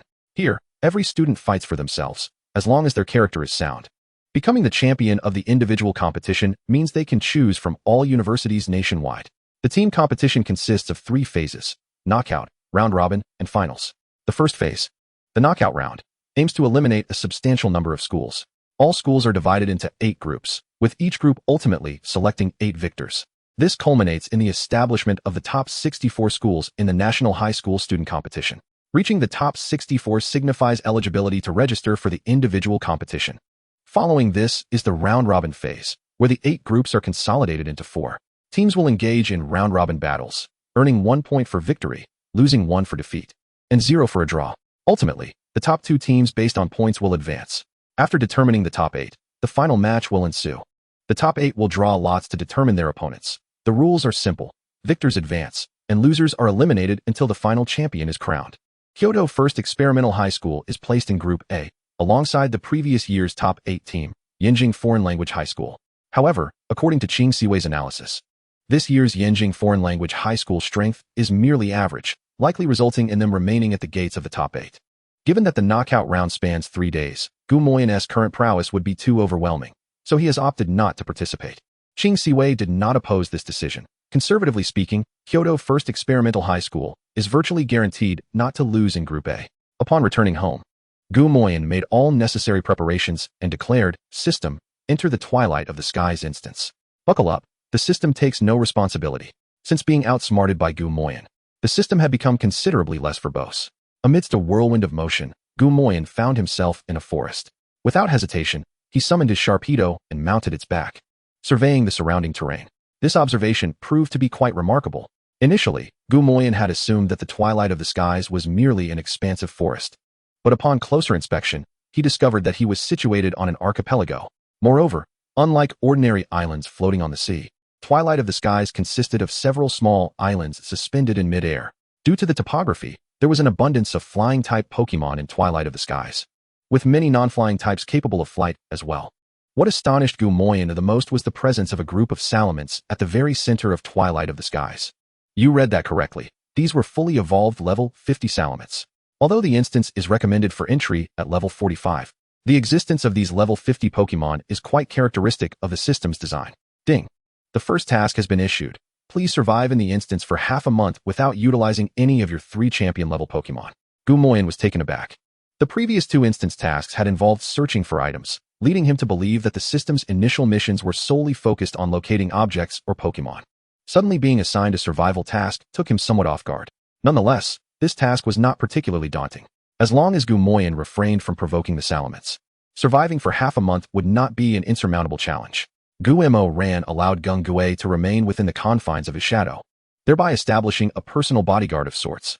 Simultaneously, he released the martial arts bear master and, together with the fierce bite land shark, ventured deeper into the interior of the small island. The center of the island was densely forested, providing an ideal concealment from the gaze of the violent salamander. In the absence of the ability to utilize the fire god moth and its companions, Gu-Mo Ran felt it prudent to adopt a more cautious approach. Fortunately, the experience-gaining mechanism was still in effect, and the elves of the Sky of Azure typically boasted levels above 40, which proved to be a most fortunate boon for the creatures under Gu-Mo Ran's command. Ding! The Axu defeated the Hoot Hoot, earning 1186 experience points, current level, 44. Ding! The martial arts lion vanquished the Butterfree, gaining 1288 experience points, current level, 46. Ding! The martial arts bear master triumphed over a creature of level 47. Before long, the martial arts bear master was the first to level up. However, it was not long before the Ninetales defeated a Noctowl, also rising to level 47. Alas, the rapid enhancement of the elves' powers left Gu-Mo Ran with little recourse. After walking for a short distance, the martial arts bear master discovered a sufficiently spacious cave.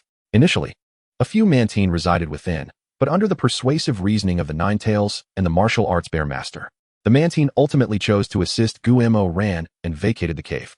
As a seasoned veteran, Gu-Mo Ran promptly resolved to utilize this cave for training over the next fortnight. The initial days passed without incident, as there were plenty of elves to battle, and the rate of power enhancement was tangible. However, by the 12th day, circumstances began to shift. Due to the nature of the archipelago, each small island was modest in size, and the number of elves was similarly limited. The cave was situated in a rather secluded area of the island, which resulted in a scarcity of flying-type elves entering the vicinity. This led to a situation on the 12th day where a few overly competitive beings had thoroughly battled every elf surrounding the cave. Each one had been fought repeatedly. The experience gained from repeated encounters was insufficient. The experience points earned from internal duels amounted to a mere 1 or 2 points. If there were no alternatives, the martial arts bear master and the other elves would have no objections.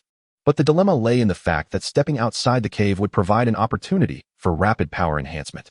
Unsurprisingly, the martial arts bear master and the others began negotiations with Gu-Mo Ran. Chapter 126, The Purple Heart Fruit Tree. Martial arts bear master. Master, we wish to train outside. Oh, come now. Training requires a balance of relaxation and exertion. We have trained extensively, and a 3-day rest is not excessive, is it? Ugh. Master, we truly wish to train outside. Do not be like this. Allow me to prepare some delicious meals for you. Let me reward you properly. Gulp. Upon hearing Gu-Mo Ran mention delectable food, the elves swallowed hard, yet they soon shook their heads in refusal. Axu, master, we want to train outside. Gu-Mo Ran remained resolute. Noticing that he had not acquiesced, Gung Gue chimed in. Hee. Master. Yet, before Gung Gue could finish, Gu-Mo Ran interjected. All right, enough of that. Go train, go train. The violent salamander swarm was some distance away from their current island, and there was little to attract their attention here. If they remained cautious, it was unlikely to draw the swarm's notice. In truth, Gu-Mo Ran would have preferred to avoid such risks, but the unity and competitiveness of his elves were overwhelming, rendering him powerless to manage their fervor. Alas, my elves are far too competitive. It is not my desire. Nonetheless, Gu-Mo Ran eventually stepped out of the cave. The elves were brimming with excitement, eager to scatter in every direction like ripples across a sea. However, when the martial arts bear master discussed this with Gu-Mo Ran, he was met with a firm refusal. Regardless of how passionately the elves pleaded, Gu-Mo Ran was unwavering in his decision. It was no jest. Although the bonds among elves were stronger than those between elves and humans, the unpredictability of the situation was daunting. Gu-Mo Ran had no intention of allowing his elves to venture into perilous circumstances, even with the supreme power of the eternal force at his disposal. Gu-Mo Ran harbored no desire to gallivant about. After all, the cautionary tale of the Ripple Sea loomed large in his memory. As the elves cautiously advanced, the overly competitive creatures engaged in a fierce debate over the order of battle. Ultimately, through negotiations grounded in logic, the order of engagement was established strictly according to their strength. The journey proceeded smoothly, as the martial arts bear master and the other elves displayed formidable power, easily accruing experience points. Ding! The martial arts bear master defeated a Pidgeot, earning 1182 experience points, current level, 48. Ding! The Ninetales overcame a Geodude, acquiring 1328 experience points, current level, 48. The martial arts bear master and Ninetales vied for the title of highest level, while Axu and the others ardently pursued them. In the mere span of 10 days within the secret realm, the lower-level elves had elevated their strength by 2 levels, while the higher-level ones had advanced by 3. Note, this highest level does not include the Fierce Bite Land Shark and Fire God Moth. Observing the rapid progress of his elves, Gu-Mo Ran felt a sense of urgency. The flow of time in the real world differed from that in the realm. Should he linger in the realm too long and elevate his level to that of a champion, what then? The record for the youngest champion was set by Cynthia, who had already reached the age of 20 by that time. Given the current rate at which Gu-Mo Rant's level was ascending, surpassing Cynthia's record seemed inevitable. Yet the crux of the matter lay in Gu-Mo Rant's age upon achieving champion status. It was important to note that breaking the record a day earlier was still a record, and breaking it a year earlier was equally significant. Alas, when did the competitive spirit of my elves become such a source of fatigue for me? Days passed, and before long, the 14th day arrived. In just a couple of hours, he would complete the first phase of his task. At that point, champion-level elves would become accessible, and Gu-Mo Ran would be able to navigate the realm with ease. However, at that moment, he stumbled upon a colossal ancient tree. The tree glimmered with a purple hue, yet its fruit was white, exuding an air of both allure and mystery. Gung-Gui, having just dealt with the previous elf, had not yet returned to Gu-Mo Rant's shadow. Eyeing the magnificent ancient tree, Gung-Gui, in a moment of brashness, attempted to reach out and touch it. Gung-Gui, Gu-Mo Ran called sternly. Hearing his master's voice, Gung-Gui sheepishly chuckled, rubbed his nose, and feigned ignorance as he retreated back into Gu-Mo Rant's shadow. Gu-Mo Ran had no intention of punishing Gung-Gui. Instead, he initiated an identification of the ancient tree through the system. Purple Heart Fruit Tree, a bizarre and enigmatic fruit-bearing tree. Its fruit enhances the physical prowess of elves and possesses a unique allure for dragon-type creatures. Oh my, enhancing physical prowess? How splendid. Gu-Mo Rant's eyes sparkled as he addressed his elves. So, this fruit is a significant boon. Feel free to indulge. Landshark. Axu. Upon hearing Gu-Mo Ran's directive, the already salivating fierce-bite Landshark and Axu brightened with anticipation, immediately mustering all their strength to dash towards the ancient tree. The martial arts bear master, upon realizing the fruit's potential to bolster physical strength, also quickened its pace towards the tree. Food enthusiasts and competitive spirits alike would never miss an opportunity to grow stronger. With the highest level and the ability to fly, the fierce-bite Landshark was the swiftest, swiftly ascending above the purple heart fruit tree to grasp a particularly large fruit. Roar. Impudence. Just then, a somewhat hoarse dragon's roar emerged from the nearby thicket. Gu-Mo Ran instinctively reached out with his aura to investigate and discovered a shell dragon slowly emerging from the underbrush.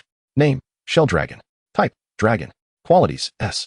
Characteristics: Dustproof, impervious to damage from sandstorms or hail, and immune to powder-based attacks. Level: 65. Skills: Protect, Bite, Spark, Dragon Breath, Headbutt, Phantom Face, Crunch, Dragon Claw, Mind Hammer. Charge Beam, Flamethrower, Dragon Tail. Inherited skills: Rampage, Dragon Dive, Dragon Dance, Flame Fong, Water Cannon. Taught skills: Dragon Pulse, Roar, Aerial Ace, Overheat.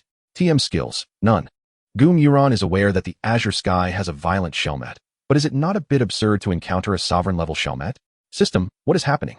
Isn't the Shelmet the one that yearns most for flight? Why has the Shelmet, at level 65, yet to evolve? Chapter 127, Second Stage Task. System: What is happening? Isn't the Shelmet the one that yearns most for flight? Why has the Shelmet, at level 65, yet to evolve? Upon hearing Gu-Mo's voice, the system instinctively wished to disregard it. However, being adults, some matters cannot be altered by mere will. Host: This Shelmet suffered severe injuries earlier, without a special opportunity. It cannot evolve into a violent Shelmet. After a moment's hesitation, the system provided an explanation. Yet simultaneously, it found a justification for itself. No. It's not that I yield to the host's coercion, but rather that this Shelmet is originally the target of the second stage task. I am merely providing early clarification. Nothing more significant. Indeed, that's it. Unable to evolve? What a tragedy. How pitiful for such a gifted quasi-divine being. Gu-Mo gazed at the Shelmet with a hint of sympathy. That fleeting glance directly provoked the ire of the Shelmet. With such potential, it was originally the young leader of the entire Shelmet lineage, destined to take over upon evolving into a violent Shelmet. However, since the injury that has prevented its evolution, the clan's attitude toward the Shelmet has shifted. Although they did not sever ties, the title of young leader has been permanently stripped from it. Yet to the Shelmet, these matters were trivial. What it could not endure was the perpetual gaze of pity from its kin, unable to bear the scornful looks from its brethren. The Shelmet chose to depart alone to a small island. It had hoped to escape those pitying eyes. Yet now, this intruder attempting to steal its fruit also bore a look of pity. How dare they? The Shelmet's eyes reddened, and it unleashed a jet of flames toward the Mega Sharpedo. Mega Sharpedo, swiftly ascend to evade the attack. Other Pokemon, return. Gu-Mo commanded directly. Sharpedo. With a flap of its wings, Mega Sharpedo nimbly dodged the Shelmet's flames. The Martial Bear's Pokemon exchanged glances, quickly returning to form a protective barrier around Gu-Mo. Failing to land a hit, the Shelmet's expression darkened, and it launched another jet of flames toward Mega Sharpedo. It seems you cannot distinguish between the strong and the weak without some discipline. Mega Sharpedo Mega Evolve. Then teach it a severe lesson. Gumuron smiled. Sharpedo. A cascade of colorful light enveloped Mega Sharpedo, which once again emerged in its mega form. In this evolved state, Mega Sharpedo's level rose to 66, surpassing the Shelmet by 1 level. Coupled with its superior base stats and innate abilities, Mega Sharpedo's combat prowess far exceeded that of its peers, rendering it capable of handling the Shelmet effortlessly. Sharpedo, trust me to handle this. A ferocious grin spread across Mega Sharpedo's face as it rapidly appeared before the Shelmet. Massive green energy claws manifesting atop its shark fins, crashing down onto the Shelmet. The Shelmet winced in pain. Yet due to its renowned defensive capabilities and the enhancements from consuming purple heart and blue heart fruits, its combat effectiveness remained largely unaffected. Host, a gentle reminder. This Shelmet is a crucial figure in the second stage task. Just then, the system's voice echoed in Gumuron's mind. Gumuron paused, then addressed the system. Second stage task? Why not just disclose it? We are all on the same side. No need for secrecy. System. Heh. You didn't mention we were a family when I let you have a free pass. Ding. Second stage task issued. Assist the Shelmet in successfully evolving. Items required to heal the Shelmet's injuries. Azure Dragon Grass, Purple Heart Fruit, Pine Tree Fruit, and the Power of Eternity. Gumuron's mind was flooded with 3 question marks as he inquired of the system. System, I don't possess any of the items required for this task. There were plenty of Purple Heart Fruit trees before him, but he had never heard of Azure Dragon Grass or Pine Tree Fruit. Host, the tasks issued by the system are all achievable by the host, albeit with varying degrees of difficulty.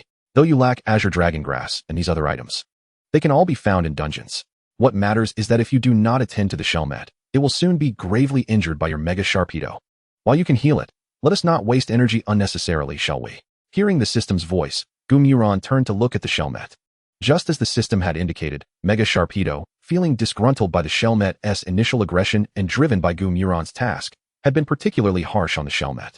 Thus, the Shelmet now appeared quite beleaguered. Stop it, Mega Sharpedo, Gumuron said calmly. Sharpedo. Mega Sharpedo glanced at Gumuron but complied, hovering gently in front of him. Roar. Let us continue. Though it appeared fearsome, the Shelmet still bore the demeanor of one ready to fight Mega Sharpedo to the bitter end. Mega Sharpedo regarded the Shelmet with disdain, typically treating such weak provocations as insignificant. Observing the Shelmet's resolve, Gumuron nodded in appreciation, while it seemed somewhat dim-witted. This fearless spirit was indeed commendable. Shelmet, it was merely a misunderstanding. Shall we cease hostilities? Gumuron said with a cheerful smile. The Shelmet glared at Gumuron, its expression shifting back to anger. Roar. You seek to steal my fruit, yet look at me with pity. Do I need your sympathy? Is there really a misunderstanding? Gumuron was taken aback, finally understanding the cause of the Shelmet's fury. What if I say I can cure your hidden ailment, preventing your evolution? Would that not resolve our misunderstanding? Chapter 128, Magical Candy X5. What if I say I can cure your hidden ailment, preventing your evolution? Would that not resolve our misunderstanding? Upon hearing Gumuron's voice, the Shelmet trembled, instinctively reluctant to believe it. Yet, gazing at Gumuron's steadfast expression, a flicker of hope ignited within its heart. Roar. Can you truly heal my hidden injury? The Shelmet's voice quivered slightly. Gumuron nodded gently, his tone brimming with confidence. Since I have stated it, rest assured I am capable of healing your injuries. Upon hearing this, the Shelmet's body trembled again, and after a long pause, it finally regained its composure. Roar. What do you want in return? The Shelmet, being astute, understood that there is no such thing as a free lunch in this world, and thus inquired about the price for Gumuron's assistance. Gumuron smiled slightly, and said, You are indeed clever. In truth, my request is quite simple. After I assist you in healing your wounds, you shall undoubtedly be able to evolve successfully. With your prowess, you are certainly among the elite of the entire Sligo lineage. My only stipulation is that upon your return to the Sligo clan, you must persuade them not to take the initiative against my Pokémon. As a dragon-type Pokémon and a demigod at that, the pride of the Sligo clan is indeed formidable. Should the fire god Moth be sent to suppress them, it may yield contrary results, inciting a relentless pursuit from the entire Sligo lineage. Successfully evolving into a Sligo signifies an assured level above 50. Previously, Gumuron had conducted a cursory glance and noted that the number of Sligo exceeded 100, with the leader boasting a level as high as 70. Forcing a suppression would be extraordinarily challenging. Thus, Gumuron turned his gaze towards the Sligo, pondering that as a trainer, engaging in combat is hardly the most prudent approach. Why not employ a bit of wisdom instead? System, if you can defeat them, who knows? These Sliga might just become your source of experience. Gumuron disregarded the system and inquired, "Have you given it any thought?" Roar. "Is your request truly this simple?" The Shelmet looked at Gumuron with a hint of disbelief. He had prepared himself to be subdued by Gumuron. Yet the latter's only demand was for peaceful coexistence with his clan. This unexpected turn of events left the Shelmet somewhat bewildered. "Of course, to demonstrate my sincerity, I shall first restore the wounds inflicted upon you by the Garchomp." Gumuron chuckled lightly.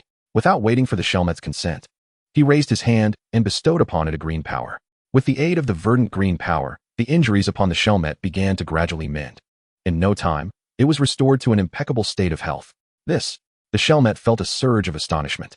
To witness such a skill manifest in a human was beyond his wildest expectations. Yet, observing his body fully healed and restored, the Shelmet's trust in Gumuron's sword. Roar. "I promise you, as long as you can heal my hidden wounds, I assure you that the Sliga clan will not take the initiative against you." Without a trace of hesitation, the Shelmet responded swiftly. Just as Groudon yearned to soar, the Shelmet too regarded flight as the pinnacle of its aspirations. Faced with the revival of its childhood dream, the Shelmet could not afford to let this opportunity slip away.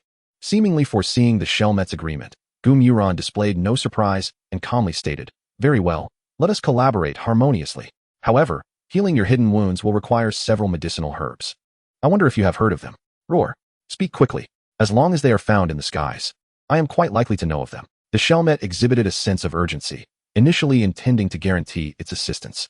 It grew more reserved upon realizing that the existence of the purple heart pine fruit tree was an unexpected discovery.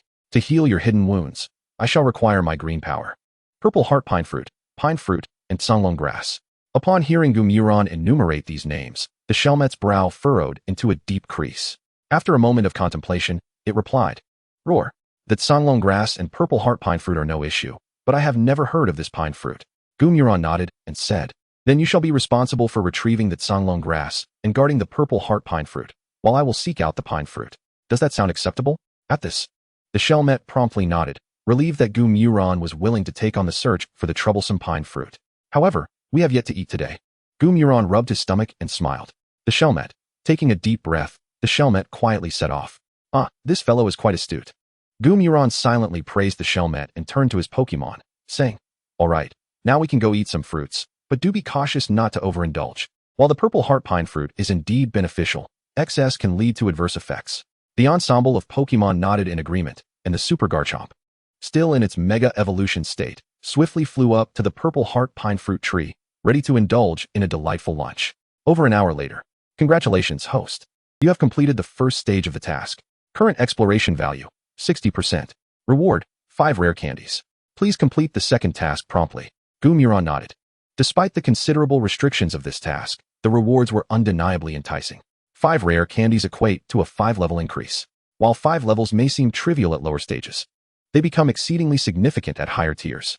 After allowing his Fire God Moth trio to partake in some purple heart pine fruit, Gumuron set off with his Pokémon in search of the pine fruit.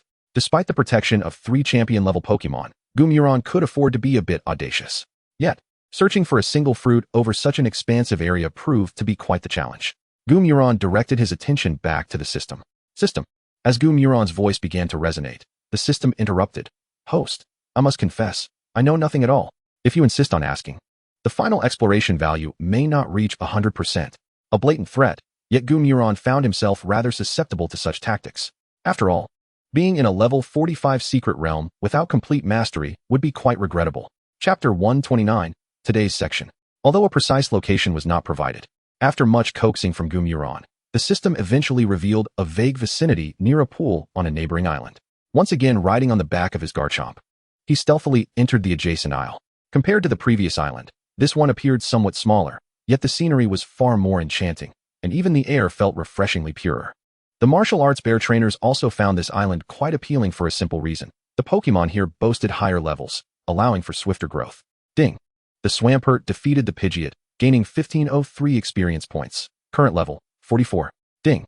The Lizard King defeated the Abra, gaining 1252 experience points. Current level, 43.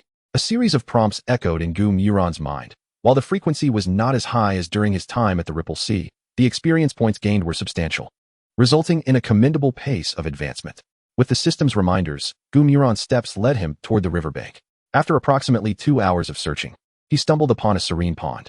In the realm of Pokémon, water sources are predominantly clear, typically inhabited by water-type Pokémon, and this pond was no exception. Scattered about were the likes of the ferocious Kingler and Tadbulb, all brimming with an inexplicable vivacity, even if their potential was not particularly high. System, is this the pool you referred to? Gumuron inquired. After a moment's hesitation, the system ultimately confirmed, indeed. Upon hearing this, Gumuron nodded in satisfaction. Whenever encountering the unfamiliar, he would utilize the system for identification, and this process led him to discover several pine fruits nestled amid a small cluster of grass. Pine fruit appears to be an ordinary little fruit, yet possesses the ability to heal old wounds. Excellent, I have found the items. A smile graced Gumuron's face as he glanced at his Pokémon, who were eagerly eyeing the water-type Pokémon in the pond, and said exasperatedly, I implore you all to exercise caution. These Pokémon are clearly little ones. Even if you were to defeat them, it would serve little purpose, so why bother? The Pokémon exchanged sheepish smiles, as they too were reluctant to engage. Of course, the latter part of the previous statement was made in jest. Upon returning to the purple heart pine fruit tree, the Shelmet was already waiting patiently. Beside the carapace dragon, there resided a well-developed Salamence. Name, Salamence. Type, dragon, flying. Aptitude, S. Ability, intimidate. Upon entering the battlefield, it intimidates opponents, causing them to falter and reducing their attack. Level, 72. Skills, fly, protect, dragon tail, ember, dragon breath, headbutt, scary face. Crunch, dragon claw, zen headbutt, charge beam, flamethrower, hyper beam. Inherited skills, round, dragon dive, outrage, hurricane. Taught skills, Draco meteor, iron tail, earthquake, brick break, flamethrower, roost, dragon tail. TM skills, none. Remarkably powerful. Gumuron was certain that this Salamence was not one of the previous members of its clan. This Salamence was significantly older and possessed a level far superior to that of the clan leader. Noticing Gumuron's gaze fixed on the Salamence, the carapace dragon provided an explanation. Roar. This is my grandfather, the former clan leader of the Salamence. If you heal me, he guarantees that the Salamence clan will not take action against you. Roar. Human trainer, this is the Azure Dragon Grass. If you can heal my grandson, you will be a lifelong friend of our Azure Salamence clan. After the carapace dragon finished speaking, the Salamence calmly added, its tone naturally infused with a hint of pride. Hearing the Salamence voice, Gumuron appeared outwardly composed, yet inwardly smirked. The azure of the sky would eventually belong to him. He couldn't fathom what there was to be proud of for a clan that didn't even have a champion. All right, carapace dragon, come over here with me. Gumuron disregarded the Salamence and merely called the carapace dragon over. Following the system's instructions, Gumuron crushed the azure heart fruit, pinecone fruit, and azure dragon grass, then added water and simmered it over low heat. After a series of convoluted operations that I could hardly describe, a gelatinous substance resembling jelly materialized in Gumuron's hands. Curiously, Gumuron used the system to assess the details of this jelly, and in the next moment, the information appeared: Azure Dragon Fruit Gel, an item with formidable restorative properties, said to be capable of healing dark injuries. Roar. Is this truly the item that can heal my dark injury? The carapace dragon inquired, gazing at the jade-like substance in Gumuron's hand with evident curiosity.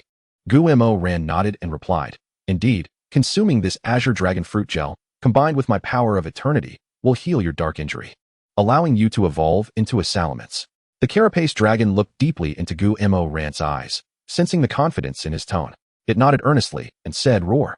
I believe in you, please help me. With that, the carapace dragon opened its mouth wide and gently swallowed the gel from Gumuron's hand. Witnessing this scene, Gumuron swiftly bestowed the power of eternity upon the carapace dragon. Roar.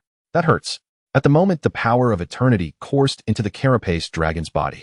Its expression contorted in agony. Roar. Human trainer, are you trying to kill me? The Salamence, already skeptical of Gumuron, became enraged upon witnessing this scene. With a powerful flap of its expansive wings, it prepared to attack Gumuron. Gumuron furrowed his brow and commanded, Fire God Moth, intercept the Salamence. Healing a dark injury was inherently painful, especially since the carapace dragon's dark injury required shattering its misaligned joints before they could reconnect, intensifying the suffering. The carapace dragon's current response was partly due to the protection of the power of eternity, otherwise, it might have fainted from the pain. Initially, Gumuron intended to explain to the Salamence, but seeing its attitude, he chose to selectively forget. Upon hearing Gumuron's command, Fire God Moth swiftly appeared before the Salamence, flapping its wings to unleash a gust of hot wind. Buzz. This path is blocked. At that moment, Gumuron had no inclination to focus on Fire God Moth. Quite frankly, The encounter was trivial for Fire God Moth against the Salamence, requiring no excessive attention from Guemo Ran. Sure enough, approximately a minute later, Guemo Ran received a notification from the system. Ding. Fire God Moth has defeated Salamence, earning 2,580 experience points. Current level, 77. Having leveled up, Fire God Moth's extensive training, along with its recent victory over the Salamence, propelled its level from 76 to 77, bringing it a step closer to using the legendary encounter scroll. With the Salamence no longer present, Guemo Ran could focus entirely on healing the Carapace Dragon. After continuously channeling the power of eternity for 10 minutes, another notification from the system arrived. Ding. Congratulations, host, on completing the second stage mission. Reward, Master Ball Fragment X25. Ding. Now issuing the third stage mission. Please use the Mega Garchomp to defeat the evolved Carapace Dragon head-on. Listening attentively to the voice resonating in his mind, Guemo Ran's expression darkened slightly. Indeed, the system was as orthodox as it could be, while his system felt like a cheap imitation. Previously, there had been a fragment for the Silver Mountain dungeon that he had yet to collect, and now another Master Ball fragment had appeared. This meant that if he wished to obtain another Master Ball, he would need to complete yet another dungeon quest. System, could you possibly be any more stingy? Guemo Ran inquired, feeling somewhat disheartened. Yet the system, being a high-tech product, was wise enough not to respond. Just as Guemo Ran was about to continue his argument with the system, the Carapace Dragon let out a soothing dragon's roar. Visibly, after healing its dark injury, the Carapace Dragon's aptitude elevated from S to S, and in the next moment, a radiant white light enveloped the Carapace Dragon. Oh, it's evolving. Although it was logical for healing a dark injury to lead to evolution, Guemo Ran still felt a twinge of shock. As time passed, the dazzling white light gradually faded, and the next moment, a Salamence, significantly larger than the previous one, materialized before Guemo Ran. Roar. I have finally evolved. The newly evolved Carapace Dragon appeared exuberant, letting out a triumphant roar before soaring into the sky. The feeling of dreams once thought shattered being realized again was intoxicating. After thoroughly enjoying the sensation of the wind caressing its skin, the Salamence landed once more before Guemo Ran, its fierce gaze filled with gratitude. Noticing Guemo Ran observing the Salamence, the system cleverly displayed the Salamence attribute panel. Name, Salamence. Type, Dragon, Flying. Aptitude, S. Ability, Overconfidence. If it defeats an opponent, it becomes filled with confidence, boosting its attack. Level, 65. Skills, Protect, Bite, Ember, Dragon Breath, Headbutt, Scary Face, Crunch, Dragon Claw, Zen Headbutt, Charge Beam, Flamethrower, Outrage. Inherited skills, Outrage, Dragon Dance, Dragon Tail, Fire Fong. Water Gun. Taught skills, Dragon Pulse, Roar, Roost, Flamethrower. TM skills, none. Though its level was 7 below that of its grandfather, in terms of aptitude, ability, and skills, this Salamence was far superior. Congratulations, Carapace Dragon, or rather, now I should call you Salamence. Guemo Ran said with a smile. The Salamence smiled back. Its fierce appearance momentarily softened, revealing an unexpectedly shy and endearing demeanor. Roar. I owe my evolution to you. You can call me whatever you wish. Hearing this, Guemo Ran chuckled and gently patted the Salamence's thigh, looking quite astonished. With the aid of the Azure Heart Fruit, the Salamence's physical prowess significantly exceeded that of an ordinary Salamence. Salamence, now that you've just evolved, how about testing your strength? Guemo Ran proposed. The violent salamander was momentarily taken aback, then its gaze naturally shifted towards the nearby Mega Garchomp, its eyes brimming with a fierce determination. Roar. I find this feasible. Perceiving the intensity of the violent salamander's stare, Mega Garchomp also directed its attention towards it. Noting a significant enhancement in the salamander's aura compared to its strength during the time of the Shellmet, the expression in Mega Garchomp's eyes grew serious. Judging by this, securing victory in this battle appears to present a considerable challenge. Garchomp, if you wish to fight, then let us do so. As the true initial Pokemon of Guemo Ran, Mega Garchomp likewise harbored no fear of any challenge. Witnessing this scene, Guemo Ran displayed a satisfied smile, placing his left hand upon the Mega Ring on his right. Then let us proceed. Garchomp, Mega Evolution. A dazzling spectrum of colors shimmered, and the previously formidable Mega Garchomp re-emerged, having previously intimidated the Shellmet. The violent salamander quipped, no need for that. I would prefer not to be caught in the crossfire. Roar. Be cautious. The violent salamander issued a warning, its entire dragonic form diving towards Mega Garchomp, surrounded by a sinister, ethereal blue dragon silhouette that appeared exceedingly menacing. Should a less capable Pokemon encounter such a presence, it might very well succumb to sheer intimidation. Dragon-type move, Dragon Dive. Garchomp, the one who should be cautious is you. Mega Garchomp retorted, its own ethereal blue dragon silhouette materializing around it as it charged fiercely towards the violent salamander. With a resounding crash, Mega Garchomp and the violent salamander collided with great force. In the following moment, both dragon-type quasi-deities exhibited expressions of pain, clearly having sustained significant injuries from the exchange. Although it seemed as though they had mutually inflicted damage upon one another, Gu-Mo-Ran keenly observed that the violent salamander's right foreleg was trembling slightly, indicating it had indeed been harmed. Realizing this, Gu-Mo-Ran understood that even the exceptionally gifted wild quasi-deity, the violent salamander, would struggle to match Mega Garchomp under such comparable levels of power. Roar! Garchomp, noticing that the damage inflicted upon its opponent was not overly severe. The violent salamander and Mega Garchomp both unleashed a furious roar, massive green energy claws manifesting as they struck at one another's faces. Skill, Dragon Claw. Moreover, both combatants opted to target each other's visages. Chapter 130. Victory over the violent salamander. As both quasi-deities observed the impending claws aimed at their faces, a flicker of mutual respect momentarily crossed their gazes. However, upon realizing that the incoming dragon claw was directed at themselves, their expressions instantly soured. Surely, one ought not to strike the face. Mega Garchomp and the violent salamander instinctively tilted their necks back to evade the claws aimed at their faces. Subsequently, their claws collided with tremendous force. With a sharp crack, both Mega Garchomp and the violent salamander were forced to step back several paces. However, compared to Mega Garchomp, the violent salamander retreated 2 additional steps. Garchomp, I previously claimed you were weak, which was an error.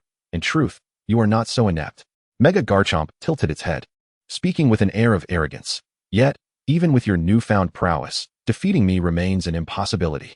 In response, the violent salamander pouted and declared, you cannot simply dismiss the grievances of your earlier bullying before I evolved. Prepare to witness my full repertoire of dragon-type skills. With that, the violent salamander leaped into the air, performing a mysterious dragon dance. Skill, Dragon Dance. Once its attributes were bolstered, the violent salamander regarded Mega Garchomp with a playful glint in its eyes, feigning remorse. Oh dear, how careless of me. I completely forgot that your kind cannot perform skills even the likes of Gyarados and Charizard can utilize. My sincerest apologies, truly unintentional. Upon finishing, the violent salamander cast its gaze towards Mega Garchomp, anticipating that its words would render the latter's expression quite dismal. With this thought, the salamander's spirits lifted. As a quasi-deity, how could it not harbor some thoughts after being so thoroughly bested by Mega Garchomp? However, upon observing Mega Garchomp's expression, the violent salamander was taken aback. Mega Garchomp appeared to be staring at it in utter disbelief. Your kind cannot perform Dragon Dance? Then what do you suppose I am doing? No sooner had the words left its mouth than Mega Garchomp began executing Dragon Dance, its aura surging in an instant. The speed of its execution surpassed even that of the violent salamander. After all, since mastering Dragon Dance, Mega Garchomp frequently practiced to enhance its proficiency, rendering Dragon Dance its most adept skill. The violent salamander's expression shifted to one of shock. Wasn't it said that Garchomp could not perform Dragon Dance? Then what was occurring right before its eyes? A mirage?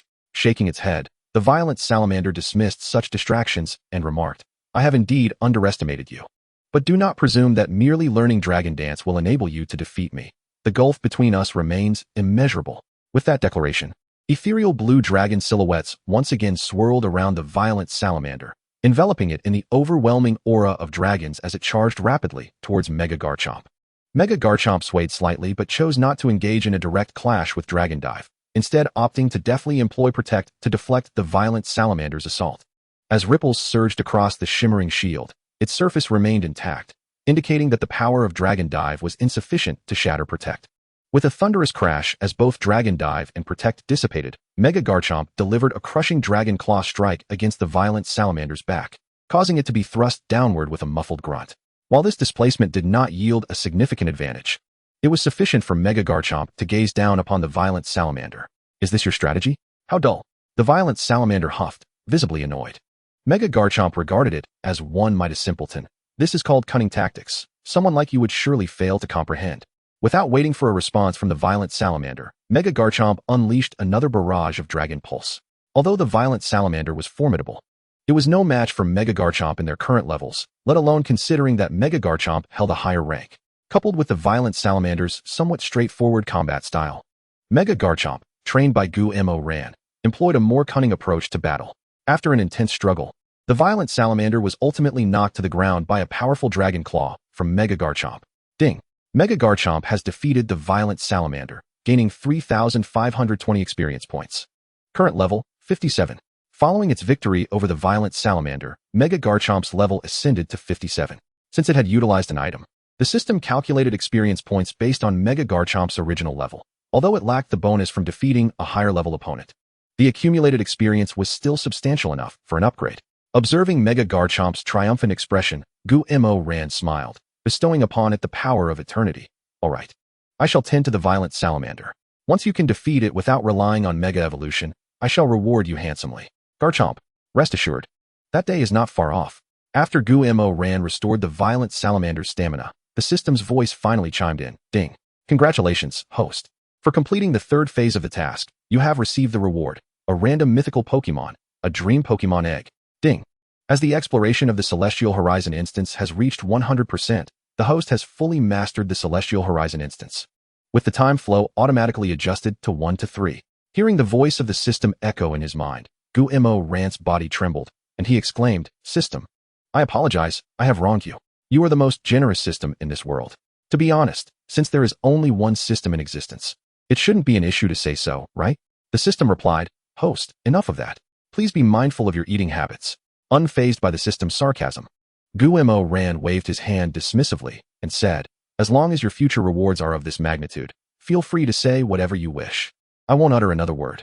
Upon hearing this, the system's demeanor shifted, and it asked, Host, are you serious? Absolutely, Gu-Mo-Ran replied, a sly smile creeping onto his face. Being serious won't matter. I won't take it seriously.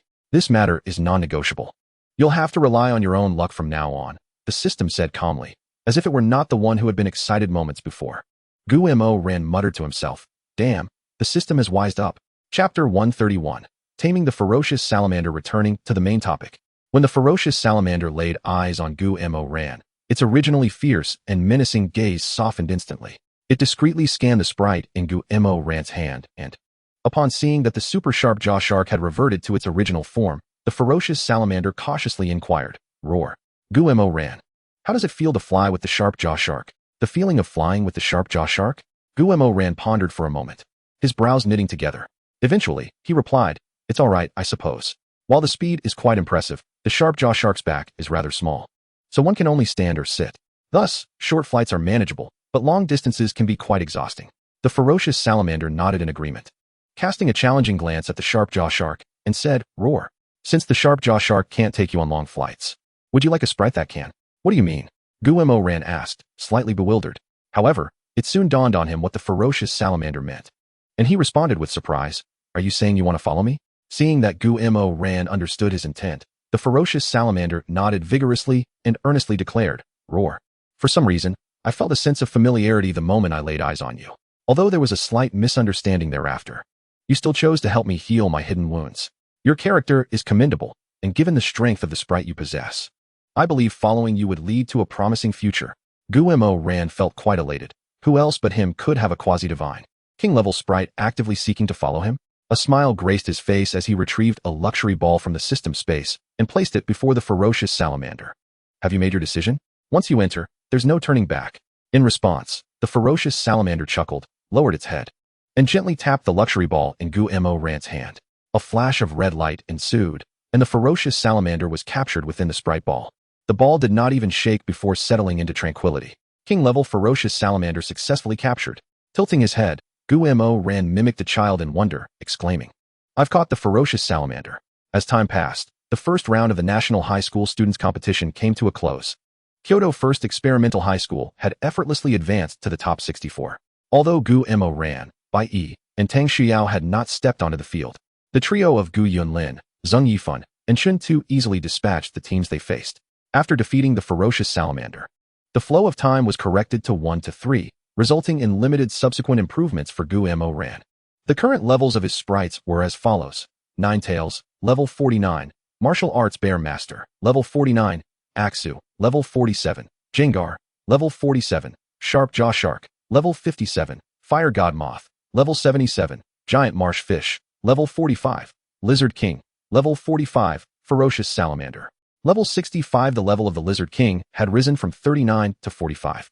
If not for Gu-Mo-Ran's father being Gu Qianshan, Gu-Mo-Ran would have feared being captured for experimentation.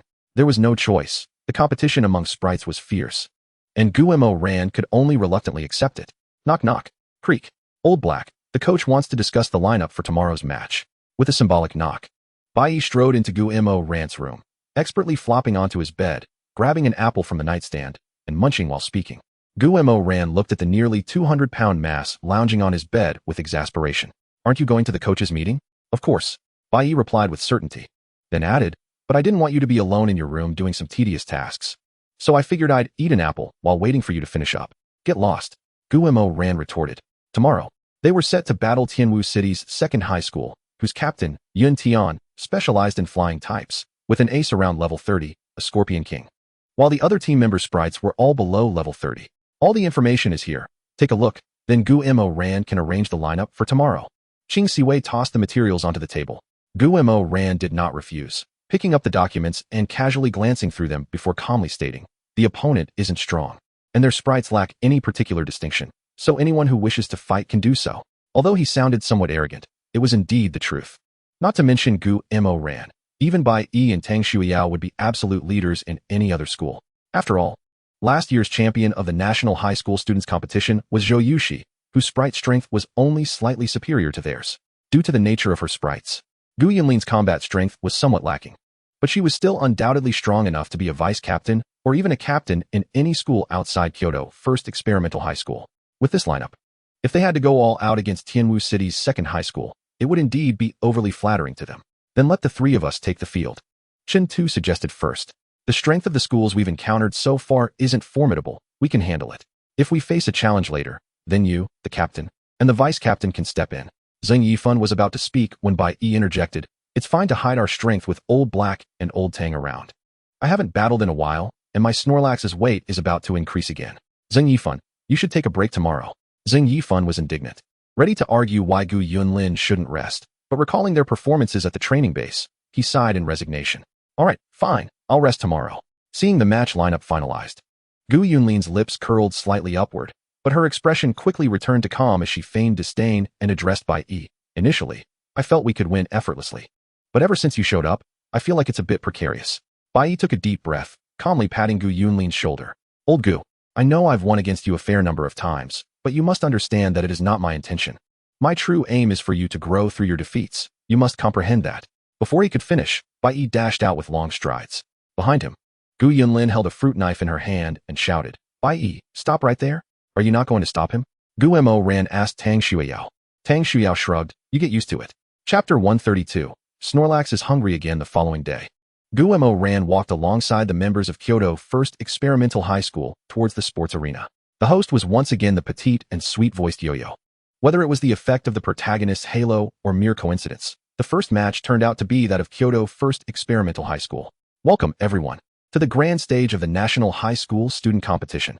We are now commencing the first match of the round-robin phase, featuring Group A, where Kyoto First Experimental Middle School faces off against Tianwu City No. 2 High School. Let us now turn our attention to these two formidable institutions and quietly appreciate the splendid performances they are about to showcase. Old Black, today you should take a good look at your father's performance. Bai Yi declared boastfully, patting Guillermo Ran on the shoulder. Get lost. If you don't win within 5 minutes, that nearly 200 pounds of flesh will be on display at tomorrow's morning market.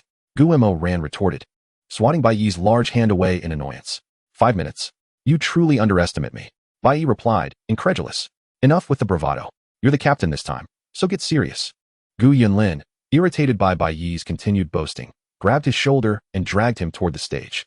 To everyone's surprise, the towering Bai Yi offered no resistance to Gu Yunlin's pull. This scene left Chen Tu and the others somewhat astonished. Wow, is Gu Yunlin really that strong? I hope I haven't offended her. Chen Tu gulped, a hint of panic in his voice. Overhearing this, Zheng Yifan, who was passing by, smirked coldly and said, don't worry. Regardless of whether you've offended her or not, Gu Yunlin wouldn't treat you like that. Huh, what do you mean? Chen Tu asked, puzzled. Zheng Yifan tapped his head, as if struggling with Chen Tu's lack of insight. Forget it. If you don't want your family line to come to an end, you might want to ask your parents to open a new account. With that, he continued on his way toward the restroom. This minor incident went largely unnoticed. As the moment the battle commenced, all eyes were fixated on the stage. Bai Yi's prowess was undeniable, although his mini-ice was still in its initial form. Its level had reached 30, and with Bai Yi's wealth of skill-learning machines, A single ice beam and a powder snow were enough to take down the Scorpion King of Tianwu City No. 2 High School, led by their captain, Yin Tian. The remaining Pokémon, even without type advantages, could not withstand 2 ice beams from Mini Ice. Coach, your training is impressive. Mini Ice has become remarkably powerful. Gu Mo Ran remarked, surprised, to Qing Si Wei. Of course, during your training, your strength overshadowed by Yi's progress, so you didn't notice his growth. But once he steps onto the competition stage, he will show you what it means for a wolf to enter a flock of sheep. Qing Si Wei replied, a hint of pride in her voice. Despite her years of experience in the national high school student competition, Bai Yi's strength was indeed formidable. Due to Bai Yi's ruthless tactics, the match concluded in just 3 minutes. Gu Mo Ran, possessing better eyesight than most, could see that one of the Tianwu City No. 2 players was on the verge of tears. How about that? Am I not impressive? Bai Yi boasted as he walked back from the stage, addressing Gu Yunlin. Not at all. You haven't surpassed my 3-in-1 Magneton. Gu Yunlin retorted defiantly. TSK, TSK, TSK. These two really don't hold back, Gu Mo Ran remarked enviously. Upon hearing this, Tang Shuiyao and Serena turned to look at Gu Mo Ran, and just as Tang Shuiyao was about to give a hint to Zhou Yushi, a melodious voice interrupted them. Gu Mo Ran, turning in confusion at the sound of his name. Gu Mo Ran discovered that the one calling him was a rather attractive girl. Upon closer inspection, he realized that she was Qin Sahan, the first from Ancient Sword Middle School who had been defeated by his Ninetales triple attack. Her surname seemed to be Chun. Noticing Gu Mo Ran's bewildered expression, Qin Sahan exhaled slowly, attempting to appear calm and composed. What's the matter? Don't remember me? How could I forget? After all, we did battle against each other. And it was Master Sun who brought me along back then, Gu Mo Ran replied with a forced smile. Really? Qin Sahan asked, her expression skeptical as she scrutinized him. Gu Mo Ran nodded earnestly. Absolutely, I still remember your name. His smile faltered slightly as he realized he was about to blunder. Chen Hanliang? Qin Sahan asked hopefully. Initially, Gu Mo Ran had recalled the surname Chun, but upon hearing the somewhat familiar name Chun Hanliang, he immediately responded, yes, that's it. I was just about to say that. Qin Sahan looked at him with a hint of exasperation. Actually, my name is Qin Sahan. Awkwardly, Gu Mo Ran glanced at Qin Sahan, feeling embarrassed. Although he had not placed much importance on the girl before him, being publicly called out for forgetting someone was a bit too much, even for someone with Gu Mo Ran's thick skin. Never mind, that is not important. What matters is that I am here to challenge you, Qin Sahan declared earnestly. Although I may not possess the strength to defeat you just yet, I will demonstrate my progress to you. I eagerly anticipate your challenge. Gu Mo Ran replied professionally, maintaining a smile. However, my teammates are waiting for me, so I must take my leave. With that, Gu Mo Ran paid no further heed to Qin Sahan, grabbing Serena and Bai Yi as they exited the venue. Since Kyoto First Experimental Middle School had only one match that day, Gu Mo Ran had no intention of lingering in the gymnasium any longer. Honestly, isn't the comfort of a bed more appealing than a gym? Not to mention, there was a girl eager to engage him in conversation. Old Black. What was that all about? Bai Yi asked, raising an eyebrow. Qin Sahan, the strongest from Ancient Sword Middle School, whom I defeated. She came here to challenge me. We're not close. Gu Mo Ran replied without hesitation, quite succinctly. Unbeknownst to him, as he mentioned not being close to Qin Sahan, Serena's steps became noticeably lighter. Chapter 133, Hatching the Divine Beast Egg. Due to the relatively weak opponents in Group A, there was little chance of an upset, which is why Gu Mo Ran had not participated in the matches for the past few days. Bai Yi and Tang Shuiyao had each only played once. Yet their team advanced to the top 16 with an unblemished record. Another school that made it to the top 16 was Huainan Experimental Middle School, which had consistently lingered around that rank in past competitions. Not particularly strong, yet not weak either. The 16 schools were reorganized, with Kyoto First Experimental High School remaining in Group A, alongside Ancient Sword Middle School, Huainan Experimental Middle School, and Tianhai City No. 1 High School. Both Huainan Experimental Middle School and Tianhai City No. 1 High School were at the bottom of the 16. So the chances of advancing to the top 8 were likely between Ancient Sword Middle School and Kyoto First Experimental High School. Of course, if Kyoto First Experimental High School faced Ancient Sword Middle School, the latter would undoubtedly be in dire straits. Fortunately, fate did not take such a dramatic turn. Ultimately, Kyoto First Experimental High School was pitted against Huainan Experimental Middle School, while Ancient Sword Middle School faced Tianhai City No. 1 High School. After some supposed deliberation, it was decided that Gu Mo Ran would lead the main team onto the stage. At this point, there was no need to conceal their strength. Had it not been for Qing Si Wei's insistence, Gu Mo Ran might have allowed his team to bulldoze through the competition. After all, he could single-handedly take on 5 opponents, and his teammates could still secure victories regardless of their performance. Welcome, everyone. to the venue of the National High School Student Competitions Team Round of 16, where we are now commencing the first match of Group A. One must admit that being a host is a rather exhausting profession, especially when hosting a competition of this magnitude. A host must utter thousands of words in a single day, most of which are often repetitive. Huainan Experimental Middle School was feeling quite anxious. They had just managed to advance from the Group A where Kyoto First Experimental Middle School resided, yet before they could catch their breath, they found themselves facing Kyoto First Experimental Middle School once again. As if that wasn't enough, they were unfortunate enough to encounter them yet again. Having already been schooled in the round-robin phase, they found themselves unable to escape the same fate in the top 16. Both teams, prepare. The referee announced as the match commenced. Lizard King, prepare for battle. Absol, showcase the allure of Dark-type Pokémon. Charizard, engage. Skarmory, do not allow others to underestimate you. Alakazam, ready for combat. With unwavering resolve, the esteemed Kyoto First Experimental High School unleashed their trump card without a moment's hesitation. Naturally, the loss was not an option. The educational standards of schools advancing to the top 16 are commendable, and even in the face of inevitable defeat, the students of Huainan Experimental High School maintained their composure. Pangoro, prepare for battle. You shall be the one, Raichu. Meowth, take the stage. Executor, ready for combat. This match is entrusted to you, Hitmonlee. As both sides released their Pokémon, the referee promptly announced, the match begins. The instant the referee's voice echoed, Lizard King transformed into a streak of white light, and a green blade of light manifested upon its arm, effortlessly dispatching one Pokémon after another.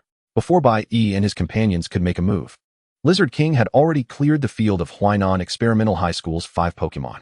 With the system's assistance, Gumuron was no longer a contender among his peers. 5 seconds.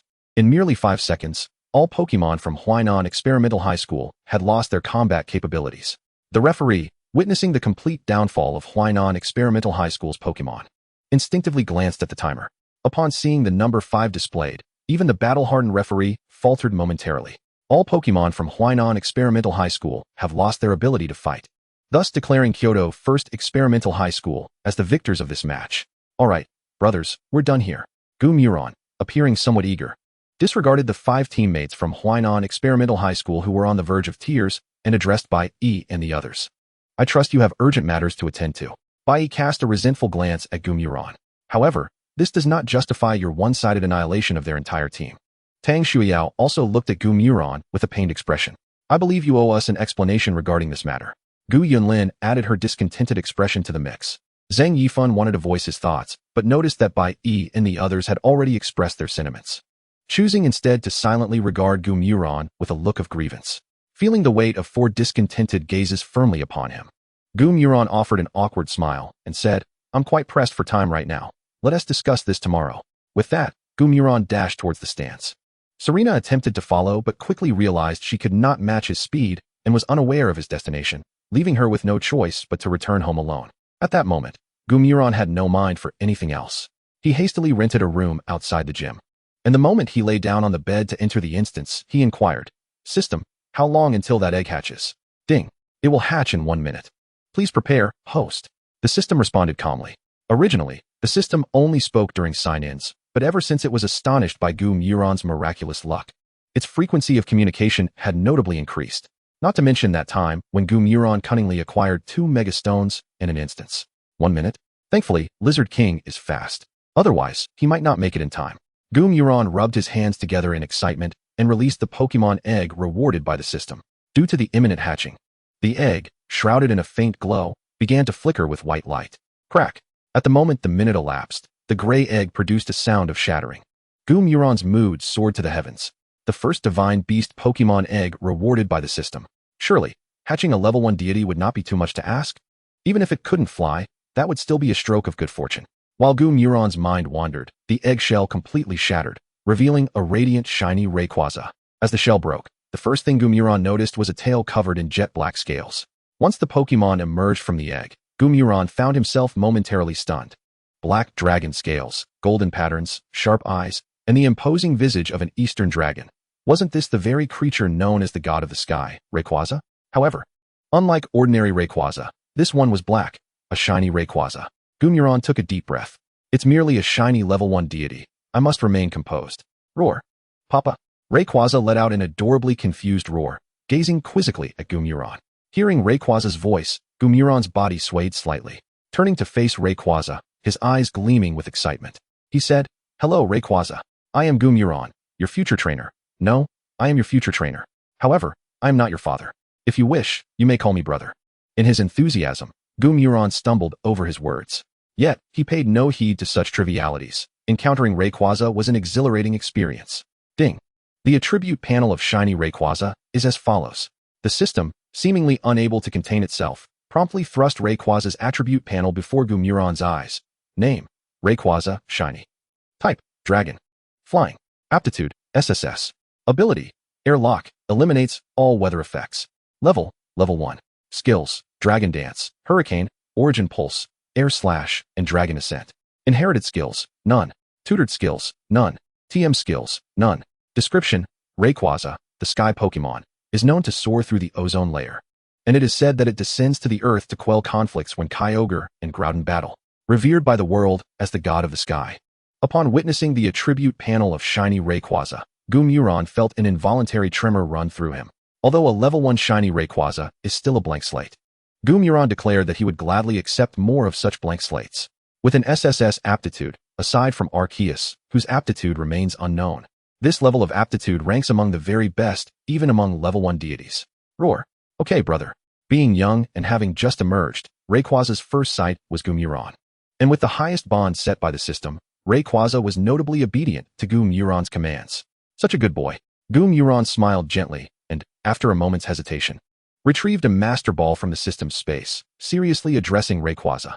Rayquaza, please do not resist when you enter this ball. I will release you shortly, understood? Roar. Understood. Seeing Rayquaza's agreement, Gumuron carefully pressed the Pokeball against Rayquaza. A flash of red light enveloped Rayquaza's dark body as it was drawn into the Pokeball. Staring intently at the Pokeball, Gumuron felt a surge of tension. However, shiny Rayquaza did not keep him in suspense for long. The purple Master Ball shook slightly before ceasing its movement. Soon, a white light illuminated the successful capture. Hooray! I have captured shiny Rayquaza. Gumuron joyfully kissed shiny Rayquaza and then released it once more, presenting a variety of dragon-type Pokémon food. Here, this is all for you. Choose whichever you like. Rayquaza sniffed the delectable food before it, and its little eyes sparkled with delight as it eagerly began to eat. Observing this scene, the other Pokémon silently looked on, somewhat speechless. Why is the master so overly affectionate? Gengar was the first to speak up. I concur. The martial arts bear master nodded in agreement. At the outset, one would affectionately refer to others as little sweetie, yet now, with the arrival of a newcomer, I am dubbed giant swamp monster. Indeed, it seems that men are ever so fickle. The giant swamp monster lamented. Aside from the Nine Tails, who remained silent, the rest of the gathered spirits mercilessly critiqued Gumoryen. Oh, Nine Tails, why are you so quiet? The giant swamp monster inquired.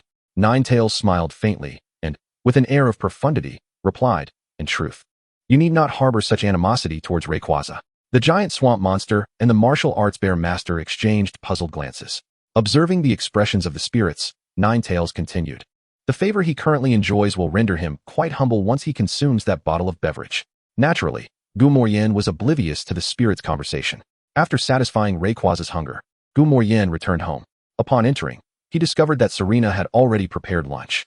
It must be said that ever since Serena took residence at Gumoryen's abode, he no longer needed to serve himself.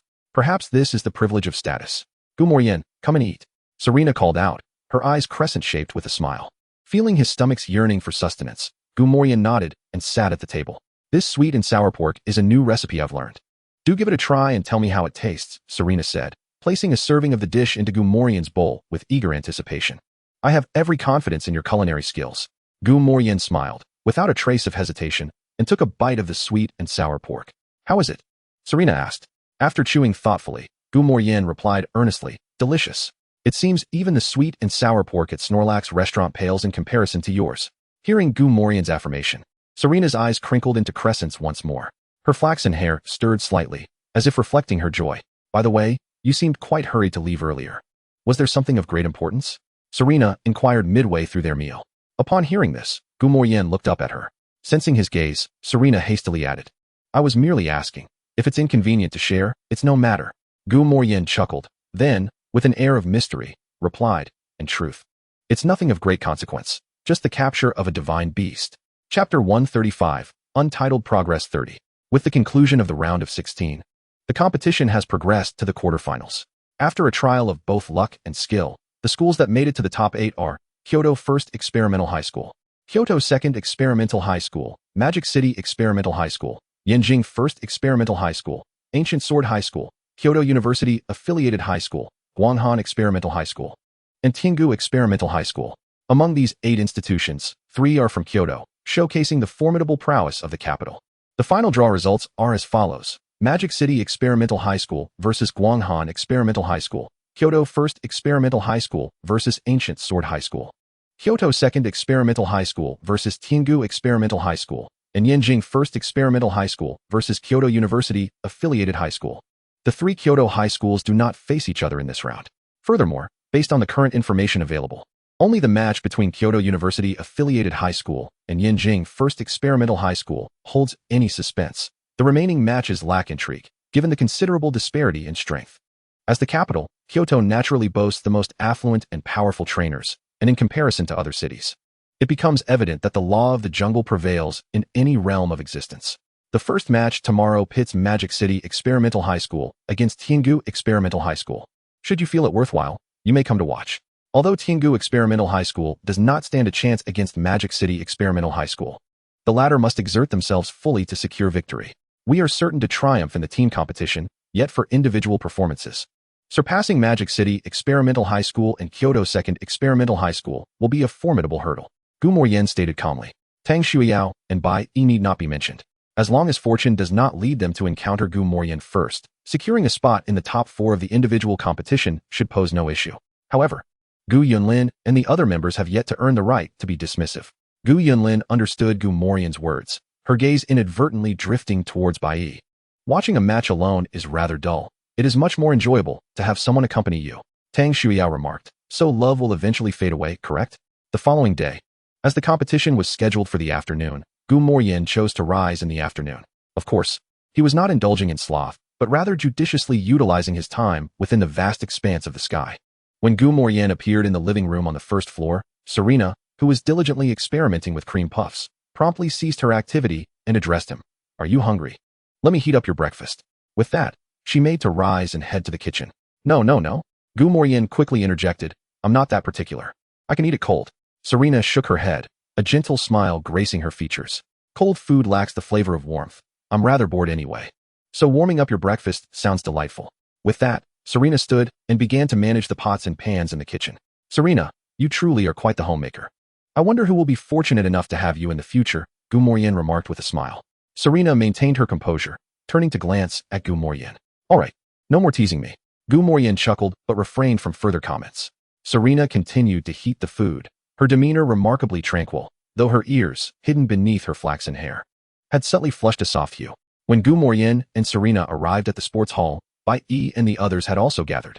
Qin Sahan seemed to have been waiting for Gu Moyen's arrival, but as Gu Moyen had timed his entrance perfectly, with the competition about to commence, Qin Sahan had no choice but to turn back.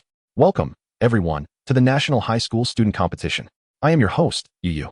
After Yu's introduction, the competitors from Kyoto First Experimental High School and Ancient Sword High School appeared on the battlefield. Upon seeing Gu Moyen, the members of Ancient Sword High School displayed a hint of trepidation. They had witnessed Gu Moyen single-handedly defeating 3 of their teammates previously, and now, the Lizard King was beyond their capability to contend with, let alone the once formidable Ninetales. Qin Sahan noticed the wavering morale among her team and barked, everyone, pull yourselves together. Ancient Sword High School may lose the match, but we must not lose our confidence. As both sides prepared, the referee began to assert their presence. Gu Moyen chose not to summon the Lizard King this time, but instead released the Axu. The Axu had reached level 47, with only 1 level remaining before evolution. Allowing it to engage in more battles would accelerate its evolution process. Bai Yi opted for the Rhinoceros Pokémon. As the Rhinoceros Pokémon emerged onto the battlefield, Bai Yi solemnly draped an arm around Gu Moyen's shoulder, saying, Hey, you wouldn't want to be sidelined, would you? Tang Shuiyao and the others cast him glances filled with resentment, clearly harboring grievances over Gu Moyen's previous feat of single-handedly defeating 5 opponents. Gu Moyen nodded knowingly and remarked, This time, 2 opponents should suffice, don't you think? 2 opponents? Why, old black? How can you utter such chilling words with your 37-degree body? With only 5 opponents, shouldn't it be 1 for each? Bai Yi replied with a grin that masked his annoyance. All right, 1 it is. Gu Moyen conceded.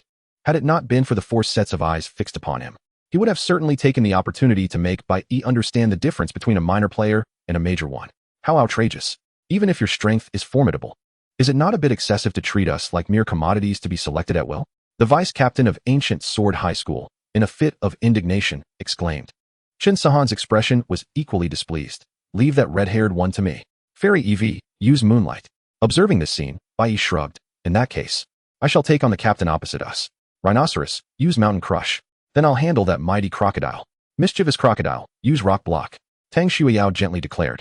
Gu Yunlin and Zheng Yifan also chose their opponents, leaving the weakest one for Gu Muron. In that moment, the authority of Captain Gu Muron shattered with a resounding bang. Chapter 136, The Shining Dual Axe Dragon. Axtooth. So my opponent is that low-level novice over there? Axtooth Dragon asked in astonishment. Gu Muron initially smiled apologetically, ready to explain. But a perfect rationale suddenly surfaced in her mind, causing her demeanor to shift to one of solemnity as she earnestly stated, Axtooth Dragon. You fail to grasp the essence here. Although the opponent is weak, they serve as an ideal test for your attacking prowess. Axtooth Dragon gazed at Gu Muron with a look that seemed to say, don't try to fool me. I know little. Gu Muron continued, look. Even though the opposing fire EV is at a lower level, this also means their stamina will be limited. Given your significant level advantage, it would be exceedingly simple to defeat them in a single blow. However, if you are unable to vanquish the fire EV within a specified number of attempts, it will challenge your mastery over skill potency. What say you? Gu Muron regarded Axtooth Dragon with a benevolent expression. Axtooth Dragon rolled its eyes at Gu Muron, having learned through their time together that her character was somewhat mischievous. Without further hesitation, Axtooth Dragon blocked the fire EV's surprise flamethrower with its dragon claw, then swiftly lunged forward, delivering a fierce strike that knocked the fire EV to the ground, its eyes swirling to signify its loss of fighting capability. Although Axtooth Dragon was the last to strike, it was the first to eliminate its opponent. Just as Axtooth Dragon prepared to assist the rhinoceros against the opposing team, a radiant white light suddenly enveloped its form. It was the light of evolution. Ah, everyone look. Gu Muron's Axtooth Dragon, after defeating its opponent, is now enveloped in a white glow, signaling that it will evolve into a powerful dual axe dragon. At the same time, Gu Muron becomes the first trainer to witness an evolution in this national high school tournament. Let us extend our congratulations to Gu Muron. The host, Yu skillfully stirred the atmosphere of the venue. The crowd erupted in cheers for Gu Muron, while Bai-Yi and his companions frantically launched an assault on Chen Sahan's team. Bai-Yi had reason to suspect that Axtooth Dragon's gaze indicated it might attempt to claim another victory for itself. With Axtooth Dragon's strength, they stood no chance of winning. So they had to defeat the opponents before the evolution completed. Fueled by a fierce determination, the 4 of them intensified their offensive, catching the members of Ancient Sword High School off guard and swiftly overpowering them, including Chen Sahan's ace, Fairy EV. Phew, finally a breath of relief. Bai-Yi smiled as the rhinoceros secured their victory. Gu Muron shook her head in exasperation, wondering if there could not be a bit more trust between people. As the white light dissipated, a jet-black Pokémon with red blades and claws emerged before everyone, its imposing aura instantly captivating all present. So cool. Bai-Yi's eyes sparkled with admiration. Tang Shuiyao and Gu Yunlin nodded in agreement, contemplating how, if they possessed a shining dual-axe dragon, their specializations in dark and steel types would render them formidable, while outsiders could only admire the shining dual-axe dragon's striking appearance. Gu Muron was privy to its inner attributes. As a mature system, it had proactively displayed the Dual Axe Dragon's attribute panel. Name, Dual Axe Dragon, Shining, Type, Dragon Potential, SS Ability, Breakthrough, can use moves without being affected by opposing abilities. Level, 48 Skills, Precision Strike, Malevolent Pursuit, Provocation, Slice, Dragon Claw, Phantom Face, Bite, Dragon Dance, Double Slash, Sharpen, Dragon Pulse Sword Dance Inherited Skills, Double Return, Reckless Charge, Critical Hit, Head-on Strike. Hardened Taught Skills, Earthquake, Dig, High-Speed Star, Revival, Reversal TM Skills, Iron Tail, Force, Cross Cut, Shadow Claw, Poison Jab. Such an extravagant data panel. If a feature-changing capsule were to be acquired later on, bestowing the naturally high attack power of the Dual Axe Dragon with the Berserker ability, what kind of situation would that create? Speaking of the Berserker ability, Gu Muron could not help but recall the Mighty King.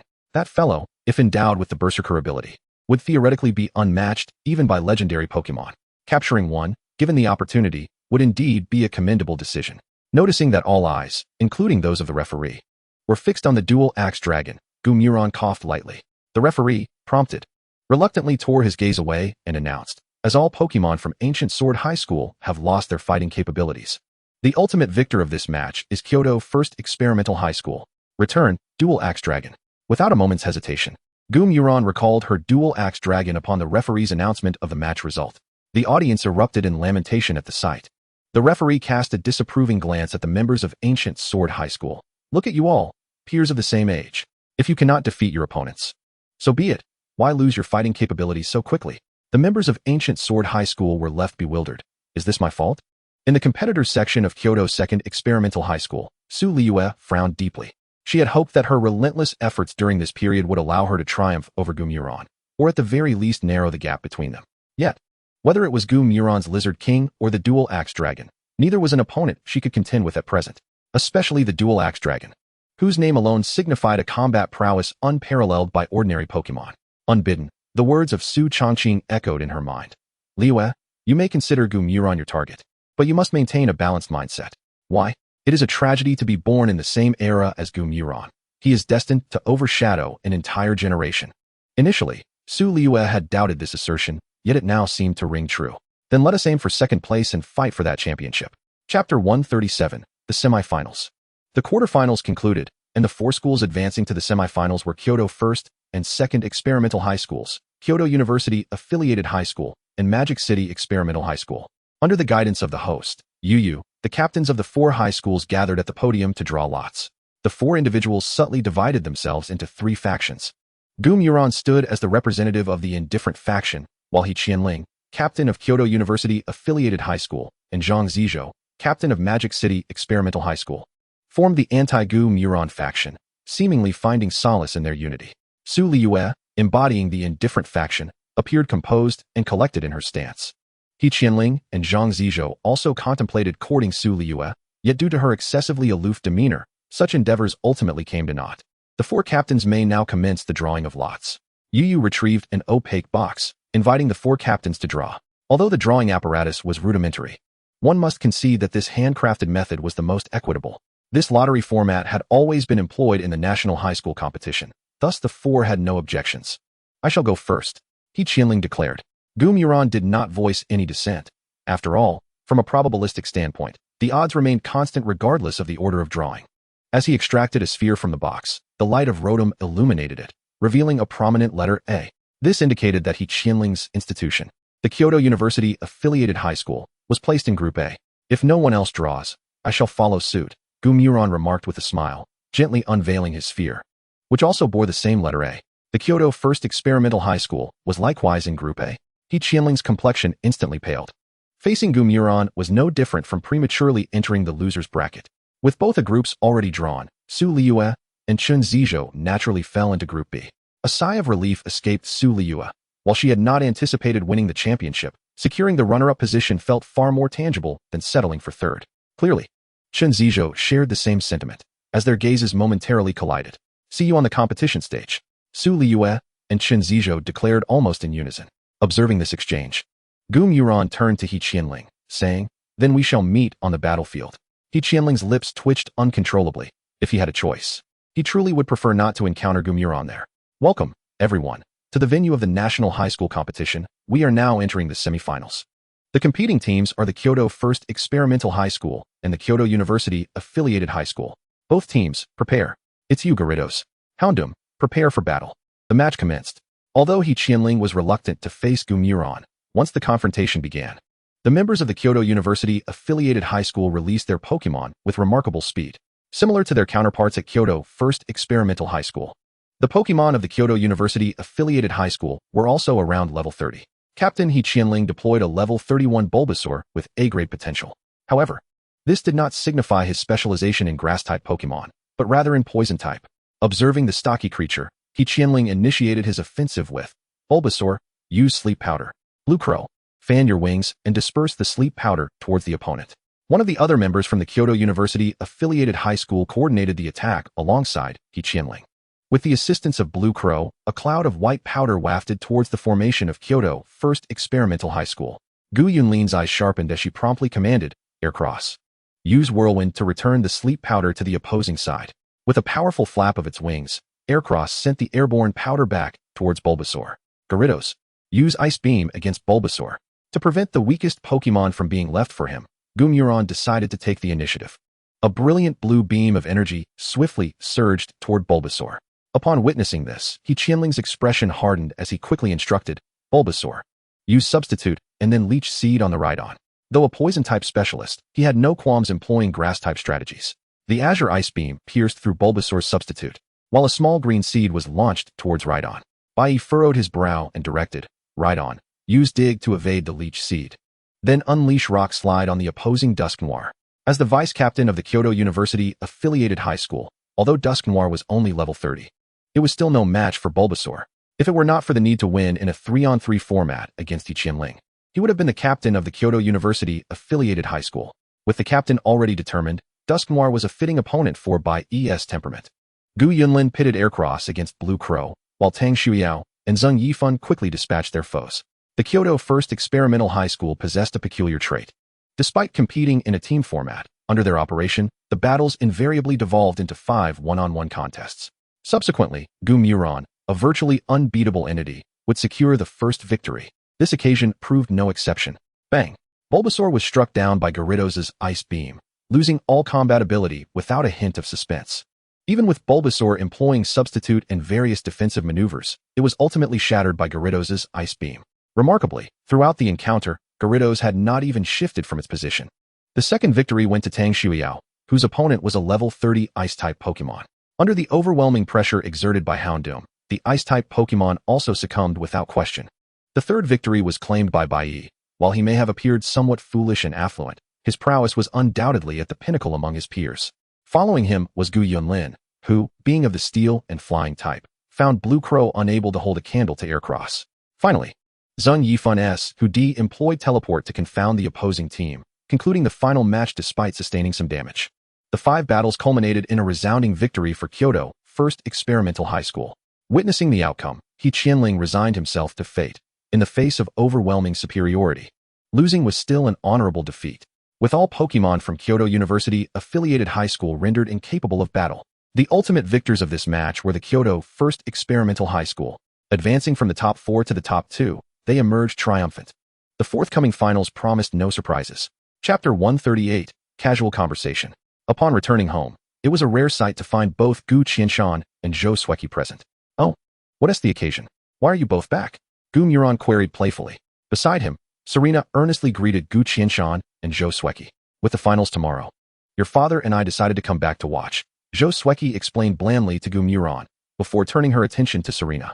Gumuron responded, well then, tell me which service center I was delivered from. Perhaps I can find my biological parents there. Fortunately, Gu Qianshan did not neglect Gumuron. After casting a glance in his direction, he headed towards the training grounds. Gumuron smiled. After years of companionship, he instinctively understood that Gu Qianshan wished for him to accompany him. Upon arriving at the battleground, Gu Qianshan produced 2 bottles of liquor from an unknown source and handed one to Gumuron. With a grin, Gumuron accepted it and tilted his head back, consuming a significant portion. You rascal, alcohol should be sipped slowly. Gulping it down can lead to choking, Gu Qianshan chided playfully. Gumuron rolled his eyes, retorting, you dare speak? You've already consumed more than half of your bottle. Gu Qianshan chuckled without responding, and in this moment, both old and young shared a bottle, leisurely drinking. After a while, Gu Qianshan stated, I must take my leave. Gumuron was not taken aback, responding calmly, where to? To an S-grade secret realm. Intending to explore and see if I can elevate my Garchomp to the master level, Gu Qianshan replied with an air of tranquility. As the strongest dragon-type champion in the history of the Dragon Kingdom, Gu Qianshan's talent was indeed exceptional. Both of his prized Garchomps were stuck at level 90. While Cynthia's Garchomp was also at level 90, it had a greater potential for advancement, thus making her Garchomp the strongest in the world. With Gu Qianshan's 2 Garchomps following closely behind. How long will you be gone? At least 3 months, at most 6. Gu Qianshan spoke with an air of tranquility. Gumuron nodded, hesitating for a moment before retrieving a Dragonite's Pokeball from his pocket. Take this back with you. In an S-level secret realm, having an additional combatant can make a significant difference. Gu Qianshan chuckled lightly, but shook his head. Rest assured, I have explored S-level secret realms numerous times, and each occasion has turned peril into fortune. Allow Dragonite to protect you well. No need for that. Gumuron fastened the Dragonite's Pokeball onto Gu Qianshan's belt. The safety within Huaxia is assured, and I possess the capability to safeguard myself. If others assert that Huaxia is safe, I would believe it. But consider the incidents you've encountered along your journey. I truly have no desire to expose you, Gu Qianshan remarked with a smile. Gu Moran's expression darkened as he downed a mouthful of drink, silently expressing his discontent. Can he be blamed for encountering Team Rocket and poaching gangs? It is quite unjust. When are we departing? Gu Moran inquired once more. We'll leave shortly. After a moment of silence, Gu Moran added, Be careful. Gu Qianshan nodded. I am aware that you harbor significant secrets, and while you choose not to disclose them, we shall not pry. As long as you do not oppose Huaxia, your father and mother will be your staunchest supporters. Therefore, strive boldly to grow stronger. Do not worry about others' envy. While your parents may not be the strongest, we are certainly not to be trifled with. If anyone could manage your mother and me, your grandfather is not one to be underestimated. Of course, in order to maintain his father's dignity, Gu Qianshan only voiced the last sentiment in his heart. What if I were to possess a level 1 deity? Gu Moran half joked, half seriously proposed. Huh, your father has yet to attain a level 1 deity, and you think you could? Gu Qianshan scoffed dismissively. Gu Moran remained silent. But a purple pokeball materialized in his hand, and with a flash of red light, a pitch-black dragon, approximately 3 meters in length, appeared before Gu Qianshan. It was none other than Gu Moran's shiny Rayquaza. Gulping, Gu Qianshan found it hard to believe his eyes. Is this truly a shiny Rayquaza? Gu Moran nodded. It just hatched a couple of days ago, and is currently only at level 5. Thanks to the rapid growth agent obtained from the sign-in event, Gu Qianshan struggled to maintain his grip on the bottle of liquor, hesitating before saying, Shall we perhaps be a tad more cautious? Or should we consult your grandfather? If it were a level 2 deity, given the strength of Gu Qianshan and Zhou Sueki, Gu Moran could simply accept it, but he felt somewhat intimidated by the shiny Rayquaza. In response, Gu Moran smiled reassuringly. Fear not. I will not act recklessly until Rayquaza has matured. Gu Qianshan finally nodded, hesitating before producing a metallic token, somewhat reluctantly stating, I initially intended to give this to you upon my return, but it seems I have underestimated the situation. Here, ticket. Gu Moran accepted it without hesitation. But upon examining it, he realized there was no description of this item in his memory, and he looked at Gu Qianshan with eager anticipation. Gu Qianshan explained, You have a fondness for the paper sword technique, correct? This is a pass to enter the ultimate cave world, where many paper swords reside. You can go and take a look. After finishing, Gu Qianshan added, However, remember to wait until your Pokemon reach level 50 or above before entering. The paper swords within are quite formidable, as the worlds of anime have transformed into secret realms in Blue Star. The ultimate cave has also become a series of secret realms. Yet, in comparison to other secret realms, the danger level of the ultimate cave is significantly higher, with few realms rated below B level. Upon hearing that this was a pass to the paper sword secret realm, Gu Moran's eyes lit up, and the grip on the token tightened, revealing a glimmer of greed. You little rascal. Observing Gu Moran's expression, Gu Qianshan couldn't help but chuckle and shake his head. All right, since I've given you everything, I shall take my leave. Glancing back at the shiny Rayquaza still inside, Gu Qianshan exited without a hint of reluctance. In the living room, Serena had already departed, leaving Zhou Sueki facing away from the entrance. As Gu Qianshan reached the door, he suddenly halted, turning to glance at Zhou Sueki. Noticing her disinterest in acknowledging him, he let out a bitter smile and departed on his salamence. Mom, aren't you coming? Gu Moran asked. I am going. Who will look after you outside? Zhou Sueki retorted with irritation. Gu Moran opened his mouth, wanting to assure her that he would be fine, but after a moment's hesitation, he chose to remain silent. Chapter 139, The Finals. The following day marked the final day of the National High School Student Team Competition. Unlike the previous days, two esteemed trainers, Ice-type champion Zhou Sueki and Steel-type champion Su Changqing, were present on site. Originally, Gu Qianshan had intended to attend, but after a night of revelry with Gu Moran, he had rushed to an S-level secret realm and thus did not make it. Sueki, where's old Gu? Su Changqing inquired. Zhou Sueki replied with a forced smile, I don't know, perhaps he perished in some S-level secret realm.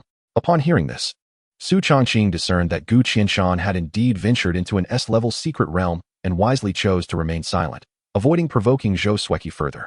On the battlefield beneath the judging platform, the teams from Kyoto First Experimental High School and Kyoto Second Experimental High School were assembled. The day prior, in the match between Magic City Experimental High School and Kyoto Second Experimental High School, the latter had emerged victorious. Both sides, prepare. The final match is entrusted to you. Jengar, Absol, prepare for battle. Charmeleon, let the world witness your flames. Aerodactyl, take the stage. We will lead with Alakazam. The 4 members of Kyoto First Experimental High School unleashed their strongest Pokemon. Seeing this, the members of Kyoto Second Experimental High School were equally undeterred. Throwing their Pokeballs, Arcanine, prepare for battle. Swift Wind Ball, Flababy, it's another day to give it your all. Scyther, prepare for battle. Ampharos, take the stage. The match commenced. At the referee's signal, both sides clashed fiercely. Flababy, use Tailwind. A sweet-looking girl from 2nd Experimental High School initiated the assault. With narrowed eyes, the adorable Flababy waved her fingers, summoning a gust of wind that surged around her. The speed of the 2nd Experimental High School's Pokémon visibly increased with the aid of the Tailwind ability. Arcanine, use Flamethrower on Aerodactyl. Steel-type champion Su Chongqing's daughter, Su Liyue, commanded a Fire-type attack against the Steel-type. Aerodactyl, evade with Quick Attack, then use Steel Wing on Flababy. Gu Yunlin calmly issued the command. Recognizing that she might not be able to handle Arcanine, and swiftly turned her attention to Flababy. The remaining 3 from 2nd Experimental High School attempted to intercept Aerodactyl, but were blocked by Gu Yunlin's Absol and Xing Yifun's Alakazam, while Bai Yi's Charmeleon sought to confront Arcanine. Su Liyue, this time, I shall not be defeated by you. Charmeleon, use Flamethrower. Thanks to Arcanine's Intimidate ability, Bai Yi felt confident in executing a Fire-type attack. Battles are not about words. If you truly wish to defeat me, let your strength speak for itself. Arcanine, also use Flamethrower. Roar. Grr. Both Fire-type Pokémon roared in unison as they unleashed 2 streams of searing flames, colliding violently in midair. Boom. With a resounding explosion, the 2 streams of flames detonated in the air, sending shockwaves that pushed both Fire-type Pokémon backward, resulting in a stalemate. Again, Bai Yi bellowed, commanding Charmeleon to unleash another Flamethrower. Just what I desired. Su Liyue quickly spoke up, her mind devoid of any tactical considerations as she knew she was out of the running for the championship. The entire match had been rather exhilarating. Yet Gumoran had still not made a move. Jia, Master, when should I strike? Gung Gue asked impatiently. Gumoran glanced at Gung Gue and replied, now. Focus on supporting Tang Shuiyao and the others in overcoming their opponents, but be careful not to target the Wind Speed Dog.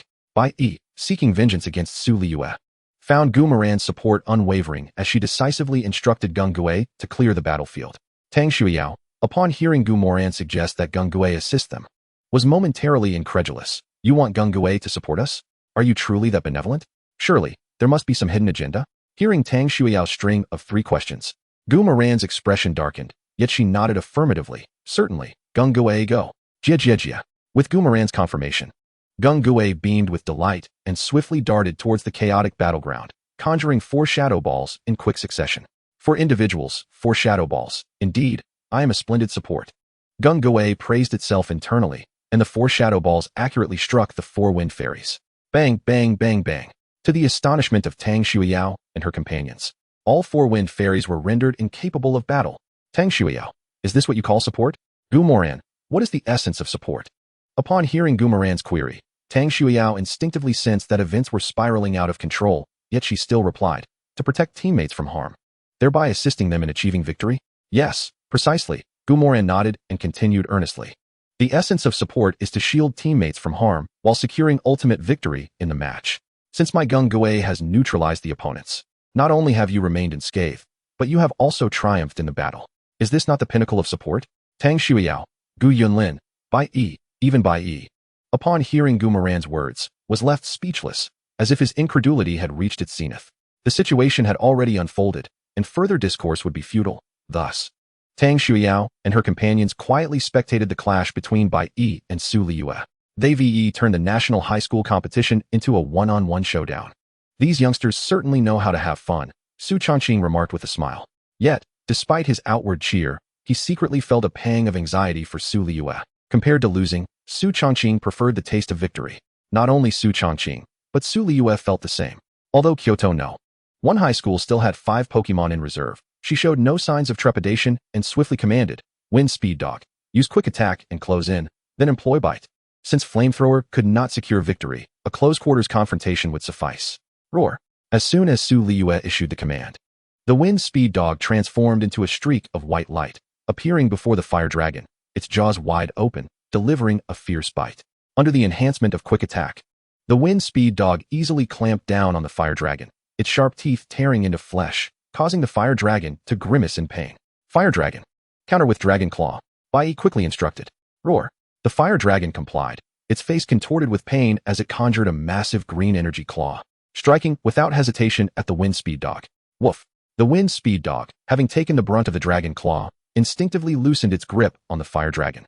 Wind Speed Dog, once more with Quick Attack. Su Liyue's delicate face remained calm, seemingly unfazed by the Wind Speed Dog's injury.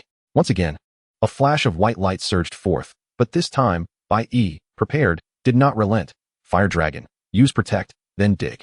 Bang! The wind speed dog collided forcefully with the green energy shield erected by Protect. The impact was considerable, yet the shield remained unyielding. In the next moment, the Fire Dragon vanished from the battlefield. Though the Fire Dragon retained its pride, lacking the flying type allowed it to use Dig. Noticing the Fire Dragon's disappearance, Su Liyue's brow furrowed slightly. Wind Speed Dog, be cautious. The Wind Speed Dog nodded earnestly, its keen eyes fixated on the battleground. Wary of the Fire Dragon suddenly emerging from the shadows to deliver a punishing blow. Suddenly, the ground erupted as the Fire Dragon's red form burst forth, crashing heavily into the Wind Speed Dog. This strike was exceptionally effective. Fire Dragon, once more with Dig. Having tasted success, Bai Yi commanded again. The same tactic will not work on me twice. Su Liyue exclaimed. Although the Wind Speed Dog could not learn Earthquake, it was capable of mastering Stomp. Roar. A yellow energy aura enveloped the Wind Speed Dog's front paws as it forcefully stomped down on the ground. Bang! As the stomp descended, the Fire Dragon reappeared in the arena. Judging by its injuries, the blow had dealt significant damage. In the spirit of reciprocity, Wind Speed Dog, let us also use Dig. Su Liyue stated calmly. Although the Fire Dragon could learn Earthquake, regrettably, it could not master it. Not only that, but the Fire Dragon was also incapable of learning Stomp. As a Pokemon entirely loyal to its trainer, the Wind Speed Dog, despite the potential for its fur to become soiled from using Dig, proceeded without hesitation to execute the move. Fire Dragon used Dig. Bai Yi understood that the Fire Dragon could not inflict effective damage on the Wind Speed Dog while it was underground, and thus commanded the move as well. Without hesitation, the Fire Dragon dug its sharp claws into the ground, quickly creating a small hole. It seems the opponent has yet to learn their lesson. Wind Speed Dog, emerge and use Stomp. Su Liyue swiftly instructed. As her words fell, the Wind Speed Dog burst forth from the earth, its front paws once again enveloped in a yellow energy aura. Observing this, Bai Yi showed no fear. Instead, a faint smile crept across his lips. Fire Dragon, come forth and use Rock Slide. Roar. With Bai Yi's command, a well-developed Fire Dragon emerged onto the battlefield, raising its arms as massive rocks cascaded towards the Wind Speed Dog. Bang, bang, bang. The impact of Rock Slide interrupted the Wind Speed Dog's stomp. The same tactic will not work on me. Bai Yi's smile broadened. Su Liyue's expression grew serious. Although the Wind Speed Dog had yet to lose its fighting capability, it began to pant heavily, clearly nearing exhaustion. Your commanding skills have indeed improved significantly during this time, Su Liyue remarked appreciatively. Bai Yi shrugged nonchalantly. What can I say? Being around Old Black every day, I have to learn something. Otherwise, calling him Old Black all the time would be quite misleading. On the sidelines, Gumuron's expression darkened. Her hand unconsciously brushed against the pokeball containing the Sharpedo, realizing that amidst her busyness, she had neglected to confront Bai Yi's Gyarados. Upon hearing Bai Yi mention Gumuron's name, Su Liyue instinctively turned her gaze towards Gumuron, offering a resigned smile.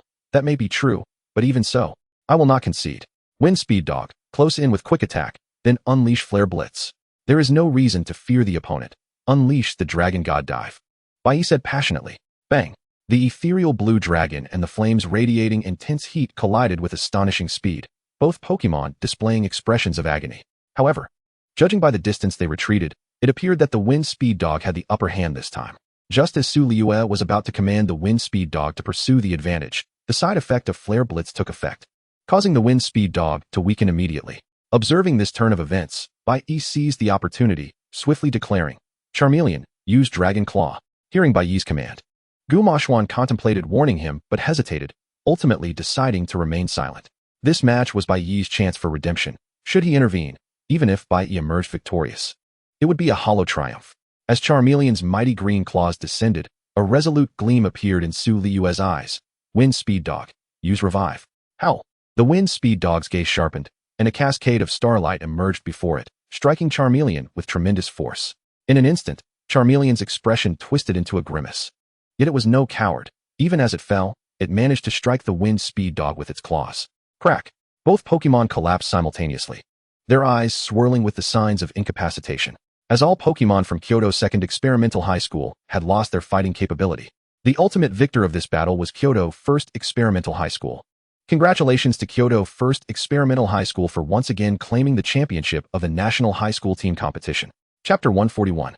Congratulations to Kyoto First Experimental High School for once again claiming the championship of the National High School Team Competition. Upon hearing the referee's announcement, Su Liyue smiled and nodded at Gumoshuan and Bai Yi.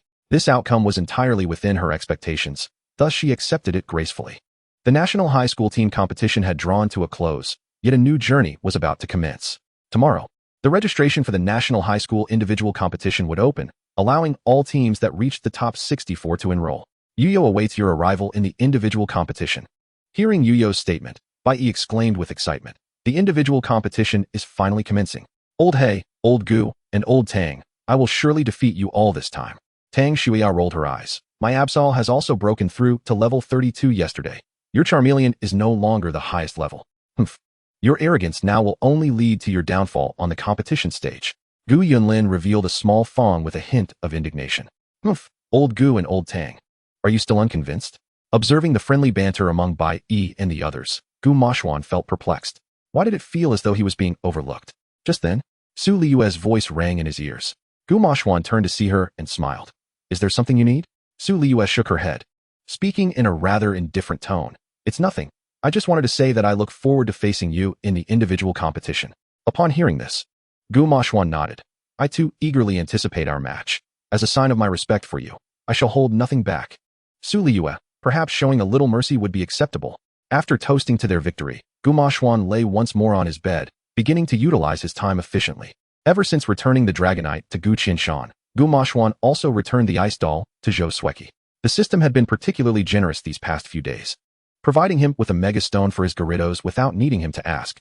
With its Mega Evolution, Gyarados could reach the champion level. As long as it avoided Team Rocket, 2 champion-level Pokémon would be sufficient to protect Gu Moshuan. Though Rayquaza was only at level 5, its thirst for strength was undeniable. Coupled with the pressure of a legendary Pokémon and its combat prowess far exceeding that of other Pokémon of the same level, even a level 5 Rayquaza could contend with ordinary Pokémon several levels higher. With its immense advantage in battling above its level, Rayquaza's rate of advancement was commendable. However, low-level Pokémon in the Sky Realm were scarce, or rather, not many were found in circulation. Observing this situation, Gyarados proposed a plan to venture to the Gyarados colony to challenge those level 10 Dragonites. Upon hearing this, Gu Moshuan rejoiced. Rayquaza would handle the Dragonites while the martial arts bear would confront the higher-level Kabutops, and the Bite Land Shark would deal with Gyarados. A single species serving multiple purposes would bring tears to the eyes of any capitalist. Initially, the Gyarados leader was reluctant to agree to such an unreasonable request. But considering the reputation of Gyarados, the strength of the fire god Moth, Gu Moshuan's Tokiwa power, and the delicious food he prepared, he ultimately consented. However, he stipulated that any battles must be mutually agreed upon and absolutely could not be forced. Furthermore, Gu Moshuan would need to assist in restoring the injured Pokémon's stamina afterward. Naturally, Gu Moshuan agreed. Given Gyarados' proud nature, he had many ways to facilitate friendly battles. Since registration could be done by a coach on behalf of the participants, Gu Moshuan had a whole day to spend in the instance, making optimal use of his time. What is internal competition? Is it necessary? By effectively utilizing time, one can become remarkably strong. Gu Moshuan spent the entire day under the system's notifications. Ding! Bite Land Shark defeated Gyarados, earning 2,130 experience points, current level 57. Ding! Ninetales defeated Kabutops, earning 1052 experience points, current level 50. Ding! Rayquaza defeated Dragonite, earning 232 experience points, current level 7. Due to Ninetales' significant advantage in attributes, it could even contend with a freshly evolved Gyarados, resulting in a slightly faster level increase. While the martial arts bear struggled at level 49, Ninetales had already reached level 50. However, Ninetales was not the fastest to improve. That title belonged to Rayquaza. Perhaps due to both Gyarados and Rayquaza being dragon and flying types, Rayquaza's legendary pressure had a particularly pronounced effect on Dragonite, leading to swift leveling up. In the outside world, within a single day, Rayquaza's level had reached 17. This rate of progression was something even Ninetales and the others could not achieve in their early days. It simply attested to the power of a legendary Pokémon. Additionally, Rayquaza's remarkable learning ability meant its attribute panel was now exceptionally impressive. Name, Rayquaza Shiny. Type, Dragon, Flying. Aptitude, SSS. Ability, Airlock, eliminates all weather effects. Level, 17. Skills, Dragon Ascent, Hurricane, Origin Pulse, Air Slash, Dragon Pulse, Crunch. Inherited skills, none. Taught skills, Swords Dance, Water Pulse, Ice Beam. TM skills, Volt Tackle, Outrage, Dragon Pulse. Brick Break. Description, Rayquaza, the Sky Pokémon, is said to soar through the ozone layer, and legends claim that it descends to quell the battles between Kyogre and Groudon. Revered as the god of the sky. Xiaodai, I'm coming in. Just as Gu Moshwan emerged from the sky realm, he heard Serena's voice from outside. Since Gu Moshwan felt that being addressed by his full name seemed somewhat distant, he had asked Serena to call him Xiao Dai, just as Tang Shuya and the others did. Come in. The door opened, and Serena appeared before Gu Moshwan. Unlike her usual attire, today Serena wore a white shirt tied with a bow at the collar, layered with a black jacket, while the lower half featured a dark blue pleated skirt, revealing her smooth, fair legs. She appeared both pure and beautiful. Feeling the gaze of Gu Moryen lingering on her, Serena felt a slight flush on her cheeks, yet mustered the courage to ask him, Xiaoran, do you have any plans for tonight? Gu Moryen instinctively replied, not really, why do you ask? It's nothing major. Just that you mentioned taking me for a stroll in Kyoto before. Chapter 142, An Exchange in Midair. It's nothing major. Just that you mentioned taking me for a stroll in Kyoto before. Hearing Serena's somewhat forlorn voice, Gu Moryen chuckled awkwardly and quickly added, my apologies. Then let us make sure to have a wonderful time tonight. At his words, the previously melancholic Serena instantly brightened up. Great. There's an event at Arceus Square today, where many impressive coordinators are said to be performing. All right, let me change my clothes. Okay, I'll wait for you outside. With that, Serena turned and walked towards the door. However, Gu Moryen couldn't shake the feeling that she cast a lingering glance back at him before leaving. The speed at which the young man changed his clothes was not just quick, it was remarkably swift.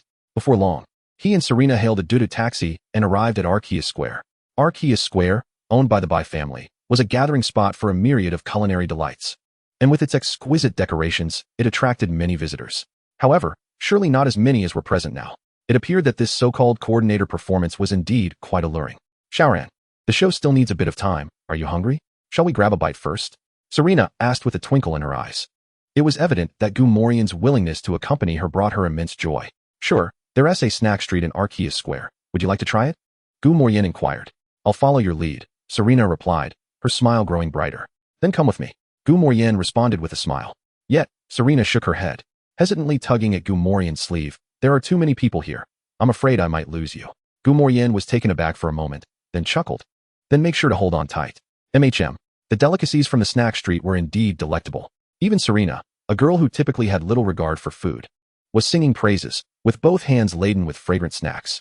Gu Moryen, who was supposed to lead the way, found his hands full of food as well, looking at Serena ahead with a mix of helplessness and amusement, just as he was about to remind her to slow down. He caught a glimpse of the contents of the box and realized that the fried skewers seemed to have diminished by 2 pieces. Did I miscount? Gu Moryen pondered, then hurried to catch up with Serena. In the skies above Kyoto, in the midst of the night, a small, pitch-black sprite was intently observing the air before it. A ghostly energy slowly emanated from its tiny fist.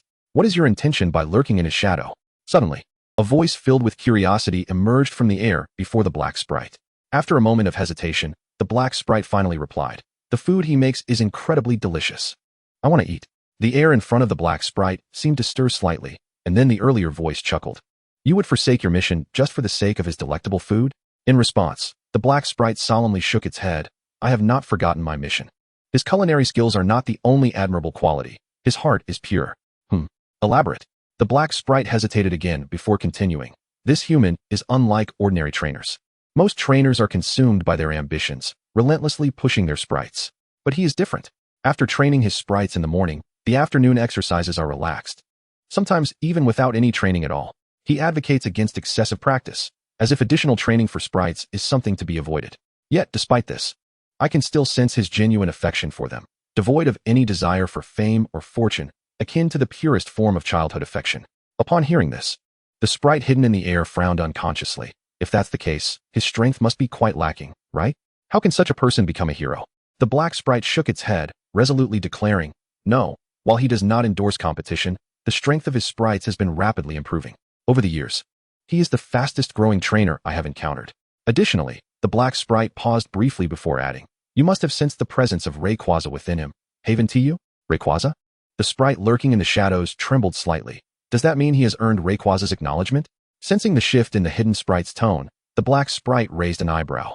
Is it not due to Rayquaza? Then why are you here? Surely he has nothing that could attract you? Silence ensued. The concealed sprite offered no response, maintaining its silence. Observing this, the black sprite nodded. Since you are unwilling to share, I shall not pry further. I will not harm him. But I hope you do not interfere with me. With that, the black sprite soared towards the ground where Gu Moryen was reveling in playful moments with Serena. Or more accurately, towards the shadow behind Gu Moryen. En route, the black sprite added. Oh, by the way, I forgot to mention. He also possesses the powers of the evergreen and the wave. As the black sprite returned to the shadow of Gu Morian, the sprite in the sky raised an intrigued eyebrow. Gu Morian? I find you increasingly fascinating. Unbeknownst to Gu Morian, who was oblivious to the events occurring above him, he was currently facing one of the most dreaded scenarios for a boy accompanying a girl on a shopping trip, trying on clothes. Although Serena was exceptionally beautiful, her choice of outfits was impeccable, and her personality was delightful. After trying on nearly a dozen outfits and receiving a string of compliments from Gu Morian in various tones, Serena pouted. Xiaoran, do you dare to use a different adjective? Gu Morian was momentarily taken aback, and after a pause, he replied, how about extremely beautiful? Serena's smile faltered, and with a resigned sigh, she turned back towards the fitting room. What a joke. You are just as much of a straight man as Bai. Chapter 143, The Snorlax, after a nap, devoured the title again. Compared to one-on-one battles, 3-on-3 matches better showcase a trainer's overall strength, and in comparison to 6-on-6 battles, 3-on-3 requires significantly less time. Therefore, the individual competition of the National High School Student Tournament adopts a 3-on-3 battle format. Among the 64 teams that qualified for the team competition, aside from a few with genuine urgent matters to attend to, all others signed up to participate. Most of the trainers in the individual competition were newcomers, typically having sprites at levels around 27 or 28. However, they represented the finest batch of students in Huaxia, and thus all universities placed great emphasis on the individual competition. Especially for the eventual champion, it transcended mere recruitment considerations. One could still recall last year's individual competition champion, Zhou Yushi, whose admission to Magic City University required considerable effort. Teacher Mu, does Kyoto University have any students worth noting this year? Lin Qian, the head of the admissions office of Magic City University, asked with a grin that didn't quite reach his eyes. Mu Chengxian glanced at Lin Qian, her lips curling into a professional smile. Teacher Lin, you jest. The students participating in the National High School Student Tournament are all outstanding representatives from their respective schools, and we at Kyoto University naturally welcome them with open arms. What about you? Has Magic City University found any promising talents this year? If not, I could recommend a few. Upon seeing the smile on Mu Chengxian's face, Lin Qian's brows furrowed slightly, internally lamenting, this person is as difficult as ever to deal with. On the surface, Lin Qian maintained a calm demeanor as he remarked, haha, Teacher Mu is jesting. Naturally, Modi University welcomes a multitude of aspiring students. However, our foundation is rather shallow compared to the formidable strength of Kyoto University. I wonder if Kyoto University would be willing to part with its resources? A faint smile, tinged with sarcasm, graced Mu Chengxian's face as she retorted, look at what you're saying. Who is unaware of Modi University's robust capabilities, particularly in terms of funding? Nationwide, no one can rival us. We cannot possibly be considered lacking in foundation. TSK. This greasy old man may be unattractive, but his thoughts are quite delusional, Mu Chengxian mused inwardly. Then let it be a matter of skill, Lin Qian said with a smile, though it lacked the previous smoothness. Indeed, a matter of skill, Mu Chengxian replied with a smile of her own. The admissions officers from other schools watched the duel between Mu Chengxian and Lin Qian with bitter smiles. It had become an unwritten rule within the Chinese university circle that the champions of individual competitions gravitate towards either Kyoto University or Modi University. Aside from these two institutions, no other schools dared to recruit individual champions, not out of fear, but because it was utterly meaningless. The disparity between schools was vast, and the gap in resources equally so. Any rational person would make the correct choice. The remaining students, ranked slightly lower, were left to ponder their options. Meanwhile, the admissions directors from other universities engaged in spirited discussions, while many of the participants were equally fervent in their contests. Gu Moran's first opponent was a rather unremarkable boy, save for his pockmarked face. Both sides prepare. The first battle is entrusted to you, Swamp Monster. Go, Fatty Harley. The match commenced. Although the opponent's level is higher, our attributes hold a definitive advantage. There is no reason to fear them. Use Spiky Arm. As the referee issued the command, the pockmarked boy exclaimed with excitement. Gu Moran calmly observed Fatty Harley, showing no inclination for Swamp Monster to respond. Damn it, let's show the opponent not to underestimate us. Fatty Harley, unleash your full power with Spiky Arm. The pockmarked boy, feeling insulted by Swamp Monster's inaction, spoke with indignation.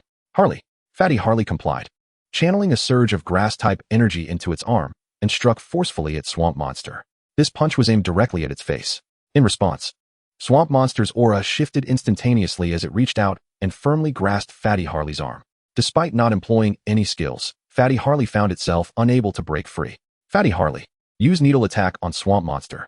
The pockmarked boy quickly commanded, demonstrating some level of tactical ability. However, Swamp Monster would not permit such a feeble opponent to prance about for long. Raising its arm high, it delivered a powerful ice punch directly to Fatty Harley's round face. Uffed. Fatty Harley, having sustained the ice punch, suddenly fell silent, and Swamp Monster, with a sneer, withdrew its fist. Without support, Fatty Harley collapsed to the ground.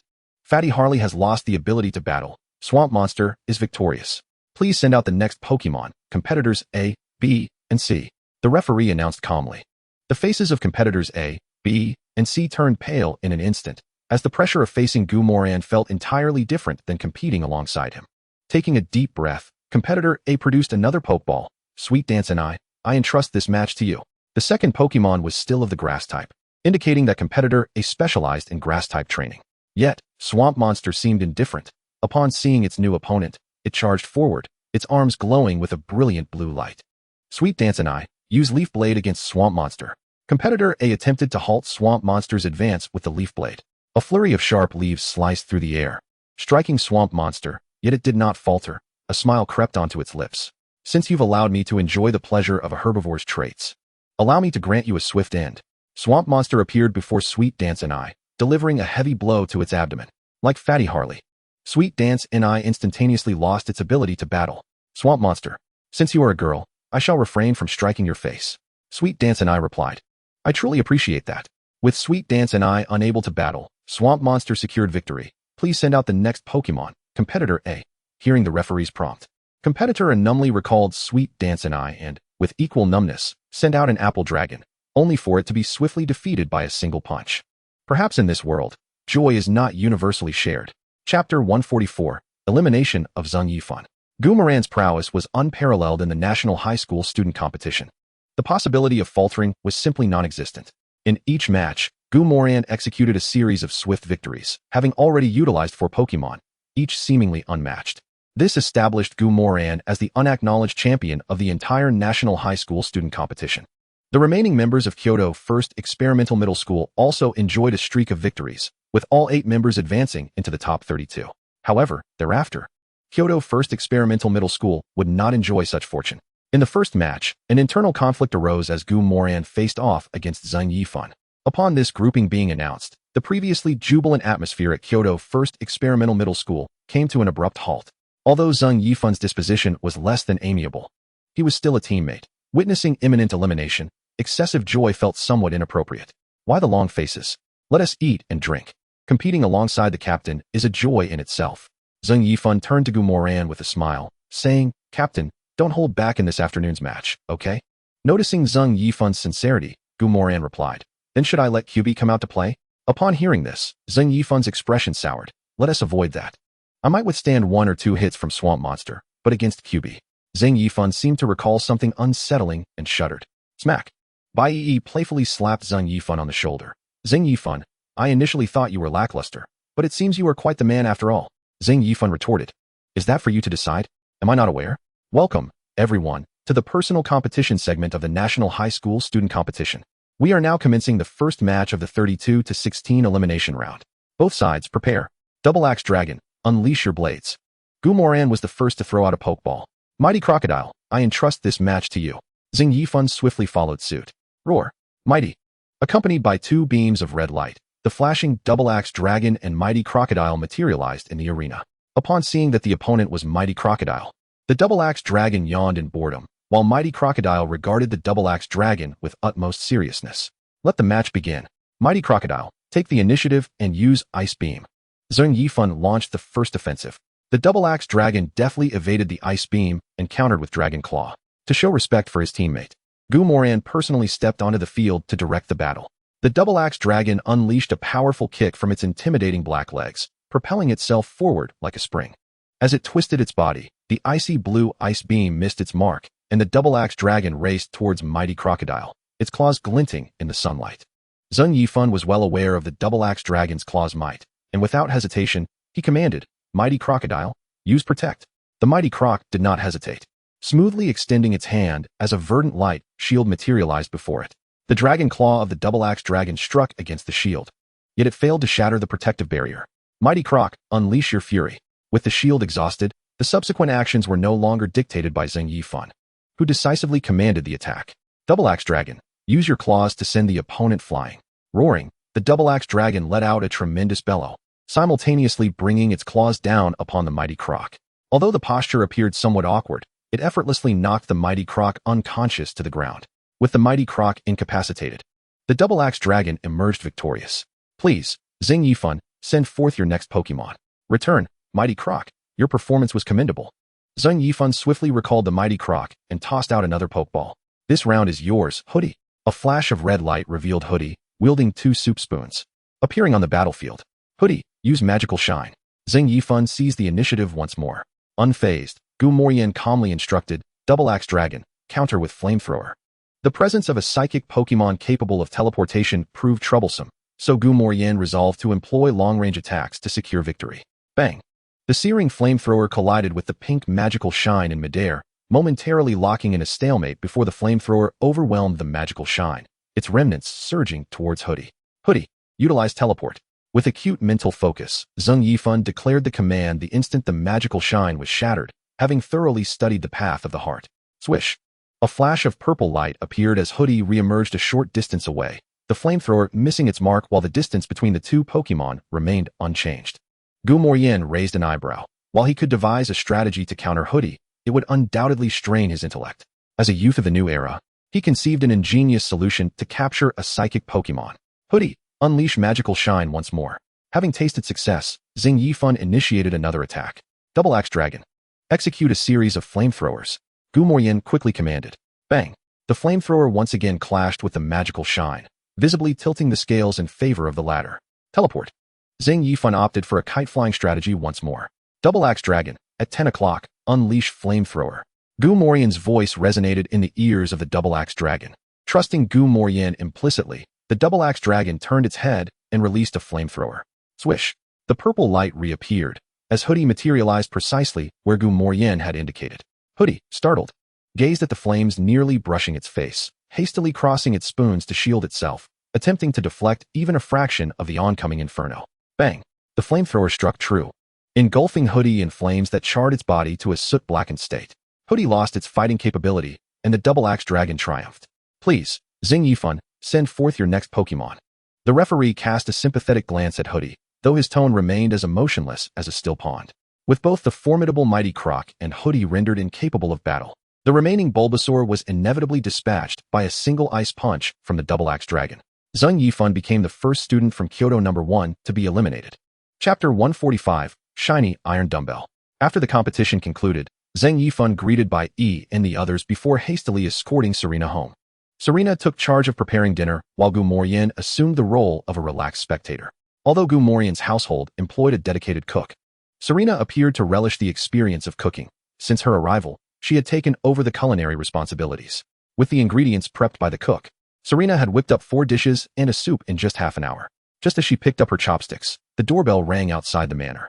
Uncle Lin stepped out to inquire, only to be met with a series of rustling sounds. After a moment, Uncle Lin appeared before Gu Morian, respectfully stating, "Young master."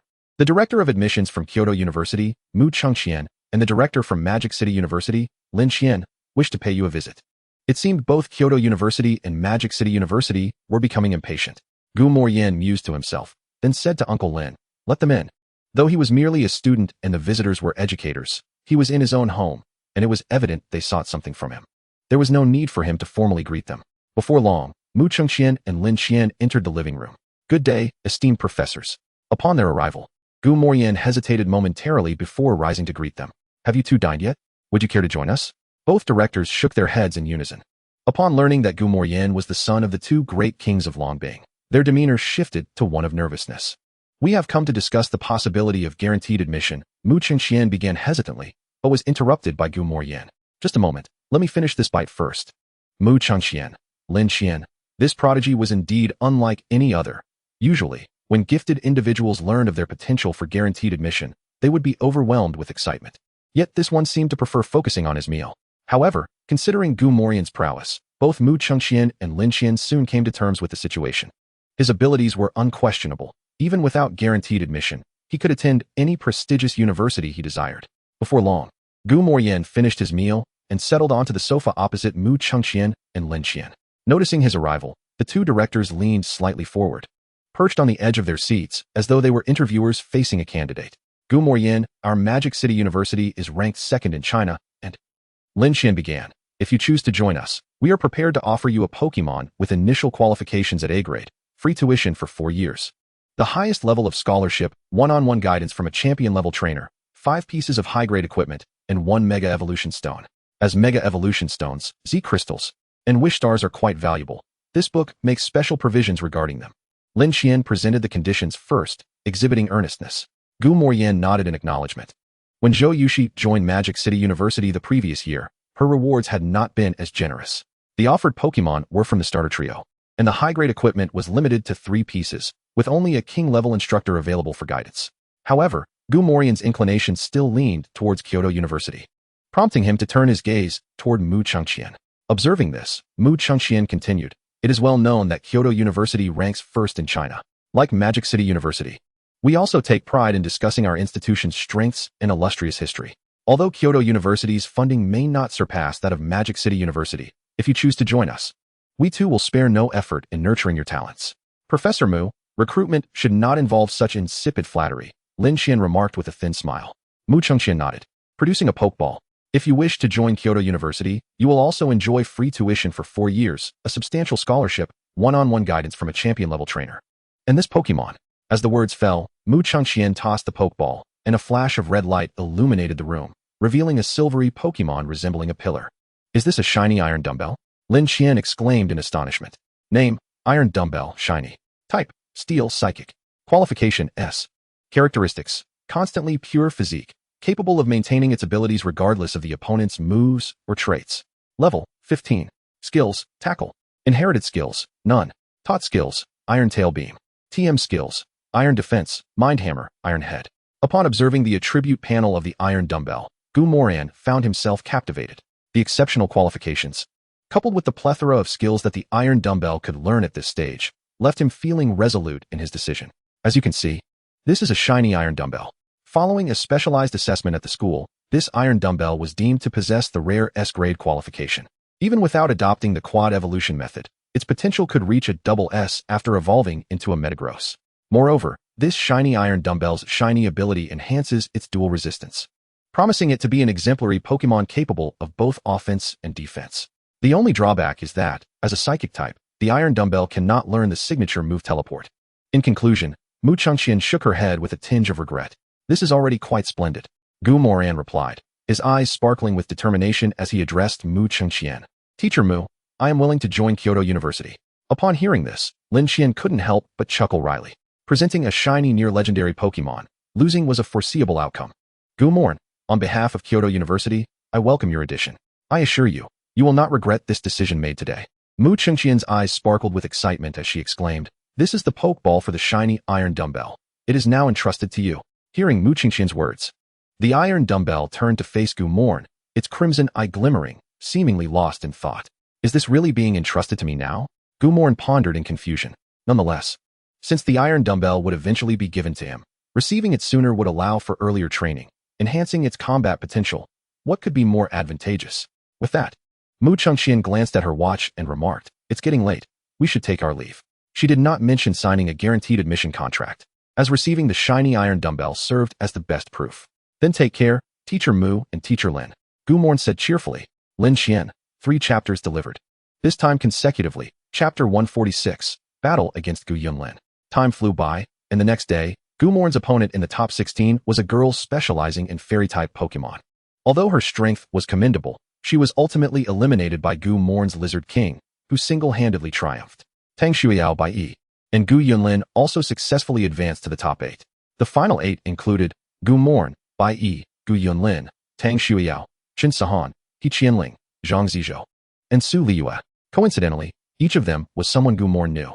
Following the draw, the battle order was determined as follows: Bai Yi versus He Qianling, Gu Moyin versus Gu Yunlin, Tang Shuiyao versus Qin Sahan, and Su Liyue versus Zhang Zizhou. After a battle against Su Liyue's Arcanine, Bai Yi's Fire Lizard successfully leveled up to level 33. He Qianling, a trainer specializing in poison types, appeared quite powerless against the scorching flames of the Fire Lizard. Ultimately, Bai Yi eliminated He Qianling at the cost of his Rhinoceros Pokémon losing its ability to fight. The second match of the top 8 commenced. Both sides prepared. The referee waved the flag. Gengar, it's your turn. Magneton, ready for battle. The match began. I seized the initiative. Magneton, use Thunderbolt. Gu Yunlin did not hesitate to take the first move. ZZZZ. Magneton emitted a crackling sound as a brilliant golden Thunderbolt shot towards Gengar. Gengar, also use Thunderbolt. Gumorn replied calmly. Kick. Gengar performed a spooky face towards Magneton, sending a ball of Thunderbolt flying with a flick of its rounded hand. The two Thunderbolts collided midair.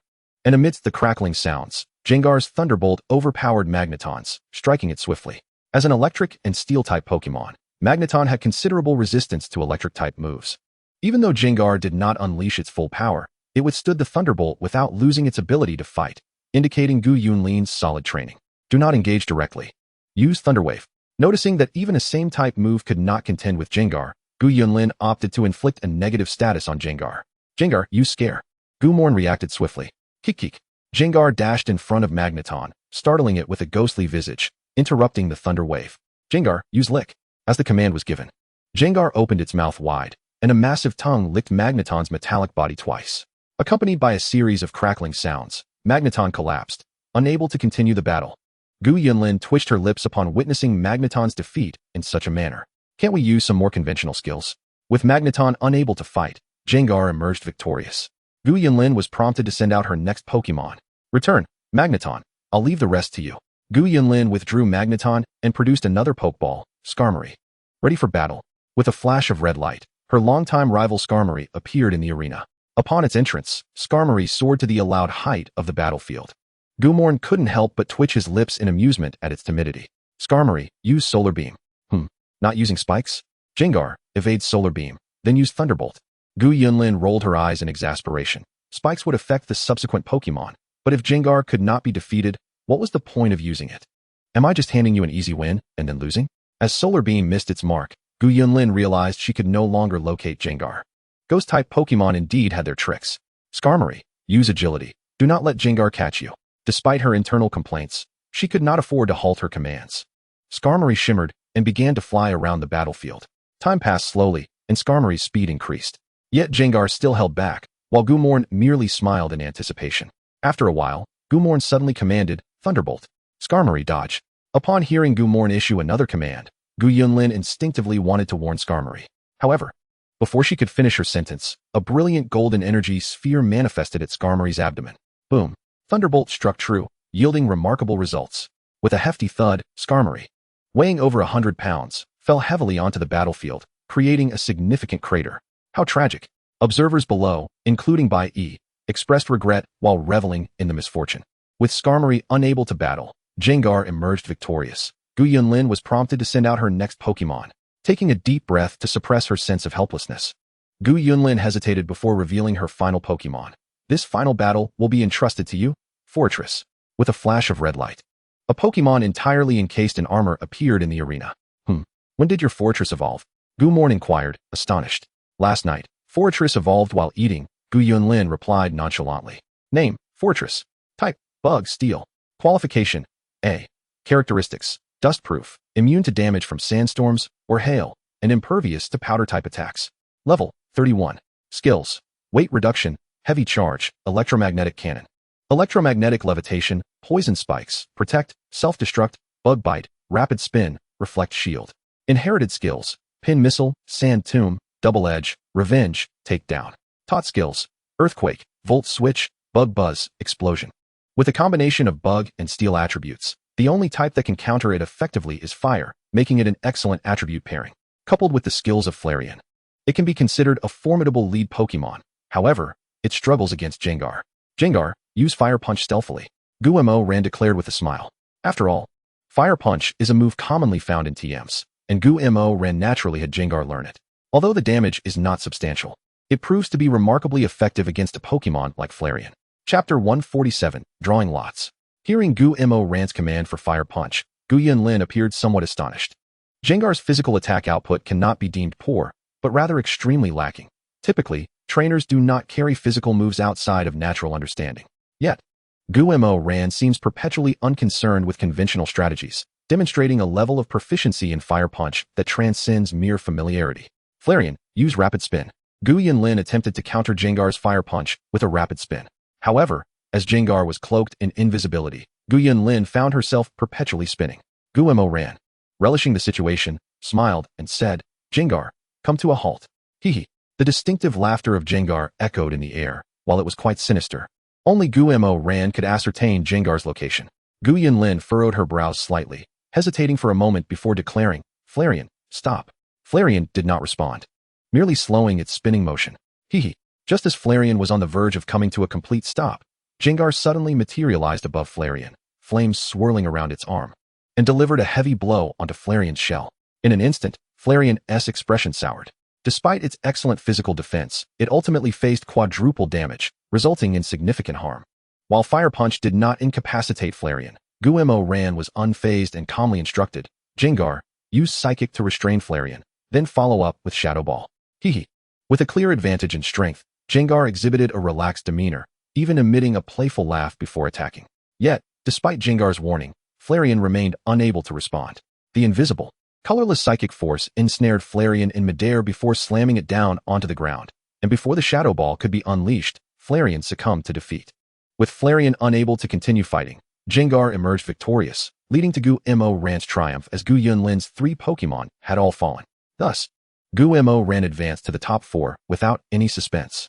If Gu Mo ran and Gu Yunlin's match was a complete one-sided domination, then the 3rd and 4th matches of the quarterfinals were genuine contests, with both sides exchanging blows. While one might have the upper hand, it was not a matter of total helplessness. The audience, although appreciative of the aesthetic violence of a single decisive blow, ultimately found greater enjoyment in contests of equal footing. After 2 visually thrilling matches, the final victors were Tang Shuiyao and Su Liyu. Outside the arena, Qing Siwei wore a radiant smile. Among the final 4, 3 were from the first experimental high school of Kyoto.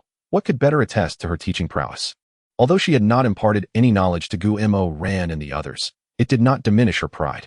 Contestants in the top 4, please proceed to the podium for the draw. Hearing the host's voice, Gu Mo ran remarked, "It's time for the draw, everyone. Let us see who among us draws the unfortunate lot against the dark horse." Bai cast a disdainful glance at Gu Mo ran. Gu Mo ran replied, "Am I really that unpopular?" He said, somewhat bewildered. "If it were to team up, I would wholeheartedly agree. If as opponents, it would be best for you to keep your distance." Tang Shuiyao said with a gentle smile. "Then who shall go first?" The host inquired.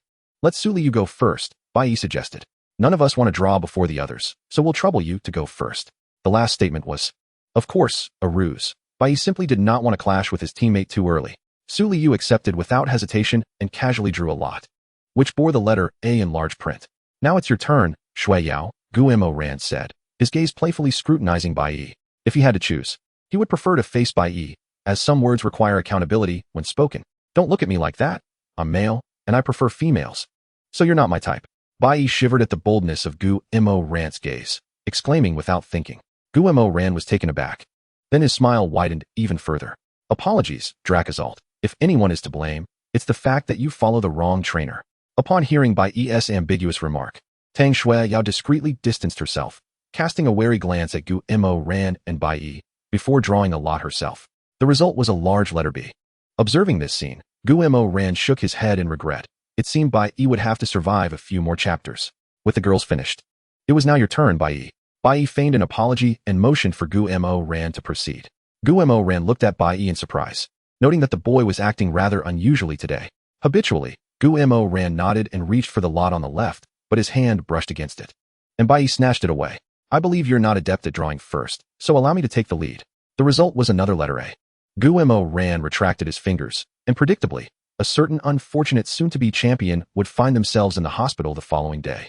Ultimately, the order of battles in the top 4 was Bai versus Su Liyu and Gu Mo ran versus Tang Shuiyao. Both pairs were familiar opponents, well acquainted with each other's strengths and weaknesses. Tang Shuiyao appeared quite exasperated. Upon seeing the draw results, she tapped her forehead in frustration. She had confidence in defeating the other 2 remaining opponents, but why did she have to face this bug-like individual? The heart of a baby is troubled, but the baby does not speak. "Here we go again," Bai declared with a glimmer of determination in his eyes, though his tone remained calm. "This time, I won't allow the match to end in a draw." Su Liyu smiled and replied, "I extend the same sentiment to you. Haha, you two are quite lively. But now is not the time for competition. It would be best to return and rest well for tomorrow's matches," Yu said with a smile. Bai Yi and Su Liu had no intention of brawling on the podium. After Yu finished speaking, they nodded and descended from the stage. Should I also say, I look forward to your guidance tomorrow? Gu Mo Ren inquired. Tang Shui Yao rolled her eyes. I think not. In fact, you ought to keep quiet. With that, Tang Shui Yao also made her way down from the podium. Chapter 148, The Semifinals. The following day, the National High School Students Tournament ushered in the semifinals. Upon learning that this year's high school tournament was the strongest in history, the public eagerly began purchasing tickets. As soon as the tickets were released, they were swiftly snatched up within a mere minute. The tickets for the National High School Student Competition soared to 5 figures in the hands of scalpers, making them genuinely hard to come by. Fortunately, there was a live broadcast at the venue, which prevented any semblance of chaos. Under the watchful eyes of the public, the first match of the semifinals of the individual competition commenced. Welcome, esteemed spectators, to the semifinals of the National High School Student Competition. We are now witnessing the first match of the quarterfinals. The competition rules dictate a 3-on-3 format, allowing both sides to swap Pokémon. Competitors, prepare yourselves. The first match is entrusted to you, Rhinoceros Unicorn. Sea Rabbit Beast, ready for battle. The match begins. In this initial bout, Bai Yi employs the Rhinoceros Unicorn, while Su Liu counters with the Sea Rabbit Beast, which, given the configuration of their Pokémon, provides Su Liu with a distinct advantage. The combat style and attributes of the Sea Rabbit Beast are particularly effective against the Rhinoceros Unicorn. Bai Yi, however, is not one to act recklessly. Upon Su Liu releasing the Sea Rabbit Beast, he promptly exchanged his Pokémon for Snorlax. Su Liu chose not to swap her Pokémon, seemingly confident in the Sea Rabbit Beast's capabilities. Yet, the outcome was ultimately a decisive victory for Bai Yi's Snorlax, which utilized Belly Drum, Rest, Dream Eater, and Earthquake to overpower its opponent, effectively nurturing a powerful advantage for his subsequent Pokémon. Su Liu's expression visibly shifted to one of concern, and after a brief moment of hesitation, she tossed another Pokeball into the fray. Enter, Ice Snow Dragon. Name, Ice Snow Dragon. Type, Rock Ice. Qualification, A. Ability, Ice Body. Normal type moves become Ice type and gain a slight power boost. Level, 31. Skills, Roar, Hail, Encore, Ancient Power, Ice Wind, Round, Mist, Aurora Beam, Thunder Wave. Nature Power. Inherited skills, Rock Slide, Mirror Coat, Aurora Veil, Dark Fog, Discharge. Taught skills, Ice Beam, Blizzard, Light Screen, Heavy Slam. Employing the Ice Snow Dragon appears to be a strategy aimed at nullifying Snorlax's peak attack potential with the Dark Fog skill. However, using the Ice Snow Dragon against a Snorlax with the Thick Fat ability may not prove to be the wisest choice. At the outset, Su Liu commanded the Ice Snow Dragon to unleash Dark Fog. The mist enveloped the entire battlefield in an instant, restoring Snorlax's previously heightened attack to its baseline. Dark Fog. Enveloping the arena, it resets all battling Pokémon's abilities to their original state. Return, Ice Snow Dragon. I summon Wind Speed Dog. After neutralizing Snorlax's power, Su Liu deployed Wind Speed Dog. Although Wind Speed Dog is a Fire-type Pokémon, it can learn powerful Fighting-type moves. Given Snorlax's sluggish speed, Wind Speed Dog's attacks are nearly impossible to evade, with Snorlax's only effective move being Earthquake. Thus, Wind Speed Dog stands as Su Liu's most formidable counter against Snorlax. With the Dark Fog still in effect and Wind Speed Dog's keen senses, it effortlessly located Snorlax, while the latter struggled to pinpoint Wind Speed Dog's position. After enduring a close combat strike from Wind Speed Dog, Bai Yi opted to switch Pokémon, but was blocked by Wind Speed Dog's physical presence. Ultimately, Snorlax fell to Wind Speed Dog's close-range attack, though it retaliated with an Earthquake. At that moment, the Dark Fog dissipated, prompting Bai Yi to once again call upon the Rhinoceros Unicorn. Bai Yi's Pokémon appeared somewhat cumbersome, and once more, it was swiftly taken down by Wind Speed Dog, albeit at the cost of significant damage to Wind Speed Dog. Nevertheless, Wind Speed Dog still possessed the Morning Sun recovery move. Bai Yi seemed to grasp Su Liu's intentions upon the emergence of Charizard. He quickly unleashed a Flare Blitz to finish off Wind Speed Dog. Yet, Su Liu's response was equally swift, realizing she could not evade the attack. She countered with a close combat maneuver against Charizard. Wind Speed Dog was rendered unable to battle, and Charizard emerged victorious, prompting Su Liu to select her next Pokémon. Ultimately, the battle was set between Ice Snow Dragon and Charizard. Despite both Pokémon bearing the title Dragon in their names, neither possessed Dragon-type attributes. However, in terms of type advantages, Ice Snow Dragon held a notable edge, as Fire-type moves would lack effectiveness against it, while Ice Snow Dragon's Rock-type moves would be highly effective. Nevertheless, Charizard's qualifications and level surpassed those of Ice Snow Dragon. In the end, Charizard, albeit gravely injured, managed to bring Ice Snow Dragon down, thereby securing Bai Yi a place in the finals. Following the conclusion of the battle between Bai Yi and Su Liu, the next match featured Gu Mo Ran against Tang Shuiyao. Competitors, prepare yourselves.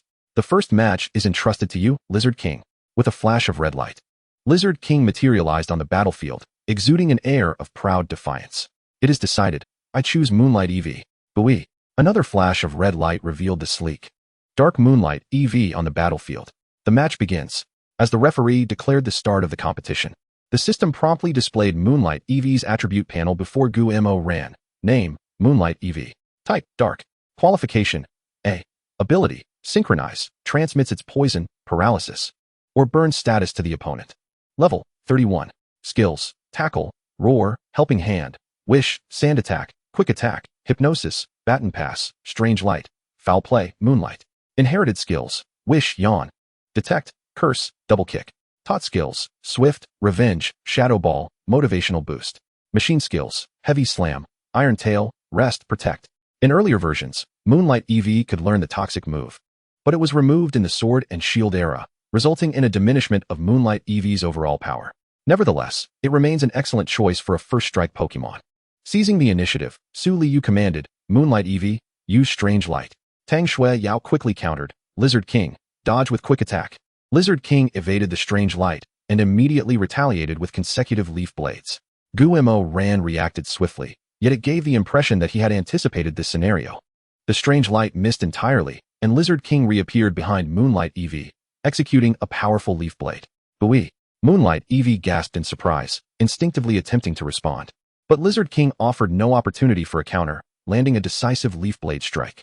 The force propelled Moonlight EV backwards. However, the distance between them did not increase. As Moonlight EV was sent flying, Lizard King glowed once more with a burst of white light and closed the gap again with another Leaf Blade. Moonlight EV, use Substitute. Tang Shuiyao quickly instructed. Bui. Enduring the pain, a shadowy replica of Moonlight EV materialized behind it. The Leaf Blade struck down, shattering the illusion. With the delay afforded by the substitute, Moonlight EV regained its composure, landing deftly on the ground, albeit panting heavily. Although Lizard King's second Leaf Blade missed its mark, Gu Mo Ran remained unfazed, calmly commanding, Lizard King, use Seed Bomb. Lizard King's gaze sharpened as it launched 5 seeds towards Moonlight EV. The strike was successful. Moonlight EV had no chance of remaining in the battle. Tang Shuiyao understood this, quickly instructing, Moonlight EV, use Wish, then Protect. Bui. Moonlight EV shimmered with starlight, and a green shield of light materialized in front of it. In Gu Mo Ran's eyes, a flicker of brilliance danced. It appeared that Tang Shuiyao intended to employ the strategy of stalling for time with her Moonlit EV, followed by a wish to restore its stamina. Alas, the Lizard King would not grant this opportunity to the Moonlit EV. As it unleashed a barrage of seed bombs, it closed the distance towards the Moonlit EV. And by the time the seed bombs were exhausted, the protective shield enveloping the Moonlit EV began to fade. At that moment, the Lizard King reappeared beside the Moonlit EV, a bronze glow emanating from its arm, and with a heavy strike, it crashed into the Moonlit EV's abdomen, leaving it in shock. Boom. A thunderous sound erupted as the Moonlit EV unmistakably fell unconscious. With the Moonlit EV incapacitated, the Lizard King claimed victory. Please, Tang Shuiyao, send forth your next Pokemon. The referee's decision was swift. Return, Moonlit EV, you performed admirably. Tang Shuiyao furrowed her brow slightly, but offered consolation as she recalled the Moonlit EV. In her strategy, it was expected that the Moonlit EV could endure a bit longer. The next round is yours, Hoodlum Croc. With a flash of red light, a crocodilian Pokemon, arms crossed and sporting sunglasses, materialized on the battlefield. Name, Hoodlum Croc. Type, Ground, Dark. Aptitude, A. Ability, Overconfidence. If it defeats an opponent, its confidence surges, boosting its attack. Level, 31. Moves, Glare, Swagger, Sand Attack, Scratch, Sandstorm, Phantom Force, Bite, Mischief, Dig, Bluff, Crunch. Inherited moves, Body Slam, Double Edge, Grudge, Water Tail. Top moves, Earthquake, Mud Bomb, Iron Tail, Rock Slide.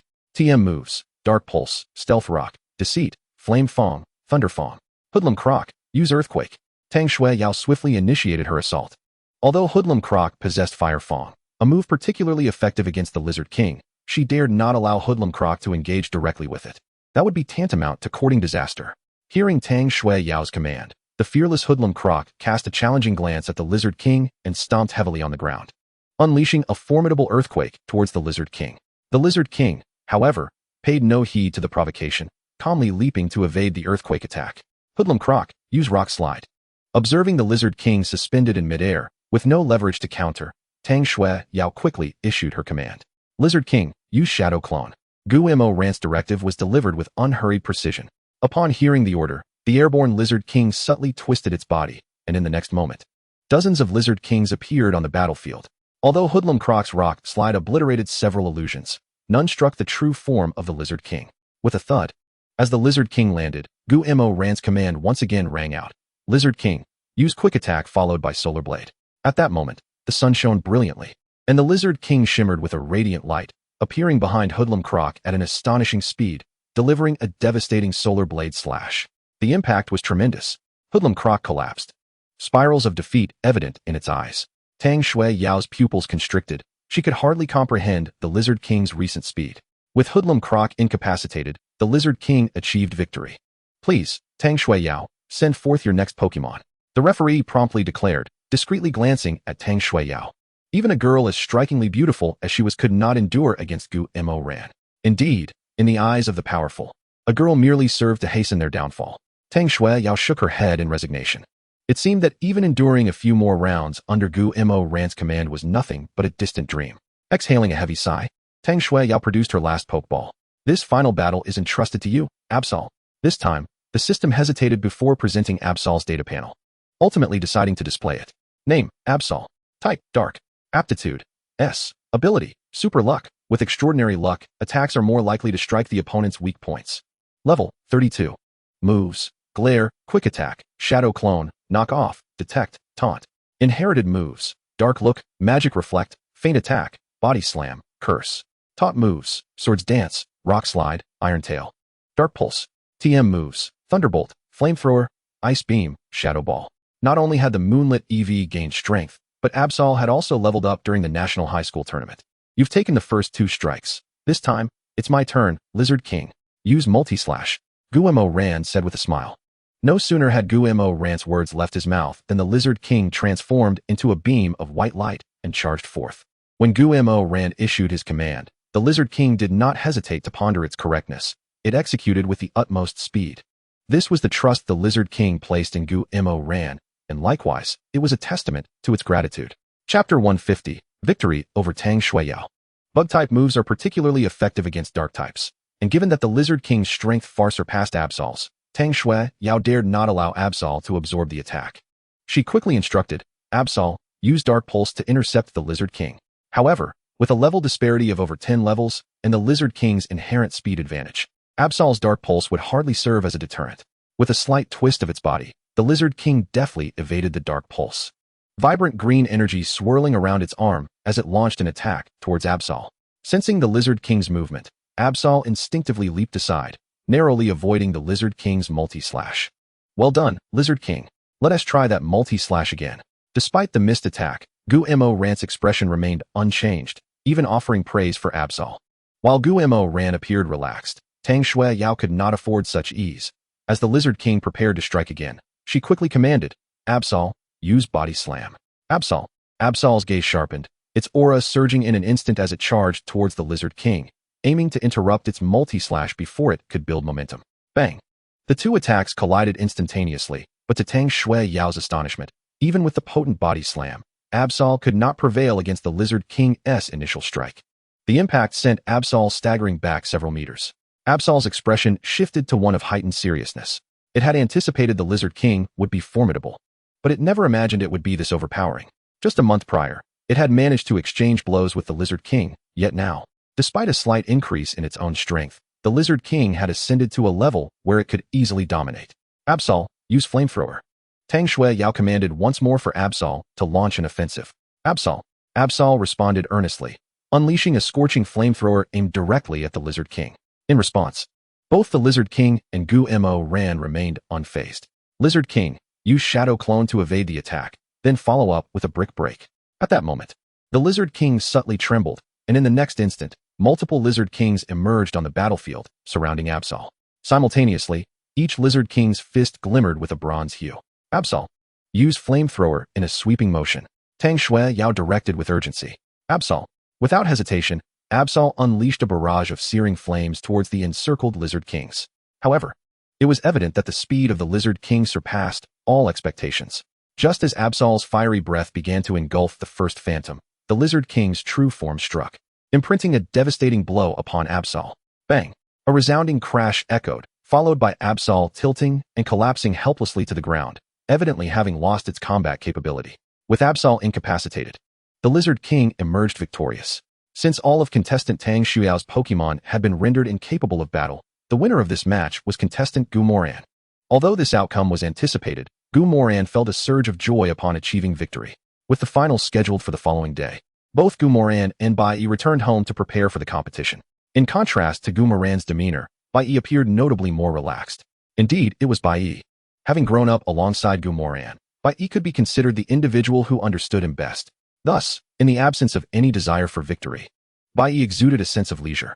The following day, due to the unique nature of the National High School Student Competition, the organizing committee had specially designated the entire tournament to occur within the span of a month. Consequently, the competition, which commenced on April 1st, would conclude today, May 1st. System, check me in. Surely, you cannot be negligent with the monthly sign-in rewards?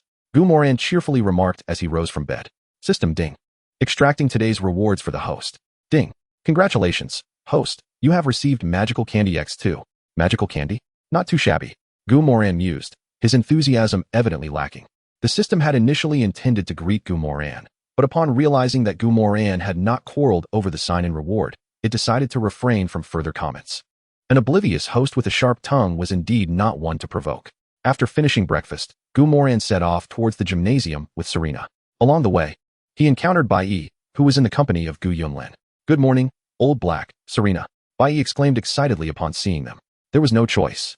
Gu Moran and Serena had not intended to be the third wheels, but since Bai Yi greeted them, it would have been rude to ignore him. They exchanged cheerful hellos in return. Yet, for some reason, Bai Yi felt that Gu Moran's smile harbored ulterior motives. Reflecting on this, he realized he had been a bit complacent lately, prompting him to approach Gu Moran with a touch of flattery. Gu, today the Snorlax restaurant has introduced new dishes. I just received my allowance. How about we go and give it a try? Gu Moran snorted lightly, replying with a smile, No, I cannot afford the delicacies of the esteemed Bai Xiao. After the match later, do remember to bring the tail whip lizard to my home. My Garchomp has been yearning for it. Upon hearing this, Bai Yi instinctively shielded the Pokeball containing the tail whip lizard at his waist and responded somewhat humbly. Bai Gu, let us discuss this civilly, shall we? Engaging in Pokemon battles can really strain our relationship. Gu Moran cast a meaningful glance at Bai Yi before proceeding with Serena towards the inner arena. Bai Yi clearly observed the murderous intent in Gu Moran's eyes, juxtaposed with the faint pity reflected in Serena's gaze. Old Gu, I think I need your help. Bai Yi approached Gu Yunlin with a pitiful demeanor. Attempting to persuade her to intercede on his behalf, his tone devoid of the arrogance he had displayed the previous day. Gu Yunlin regarded Bai Yi with an expression of disdain, akin to viewing a simpleton, and said, Dear, I trust the Captain won't kill you. With that, she strode towards the inner arena, leaving Bai Yi standing in a state of disarray in the wind. I know Gu Moran won't kill me, but sometimes, death can be a form of liberation, Bai Yi lamented despondently. Gazing at the grand and imposing gymnasium before him, Bai Yi struggled to take a step forward. If one overlooked his bright red hair, he bore a striking resemblance to a valiant warrior embarking on a perilous journey. Reminiscent of the saying the hero goes forth never to return. Chapter 151, The Finals. Welcome, esteemed audience, to the grand finale of the National High School Student Competition's individual matches. After a month of rigorous competition, today marks the culmination of this event. Let us now turn our attention to the two finalists who have triumphed over high school students from across the nation. We anticipate an exhilarating match. With a professional smile adorning her face, the host calmly recited her lines before retreating backstage. Both sides, prepare. Let's get those muscles warmed up, martial arts bear. In this match, we seek not victory, but to endure just a little longer. Unicorn Rhinoceros. The battle begins. Upon seeing the long-anticipated martial arts bear, Bai Yi's previously cheerful expression froze, and he stiffly remarked, Old Black, it's just a finals match. We really don't need to use martial arts bear. In response, Gu Moran replied earnestly, What a thing to say? Giving our all is a sign of respect for each other. There is absolutely no personal vendetta here. Gu Moran mused internally, the truth of his words being discernible only to those who understood. Bai Yi quipped, Guess whether I believe you or not. Name, Unicorn Rhinoceros. Type, Ground Rock. Qualification, A. Ability, Hard Head. Even when using moves that inflict recoil damage, its health remains unaffected. Level, 31. Skills, Knock Off, Stomp, Tackle, Tail Whip. Horn Attack, Scary Face, Tread, Rock Blast. Inherited Skills, Double Edge, Dragon Dive, Rock Headbutt, Curse, Metal Burst. Tutored Skills, Flamethrower, Earthquake, Dig, Rock Slide. TM Skills, Swords Dance, Flamethrower. Ice Beam, Revive. The Affluent by Xiao, upon capturing the Unicorn Rhinoceros, equipped it with all available TMs. Unicorn Rhinoceros, given their arrogance, we cannot fall behind. Use Rock Blast. Acknowledging the predetermined outcome, Bai Yi prepared to challenge his fate. Martial Arts Bear, demonstrate to them what true strength is. Unleash Ice Punch. Gu Moran wore a serene smile. His demeanor calm. The martial arts bear regarded Gu Moran knowingly. Having already tempered its power, it unleashed a mighty ice punch once more, crashing down upon the Unicorn Rhinoceros. Bang! The sound was crisp, and before the Unicorn Rhinoceros could execute its rock blast, it succumbed to defeat. Bai Yi's lips twitched slightly. Your respect is truly appreciated. With the Unicorn Rhinoceros rendered incapable of battle, the martial arts bear emerged victorious, prompting the judges to declare, "Please, contestant Bai Yi, send forth your next Pokémon." The judges were unyielding, promptly issuing their verdict. Well, that brings us one step closer to the end of the workday. Return, martial arts bear. I leave the rest to my teammates. Gu Moran recalled the martial arts bear and tossed out another Pokeball. Go, Ninetales. A soft cry echoed, and immediately, hail began to fall upon the battleground. Really, that's unnecessary. Bai Yi's lips twitched. Then he took a deep breath and threw his Pokeball. Snorlax, it's your turn. Though the Snorlax had originally been chosen specifically to counter Gu Moran's Ninetales, it soon became evident that with Gu Moran's enhanced abilities, Snorlax was no longer a match for Ninetales. Snorlax, unleash Flamethrower. Bai Yi seized the initiative. Since they're so eager, Ninetales, lend them a hand. Use Magical Shine. Ninetales emitted a gentle cry in affirmation and swiftly countered with a beam of pink light directed at Snorlax. Bang! The Magical Shine easily shattered the weakened Flamethrower, striking Snorlax with unrelenting force. Although Snorlax lacks any attribute weaknesses and possesses a robust physique, it still cried out in pain from a single hit of Magic Shimmer. Thankfully, it did not lose its fighting capability under this magical assault, thanks in part to Gu Moyan's wicked sense of humor. Ninetales, follow up with an Ice Wind. Gu Moyan said nonchalantly. Since your Snorlax wishes to rely on its thick fat ability to defend against my Ice-type Pokémon, I shall resolve this with an Ice-type move. Being good brothers, what ill intentions could Gu Moyan possibly harbor? Bang! As anticipated, Ice Wind struck true, and Snorlax succumbed to its defeat. Snorlax has lost its fighting ability, and Ninetales emerges victorious. Please send forth your next Pokémon, Bai Yi. Let's go, Charizard. Both Pokémon were swiftly dispatched, and Bai Yi resigned to his fate. Then it's up to you, Bafang War Dragon. Gu Moyan's final choice was the Bafang War Dragon. Not only the third member of his team, but also a long-standing rival of Charizard. Since Bai Yi ceased training alongside Gu Moyan, Charizard's level had seen considerable improvement, and its current stats are as follows. Name, Charizard. Type, Fire. Aptitude, S. Ability, Blaze. When health drops to 1/3, Fire-type moves gain a 50 power increase. Level, 33. Moves, Claw, Howl, Ember, Smokescreen, Dragon Breath, Flame Fong, Cut. Inherited moves, Outrage, Dragon Dive, Double Return, Flamethrower, Dragon Dance. Taught moves, Dragon Tail, Metal Claw, Thunder Punch, Dragon Claw. Dragon Pulse. TM moves, Sunny Day, Fire Blast, Protect, Swords Dance, Dig, Rest, Will-O-Wisp, Brick Break. Faced once more with the Pokemon that had once instilled great pressure upon him, Charizard's expression turned serious, its tail flame blazing brightly, a testament to its rekindled fighting spirit ignited by the Bafang War Dragon. Greet your old rival with a rock slide. Gu Moyan stated calmly. Roar. The Bafang War Dragon unleashed a fearsome roar, sending a barrage of sharp, massive rocks crashing down towards Charizard. Charizard, quickly use Protect. With several Pokemon already defeated, Bai Yi's thoughts were simple, to endure a few more hits. Bang, bang, bang. A series of rocks fell, yet all were deflected by the green light shield before Charizard. Seeing Charizard still standing, Bai Yi breathed a sigh of relief. But soon his expression grew grave again as the Bafang War Dragon approached with relentless determination. Bafang War Dragon, use Dragon Claw. Gu Moyan said with calm resolve. Bai Yi's lips twitched slightly as he realized just how vengeful Gu Moyan could be. Charizard, use Dig to evade the attack. Chapter 152, Champion. Charizard, use Dig to evade the attack. Whoosh. Following Bai Yi's command, Charizard swiftly burrowed into the battlefield. Although it successfully dodged the Bafang War Dragon's Dragon Claw, it was now faced with an even greater peril. Bafang War Dragon, use Earthquake. Gu Moyan quickly commanded. Boom. The Bafang War Dragon stomped heavily upon the battlefield, causing it to shake violently. Charizard, still underground, inevitably lost its fighting capability. Come back, Charizard. Bai Yi had anticipated this outcome, already retrieving a Pokeball as Gumoyan issued his command. The way he returned Charizard was so practiced, it was almost painful to watch. With Charizard defeated, the Bafang War Dragon emerged victorious.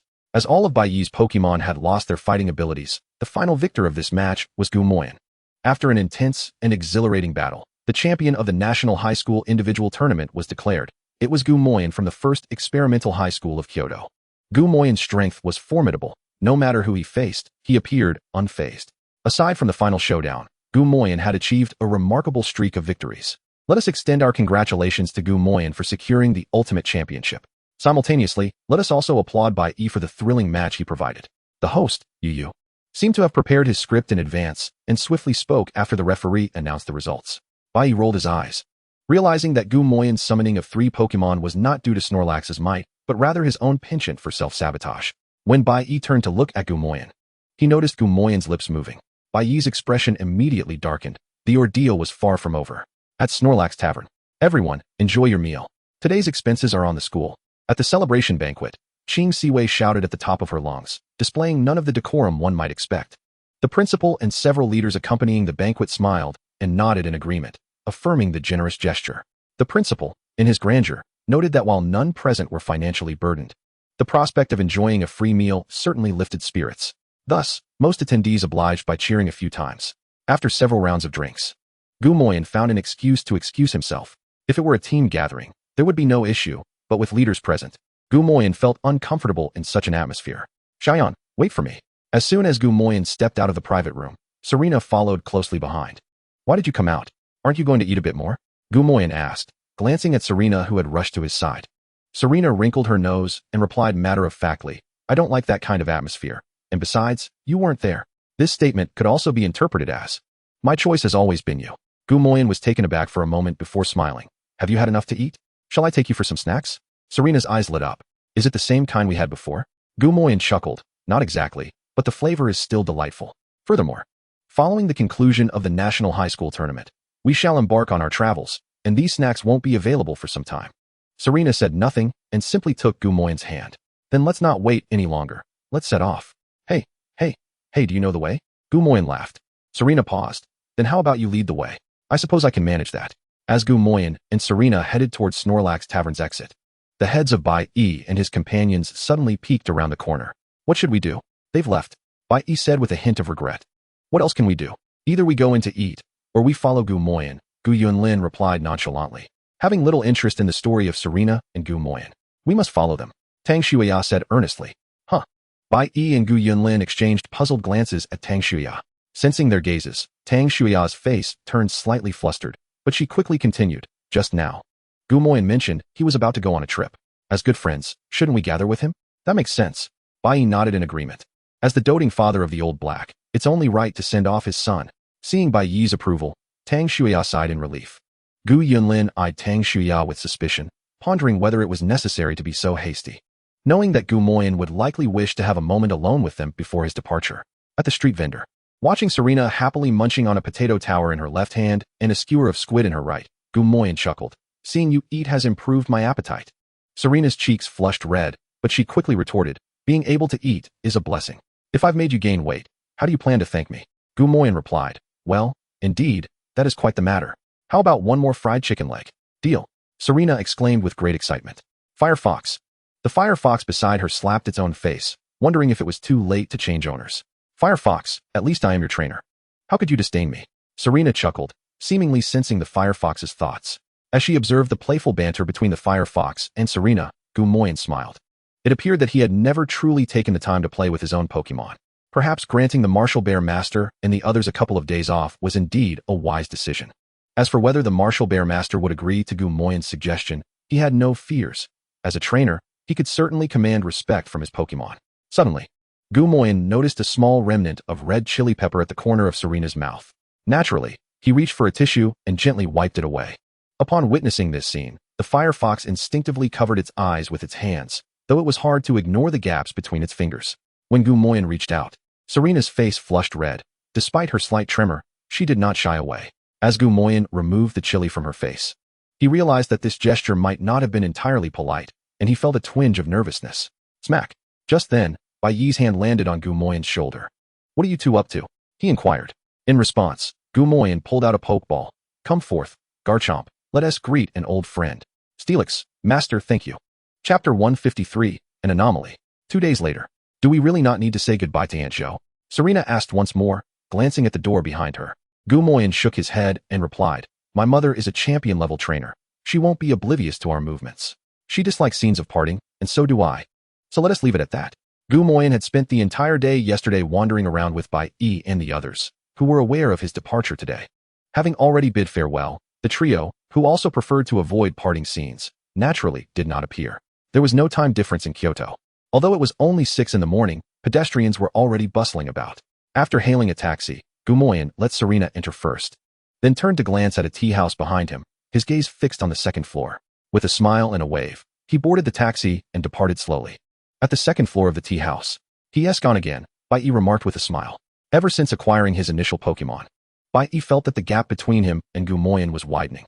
Tang Shuiyao and Gu Yunlin nodded in agreement, their expressions complex. Given Gu Moyan's background and talent, even without exerting much effort, he would likely be the strongest among his peers. Yet, it seemed Gu Moyan aspired for something greater. He did not wish to rely solely on strength accumulated over time. He always sought to gain strength through effort. Let us go, Tang Shuiyao suddenly suggested. Bai Yi and Gu Yunlin were momentarily taken aback, looking at Tang Shuiyao with confusion. Gu Moyan is still striving. We should be putting in our efforts too. We might not catch up to him, but at the very least, we cannot allow him to leave us too far behind. Otherwise, when the gap in strength and status becomes too vast, even if Gu Moyan is indifferent, we won't be able to manage. Unbeknownst to Gu Moyan, Tang Shuiyao and the others were engaged in this discussion. At present, Gu Moyan and Serena had already exited the boundaries of Kyoto. Our destination this time is Benling City in Jin Province. It's not far, shall we walk? Gu Moyan inquired. Serena nodded, replying, I don't have much experience and am not well acquainted with Huaxia. You can decide these matters. Hearing this, Gu Moyan shifted his gaze from the map to Serena's face, smiling as he said, Serena, you will undoubtedly become an exemplary wife and mother in the future. In an instant, Serena's face turned crimson, stammering, who said that? Don't say such nonsense. Observing Serena's sudden shyness, Gu Moyan couldn't help but smile with delight. After this jest, Serena ignored Gu Moyan for the rest of the morning, focusing intently on walking, making it seem as if she were competing in a race walk. However, when Gu Moyan called for a break to eat, Serena proactively retrieved food items from her spatial backpack. Although Gu Moyan's cooking was superior to hers, he called out, Everyone come forth, releasing all his Pokemon, including the Fire Fox, to practice their skills while he prepared the meal. The Pokemon unanimously agreed, scattering to train. In recent days, Gu Moyan inexplicably allowed them to rest. Their abilities were merely at the gym level. Above them lay the Elite Four and the Champion. Not utilizing their time to train would be akin to squandering it. Thus, to avoid wasting precious time, the Pokemon disregarded Gu Moyan's call. Steelix, hold on a moment. Gu Moyan called when Steelix was about to turn and practice its already limited skills. Here's this learning card for you. Once you master it, you can become well acquainted with it. Steelix's crimson single eye flickered, based on its current knowledge. It should have already learned all the skills it was capable of mastering at this stage. However, after contemplating the mysterious place known as the Sky of the Horizon, Steelix chose to trust Gu Moyan and allowed him to place the learning card upon it. A flash of purple light ensued, and Steelix's body appeared several meters away. Teleportation? Steelix exclaimed in astonishment. Gu Moyan nodded, affirming, indeed, it is teleportation. Although I can teach you this skill, due to your current state, your perception of psychic abilities isn't very high, which limits your teleportation distance. Therefore, to use teleportation freely, you must strive to become stronger. Steelix earnestly nodded. If earlier, Steelix had chosen Gu Moyan as its trainer due to the orders from the power of the Evergreens and the higher-ups at Jingu University, now it genuinely recognized Gu Moyan. It believed that following Gu Moyan would lead to a brighter future. Go ahead, Gu Moyan encouraged. With a flash of purple light, Steelix excitedly began to practice its newly learned skill. After observing for a while, Gu Moyan's gaze shifted to the other Pokemon. The veteran Martial Bear Masters had no issues, training their skills with proficiency and professionalism. However, when Gu Moyan's gaze fell upon Rayquaza and the Fire Fox, he felt a slight headache. Approaching Rayquaza, who was practicing the Dragon Pulse skill, Gu Moyan praised, looking good, Rayquaza. Roar. Rayquaza squinted its eyes, appearing quite smug. Rayquaza, while you've mastered Dragon Pulse well, your command over those lower power skills and transformation skills is rather lacking, Gu Moyan remarked further. Roar. If I can utilize high power skills, Why should I bother learning lower power ones? Roar. As for those transformation skills, I believe my strength can become formidable without needing them for enhancement. With a chuckle, Gumoyan responded, Rayquaza, this line of thinking is quite perilous. Rayquaza? Seeing Rayquaza's puzzled expression, Gumoyan elaborated, high power skills entail significant destructive force. If one day your companion is captured by an enemy, using a high power skill could endanger your companion as well. However, with lower power skills, you may not guarantee defeating your enemy. What would you do? What to do? Upon hearing Gu Moshwan's inquiry, Lai Kongzu felt somewhat powerless. How could he possibly know what to do? He had never experienced such situations before. Noticing Lai Kongzu's lack of response, Gu Moshwan continued. For instance, in a battle arena, your opponent may possess similar strength to yours, yet they are somewhat timid, having employed their transformation skills countless times from beneath the water. Ultimately, this leads to your defeat in battle. What can you do then? Roar. I can. Lai Kongzu instinctively wanted to assert that he too could utilize transformation skills, but recalling his earlier boastful remarks, he fell silent once more. Gu Moshwan remained quiet, patiently waiting for Lai Kongzu to speak. After a considerable pause, Lai Kongzu finally stated, Roar. I understand, I will practice my skills. Upon hearing this, Gu Moshwan nodded in satisfaction. It's all right, it's never too late to realize this. Having addressed Lai Kongzu's concerns, Gu Moshwan then turned his attention to the Firefox nearby. Firefox, it seems your training has been rather lax, hasn't it? The Firefox glanced at Gu Moshwan and, with sincerity, nodded. Firefox. Training is exhausting. And it also dirties my beautiful fur. I do not wish for my splendid coat to become messy due to training. At this, Gu Moshwan felt a headache coming on. Truly, the Firefox of Serena was just as troublesome as ever. If you do not train, how do you expect to grow stronger? Without strength, how can you protect your master? Gu Moshwan queried. The Firefox hesitated but quickly responded. Firefox, isn't it your responsibility to protect my master? I trust you will keep her safe. Huh? Gu Moshwan scoffed, saying, Are you so certain I will protect your master? Do you not fear that one day I may disagree with Serena and abandon you both? In such a scenario, with your current strength, you would be utterly incapable of safeguarding Serena. Furthermore, in the wild, do you think anyone will care about your fur? What they truly care about is whether your flesh is palatable enough to satisfy their hunger. With such remarkable talent, to have only advanced 10 levels in over a month, if I were in your position, I would certainly feel ashamed to utter such meaningless complaints about my fur getting dirty. Fortunately for you, you are not my Pokemon. Otherwise, you might find yourself prematurely entering a retirement phase. Upon hearing Gu Moshwan's sardonic remarks, the Firefox's expression turned displeased. However, recognizing the validity of Gu Moshwan's words, it could only cast a hostile glance at him before turning back to its training. Observing this scene, Gu Moshwan understood that the Firefox was not sincerely seeking to amend its ways, and he frowned slightly. Serena took care of it as if it were a young master. Naturally, he felt compelled to reciprocate. He was determined to reform this Firefox. It seemed that encouraging Serena to capture a couple more Pokemon would be beneficial. Once Serena had a few more companions, competition would arise within the team, and the Firefox would no longer behave so recklessly. This Firefox certainly had its own methods of vying for affection. When Gu Moshwan shared his plan with Serena, she nodded in agreement. Casting a glance at the Firefox, who was fiercely engaged in training, Serena hesitated before asking, If you were to disagree with me, would you really abandon me in the wild? Gu Moshwan was taken aback, but then chuckled. Such a well-behaved Serena. How could I ever bear to leave you in the wilderness? Serena sniffled, her cheeks flushing with color as she turned away, saying, All right. You go set up the dining table. Dinner will be ready soon. Very well. Gu Moshwan responded, retrieving the table and other items from his spatial backpack. As Serena placed the braised meat on the table and turned to fetch the remaining dishes, Gu Moshwan was assembling the stools when he noticed a bite taken out of the braised meat. Frowning slightly, he feigned ignorance and began to extend his aura power. Yet, by the time Serena had brought out all the dishes, nothing seemed to be missing from the table. This left Gu Moshwan perplexed. Could it be an illusion?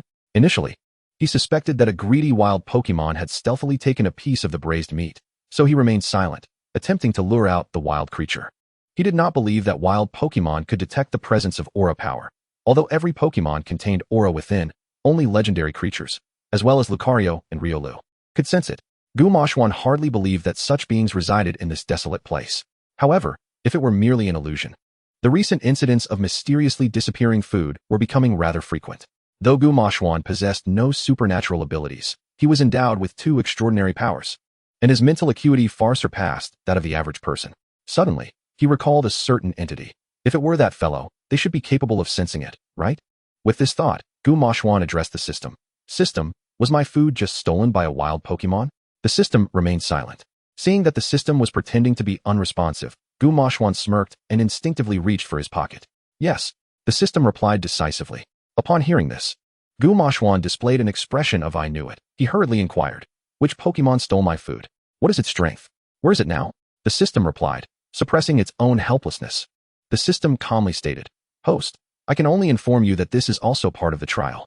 You need to find it yourself, otherwise, it may arouse suspicion and lead to the failure of your trial. I believe you do not wish for your trial to fail, do you? Is that so? Gu Mashwan replied skeptically, sensing that the system had ulterior motives. The system vigorously nodded, absolutely.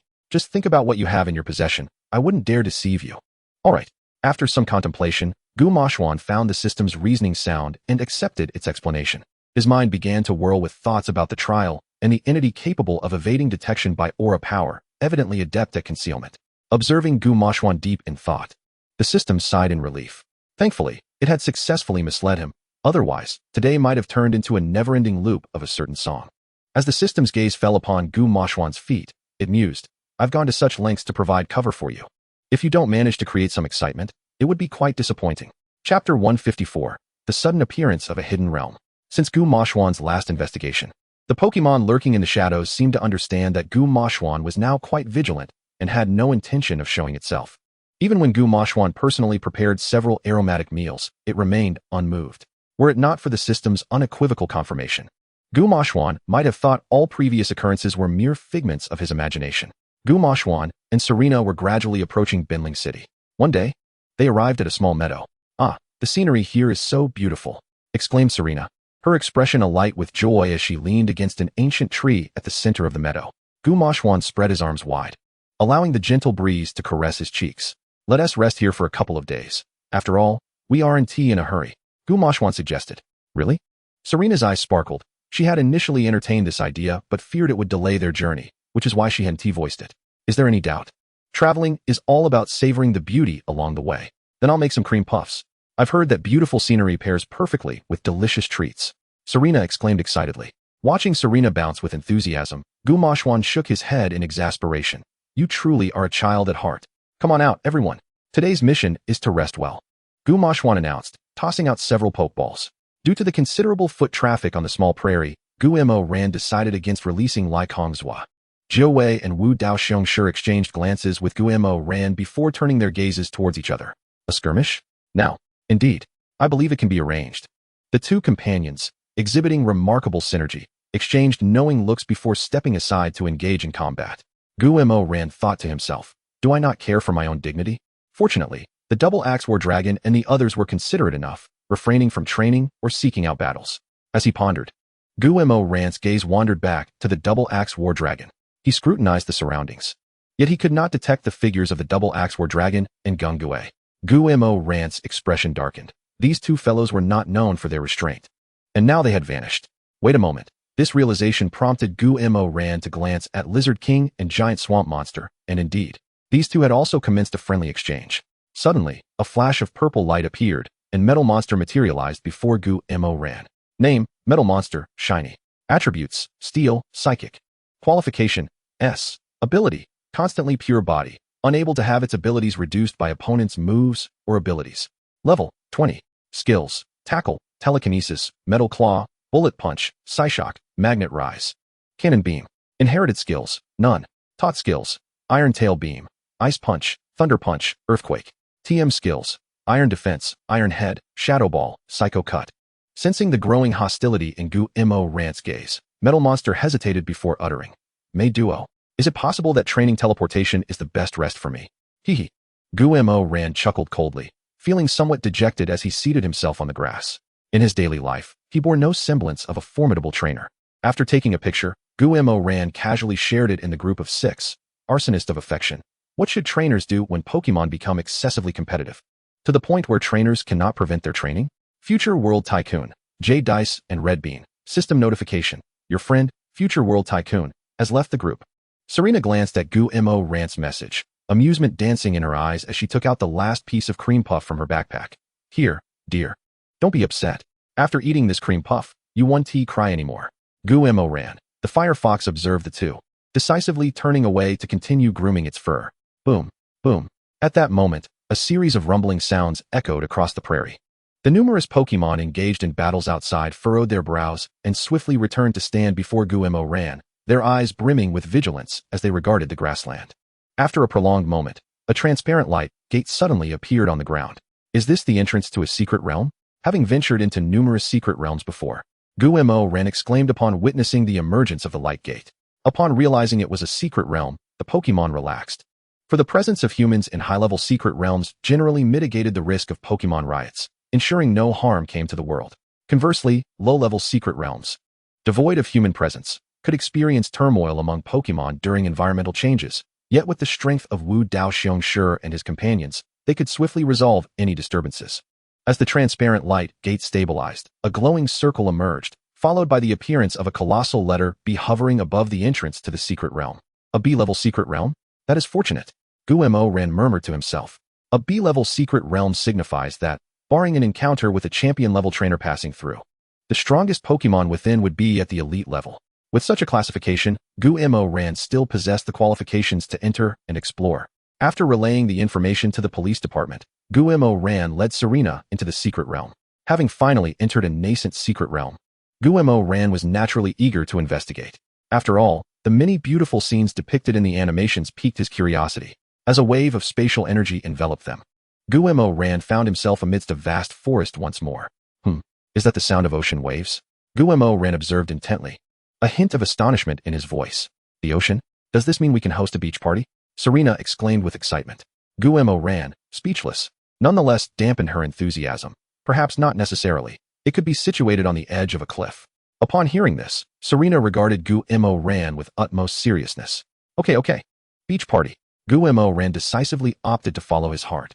After following the sound of the waves for about 10 minutes, a towering cliff came into view, with a sizable beach at its base. At the very edge of the beach stood a solitary lighthouse. To his surprise, it was this location.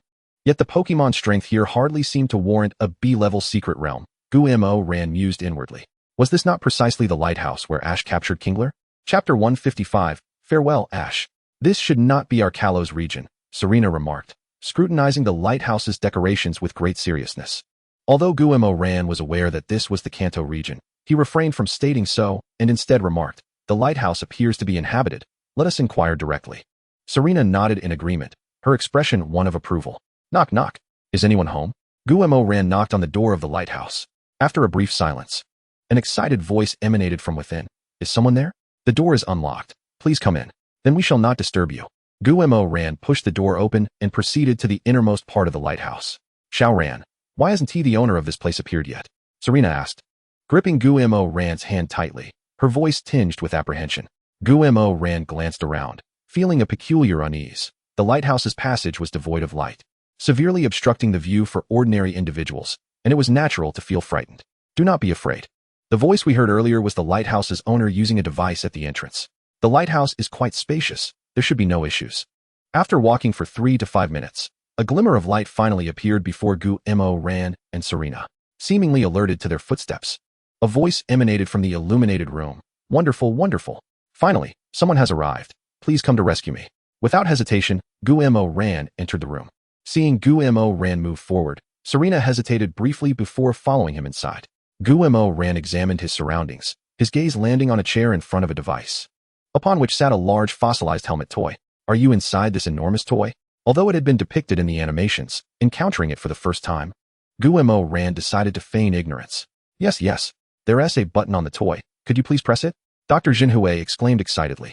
As Guillermo Ran released Dr. Jinhui from the toy, he inquired, May I ask how you ended up trapped inside this toy?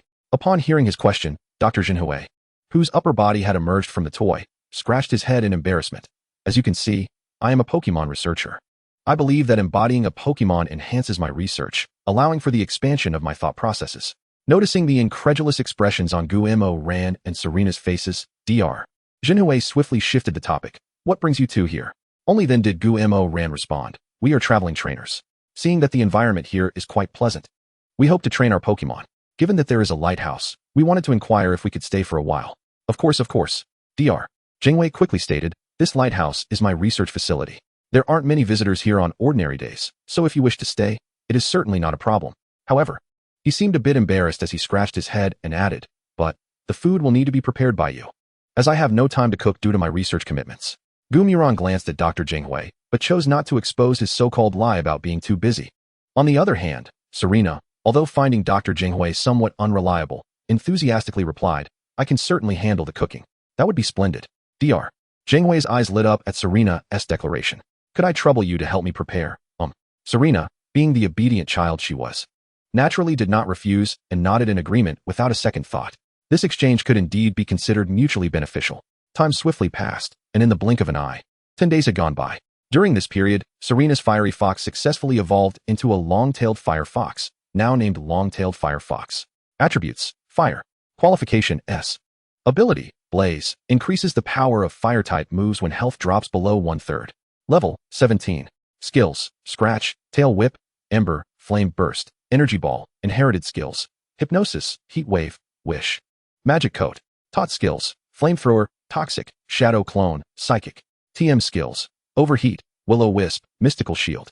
The levels of her other Pokemon had also risen significantly. The Fierce Bite Land Shark reached level 58, the Ninetales reached level 53.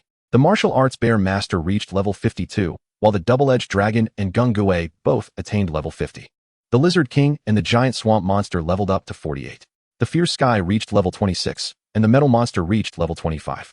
Although the seaside scenery was delightful, after 10 consecutive days of gazing at it, Serena found herself losing interest. Shaoran, when shall we head to the next destination? Serena inquired. It won't be long now, Gumuran replied with a smile. For some reason, I feel as if something from the sea is calling to me. This was, of course, untrue. After asking Dr. Jinghui, Gumuran learned that Ash had never visited this place. Coupled with the fact that the arrival of that enormous silhouette on the sea was drawing near each year. Thus, Gumuran speculated that Ash would arrive here in the next few days. The arrival of Ash would also mean the emergence of that colossal Dragonite. A Pokemon shrouded in mystery that Gumuran was quite curious about. Something is calling you. Then let us stay here a little longer. Once you find what is beckoning you, we can depart, Serena suggested earnestly without a hint of hesitation. Gumuran was taken aback for a moment, then smiled. The feeling of being cared for by someone was truly delightful. 5 days. At most we shall remain here for 5 days, and after that, we will leave, Gumuran said seriously. Serena was about to say something, but suddenly, several voices from the forest behind them erupted in a quarrel, followed by a rather dramatic voice proclaiming, Isn't it just about capturing Pokemon? Even without relying on the powers of Pikachu and the others, the future Pokemon Master can successfully capture Pokemon. Upon hearing this voice, Gumuran immediately recognized it as Ash. That guy over there is causing trouble for a Kingler, but that Kingler is rather small, Serena remarked in surprise. Hearing Serena's comment, Gumuran turned to look at Ash and the Kingler. The system also displayed the attributes of Kingler. Chapter 156, a one-on-one battle with Ash. Name, Kingler. Type, Water. Qualification, A. Ability, Hyper Cutter, eliminates additional effects of moves, but allows for higher power. Level, 15. Skills, Leer, Water Gun, Harden, Metal Claw, Mudshot. Inherited skills, Crab Hammer. Ancient Power, Knock Off, Hammer Arm, Night Slash.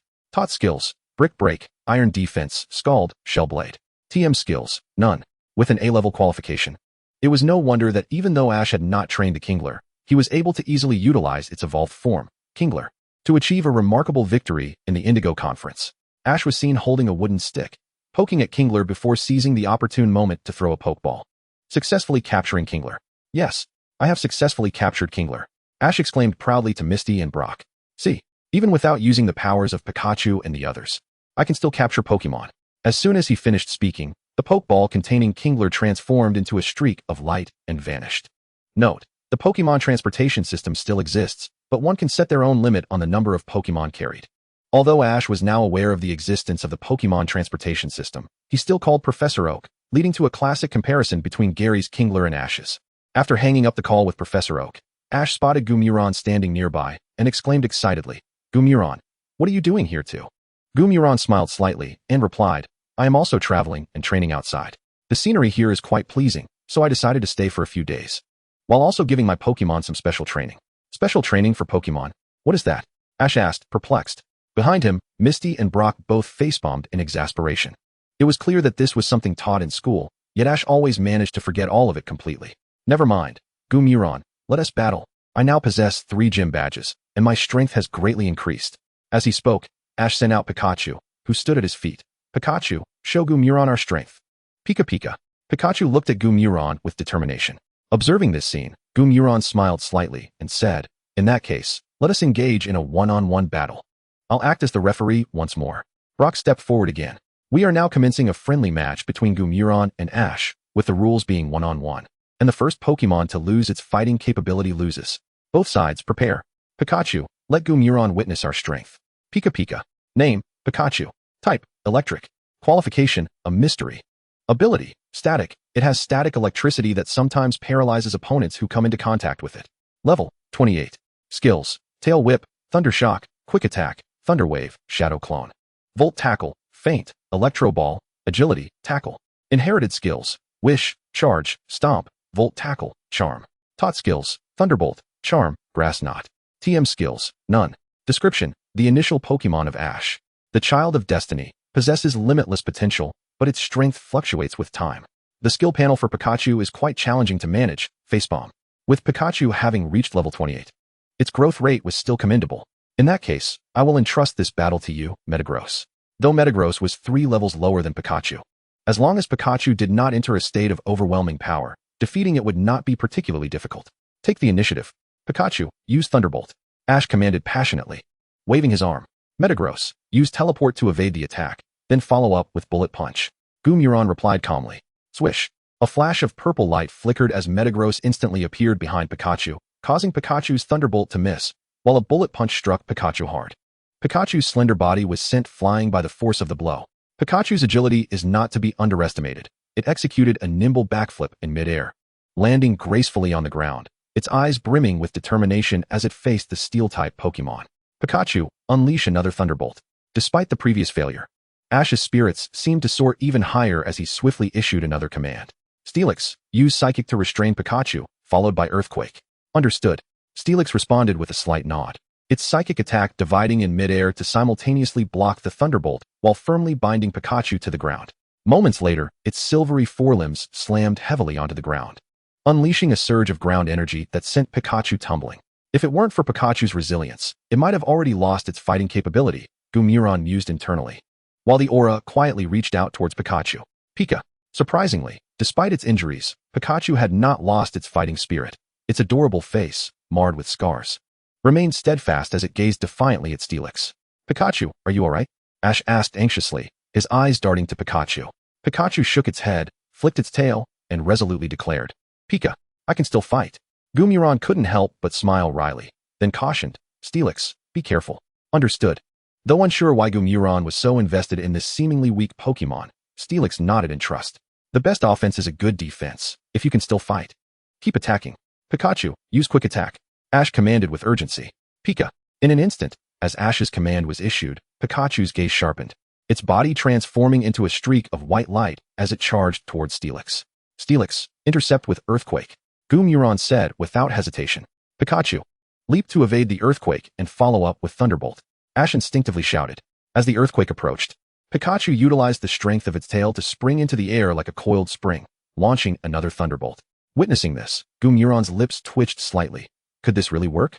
Steelix, teleport to avoid the Thunderbolt, then use Psychic. Gumuron quickly instructed.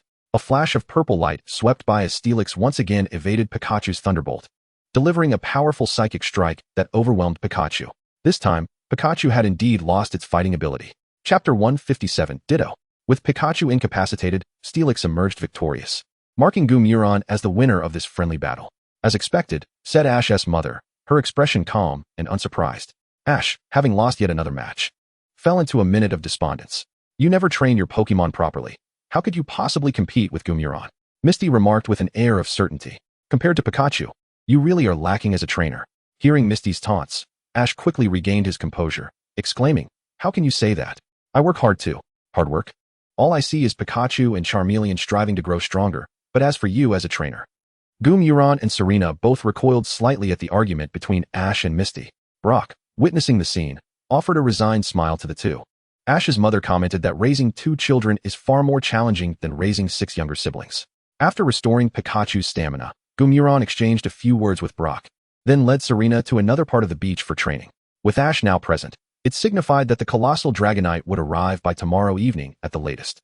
Once they met the gigantic Dragonite, Gumuron would continue his journey towards Celadon City. Gumuron's gaze inadvertently fell upon a kingler before him, surprise flickering in his eyes. This kingler had peculiar eyes resembling tiny beads. Moreover, its aura was not that of a typical kingler. A name of a Pokemon suddenly flashed in Gumuron's mind.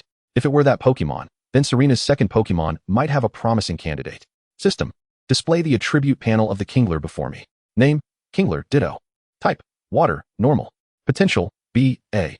Ability, Imposter. The additional effects of moves are nullified, but it can use moves with greater power. Transform. Transforms into the current opposing Pokemon. Level, 17. Skills, Leer, Water Gun, Harden, Metal Claw, Mud Shot, Protect, Transform. Inherited skills, Split, Origin Pulse, Knock Off, Hammer Arm, none. Taught skills, Icy Wind, Whirlpool, none. TM skills, none. Indeed, the kingler before him was a rare Ditto. Although Ditto could learn only the move Transform, its unique abilities and potential could make it quite formidable in the right hands. Serena, would you be interested in capturing a Ditto? Gumuron asked with a smile. A Ditto? Of course, I'm interested. Having a Ditto is like possessing the most professional model. But the number of Ditto is exceedingly scarce. Upon hearing Ditto, Serena's eyes sparkled with excitement, only to dim momentarily. Gumuron smiled slightly and said, so, if I can present you with a Ditto of impressive potential, how would you express your gratitude? Serena regarded Gumuron with suspicion, her intuition warning her that he might be up to no good. Yet, she found it hard to believe that Gumuron could conjure a Ditto out of thin air. Responding earnestly, if you can bring a Ditto in front of me, I'll grant you one request. Oh, so any condition is acceptable? Gumuron's eyes took on a teasing glint. Serena's cheeks flushed as she replied, it has to be a proper request. We're still young, after all. So it's not appropriate. What do you mean by still young, Serena? Your thoughts are quite impure. Gumuron chuckled mischievously. Serena, well, it is what it is, say whatever you like. Seeing the situation escalate, Serena decided to abandon her reservations. Noticing her reluctance, Gumuron ceased teasing her, saying, all right. I won't tease you anymore. Vulpix, use Flamethrower on this kingler. Vulpix shot a reluctant glance at Gumuron before unleashing a stream of flames. Given that this human had continuously subjected her to various training, Vulpix felt little fondness towards him. Puff. Although the power of the flamethrower was not particularly high, Ditto's strength was also limited, and in a state of panic, it transformed into Vulpix upon being hit. How could that kingler transform into Vulpix? Serena exclaimed, astonished as she observed the creature before her, which, aside from its eyes, bore an uncanny resemblance to Vulpix. Gumuron smiled silently, noticing Gumuron's lack of response. Combined with his earlier mention of finding a Ditto, Serena quickly connected the dots. This is a Ditto? Gumuron nodded, saying, remember, you owe me a request. Serena's face flushed as she inquired, will this Ditto really be mine to capture? Gumuron nodded, I have no particular interest in Ditto. If you like it, feel free to capture it. Vulpix has trained long enough. It's time for some practical experience. Upon hearing this, Serena nodded, took a deep breath, and instructed Vulpix, prepare for battle. Vulpix reluctantly assumed a battle stance. Gumo cast a knowing glance at the long-tailed fox. A smile that was neither fully a smile nor entirely devoid of it. Treasure the present moment, for once you have tamed the Ditto, your circumstances shall change. Long-tailed fox. Unleash Flamethrower. This marked Serena's inaugural battle, and her voice quivered slightly with anticipation. Yet, the long-tailed fox was a creature nurtured by Gumo, and having witnessed numerous matches led by him, Serena had acquired a fair share of techniques. Confronting a Ditto of relatively modest strength proved to be a trivial challenge. After 10 rounds of combat, the Ditto was swiftly vanquished. Now it's time to capture it. Just as Serena prepared to employ a standard Pokeball to ensnare the Ditto, Gumo handed her a set of luxury balls. Unbeknownst to him, he had drawn quite a few luxury balls. The Ditto transformed into a beam of red light, entering the luxury ball, which wobbled twice before emitting a white light that signified a successful capture. I look forward to our future together, Ditto. Serena spoke with a slight tremor in her voice. The long-tailed fox abruptly paused its grooming, an inexplicable sense of foreboding washing over it. Chapter 158, The Mighty Ancient Dragonite. Nightfall. On the cliffside adjacent to the beach, 5 youths stood, gazing into the distance. Gumo, what do you think that enigmatic Pokemon could be? After hearing Dr. Jinghui's tales of the colossal mysterious Pokemon, Ash and his companions had decided to linger here, hoping to catch a glimpse of the Pokemon shrouded in mystery. Before Gumo could respond, Misty interjected, Ash, it's absurd to think you would recognize any Pokemon. I've thoroughly examined the Pokédex. I can identify many Pokemon now, Ash retorted, though his response lacked the vigor of Misty S. As the two began to bicker once more, Brock attempted to mediate. Gumo chose to remain silent, instead gazing out at the vast ocean before him. How formidable could the ancient Dragonite be? Serena turned toward Gu-Mo Ran, resting her chin on her hand, a faint smile curling at the corners of her mouth. Light may not be rare, but when engulfed in darkness, that solitary ray illuminating your path becomes the most memorable. She was naturally shy, yet at times, she could summon great courage. Time slipped by, and the ancient Dragonite still had not arrived. Gu-Mo Ran glanced at Serena and suggested, perhaps we should call it a night. The ancient Dragonite may not be coming after all. Misty and Brock nodded in agreement. Unlike Ash, they cherished their rest, as a good night's sleep was essential for them. Metagross utilized teleport to take us back. While Metagross's level was not particularly high, it could still manage to carry 5 individuals. Though the distance was short, it was sufficient to traverse the next cliff. As Gu-Mo Ran and his companions made their way toward the lighthouse, a melodious call suddenly echoed across the previously calm sea. Mew, where are you? Thanks to the power of the bond, Gu-Mo Ran could effortlessly discern the meaning behind the call. A smile illuminated his face upon hearing it. His awaited companion had arrived. I am no longer lost. Heartbreak is my only baggage. As his phone rang, Gu-Mo Ran answered it, and the excited voice of Dr. Jingwei burst forth on the other end. Hello, Gu-Mo Ran, hurry back. The colossal Pokémon has appeared. Since it was on speakerphone, there was no need for Gu-Mo Ran to prompt them. The group dashed toward the lighthouse. Simultaneously, a call strikingly similar to that of the ancient Dragonite resonated overhead. Mew. Being a machine-generated sound, Gu-Mo Ran's bond power could not interpret its meaning. Dr. Weavy arrived. Ash shouted boisterously. Upon spotting Gu-Mo Ran and his companions, Dr. Jinghui merely glanced at them before shifting his focus to the machine. Find a place to sit. The mysterious Pokémon should be arriving soon. Upon hearing this, Ash and his friends obediently found a spot to sit in a row. Gu-Mo Ran turned to Serena. Leaning closer to whisper in her ear, I can feel the call drawing nearer, so I may need to leave you here for a moment. Please don't be afraid. Wait for me. I will return for you. Initially startled by Gu-Mo Ran's intention to depart alone, Serena's concern dissipated upon meeting his gaze and hearing his reassurances. After a brief moment of hesitation, she leaned closer to his ear and said, I trust you. Please stay safe. She recognized her own limitations and had faith in Gu-Mo Ran. Since he was unwilling to take her along, it implied that her presence might hinder him, and thus, she refrained from uttering any foolish requests to accompany him. Suddenly, a cacophony of crashing waves arose from the sea, and an immense Pokémon, approximately 20 meters long, emerged before them. The system, without needing Gu-Mo Ran's prompt, promptly displayed the Ancient Dragonite's attribute panel. Name, Ancient Dragonite type, Dragon. Flying quality, SS ability, multi-scale level, 104 skills, Hurricane, Fire Punch, Thunder Punch, Roost, Hurricane, Agility, Dragon Tail, Aqua Tail, Dragon Dive, Mystical Shield, Outrage. Hyper Beam inherited skills, Quick Attack, Dragon Rush, Dragon Dance, Dragon Pulse, Outrage taught skills, Draco Meteor, Iron Head, Ice Punch, Superpower, Heat Wave, Tailwind, Air/TM skills. None description. An ancient Pokémon that has survived since the prehistoric era due to special circumstances, possessing exceptional talent and power rivaling that of deities. Gu-Mo Ran's breath hitched, and he decisively ceased any attempts to engage the Dragonite in conversation. A Pokémon of second-tier divine strength was not something he dared to provoke. Mew, who is calling me? The ancient Dragonite's gaze shifted across the lighthouse, scrutinizing Gu-Mo Ran and his companions. When its eyes fell upon Gu-Mo Ran, its movements faltered slightly. Why does this creature evoke such a sense of familiarity in me, despite its diminutive stature? The ancient Dragonite pondered in astonishment. However, it displayed no outward indication of this surprise, as its gaze lingered solely on Gu-Mo Ran, unnoticed by the others. Dr. Jingwei, quickly turn off the machine. Do not provoke the Dragonite. It is beyond our capabilities to handle. Suddenly, Gu-Mo Ran recalled something and addressed Dr. Jingwei. Dragonite. Understood. Dr. Jingwei nodded, recognizing that they had already encountered the colossal Pokémon, and whether the machine was on or off would have little impact. As the sound that had been reverberating in the air abruptly ceased, the ancient Dragonite visibly paused, instinctively turning toward Gu-Mo Ran, who had stirred feelings of familiarity within it. Mew, what is happening?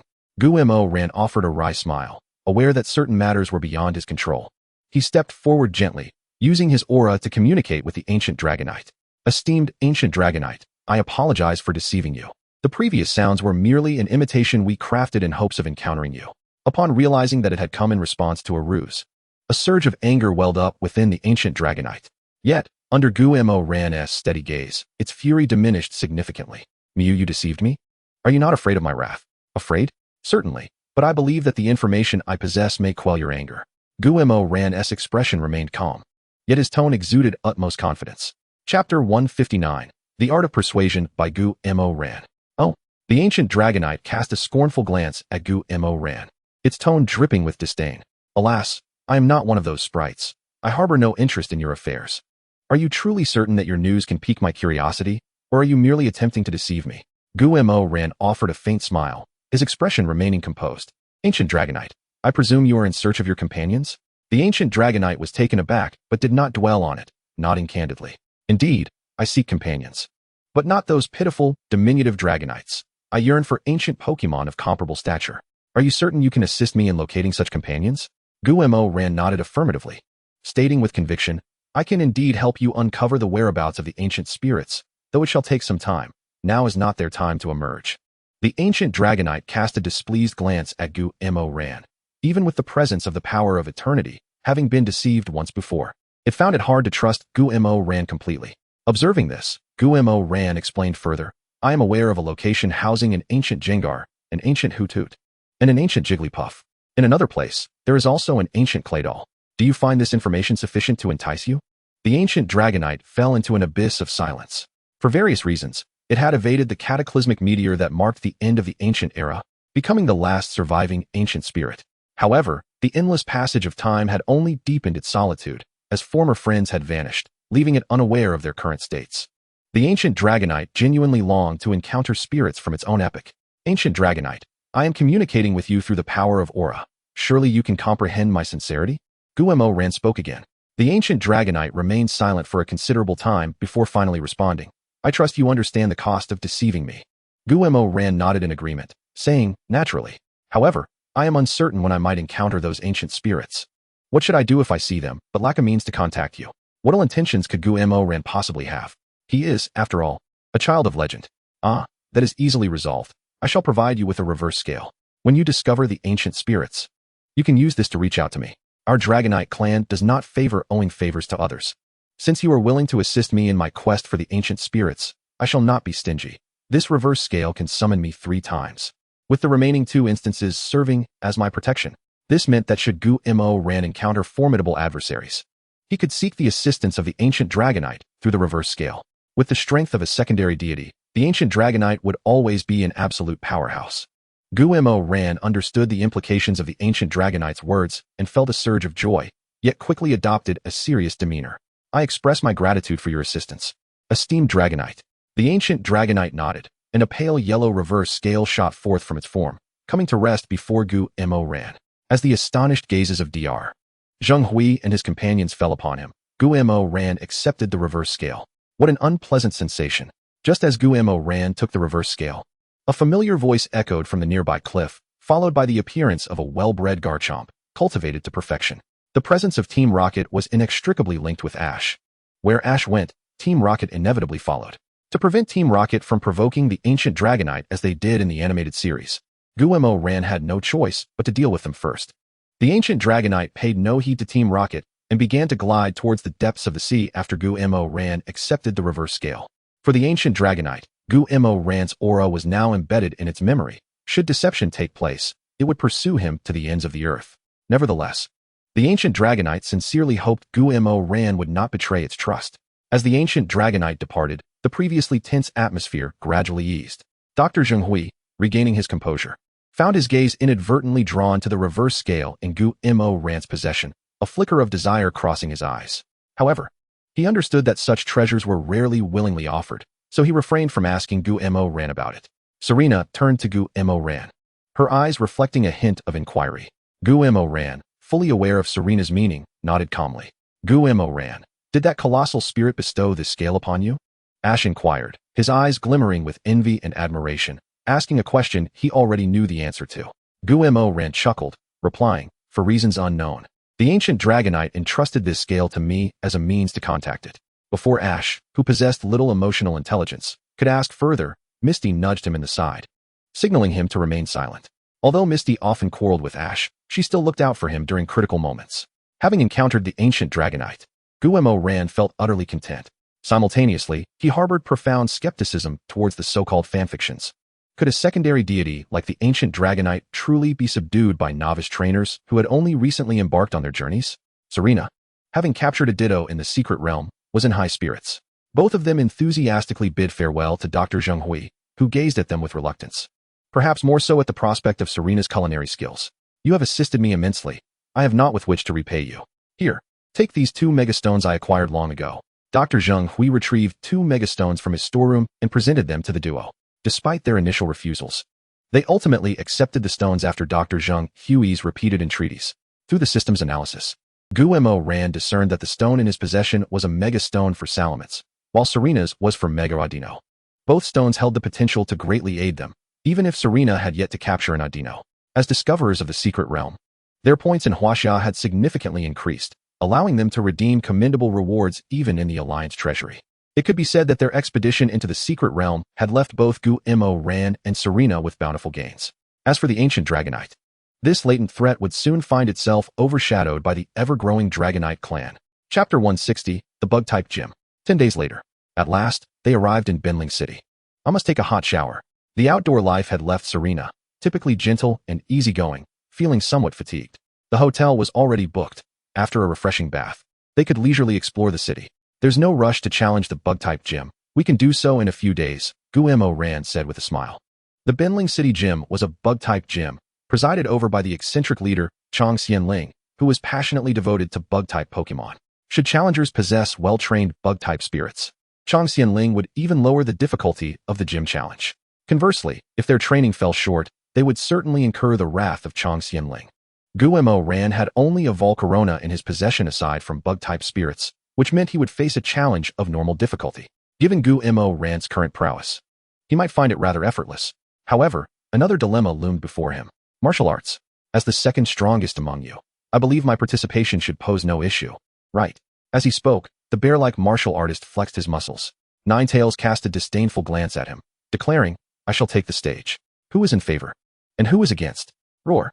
I have yet to participate in a gym challenge. My involvement is entirely reasonable. The king of lizards, Gung Gui, the giant marsh monster, and even the metal monster are all prepared to take the stage. After prolonged deliberation, no conclusion was reached, and the gaze of all the Pokémon turned towards Guo Ran. Upon witnessing this scene, both the fierce bite land shark and the violent salamander stepped forward to stand before Guo Ran. It may be somewhat awkward to have them compete for spots with their own subordinates, but if it is arranged by the trainer, it can be said to be entirely without pressure. All of them, eager for battle, naturally would not relinquish such a splendid opportunity. Seeing the collective gaze of the Pokémon focused on him, Guo Ran felt somewhat troubled. It was a dilemma, as it would be unreasonable to favor one over the other. Yet, observing the current state of affairs, it was evident that a well-thought-out plan was necessary. After a moment of contemplation, Guo Ran spoke. In our homeland, there are 18 major types of gyms, and we have ample time for battles in the future. Therefore, you need not rush. This time, since the giant marsh monster, king of lizards, and Gung Gui have already participated, how about you 3 sit this one out and wait for the next opportunity? The trio of Gung Gui exchanged glances and ultimately nodded in agreement. After all, they were part of the same team and could not dominate every battle. With 3 formidable competitors stepping back, smiles spread across the faces of the remaining Pokémon. Even the double-edged dragon wore a warm smile. Had Guo Ran not been present and unable to defeat the double-edged dragon, Gung Gui would surely have delivered a few fierce blows to him. The battle format of this gym was 4 against 4, meaning 4 Pokémon would be drawn for the contest. Shall we decide the order of battle through a draw? Guo Ran proposed. The Pokémon unanimously agreed, as leaving matters to chance seemed a reasonable approach. Each Pokémon brimmed with confidence. Despite their trainer being an exceptionally unlucky one, they held firm belief in their own fortunes. Will each of you handle one match, or shall we adopt an elimination system? Guo Ran inquired further. Upon hearing this, the Pokémon exchanged glances once more and ultimately concurred on the elimination format.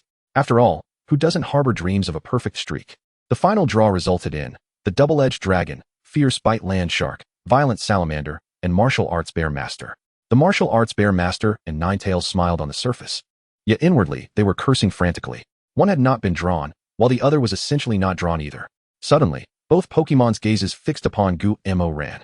Was it possible that their prolonged presence beside him had imbued them with some inexplicable luck? Guo Ran. I certainly haven't, at least I shouldn't have. After spending a delightful day with Serena, the two arrived at Binling City. They traversed smoothly to the front of the Bug-type gym leader, Chang Xianling. Upon seeing Chang Xianling accompanied by a Beedrill, Guo Ran understood the leader's fondness for Bug-type Pokémon. Welcome, challenger. Here, you will experience the unique charm of bug-type Pokémon. Chang Xianling began his distinctive introduction.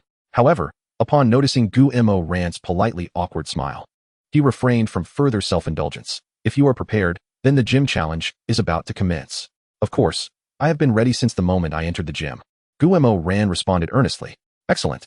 I appreciate your attitude. Chang Xianling praised, signaling to the referee, who promptly announced, we are now proceeding with the gym challenge. With the gym badge as the wager. The challengers are bug-type gym leader Chang Xianling and the challenger from Kyoto, Guillermo Ran. The rules are 4 against 4. With the challenger having 3 opportunities to switch Pokemon. Prepare yourselves. The first match is yours, Double-Edged Dragon. Beedrill, prepare for battle. As the referee's words echoed.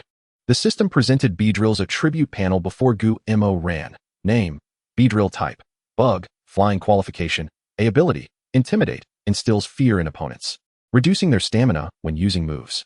Level, 46 skills, Fury Cutter, Attack Order, Defense Order, Strange Light, Bug Resist, Triple Slash, Poison Sting, Bluff, Air Slash, Power Gem. Toxic Inherited Skills, None Taught Skills, Cross Poison, Acrobatics, Revival, Toxic Spikes TM Skills, Bug Buzz, Protect, U-Turn, Pin Missile, a shiny double-edged dragon? It seems your strength is quite remarkable, Chang Xianling remarked with a smile, continuing, however, my strength is not to be underestimated. Beedrill, use Toxic Spikes. A series of buzzing sounds erupted, followed by an array of toxic spikes radiating an eerie purple glow, scattering across the ground. Double-Edged Dragon, use Swords Dance. Guillermo Ran disregarded the Beedrill deploying toxic spikes and focused on enhancing his own skills. If the Double-Edged Dragon could achieve a perfect streak, it would be quite a remarkable feat. Chang Xianling quickly sensed Guillermo Ran's intentions and swiftly declared, a perfect streak is merely a fantasy. Beedrill, use Sweet Scent. Followed by Strange Light. The strategy was straightforward. While Guillermo Ran sought to strengthen himself, Chang Xianling aimed to control him. A fragrant aura enveloped the battlefield, and even the double-edged dragon bore a relaxed expression. Although it continued to execute Swords Dance, it could not evade the subsequent Strange Light from Beedrill. Roar. At the moment Strange Light struck, the double-edged dragon felt a wave of dizziness and staggered backward. Fortunately, its strong foundation allowed it to regain its balance just in time. Excellent, Beedrill. Now move in and use Toxic. Chang Xianling commanded once more. Despite Beedrill lacking a secondary poison-type attribute, Bug and Poison are closely intertwined. Chang Xianling, a true connoisseur of Bug-type Pokémon, orchestrated a series of moves that would likely leave the opposing Pokémon utterly incapacitated. Coupled with the previously deployed Toxic Spikes, it ensured that any Pokémon sent out next would be poisoned, conferring a significant advantage. However, regrettably for Chang Xianling, in Guillermo Ran's presence, Strange Light proved ineffective. Double-Edged Dragon, pull yourself together and use Dragon Claw. Guillermo Ran urged, channeling his aura toward the double-edged dragon. Suddenly, a familiar voice resonated in his mind, and the double-edged dragon regained clarity, its previously savage gaze transforming into one of lucidity. The Dragon Claw, enhanced through Swords Dance, instinctively struck towards the approaching Beedrill. Although the impact was not overwhelmingly potent, it was still effective. The Beedrill collapsed to the ground, rendered unable to continue battling. Beedrill has lost its fighting capability. The double-edged dragon is victorious. Please send out the next Pokemon, Gym Leader. The referee, though momentarily taken aback, quickly rendered his judgment. Chang Xianling's expression mirrored his surprise. His previously reliable combination of moves had not only failed to inflict significant damage on the double-edged dragon, but had instead led to its defeat. Frankly, the stark contrast was something even a gym leader could not quickly reconcile. How did you manage to have the double-edged dragon ignore the effects of Strange Light? After a brief hesitation, Chang Xianling finally asked. Guillermo Ran smiled gently, responding calmly, as long as the double-edged dragon experiences Strange Light a few times, it will naturally become accustomed to it. Upon hearing this, Chang Xianling's body jolted, gazing at Guillermo Ran with a complex expression, and he remarked with admiration, I lost this match without any injustice. Seeing Chang Xianling's demeanor, the double-headed dragon glanced at Guillermo Ran without leaving a trace. You truly have a knack for deceiving others while having them count your money. Guillermo Ran smiled modestly, exuding an air of extreme humility. Well then, the second match is entrusted to you, Scyther Bug. Chang Xianling once again tossed a Pokeball. Name, Scyther Bug. Type, Bug Electric. Qualification, A. Ability, Levitate, floating above the ground, thus immune to ground-type moves. Level, 52. Skills, Thunderbolt, Dig, Crunch, Charge, Iron Defense, X-Scissor, Quick Attack, Guillotine, Fly, Bug Bite, Bug Buzz. Inherited skills, Discharge, Harden, Taught skills: Solar Beam, Agility, Poison Jab, Cannon Beam. TM skills: Electric Ball, Acrobatics, Volt Switch, Air Slash. Though the Scyther bug appears quite petite, its output power is formidable. I will take the initiative. Scyther bug, unleash Thunderbolt. Chang Xianling stated decisively. Scyther. The Scyther bug responded, its jaws, resembling cannon barrels, gathered electric power, and a brilliant golden thunderbolt shot forth with great force. In the face of such a formidable thunderbolt, neither the double-headed dragon nor Gu Morian displayed any change in expression. Double-headed dragon, use Dragon Claw to block the thunderbolt, then follow up with Rock Slide. Gu Morian calmly commanded. Roar. Although Gu Morian seemed devoid of the demeanor of a trainer on ordinary days, the Pokémon in his hands held great faith in him. Upon receiving the command, the double-headed dragon executed it without hesitation. Bang! The Dragon Claw collided with the thunderbolt, producing a crisp sound, as the thunderbolt was shattered. After blocking the thunderbolt, the double-headed dragon did not pause, swinging its dark hands fiercely, summoning enormous rocks that coalesced above the Scyther bug. Scyther bug, evade the rock slide using agility. Chang Xianling's command was precise and orderly. The Scyther bug's speed was not exceptional. Avoiding the attack without the aid of agility or similar skills was impossible, as the rock slide missed its target. Gu Morian's expression remained unchanged because the distance between the double-headed dragon and the Scyther bug had already diminished. Double-headed dragon, unleash Flamethrower. To prevent Chang Xianling from discovering his intentions too soon, Gu Morian directed the double-headed dragon to use Flamethrower as a feint. As a trainer specialized in bug types, Chang Xianling held a peculiar sentiment towards fire-type moves. Upon witnessing the double-headed dragon use Flamethrower, he immediately felt a sense of urgency and swiftly commanded, Scyther bug, use agility again, then employ Cannon Beam against the double-headed dragon. There was no possibility of withstanding it. Scyther, bug types have a natural fear of fire-type moves. Just narrowly avoiding the Flamethrower, the Scyther bug, filled with rage, launched a Cannon Beam towards the double-headed dragon. In response, Gu Morian did not retreat, but instead pressed forward, promptly instructing, double-headed dragon, execute ultimate impact. Roar. A tremendous dragon roar echoed, followed by a surge of white light emanating from the double-headed dragon's dark armor. As it charged towards the Scyther bug with incredible speed, the cannon beam struck against the ultimate impact, and the double-headed dragon was unable to even slightly hinder its advance. Chang Xianling's expression changed. At this distance, evasion was impossible. Since that was the case, he could only take a gamble. With a resolute heart, he quickly commanded, Scyther bug, defend, then use discharge. Scyther. The Scyther bug understood the gravity of the situation, its expression turning serious as a light shield slowly manifested before it. However, at that moment, the double-headed dragon's ultimate impact was already upon them. Chapter 162. Snorlax, hungry. At this point, the Scyther bug's defensive light shield had not yet fully formed. Chang Xianling's fists involuntarily clenched. Besides praying for the shield to materialize before the ultimate impact struck, he had no other recourse. Yet, although Gu Morian was a forsaken child of the goddess of luck, she occasionally favored him. The ultimate impact collided heavily with the Scyther bug. And although there was no type advantage, bolstered by Sword's Dance, the ultimate impact inevitably defeated the Scyther bug. Gu Morian takes the lead with 2 victories. The Scyther bug lost its fighting capability, and the double-headed dragon emerged victorious.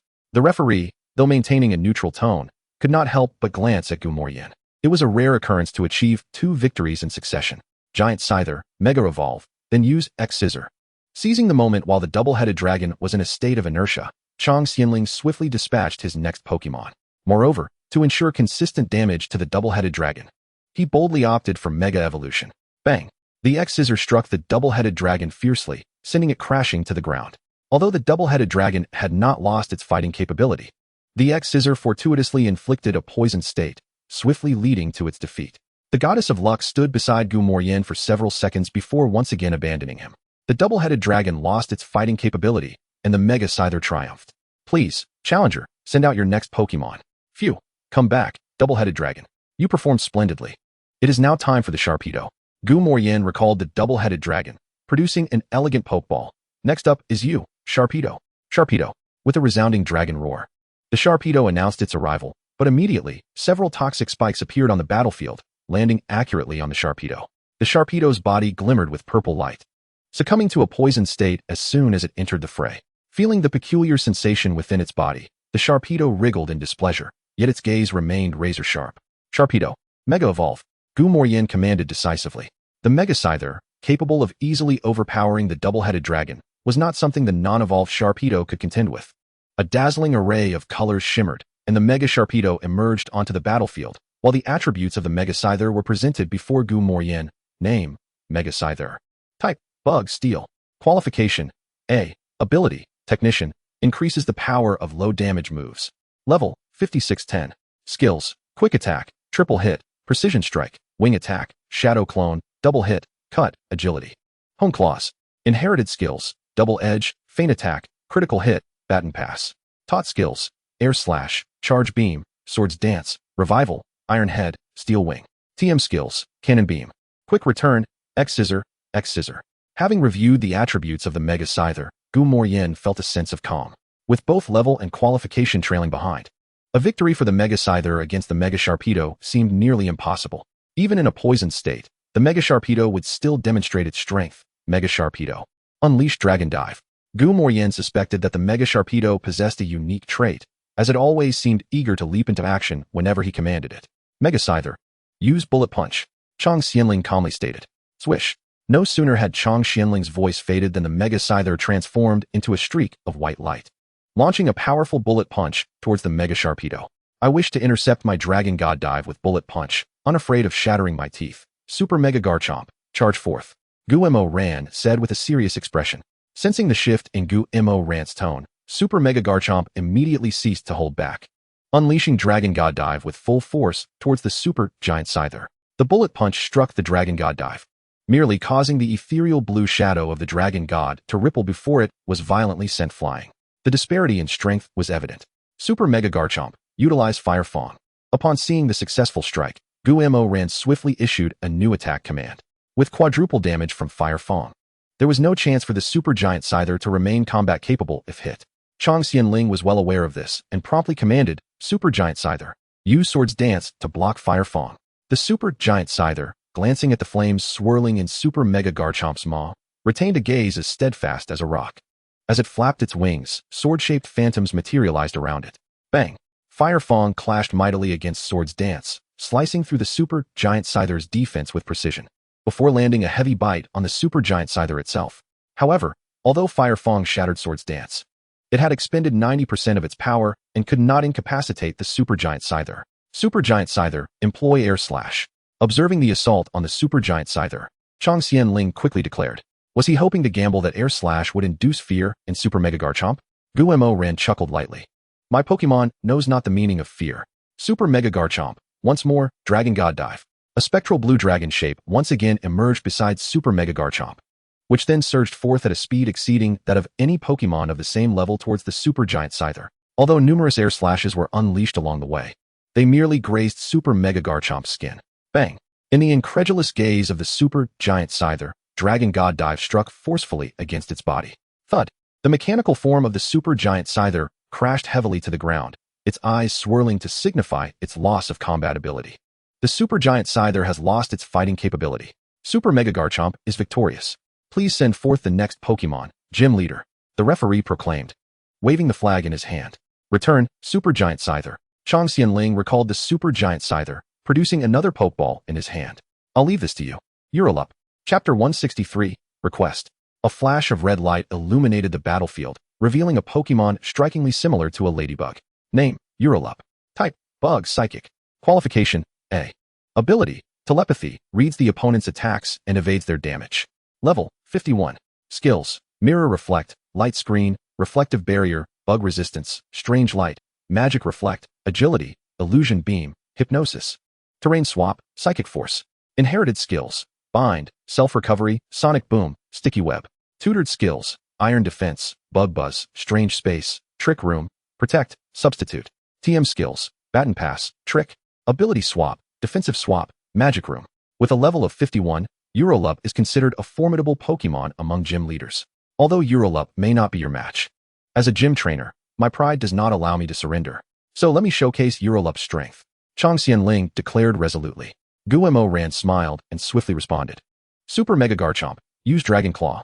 With the sudden emergence of a green energy claw from Super Mega Garchomp's hand, it aimed to strike Eurolup. However, the purple glow surrounding Super Mega Garchomp flickered.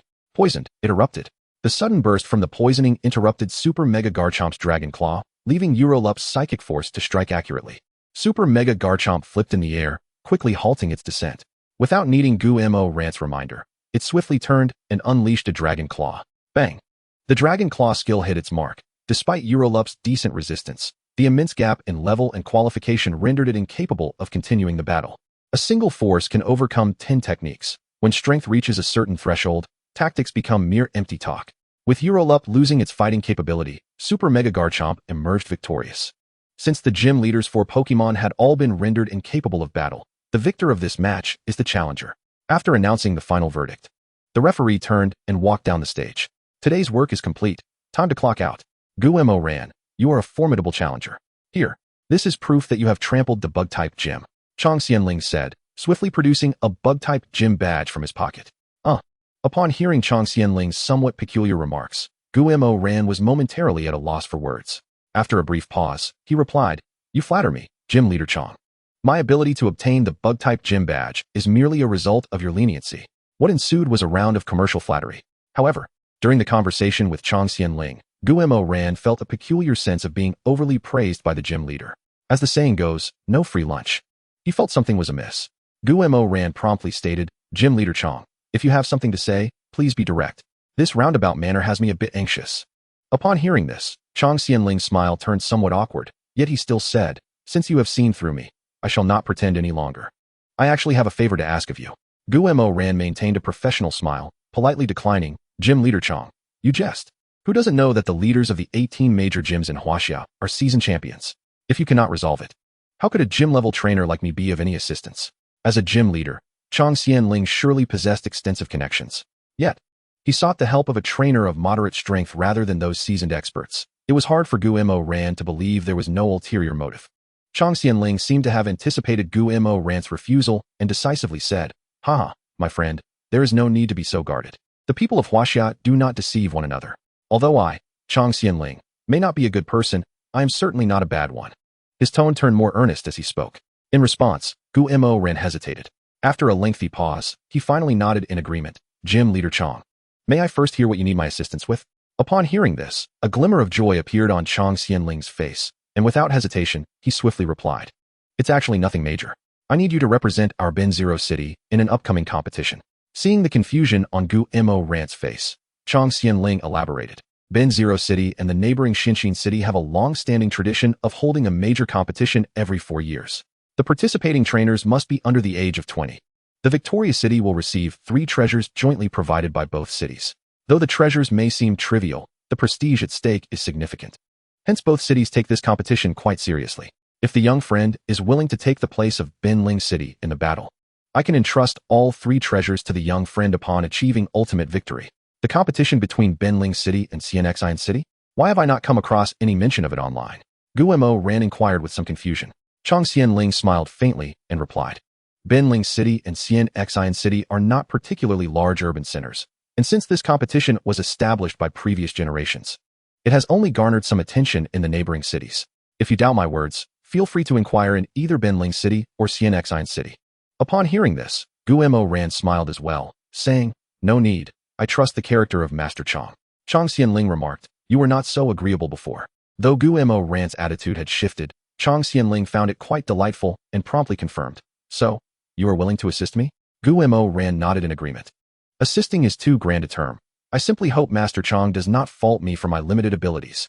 "Ha." Chong Xianling beamed with joy and said, "Young friend, your words are excessively modest. Benling City and Xianxin City are merely small cities, lacking in prodigies. Even a 20-year-old gym leader can dominate. Your Gyarados can effortlessly secure victory in the competition." A smile graced Gu-Mo Ran's lips as he thought, "As long as I remain silent, you needn't take defeat to heart. Young friend, I possess a high-quality spirited egg of a round silk spider. Would you accept it as a reward?" Chong Xianling suddenly stated with seriousness. Gu-Mo Ran's lips twitched slightly. "I appreciate your kind offer, Master Chong, but I already have too many Pokemon. I can hardly manage one more." Chapter 164, Educating the Long-Tailed Fox. As the competition between Benling City and Xianxin City was still 5 days away, Gu-Mo Ran and Serena took up residence in the Bug-type gym. Serena focused on preparing delectable meals for the Pokemon, while Gu-Mo Ran dedicated himself to their training. Though the days were rather uneventful, they imparted a sense of fulfillment. While the Pokemon occasionally engaged in minor squabbles, their relationships remained unblemished. Gu-Mo Ran's demeanor, though infused with a laid-back air, fostered an indescribable harmony within his team, a harmony that contradicted the very concept of competition he had always discouraged. Yet, life was not so kind to the long-tailed fox. Gu-Mo Ran specifically inquired whether the long-tailed fox was reluctant to train, to which it affirmatively responded. Initially, the long-tailed fox anticipated Gu-Mo Ran would devise some troublesome scheme, but to its surprise, he merely remarked that even a coordinator's Pokémon must possess a certain level of combat capability. Following that, Gu-Mo Ran did not assign any training tasks to her. Although he continued to prepare delicious food for her, the long-tailed fox felt increasingly out of place within the team. At that moment, she paid little heed to it. Despite Gu-Mo Ran's kindness, Serena remained her trainer, and as long as Serena continued to treat her consistently, that was enough. However, what surprised the long-tailed fox was how busy Serena seemed. She was either preparing delightful pastries or designing beautiful outfits. Previously, Serena would assist her in grooming, but now it was a haphazard affair. The long-tailed fox initially believed Serena was genuinely busy, but when the Ditto returned from training, Serena would quickly provide it with delicious food and allow it to try on those lovely outfits. They were indeed beautiful, and the long-tailed fox admired them greatly. Yet, due to the differences in species, she found herself unable to wear them. As the third day approached, the long-tailed fox could no longer contain herself and, feeling quite aggrieved, asked Serena why she was treating her this way. Serena gazed at the long-tailed fox with surprise and said, "Did I not mention that there is a grand contest in a few days? I plan to participate with Ditto, so I will be a bit busy during this time." While it was true that she was preparing for the grand contest, it was false that she was too busy to groom the long-tailed fox. The long-tailed fox opened her mouth, then closed it again, hesitating. She refrained from asking Serena why she was not taking her along, suddenly realizing the meaning behind Gu-Mo Ran's words, that even a coordinator's Pokémon must possess a certain level of combat capability. Yes, Gu-Mo Ran. When the long-tailed fox thought of Gu-Mo Ran, her eyes suddenly sparkled. Given Serena's regard for Gu-Mo Ran, if he spoke, she would undoubtedly listen. In other words, if she could win over Gu-Mo Ran, she could persuade Serena. With this thought, the long-tailed fox set off to find Gu-Mo Ran. At that moment, Gu-Mo Ran was instructing the Metagross in new training techniques. Upon seeing the long-tailed fox approach, a subtle smile flickered at the corner of Gu-Mo Ran's eye.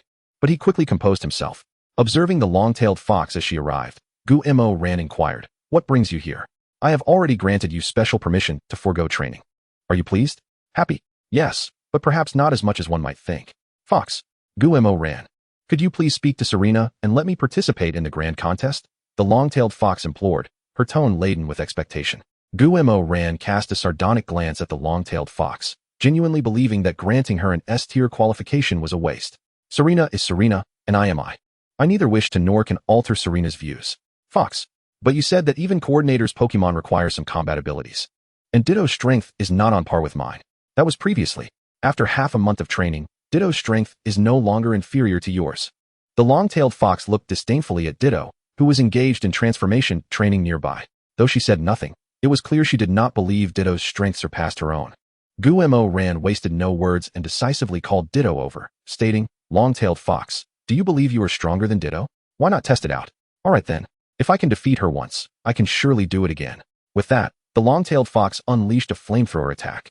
However, Ditto calmly transformed into a Houndoom, a Pokémon with fire immunity, absorbing the attack without harm and even boosting its special attack in the process. Soon after, the long-tailed fox realized she was no match for Ditto. Her psychic-type skills were ineffective, and her fire-type moves were also nullified. After a prolonged struggle, the long-tailed fox found herself defeated. "Well done, Ditto. Continue your training." Gu-Mo Ran appeared entirely unfazed by the outcome. Ditto glanced at the long-tailed fox, who was slumped on the ground, shook its head, and resumed training. Observing the long-tailed fox's incredulous expression, Gu-Mo Ran remarked, "Although Ditto's potential may not match yours, it is willing to put in the effort. Diligence can overcome natural talent. If you remain as you are now, the future strength of Ditto will far exceed yours. It is not wrong to dislike training, but if you cannot protect your trainer, how can you expect them to invest all their love in you?" After speaking, Gu-Mo Ran sighed softly as he observed the somewhat dazed long-tailed fox and infused her with a surge of vitality, saying, "Think carefully about this. Is this truly the right course of action?" Serena said, her heart aching for the long-tailed fox.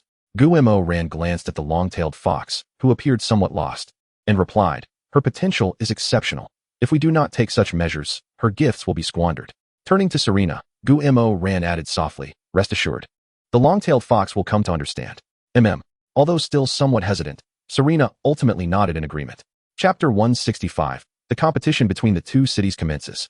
Indeed, as Gu Moran had speculated, although the long-tailed firefox appeared somewhat dazed on the 4th day, it commenced its training directly on the 5th day. The training regimen was consistent with what Gu Moran had previously outlined for the firefoxes. After the session, the long-tailed firefox proactively sought Gu Moran's insights on its shortcomings and recommendations. Gu Moran generously provided suggestions, but refrained from revealing the meticulously crafted training plan for the long-tailed firefox. While it was true that such an exceedingly proud creature would only undergo genuine transformation upon making changes, Gu Moran intentionally decided to let the long-tailed firefox learn through some hardship. In this context, the grand competition between Benling City and Xianxin City quietly approached. Each city had 3 representatives. Besides Gu Moran, there was 1 male and 1 female participant. The male was named Zhang Qianji, a second-year student at Absolute Sky University, one of the top 10 prestigious institutions in China, and he had just turned 20. The female was called Wen Bairan, also a second-year student at Magic City University, another of China's top 10 schools, and she was likewise 20 years old. It was unclear which university the other student belonged to. Given that the competition only permitted participants under the age of 20, Wen Bairan addressed Gu Moran as a fellow student.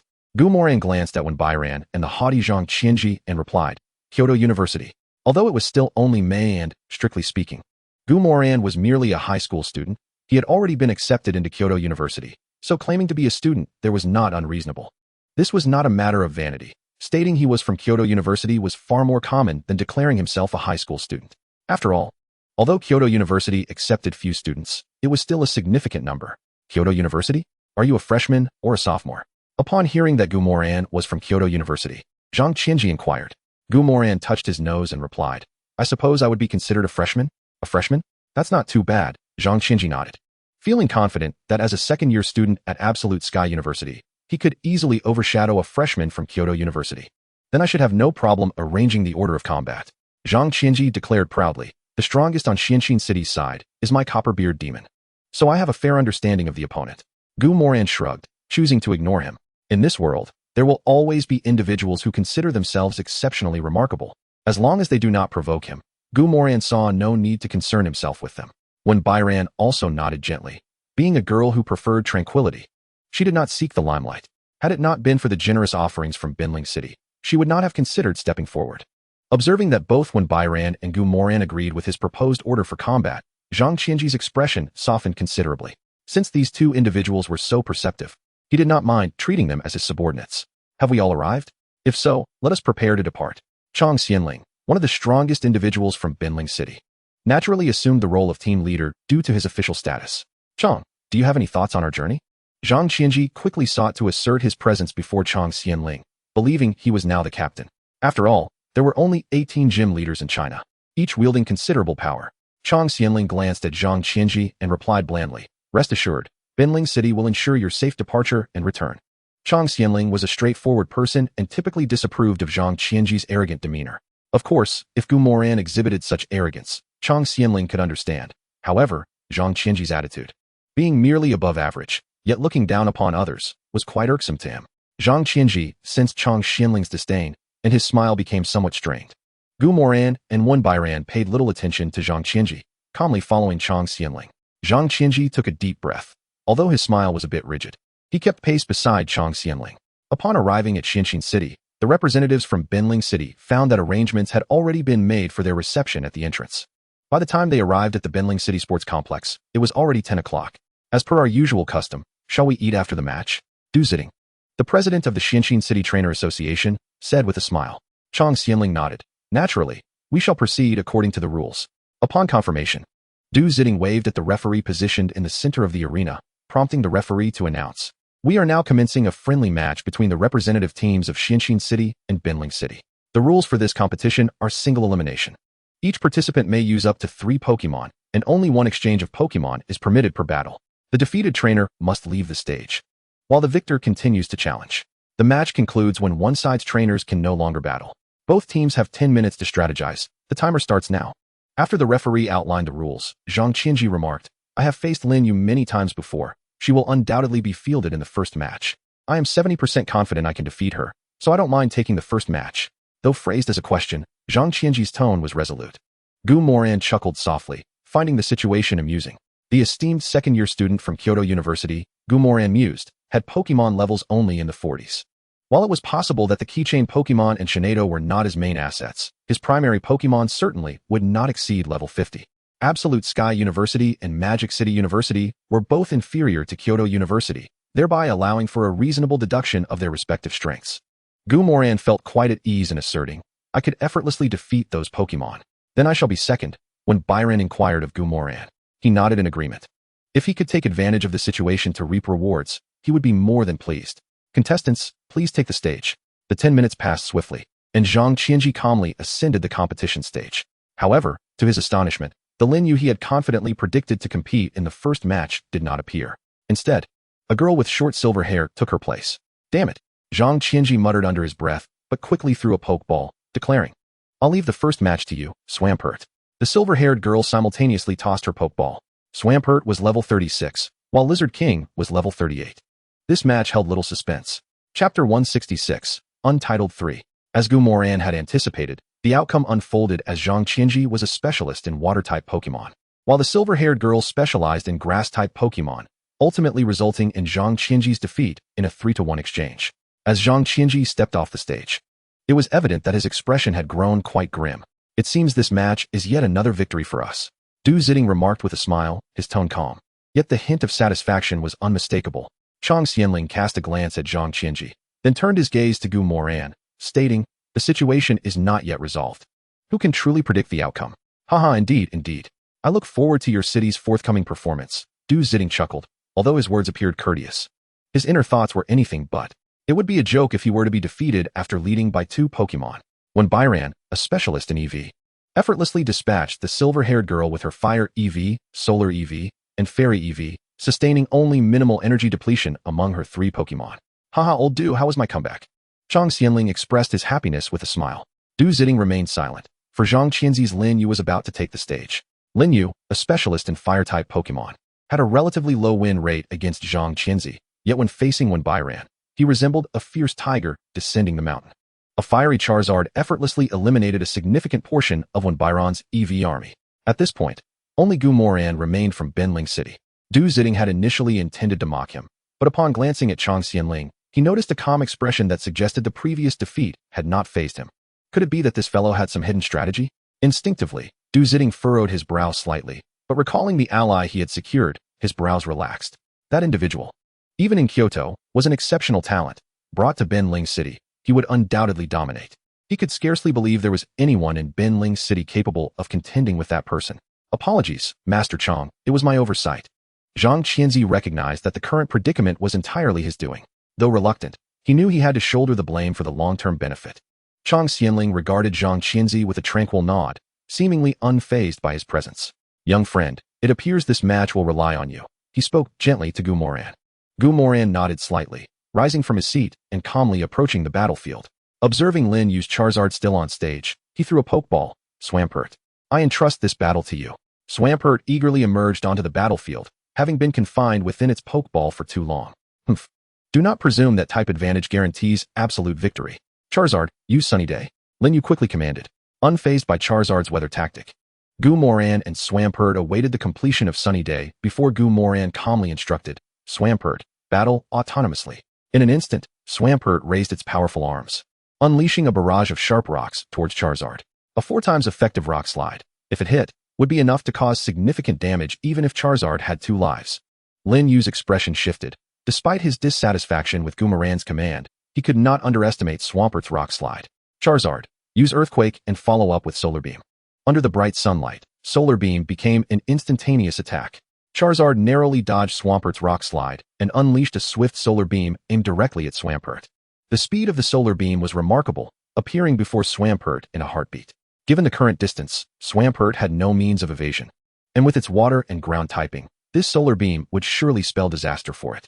Upon this realization, Lin Yu couldn't help but chuckle. Arrogant? Still not commanding? Let us see if your Swampert can still be so cocky after losing its fighting capability. At this point, even Chang Xianling furrowed his brow. Based on Gumoran's prior battles, he knew Gu was not the type to be overly confident. Why was he so bold this time? As for whether Swampert had any tricks up its sleeve to withstand Charizard's Solar Beam, Chang Xianling had no faith in that. Outside of legendary Pokémon, type advantages were insurmountable. All present shared doubts about Goomeran's capabilities, save for Serena. You cannot comprehend Xiaoran's strength. She thought to herself. Bang. Regardless, the solar beam struck Swampert, enveloping the arena in a cloud of white smoke. Charizard slowly landed before Swampert, exhaling a hot breath, its gaze filled with pride. What does type advantage matter?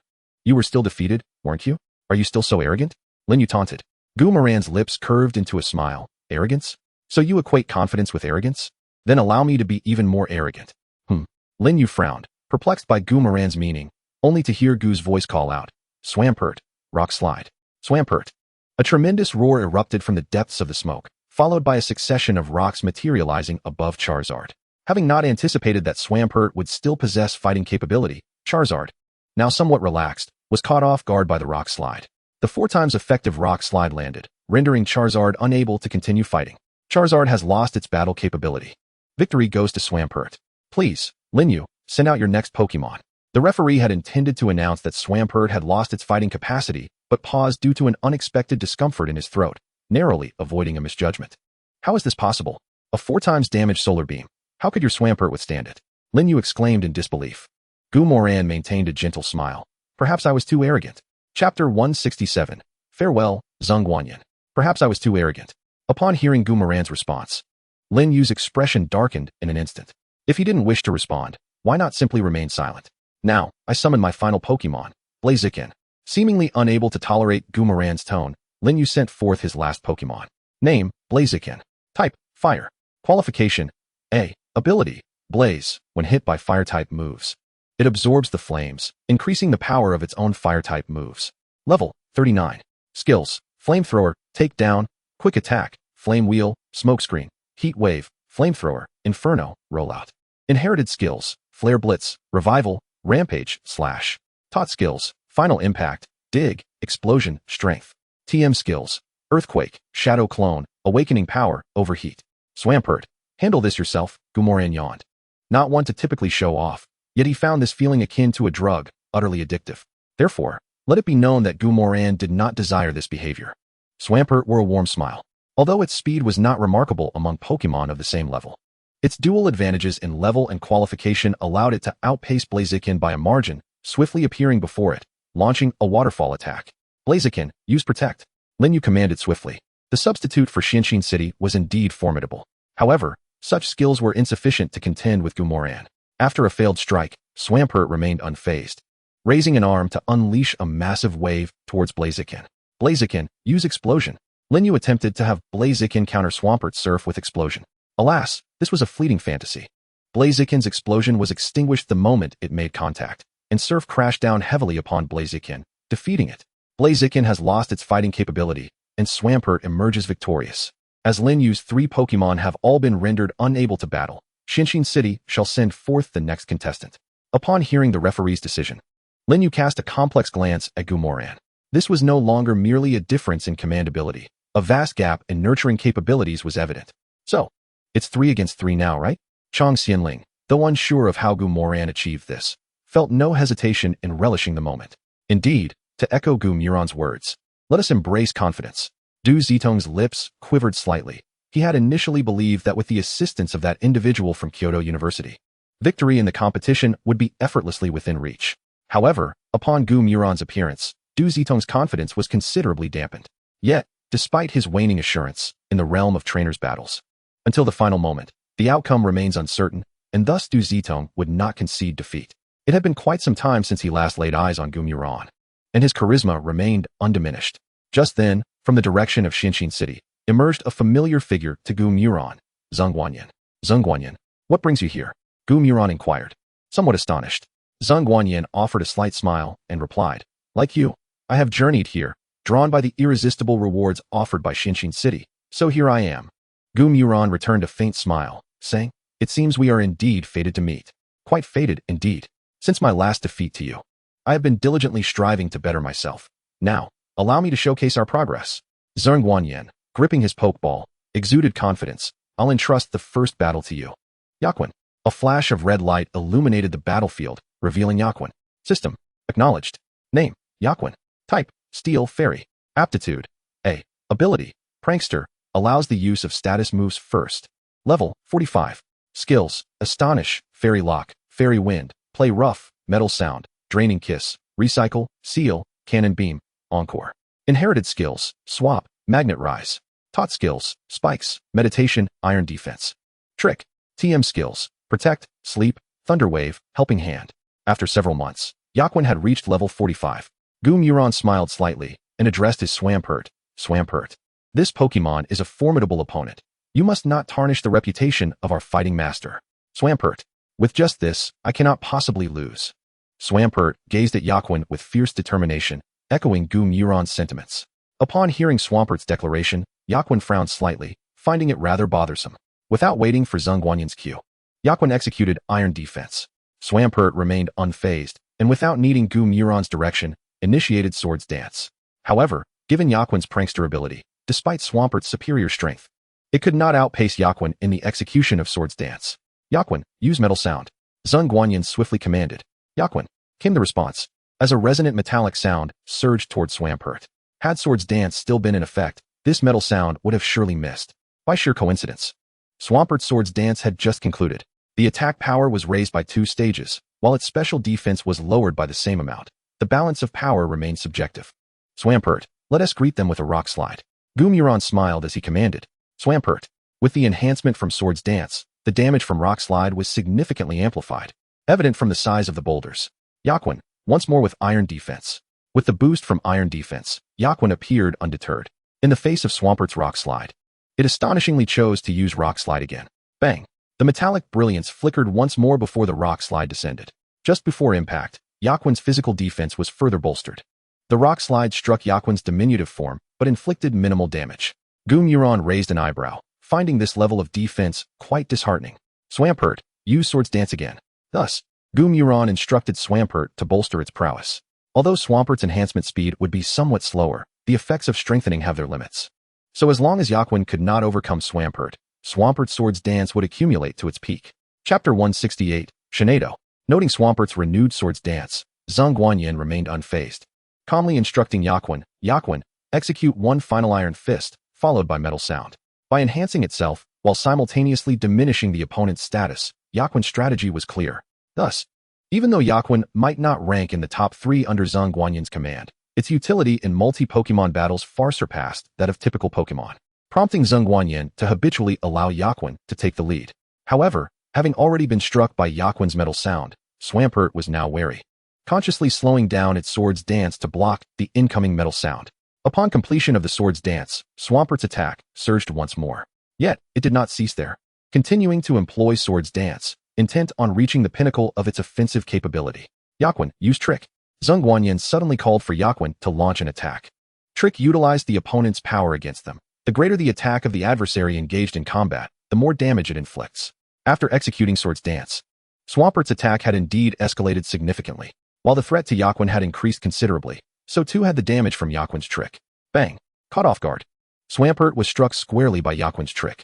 A fleeting expression of pain crossed Swampert's face, yet its Swords Dance did not falter. 5 seconds later, as Swords Dance concluded, Swampert's attack reached its zenith. Swampert, unleash Rock Slide. At the very moment Swampert completed its Swords Dance, Gumuron issued the command. Swampert, came the response. As boulders materialized above Yaquin's head, simultaneously, bolstered by Yaquin's support, Swampert executed a heavy earthquake. With Rock Slide from above and Earthquake from below. The potency of both attacks was formidable, not to mention that Earthquake dealt double damage. Yaquin, use Protect. Zhongguanyan, wary of allowing Yaquin to take a direct hit, promptly called for the use of Protect. Bang! Though Yaquin's protective shield withstood the Rock Slide, Earthquake still struck, delivering double the damage and sending Yaquin flying. Swampert, close in and use Hammer Arm. Seizing the opportunity, Gumuron pressed the advantage. Yaquin, employ Trick. As Yaquin was airborne from the blow, it had no chance to evade Swampert's attack. Thus, Zhongguanyan decisively chose to engage in a clash with Swampert. As Swampert's Hammer Arm impacted Yaquin, Yaquin's Trick also collided with Swampert. However, while Swampert still retained combat capability, Yaquin had succumbed and could no longer fight. With Yaquin incapacitated, Swampert emerged victorious. Please send out your next Pokemon, announced the system. Come back, Yaquin. You performed admirably, Zhongguanyan sighed, appearing somewhat resigned. Retrieving Yaquin, Zhongguanyan produced another Pokeball, Shinado. Ready for battle. A flash of red light once more illuminated the battlefield, revealing an exquisitely beautiful Pokemon. This time, without needing Gumuron's prompting. The system promptly displayed the attribute panel. Name, Shinado. Type, Psychic, Fairy. Aptitude, S. Ability, Trace. Upon entering the field, it copies the opponent's ability, becoming the same as theirs. Level, 48. Skills, Magical Shine, Psychic, Charming Voice, Moonblast, Healing Wish, Misty Terrain, Hypnosis, Draining Kiss, Teleport, Illusion Beam, Wish, Meditation. Inherited skills, Destiny Bond, Disable, Mean Look, Curse. Strange Light. Imparting skills, Ice Beam, Flamethrower, Energy Ball, Thunderbolt. Taught moves, Icy Wind, Shadow Ball, Magical Leaf, Energy Ball. Upon the appearance of Gardevoir, Gumoyan swiftly issued the command, Swampert, use rest. Gumoyan's intention was straightforward. If the situation was unfavorable, a recovery was in order, as Gardevoir would be unable to defeat Swampert while it was resting. After all, Gumoyan possessed an advantage. However, Zhang Guanyin believed that the previous metal sound had already diminished Swampert's special defense, making it feasible for Gardevoir to take down Swampert. After a moment's hesitation, Zhang Guanyin commanded, Gardevoir, unleash consecutive psychic attacks. Though Gardevoir was capable of utilizing Energy Ball, the previous Solar Beam from Charizard had failed to inflict damage on Swampert, leading Zhang Guanyin to abandon the idea of using Energy Ball. Bang! The psychic strike impacted Swampert, inflicting considerable damage. Observing Swampert's condition, Gumoyan chuckled lightly, saying, Swampert, it's time to wake up. With a swift motion, Swampert's eyes opened, rising promptly with a determined gaze directed at Gardevoir. Witnessing this, Zhang Guanyin furrowed his brow. Gumoyan truly knows how to surprise people. He then looked at Gumoyan, reflecting, but isn't this exhilarating pressure precisely what I've been seeking? With this thought, Zhang Guanyin felt a surge of excitement and quickly instructed, Gardevoir, showcase our strength, use Moonblast. Seemingly attuned to Zhang Guanyin's emotional shift, Gardevoir's offensive prowess intensified. In the face of this formidable Moonblast, Gumoyan and Swampert remained remarkably composed. Swampert, use Dig. Gumoyan commanded. Swampert. Swampert responded, executing the dig to evade the Moonblast's onslaught. Observing this, Zhang Guanyin's expression turned grave once more. Gardevoir had little recourse against an opponent entrenched in the ground. Gardevoir, levitate with telekinesis, prepare Moonblast. Zhang Guanyin quickly directed. Gardevoir complied, a radiant purple aura enveloping her as she ascended into the air. In that case, Swampert, deliver a rock slide, Gumoyan remarked with a smile. Upon hearing Gumoyan's directive, Swampert swiftly emerged onto the battlefield, its arms raised, causing rocks to materialize above Gardevoir's head. Gardevoir, use teleport to evade the attack, then follow up with Psychic. Zhang Guanyin reacted promptly. Swampert, at 9 o'clock, use Yawn. Suddenly, Gumoyan's voice rang out. Without hesitation, Swampert released a yawn towards the designated direction. Before the spectators could digest the unfolding events, they observed Gardevoir's figure gradually materializing before the yawn. Whoosh! Having just executed teleport, Gardevoir was caught in a moment of vulnerability, powerless to evade the yawn that approached. As the yawn entered her being, Gardevoir's energy waned significantly. Zhang Guanyin's lips twitched slightly. He had encountered a similar predicament in his previous battle against the martial arts bear trainer, where Gumoyan had anticipated Gardevoir's location even before teleport was complete. However, this was not the moment for astonishment. Should Gardevoir succumb to sleep, the match would conclude. Gardevoir, quickly use Protect. Zhang Guanyin urged. Gardevoir affirmed, a shimmering white light beginning to envelop her. Attempting to manage the yawn while underestimating Swampert was a precarious choice. Swampert, unleash Rock Slide, Gumoyan stated with a smile. With practiced ease, Swampert swung its massive arm, rocks cascading from above to envelop Gardevoir. Gardevoir faced two paths. One, to utilize teleport and evade the rock slide, albeit interrupting Protect. Or two, to gamble that the rock slide would not incapacitate her, thus avoiding sleep from the yawn. Clearly, the latter option was fraught with risk, whether betting against being defeated by rock slide or hoping Gardevoir could withstand the impact without disrupting Protect. Taking a deep breath, Zhang Guanyin felt beads of sweat form upon his brow, yet the thrill within him intensified. Gardevoir, use teleport to dodge the attack. Zhang Guanyin was not one to favor gambling. He preferred to forge his own path rather than leave his fate to chance. Whoosh! A flash of purple light flickered, and in an instant, Gardevoir vanished from her original position. Just as Zhang Guanyin began to relax, he noticed Swampert exhaling a brilliant ice beam. Direction, 11 o'clock. Whoosh! Another purple flash, and the onlookers realized that Gardevoir had reappeared precisely at 11 o'clock in relation to Swampert. Bang!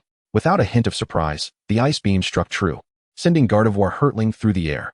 Swampert, execute the final rock slide, Gumoyan asserted, increasingly convinced of rock slide's efficacy, both in damage and speed. It perfectly met Swampert's needs.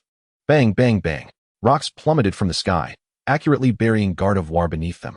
After 3 successive boosts from Swords Dance, it was evident that Rock Slide was far beyond what a fragile mage like Gardevoir could withstand. Gardevoir lost the ability to battle, and Swampert emerged victorious. Please, Zhongguanyin, send out your next Pokemon, the referee exclaimed, astonished as he glanced at Gumoyan before issuing the command. Silence enveloped Zhongguanyin as he fell into contemplation. In their previous duel, Gumoyan had dispatched both his key Pokemon and Gardevoir with a single martial arts bear. This time, he had again selected Gardevoir, but faced a dual defeat at the hands of Gumoyan's Swampert. Unbeknownst to him, their disparity had grown even more pronounced. Taking a deep breath, Zhongguanyin suppressed his inner turmoil and summoned his final Pokemon. Victory or defeat no longer matters. Let us relish this battle, Shiny Rayquaza. A flash of red light heralded the arrival of a Pokemon enveloped in a soft, cotton-like appearance. Name, Shiny Rayquaza. Type, Dragon, Flying. Qualification, A. Ability, Cloud 9, nullifies the effects of weather. Level, 52. Moves, Dragon Pulse, Charming Voice, Mist, Round, Dragon Breath, Protect, Sing, Cotton Guard, Moonblast, Perish Song. Inherited moves, Tailwind, Feather Dance, Haze, Dragon Dive, Teeter Dance. Imparted skills, Ice Beam, Flamethrower, Hurricane, Dazzling Gleam. Top moves, Solar Beam, Earthquake, Overheat, Protect. Although Shiny Rayquaza's qualifications paled in comparison to Gardevoir's, its higher level rendered it Zhongguanyin's most formidable Pokemon. Naturally, it was evident to any discerning observer that Shiny Rayquaza was the focal point of Zhongguanyin's training efforts. Shiny Rayquaza, use Haze. Given that Swampert's Swords Dance had already elevated its attack to an apex, Zhongguanyin recognized that Shiny Rayquaza could scarcely withstand 2 of Swampert's moves. Thus, he resolved to reset their states to their original conditions. Gumoyan did not intervene. Swampert had already vanquished 2 Pokemon with Swords Dance. An excessive greed would not serve him well. A shroud of dark mist slowly enveloped the arena, and before long, 2 Pokemon were engulfed within its depths. Gumo ran, exhibiting remarkable decisiveness, harnessed the power of Aura, pinpointing the location of the Shaching Bird before commanding, Giant Marsh, 3 o'clock direction, unleash Ice Beam. Giant Marsh. Without a moment's hesitation, the Giant Marsh discharged a brilliant azure beam of energy, hurtling towards the Shaching Bird with incredible speed. The Shaching Bird swiftly dove to evade the attack, and then utilized Tailwind. After experiencing a few instances of being caught through teleportation, Zhongguanyin understood that Gumo Ran could easily track the Pokemon's position and promptly instructed the Shaching Bird to evade. Simultaneously, by employing Tailwind, he not only accelerated his Pokemon, but also dispelled the obfuscating dark mist. The Ice Beam struck empty air, and soon, a gentle breeze emanated from the Shaching Bird's position, clearing the miasma from the battleground. Shaching Bird, use Dragon Pulse. Without a hint of hesitation, Zhongguanyin commanded the Shaching Bird to bombard from a distance. Although the Giant Marsh excelled in various attributes, it lacked agility. Thus, Zhongguanyin intended for the Shaching Bird to remain airborne, wearing down the Giant Marsh. However, Gumo Ran was well aware of this strategy, and with a slight smile, he proclaimed, Giant Marsh, let our opponent witness our full might. Giant Marsh. The creature glanced back at Gumo Ran, instantly comprehending his intent. It pounded its powerful fists against its chest, exuding an air of formidable strength. Gumo Ran smiled gently and declared, answer the call of my spirit, Giant Marsh, Mega Evolve. Chapter 170, Mega Giant Marsh vs. Mega Shaching Bird. Answer the call of my spirit, Giant Marsh, Mega Evolve. No sooner had Gumo Ran's words left his lips than a kaleidoscope of colors enveloped the Giant Marsh. And in the next moment, a more robust and powerful Pokemon appeared on the battlefield. Joining the fray, Mega Giant Marsh, Gumo Ran declared, this is your first battle since obtaining the Mega Evolution Stone, so we must achieve a resounding victory. His eyes sparkled with the attributes panel of Mega Giant Marsh. Name, Mega Giant Marsh type. Water, ground potential. S ability, Sap Sipper, when hit by a grass-type move. Instead of taking damage, its attack is boosted. Level, 48-10 moves. Tackle, Roar, Surf, Earthquake, Rock Smash, Mud Shot, Rock Slide. Protect, Sonic Boom, Water Pulse. Inherited moves, Yawn, Wide Guard, Curse, Mirror Coat, Return. Top moves, Icy Wind, Whirlpool, Scald, Stealth Rock, Mud Bomb. TM moves, Ice Punch, Ice Beam, Waterfall, Rock Slide, Rest. Perhaps due to the change in ability capsules, even upon Mega Evolution, Mega Giant Marsh retained its Sap Sipper ability. While the ability to move swiftly in the rain was appealing, Gumo Ran preferred the durability of the Sap Sipper ability, as survival ensured output. Giant Marsh, rest assured, victory is ours. None can take it from us. Mega Giant Marsh proclaimed with bravado. The Xiaoqing bird furrowed its brow and turned to Zheng Guanyin, who nodded in affirmation. Not only do you have Mega Evolution, but so does Xiaoqing bird. Mega Evolve. As the words left his mouth, the Xiaoqing bird shimmered with prismatic light, and soon, a Pokémon enveloped in shades of pale blue and white emerged on the battlefield. Joining the fray, Mega Xiaoqing bird.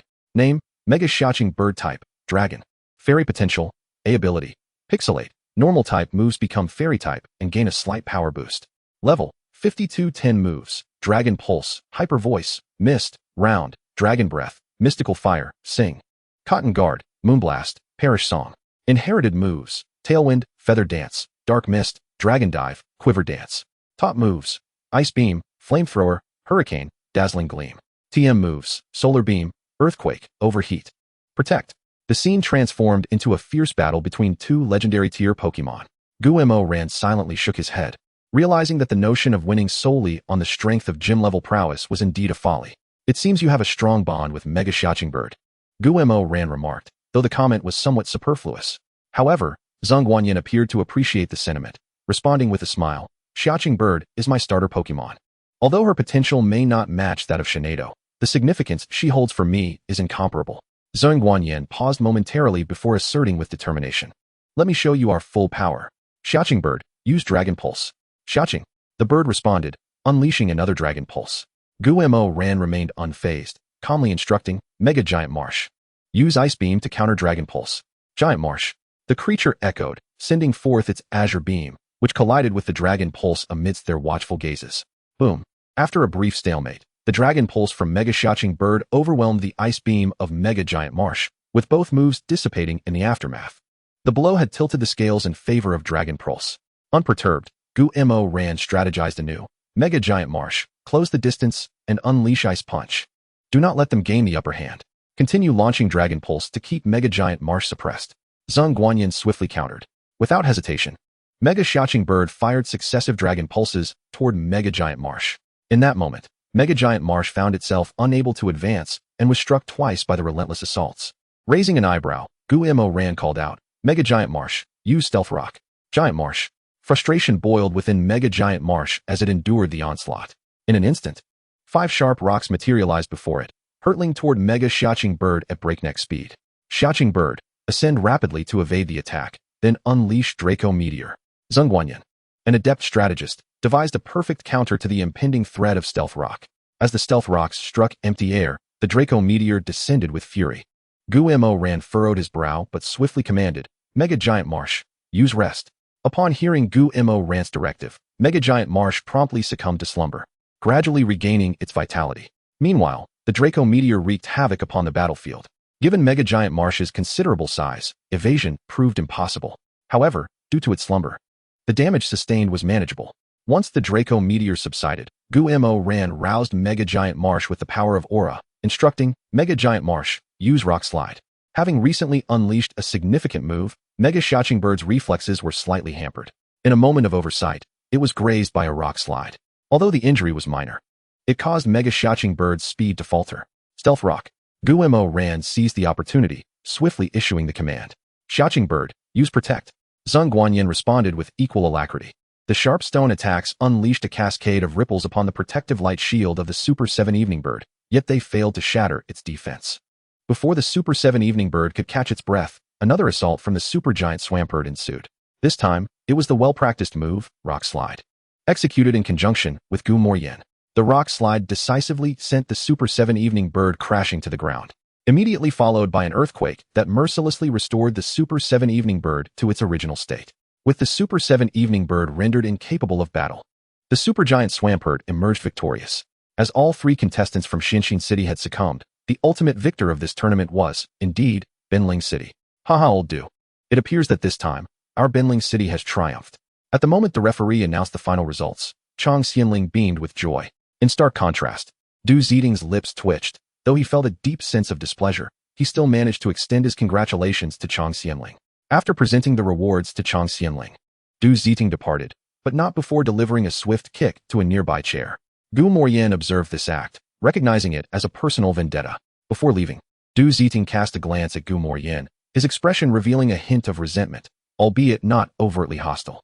Meanwhile, Zhang Qianzi, who had previously exuded confidence, now appeared pale, regretting his earlier bravado upon realizing Gu Morian's formidable strength. In the bug-type gym, Chang Xianling placed 3 boxes gently before Gu Morian, stating, "This is the reward I promised you. Please have a look." Gu Morian accepted without hesitation, nodding as he opened the first box.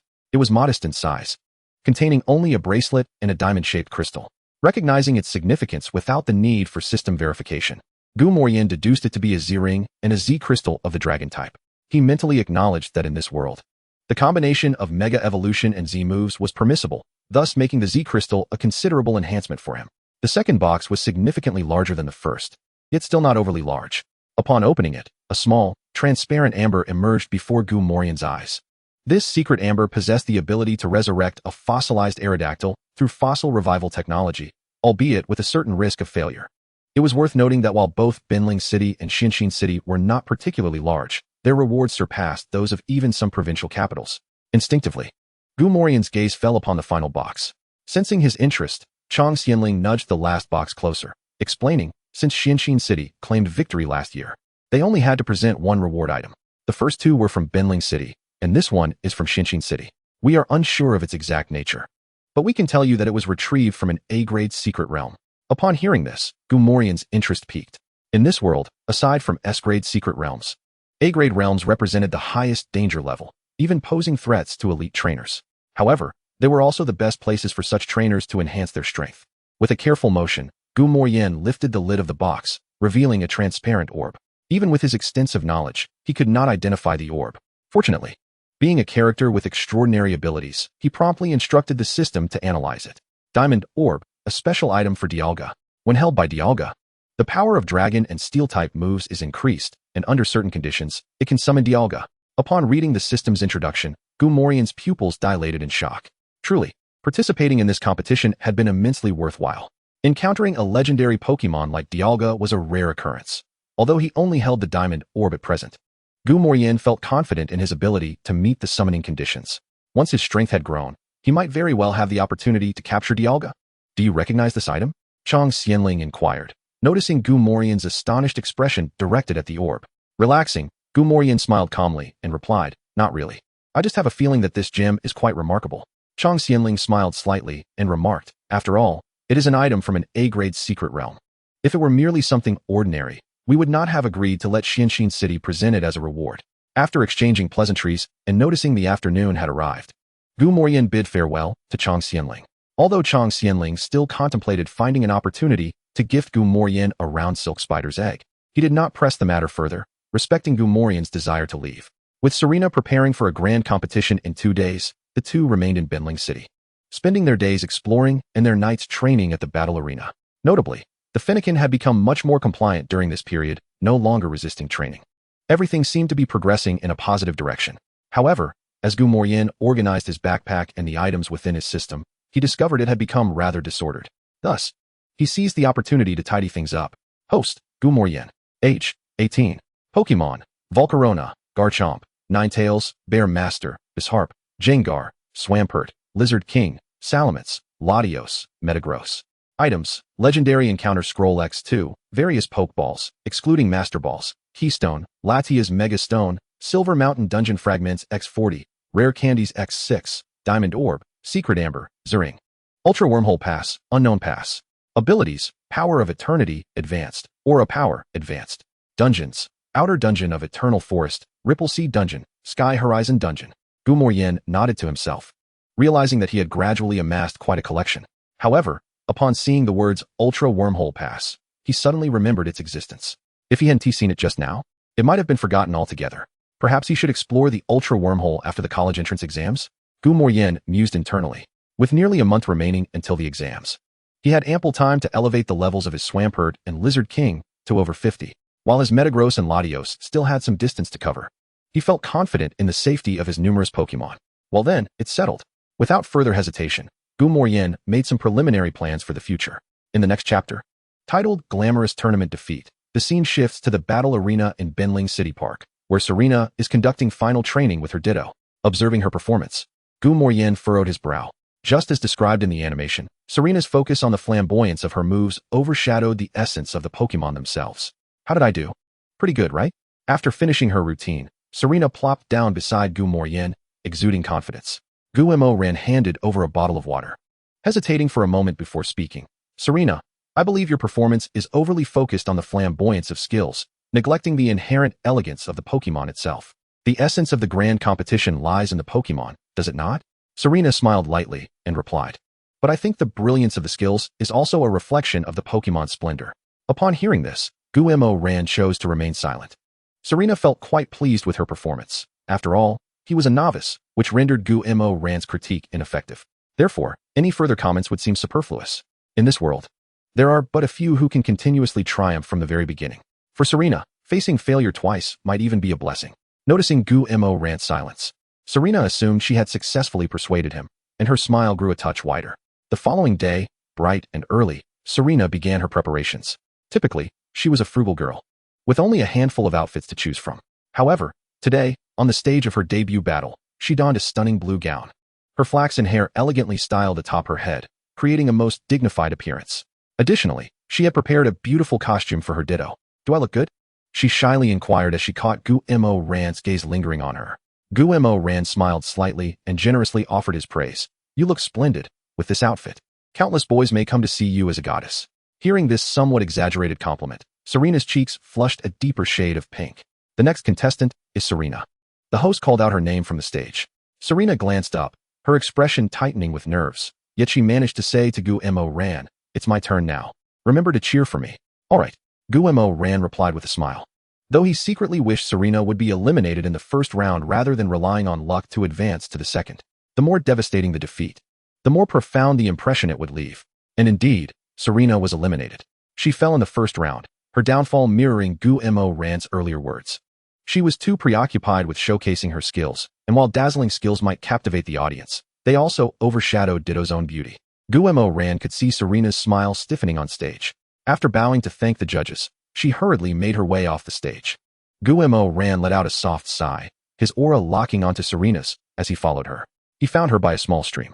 At that moment, Serena had lost her earlier vivacity. Her splendid gown trailed on the ground, appearing somewhat dirty and disheveled, her little head buried deep in her arms, her shoulders shaking unconsciously.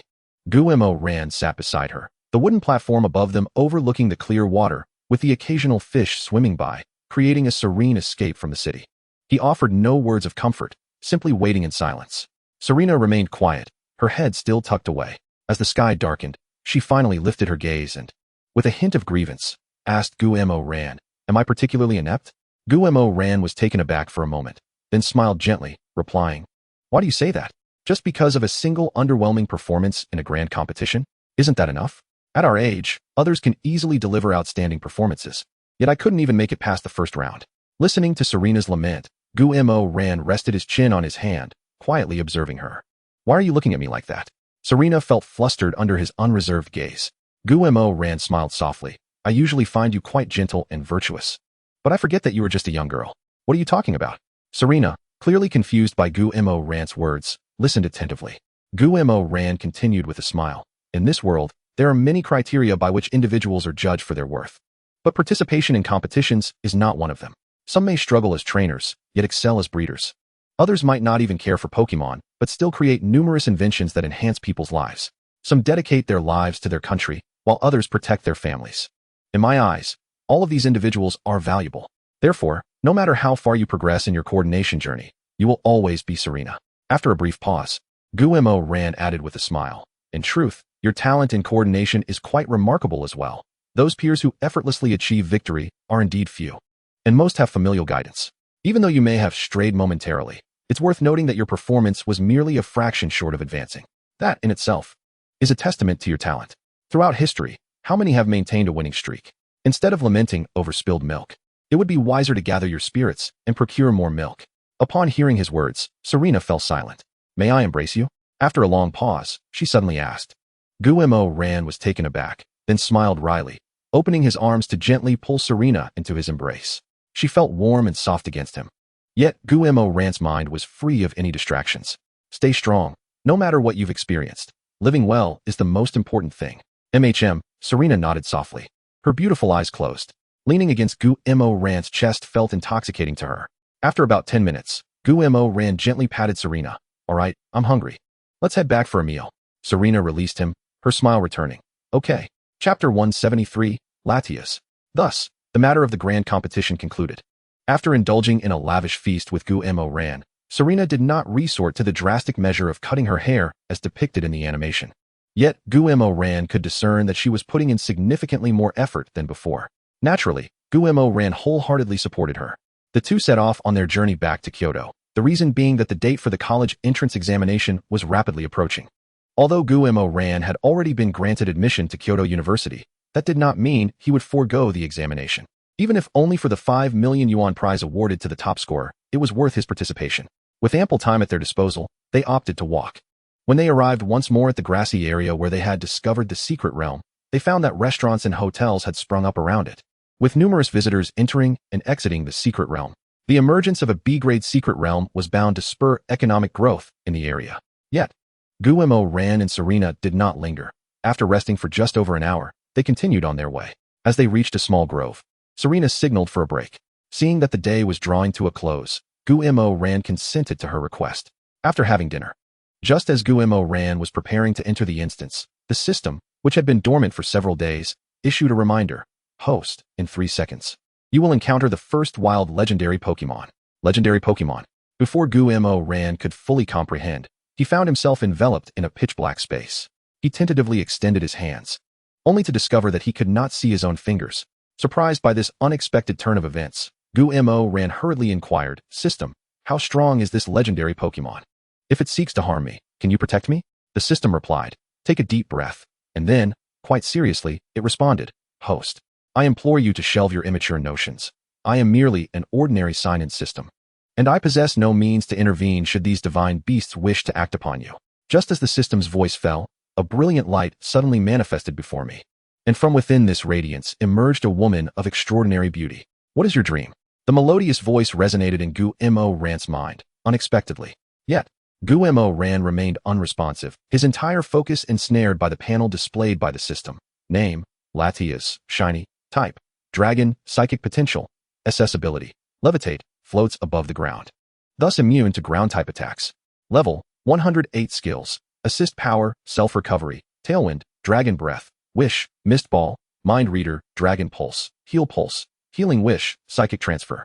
Defend Order Inherited Skills, None Taught Skills, Surf, Ice Beam, Thunderbolt, Psychic, Triple Attack TM Skills, Mystic Guard, Shadow Ball, Aura Sphere, Air Slash, Flamethrower. Description, Latias, the infinite Pokémon, possesses an innate understanding of humanity. When she senses danger, she envelopes herself in feathers capable of bending light to conceal her presence. A level 108 shiny Latias. Guillermo Ran was taken aback, though he found himself equally perplexed. Is it not absurd for a shiny second-tier deity to seek out an inconspicuous human like me? I possess nothing of yours. At this juncture, Guillermo Ran's thoughts abruptly halted, as he realized he indeed possessed an item belonging to Latias. Observing Guillermo Ran's silence, Latias furrowed her brow. Taking a deep breath, she again communicated through telepathy. What is your dream? The voice's reappearance jolted Guillermo Ran back to reality, and recognizing that Latias was beyond his capability to confront, he remained notably quiet. A dream? My aspiration is to become the strongest trainer in history. Latias's expression was impassive. She had heard this ambition far too many times before, and each individual who uttered it ultimately faltered before the harshness of reality. To become the strongest trainer in history? Do you comprehend the immense effort required to achieve such a feat? Latias remarked with a hint of sarcasm. Guillermo Ran, naturally attuned to the sarcasm in Latias's tone, remained undeterred, responding calmly. Indeed, I have not exerted myself greatly. One might even say I possess a certain nonchalance by nature. However, every Pokémon I have captured is fervently eager to grow stronger, and even I cannot halt their relentless pursuit of improvement. Alas, I do not wish to strive so hard. Yet with my Pokémon so driven, I cannot afford to lag behind. As he spoke, a confident smile graced Guillermo Ran's lips. Grant me 10 years, and I am confident I can cultivate them into divine beasts. Latias blinked in surprise, her gentle, melodious voice once again echoing in Guillermo Ran's mind. 10 years to reach the divine beast realm? On what grounds do you make such a claim? Guillermo Ran pondered for a moment before responding. If you insist upon evidence, my most compelling proof lies in my Pokémon. Within less than a year of acquiring them, they are on the verge of reaching the elite level. Such a rate of advancement, I wonder if you have ever witnessed it? Latias's pupils dilated in shock as she inquired, "How do you know I am Latias?" Gumo Ran chuckled, revealing a gem that had appeared in his hand. "I have conducted some research on megastones, and I happen to know this is a megastone for Latias. When you manifested, this gem illuminated." Upon hearing this, Latias fell silent for a moment, and after a pause, she transformed back into her original form. Gazing upon the golden white Latias, Gumo Ran's expression grew complex. Latias scrutinized Gumo Ran closely, feeling a sense of admiration. Truly, he was someone whom even that individual deemed pure of heart. Upon encountering her, this shiny divine beast, his heart was filled only with astonishment and praise. Throughout the long passage of time, Latias had encountered numerous humans, yet whenever her true form appeared before them, their eyes invariably glimmered with greed. Gumo Ran was the second individual capable of facing her with calmness. The first, perhaps, had long since returned to dust. "Is your purpose for coming here the Latias megastone?" Gumo Ran inquired. Latias rolled her eyes, replying with exasperation, "Is it not for the megastone, then? Because of you?" Upon hearing Latias's candid words, Gumo Ran felt a tinge of embarrassment. To alleviate the awkwardness, he straightforwardly tossed the megastone to Latias. A purple glow surged before Latias, and a surge of psychic energy firmly caught the megastone. "You are returning the megastone to me, just like that?" Latias appeared genuinely astonished. Gumo Ran sighed in resignation. "What else should I do? At present, I am no match for you. Since your aim is the megastone, I shall relinquish it to you. Surely you would not harm me after I have given you what you sought?" At this, the corner of Latias's mouth twitched slightly. "You are quite the amusing human." Gumo Ran could only manage a wry smile. He wished he could be indifferent, but his strength did not permit such luxury. "If you assist me in acquiring the megastone, I shall not be ungrateful. Here, take this flute. You may summon me 3 times with it." A flute materialized before Gumo Ran, guided by Latias's psychic energy. As Gumo Ran beheld it, the system presented its appraisal of the flute. The infinite flute can summon either Latias or Latios, though under Latias's power, it can only call forth Latias. Undoubtedly, the infinite flute was an object one could hardly refuse. Yet, even with this invaluable treasure before him, Gumo Ran refrained from reaching for it. "What? Do you not want it?" Latias inquired with curiosity. Gumo Ran shook his head, hesitating before stating, "Rather than summoning you 3 times, I would prefer to have an opportunity." "An opportunity? What opportunity?" Gumo Ran raised his gaze to Latias, resolutely declaring, "An opportunity to capture you." Hearing Gumo Ran's unabashed declaration, Latias was increasingly astonished. "Capture me? Are you not afraid that such words might provoke my ire and lead to your demise?" Latias replied with a sardonic smile. Gumo Ran shook his head slightly. The gesture small yet resolute. "I fear, but I believe you will not." "And why would I not?" Latias countered. "So will you?"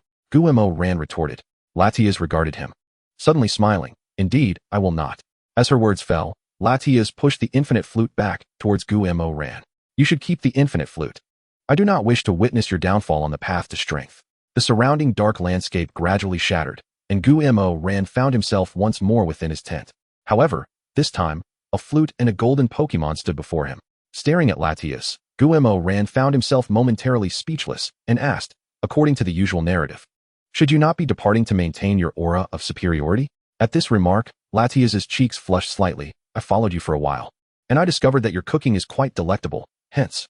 Gumo Ran was initially taken aback, but a peculiar smile soon spread across his face. "Although my impression of Latias is not that of a conventional nature, it undeniably possesses an aura of mastery. This sentiment inevitably brings to mind the image of Latias as a delightful foodie." "Well, I understand. Ever since Gumuran acquired divine culinary skills, this has been the most earnest endeavor he has undertaken." The enticing aroma roused a multitude of Pokémon and Serena, who, while astonished by the presence of Latias nearby, gazed longingly at Gumuran. With a sense of resignation, Gumuran decided to indulge in a midnight feast. Naturally, the ones affected were the adorable Bai E and her companions. "Ding, your friend, the future world's richest person, has gone offline." Upon receiving the message on his phone, Gumuran nodded in satisfaction. Surely, there cannot be many in this world who, like him, are willing to share exquisite delights with friends. The late-night indulgence continued until the early hours of the morning. Latias, feeling that it was rather inconvenient to consume food in its true form, promptly transformed into Serena's likeness. Observing 2 Serenas enjoying the feast beside him was indeed a delightful experience. "I must take my leave." Latias cast a reluctant glance at the leftover food on the table and addressed Gumuran. Gumuran nodded and replied, "I understand that beings of your caliber have pressing matters, so I shan't keep you. Safe travels." With those words, Gumuron turned to Serena and said, Serena, tomorrow I shall prepare something unique for you. I assure you, it will be delectable beyond measure. Having accompanied Gumuron for so long, Serena comprehended his intentions and nodded, saying, Then I shall trouble you, little Muron. But could you divulge what dish you are preparing? Gumuron, noticing that Latias had halted in its tracks, smiled and said, Dompa pork. Dompa pork? What a peculiar name, Serena remarked. Latias also nodded internally, pondering that such an odd name might not indicate a delicious dish. Oh, you may not know, but Dompa pork is a renowned dish from Hangzhou. It involves cutting fatty pork into large chunks, placing scallions and ginger at the bottom of the pot, adding wine, sugar, and soy sauce, and then slow cooking it with a bit of water over low heat. This dish is beloved for its exquisite color, aroma, and flavor. The secret lies in slow cooking with minimal water and ample wine.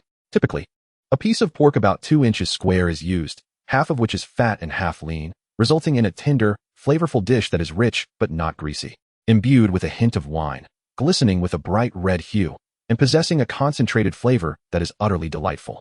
Just the thought of Dompa pork makes my mouth water, Gumuron said with a smile. To emphasize his point, he cleared his throat. Gurgle. As soon as Gumuron's words fell, Latias instinctively swallowed. How infuriating. Knowing full well that I have little resistance to delectable food, you speak of such tantalizing dishes. How vexing. I suddenly no longer wished to depart. But having just declared my intention to leave, would it not be undignified to retract my statement? However, if I were to leave now, I would surely be deprived of this delicious food for a long time. Such a dilemma. Latias glanced ahead, then back at Gumuron, ultimately deciding to stay. There was nothing pressing back home, and staying meant enjoying delightful cuisine. What did dignity matter? Having resolved this internally, Latias decisively proposed to Gumuron. How about I accompany you on your travels? Chapter 175, The Rocket Team's Conspiracy. Latias's voice echoed in Gumuron's mind once more, filling him with immense joy. Though he maintained an expression of feigned confusion as he inquired, Travel with me? But Latias, weren't you about to leave? Won't Latios be concerned? Upon hearing Latios's name, Latias hesitated momentarily but soon reaffirmed her determination, stating earnestly, Although Latios is slightly stronger than I, my own power is formidable as well. It is merely a journey. He will not worry. Gumuron smiled faintly, realizing he had underestimated the significance of culinary delights in Latias's heart. Well, Gumuron was about to speak when an indignant Latias interjected, Do you agree or not? Seeing Latias's expression, Gumuron refrained from provoking her further and promptly extended his hand to Latias, saying, Of course I agree, Latias. Welcome aboard. Latias gently touched Gumuron's palm and replied, The hour is late. I must rest now. Farewell. With that, Latias vanished from sight. Am I superfluous? Observing the empty space where Latias had been, Serena fell into contemplation. As Latias disappeared, Gumuron turned to the system and inquired, System, was Latias the Pokémon that previously stole my food? The system replied, No. The one who pilfered your food is someone else. Although reluctant, the system had no choice but to comply. Hearing the system's voice, Gumuron's heart raced. How fortunate he was to have 2 legendary Pokémon stealthily following him. Which is stronger, Latias or that other Pokémon? Gumuron asked again. The system responded, Host. I am merely an unremarkable system. They have not engaged in battle, and their levels are comparable. How could I possibly discern who is stronger? Comparable in level to Latias? This information provided Gumuron with a modicum of reassurance. Even if Latias were unable to best the mysterious Pokémon, it still had the potential for Mega Evolution. He found it hard to believe that Latias, with its Mega Evolution, could not contend with a level 2 deity. Well, nothing of great importance. It's time for sleep. With everything clarified, Gumuron's spirits lifted considerably. The next morning, after a restful night, he opened his eyes to greet a new day. System, shall we check in? Ding. Congratulations, host. You have received a Mega Stone for Gyarados. The system seemed to anticipate Gumuron's character, as the moment he finished speaking. The Mega Stone was deposited into his backpack. Gumuron smiled, deciding to retract his earlier notion of the system being stingy for a brief 10 seconds. In that fleeting moment, the system exhibited great generosity. As Gumuron stepped out of the tent, Latias materialized before him, inquiring, When shall we feast on that Dompa pork you mentioned yesterday? Gumuron chuckled softly, responding, Latias, Dompa pork is meant to be enjoyed in the afternoon or evening. It would be unwise to consume such oily food in the morning. Latias nodded, somewhat understanding, though she missed the finer details, knowing that midday would bring the awaited dish. Serena continued to handle breakfast, though her culinary skills paled in comparison to Gumuron's. Nevertheless, Latias finished her meal. Beneath Gumuron's shadow, a small figure gazed longingly at Latias. To eat such delicious food before my very eyes yesterday, and now to return for more. Do you wish for my demise? Had it not been for the stipulation to shadow the hero for 100 days, he would have confronted Gumuran already. But it mattered not. With only 20 days remaining, he would soon indulge without reservation. Just a bit longer. The small figure wiped the moisture from its mouth. In truth, it is not appetizing at all. Rocket Team Base. Sakaki reclined in his executive chair, a vividly colored Meowth lounging at his feet. Before him sat Lance, who had recently been incarcerated by Cynthia and Gumuran. Though Lance had returned to the Rocket Team, he bore numerous scars upon his body. Observing the figure of Lance before him, Boss Sakaki calmly remarked, "Lance, it appears you have been rather careless this time." Lance trembled slightly but, unwilling to concede, retorted, "Boss, had it not been for Cynthia's intervention, I would have certainly brought Salud back." Sakaki shook his head and replied, "You are missing the crux of the matter. I do not blame you for being captured by Cynthia. Rather, I am referring to your mindset of holding back prior to her arrival. Had you unleashed your genetic Pokémon to deal with the Dragon Team before Cynthia's intervention, you would not find yourself in this predicament." Lance offered a sheepish smile. Unable to find words, Sakaki glanced at him, not overly concerned, and continued, "While this situation cannot be entirely laid at your feet, you bear a significant portion of the responsibility. Therefore, you require an opportunity to redeem yourself." Upon hearing this, Lance nodded earnestly, excitement illuminating his face. "Boss, just give the command, and I will assuredly succeed this time."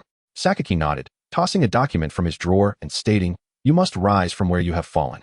This operation will take place in Huaxia. Are you willing to go?" Without inquiring about the specifics of the plan, Lance promptly seized the document and solemnly assured Sakaki, "As long as you command it, I will venture anywhere." Sakaki took a puff of his cigar, nodding with tranquility.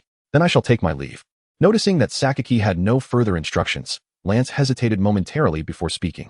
Sakaki nodded, and Lance respectfully retreated toward the door. Just as Lance was about to exit, Sakaki called out, "Lance." Lance instinctively looked up. With a sudden motion, a pokeball appeared in Lance's hand, followed by Sakaki's voice. "You may borrow this, fellow. Should you fail again, you may find yourself unfit for this position." Lance froze momentarily, but upon seeing the emblem on the pokeball, he maintained his composure. "Rest assured, boss, with this partner's assistance, even against Gu Qinshan, I am confident I can retreat unscathed." "Very well, go," Sakaki concluded, not casting another glance at Lance as he resumed petting Meowth. Upon stepping outside, Lance's expression twisted into something more sinister as he contemplated Dragon Team and that unknown trainer. "Are you prepared to face my wrath?" Under the sunlight, the three elemental symbols on the pokeball shimmered brilliantly. Chapter 176. The Mysterious Valley Unbeknownst to Gumoran.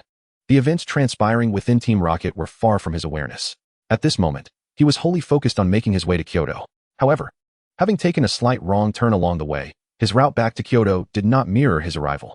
As he approached a barren valley devoid of any greenery, Latias, who had been stealthily following him, furrowed her brow and quietly conveyed through telepathy, "Gumoran, something feels amiss here." Hearing Latias's voice, Gumoran raised an eyebrow, channeling his aura but failing to perceive anything unusual. "Latias, what makes you feel something is off?" Despite not sensing anything amiss himself, Gumoran certainly wouldn't dismiss Latias's concerns, given her status as a second-tier deity. Latias shook her head, revealing her own uncertainty. "I cannot say for certain. I can sense a divine beast's presence here, yet its aura feels chaotic. Moreover, for some reason, I have an unsettling feeling that something lurks within this valley." As Latias's voice trailed off, the sound of vehicles could be heard approaching. Gumoran looked up to see three massive trucks driving toward the valley. "Attention all units. This shipment contains expensive equipment. Please handle it with care," announced a rotund archaeologist clad in field attire as he addressed a group of laborers. Behind him stood a dozen individuals, both men and women, all similarly attired in archaeological gear, with a clear hierarchy placing the elder at the center, while the portly figure appeared merely to manage peripheral matters. "Let us inquire further," Gumoran suggested, tugging at Serena's sleeve. However, before they could approach, the archaeologist interjected. "You there, we are about to commence an archaeological operation. If you have no business here, I suggest you leave promptly." The elder glanced at Gumoran and Serena but quickly returned his focus to the blueprints in his hands. Gumoran smiled and stepped forward, addressing the archaeologist, "Esteemed researcher, my girlfriend and I are trainers currently traveling, but we've lost our way and would like to ask for directions." "Trainers? How brave of you to travel at such a young age." The archaeologist praised, then inquired, "Where are you aiming to go? I can assist you with directions so you may leave quickly." Gumoran, adept at engaging in clever dialogues with teachers, displayed an eager countenance. "Really? We wish to reach Benling City." "Benling City?" The archaeologist paused, then explained, "It's not far from here, but on foot, It may take you around 10 days. Gu Moran smiled, retrieving a box of cigarettes from his pocket. My girlfriend and I are trainers, and we have flying Pokémon. With the right direction, we can reach Binling City quite swiftly. Care for a smoke? The cigarettes Gu Moran offered were of the finest quality. The archaeologist glanced at the elder behind him before reluctantly accepting the offer. I completely overlooked that. Very well, I will share the route to Binling City with you. Gu Moran smiled, and after the archaeologist detailed the route, he further inquired, Researcher, what are you studying here? The archaeologist scrutinized Gu Moran and replied, Some matters are best left undisturbed. Travel safely, and ensure you protect your lovely girlfriend. Qian, come here for a moment. Suddenly, the elder called out to the archaeologist. All right, I'm coming. The archaeologist responded, turning back to Gu Moran with a final remark. That's all I have to say. I wish you safe travels. Now be on your way. Not having gleaned any information about the peculiarities of this place, Gu Moran was reluctant to depart. However, to avoid alarming them, he resolved to leave for the time being. Xiaoran, we should. Serena began to speak, but was halted by Gu Moran's grip. Old son, Lee the bodyguard, they seem to have upset their stomachs this morning. Upset stomachs? What happened? Is it serious? Old son, the elder who had been examining the blueprints, finally lifted his head. I am unsure. The team doctor has some family matters and won't be able to join us for another 2 days, the messenger replied, beads of sweat forming on his brow. The team doctor was absent? Qian, can you explain why you summoned us to explore the ruins without a doctor present? The archaeologist's complexion instantly paled as he hurriedly explained. The doctor said her grandfather had passed away, and she needed to return to mourn for 3 days. I thought 3 days wasn't too long, so... Old son seemed ready to reprimand him when Gu Moran interjected, lacking a doctor? I am a doctor myself. Perhaps I could take a look? You? Are you capable? A young girl with a youthful appearance, yet already commanding an air of authority, scoffed. Gu Moran glanced at her but chose not to respond, instead addressing Old Son.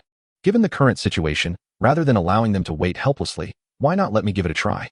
Old Son hesitated.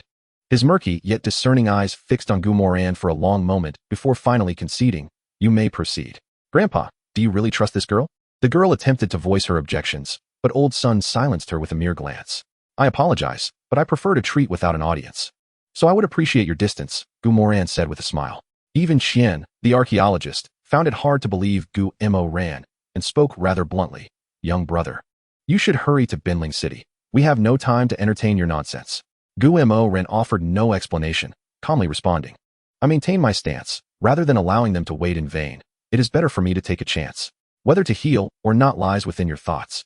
Sun Qinian raised an eyebrow, knowing that the latter part of Gu Moran's statement was directed at him. Although Sun Qinian was not entirely convinced by Gu Moran, it was undeniable that there was logic in his words. After studying the overly confident young man before him, Sun Qinian declared, Everyone, stand back. Sun Linxian attempted to interject. But Sun Qinian, having guessed her intentions, cast her a calm glance. Linxian opened her mouth, but refrained from provoking Sun Qinian at that moment. If you manage to heal them, we will offer you a corresponding reward, he continued, stepping back.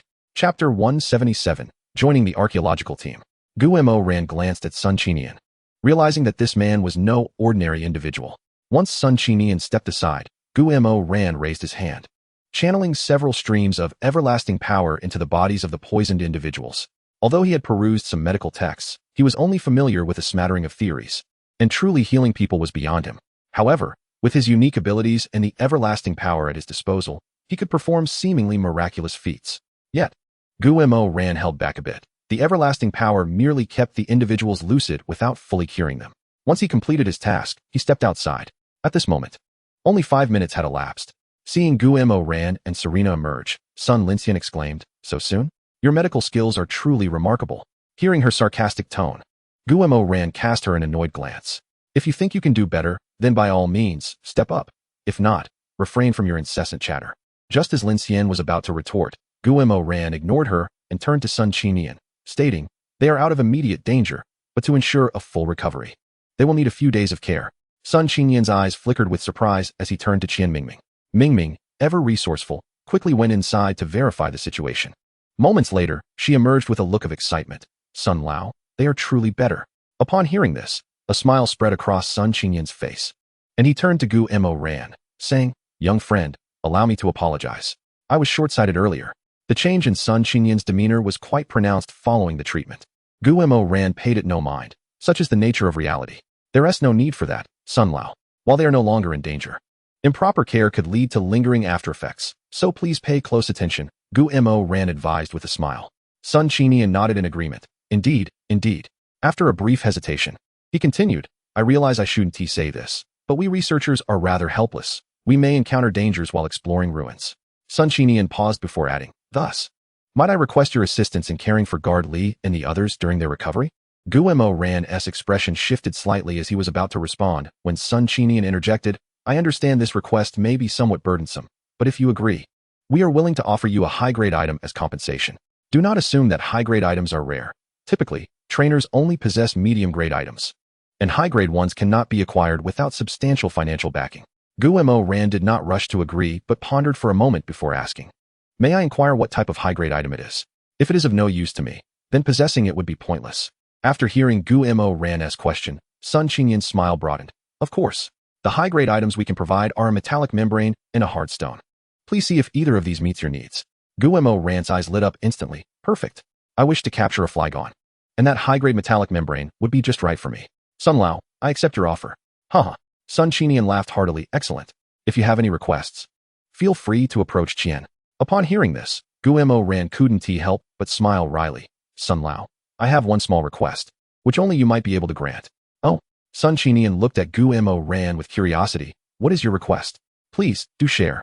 Gu Mo Ran glanced at Sun Lincian beside him and said, I don't know why, but your granddaughter seems to harbor extreme hostility towards me. This animosity greatly dampens my spirits, so my request is that she refrains from bothering me. What audacity! Who do you think you are, to be so presumptuous? Lincian retorted. Enough.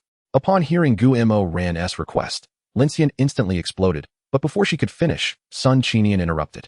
In the midst of Lincian's astonishment, Sun Chinian said, you will apologize to this young brother, and from now on, you are not permitted to be in his presence.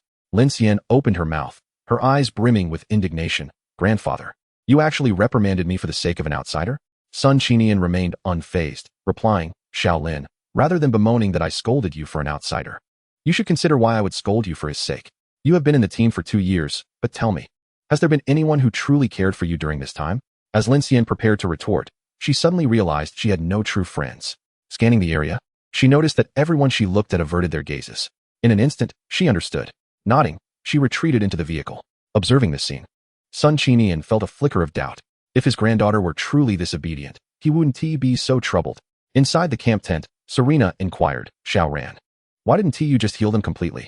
Gu Mo Ran sipped his cold tea and replied, Lati has indicated that something is amiss here, so I wanted to investigate further, but I lacked leads. Coincidentally, an archaeological team arrived, and I find it hard to believe that such coincidences occur in this world. Therefore, I suspect there must be a connection. By not fully healing those guards, I intended to keep them here. Serena nodded, feeling a bit shy. Even though we are of the same age, your performance far surpasses mine. Gu Mo Ran glanced at Serena, saying, what can I say? It's just my charm. Serena rolled her eyes at him, feeling that while Gu Mo Ran was indeed handsome, his confidence was rather excessive. Noticing her expression, Gu Mo Ran's face darkened as he turned off his phone screen. Gazing at his dashing reflection, his self-assurance bolstered yet again. Indeed, I am quite handsome. Those who claim otherwise have clearly not witnessed my charm. All right, no more teasing. My girlfriend, it's time for bed. Since Gu Mo Ran had previously declared their relationship, Qian, the archaeologist, kindly provided him with a single tent. Who is your girlfriend? In the darkness, Serena's face flushed slightly. Meanwhile, in the central tent, Sun Lincian, feeling somewhat disgruntled, confronted Sun Chinian. Chapter 178. Today's Triad. Grandfather, why do you place such importance on someone named Gu Mo Ran? Sun Chinian snorted dismissively. Wherever there is strength, it garners attention. He is of use to us. Thus we value him. However, when Dr. He returns, it will naturally be time for him to depart. Life is indeed a matter of navigating through various opportunities. And there is still much for you to learn in this regard. Sun Lincian pouted disdainfully and remarked, oh, must I once again learn from that detestable fellow? In response, Sun Chinian shook his head, a hint of disdain flickering in his gaze. To become so agitated over a mere advanced metal membrane, he is hardly any better than you. After saying this, Sun Chinian added, however, do temper your temperamental demeanor. Should you cause another scene with King Linquan, I shall be unable to assist you. I presume that, given your character, you would not wish to face expulsion, would you?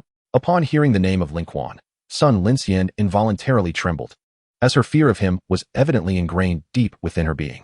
As the days rolled by, With Gumaran's assistance, the previously injured guards gradually regained their strength.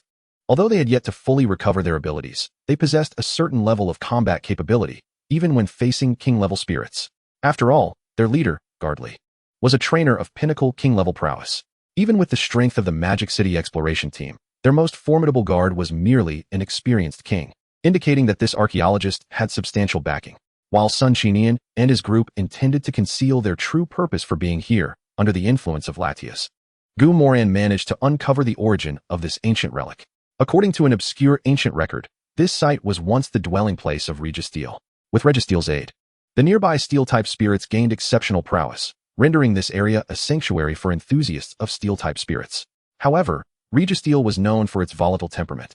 After unleashing its fury upon hundreds of trainers, it transformed this region into a veritable no-man's land for humanity. Yet, 2 years after Registeel's rampage against the trainers, one day, the local residents distinctly felt intense energy fluctuations emanating from the area. Once the energy subsided, humans dispatched drones, but they returned empty-handed. From that day forth, Registeel's presence vanished without a trace. Gradually, human fear of this area diminished significantly. After some time, daring trainers prepared to venture forth to capture steel-type spirits. However, to the astonishment of all, not a single steel-type spirit could be found in this locale. While humanity remained perplexed, devoid of any incentive, the area slowly became desolate once more. As time elapsed, even the tales of Registeel's former habitation faded from collective memory. Latias, you mentioned that 2 legendary beasts once battled here. It appears one of them must be Registeel, Gumaran remarked, taking a sip of water. Latias nodded in agreement, saying, that seems likely, but what perplexes me is that Registeel's 5 pillars are rather lackadaisical. Though they possess a fierce temperament, they largely remain in a dormant state unless provoked. However, according to their accounts, someone sought out Registeel for a confrontation. I pondered long and hard. Yet I could not fathom why beings from the realms of legendary and mythical creatures would engage in such triviality. Seeing the expression of exasperation on Latias's face, Gumaran smiled faintly and suggested, it seems the peculiar situation you described pertains to the unprovoked clash of 2 legendary beasts. Shall we simply depart? Latias shook her head, asserting, perhaps we should wait a while longer. I have an inkling that this place is not as tranquil as it appears. There must be some hidden secrets here. Gumaran's lips twitched slightly as he retracted the Holmes book from Latias's grasp. If you wish to linger, I can accompany you for a little while longer. But please refrain from letting Holmes influence you too much, all right? Latias offered an awkward smile, her eyes coveting the modest tome, yet she chose to relent. Knowing Gumaran's strength, to forsake delightful culinary treats for the sake of reading? That is simply out of the question. 10 miles away from the valley, at the entrance of an underground base, a silver-armored bird suddenly appeared, upon which sat a man cloaked in black robes and wearing a black mask. The reason for not simply referring to him as a man in black was that, under the shadow of his robe, one could barely discern the blue hue of his hair. My lord.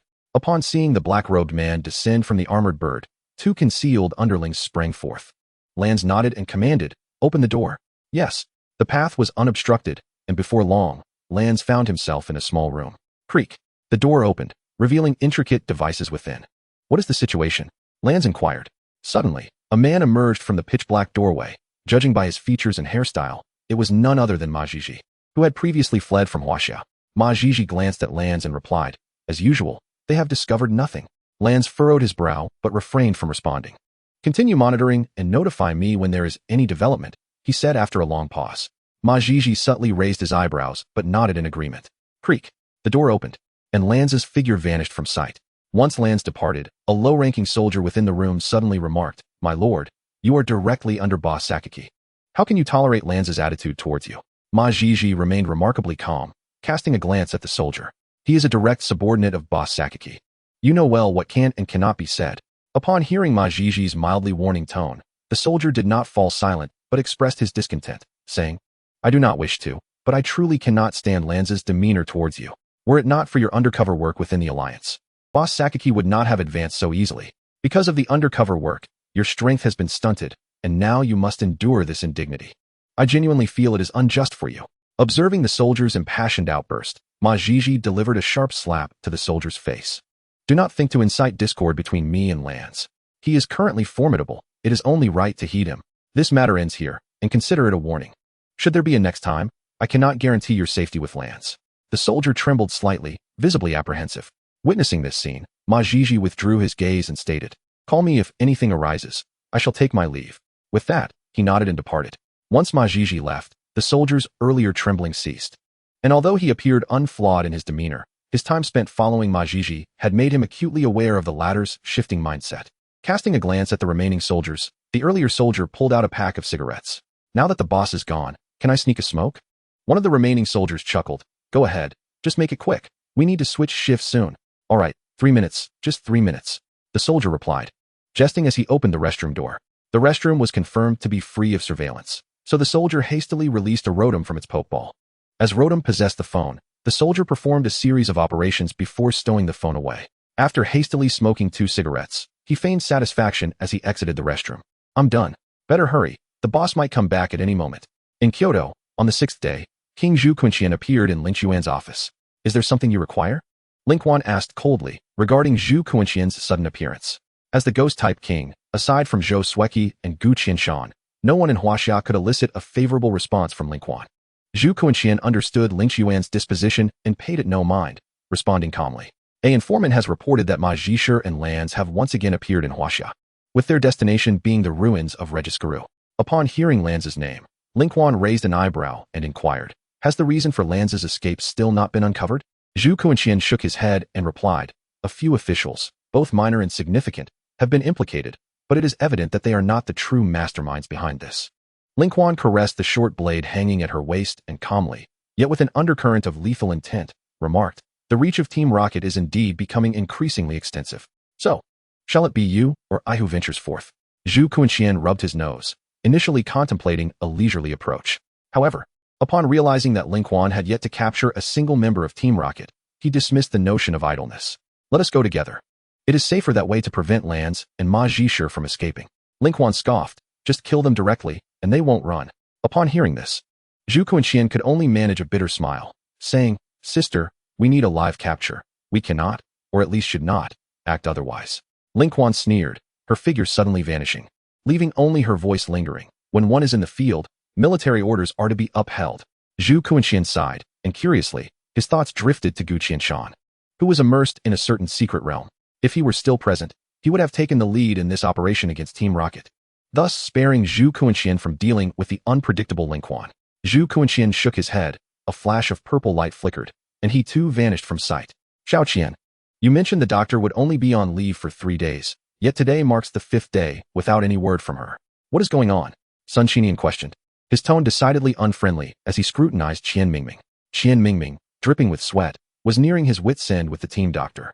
She had clearly promised to return in 3 days, and after reluctantly signing off on her leave, she had left him to bear the brunt of the consequences. "Sun Lao, I genuinely do not know. She only requested a 3-day leave, and now she does not answer my calls. Could it be that the team doctor no longer wishes to continue?" Qian Mingming expressed his grievances. Sun Qinian's brow furrowed at this. Although the pay for their archaeological team was quite substantial, it was understandable if she chose to leave after her grandfather's passing. However, given that their team was backed by officials, what would happen if they faltered at a crucial moment? Observing the visibly anxious Qian Mingming, Sun Qinian said, "This time, I shall deduct a month's salary from you. Should there be a next time, you will no longer hold your position." Without the doctor present, Sun Qinian still dared not allow Gu Moran to depart. Fortunately, their exploration of the ruins had yielded some progress, and he believed that it would not be long before they could fully uncover the site. With this achievement, he could comfortably relax for the remainder of his life. A subconscious smile crept onto Sun Qinian's face, but thoughts of his granddaughter quickly furrowed his brow once more. "Forget it. The next generation will have their own fortunes.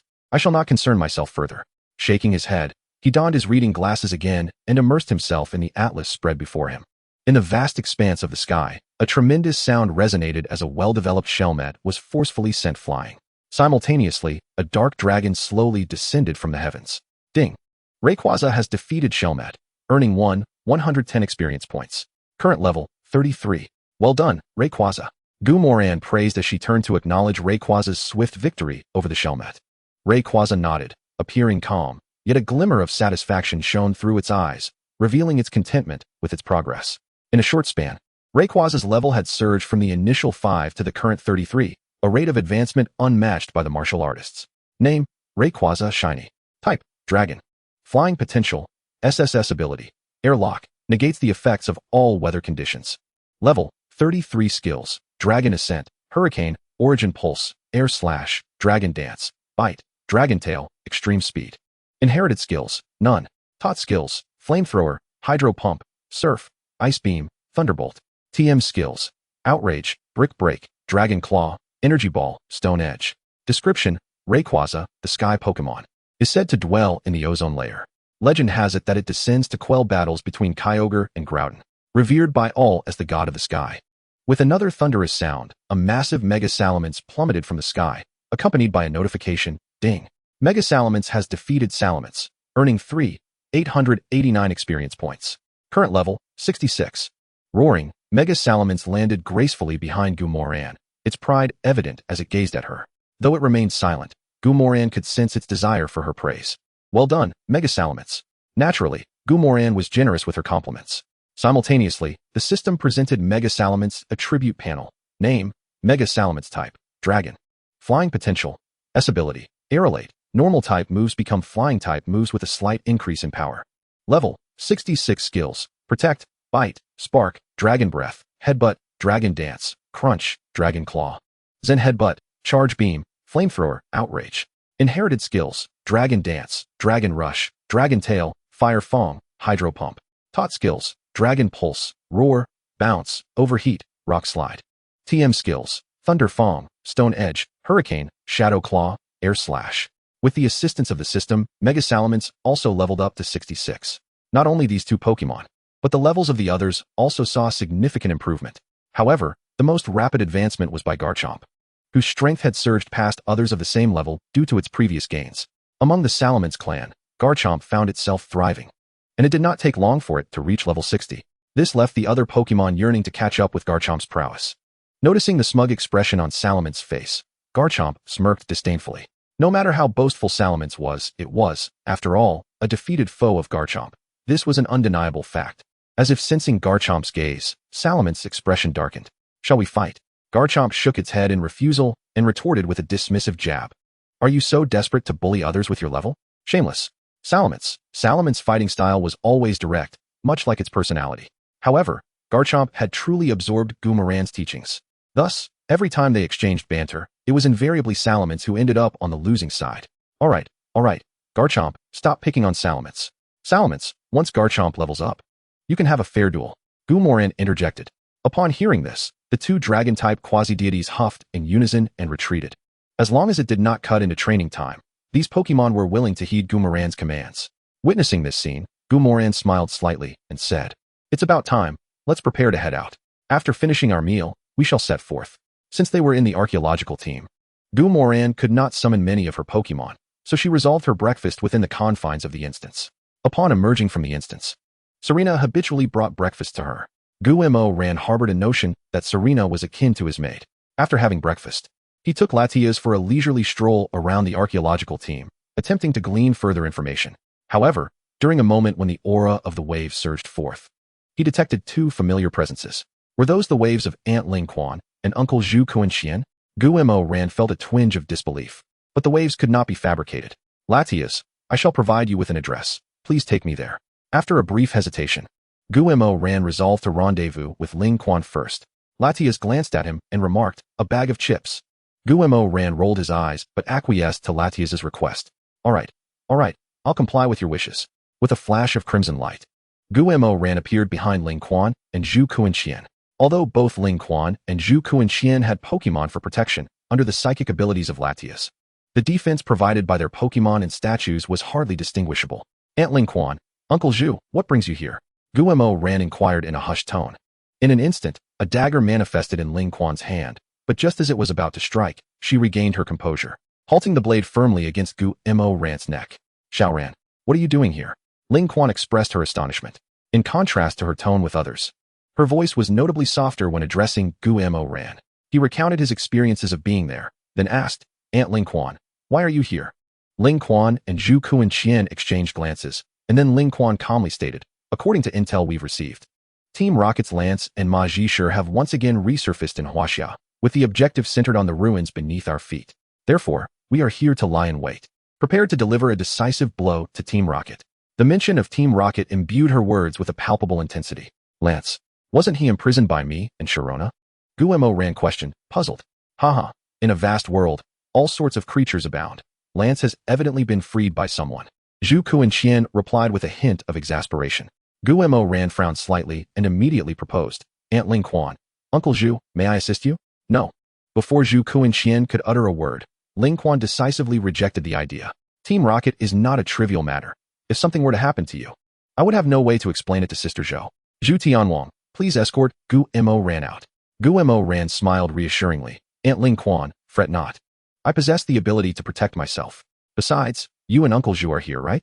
As long as you can hold off Lance and Ma Zhishe, the rest of Team Rocket shall pose no threat to me. Ling Quan was about to refuse again when Zhu Kuan-qian interjected. Ling Quan, perhaps you should consider allowing him to join us. Xiao Ran's strength is not to be underestimated. After all, he managed to assist Sharona in sending Lance to prison. I believe both Old Gu and Old Zhou have equipped him with Pokémon for protection.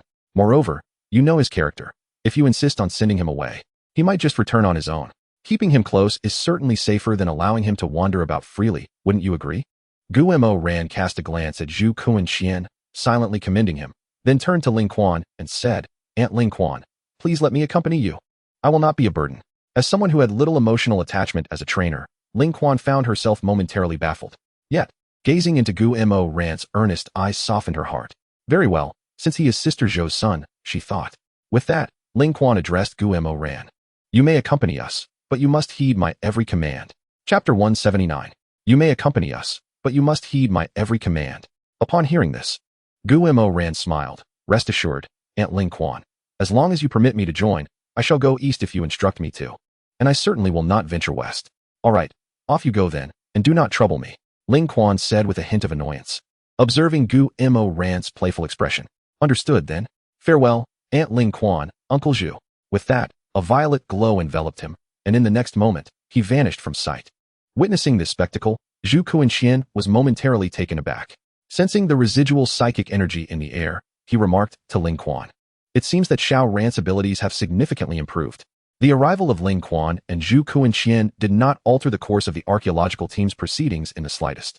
Since the two had never emerged from their tent, only Gu Mo Ran and Sun Qinyan were aware of the esteemed visitor's presence. Days passed uneventfully, and on the second day following the arrival of the two kings, the archaeological team made a significant breakthrough. Old Sun, it has appeared. The legendary ruins of the steel-type deity Registeel have emerged. Qian Ming exclaimed, excitement unabated in his voice. Normally, Sun Qinyan would offer a reprimand, but this time, a smile adorned his face as well. All departments, prepare yourselves. Locating the ruins is merely the first step. The exploration of the ruins is the main event. Despite the exhilaration, Sun Qinyan remained the most level-headed among them. However, before the various departments could mobilize, a sinister voice echoed from behind them. Esteemed archaeologists of Huaxia, your search for the ruins has been commendable. Why not leave the task of exploring the ruins to us? Who goes there? Captain Li, now invigorated, stepped forward. Beside him stood a massive Rampardos. A cold chuckle resonated as the figures of Ma Zhishe and Lance slowly materialized before the gathered crowd. Who I am is of little consequence, but if you insist on an identity, how about one that ensures your eternal slumber? As he spoke, a well-trained Electivire emerged by Ma Zhishe's side.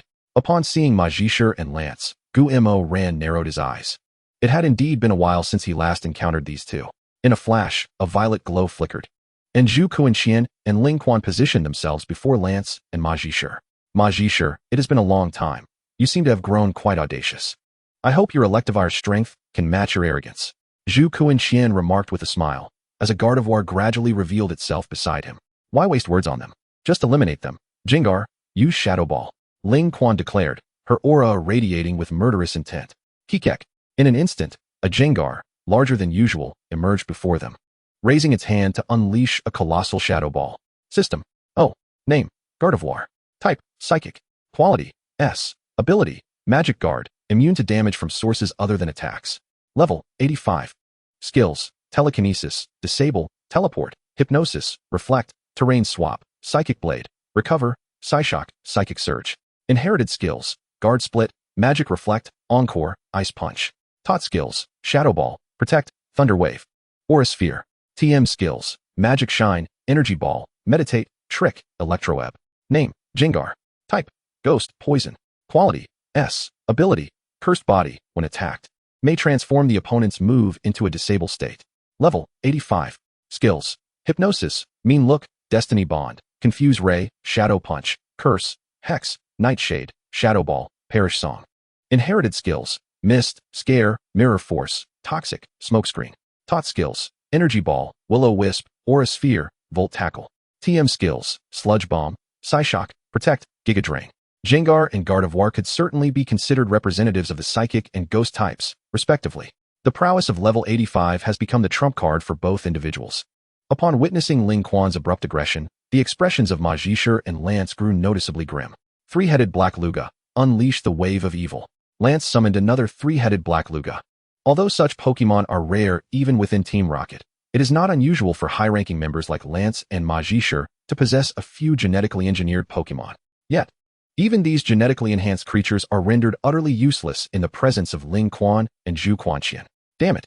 First, second, third teams, release your Pokemon and eliminate all researchers. Lance commanded with remarkable swiftness. With a swift order, 2 rows of Team Rocket appeared on either side of the valley. Zubat, utilize Air Cutter.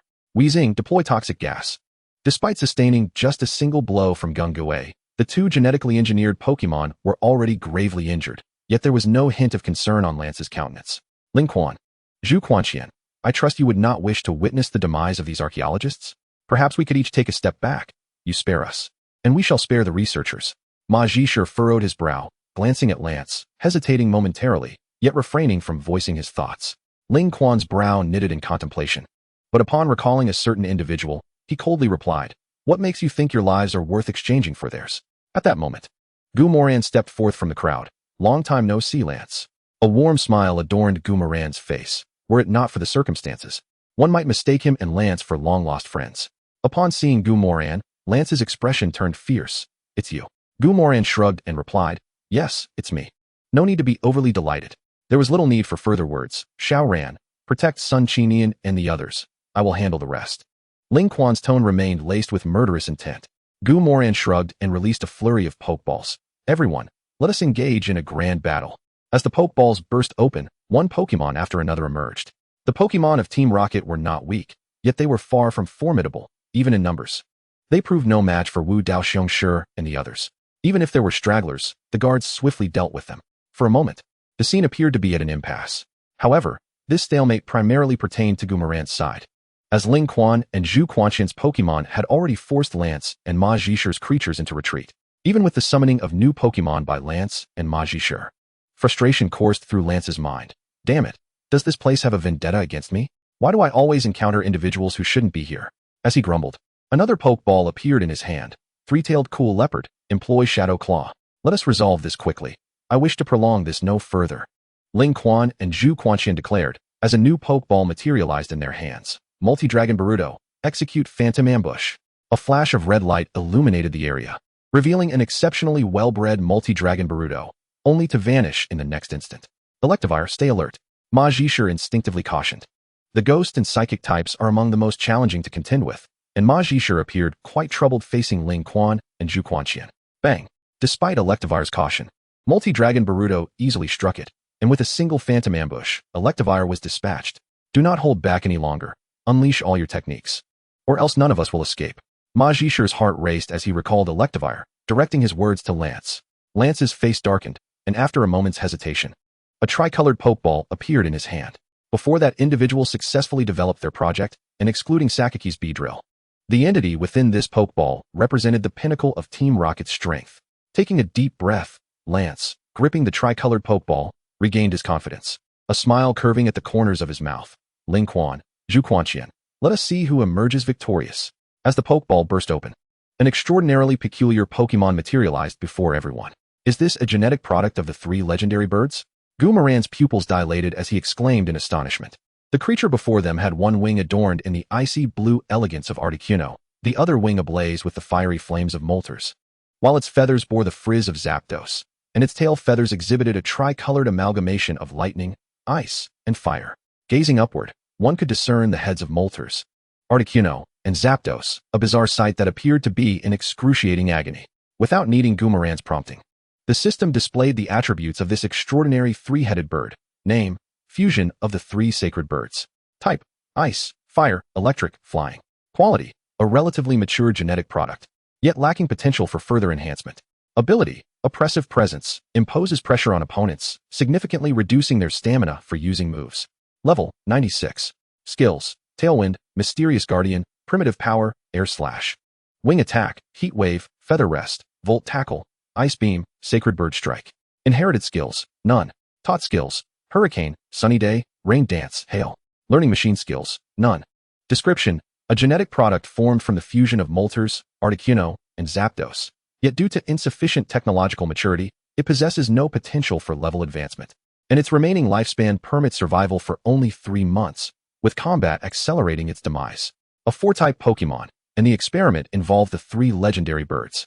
Although the number of such legendary creatures exceeds that of typical mythical beasts, collecting all 3 legendary birds is no feat for ordinary individuals. For Team Rocket to gather all 3 and audaciously conduct experiments on the 3 sacred birds is indeed commendable. Well done, Team Rocket. Daring to utilize the 3 sacred birds for genetic experiments, daring to tread upon the taboos of humanity while also encroaching upon the revered mythical beasts. It seems you have no desire to survive. Ling Quan's expression darkened further. Lance, wearing a smile, remarked, "Isn't gene research beneficial? Genetic studies are humanity's sole method of combating mythical beasts. Why do you prefer to bear the ticking time bomb of mythical creatures above your heads? Let us collaborate. Mythical beasts are Pokemon too, and Pokemon should be captured by humanity." Ma Zhisher interjected in support. Pokemon and humans have always been good friends, ordinary Pokemon, and mythical ones alike. Without mythical beasts, this world would be far more chaotic. You, who have long sought to overthrow the dominion of mythical beasts, should understand your own intentions. Zhu Quanqian retorted with palpable disdain, revealing how deeply he loathed Team Rocket. It appears we have no choice but to become enemies. Lance shrugged, his tone menacing. Then do not blame me for being ungracious. 3 sacred birds, unleash the Tri-type beam. The so-called Tri-type beam involved the simultaneous emission of flames, ice beams, and volt tackles. Gung Gue, Hu Di, Mega Evolution. Faced with the onslaught of this monstrous entity, Ling Quan and Zhu Quanqian exhibited no hesitation in activating Mega Evolution. 2 streams of rainbow-hued light surged forth, and in the next moment, 2 entirely rejuvenated Pokemon appeared on the field. Name: Mega Hu Di. Type: Psychic. Quality: S. Ability: Copy. Upon entering the field, copies the opponent's ability, becoming identical to it. Level: 855. Skills: Telekinesis, Confusion, Teleport, Psybeam, Reflect, Terrain Swap, Psycho Cut, Self-Recovery, Psychic, Mind Force. Inherited skills: Defensive Split, Magic Reflection, Try Again, Freezing Punch. Taught skills: Shadow Ball, Protect, Thunder Wave, True Chi Punch. TM skills: Magical Shine, Energy Ball, Meditation, Trick, Electromagnetic Wave. Name: Super Jengar. Type: Ghost, Poison. Qualification: S. Ability: Shadow Tread, prevents the opponent from escaping or switching by stepping on their shadow. Level: 855. Skills: Hypnosis, Black Glare. Light of Death, Strange Light, Shadow Punch, Curse, Misfortune, Nightmare Shadow, Wave of Evil, Shadow Ball, Shared Fate. Inherited skills: Black Mist, Frighten, Mirror Move, Toxic, Clear Smoke. Taught skills: Energy Ball, Will-O-Wisp, True Chi Blast, Volt Tackle. TM skills: Mud Bomb, Psychic, Protect, Ultimate Drain. Given that both Jengar and Alakazam have reached level 85, the level increase brought about by Mega Evolution is a transformation from level 10 to level 5. Nonetheless, both Pokemon still reach level 90. The levels gained from Mega Evolution are not as substantial as those earned through diligent training. The legendary birds unleash their full power with their Tri-type beams. Chapter 180, Ma Zhisher's Backstab. The levels gained from Mega Evolution are not as substantial as those earned through diligent training. The legendary birds unleash their full power with their Tri-type beams. The monster emitted a pained shriek as 3 distinct attribute skills shot towards Super Jengar and Super Alakazam. Super Jengar, use Shadow Ball. Super Alakazam, use Psychic. Ling Quan and Zhu Quanqian are both highly capable trainers, so defending against the combined attack of the legendary birds poses no challenge for them. Bang! The Shadow Ball and Psychic successfully countered the Ice Beam and Flamethrower, cleverly evading the final Volt Tackle at an extraordinary angle. Although they suffered no damage, the expressions of Ling Quan and Zhu Quanqian were grave. This monstrous bird possesses remarkable strength. After reviewing the attribute panel of the fused legendary birds, Gu Mo ran quietly asked Latias, how much food would you need to deal with this fellow? Cough. Although Latias had similar thoughts, being called out by Gu Mo made her somewhat embarrassed. Deep down, I am unwilling to assist you voluntarily, even though I harbor no fondness for the organization daring to meddle with the genes of divine beasts. However, as a friend, I believe I cannot stand by and do nothing in the face of danger. Therefore, once you engage in battle with him and exhibit signs of struggle, I shall come to your aid." Upon hearing this, Guillermo Ran smiled and replied, "Your understanding of not standing by is indeed commendable." Latias smirked, proudly stating, "My code of conduct follows my own rules. As friends, there is no need for excessive gratitude. Just bring me a few dompa pork dishes afterward. See, I'm quite easy to please, right?" Guillermo Ran chuckled, and soon, a surge of battle intent welled up in his eyes. The prospect of battling the legendary birds was exhilarating. Ever since witnessing the battle of the legendary birds in the Crown Mountains, Guillermo Ran had developed a unique sentiment towards divine beasts, especially the legendary birds. Guillermo Ran reached for the Pokeballs of Fire God Moth and Super Salamence. And after permitting Super Salamence to Mega Evolve, he decisively commanded Fire God Moth, use consecutive butterfly dances, then follow up with Flamethrower to disrupt the opponent. Super Salamence, use consecutive Dragon Dances, then unleash Dragon Pulse. If it were an ordinary champion-level Pokemon, they might hesitate to initiate an attack at such a moment. After all, a careless strike could inadvertently harm their teammates, leading to dire consequences. However, Guillermo Ran, being an extraordinary individual, was not just anyone. The power of Aura could accurately pinpoint the position of the fused legendary birds, and both Fire God Moth and Super Salamence possessed exceptional control over their skills, allowing them to hit effortlessly. Bang! Just as the fused legendary birds narrowly dodged a Volt Tackle from Super Alakazam, they were met with a Flamethrower from the fully empowered Fire God Moth, right in the face. Ling Quan and Zhu Kuanqian exchanged glances with Guillermo Ran before shifting their gaze away. Although the fused legendary birds were formidable, even with both of them having deployed 3 Pokemon each, the fused legendary birds found themselves at a disadvantage. Nonetheless, under the offensive of the opposing Pokemon, the fused legendary birds were unable to mount an effective counterattack. As the son of Gu Qianshan and Zhou Sueki, Guillermo Ran was almost certain to ascend to the champion's throne, and allowing him to experience the might of such high-level power was undoubtedly beneficial for him. Ling Quan's agreement did not imply that Lance would concur. Observing this trainer who obstructed his ambitions, Lance's gaze turned sinister as he swiftly produced his last genetically modified Pokemon. Declaring, 6-arm/commander, use Break the Tiles. Guillermo Ran scanned the system and noted, level 76, that is acceptable. Another burst of colorful light erupted as Super Sharpedo appeared, intercepting the 6-arm/commander. Although the 6-arm/commander was 6 levels higher than Super Sharpedo, with Guillermo Ran's support from the power of eternity, exhausting the 6-arm/commander was no challenge at all. The situation on the battlefield grew increasingly tense. Meanwhile, Ma Zhisher, while directing his Pokemon to fend off Ling Quan and Zhu Kuanqian's creatures, began to devise a new plan. The ruins of Regigigas lacked a main entrance, implying that Ma Zhisher could easily infiltrate the ruins. He was aware of the task boss Sakaki had assigned to Lance, and this mission held a rank of 2 S's. His own record in Team Rocket only bore an S, while Lance held a slight edge with an SS. Completing an SS mission and ousting someone he found displeasing seemed advantageous. Suddenly, Ma Zhisher's gaze fell upon the tricolored Pokeball in Lance's hand. If he were to trade Lance for the completion of this task, he would not receive Boss Sakaki's reward. However, if he could capture the legendary birds, the reward would be undeniable. With this thought, Ma Zhisher acknowledged that he was tempted. Electrodes, use Volt Tackle. Self-destruct Magneton, use Thunder. Ma Zhisher commanded as he urged his Pokemon to attack, while subtly closing the distance. Damn it, at this rate, I'll have to temporarily halt this mission, Lance muttered. Then turned to Ma Zhisher, prepare, we smack. Before Lance could finish his sentence, Ma Zhisher swiftly snatched the tricolored Pokeball from Lance's hand. In the midst of Lance's astonished expression, he recalled the fused legendary birds that were engaged in battle with Super Gengar and Super Alakazam. I believe this mission can be concluded here, so farewell, Lance. Ma Zhisher smiled, as a tunnel gradually appeared beneath his feet. Unbeknownst to anyone, Ma Zhisher had arranged for a Nidoking to dig a passage beneath him. This descent provided just enough time for Ma Zhisher to recall his Pokemon. Ma Zhisher, you seek your demise. Gengar, use Shadow Ball. Lance angrily called forth his Shadow Gengar, attempting to detain Ma Zhisher. Bang! A Shadow Ball emerged from Ma Zhisher's shadow, followed by another Gengar materializing before him. We are all Team Rocket members. Do you think I wouldn't know your tricks? Spare me. Team Rocket will remember your contributions. With that, Ma Zhisher vanished from sight. Chapter 181, Speculation. Ma Zhisher's sudden maneuver left Ling Quan and Zhu Kuanqian momentarily stunned. Super Gengar, follow him. The ever-vigilant Ling Quan, harboring a profound animosity towards the Rocket team, was the first to react. Upon hearing Ling Quan's command, Zhu Kuanqian also sprang into action. Mega Alakazam. Utilize your psychic abilities to pinpoint Ma Zhisher's location.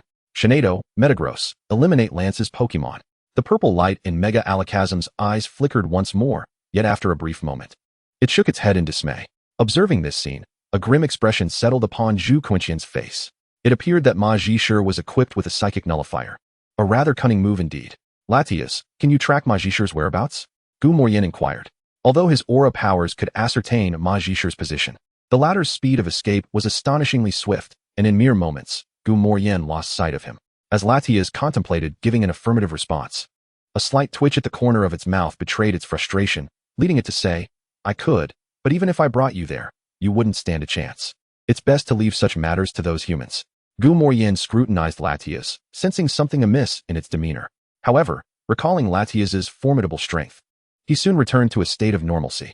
Surely, no Pokémon could manipulate Latias's thoughts without causing a stir? Ma Zhishir's act of absconding with the fused legendary birds had decisively turned the tide against Lance. All the pawns were vanquished by the martial bear masters, rendered unconscious and oblivious to their fates. Lance's genetically engineered Pokémon were also entirely eradicated once Ling Quan and Zhu Quinqian intervened. For these genetic beings, death was merely a release. Lance attempted to flee, but against the ghostly and psychic elite, all efforts proved futile. Ling Quan deftly unsheathed her dagger, aiming for Lance's chest. Startled, Lance instinctively retaliated. Although he had trained in such combat during his tenure with the Rocket Team, he was utterly outmatched by Ling Quan. In just a few exchanges, he was bested. Let death be your atonement for your sins. Despite Lance's incapacitation, Ling Quan showed no mercy, her dagger descending towards his heart. Wait, dear lady. This cannot end in murder. Zhu Quinqian, his arm aglow with purple light, intervened, saving Lance's life. He, Zhu Quinqian, was indeed a rare anomaly, possessing extraordinary powers. Even as he faced imminent capture, the preservation of a life brought Lance a measure of relief. Stand aside. Recognizing her inability to slay Lance in Zhu Quinqian's presence, Ling Quan's tone turned frigid. Zhu Quinqian offered a wry smile and remarked, You know you cannot best me. And you certainly do not wish for our conflict to result in Lance's escape, do you? Once we retrieve him and uncover their intentions, I believe the champion will agree to hand Lance over to you. Ling Quan furrowed her brow but ultimately sheathed her dagger, relieved that he had swayed her. Zhu Quinqian exhaled. He was uncertain he could persuade Ling Quan. If Lance were to be killed, the effectiveness of their ambush would be severely compromised. After apprehending Lance, the trio of Ling Quan, Zhu Quinqian, and Gu Moyen reconvened within a small, enclosed tent. What are your thoughts on the fused legendary birds? Zhu Quinqian inquired with a smile. Ling Quan glanced at him, unusually refraining from advocating for the extermination of all Rocket Team members. Yet, she remained silent. Zhu Quinqian sighed, directing his gaze towards Gu Moyen, eager to hear his perspective while also seeking to alleviate the tension. Sensing Zhu Quinqian's gaze, Gu Moyen responded, I believe the Rocket Team must be eradicated. I concur. Ling Quan interjected coldly, raising an eyebrow. Zhu Quinqian's lips twitched slightly, ignoring Ling Quan's comment as he urged, Shaoran. Please continue. Nodding, Gu Moyen elaborated. From our previous battles, it is evident that the Rocket Team's genetic fusion technology is far from perfect. Yet even this flawed technology has yielded several champion-level Pokémon. While their vitality may be lacking, champion-level Pokémon are capable of wreaking considerable havoc. If we do not eliminate the Rocket Team now, once their genetic technology is refined, they will become the greatest threat to Huaxia. Zhu Quinqian silently nodded in agreement and added, Indeed, should the Rocket Team perfect their genetic technology, it would mean they could amass hundreds of champion-level Pokémon. Even if they survive for only a few hours, they would pose a significant threat. Not to mention, the Rocket Team has the capability to fuse the legendary birds. At the mention of the legendary birds, both Zhu Quinqian and Ling Quan's expressions grew serious. As those who had genuinely battled against the fused legendary birds, they were most qualified to assess their formidable strength. However, Gu Moyen shook his head, stating, the number of legendary birds is limited. And considering the Rocket Team's genetic technology has a degree of failure, they cannot produce many master-level Pokémon from the existing legendary birds or beasts. My greatest concern is that the Rocket Team could potentially fuse a Pokémon of divine-level power or create a wholly new divine Pokémon through genetic manipulation. At this, Zhu Quinqian and Ling Quan instinctively shook their heads in disbelief. Yet theoretically, Gu Moyen's claims were not unfounded. While the number of master-level Pokémon was scarce, the champion-level Lin Xianbang could still manage, and the Elite Four could temporarily hold them off. However, if it were a divine Pokémon, the only one known to be capable of countering it would be the venerable champion Gu Dingjun. Yet, being able to counter did not negate the terror of a divine-level Pokémon. Such a being could effortlessly obliterate a city and vanish before champion Gu Dingjun could arrive. The pressure exerted by a single divine-level Pokémon could surpass that of an entire team of master-level Pokémon. We shall give your concerns due consideration. Once this incident concludes, we will return to Kyoto to inform the champion, Zhu Quinxian stated. Though a smile adorned his face, it lacked its usual warmth. The rocket team must not be allowed to gain a foothold. Chapter 182, Marshadao, rules are rigid, but people are adaptable. The atmosphere within the small tent was palpably tense. Both Zhu Quinxian and Ling Quan harbored fears of the rocket team developing divine-level Pokémon, specifically those of the secondary tier. Yet, Gu Morian was particularly wary of Mutuo, the first-tier deity that the rocket team had created in the animated series. That was the entity capable of sinking an island with ease. Let us set aside that discussion for now. Let us first deliberate on Ma Zhisher, Zhu Quinxian said, taking a sip of water to steady himself before continuing. Ma Zhisher possesses the fused legendary birds. If possible, we must strive to retain them within Huaxia. After a pause, he added, whether they are alive or dead. It is far preferable for them to remain in Huaxiao than to fall into the hands of the rocket team. Ling Quan nodded in agreement. The power of the fused legendary birds is formidable. Typical master-level Pokémon would struggle to contend against them. Allowing the rocket team to possess such a caliber of Pokémon is detrimental to us and the world alike. Suddenly, Ling Quan's eyes lit up, declaring, thus, we must locate Ma Zhisher and allow me to deal with him. This proclamation left not only Zhu Quinxian, but even Gu Morian at a loss for words. Feeling a touch of exasperation towards Ling Quan, were it not for the assurances of Gu Qianshan and Zhou Sueki. Coupled with Ling Quan's apparent recklessness only in her dealings with the rocket team, Huaxiao might not have even dared to appoint her as an elite. Ahem. Let us not digress. Our current focus should be on where Ma Zhisher might flee to. Zhu Quinxian coughed lightly, decisively steering the conversation in another direction. Ling Quan cast a glance at Zhu Quinxian, hesitating for a moment before stating, not far from here lies a place known as Gongli Bay, where vessels can be found. If one wishes to depart from Hua, that would be the swiftest route. Zhu Quinxian nodded in agreement, acknowledging that Ling Qiuan's analysis was sound. I believe that Ma Zhizhi has yet to leave. Just then, Gu Morden suddenly interjected. Both Zhu Quinxian and Ling Quan were momentarily taken aback, and Zhu Quinxian inquired, what makes you think Ma Zhizhi has not departed? Under the scrutiny of the two prominent figures, Gu Morden displayed not a hint of anxiety, calmly responding. Because the objectives of Team Rocket remain unfulfilled.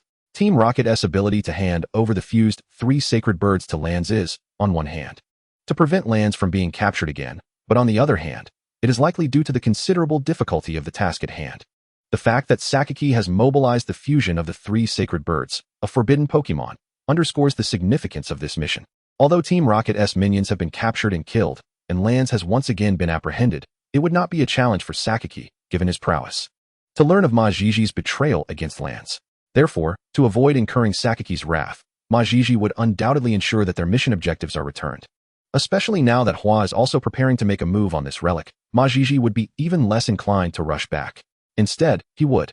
Gu Morden paused momentarily before continuing, seek an opportunity to enter the relic.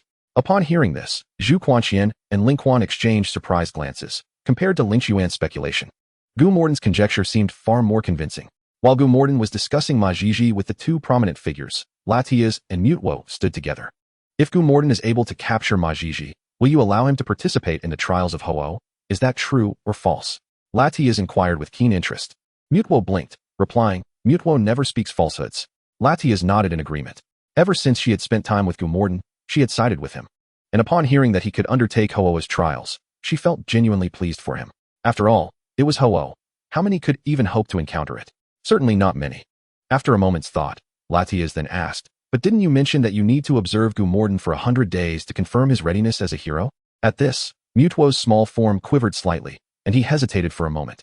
But recalling the delectable dishes Gu Morden had created that made his mouth water just by their scent, Mutuo resolutely reaffirmed his stance. In truth, Mutuo believed that rules are rigid, yet individuals are dynamic.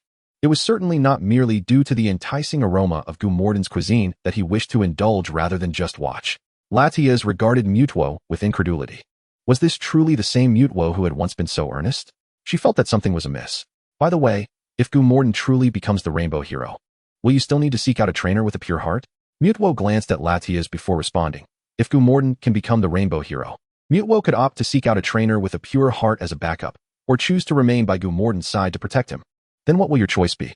Mutuo's eyes flickered as he hesitated for a moment before saying, Mutuo has yet to decide. I shall see when the time comes. Indeed, Mutuo never tells lies. He genuinely had not made up his mind. It was certainly not out of shyness. The poor system had hoped that Mutwo could find something for Gumorden to do, yet little did it realize that Mutwo's heart had already inclined towards Gumorden. With lands captured and Ma Jiji fleeing, the archaeological team was fervently engaged in their exploration of the relic. Thanks to Linquan and Zhu Quanqian's status, Gumorden and Serena were able to enter the relic as desired. One must admit, there is great comfort in having powerful allies. Every Pokemon encountered along the way was silently subdued by Lingxuan's Gung-Gue using hypnosis. Gumorden continuously surveyed the surroundings with his aura powers. But no matter how he searched, he could not locate Ma Jiji's whereabouts. Had it not been for Latias's assertion that Ma Jiji was still lurking nearby, Gumorden would have begun to doubt his deductions. On the third day of their entrance into the relic, Gumorden and his companions faced the greatest challenge yet, a door that would not budge. Similar to the relic at Rock Mountain Tunnel, this site also bore an impenetrable door. However, unlike the Rock Mountain Tunnel, which had 4 small chests as rewards, this place was utterly devoid of anything. The veteran expert, Sun Chinian, firmly stated that to open this door, the key to this location must be found, but with the world being so vast, locating a key that no one had ever seen before was exceedingly difficult. Just as the archaeological team was preparing to abandon their efforts, Linquan ordered the team to remain stationed at this site for a time, suggesting that she might be able to uncover the key. As for where to find this key, that was a question of both minor and major concern. Chapter 183, Infiltrating the Relic. Although Sun Chinian was surprised, he raised no objections. After all, their archaeological team was under Lingxuan's command, and naturally, what she said was final. In the shadows, Ma Jiji remained remarkably composed, as if he had vanished without a trace. Xiaoran, do you think Ma Jiji might choose to abandon the mission? Linquan inquired. Gumorden hesitated for a moment before replying. Aunt Linquan, I cannot reveal the reason, but please trust that Ma Jiji has not departed. Gazing into Gumorden's resolute eyes, Lingxuan's expression revealed a complex array of emotions. Although she did not understand the source of his confidence, she felt that trusting him this once might not be a bad idea, so she instructed, just let me know when there is any movement. In response, a smile graced Gumorden's face. I would never trick you, Aunt Linquan. Lingxuan's icy demeanor softened in an instant, and just as she was about to speak, a cacophony erupted from outside the tent, followed by an anxious voice exclaiming, King Linquan, Ma Jiji has just breached the relic. Finally, the moment had arrived. Upon hearing news of Ma Jiji once more, a murderous intent flashed across Lingxuan's face, and in the next instant, Gung-Gue utilized Shadow Sneak to whisk Linquan and Gumorden towards the relic. Gumorden's expression was a mixture of joy and concern. The key was now in place, and it remained to be seen who would emerge victorious. Upon arriving at the relic, Zhu Quanqian was already waiting at the entrance. When he saw Linquan leading Gumorden, he merely glanced at them before retracting his gaze. Without Lanza's interference, a mere fusion of 3 sacred birds would undoubtedly be no match for him. Of course, causing any substantial harm to the fusion of 3 sacred birds would not be an easy task either. Xiaoran you all. Just then, Serena also arrived at the entrance of the relic. As she was about to speak to Gumorden, he interrupted her, saying, It's unsafe to go in. You should stay outside. Serena wanted to say more, but Gumorden and the others had already entered the relic. Given the strength of Serena's Pokemon, there was no chance she could catch up with the 3. Once inside the relic, the trio made a beeline for the impenetrable door, their objective clear. The Pokemon they encountered along the way, sensing the pressure from Gung-Gue and Hudi, wisely refrained from making an appearance. In order to arrive at the door before Ma Jiji, Gung-Gue employed Shadow Sneak, while Hudi utilized Teleport to facilitate their flight. However, whether it was due to the influence of Registeel's power or some other reason, the effective range of Gung-Gue and Hudi's moves within the relic was limited. By the time the 3 of them and their Pokemon reached the door, it had already been opened. It seemed they had arrived a moment too late. Zhu Quanqian furrowed his brow and murmured softly. Linquan glanced at Zhu Quanqian and, leading Gumorden, stepped toward the door. Rather than lamenting here, we should hasten our pace. As Jinquan stepped through the archway of the ruins, Zhu Quanqian shook his head, yet swiftly followed suit into the entrance. If the ruins before the gate resembled a desolate desert, then what lay beyond was a vibrant tropical rainforest. Shouldn't the area beyond the gate be the slumbering realm of Regis Kairu? What sorcery conjured this sudden appearance of a rainforest? Zhu Quanqian was taken aback. Jingquan's emotionless gaze, usually devoid of fluctuation, now displayed a rare hint of disdain as she remarked. Who told you that the resting place of Regis Kairu cannot be a forest?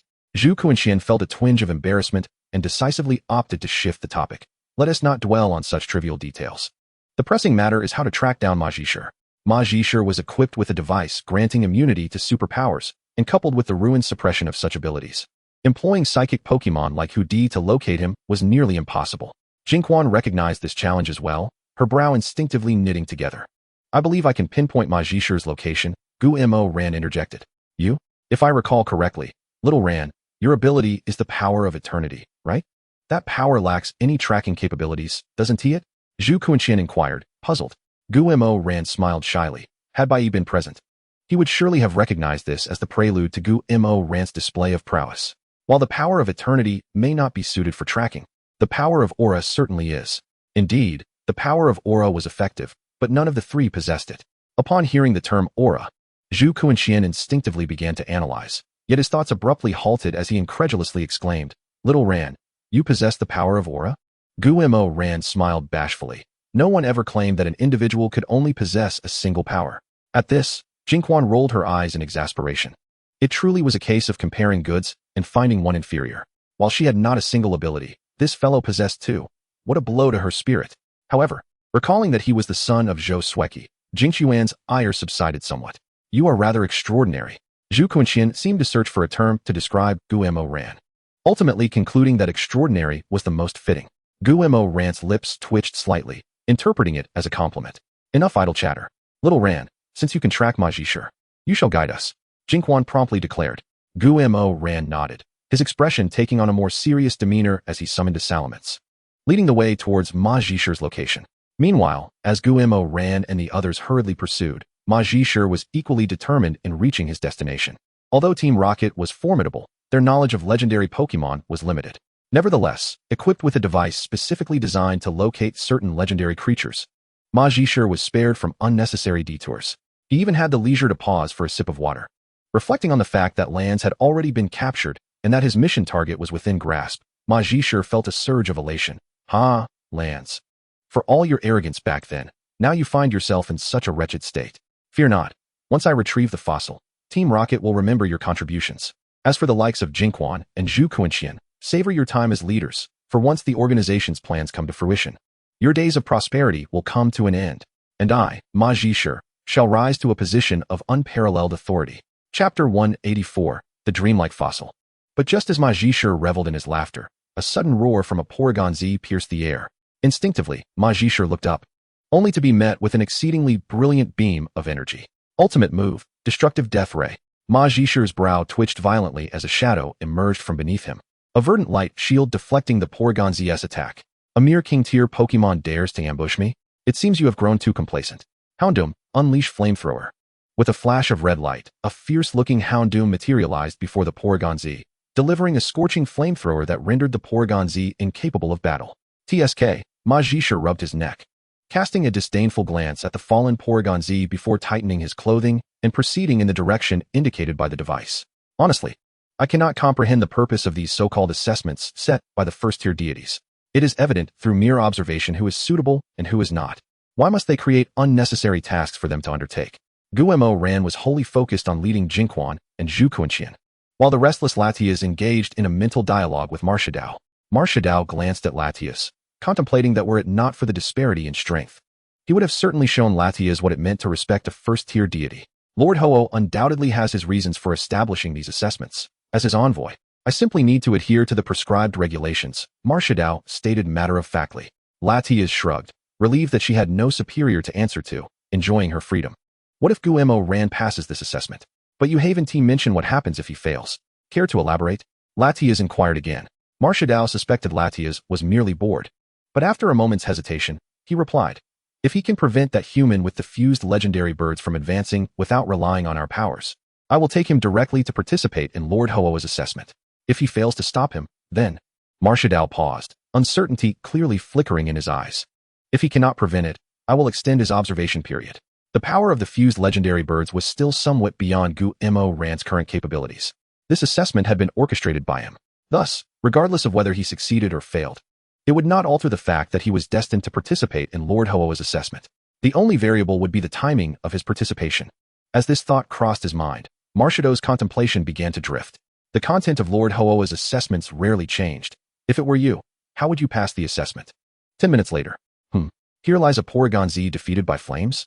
As Gu Mo Ran and his companions passed the spot where Ma Jishi had rested earlier, they inevitably stumbled upon the incapacitated Porygon Z, laid low by Houndoom.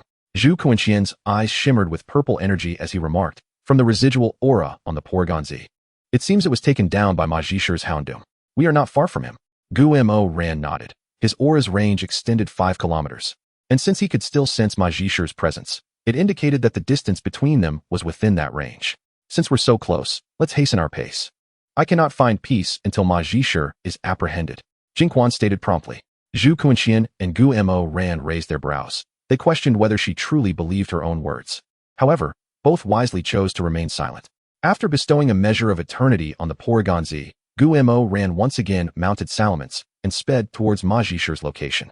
Curiously, though the entrance appeared modest in size, the space within was vast. The fact that Pokémon could breathe fire and generate electricity was a miracle in itself, rendering such phenomena somewhat acceptable.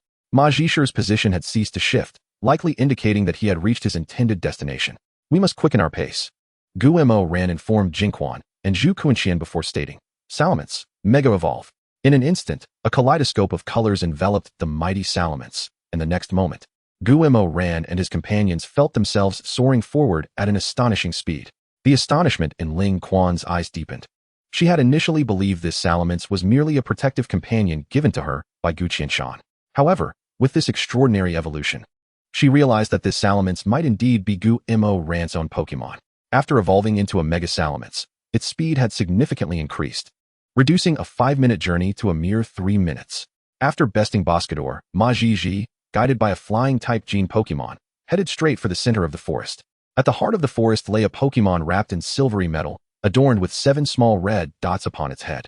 This Pokémon was none other than Registeel, one of the 5 pillars created by Regigigas. Although Registeel appeared to be in a slumber, Ma Zhiji remained undeterred, fixating intently on the metallic contraption in his hand. Once he confirmed his position, he commanded his Electivire to strike the ground with a powerful attack. In no time, a gaping hole appeared before him. Ma Zhiji's gaze darted around, and soon it landed upon a pristine white stone. Ah, this must be the fabled dream fossil. Though the journey was arduous, I have succeeded. A fervent gleam flickered in Ma Zhiji's eyes. With utmost care, he stowed the dream fossil into his spatial backpack, casting a wistful glance at the slumbering Registeel as he prepared to flee the ruins. Yet, at that moment, a thunderous roar erupted, and in the next heartbeat, Mega Salamence materialized behind Ma Zhiji, accompanied by Ling Quan and Zhu Kuanxian, 2 individuals he least wished to encounter. Well met again, Ma Zhiji. Zhu Kuanxian greeted with a warm smile, producing 6 Pokeballs in an instant. 3 of them glowed with a purple aura upon their appearance. In the blink of an eye, a violet barrier enveloped Ma Zhiji. Witnessing this scene, Ma Zhiji's expression grew serious, but he maintained a veneer of amusement, stating, It seems King Zhu has a rather poor memory. We met just 3 days ago. What do you mean by a long time? Ling Quan stepped forward with a cold smirk, assuring, Rest assured, after this encounter, we shall have ample time to meet again. Go, everyone. With a resounding crack, 5 Pokeballs burst open, revealing 5 Ghost-type Pokémon, all poised for battle against Ma Zhiji. Observing this, Ma Zhiji shrugged and retrieved a few Pokeballs of his own, declaring, If we're to engage in a battle, then let us see what you can do. Do not forget, Registeel stands behind me. I assume you would prefer not to awaken it? At this, Gu-Mo Ran's gaze instinctively shifted to the colossal Registeel behind him. Name, Registeel type. Steel qualification. SS ability. Clear body. Its abilities cannot be lowered by opponent's moves or abilities. Level, 106 moves, Metal Claw. Charge Beam, Heavy Slam. Ancient Power, Stomp, Hyper Beam, Curse, Iron Head, Iron Defense, Hammer Arm, Lock On, Zap Cannon, Explosion. Inherited moves, none. Top moves, Ice Punch, Thunder Punch. Volt Tackle, Earthquake, Giga Impact. TM moves, none. Description, Registeel, a Steel-type Pokémon, is one of the 5 pillars created by Regigigas, its body cloaked in an unknown metal, with mysteries surrounding its internal structure and diet. Level 106? It seems this Registeel truly embodies the steel pillar, Ling Quan remarked, a note of disdain in her voice. Indeed, the Rocket Team's cadre is truly despicable. Ma Zhiji nodded in agreement, retorting, Ghost King, are you not aware that being despicable is perhaps the highest commendation for us? Ling Quan, incensed by Ma Zhiji's shameless demeanor, contemplated ordering an attack. Yet, as Ma Zhiji had pointed out, they feared awakening Registeel. If it were to awaken, they knew they would stand no chance against it alone. However, they were equally unwilling to let Ma Zhiji escape. Seemingly aware of Ling Quan and Zhu Kuanxian's hesitation, Ma Zhiji smirked mockingly before adding, Esteemed kings, you must know the might of Registeel. Disturbing its slumber could exact an unknown toll on Huaxia. Besides, I possess the fused legendary birds. If I truly wish to leave, you would find it exceedingly difficult to stop me. Perhaps it is best we part ways here. I swear, upon leaving this place, I shall immediately depart from Huaxia. Ling Quan's fingers dug into her palm, yet she paid no heed to the pain. For both personal and public reasons, she was determined to eliminate Ma Jiji. Guemo ran sensed the indecision in Ling Quan and Zhu Kuan-qian. His mind raced, but aside from seeking Latiez's assistance, he could conceive no other course of action. He was aware that Ma Jiji sought the dream fossil, although he was uncertain why such a fossil existed within Registeel's ruins. The crux of the matter was clear. Should Ma Jiji be allowed to abscond with the dream fossil, Team Rocket would inevitably create Mutuo. Despite Guemo Ran harboring no animosity towards Mutuo, even desiring to capture it, now was not the time. Although his prowess was unmatched among his peers, he would stand no chance against the upper echelons of Team Rocket, let alone an entity as formidable as Mutuo. If Rayquaz's strength were to escalate to that of a level 1 deity, Guemo Ran might even consider facilitating Team Rocket's creation of Mutuo, not out of malice, but out of a desire for Mutuo's form. Yet, for now, such considerations were premature. Latiez, it appears I require your assistance once more, Guemo Ran lamented. Compared to the allure of the so-called rainbow hero identity, he genuinely wished for Team Rocket to refrain from fabricating Mutuo. Upon hearing Guemo Ran's plea, Latiez nodded in agreement. Though she believed that allowing Guemo Ran to resolve this matter independently would yield the greatest benefits, she would not decline his request. With Latiez's affirmation, Guemo Ran's smile broadened. The standoff persisted, with Ling Quan and Zhu Kuan-qian unwilling to allow Ma Jiji to leave, while Ma Jiji remained unperturbed. Have you come to a decision, esteemed kings? Ma Jiji inquired with a grin. Ling Quan and Zhu Kuan-qian's expression soured, but they remained silent. I find the situation rather unsatisfactory, Ma Jiji remarked just as a warm, yet serious male voice rang out. Ling Quan, Zhu Kuan-qian, and Ma Jiji were taken aback, instinctively turning to find Guemo Ran standing atop Mega Salamence. Ma Jiji was momentarily stunned before chuckling. Youngster, you may not comprehend the significance of legendary Pokémon, so it would be wise for you to remain silent in such circumstances. Guemo Ran shook his head casually, replying, Legendary Pokémon, you say? I have some understanding. Latiez, what do you think? With a hum, a voice resonated, and in an instant, a red and white Latiez materialized beside Guemo Ran. Upon seeing Latiez's form, Guemo Ran was momentarily taken aback, but soon realized that Latiez had altered her appearance to avoid drawing undue attention. Latiez? The moment Latiez appeared, gasps erupted from the crowd. Latiez furrowed her brow, and indeed, it was not that humanity had grown calm, but rather that Guemo Ran was no ordinary human. Impossible. How could you possibly gain Latiez's approval? Ma Jiji's expression darkened momentarily, but then he seemed to recall something, stating, I understand now. This Latiez has yet to reach maturity and cannot be considered a divine beast. Even though Latiez's immaturity was astonishing, Ma Jiji chose to overlook that fact. In response, Guemo Ran shrugged calmly and remarked, if you insist on believing that, there is nothing I can do. If you doubt me, Registeel is right behind you. You may awaken him and witness Latiez's true strength. Of course, Latiez will only protect the three of us. As for you, your fate is left to chance. Chapter 186, Awakening. This statement implied that with Latiez present, even if Registeel were to awaken, it would not cause much disturbance, but prior to that, Registeel might inadvertently harm Ma Jiji. Naturally, Ma Jiji understood the implications of Guemo Ran's words, and his complexion darkened instantly. Xiao Ran, this is no jest. Are you certain? Although Guemo Ran appeared confident, the gravity of the situation made Ling Quan hesitant to act directly, prompting her to inquire once more. Zhu Kuan-qian also regarded Guemo Ran with utmost seriousness. If Guemo Ran truly had gained Latiez's recognition, the strength of China would see a significant enhancement. Guemo Ran did not provide a direct answer. Instead, his gaze inadvertently flickered toward Ma Jiji, who was also looking at him with a serious expression. Guemo Ran smiled and said, such matters are not to be taken lightly. Upon hearing this, both Ling Quan and Zhu Kuan-qian's faces brightened with a hint of amusement, while Ma Jiji's pallor deepened further. Jengar, Mega Evolve, and then use Shadow Ball. Alakazam, Mega Evolve as well, and follow up with Psychic. With Guemo Ran's affirmative response, Ling Quan and Zhu Kuan-qian decisively launched their attack. Having suffered greatly from Ma Jiji's previous actions, they unleashed their full power from the outset. Seeing this unfold, Ma Jiji wasted no time and swiftly released the Fusion Legendary Birds. Fusion Legendary Birds unleashed the Tri-type Beam. Everyone else, attack at will. As the situation escalated to this point, Ma Jiji's eyelids twitched wildly. He sensed that things might spiral out of control. The consequence of failure would be his capture by the Chinese authorities. The last time, Sakaki had utilized countless connections to rescue Lancers. And should both of them be apprehended this time, Sakaki might not be able to save them. Thus, to maintain his freedom in the future, Ma Zhizhi absolutely refused to allow himself to be captured. However, to escape Latia's grasp, it was imperative to awaken Registeel behind him. With this thought, Ma Zhizhi's eyes flickered with determination. Fusion Legendary Birds, use Hurricane. While instructing the Fusion Legendary Birds to attack, he also produced a Pokeball. As Ling Quan and Zhu Kuan-Qian focused intently on countering the Fusion Legendary Birds, a red and white Pokemon appeared before Registeel. Not good. Guillermo Rant's eyelids twitched. The signature move of this Pokemon, Voltorb, was Explosion, which could undoubtedly awaken Registeel. Indeed, merely relying on Latia's intimidating presence to pressure Ma Zhizhi proved ineffective. Voltorb, use Explosion. Ma Zhizhi bellowed. Not on my watch. Claydol, teleport, then use Protect. Zhu Kuan-Qian shouted, his peripheral vision catching sight of Voltorb. A humming sound resonated. And in the next moment, Claydol appeared before Registeel, conjuring a verdant shield of light. Boom. A tremendous roar erupted as the green shield rippled under the onslaught.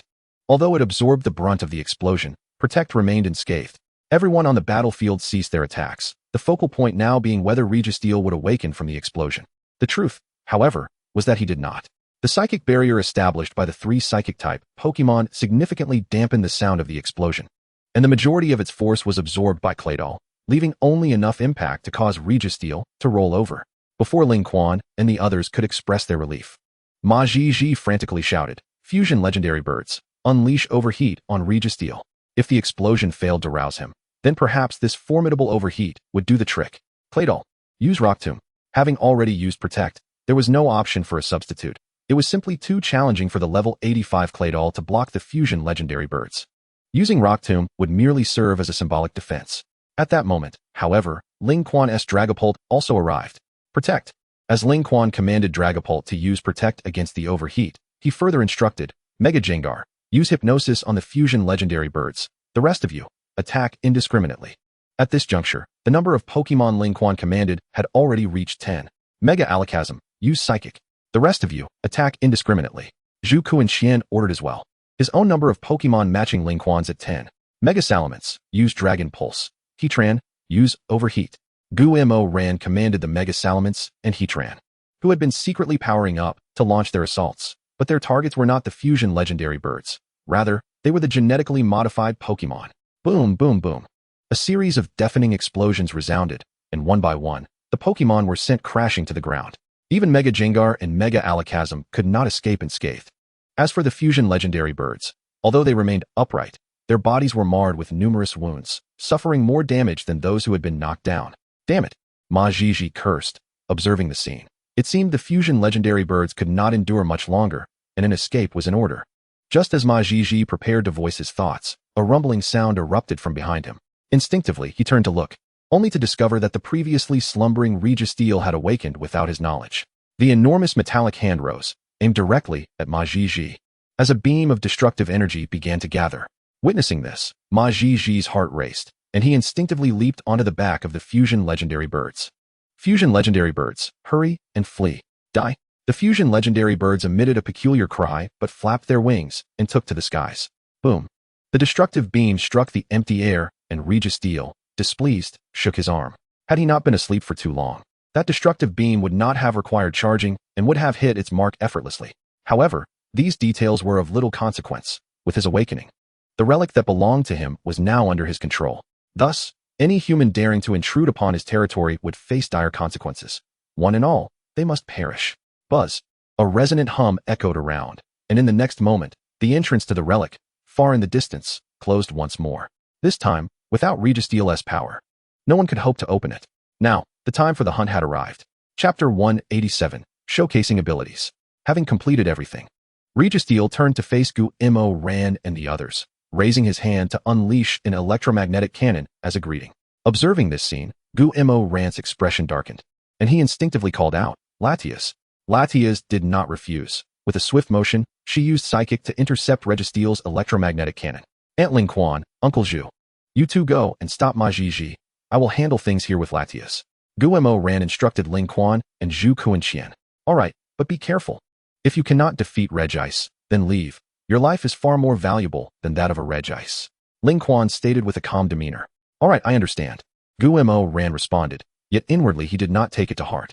Regice is only at level 106, while Latias stands at level 108, and moreover, Latias possesses Mega Evolution. Losing? That is simply inconceivable. Regice, capable of comprehending human language, felt quite displeased when it heard Ling Quan imply that it was inferior to the human before it. When did anyone dare to compare a mere human to it? With this thought, Regice retaliated with a powerful ice beam. Latias furrowed her brow, not daring to underestimate the attack, and countered with a psychic shield to block Regice's beam. I believe we can negotiate. There is no need for a fight to the death, Gu Mo Ran said to Regice. Regice ignored Gu Mo Ran entirely, launching a frost punch towards Latias. Unfazed, Latias responded with a dragon claw to clash with the ice punch. Bang! A crisp sound echoed as both Pokémon were forced to retreat a few steps. Realizing it could not overpower Latias, Regice angrily shook its arm, and in the next moment, a targeting reticle, akin to that of a sniper rifle, appeared on Latias. Simultaneously, Latias felt as if she was being locked onto by something. Skill Lock On. The activation of this skill meant that Regice's next attack would be immensely powerful. Latias, be careful, Gu Mo Ran instinctively cautioned. Latias sensed the danger and retaliated with a beam of destructive energy. Seeing this, Regice wasted no time and unleashed its own beam of destructive energy. Bang! The two formidable beams collided in midair, and the residual force sent both the Super Salamence and the Volcarona tumbling backwards. After a standoff of approximately half a minute, Latias's beam overpowered Regice, and the remaining energy surged towards Regice with relentless force. Having landed a decisive blow, Latias was not one to relent. She sent a barrage of energy orbs soaring into the sky, one after another, striking down upon Regice. Skill, Dragon Meteor. Enduring the continuous assault, even Regice, with its formidable strength, could not disregard the damage. By the time the smoke from the Dragon Meteor dissipated, Regice was left riddled with wounds. Latias exchanged a glance with Gu Mo Ran, who nodded in understanding, then turned to Regice and asked, Now, can we have a proper conversation? The 7 red dots on Regice flickered momentarily before it shook its head, dismissively launching another ice beam. Gu Mo Ran was left speechless. He had not anticipated that his top-tier power would prove ineffective against Regice. Thus, he resolved to resort to his ultimate skill. With this in mind, he exchanged a knowing glance with Latias, who nodded in agreement, preparing to unleash a mist ball towards Regice. Regice, not daring to be negligent, countered with a frost punch. As Gu Mo Ran observed the clash between Latias and Regice, he turned his attention back to Regice and said, Regice, you can surely see that I harbor no ill intent towards you. Our entry into your ruins was solely to capture the earlier humans. Upon hearing this, the 7 red dots on Regice flickered once more. To it, Gu Mo Ran's reasons for entering were inconsequential. Any intrusion made them enemies. Noticing Regice's lack of response, Gu Mo Ran continued, I understand that during your era, humans excessively captured Steel-type Pokémon within your territory, leading to your disdain for us. However, so much time has passed. Is it not unfair to harbor such animosity towards us because of the actions of our ancestors? Regice scoffed. You are human, and your ancestors were also human. Resentment towards humans because of humans is not unreasonable. Realizing this line of reasoning was ineffective, Gu Mo Ran decisively chose to pivot his approach. Regice, since you were willing to fight humans in your time to protect Steel-type Pokémon, it signifies that they hold a special significance for you. Therefore, let us make a trade. Upon hearing this, Regice hesitated, its 7 red points focusing on Gu Mo Ran, seemingly intrigued by the notion of a trade. Latias too halted her actions. Gu Mo Ran smiled slightly and continued, You are undoubtedly aware of Latias' strength. Should this escalate to a full-blown battle, you would certainly be no match for her. If you persist in a fight, you will inevitably suffer severe injuries and fall into slumber once more. However, this time, you will not be able to relocate this forest or the Steel-type Pokémon residing within it. If word of this place spreads, it is highly uncertain whether humans will come to capture the Steel-type Pokémon. Steel is an exceptionally valuable type, and I assure you, the number of trainers seeking to capture them will be significant. Although this forest houses many Steel-type Pokémon, they will surely be outnumbered by those wishing to capture them. Upon hearing this, Regice's aura surged once more. Do not be agitated. The trade I propose concerns how to protect these Steel-type Pokémon. Gu Mo Ran soothed Regice. To be frank, the 2 individuals you encountered earlier were high-ranking officials from the nation of this land. As long as you and your kind remain peacefully within this forest and do not harbor excessive malice towards humans, it would not be difficult for those 2 to designate this ruin as a restricted area. Chapter 188, Ma Ji Shi Ji Ji. This is my territory. When it comes to a war of attrition, here, I am not afraid of Latias. Regis declared arrogantly. Of course, it could only afford such bravado within the ruins. In response, Gu-Mo Ran nodded, seemingly convinced by Regis' words, yet also appearing to dismiss them with a calm demeanor. Since you wish to be stubborn, let me show you the true power of Latias. Latias cast a glance at Gu-Mo Ran. We need to up the ante. Gu-Mo Ran returned the look with a knowing gaze. Add. When we return, I shall prepare whatever you desire. Understanding the unspoken agreement in Gu-Mo Ran's eyes, Latias nodded in satisfaction, and in the next moment, a radiant, gold-and-silver Pokémon materialized before Gu-Mo Ran. Wow! Mega Latias is quite magnificent. Gu-Mo Ran internally praised, prompting the system to present the attributes of Mega Latias. Name, Mega Latias, Shiny. Type, Dragon, Psychic. Potential, SS. Ability, Levitate, floats above the ground, thus avoiding damage from ground-type moves. Level, 1082, potential cap at 111. Skills, Assist Power, Self-Restoration, Tailwind, Dragon Breath, Wish, Mist Ball, Thought Hammer, Dragon Pulse, Heal Pulse, Wish, Teleport, Defense Split. Inherited skills, none. Teaching skills, Surf, Ice Beam, Thunderbolt, Psychic, Triple Attack TM skills, Mystic Guard, Shadow Ball, Aura Sphere, Air Slash. Flame Burst Introduction, Latias, the infinite Pokémon, possesses a profound connection with humanity. Whenever she senses danger, she envelopes herself in feathers that can bend light to conceal her presence. Feeling the overwhelming aura emanating from the Super Latias, Registeel fell into a contemplative silence. Once designated as a forbidden zone, would anyone dare to capture Steel-type Pokémon again? After a prolonged silence, Registeel finally spoke up. Observing Registeel's willingness to engage in conversation, Gu-Moran's smile broadened. He was untroubled by Registeel's inquiries, but feared silence from the creature. A loquacious Registeel was far easier to persuade than one that remained reticent. It wouldn't be accurate to claim that no one would dare to capture Pokémon, for not all individuals are obedient. However, it can be asserted with confidence that at least 95% would refrain from entering to capture Pokémon. Despite the playful banter, Gu-Moran conveyed a kernel of truth. The red points on Registeel's body flickered, seemingly deep in thought. After a lengthy pause, Registeel queried, as long as I agree to reside in the forest, can you guarantee that 95% of people will not venture into the forest to capture Pokémon? Gu-Moran nodded affirmatively, stating, naturally, while I cannot guarantee other matters. This one is assuredly within my power. Although the Steel-type Pokémon in this forest possess remarkable qualities, trading such a forest for Registeel's favor was undeniably advantageous for Huaxia.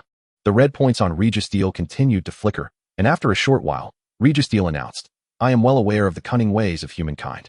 If you can fulfill your promise to me, I shall permit 3 individuals annually to capture a single Pokémon here. However, should you fail to uphold your end of the bargain, do not blame me. Gu-Moran's expression brightened with a hint of joy. His initial intention was to ensure Registeel remained in the forest, and since Registeel was willing to concede a measure of profit, he would not feign lofty ideals by refusing. Since you have stated this, I assure you that as long as I, Gu-Moran, draw breath, this relic will remain in a state of tranquility. Upon hearing this, Registeel cast a disdainful glance at Gu-Moran, remarking, you will scarcely live a century. Your assurance lasts a shorter span than my slumber. Gu-Moran retorted, is that your idea of politeness? Nonetheless, Registeel sidestepped the topic, sensing the entirety of the relic, and addressed Gu-Moran. You are rather impressive. So I shall extend my assistance. Just as Gu-Moran was taken aback, Registeel clasped its hands together, and in the next moment, the relic began to tremble violently.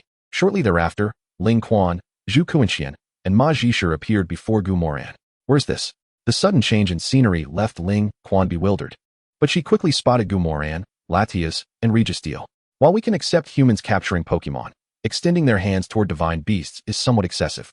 Registeel's gravelly voice resonated in everyone's ears, and the next moment, 2 precision sights akin to sniper scopes were aimed at Ma Zhisher and the amalgamated legendary birds. 2 sharp stone projectiles were launched, and without a moment's hesitation, Ma Zhisher and the fused legendary birds were obliterated. Gu-Moran's expression remained unchanged. The demise of Ma Zhisher and the fused legendary birds held no significance for him. Ling Quan's face reflected a mix of satisfaction and regret. She was pleased to witness the downfall of a high-ranking Team Rocket member, yet regretted that it was not her hand that dealt the blow. Zhu Kuanxian wore a resigned smile. Well, with Lance here, it could be worse. Although Gu-Moran remained silent, both Ling Quan and Zhu Kuanxian, being perceptive individuals, understood that he had successfully secured Registeel's allegiance. They stood quietly behind Gu-Moran, awaiting the dialogue between him and Registeel. Having dealt with Magicure, Registeel's gaze shifted back to Gumoran. After a moment of hesitation, it descended a sphere of energy. Gumoran calmly accepted the energy sphere, seemingly unperturbed by the possibility of Registeel tampering with it. Witnessing this interaction, Registeel's demeanor toward Gumoran grew somewhat more amiable, stating, "Though this situation may also benefit you greatly, you have nonetheless aided me, so I shall grant you this energy sphere, allowing you to summon me once." Upon hearing this, a smile graced Gumoran's face. While it was merely a single summoning opportunity, it symbolized Registeel's friendship, a worthwhile exchange indeed. Just as Gumoran prepared to express his gratitude, Registeel interrupted, "There is no need for further words. Remember your promise to me." With that, Gumoran and the others found themselves standing outside the entrance. Chapter 189, A Thief in the Home. Xiaoran, how did you manage to secure Registeel? Ling Quan instinctively inquired of Gumoran, but upon turning, she noticed the grave expressions on both Gumoran's and Zhu Quinqian's faces. "What has happened to you two?" Ling Quan asked in confusion. Gumoran and Zhu Quinqian exchanged glances, and Zhu Quinqian replied, "There may have been an incident at the camp." Upon hearing this, Ling Quan's expression darkened significantly, and in the next moment, she dashed toward the camp, guided by her Jengar. Gumoran matched her pace. While he could remain unconcerned about the other members of the archaeological team, he could not afford to disregard Serena. Yet deep within, an unsettling premonition gnawed at him. He could no longer sense Serena's aura. When Ling Quan arrived at the camp, she was met with the sight of what was once an orderly encampment now reduced to disarray. At the entrance stood guard Li and his Rampardos. However, the previously somewhat bumbling Li and his Pokémon were now sprawled lifeless on the ground. The resolute Ling Quan knew instantly that both man and beast had perished. Behind them, one by one, the guards and Pokémon lay defeated, with only a few barely clinging to life. As Ling Quan ventured deeper into the camp, the archaeologists who had once radiated an insatiable thirst for knowledge were now devoid of life. Upon reaching the central tent, Ling Quan opened the flap to find Sun Qinian and Sun Linxian lifeless upon the table. Gumoran felt a flicker of relief. He had not encountered Serena along the way, which at least indicated she had not met her end. In a corner of the tent, a rotund figure cried out in alarm as the door swung open. Gumoran turned to see Qian Mingming staring at him with palpable fear. "Lord Champion?" Upon seeing Ling Quan and the others, Qian Mingming's eyes sparkled with a glimmer of hope as he scrambled toward them. Anger surged within Ling Quan. Her fists clenched tightly as she strode toward Qian Mingming, lifting the 200-pound weight effortlessly, and bellowed, "Speak. What transpired here?" Qian Mingming's head retracted sharply. The sight of Ling Quan in such a state was truly terrifying. "Aunt Ling Quan, let us remain calm." Gumoran stepped forward to restrain Ling Quan, channeling a wave of calming energy, and whispered, with the support of the calming energy. Ling Quan regained her composure, releasing Qian Mingming and taking a deep breath. She said, "I apologize." Hearing Ling Quan's apology, Qian Mingming waved his hands in a flustered manner, insisting, No. Archaeologist Qian, what exactly happened here? Where is Serena?" Gumoran inquired, having noted Serena's absence, which at least indicated she had not met her demise. Qian Mingming's body trembled instinctively as he nervously extracted a slip of paper, handing it to Gumoran with a stammering voice. This was left by the murderer who killed Old Sun and the others. Gumoran swiftly took the note, unfolding it, while Ling Quan and Zhu Quinqian leaned in closer. The ghostly King Ling Quan and the psychic King Zhu Quinqian possessed formidable strength. Just days prior, the two kings had decisively defeated Team Rocket and captured their operative, Lance. However, upon their arrival, they discovered that the two kings had already entered the ruins. "I have never ventured forth empty-handed, hence I leave this masterpiece as a token of respect," signed Apollo of Team Rocket. Upon seeing Apollo's provocatively charged message, Ling Quan's voice turned chillingly cold. "Wait, Qian Mingming, where is Serena? Where did she go?" If he had previously held on to a sliver of hope that Serena might have escaped, the revelation of Apollo's involvement made Gumoran anxious. To be honest, when the archaeological team faced disaster, Gumoran would merely feel pity for the victims and disdain for the perpetrators, but if it were his friend who was suffering, it took on an entirely different gravity. Hearing Gumoran's repeated inquiries about Serena, Qian Mingming finally came to a realization, his voice tinged with panic. It seemed she was taken by Apollo. Gumoran stumbled, lamenting that it would have been better if they had entered together. "All right, I know where Serena is," suddenly spoke Latias from behind. Sensing Gumoran's surge of excitement, Latias wasted no time, teleporting them to a small hillside instantaneously. Gumoran recognized the hillside. During the time they had wandered lost, he and Serena had traversed this very land. However, when he lifted his gaze, he beheld Serena, along with the long-tailed fox and Ditto, suspended from a large tree. Beneath them lay several sleeping Psyducks. Yet, this was not the gravest danger. Guillermo Ran could discern that on the trunk behind Serena was the hive of a Beedrill swarm, with several Beedrills also hanging from the tree. Fortunately, most of the Beedrills were absent from the camp, and given that the Iron Shell Pokémon were creatures prone to slumber, otherwise, Serena might have already been crushed by them. The aura of Aura sensed Serena's presence, allowing Guillermo Ran to breathe a sigh of relief. The two ropes binding Serena and her companions had them secured at either end of a single rope, hoisted like a pulley on the branches. While Ditto was tied to an Iron Shell Pokémon, which, if he wasn't mistaken, appeared to be unconscious. If the Iron Shell Pokémon were to awaken before Guillermo Ran and the others located Serena, she would be torn to shreds by the startled Beedrill swarm. Even if they found Serena, lacking a Psychic or Ghost-type Pokémon, they would be unable to rescue her and her companions in an instant, as any noise would trigger the Iron Shell Pokémon to evolve into Beedrill, igniting a chain reaction of Psyduck explosions. Compared to not finding Serena, Apollo would much prefer that Guillermo Ran and his companions stumble upon her just as the Iron Shell Pokémon was on the verge of awakening. The sensation of witnessing his own comrades perish before him would be an indelible scar. This time, Guillermo Ran did not trouble Latias. Instead, he instructed the Metagross to use psychic powers to rescue Serena, Ditto, and the long-tailed fox. However, just as the psychic energy reached them, a piercing sound suddenly erupted from the trunk. Swish! Abruptly, the sleeping Iron Shell Pokémon and Psyducks stirred awake, with the Psyduck already beginning to emit a bright white light. Skill, Explosion. Chapter 190, Snorlax is hungry. The jarring sound startled even Latias, but fortunately, it reacted swiftly, teleporting the trio back just a second before the Psyduck's explosion unleashed its fury. Boom! The explosions of several Psyducks rendered nearby Iron Shell Pokémon incapacitated. Yet, those farther away retained their fighting capabilities, their bodies glowing with a white light. Soon, one Beedrill after another appeared before Guillermo Ran, with more returning from the distance, their gazes fierce and menacing.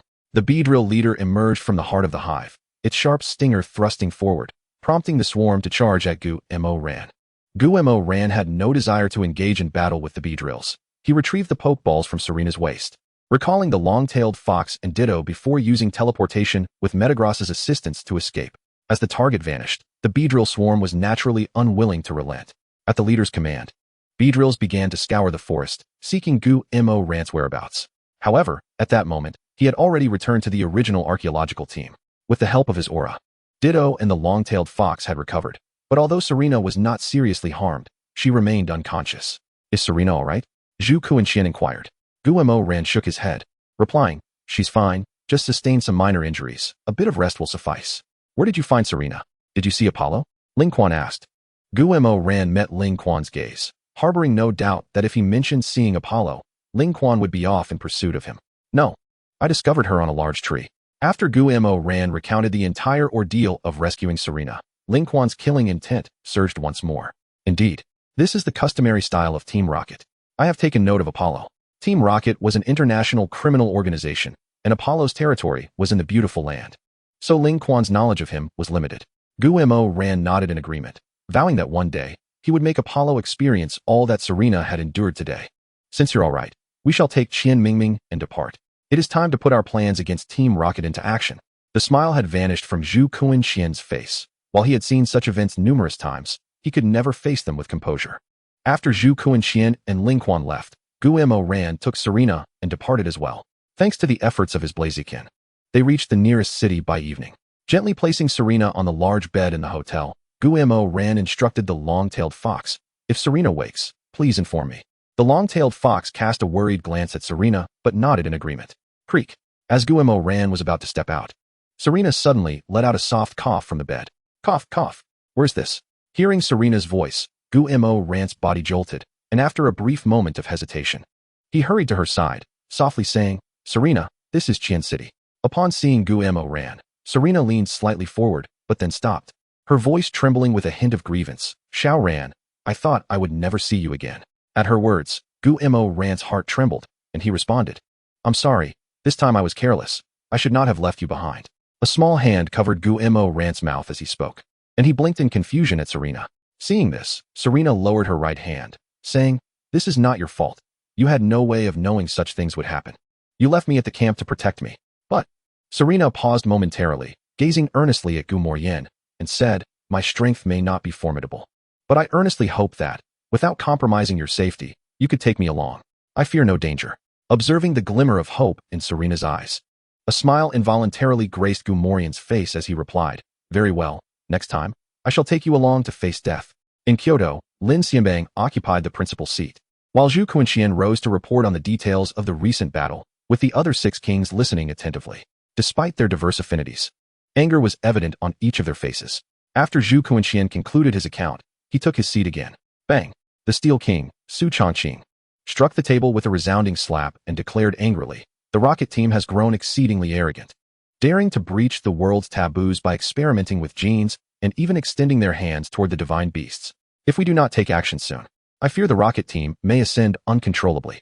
The Earth King, Qi Shanhe, also wore a grim expression as he remarked, "It seems that the prolonged seclusion of Old Gu has led the rocket team to believe that no one in our country can rein them in. Champion, I propose a nationwide purge of the rocket team. Old Qi, the domestic criminal elements were previously managed by Old Gu. Since he has retreated into seclusion, the task of dismantling the rocket team shall fall to me," Zhou Sueki said with a smile. However, those present shared a close relationship with Zhou Sueki and were well aware that she was currently in a state of considerable anger. Considering that Zhou Sueki's son was also involved in this matter, Qi Shanhe and the other kings fell silent, tacitly agreeing to let Zhou Sueki handle it. The first seat, Lin Xianbang, had not relaxed his furrowed brow, seeing that the other kings seemed to have reached a consensus. He nodded and was about to speak when his gaze fell upon Ling Tian, prompting him to say, "In that case, the task of cleansing the domestic rocket team will be entrusted to the Ice King. The Phantom King will serve as the Ice King's deputy, striving to expel the rocket team from our land within 10 days. On the international front, I will coordinate with champions from other nations to orchestrate a comprehensive assault on the rocket team." Chapter 191, Lance, Apollo, Ramda, Athena. In the midst of the seas between Huaxia and the beautiful nation, there lay a small island. For reasons unknown, the waters beneath this island were teeming with coral and treacherous reefs, making it notoriously perilous. Typically, few ventured there, save for water spirits of varying strengths, rendering the area quite tranquil. Yet, on this seemingly serene day, 2 figures suddenly appeared. One possessed blue hair, and though his demeanor could not be described as poor, it certainly did not exude vitality. The other, also with blue hair, appeared considerably more spirited, a smile gracing his lips as he seemingly relished the gentle caress of the breeze. Beneath their feet lay a lapras, and the aura emanating from it indicated that it was a king-level spirit. "Lance, you truly seem to be regressing," Apollo remarked calmly. Lance cast a sidelong glance at Apollo and replied, "Had it not been for that backstabber, Majiji, do you think I would require your rescue?" A hint of disdain flickered at the corner of Apollo's mouth as he said, "A true stronghold never seeks excuses for their failures. Lance, entrusting your back entirely to your teammates is simply untenable within the rocket team. Moreover, even if Majiji had not betrayed you, your mission would have been doomed to failure under the combined assault of Ling Tian and Zhu Quinqian." Lance instinctively sought to retort, yet before he could utter a word, he lowered his gaze slightly. He understood that Apollo's words bore no falsehood. The emergence of Ling Tian and Zhu Quinqian signified the inevitable failure of their mission. The failure of the mission might be minor, but the prospect of exposing and allowing the fusion of the 3 divine birds to remain in Huaxiao was an exceedingly infuriating matter. Lance could already envision the dire predicament the rocket team would face when the news of the fused divine birds spread across the globe. As one of the 4 generals of the rocket team, he was the primary architect behind this calamity. Lance and Apollo arrived at the island's edge aboard the Lapras. After confirming their direction, Apollo retrieved a diving suit and tossed it to Lance before submerging into the depths of the sea. The water spirits beneath the surface were of a notably higher level than those above, yet a Greninja had inexplicably appeared beside Apollo. After swimming for approximately 10 minutes, they encountered a colossal metal fortress. Apollo approached and scanned his identification card, granting Lance entry into the fortress. "Ah, is that not Lance? It seems your mission has once again ended in failure." A somewhat lewd and sarcastic voice greeted Lance as he stepped into the metal fortress. Upon hearing this voice, Lance immediately recognized the speaker. Yet, given the reality of his mission's failure, he felt it unwise to respond. However, as fellow generals, Ramda would not shy away from taunting Lance. Continuing with his sardonic remarks, "Our esteemed General Lance is truly remarkable. While we have kept our secrets for so long, you have effortlessly divulged them to Huaxia. I am left to wonder whether our dear General Lance is truly a member of Huaxia or the rocket team." Ramda enough? Lance could tolerate Ramda's earlier jests, but the insinuation that he was aligned with Huaxia ignited a furious rage within him. To question his strength was one thing, but no one could deny his loyalty to Sakaki. My, General Lance, what a grand show of authority you possess." Ramda mocked, feigning trepidation as he slightly trembled, attempting to convey a facade of fear. Enough, Ramda. The boss wishes to see Lance. At that moment, a woman with wine-red hair spoke indifferently from the railing on the third floor of the metal fortress. This individual was none other than Athena, the final of the 4 generals of the rocket team. Upon hearing Athena mention that Sakaki wished to see Lance, Ramda shot a disdainful smile at Lance, tousled his purple locks, and sauntered away. Apollo stretched lazily and made his way toward the cafeteria of the metal fortress. Taking a deep breath to quell the tension within him, Lance ascended the stairs to the 3rd floor under Athena's watchful gaze. Though it was merely the 3rd floor, Lance felt as though he were enduring a century of torment. Observing Lance before her, Athena shrugged and gestured for him to enter. Once inside, Lance closed the door behind him. Thud. As soon as he entered Sakaki's office, Lance knelt on the floor, bowing respectfully as he spoke. Lance has failed in his duties, compromising the organization's vital spirit. Please, impose your punishment. Sakaki, cigar in mouth, did not turn to face Lance, allowing him to remain kneeling in silence. Neither spoke, with Lance keeping his gaze lowered, awaiting Sakaki's words. Majiji is dead. After a prolonged silence, Sakaki finally stated calmly, as if the death of Majiji were of little consequence to him. Upon hearing this, the previously tense Lance's body began to tremble uncontrollably. If there was anyone Lance loathed more than Ramda, Lingtian, Zhu Kunshian, or even Gu Moryan, it was Majiji, who had betrayed him. Creak. Sakaki turned towards Lance, speaking in a calm manner. The primary reason for this mission's failure lies in the presence of an undercover agent under Majiji's command. And that fool was further manipulated by the mole. Thus, the blame for this failure shall rest with Majiji. As for you, take charge of matters concerning the island nation. You should have your own methods for dealing with our old adversary, the Dragon King.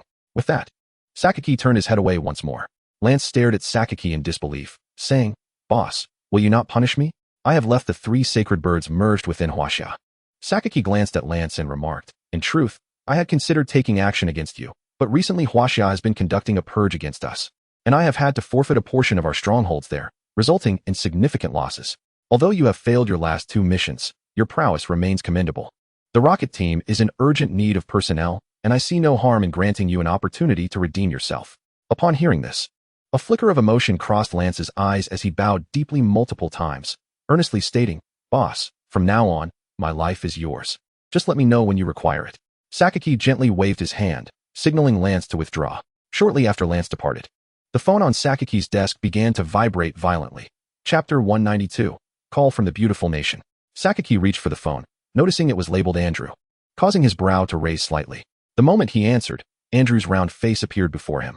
Long time no see, Boss Sakaki. Andrew greeted with a warm smile, his expression reminiscent of an old friend reunited after a long separation. Sakaki took a puff from his cigar and, after petting his cat a couple of times, calmly replied, We are indeed acquainted, so you might as well put away your pretense. Andrew remained unfazed by Sakaki's demeanor, smiling serenely as he continued, Since you've said that, I will be straightforward. I seek the data on gene fusion. With a scoff, Sakaki let out a cold laugh. Andrew's intentions were both expected and surprising. It was anticipated that Andrew would be interested in gene fusion technology, yet it was unexpected for him to be so direct in seeking collaboration while the world was purging the rocket team. However, this did not imply that Sakaki would hand over the technology. He coldly responded to Andrew, What gives you the right to believe I would share the gene fusion technology with you? Andrew's smile remained, his expression seemingly delightfully relaxed as he said, Boss Sakaki, the exposure caused by merging the 3 sacred birds has led to the rocket team facing rejection from nations worldwide. I presume your losses must be considerable these days, correct? Sakaki nodded noncommittally. Andrew smiled with satisfaction and added, Perhaps the losses have not yet exceeded your capacity to bear. But you must understand that our beautiful nation has yet to initiate a crackdown on the rocket team. Boss Sakaki, imagine if I were to use all the rocket team's bases within the beautiful nation as leverage, coupled with our agreement to allow the rocket team to develop within our borders in exchange for the data. What do you think? Internally, Sakaki scoffed, though outwardly he stated, I find that rather unimpressive. While you seem to have said a lot, what have you offered in return? Andrew's assistant brought him a cup of coffee, which Andrew sipped gently before smiling again. Though there may not be any substantial rewards, I know you, Boss Sakaki, possess foresight and can surely perceive the benefits behind my promises. With the resources of our beautiful nation, as long as the rocket team collaborates sincerely with us, all those resources held by capitalists will ultimately flow into our hands. Isn't that more tangible than mere paper? Andrew, the champion, certainly spoke with eloquence. Sakaki responded with a smile. However, I tend to be rather short-sighted, so if you wish to obtain something, I suggest you present something of tangible value. Hearing Sakaki's words, Andrew's gaze narrowed slightly as he scrutinized Sakaki, stating, "Since you've said that, I shall lay my cards on the table. The beautiful nation is willing to provide the rocket team with a research fund of 10 billion, along with 10 elite Pokémon as research specimens. How does that sound?" Although Sakaki felt displeased with Andrew's attitude, he maintained an appearance of contemplation, pondering for a moment before replying. "Then let us proceed with this collaboration." Upon hearing this, Andrew's smile brightened even further as he proclaimed, "Boss Sakaki, you have made the most prudent decision. The beautiful nation values its alliances immensely." Internally, Sakaki felt disdain. Although he was an extraterrestrial, he was well aware of the fickle nature of the beautiful nation. Such words were best taken as a jest. "I hope you can expedite the funds. While regarding the 10 elite Pokémon, let us conduct the transaction 3 days hence in the B-level secret realm of your country's Milu City. The B-level secret realm of Milu City connects to the withered leaf city of the Kanto region." Andrew's eyes glimmered momentarily, and a smile graced his face as he replied, "All right, I shall make it so." Nodding lightly, Sakaki hung up the phone. "Boss, are we truly going to entrust the gene technology to the beautiful nation?" At some point, Athena had entered the room. Sakaki inhaled from his cigar, gazing at Athena as he remarked, "Andrew seeks the gene technology. I believe the rocket team possesses numerous resources that appear esoteric yet are, in fact, of little real use." Upon hearing this, Athena's expression shifted as a smile emerged on her face. "I believe I understand what you mean, boss. I will make the necessary arrangements." Sakaki nodded, rising from his desk to gaze out at the underwater world. Sometimes, having too much to say can lead to one choking on their own words. Click. Just as Andrew placed the phone down, a gentle voice came from beside him. "Champion, what shall we do next?" Andrew looked up to see the beautiful blonde-haired, blue-eyed woman before him. Catherine, the top champion of the beautiful nation, specializing in fairy-type Pokémon. Once the rocket team sends over the data, have Kenny and his team thoroughly inspect it. Acquiring the rocket team's data is no small feat. Catherine nodded and then inquired, "What about the 10 billion and the 10 elite Pokémon? Send over the first 50 billion, and for the remaining 50 billion, we'll say that funds are tight and that it will take some time to settle the balance. As for the 10 elite Pokémon, we can afford to part with them. It's of no consequence. However, ensure to closely monitor the rocket team during the transaction. If possible, let's eliminate the rocket team's base in the withered leaf city." Though we promised not to purge the rocket team within the beautiful nation, we made no such vow regarding the secret realms. Andrew reclined leisurely on the sofa, smiling as he spoke. One must admit, this strategy was quintessentially beautiful nation. Catherine, well aware of her champion's temperament, calmly nodded before hesitating momentarily and saying, "Champion, allowing the rocket team to develop within the beautiful nation could be detrimental to our country. Furthermore, if word gets out, it could tarnish our international reputation." Andrew remained non-committal, stating, "We must still maintain appearances. We can feign capturing the rocket team and then release them later. As for allowing the rocket team to develop, I believe our country might need to establish an underground organization under our control. What do you think of naming it the Anko organization?" Catherine's expression remained unchanged as she replied, "As long as it targets the rocket team, you may name it as you wish, champion. However, we are all aware of the underlying truths. I have other matters to attend to, so I shall take my leave." As Catherine turned to exit, a flicker of something unusual crossed Andrew's eyes. Catherine, Chapter 193, Untitled Progress at 40. Naturally, Gumuron was unaware of the dealings between the rocket team and the beautiful nation. At this moment, Gumuron and Serena had returned to Kyoto once more, and the date was June 1st, with just 6 days remaining until the college entrance examination. Rising from bed in the early morning, Gumuron spoke, "System, monthly contract. You handle it as you see fit." System, taking a deep breath, the system remained unperturbed. Ding. The rewards for today's host are being extracted. Ding. Congratulations to the host for obtaining 2 character change capsules. This reward should be quite satisfactory, wouldn't you agree? Sensing a hint of resentment in the system's tone, Gumorian decided to take the opportunity to bask in the system's affection. "Hee, I knew you still care for me, system." The system, however, paid no heed to the murmurs, as Gumorian released Gung Gue and manually selected the levitate ability for it. Compared to the curse body, Gumorian felt that levitate was far more fitting for Gung Gue. After all, with the levitate ability, Gung Gue appeared even more ghostly. Ding. The phone on the bed vibrated, and Gumorian casually scrolled through it, revealing a line of small text. "Future World Tycoon. Lao Hei. Want to go out for a stroll? Sister Yuchi is here too. Arsonist of affections. What's going on? Why is Yuchi back? Future World Tycoon. What? Didn't Sister Yuchi tell you? She returned last night, supposedly to cheer us on. Arsonist of affections. Let me take a look first." Gumorian opened the chat with Zhou Yuchi, discovering that she had informed him 2 nights ago of her return. However, at that time, Gumorian happened to be in a dungeon, and the following day, out of habit, he had dismissed the notifications, thus missing Zhou Yuqi's message. Initially, Gu Morian had considered replying to Zhou Yuqi, but realizing she would be present at the gathering later, he hesitated and chose to remain silent. With this matter at hand, he opened the chat with Bai Yi, stating, "Arsonist of affections, where are you? I'll be there soon. Future world tycoon, I knew you would agree. Sister Yuqi and I are already here, just come down, and I'll show you my newly purchased luxury car. Future world tycoon. By the way, let us invite Serena as well. Old Gu and Old Tang will be coming over later. Arsonist of affections, sure." As the son of a tycoon, purchasing a car was a trivial matter for Gu Morian, and he paid it no heed as he called out to Serena to join him.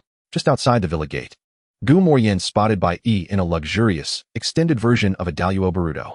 Upon boarding the vehicle, he was greeted by Zhou Yuqi's charming face. "Ah, some people. It's only been a few months, yet they've started ignoring my messages. Indeed, distance breeds indifference. Childhood friends are ultimately not meant to be." Once Gu Morian settled in, Zhou Yuqi suddenly spoke up. Gu Morian, fully aware she was referring to him, scratched his nose and said, "Do you believe me if I say I didn't see it?" Zhou Yuqi wore a sweet smile, offering no response, merely gazing quietly at Gu Morian. Bai Yi decisively instructed the driver to commence their journey, quietly sitting beside them, attempting to minimize his presence. "You can't see me. Treat me like an invisible being." Yet, as fate would have it, the more one attempts to avoid something, the more it seems to manifest. Zhou Yuqi turned to Bai Yi and inquired, "Little Bai, do you believe this reason?" Noticing the topic had shifted to him, Bai Yi wore a smile reminiscent of one about to cry, glancing at the signaling Gu Morian, then at the beaming Zhou Yuqi, and suddenly comprehending the significant mission he bore. "Sister Yuqi, I think Lao He saw it. He just forgot, perhaps?" Observing Zhou Yuqi's increasingly unfriendly gaze, Bai Yi quickly added, "But..." Zhou Yuqi glanced at Bai Yi, then at Gu Morian, and suddenly broke into a warm smile. Extending her right hand towards the ever-present Serena, Zhou Yuqi, childhood friend of Gu Morian. Serena paused momentarily, then sensing the hostility emanating from Zhou Yuqi, also extended her right hand. "Serena, currently Gu Morian's travel companion. I heard from Xiao Morian that you aspire to be a coordinator. I happen to be quite interested in coordinators myself. Would you mind sharing some insights into the world of coordinators?" Of course, I'd be delighted to elaborate on coordinators. Although Serena was unsure of Zhou Yuqi's intent, she was more than willing to share her knowledge. However, Zhou Yuqi interrupted, "I'm sorry, but listening like this is a bit taxing. How about I sit beside you instead?" As she spoke, Zhou Yuqi turned to walk towards Gu Morian's seat. Gu Morian, under normal circumstances, he wouldn't indulge Zhou Yuqi, but the current environment felt somewhat peculiar, enough to make him feel a bit uneasy. So he decisively vacated his seat and plopped down beside Bai Yi. Bai Yi, with a hint of sympathy, glanced at Gu Morian and willingly offered his window seat to him. Serena glanced back at Gu Morian, then calmly explained the intricacies of coordinators to Zhou Yuqi. Occasionally, Serena and Zhou Yuqi would share light laughter, resembling a pair of close sisters. At a street corner, Tang Shuiyao and Gu Yunlin stood poised. As they entered the vehicle, their gazes instinctively landed on the front seats occupied by Serena and Zhou Yuqi. Their eyes involuntarily revealed expressions of surprise, before shifting to Gu Morian, their gazes laden with a hint of sympathy. Good grief, this unconventional battlefield is no ordinary affair. It seems no one can aid him now. With everyone gathered, Bai Yi, as the organizer, naturally had to take the lead. Standing up from his seat, he proclaimed with great enthusiasm, "Soon, we will be facing the college entrance examination. After the exams, we shall have the freedom to soar like fish in the sea and birds in the sky. In these last few days of high school, why don't we go a little wild?" Gu Yunlin shot Bai Yi a glance and said, "Speak quickly, cut to the chase. You're not suggesting we spend days at your house gaming, are you?" Gu Morian remarked earnestly. "Little Bai, this time I'm siding with someone else. I genuinely have no interest in gaming." Zhou Yuqi also looked up, though her words still revealed a hint of resentment toward Gu Morian. Bai Yi, other than the rest. "Sister Yuqi, when have you ever not sided with Lao He?" Chapter 194, The Wild Wilderness Zone. Taking a deep breath, Bai Yi said earnestly, "I'm serious this time. Okay, this isn't about gaming. I genuinely have a good proposal." Observing the skepticism in their eyes, Bai Yi rolled his eyes in exasperation, retrieving a map from the back seat and stating, "The latest C-grade secret realm is just nearby in Ice Curl City. This C-grade secret realm is unlike others. It connects to a place known as the Wild Wilderness Zone. For a certain fee, we can enter the Wild Wilderness Zone to capture Pokémon. In these remaining days, staying in the Wild Wilderness Zone shouldn't be a problem, right?" Upon hearing this, the others' eyes glimmered with interest, especially Gu Morian. Whether in the Kanto region or the Unova region, the Wild Wilderness Zone is home to rare Pokémon. Although Gu Morian's collection was already sufficient, One can never have too many good Pokemon. Just like Gu Qianshan, even with the rarity of Dragon-type Pokemon, he possesses a full 4 teams. Zhou Sueki is even more outrageous. Ice-type Pokemon are relatively easy to find, and Zhou Sueki has 5 full teams. Behind the villa area lies a sizable mountainous region, where their Pokemon reside. As their son, Gu Moyan decided to carry on his parents' admirable tradition. Seeing no objections from anyone, Bai Yi's smile grew wider. A touch of pride evident. I bet no one will dare say, I only know how to game from now on. Gu Moyan gently shook his head, feeling that his childhood friend was becoming increasingly immature. The group headed towards Ice Curl City, during which they discussed the upcoming college entrance examination. By the way, Gu Moyan, this college entrance examination has undergone reforms. You should be aware of that, right? Tang Shuiyao suddenly remarked. Due to Gu Moran's constant travels and his inherently unreliable nature, Tang Shuiyao found herself compelled to inquire. Upon hearing her words, Gu Moran looked up in bewilderment. Has the college entrance examination been reformed? What is going on? Why was I not informed? Observing the expression on Gu Moran's face, Zhou Yushi shook her head in exasperation and explained, in truth, the changes are not extensive. The prohibition on utilizing the Pokemon cultivated since childhood and carrying items remains unchanged. The only modification is the introduction of a random match in addition to the written examination and elimination rounds. Random match? Gu Moran raised an eyebrow, feeling as though the current college entrance examination had become increasingly convoluted. Noticing the persistent confusion on Gu Moran's face, Zhou Yushi continued with a hint of amusement. Indeed, it is a random match. The state will provide a selection of Pokemon for examination purposes, and candidates will battle against examiners, assessing the trainer's command skills under conditions of roughly equivalent Pokemon strength. The results of the random matches will not be ranked alongside the written tests and elimination rounds, but will be listed separately. Those achieving a score above 90 can be admitted to universities with leniency, and a perfect score could even secure a place at Kyoto University. Upon hearing this, Gu Moran nodded, recognizing that this might provide some consideration for the common folk. In a society where opportunities for commoners to alter their destinies are exceedingly rare, the state's measures aim to prevent the exclusive admission of affluent individuals. It seems the duration of the college entrance examination will indeed be extended, consequently shortening our summer vacation, Gu Moran remarked with an air of calm. Indeed, I had initially planned to use the summer break for a strategic advantage, but it appears I can only allow old Hay to continue his boastful ways, Bai Yi said with feigned seriousness, his confident demeanor almost convincing Gu Moran of his assuredness. Oh please, Bai Yi, you only exhibit such bravado when boasting. In actual battles, you are the most timid, even surpassing Cheng Yifan in performance. Gu Moran refrained from speaking. Yet others were quick to counter Bai Yi, with Gu Yunlin acting as the impartial enforcer. Bai Yi opened his mouth, instinctively attempting to retort against Gu Yunlin, but something seemed to strike him, and upon witnessing Gu Yunlin's proud expression, he suddenly felt a degree of deafness. Oh, by the way, Yunlin, I recently discovered a forest teeming with highly qualified Steel-type Pokemon. Every year, China allocates 3 slots for trainers to enter the forest and capture Pokemon. See if you can devise a way to gain entry, Gu Muron informed, knowing well that Gu Yunlin specialized in Steel types. Upon hearing of the forest's existence, Gu Yunlin's eyes lit up instantaneously, and she promptly called her parents. Although her family primarily engaged in commerce, as the largest steel family in China, it was common knowledge that they had connections. Young master, we have arrived at Ice-type City, the driver announced respectfully. The group stretched, having been seated for an extended period. After exiting the vehicle, Bai Yi addressed the driver.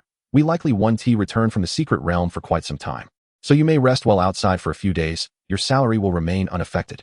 Understood, young master. The driver nodded calmly.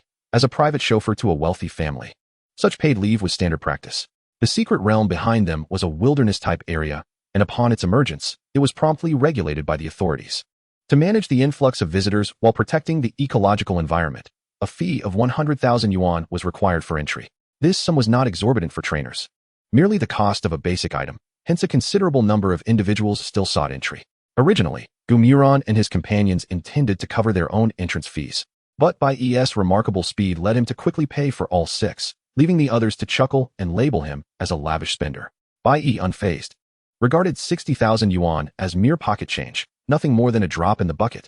As the throng entered the secret realm, they were greeted by the sight of Pidgeys and Pidgeots soaring through the skies, while Caterpies and Oddishes roamed the ground, with the occasional Nidoran being the rarest sighting.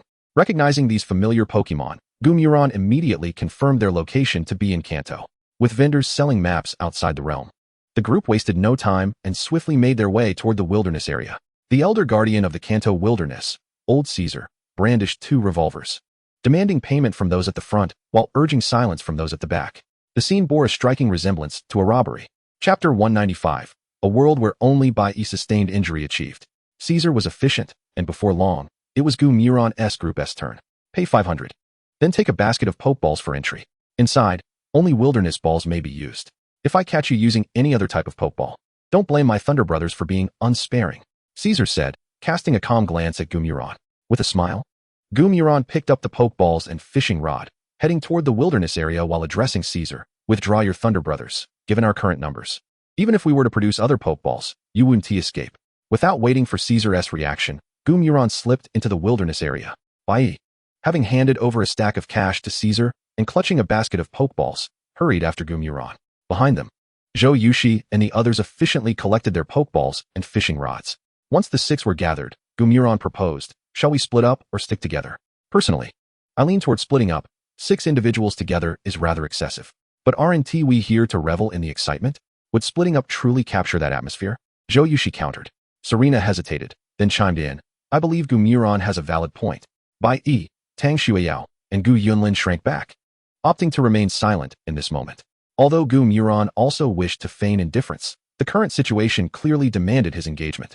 After a moment's deliberation, he steeled himself and stated, while this is indeed a splendid vacation spot, it is also an excellent opportunity for capturing Pokemon. Our collective desire for Pokemon is immense. It would be a shame to squander this opportunity entirely. Perhaps we could compromise. Let us split up for the first 3 days to capture Pokemon. Then regroup for the remaining 3 days to enjoy our vacation. Bai observed with a discerning eye, though intrigued by the suggestion. His years of experience had taught him much. He knew well that those who interjected at such moments often faced dire consequences. Zhou Yushi and Serena remained unaffected by Gumuron's proposal, exchanging knowing smiles as they regarded one another. Gumuron cleared his throat softly, discreetly retrieving a Pokeball. It was the Pokeball of a Garchomp. Witnessing this, Bai's mouth twitched slightly as he glanced at Zhou Yushi, then at Serena, and ultimately at the Pokeball in Gumuron's hand. He felt on the verge of tears. Why had he foolishly suggested such a venture? Wouldn't it be more enjoyable to play games at home? Damn old hay, always dragging him into trouble. Aren't brothers meant to be cherished? Despite his internal lamentations, Bai still had to present a decision, feigning a mournful expression as he cautiously proposed. Shall we settle on this joyous decision? I trust there will be no objections? Zhou Yushi was somewhat taken aback. Typically, at such moments, Bai would act like a subordinate, yet this time he surprisingly spoke up. This led Zhou Yushi to momentarily lose her focus. Seeing that no one objected, Bai swiftly declared, well, since there are no dissenters, let us proceed with the grouping. As both Lao Hei and I are male, we shall team up, while the 4 of you will be together. This arrangement seemed quite reasonable, and thus it was joyfully decided. We shall take our leave now. You all should hurry as well. Bai attracted the majority of the attention, and naturally, Gumuron would not lag behind, seamlessly accompanying Bai as they departed. Watching the figures of Gumuron and Bai fade into the distance, Zhou Yushi couldn't help but shake her head with a chuckle. Indeed, being overly gentle proved futile. In such moments, it was the display of authority that truly mattered. With this thought, Zhou Yushi's gaze shifted to the side, landing on Serena as she said, in the days to come, I look forward to your guidance. Serena understood Zhou Yushi's intent. Although her strength did not match Zhou Yushi's and her acquaintance with Gumuron was shorter, she too extended her right hand and calmly responded. I look forward to your guidance. Tang Xueyao and Gu Yunlin exchanged wry smiles, both yearning to leave. Lao Hei, would you dare not to threaten me with the Gyarados next time? Bai said, patting Gumuron's shoulder with a hint of fatigue in his voice. In response, Gumuron revealed a mysterious smile and replied, when have I ever threatened you? I merely wished to touch the Pokeball. Bai rolled his eyes. Such words were best taken with a grain of salt. He would never believe them. Which direction should we head now? Bai inquired again. Gumuron pulled out a coin acquired from the system's sign-in rewards, casually tossing it in the air, with the head side facing up. After glancing at it, he retrieved the coin and stated, by the head side, we should head north. Bai looked at Gumuron in astonishment. After several months apart, his brother had surprisingly learned to divine. Lao Hei, how did you arrive at this conclusion? Bai asked, draping an arm around Gumuron's shoulder, intrigued. Gumuron remained unperturbed, calmly explaining, it's not difficult. Just decide in your mind which direction you want, and regardless of which side it lands on, you claim it as that direction. Bai, well, it appears I should not harbor any illusions about Gumuron. The wild Pokemon in the wilderness were rather impressive. Although the lifestyle in the wilderness meant that most Pokemon lacked the combat awareness of their wild counterparts, as long as they were willing to fight. This could be regained through training. While combat awareness could be restored, inherent talent could not. For some unknown reason, the Pokémon in the wilderness tended to possess commendable potential. However, it was merely commendable. Throughout their journey, the best potential Goomoran encountered was only a B-grade Meowth. Since neither Goomoran nor Bai-Yi intended to capture Meowth, they did not throw a Pokeball at it. Supported by the formidable Bai Ninghai, Bai-Yi's collection of Pokémon was commendable, boasting not only his previous Pokémon, but also an A-grade Dragapult and an A-grade Gardevoir. Given some time, the gap between Bai-Yi and an average trainer would only widen. In fact, due to the increasing difficulty of breeding stronger Pokémon, Bai Ninghai would acquire A-grade Pokémon faster than the average champion. Yet, A-grade was still merely A-grade. Very few were willing to part with S-grade Pokémon. Chapter 196, Clefairy. After 3 consecutive days of exploring, the two had yet to discover any intriguing Pokémon. However, they did not feel impatient. Rather, the absence of the outside world's clamor in the wild made their experience quite leisurely. Upon arriving at the agreed meeting spot, Zhou Yushi and her companions had already arrived first. Unlike Goomoran and Bai-Yi, Zhou Yushi's group had managed to capture a few Pokémon. Zhou Yushi had captured a somewhat foolish Psyduck, which boasted B-grade potential. While it may not serve as a mainstay, it certainly held value for training. Due to the absence of Dark-type Pokémon in the Kanto region, Tang Shuiyao had not captured any. Gu Yunlin, on the other hand, had captured a B-grade Onix. In Gu Yunlin's words, while Onix did not align with her aesthetic preferences, she captured it nonetheless due to its steel typing. Serena had also captured a B-grade Clefairy. Upon reviewing Clefairy's data panel, Goomoran even contemplated not allowing it to evolve. Name, Clefairy. Type, Fairy. Potential, B. Ability, Friend Guard. Damage dealt to Pokémon other than itself on the field is reduced by 1/4. Level, 19. Skills, Sing, Minimize, Sweet Kiss, Encore, Charm, Mimic, Helping Hand. After You, Life Dew, Finger Flick. Inherited skills, Gift, Wish, Aromatherapy, Healing Wish, Tickling. Taught skills, Flamethrower, Ice Beam, Fake Tears, Magical Leaf. TM skills, none. Clefairy possessed a considerable number of skills, having mastered all necessary supportive techniques. Goomoran believed that just the Friend Guard ability alone, if Clefairy were not to evolve, would make it a formidable asset in double battles for Serena.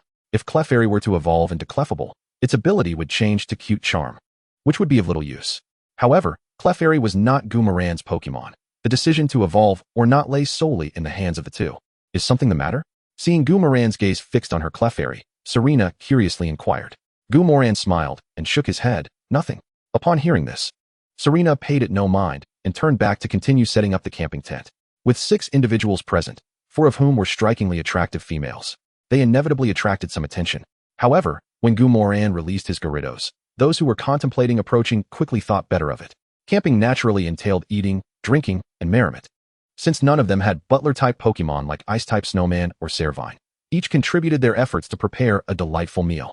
Bai-Yi, lacking any particular skills, was assigned the task of gathering firewood. Tang Xiao and Gu Yunlin were responsible for foraging for some berries nearby, while Goomoran took on the role of head chef, with Serena and Zhou Yushi assisting. Indeed, under Serena's enthusiastic encouragement, the notoriously food-loving Goomoran began to contribute to the gathering as well.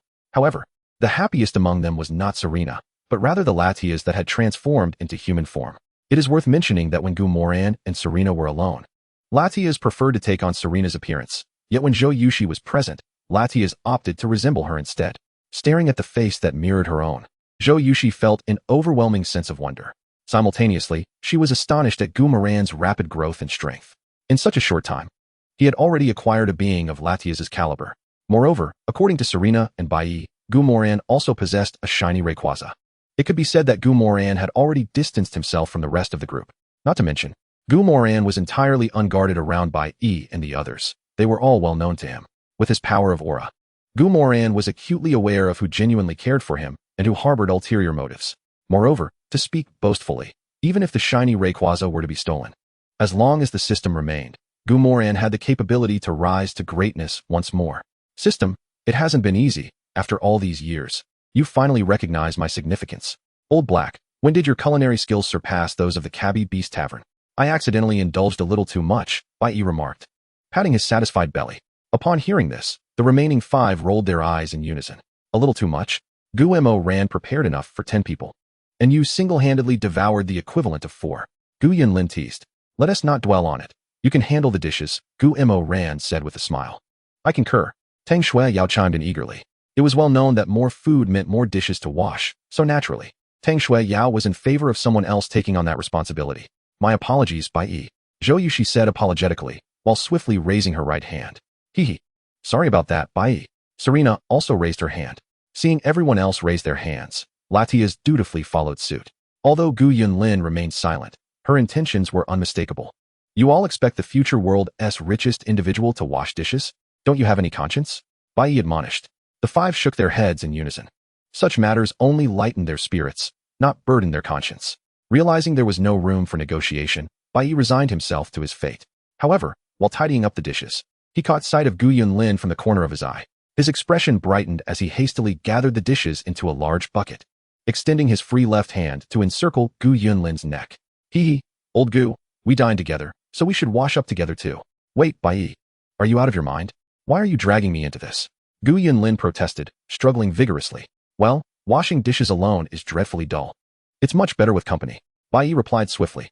Then why not call Gu Mo Ran? Isn't he your brother? Gu Yunlin retorted, though her tone softened considerably. I would, but he is swamped with all that he prepared today, and its chaos around him. I dare not tempt fate. Go to hell. Gu Yunlin kicked Bai Yi hard, but the force of her struggle diminished significantly. Chapter 197. Witnessing this scene, Gu Mo Ran appeared astonished, exclaiming. When did Bai Yi manage to overpower Gu Yunlin? At this, pride swelled within Tang Shui Yao. While Bai Yi and Gu Yunlin seemed to get along well, a careful observer could sense the underlying camaraderie between them. Having consumed so much of their affectionate banter, and witnessing the surprise of Gu Mo Ran and the others, Tang Shui Yao felt a swirl of emotions. She could be considered the sole witness to the evolving relationship between Bai Yi and Gu Yunlin. As laughter filled the air, night quickly turned into deep darkness. Gu Mo Ran continued to level up his Pokémon in the vast expanse of the sky, while Latias and Marshadao, being non-registered Pokémon of his, had no choice but to remain behind. In their boredom, the legendary beast and mythical creature found themselves sitting together, engaging in idle chatter. What do you think of Gu Mo Ran's performance? Latias inquired. Marshadao, tapping the colossal tree beneath them, responded earnestly. I just sat back and observed. Latias rolled her eyes, replying seriously, I'm not joking. When do you plan to let him take on the Phoenix King's assessment? Having a precise timeline would help me manage my schedule. While Latias wished to accompany Gu Mo Ran indefinitely, she knew that neglecting to explain her absence to Latios might lead to trouble. It was reasonable for her to return and inform Latios, as Gu Mo Ran's participation in the Phoenix King's assessment posed no dangers. Marshadao glanced at the pitch-black earth, hesitated, then said, let us wait until after his college entrance examination. Although you dealt with Regis Steele, you didn't intervene against the martial artist. So it seems Gu Mo Ran has indeed passed the assessment. Latias chuckled inwardly, despite appearing indifferent. A closer look revealed that Marshadao had unknowingly aligned with Gu Mo Ran's side. What are you laughing about? Sensing something amiss, Marshadao suddenly turned to Latias, quick to respond. Latias shook her head. Nothing. I just recalled some amusing thoughts.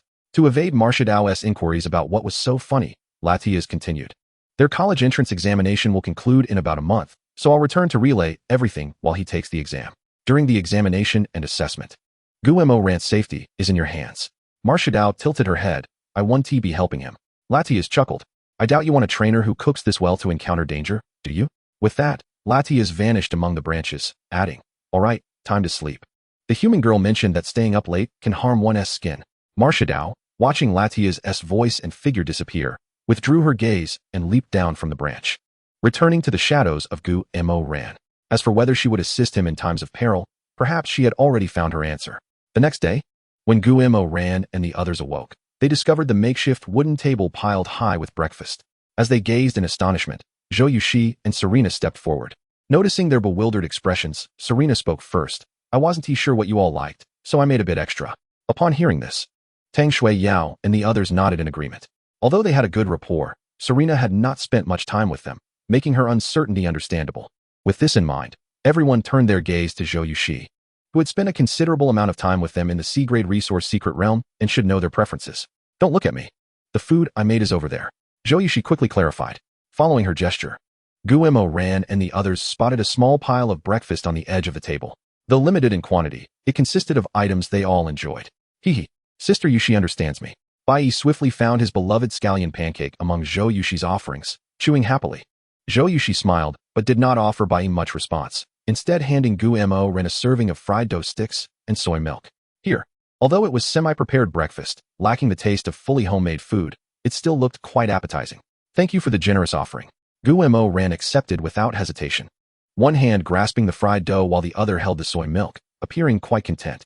Meanwhile, Serena discreetly shrank back her own fried dough and soy milk, realizing that although she was a step behind this time, she wouldn't let it happen again. Yet before Gumo Ran could finish a single fried dough stick, his expression shifted slightly. In the astonished gazes of those around him, he released Lizard King, Swampert, and Metagross. Everyone, prepare yourselves. I sense trouble ahead. Upon hearing this, Zhou Yushi and the others quickly retrieved their Pokeballs. Having spent considerable time with Gumo Ran, their trust in him was unwavering. As one Pokemon after another emerged, Gumo Ran's eyes discreetly scanned Zhou Yushi's Blastoise. It had reached level 42 since they last met. Though surpassed by Gumo Ran, it still ranked among the elite of its peers. Hiram, just moments after a few individuals released their Pokemon, a chorus of insect chirps emerged from nearby, followed by the emergence of several Heracross from the surrounding area. Leading the group was a Heracross adorned with 3 prominent scars across its face. System. Oh. Name. Heracross. Type. Bug. Qualification. A. Ability. Overconfidence if it defeats an opponent. Its confidence surges, enhancing its attack. Level. 54. Moves. Harden. Tackle. Bug Bite. Struggle. Cross Chop. Superpower. Double Edge. Swords Dance. Megahorn. Guillotine. Inherited moves. Fury Attack. Rampage, Quick Attack, Feint Attack. Top moves, Heavy Slam, Rock Slide, Earthquake, Brick Break. TMs, none. This pinnacle of gym-level Heracross was but a step away from entering the ranks of the Elite Four. Typically, such Pokemon would be cleared from the wild areas. Yet here they stood before them, and now was not the time for contemplation. Strangely, Gumo Ran felt perplexed. Heracross was known for its aggression. Yet after encircling Gumo Ran and his companions, this tribe displayed no signs of hostility. Furthermore, through the power of aura, it was evident that these Heracross bore no significant malice towards them. Heracross, I know you do not wish to engage in battle. If that is the case, might you disclose your intentions? Gumo Ran began to inquire. The leader of the Heracross glanced at Gumo Ran, then shifted its gaze to the 3 Pokemon before him. After a moment of hesitation, it spoke. Heracross, my child is gravely ill, and I require your assistance. Ordinarily, a Heracross would seek assistance from Caesar, but with the emergence of the secret realm and the influx of Blue Star individuals, Caesar was perpetually occupied, leaving no time to patrol the wild areas. Unable to seek out Caesar, and with its own child in urgent need, the Heracross led its kin out in search of a trainer to help. Gumo Ran was the first trainer they encountered. According to the typical temperament of the Heracross tribe, they would have forcibly taken Gumo Ran along, yet the presence of his Pokemon exerted considerable pressure, compelling the tribe's leader to adopt a more diplomatic approach. Upon hearing this, Gumo Ran remained composed and replied, I can assist you in healing your young Heracross, but first, you must have your kin step back. At Gumo Ran's words, the surrounding Heracross exhibited signs of agitation. Heracross, silence, the leader roared. Gradually, the area quieted, and the Heracross leader turned its attention back to Gumo Ran and his companions. Heracross, I hope you will not deceive us. Heracross, step back. Though reluctant, the other Heracross, respecting their leader's command, ultimately retreated. Gumo Ran could not help but admire the leader's commanding presence. Indeed, the scarred Heracross possessed a level of authority unmatched by ordinary Pokemon. Observing the Heracross, Gumo Ran shrugged and said, lead the way. The Heracross leader regarded Gumo Ran with a deep gaze, realizing that he was no ordinary individual. Under the leader's guidance, they swiftly arrived at the entrance of a stone cave. Heracross, inside lies our home, where many young Heracross live. You cannot all enter. Just as Gumo Ran was about to step into the cave, the Heracross leader abruptly intervened. Gumo Ran raised an eyebrow, a smirk playing on his lips, and remarked, have you forgotten that you are the one in need of my help? Gumo Ran was willing to assist the Heracross without any material reward, but if the leader maintained such an attitude, he would be unable to help. The atmosphere grew tense. Unable to endure the discomfort, Gumo Ran suddenly summoned a Pokeball into his hand. With a flash of red light, the fierce silhouette of a Garchomp appeared before the Heracross leader, exuding a commanding aura befitting an elite Pokemon. Instantly, the Heracross stiffened. It yearned to resist. Yet, Garchomp loomed like an insurmountable mountain before it. After a brief moment of hesitation, the Heracross leader changed its stance. Heracross, I suddenly feel that you are good people, so you may enter. Gumo Ran smiled gently, patting the Heracross on the shoulder as he led by E and the others into the cave. Inside the cave, the number of young Heracross was relatively few, as most lived alongside their parents in the jungle. In the center of the cave, several trembling young Heracross could be seen. Systematic scans revealed that these young Heracross were only at levels 3 or 4, having not yet passed their larval stage. Calling them children would be entirely appropriate. Heracross, do you have a way to help them? The presence of Garchomp softened the Heracross leader's tone considerably. Do I seem untrustworthy to you? Guillermo Ran replied with a smile. You should be more confident. Just let go of your doubts. Bai added. Guillermo Ran. The Heracross leader suddenly felt that this group of humans was rather unreliable. If it were not for the fear of losing, it would have already sent Guillermo Ran and his companions away with a guillotine. Seeing the Heracross leader fall silent, Guillermo Ran reined in his smile. The time for jest was over, and it was time to attend to the matter at hand. Waves of restorative energy flowed from Guillermo Ran into the group of young Heracross. Before long, the trembling ceased, and their conditions gradually improved, until one by one, the young Heracross awakened. Well, now that the young Heracross are awake, we shall take our leave, Guillermo Ran announced with a smile. Zhou raised her hands in agreement. The Heracross did not quite align with her aesthetic preferences. Seeing his offspring restored, the Heracross leader felt a surge of joy, along with a sense of shame for its earlier wariness towards Guillermo Ran and his companions. After all, once they entered the cave, the leader had stationed around 10 Heracross outside, ready to collapse the cave with rock slides and earthquakes should anything amiss occur inside. Heracross, please wait a moment. As the group was about to exit the cave, the Heracross leader suddenly called out. What is it now? Guillermo Ran turned to inquire. Upon seeing Guillermo Ran and his companions pause, the Heracross leader swiftly dashed to the cave's edge, pried open a large stone, and retrieved an item from within. Hastily approaching Guillermo Ran, the leader proclaimed, Heracross, our tribe possesses little of value. Consider this a reward for your assistance in healing the young Heracross. Lowering his gaze, Guillermo Ran noticed the item in the Heracross's possession, a thunderstone. The quality of the thunderstone appeared modest, likely not exceeding intermediate grade, with an estimated market value of around 500,000. Though such an item held no significance for Guillermo Ran, he still extended his hand to accept it. I shall gladly accept this. Consider it a gift from me to the young Heracross, in hopes that they grow strong swiftly. As he spoke, Guillermo Ran retrieved some high-quality bug-type Pokémon food from his backpack. This was typically a treat for his Volcarona. Providing it to these young Heracross would facilitate their rapid evolution beyond the larval stage. The Heracross leader understood the importance of this food for the young Heracross, gritting its teeth before ultimately accepting it. Watching Guillermo Ran and his companions depart, the Heracross leader addressed the young Heracross. You must remember this person. He is your benefactor. Chapter 198, The Examination in Progress. Rescuing Little Kairos was merely a fleeting episode. Although Gumoran did not manage to tame a spirit until the very end, she thoroughly enjoyed her days in the wild expanse. Time, moving at a leisurely pace, arrived at June 7th, the day of the college entrance examination. Among the four, only Gumoran was taking the exam at her own school, while the other three were at different institutions. After a brief moment of hesitation, Zhou and Serena decided to accompany Gumoran outside the first experimental high school of Kyoto. I want to wish for you to exceed your usual performance. But if you happen to miss a perfect score due to an oversight, I can't say how long I'll be amused, Zhou remarked with a calm demeanor. Serena nodded earnestly, adding, even though you've already been specially recruited, since you're participating in the exam, why not aim for a modest first place? While this might seem a tad audacious, one cannot deny that Gumoran had precisely that intent. After expressing her gratitude for their unconventional encouragement, Gumoran entered the examination hall. The first part was a written test focused on foundational knowledge. At the sound of the bell, Gumoran unsheathed her pen. The first question read, what requirements must be met for a Zubat to evolve into a Crobat? A. Evolution through friendship. B. Natural evolution upon level up. C. Evolution through trait. D. Evolution using a poisonous orb. Anyone with a modicum of knowledge would know that Zubat evolves into Crobat upon reaching a friendship level of 220 or a friendliness level of 158. So she confidently selected A. The second question was equally straightforward. What is the hidden ability of the starter Pokemon Trico? A. Overgrow. B. Light Metal. C. Leaf Guard. D. Chlorophyll. As Gumoran possessed a Trico with a hidden ability, this question was also effortlessly answered. The subsequent questions were so simple that Gumoran breezed through them with ease, until she encountered the final question, which piqued her interest. The question was as follows. The Tadbulb is a commonly found water-type Pokemon. Its evolved form, the Tadbulb Warrior, is a widely used water and fighting-type Pokemon. However, with the advancement of modern technology, the nation has discovered a branch evolution for Tadbulb, the Tadbulb Emperor. Although the existence of the Tadbulb Emperor has been confirmed, the method by which Tadbulb evolves into the Tadbulb Emperor remains unknown. If you were to speculate, How do you think Tadbulb evolves into the Tadbulb Emperor?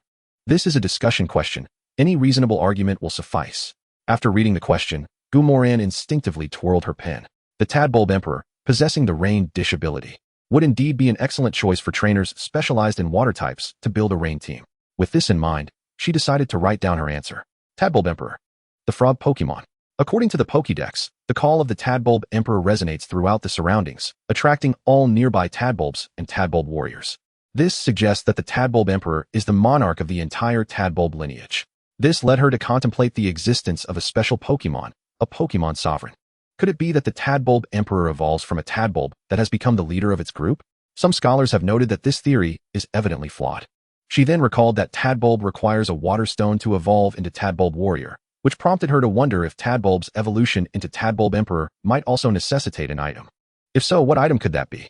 After much contemplation, she suddenly remembered a rare item, the Sovereign S certificate.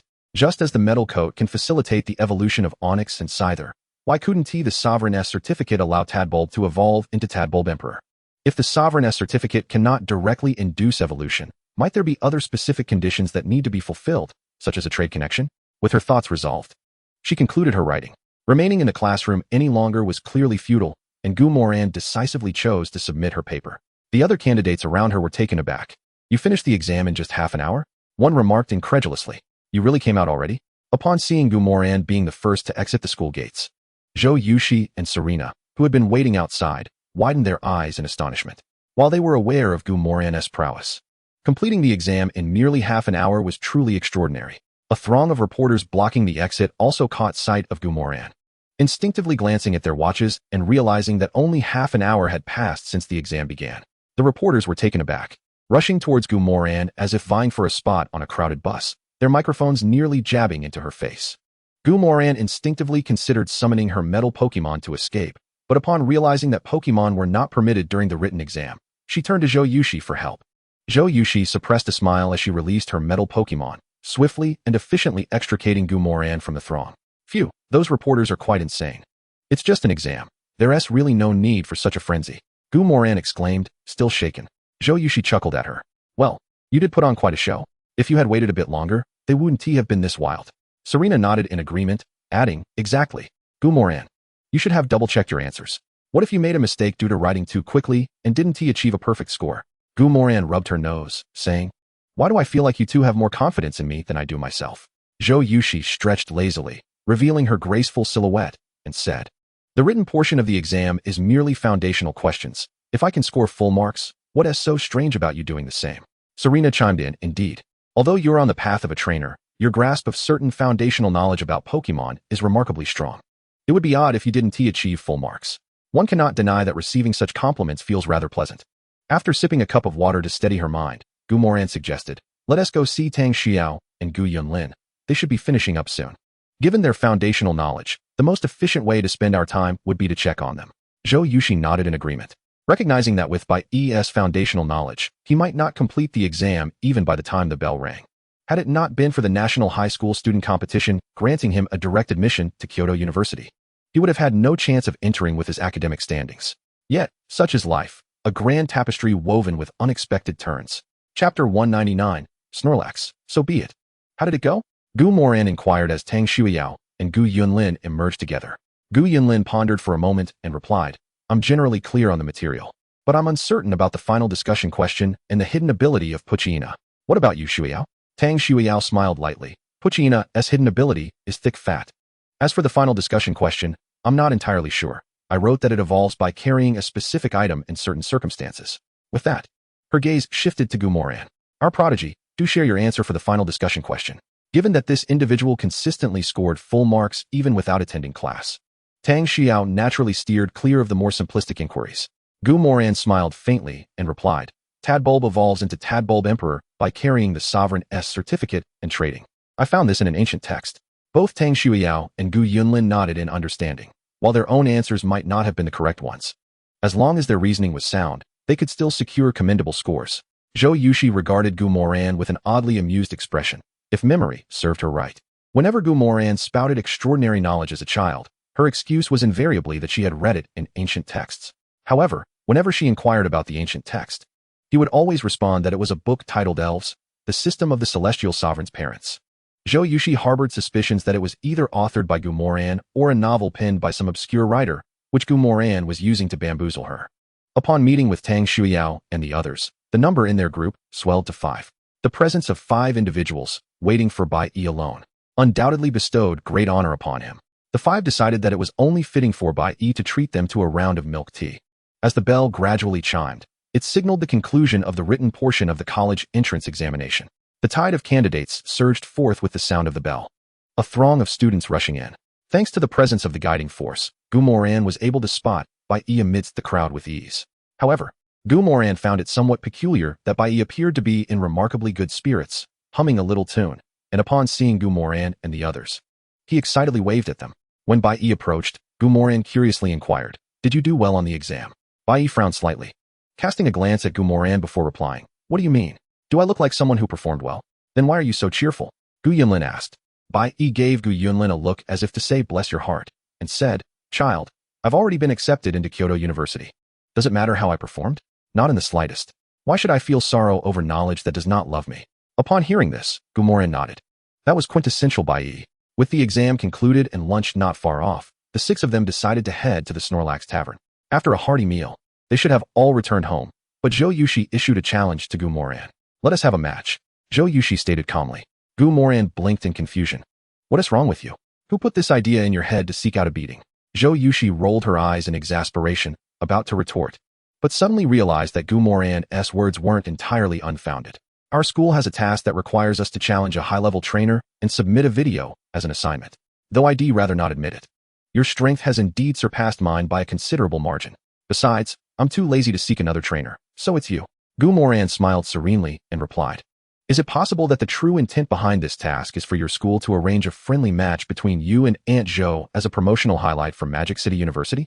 Zhou Yushi's expression darkened, but she quickly responded, "If the school hasn't made it explicit, what does that have to do with me? Whether I participate or not is entirely up to me, right?" Gu Moran chuckled inwardly, thinking that it was not the university that was avoiding clarity, but rather that Gu Moran himself was too cautious to speak openly. Nevertheless, Gu Moran acquiesced to Zhou Yushi's request and, at her behest, used his Mega Sharpedo while Zhou Yushi deployed her Primarina. Months had passed, and Primarina had seen significant growth. Name, Primarina type, water. Fairy quality, S-ability, liquid voice, all sound-based moves become water type.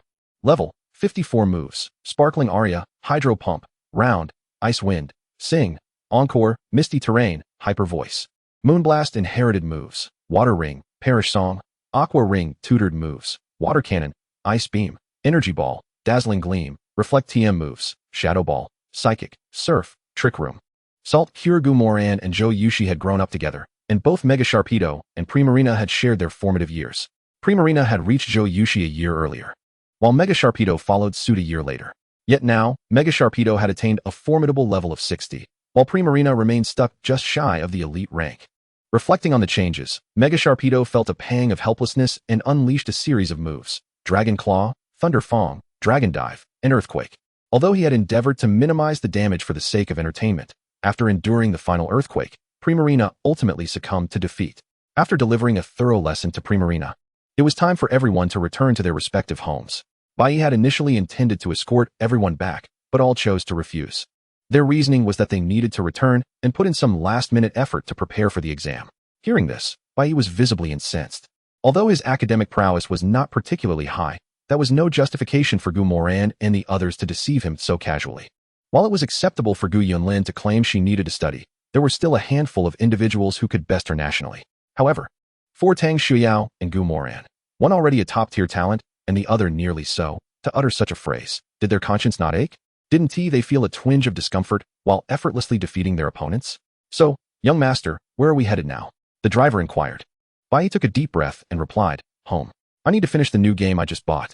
As Bai Yi rushed home under the driver's watchful eye, Gu Moran also had some words he wished to share with Serena.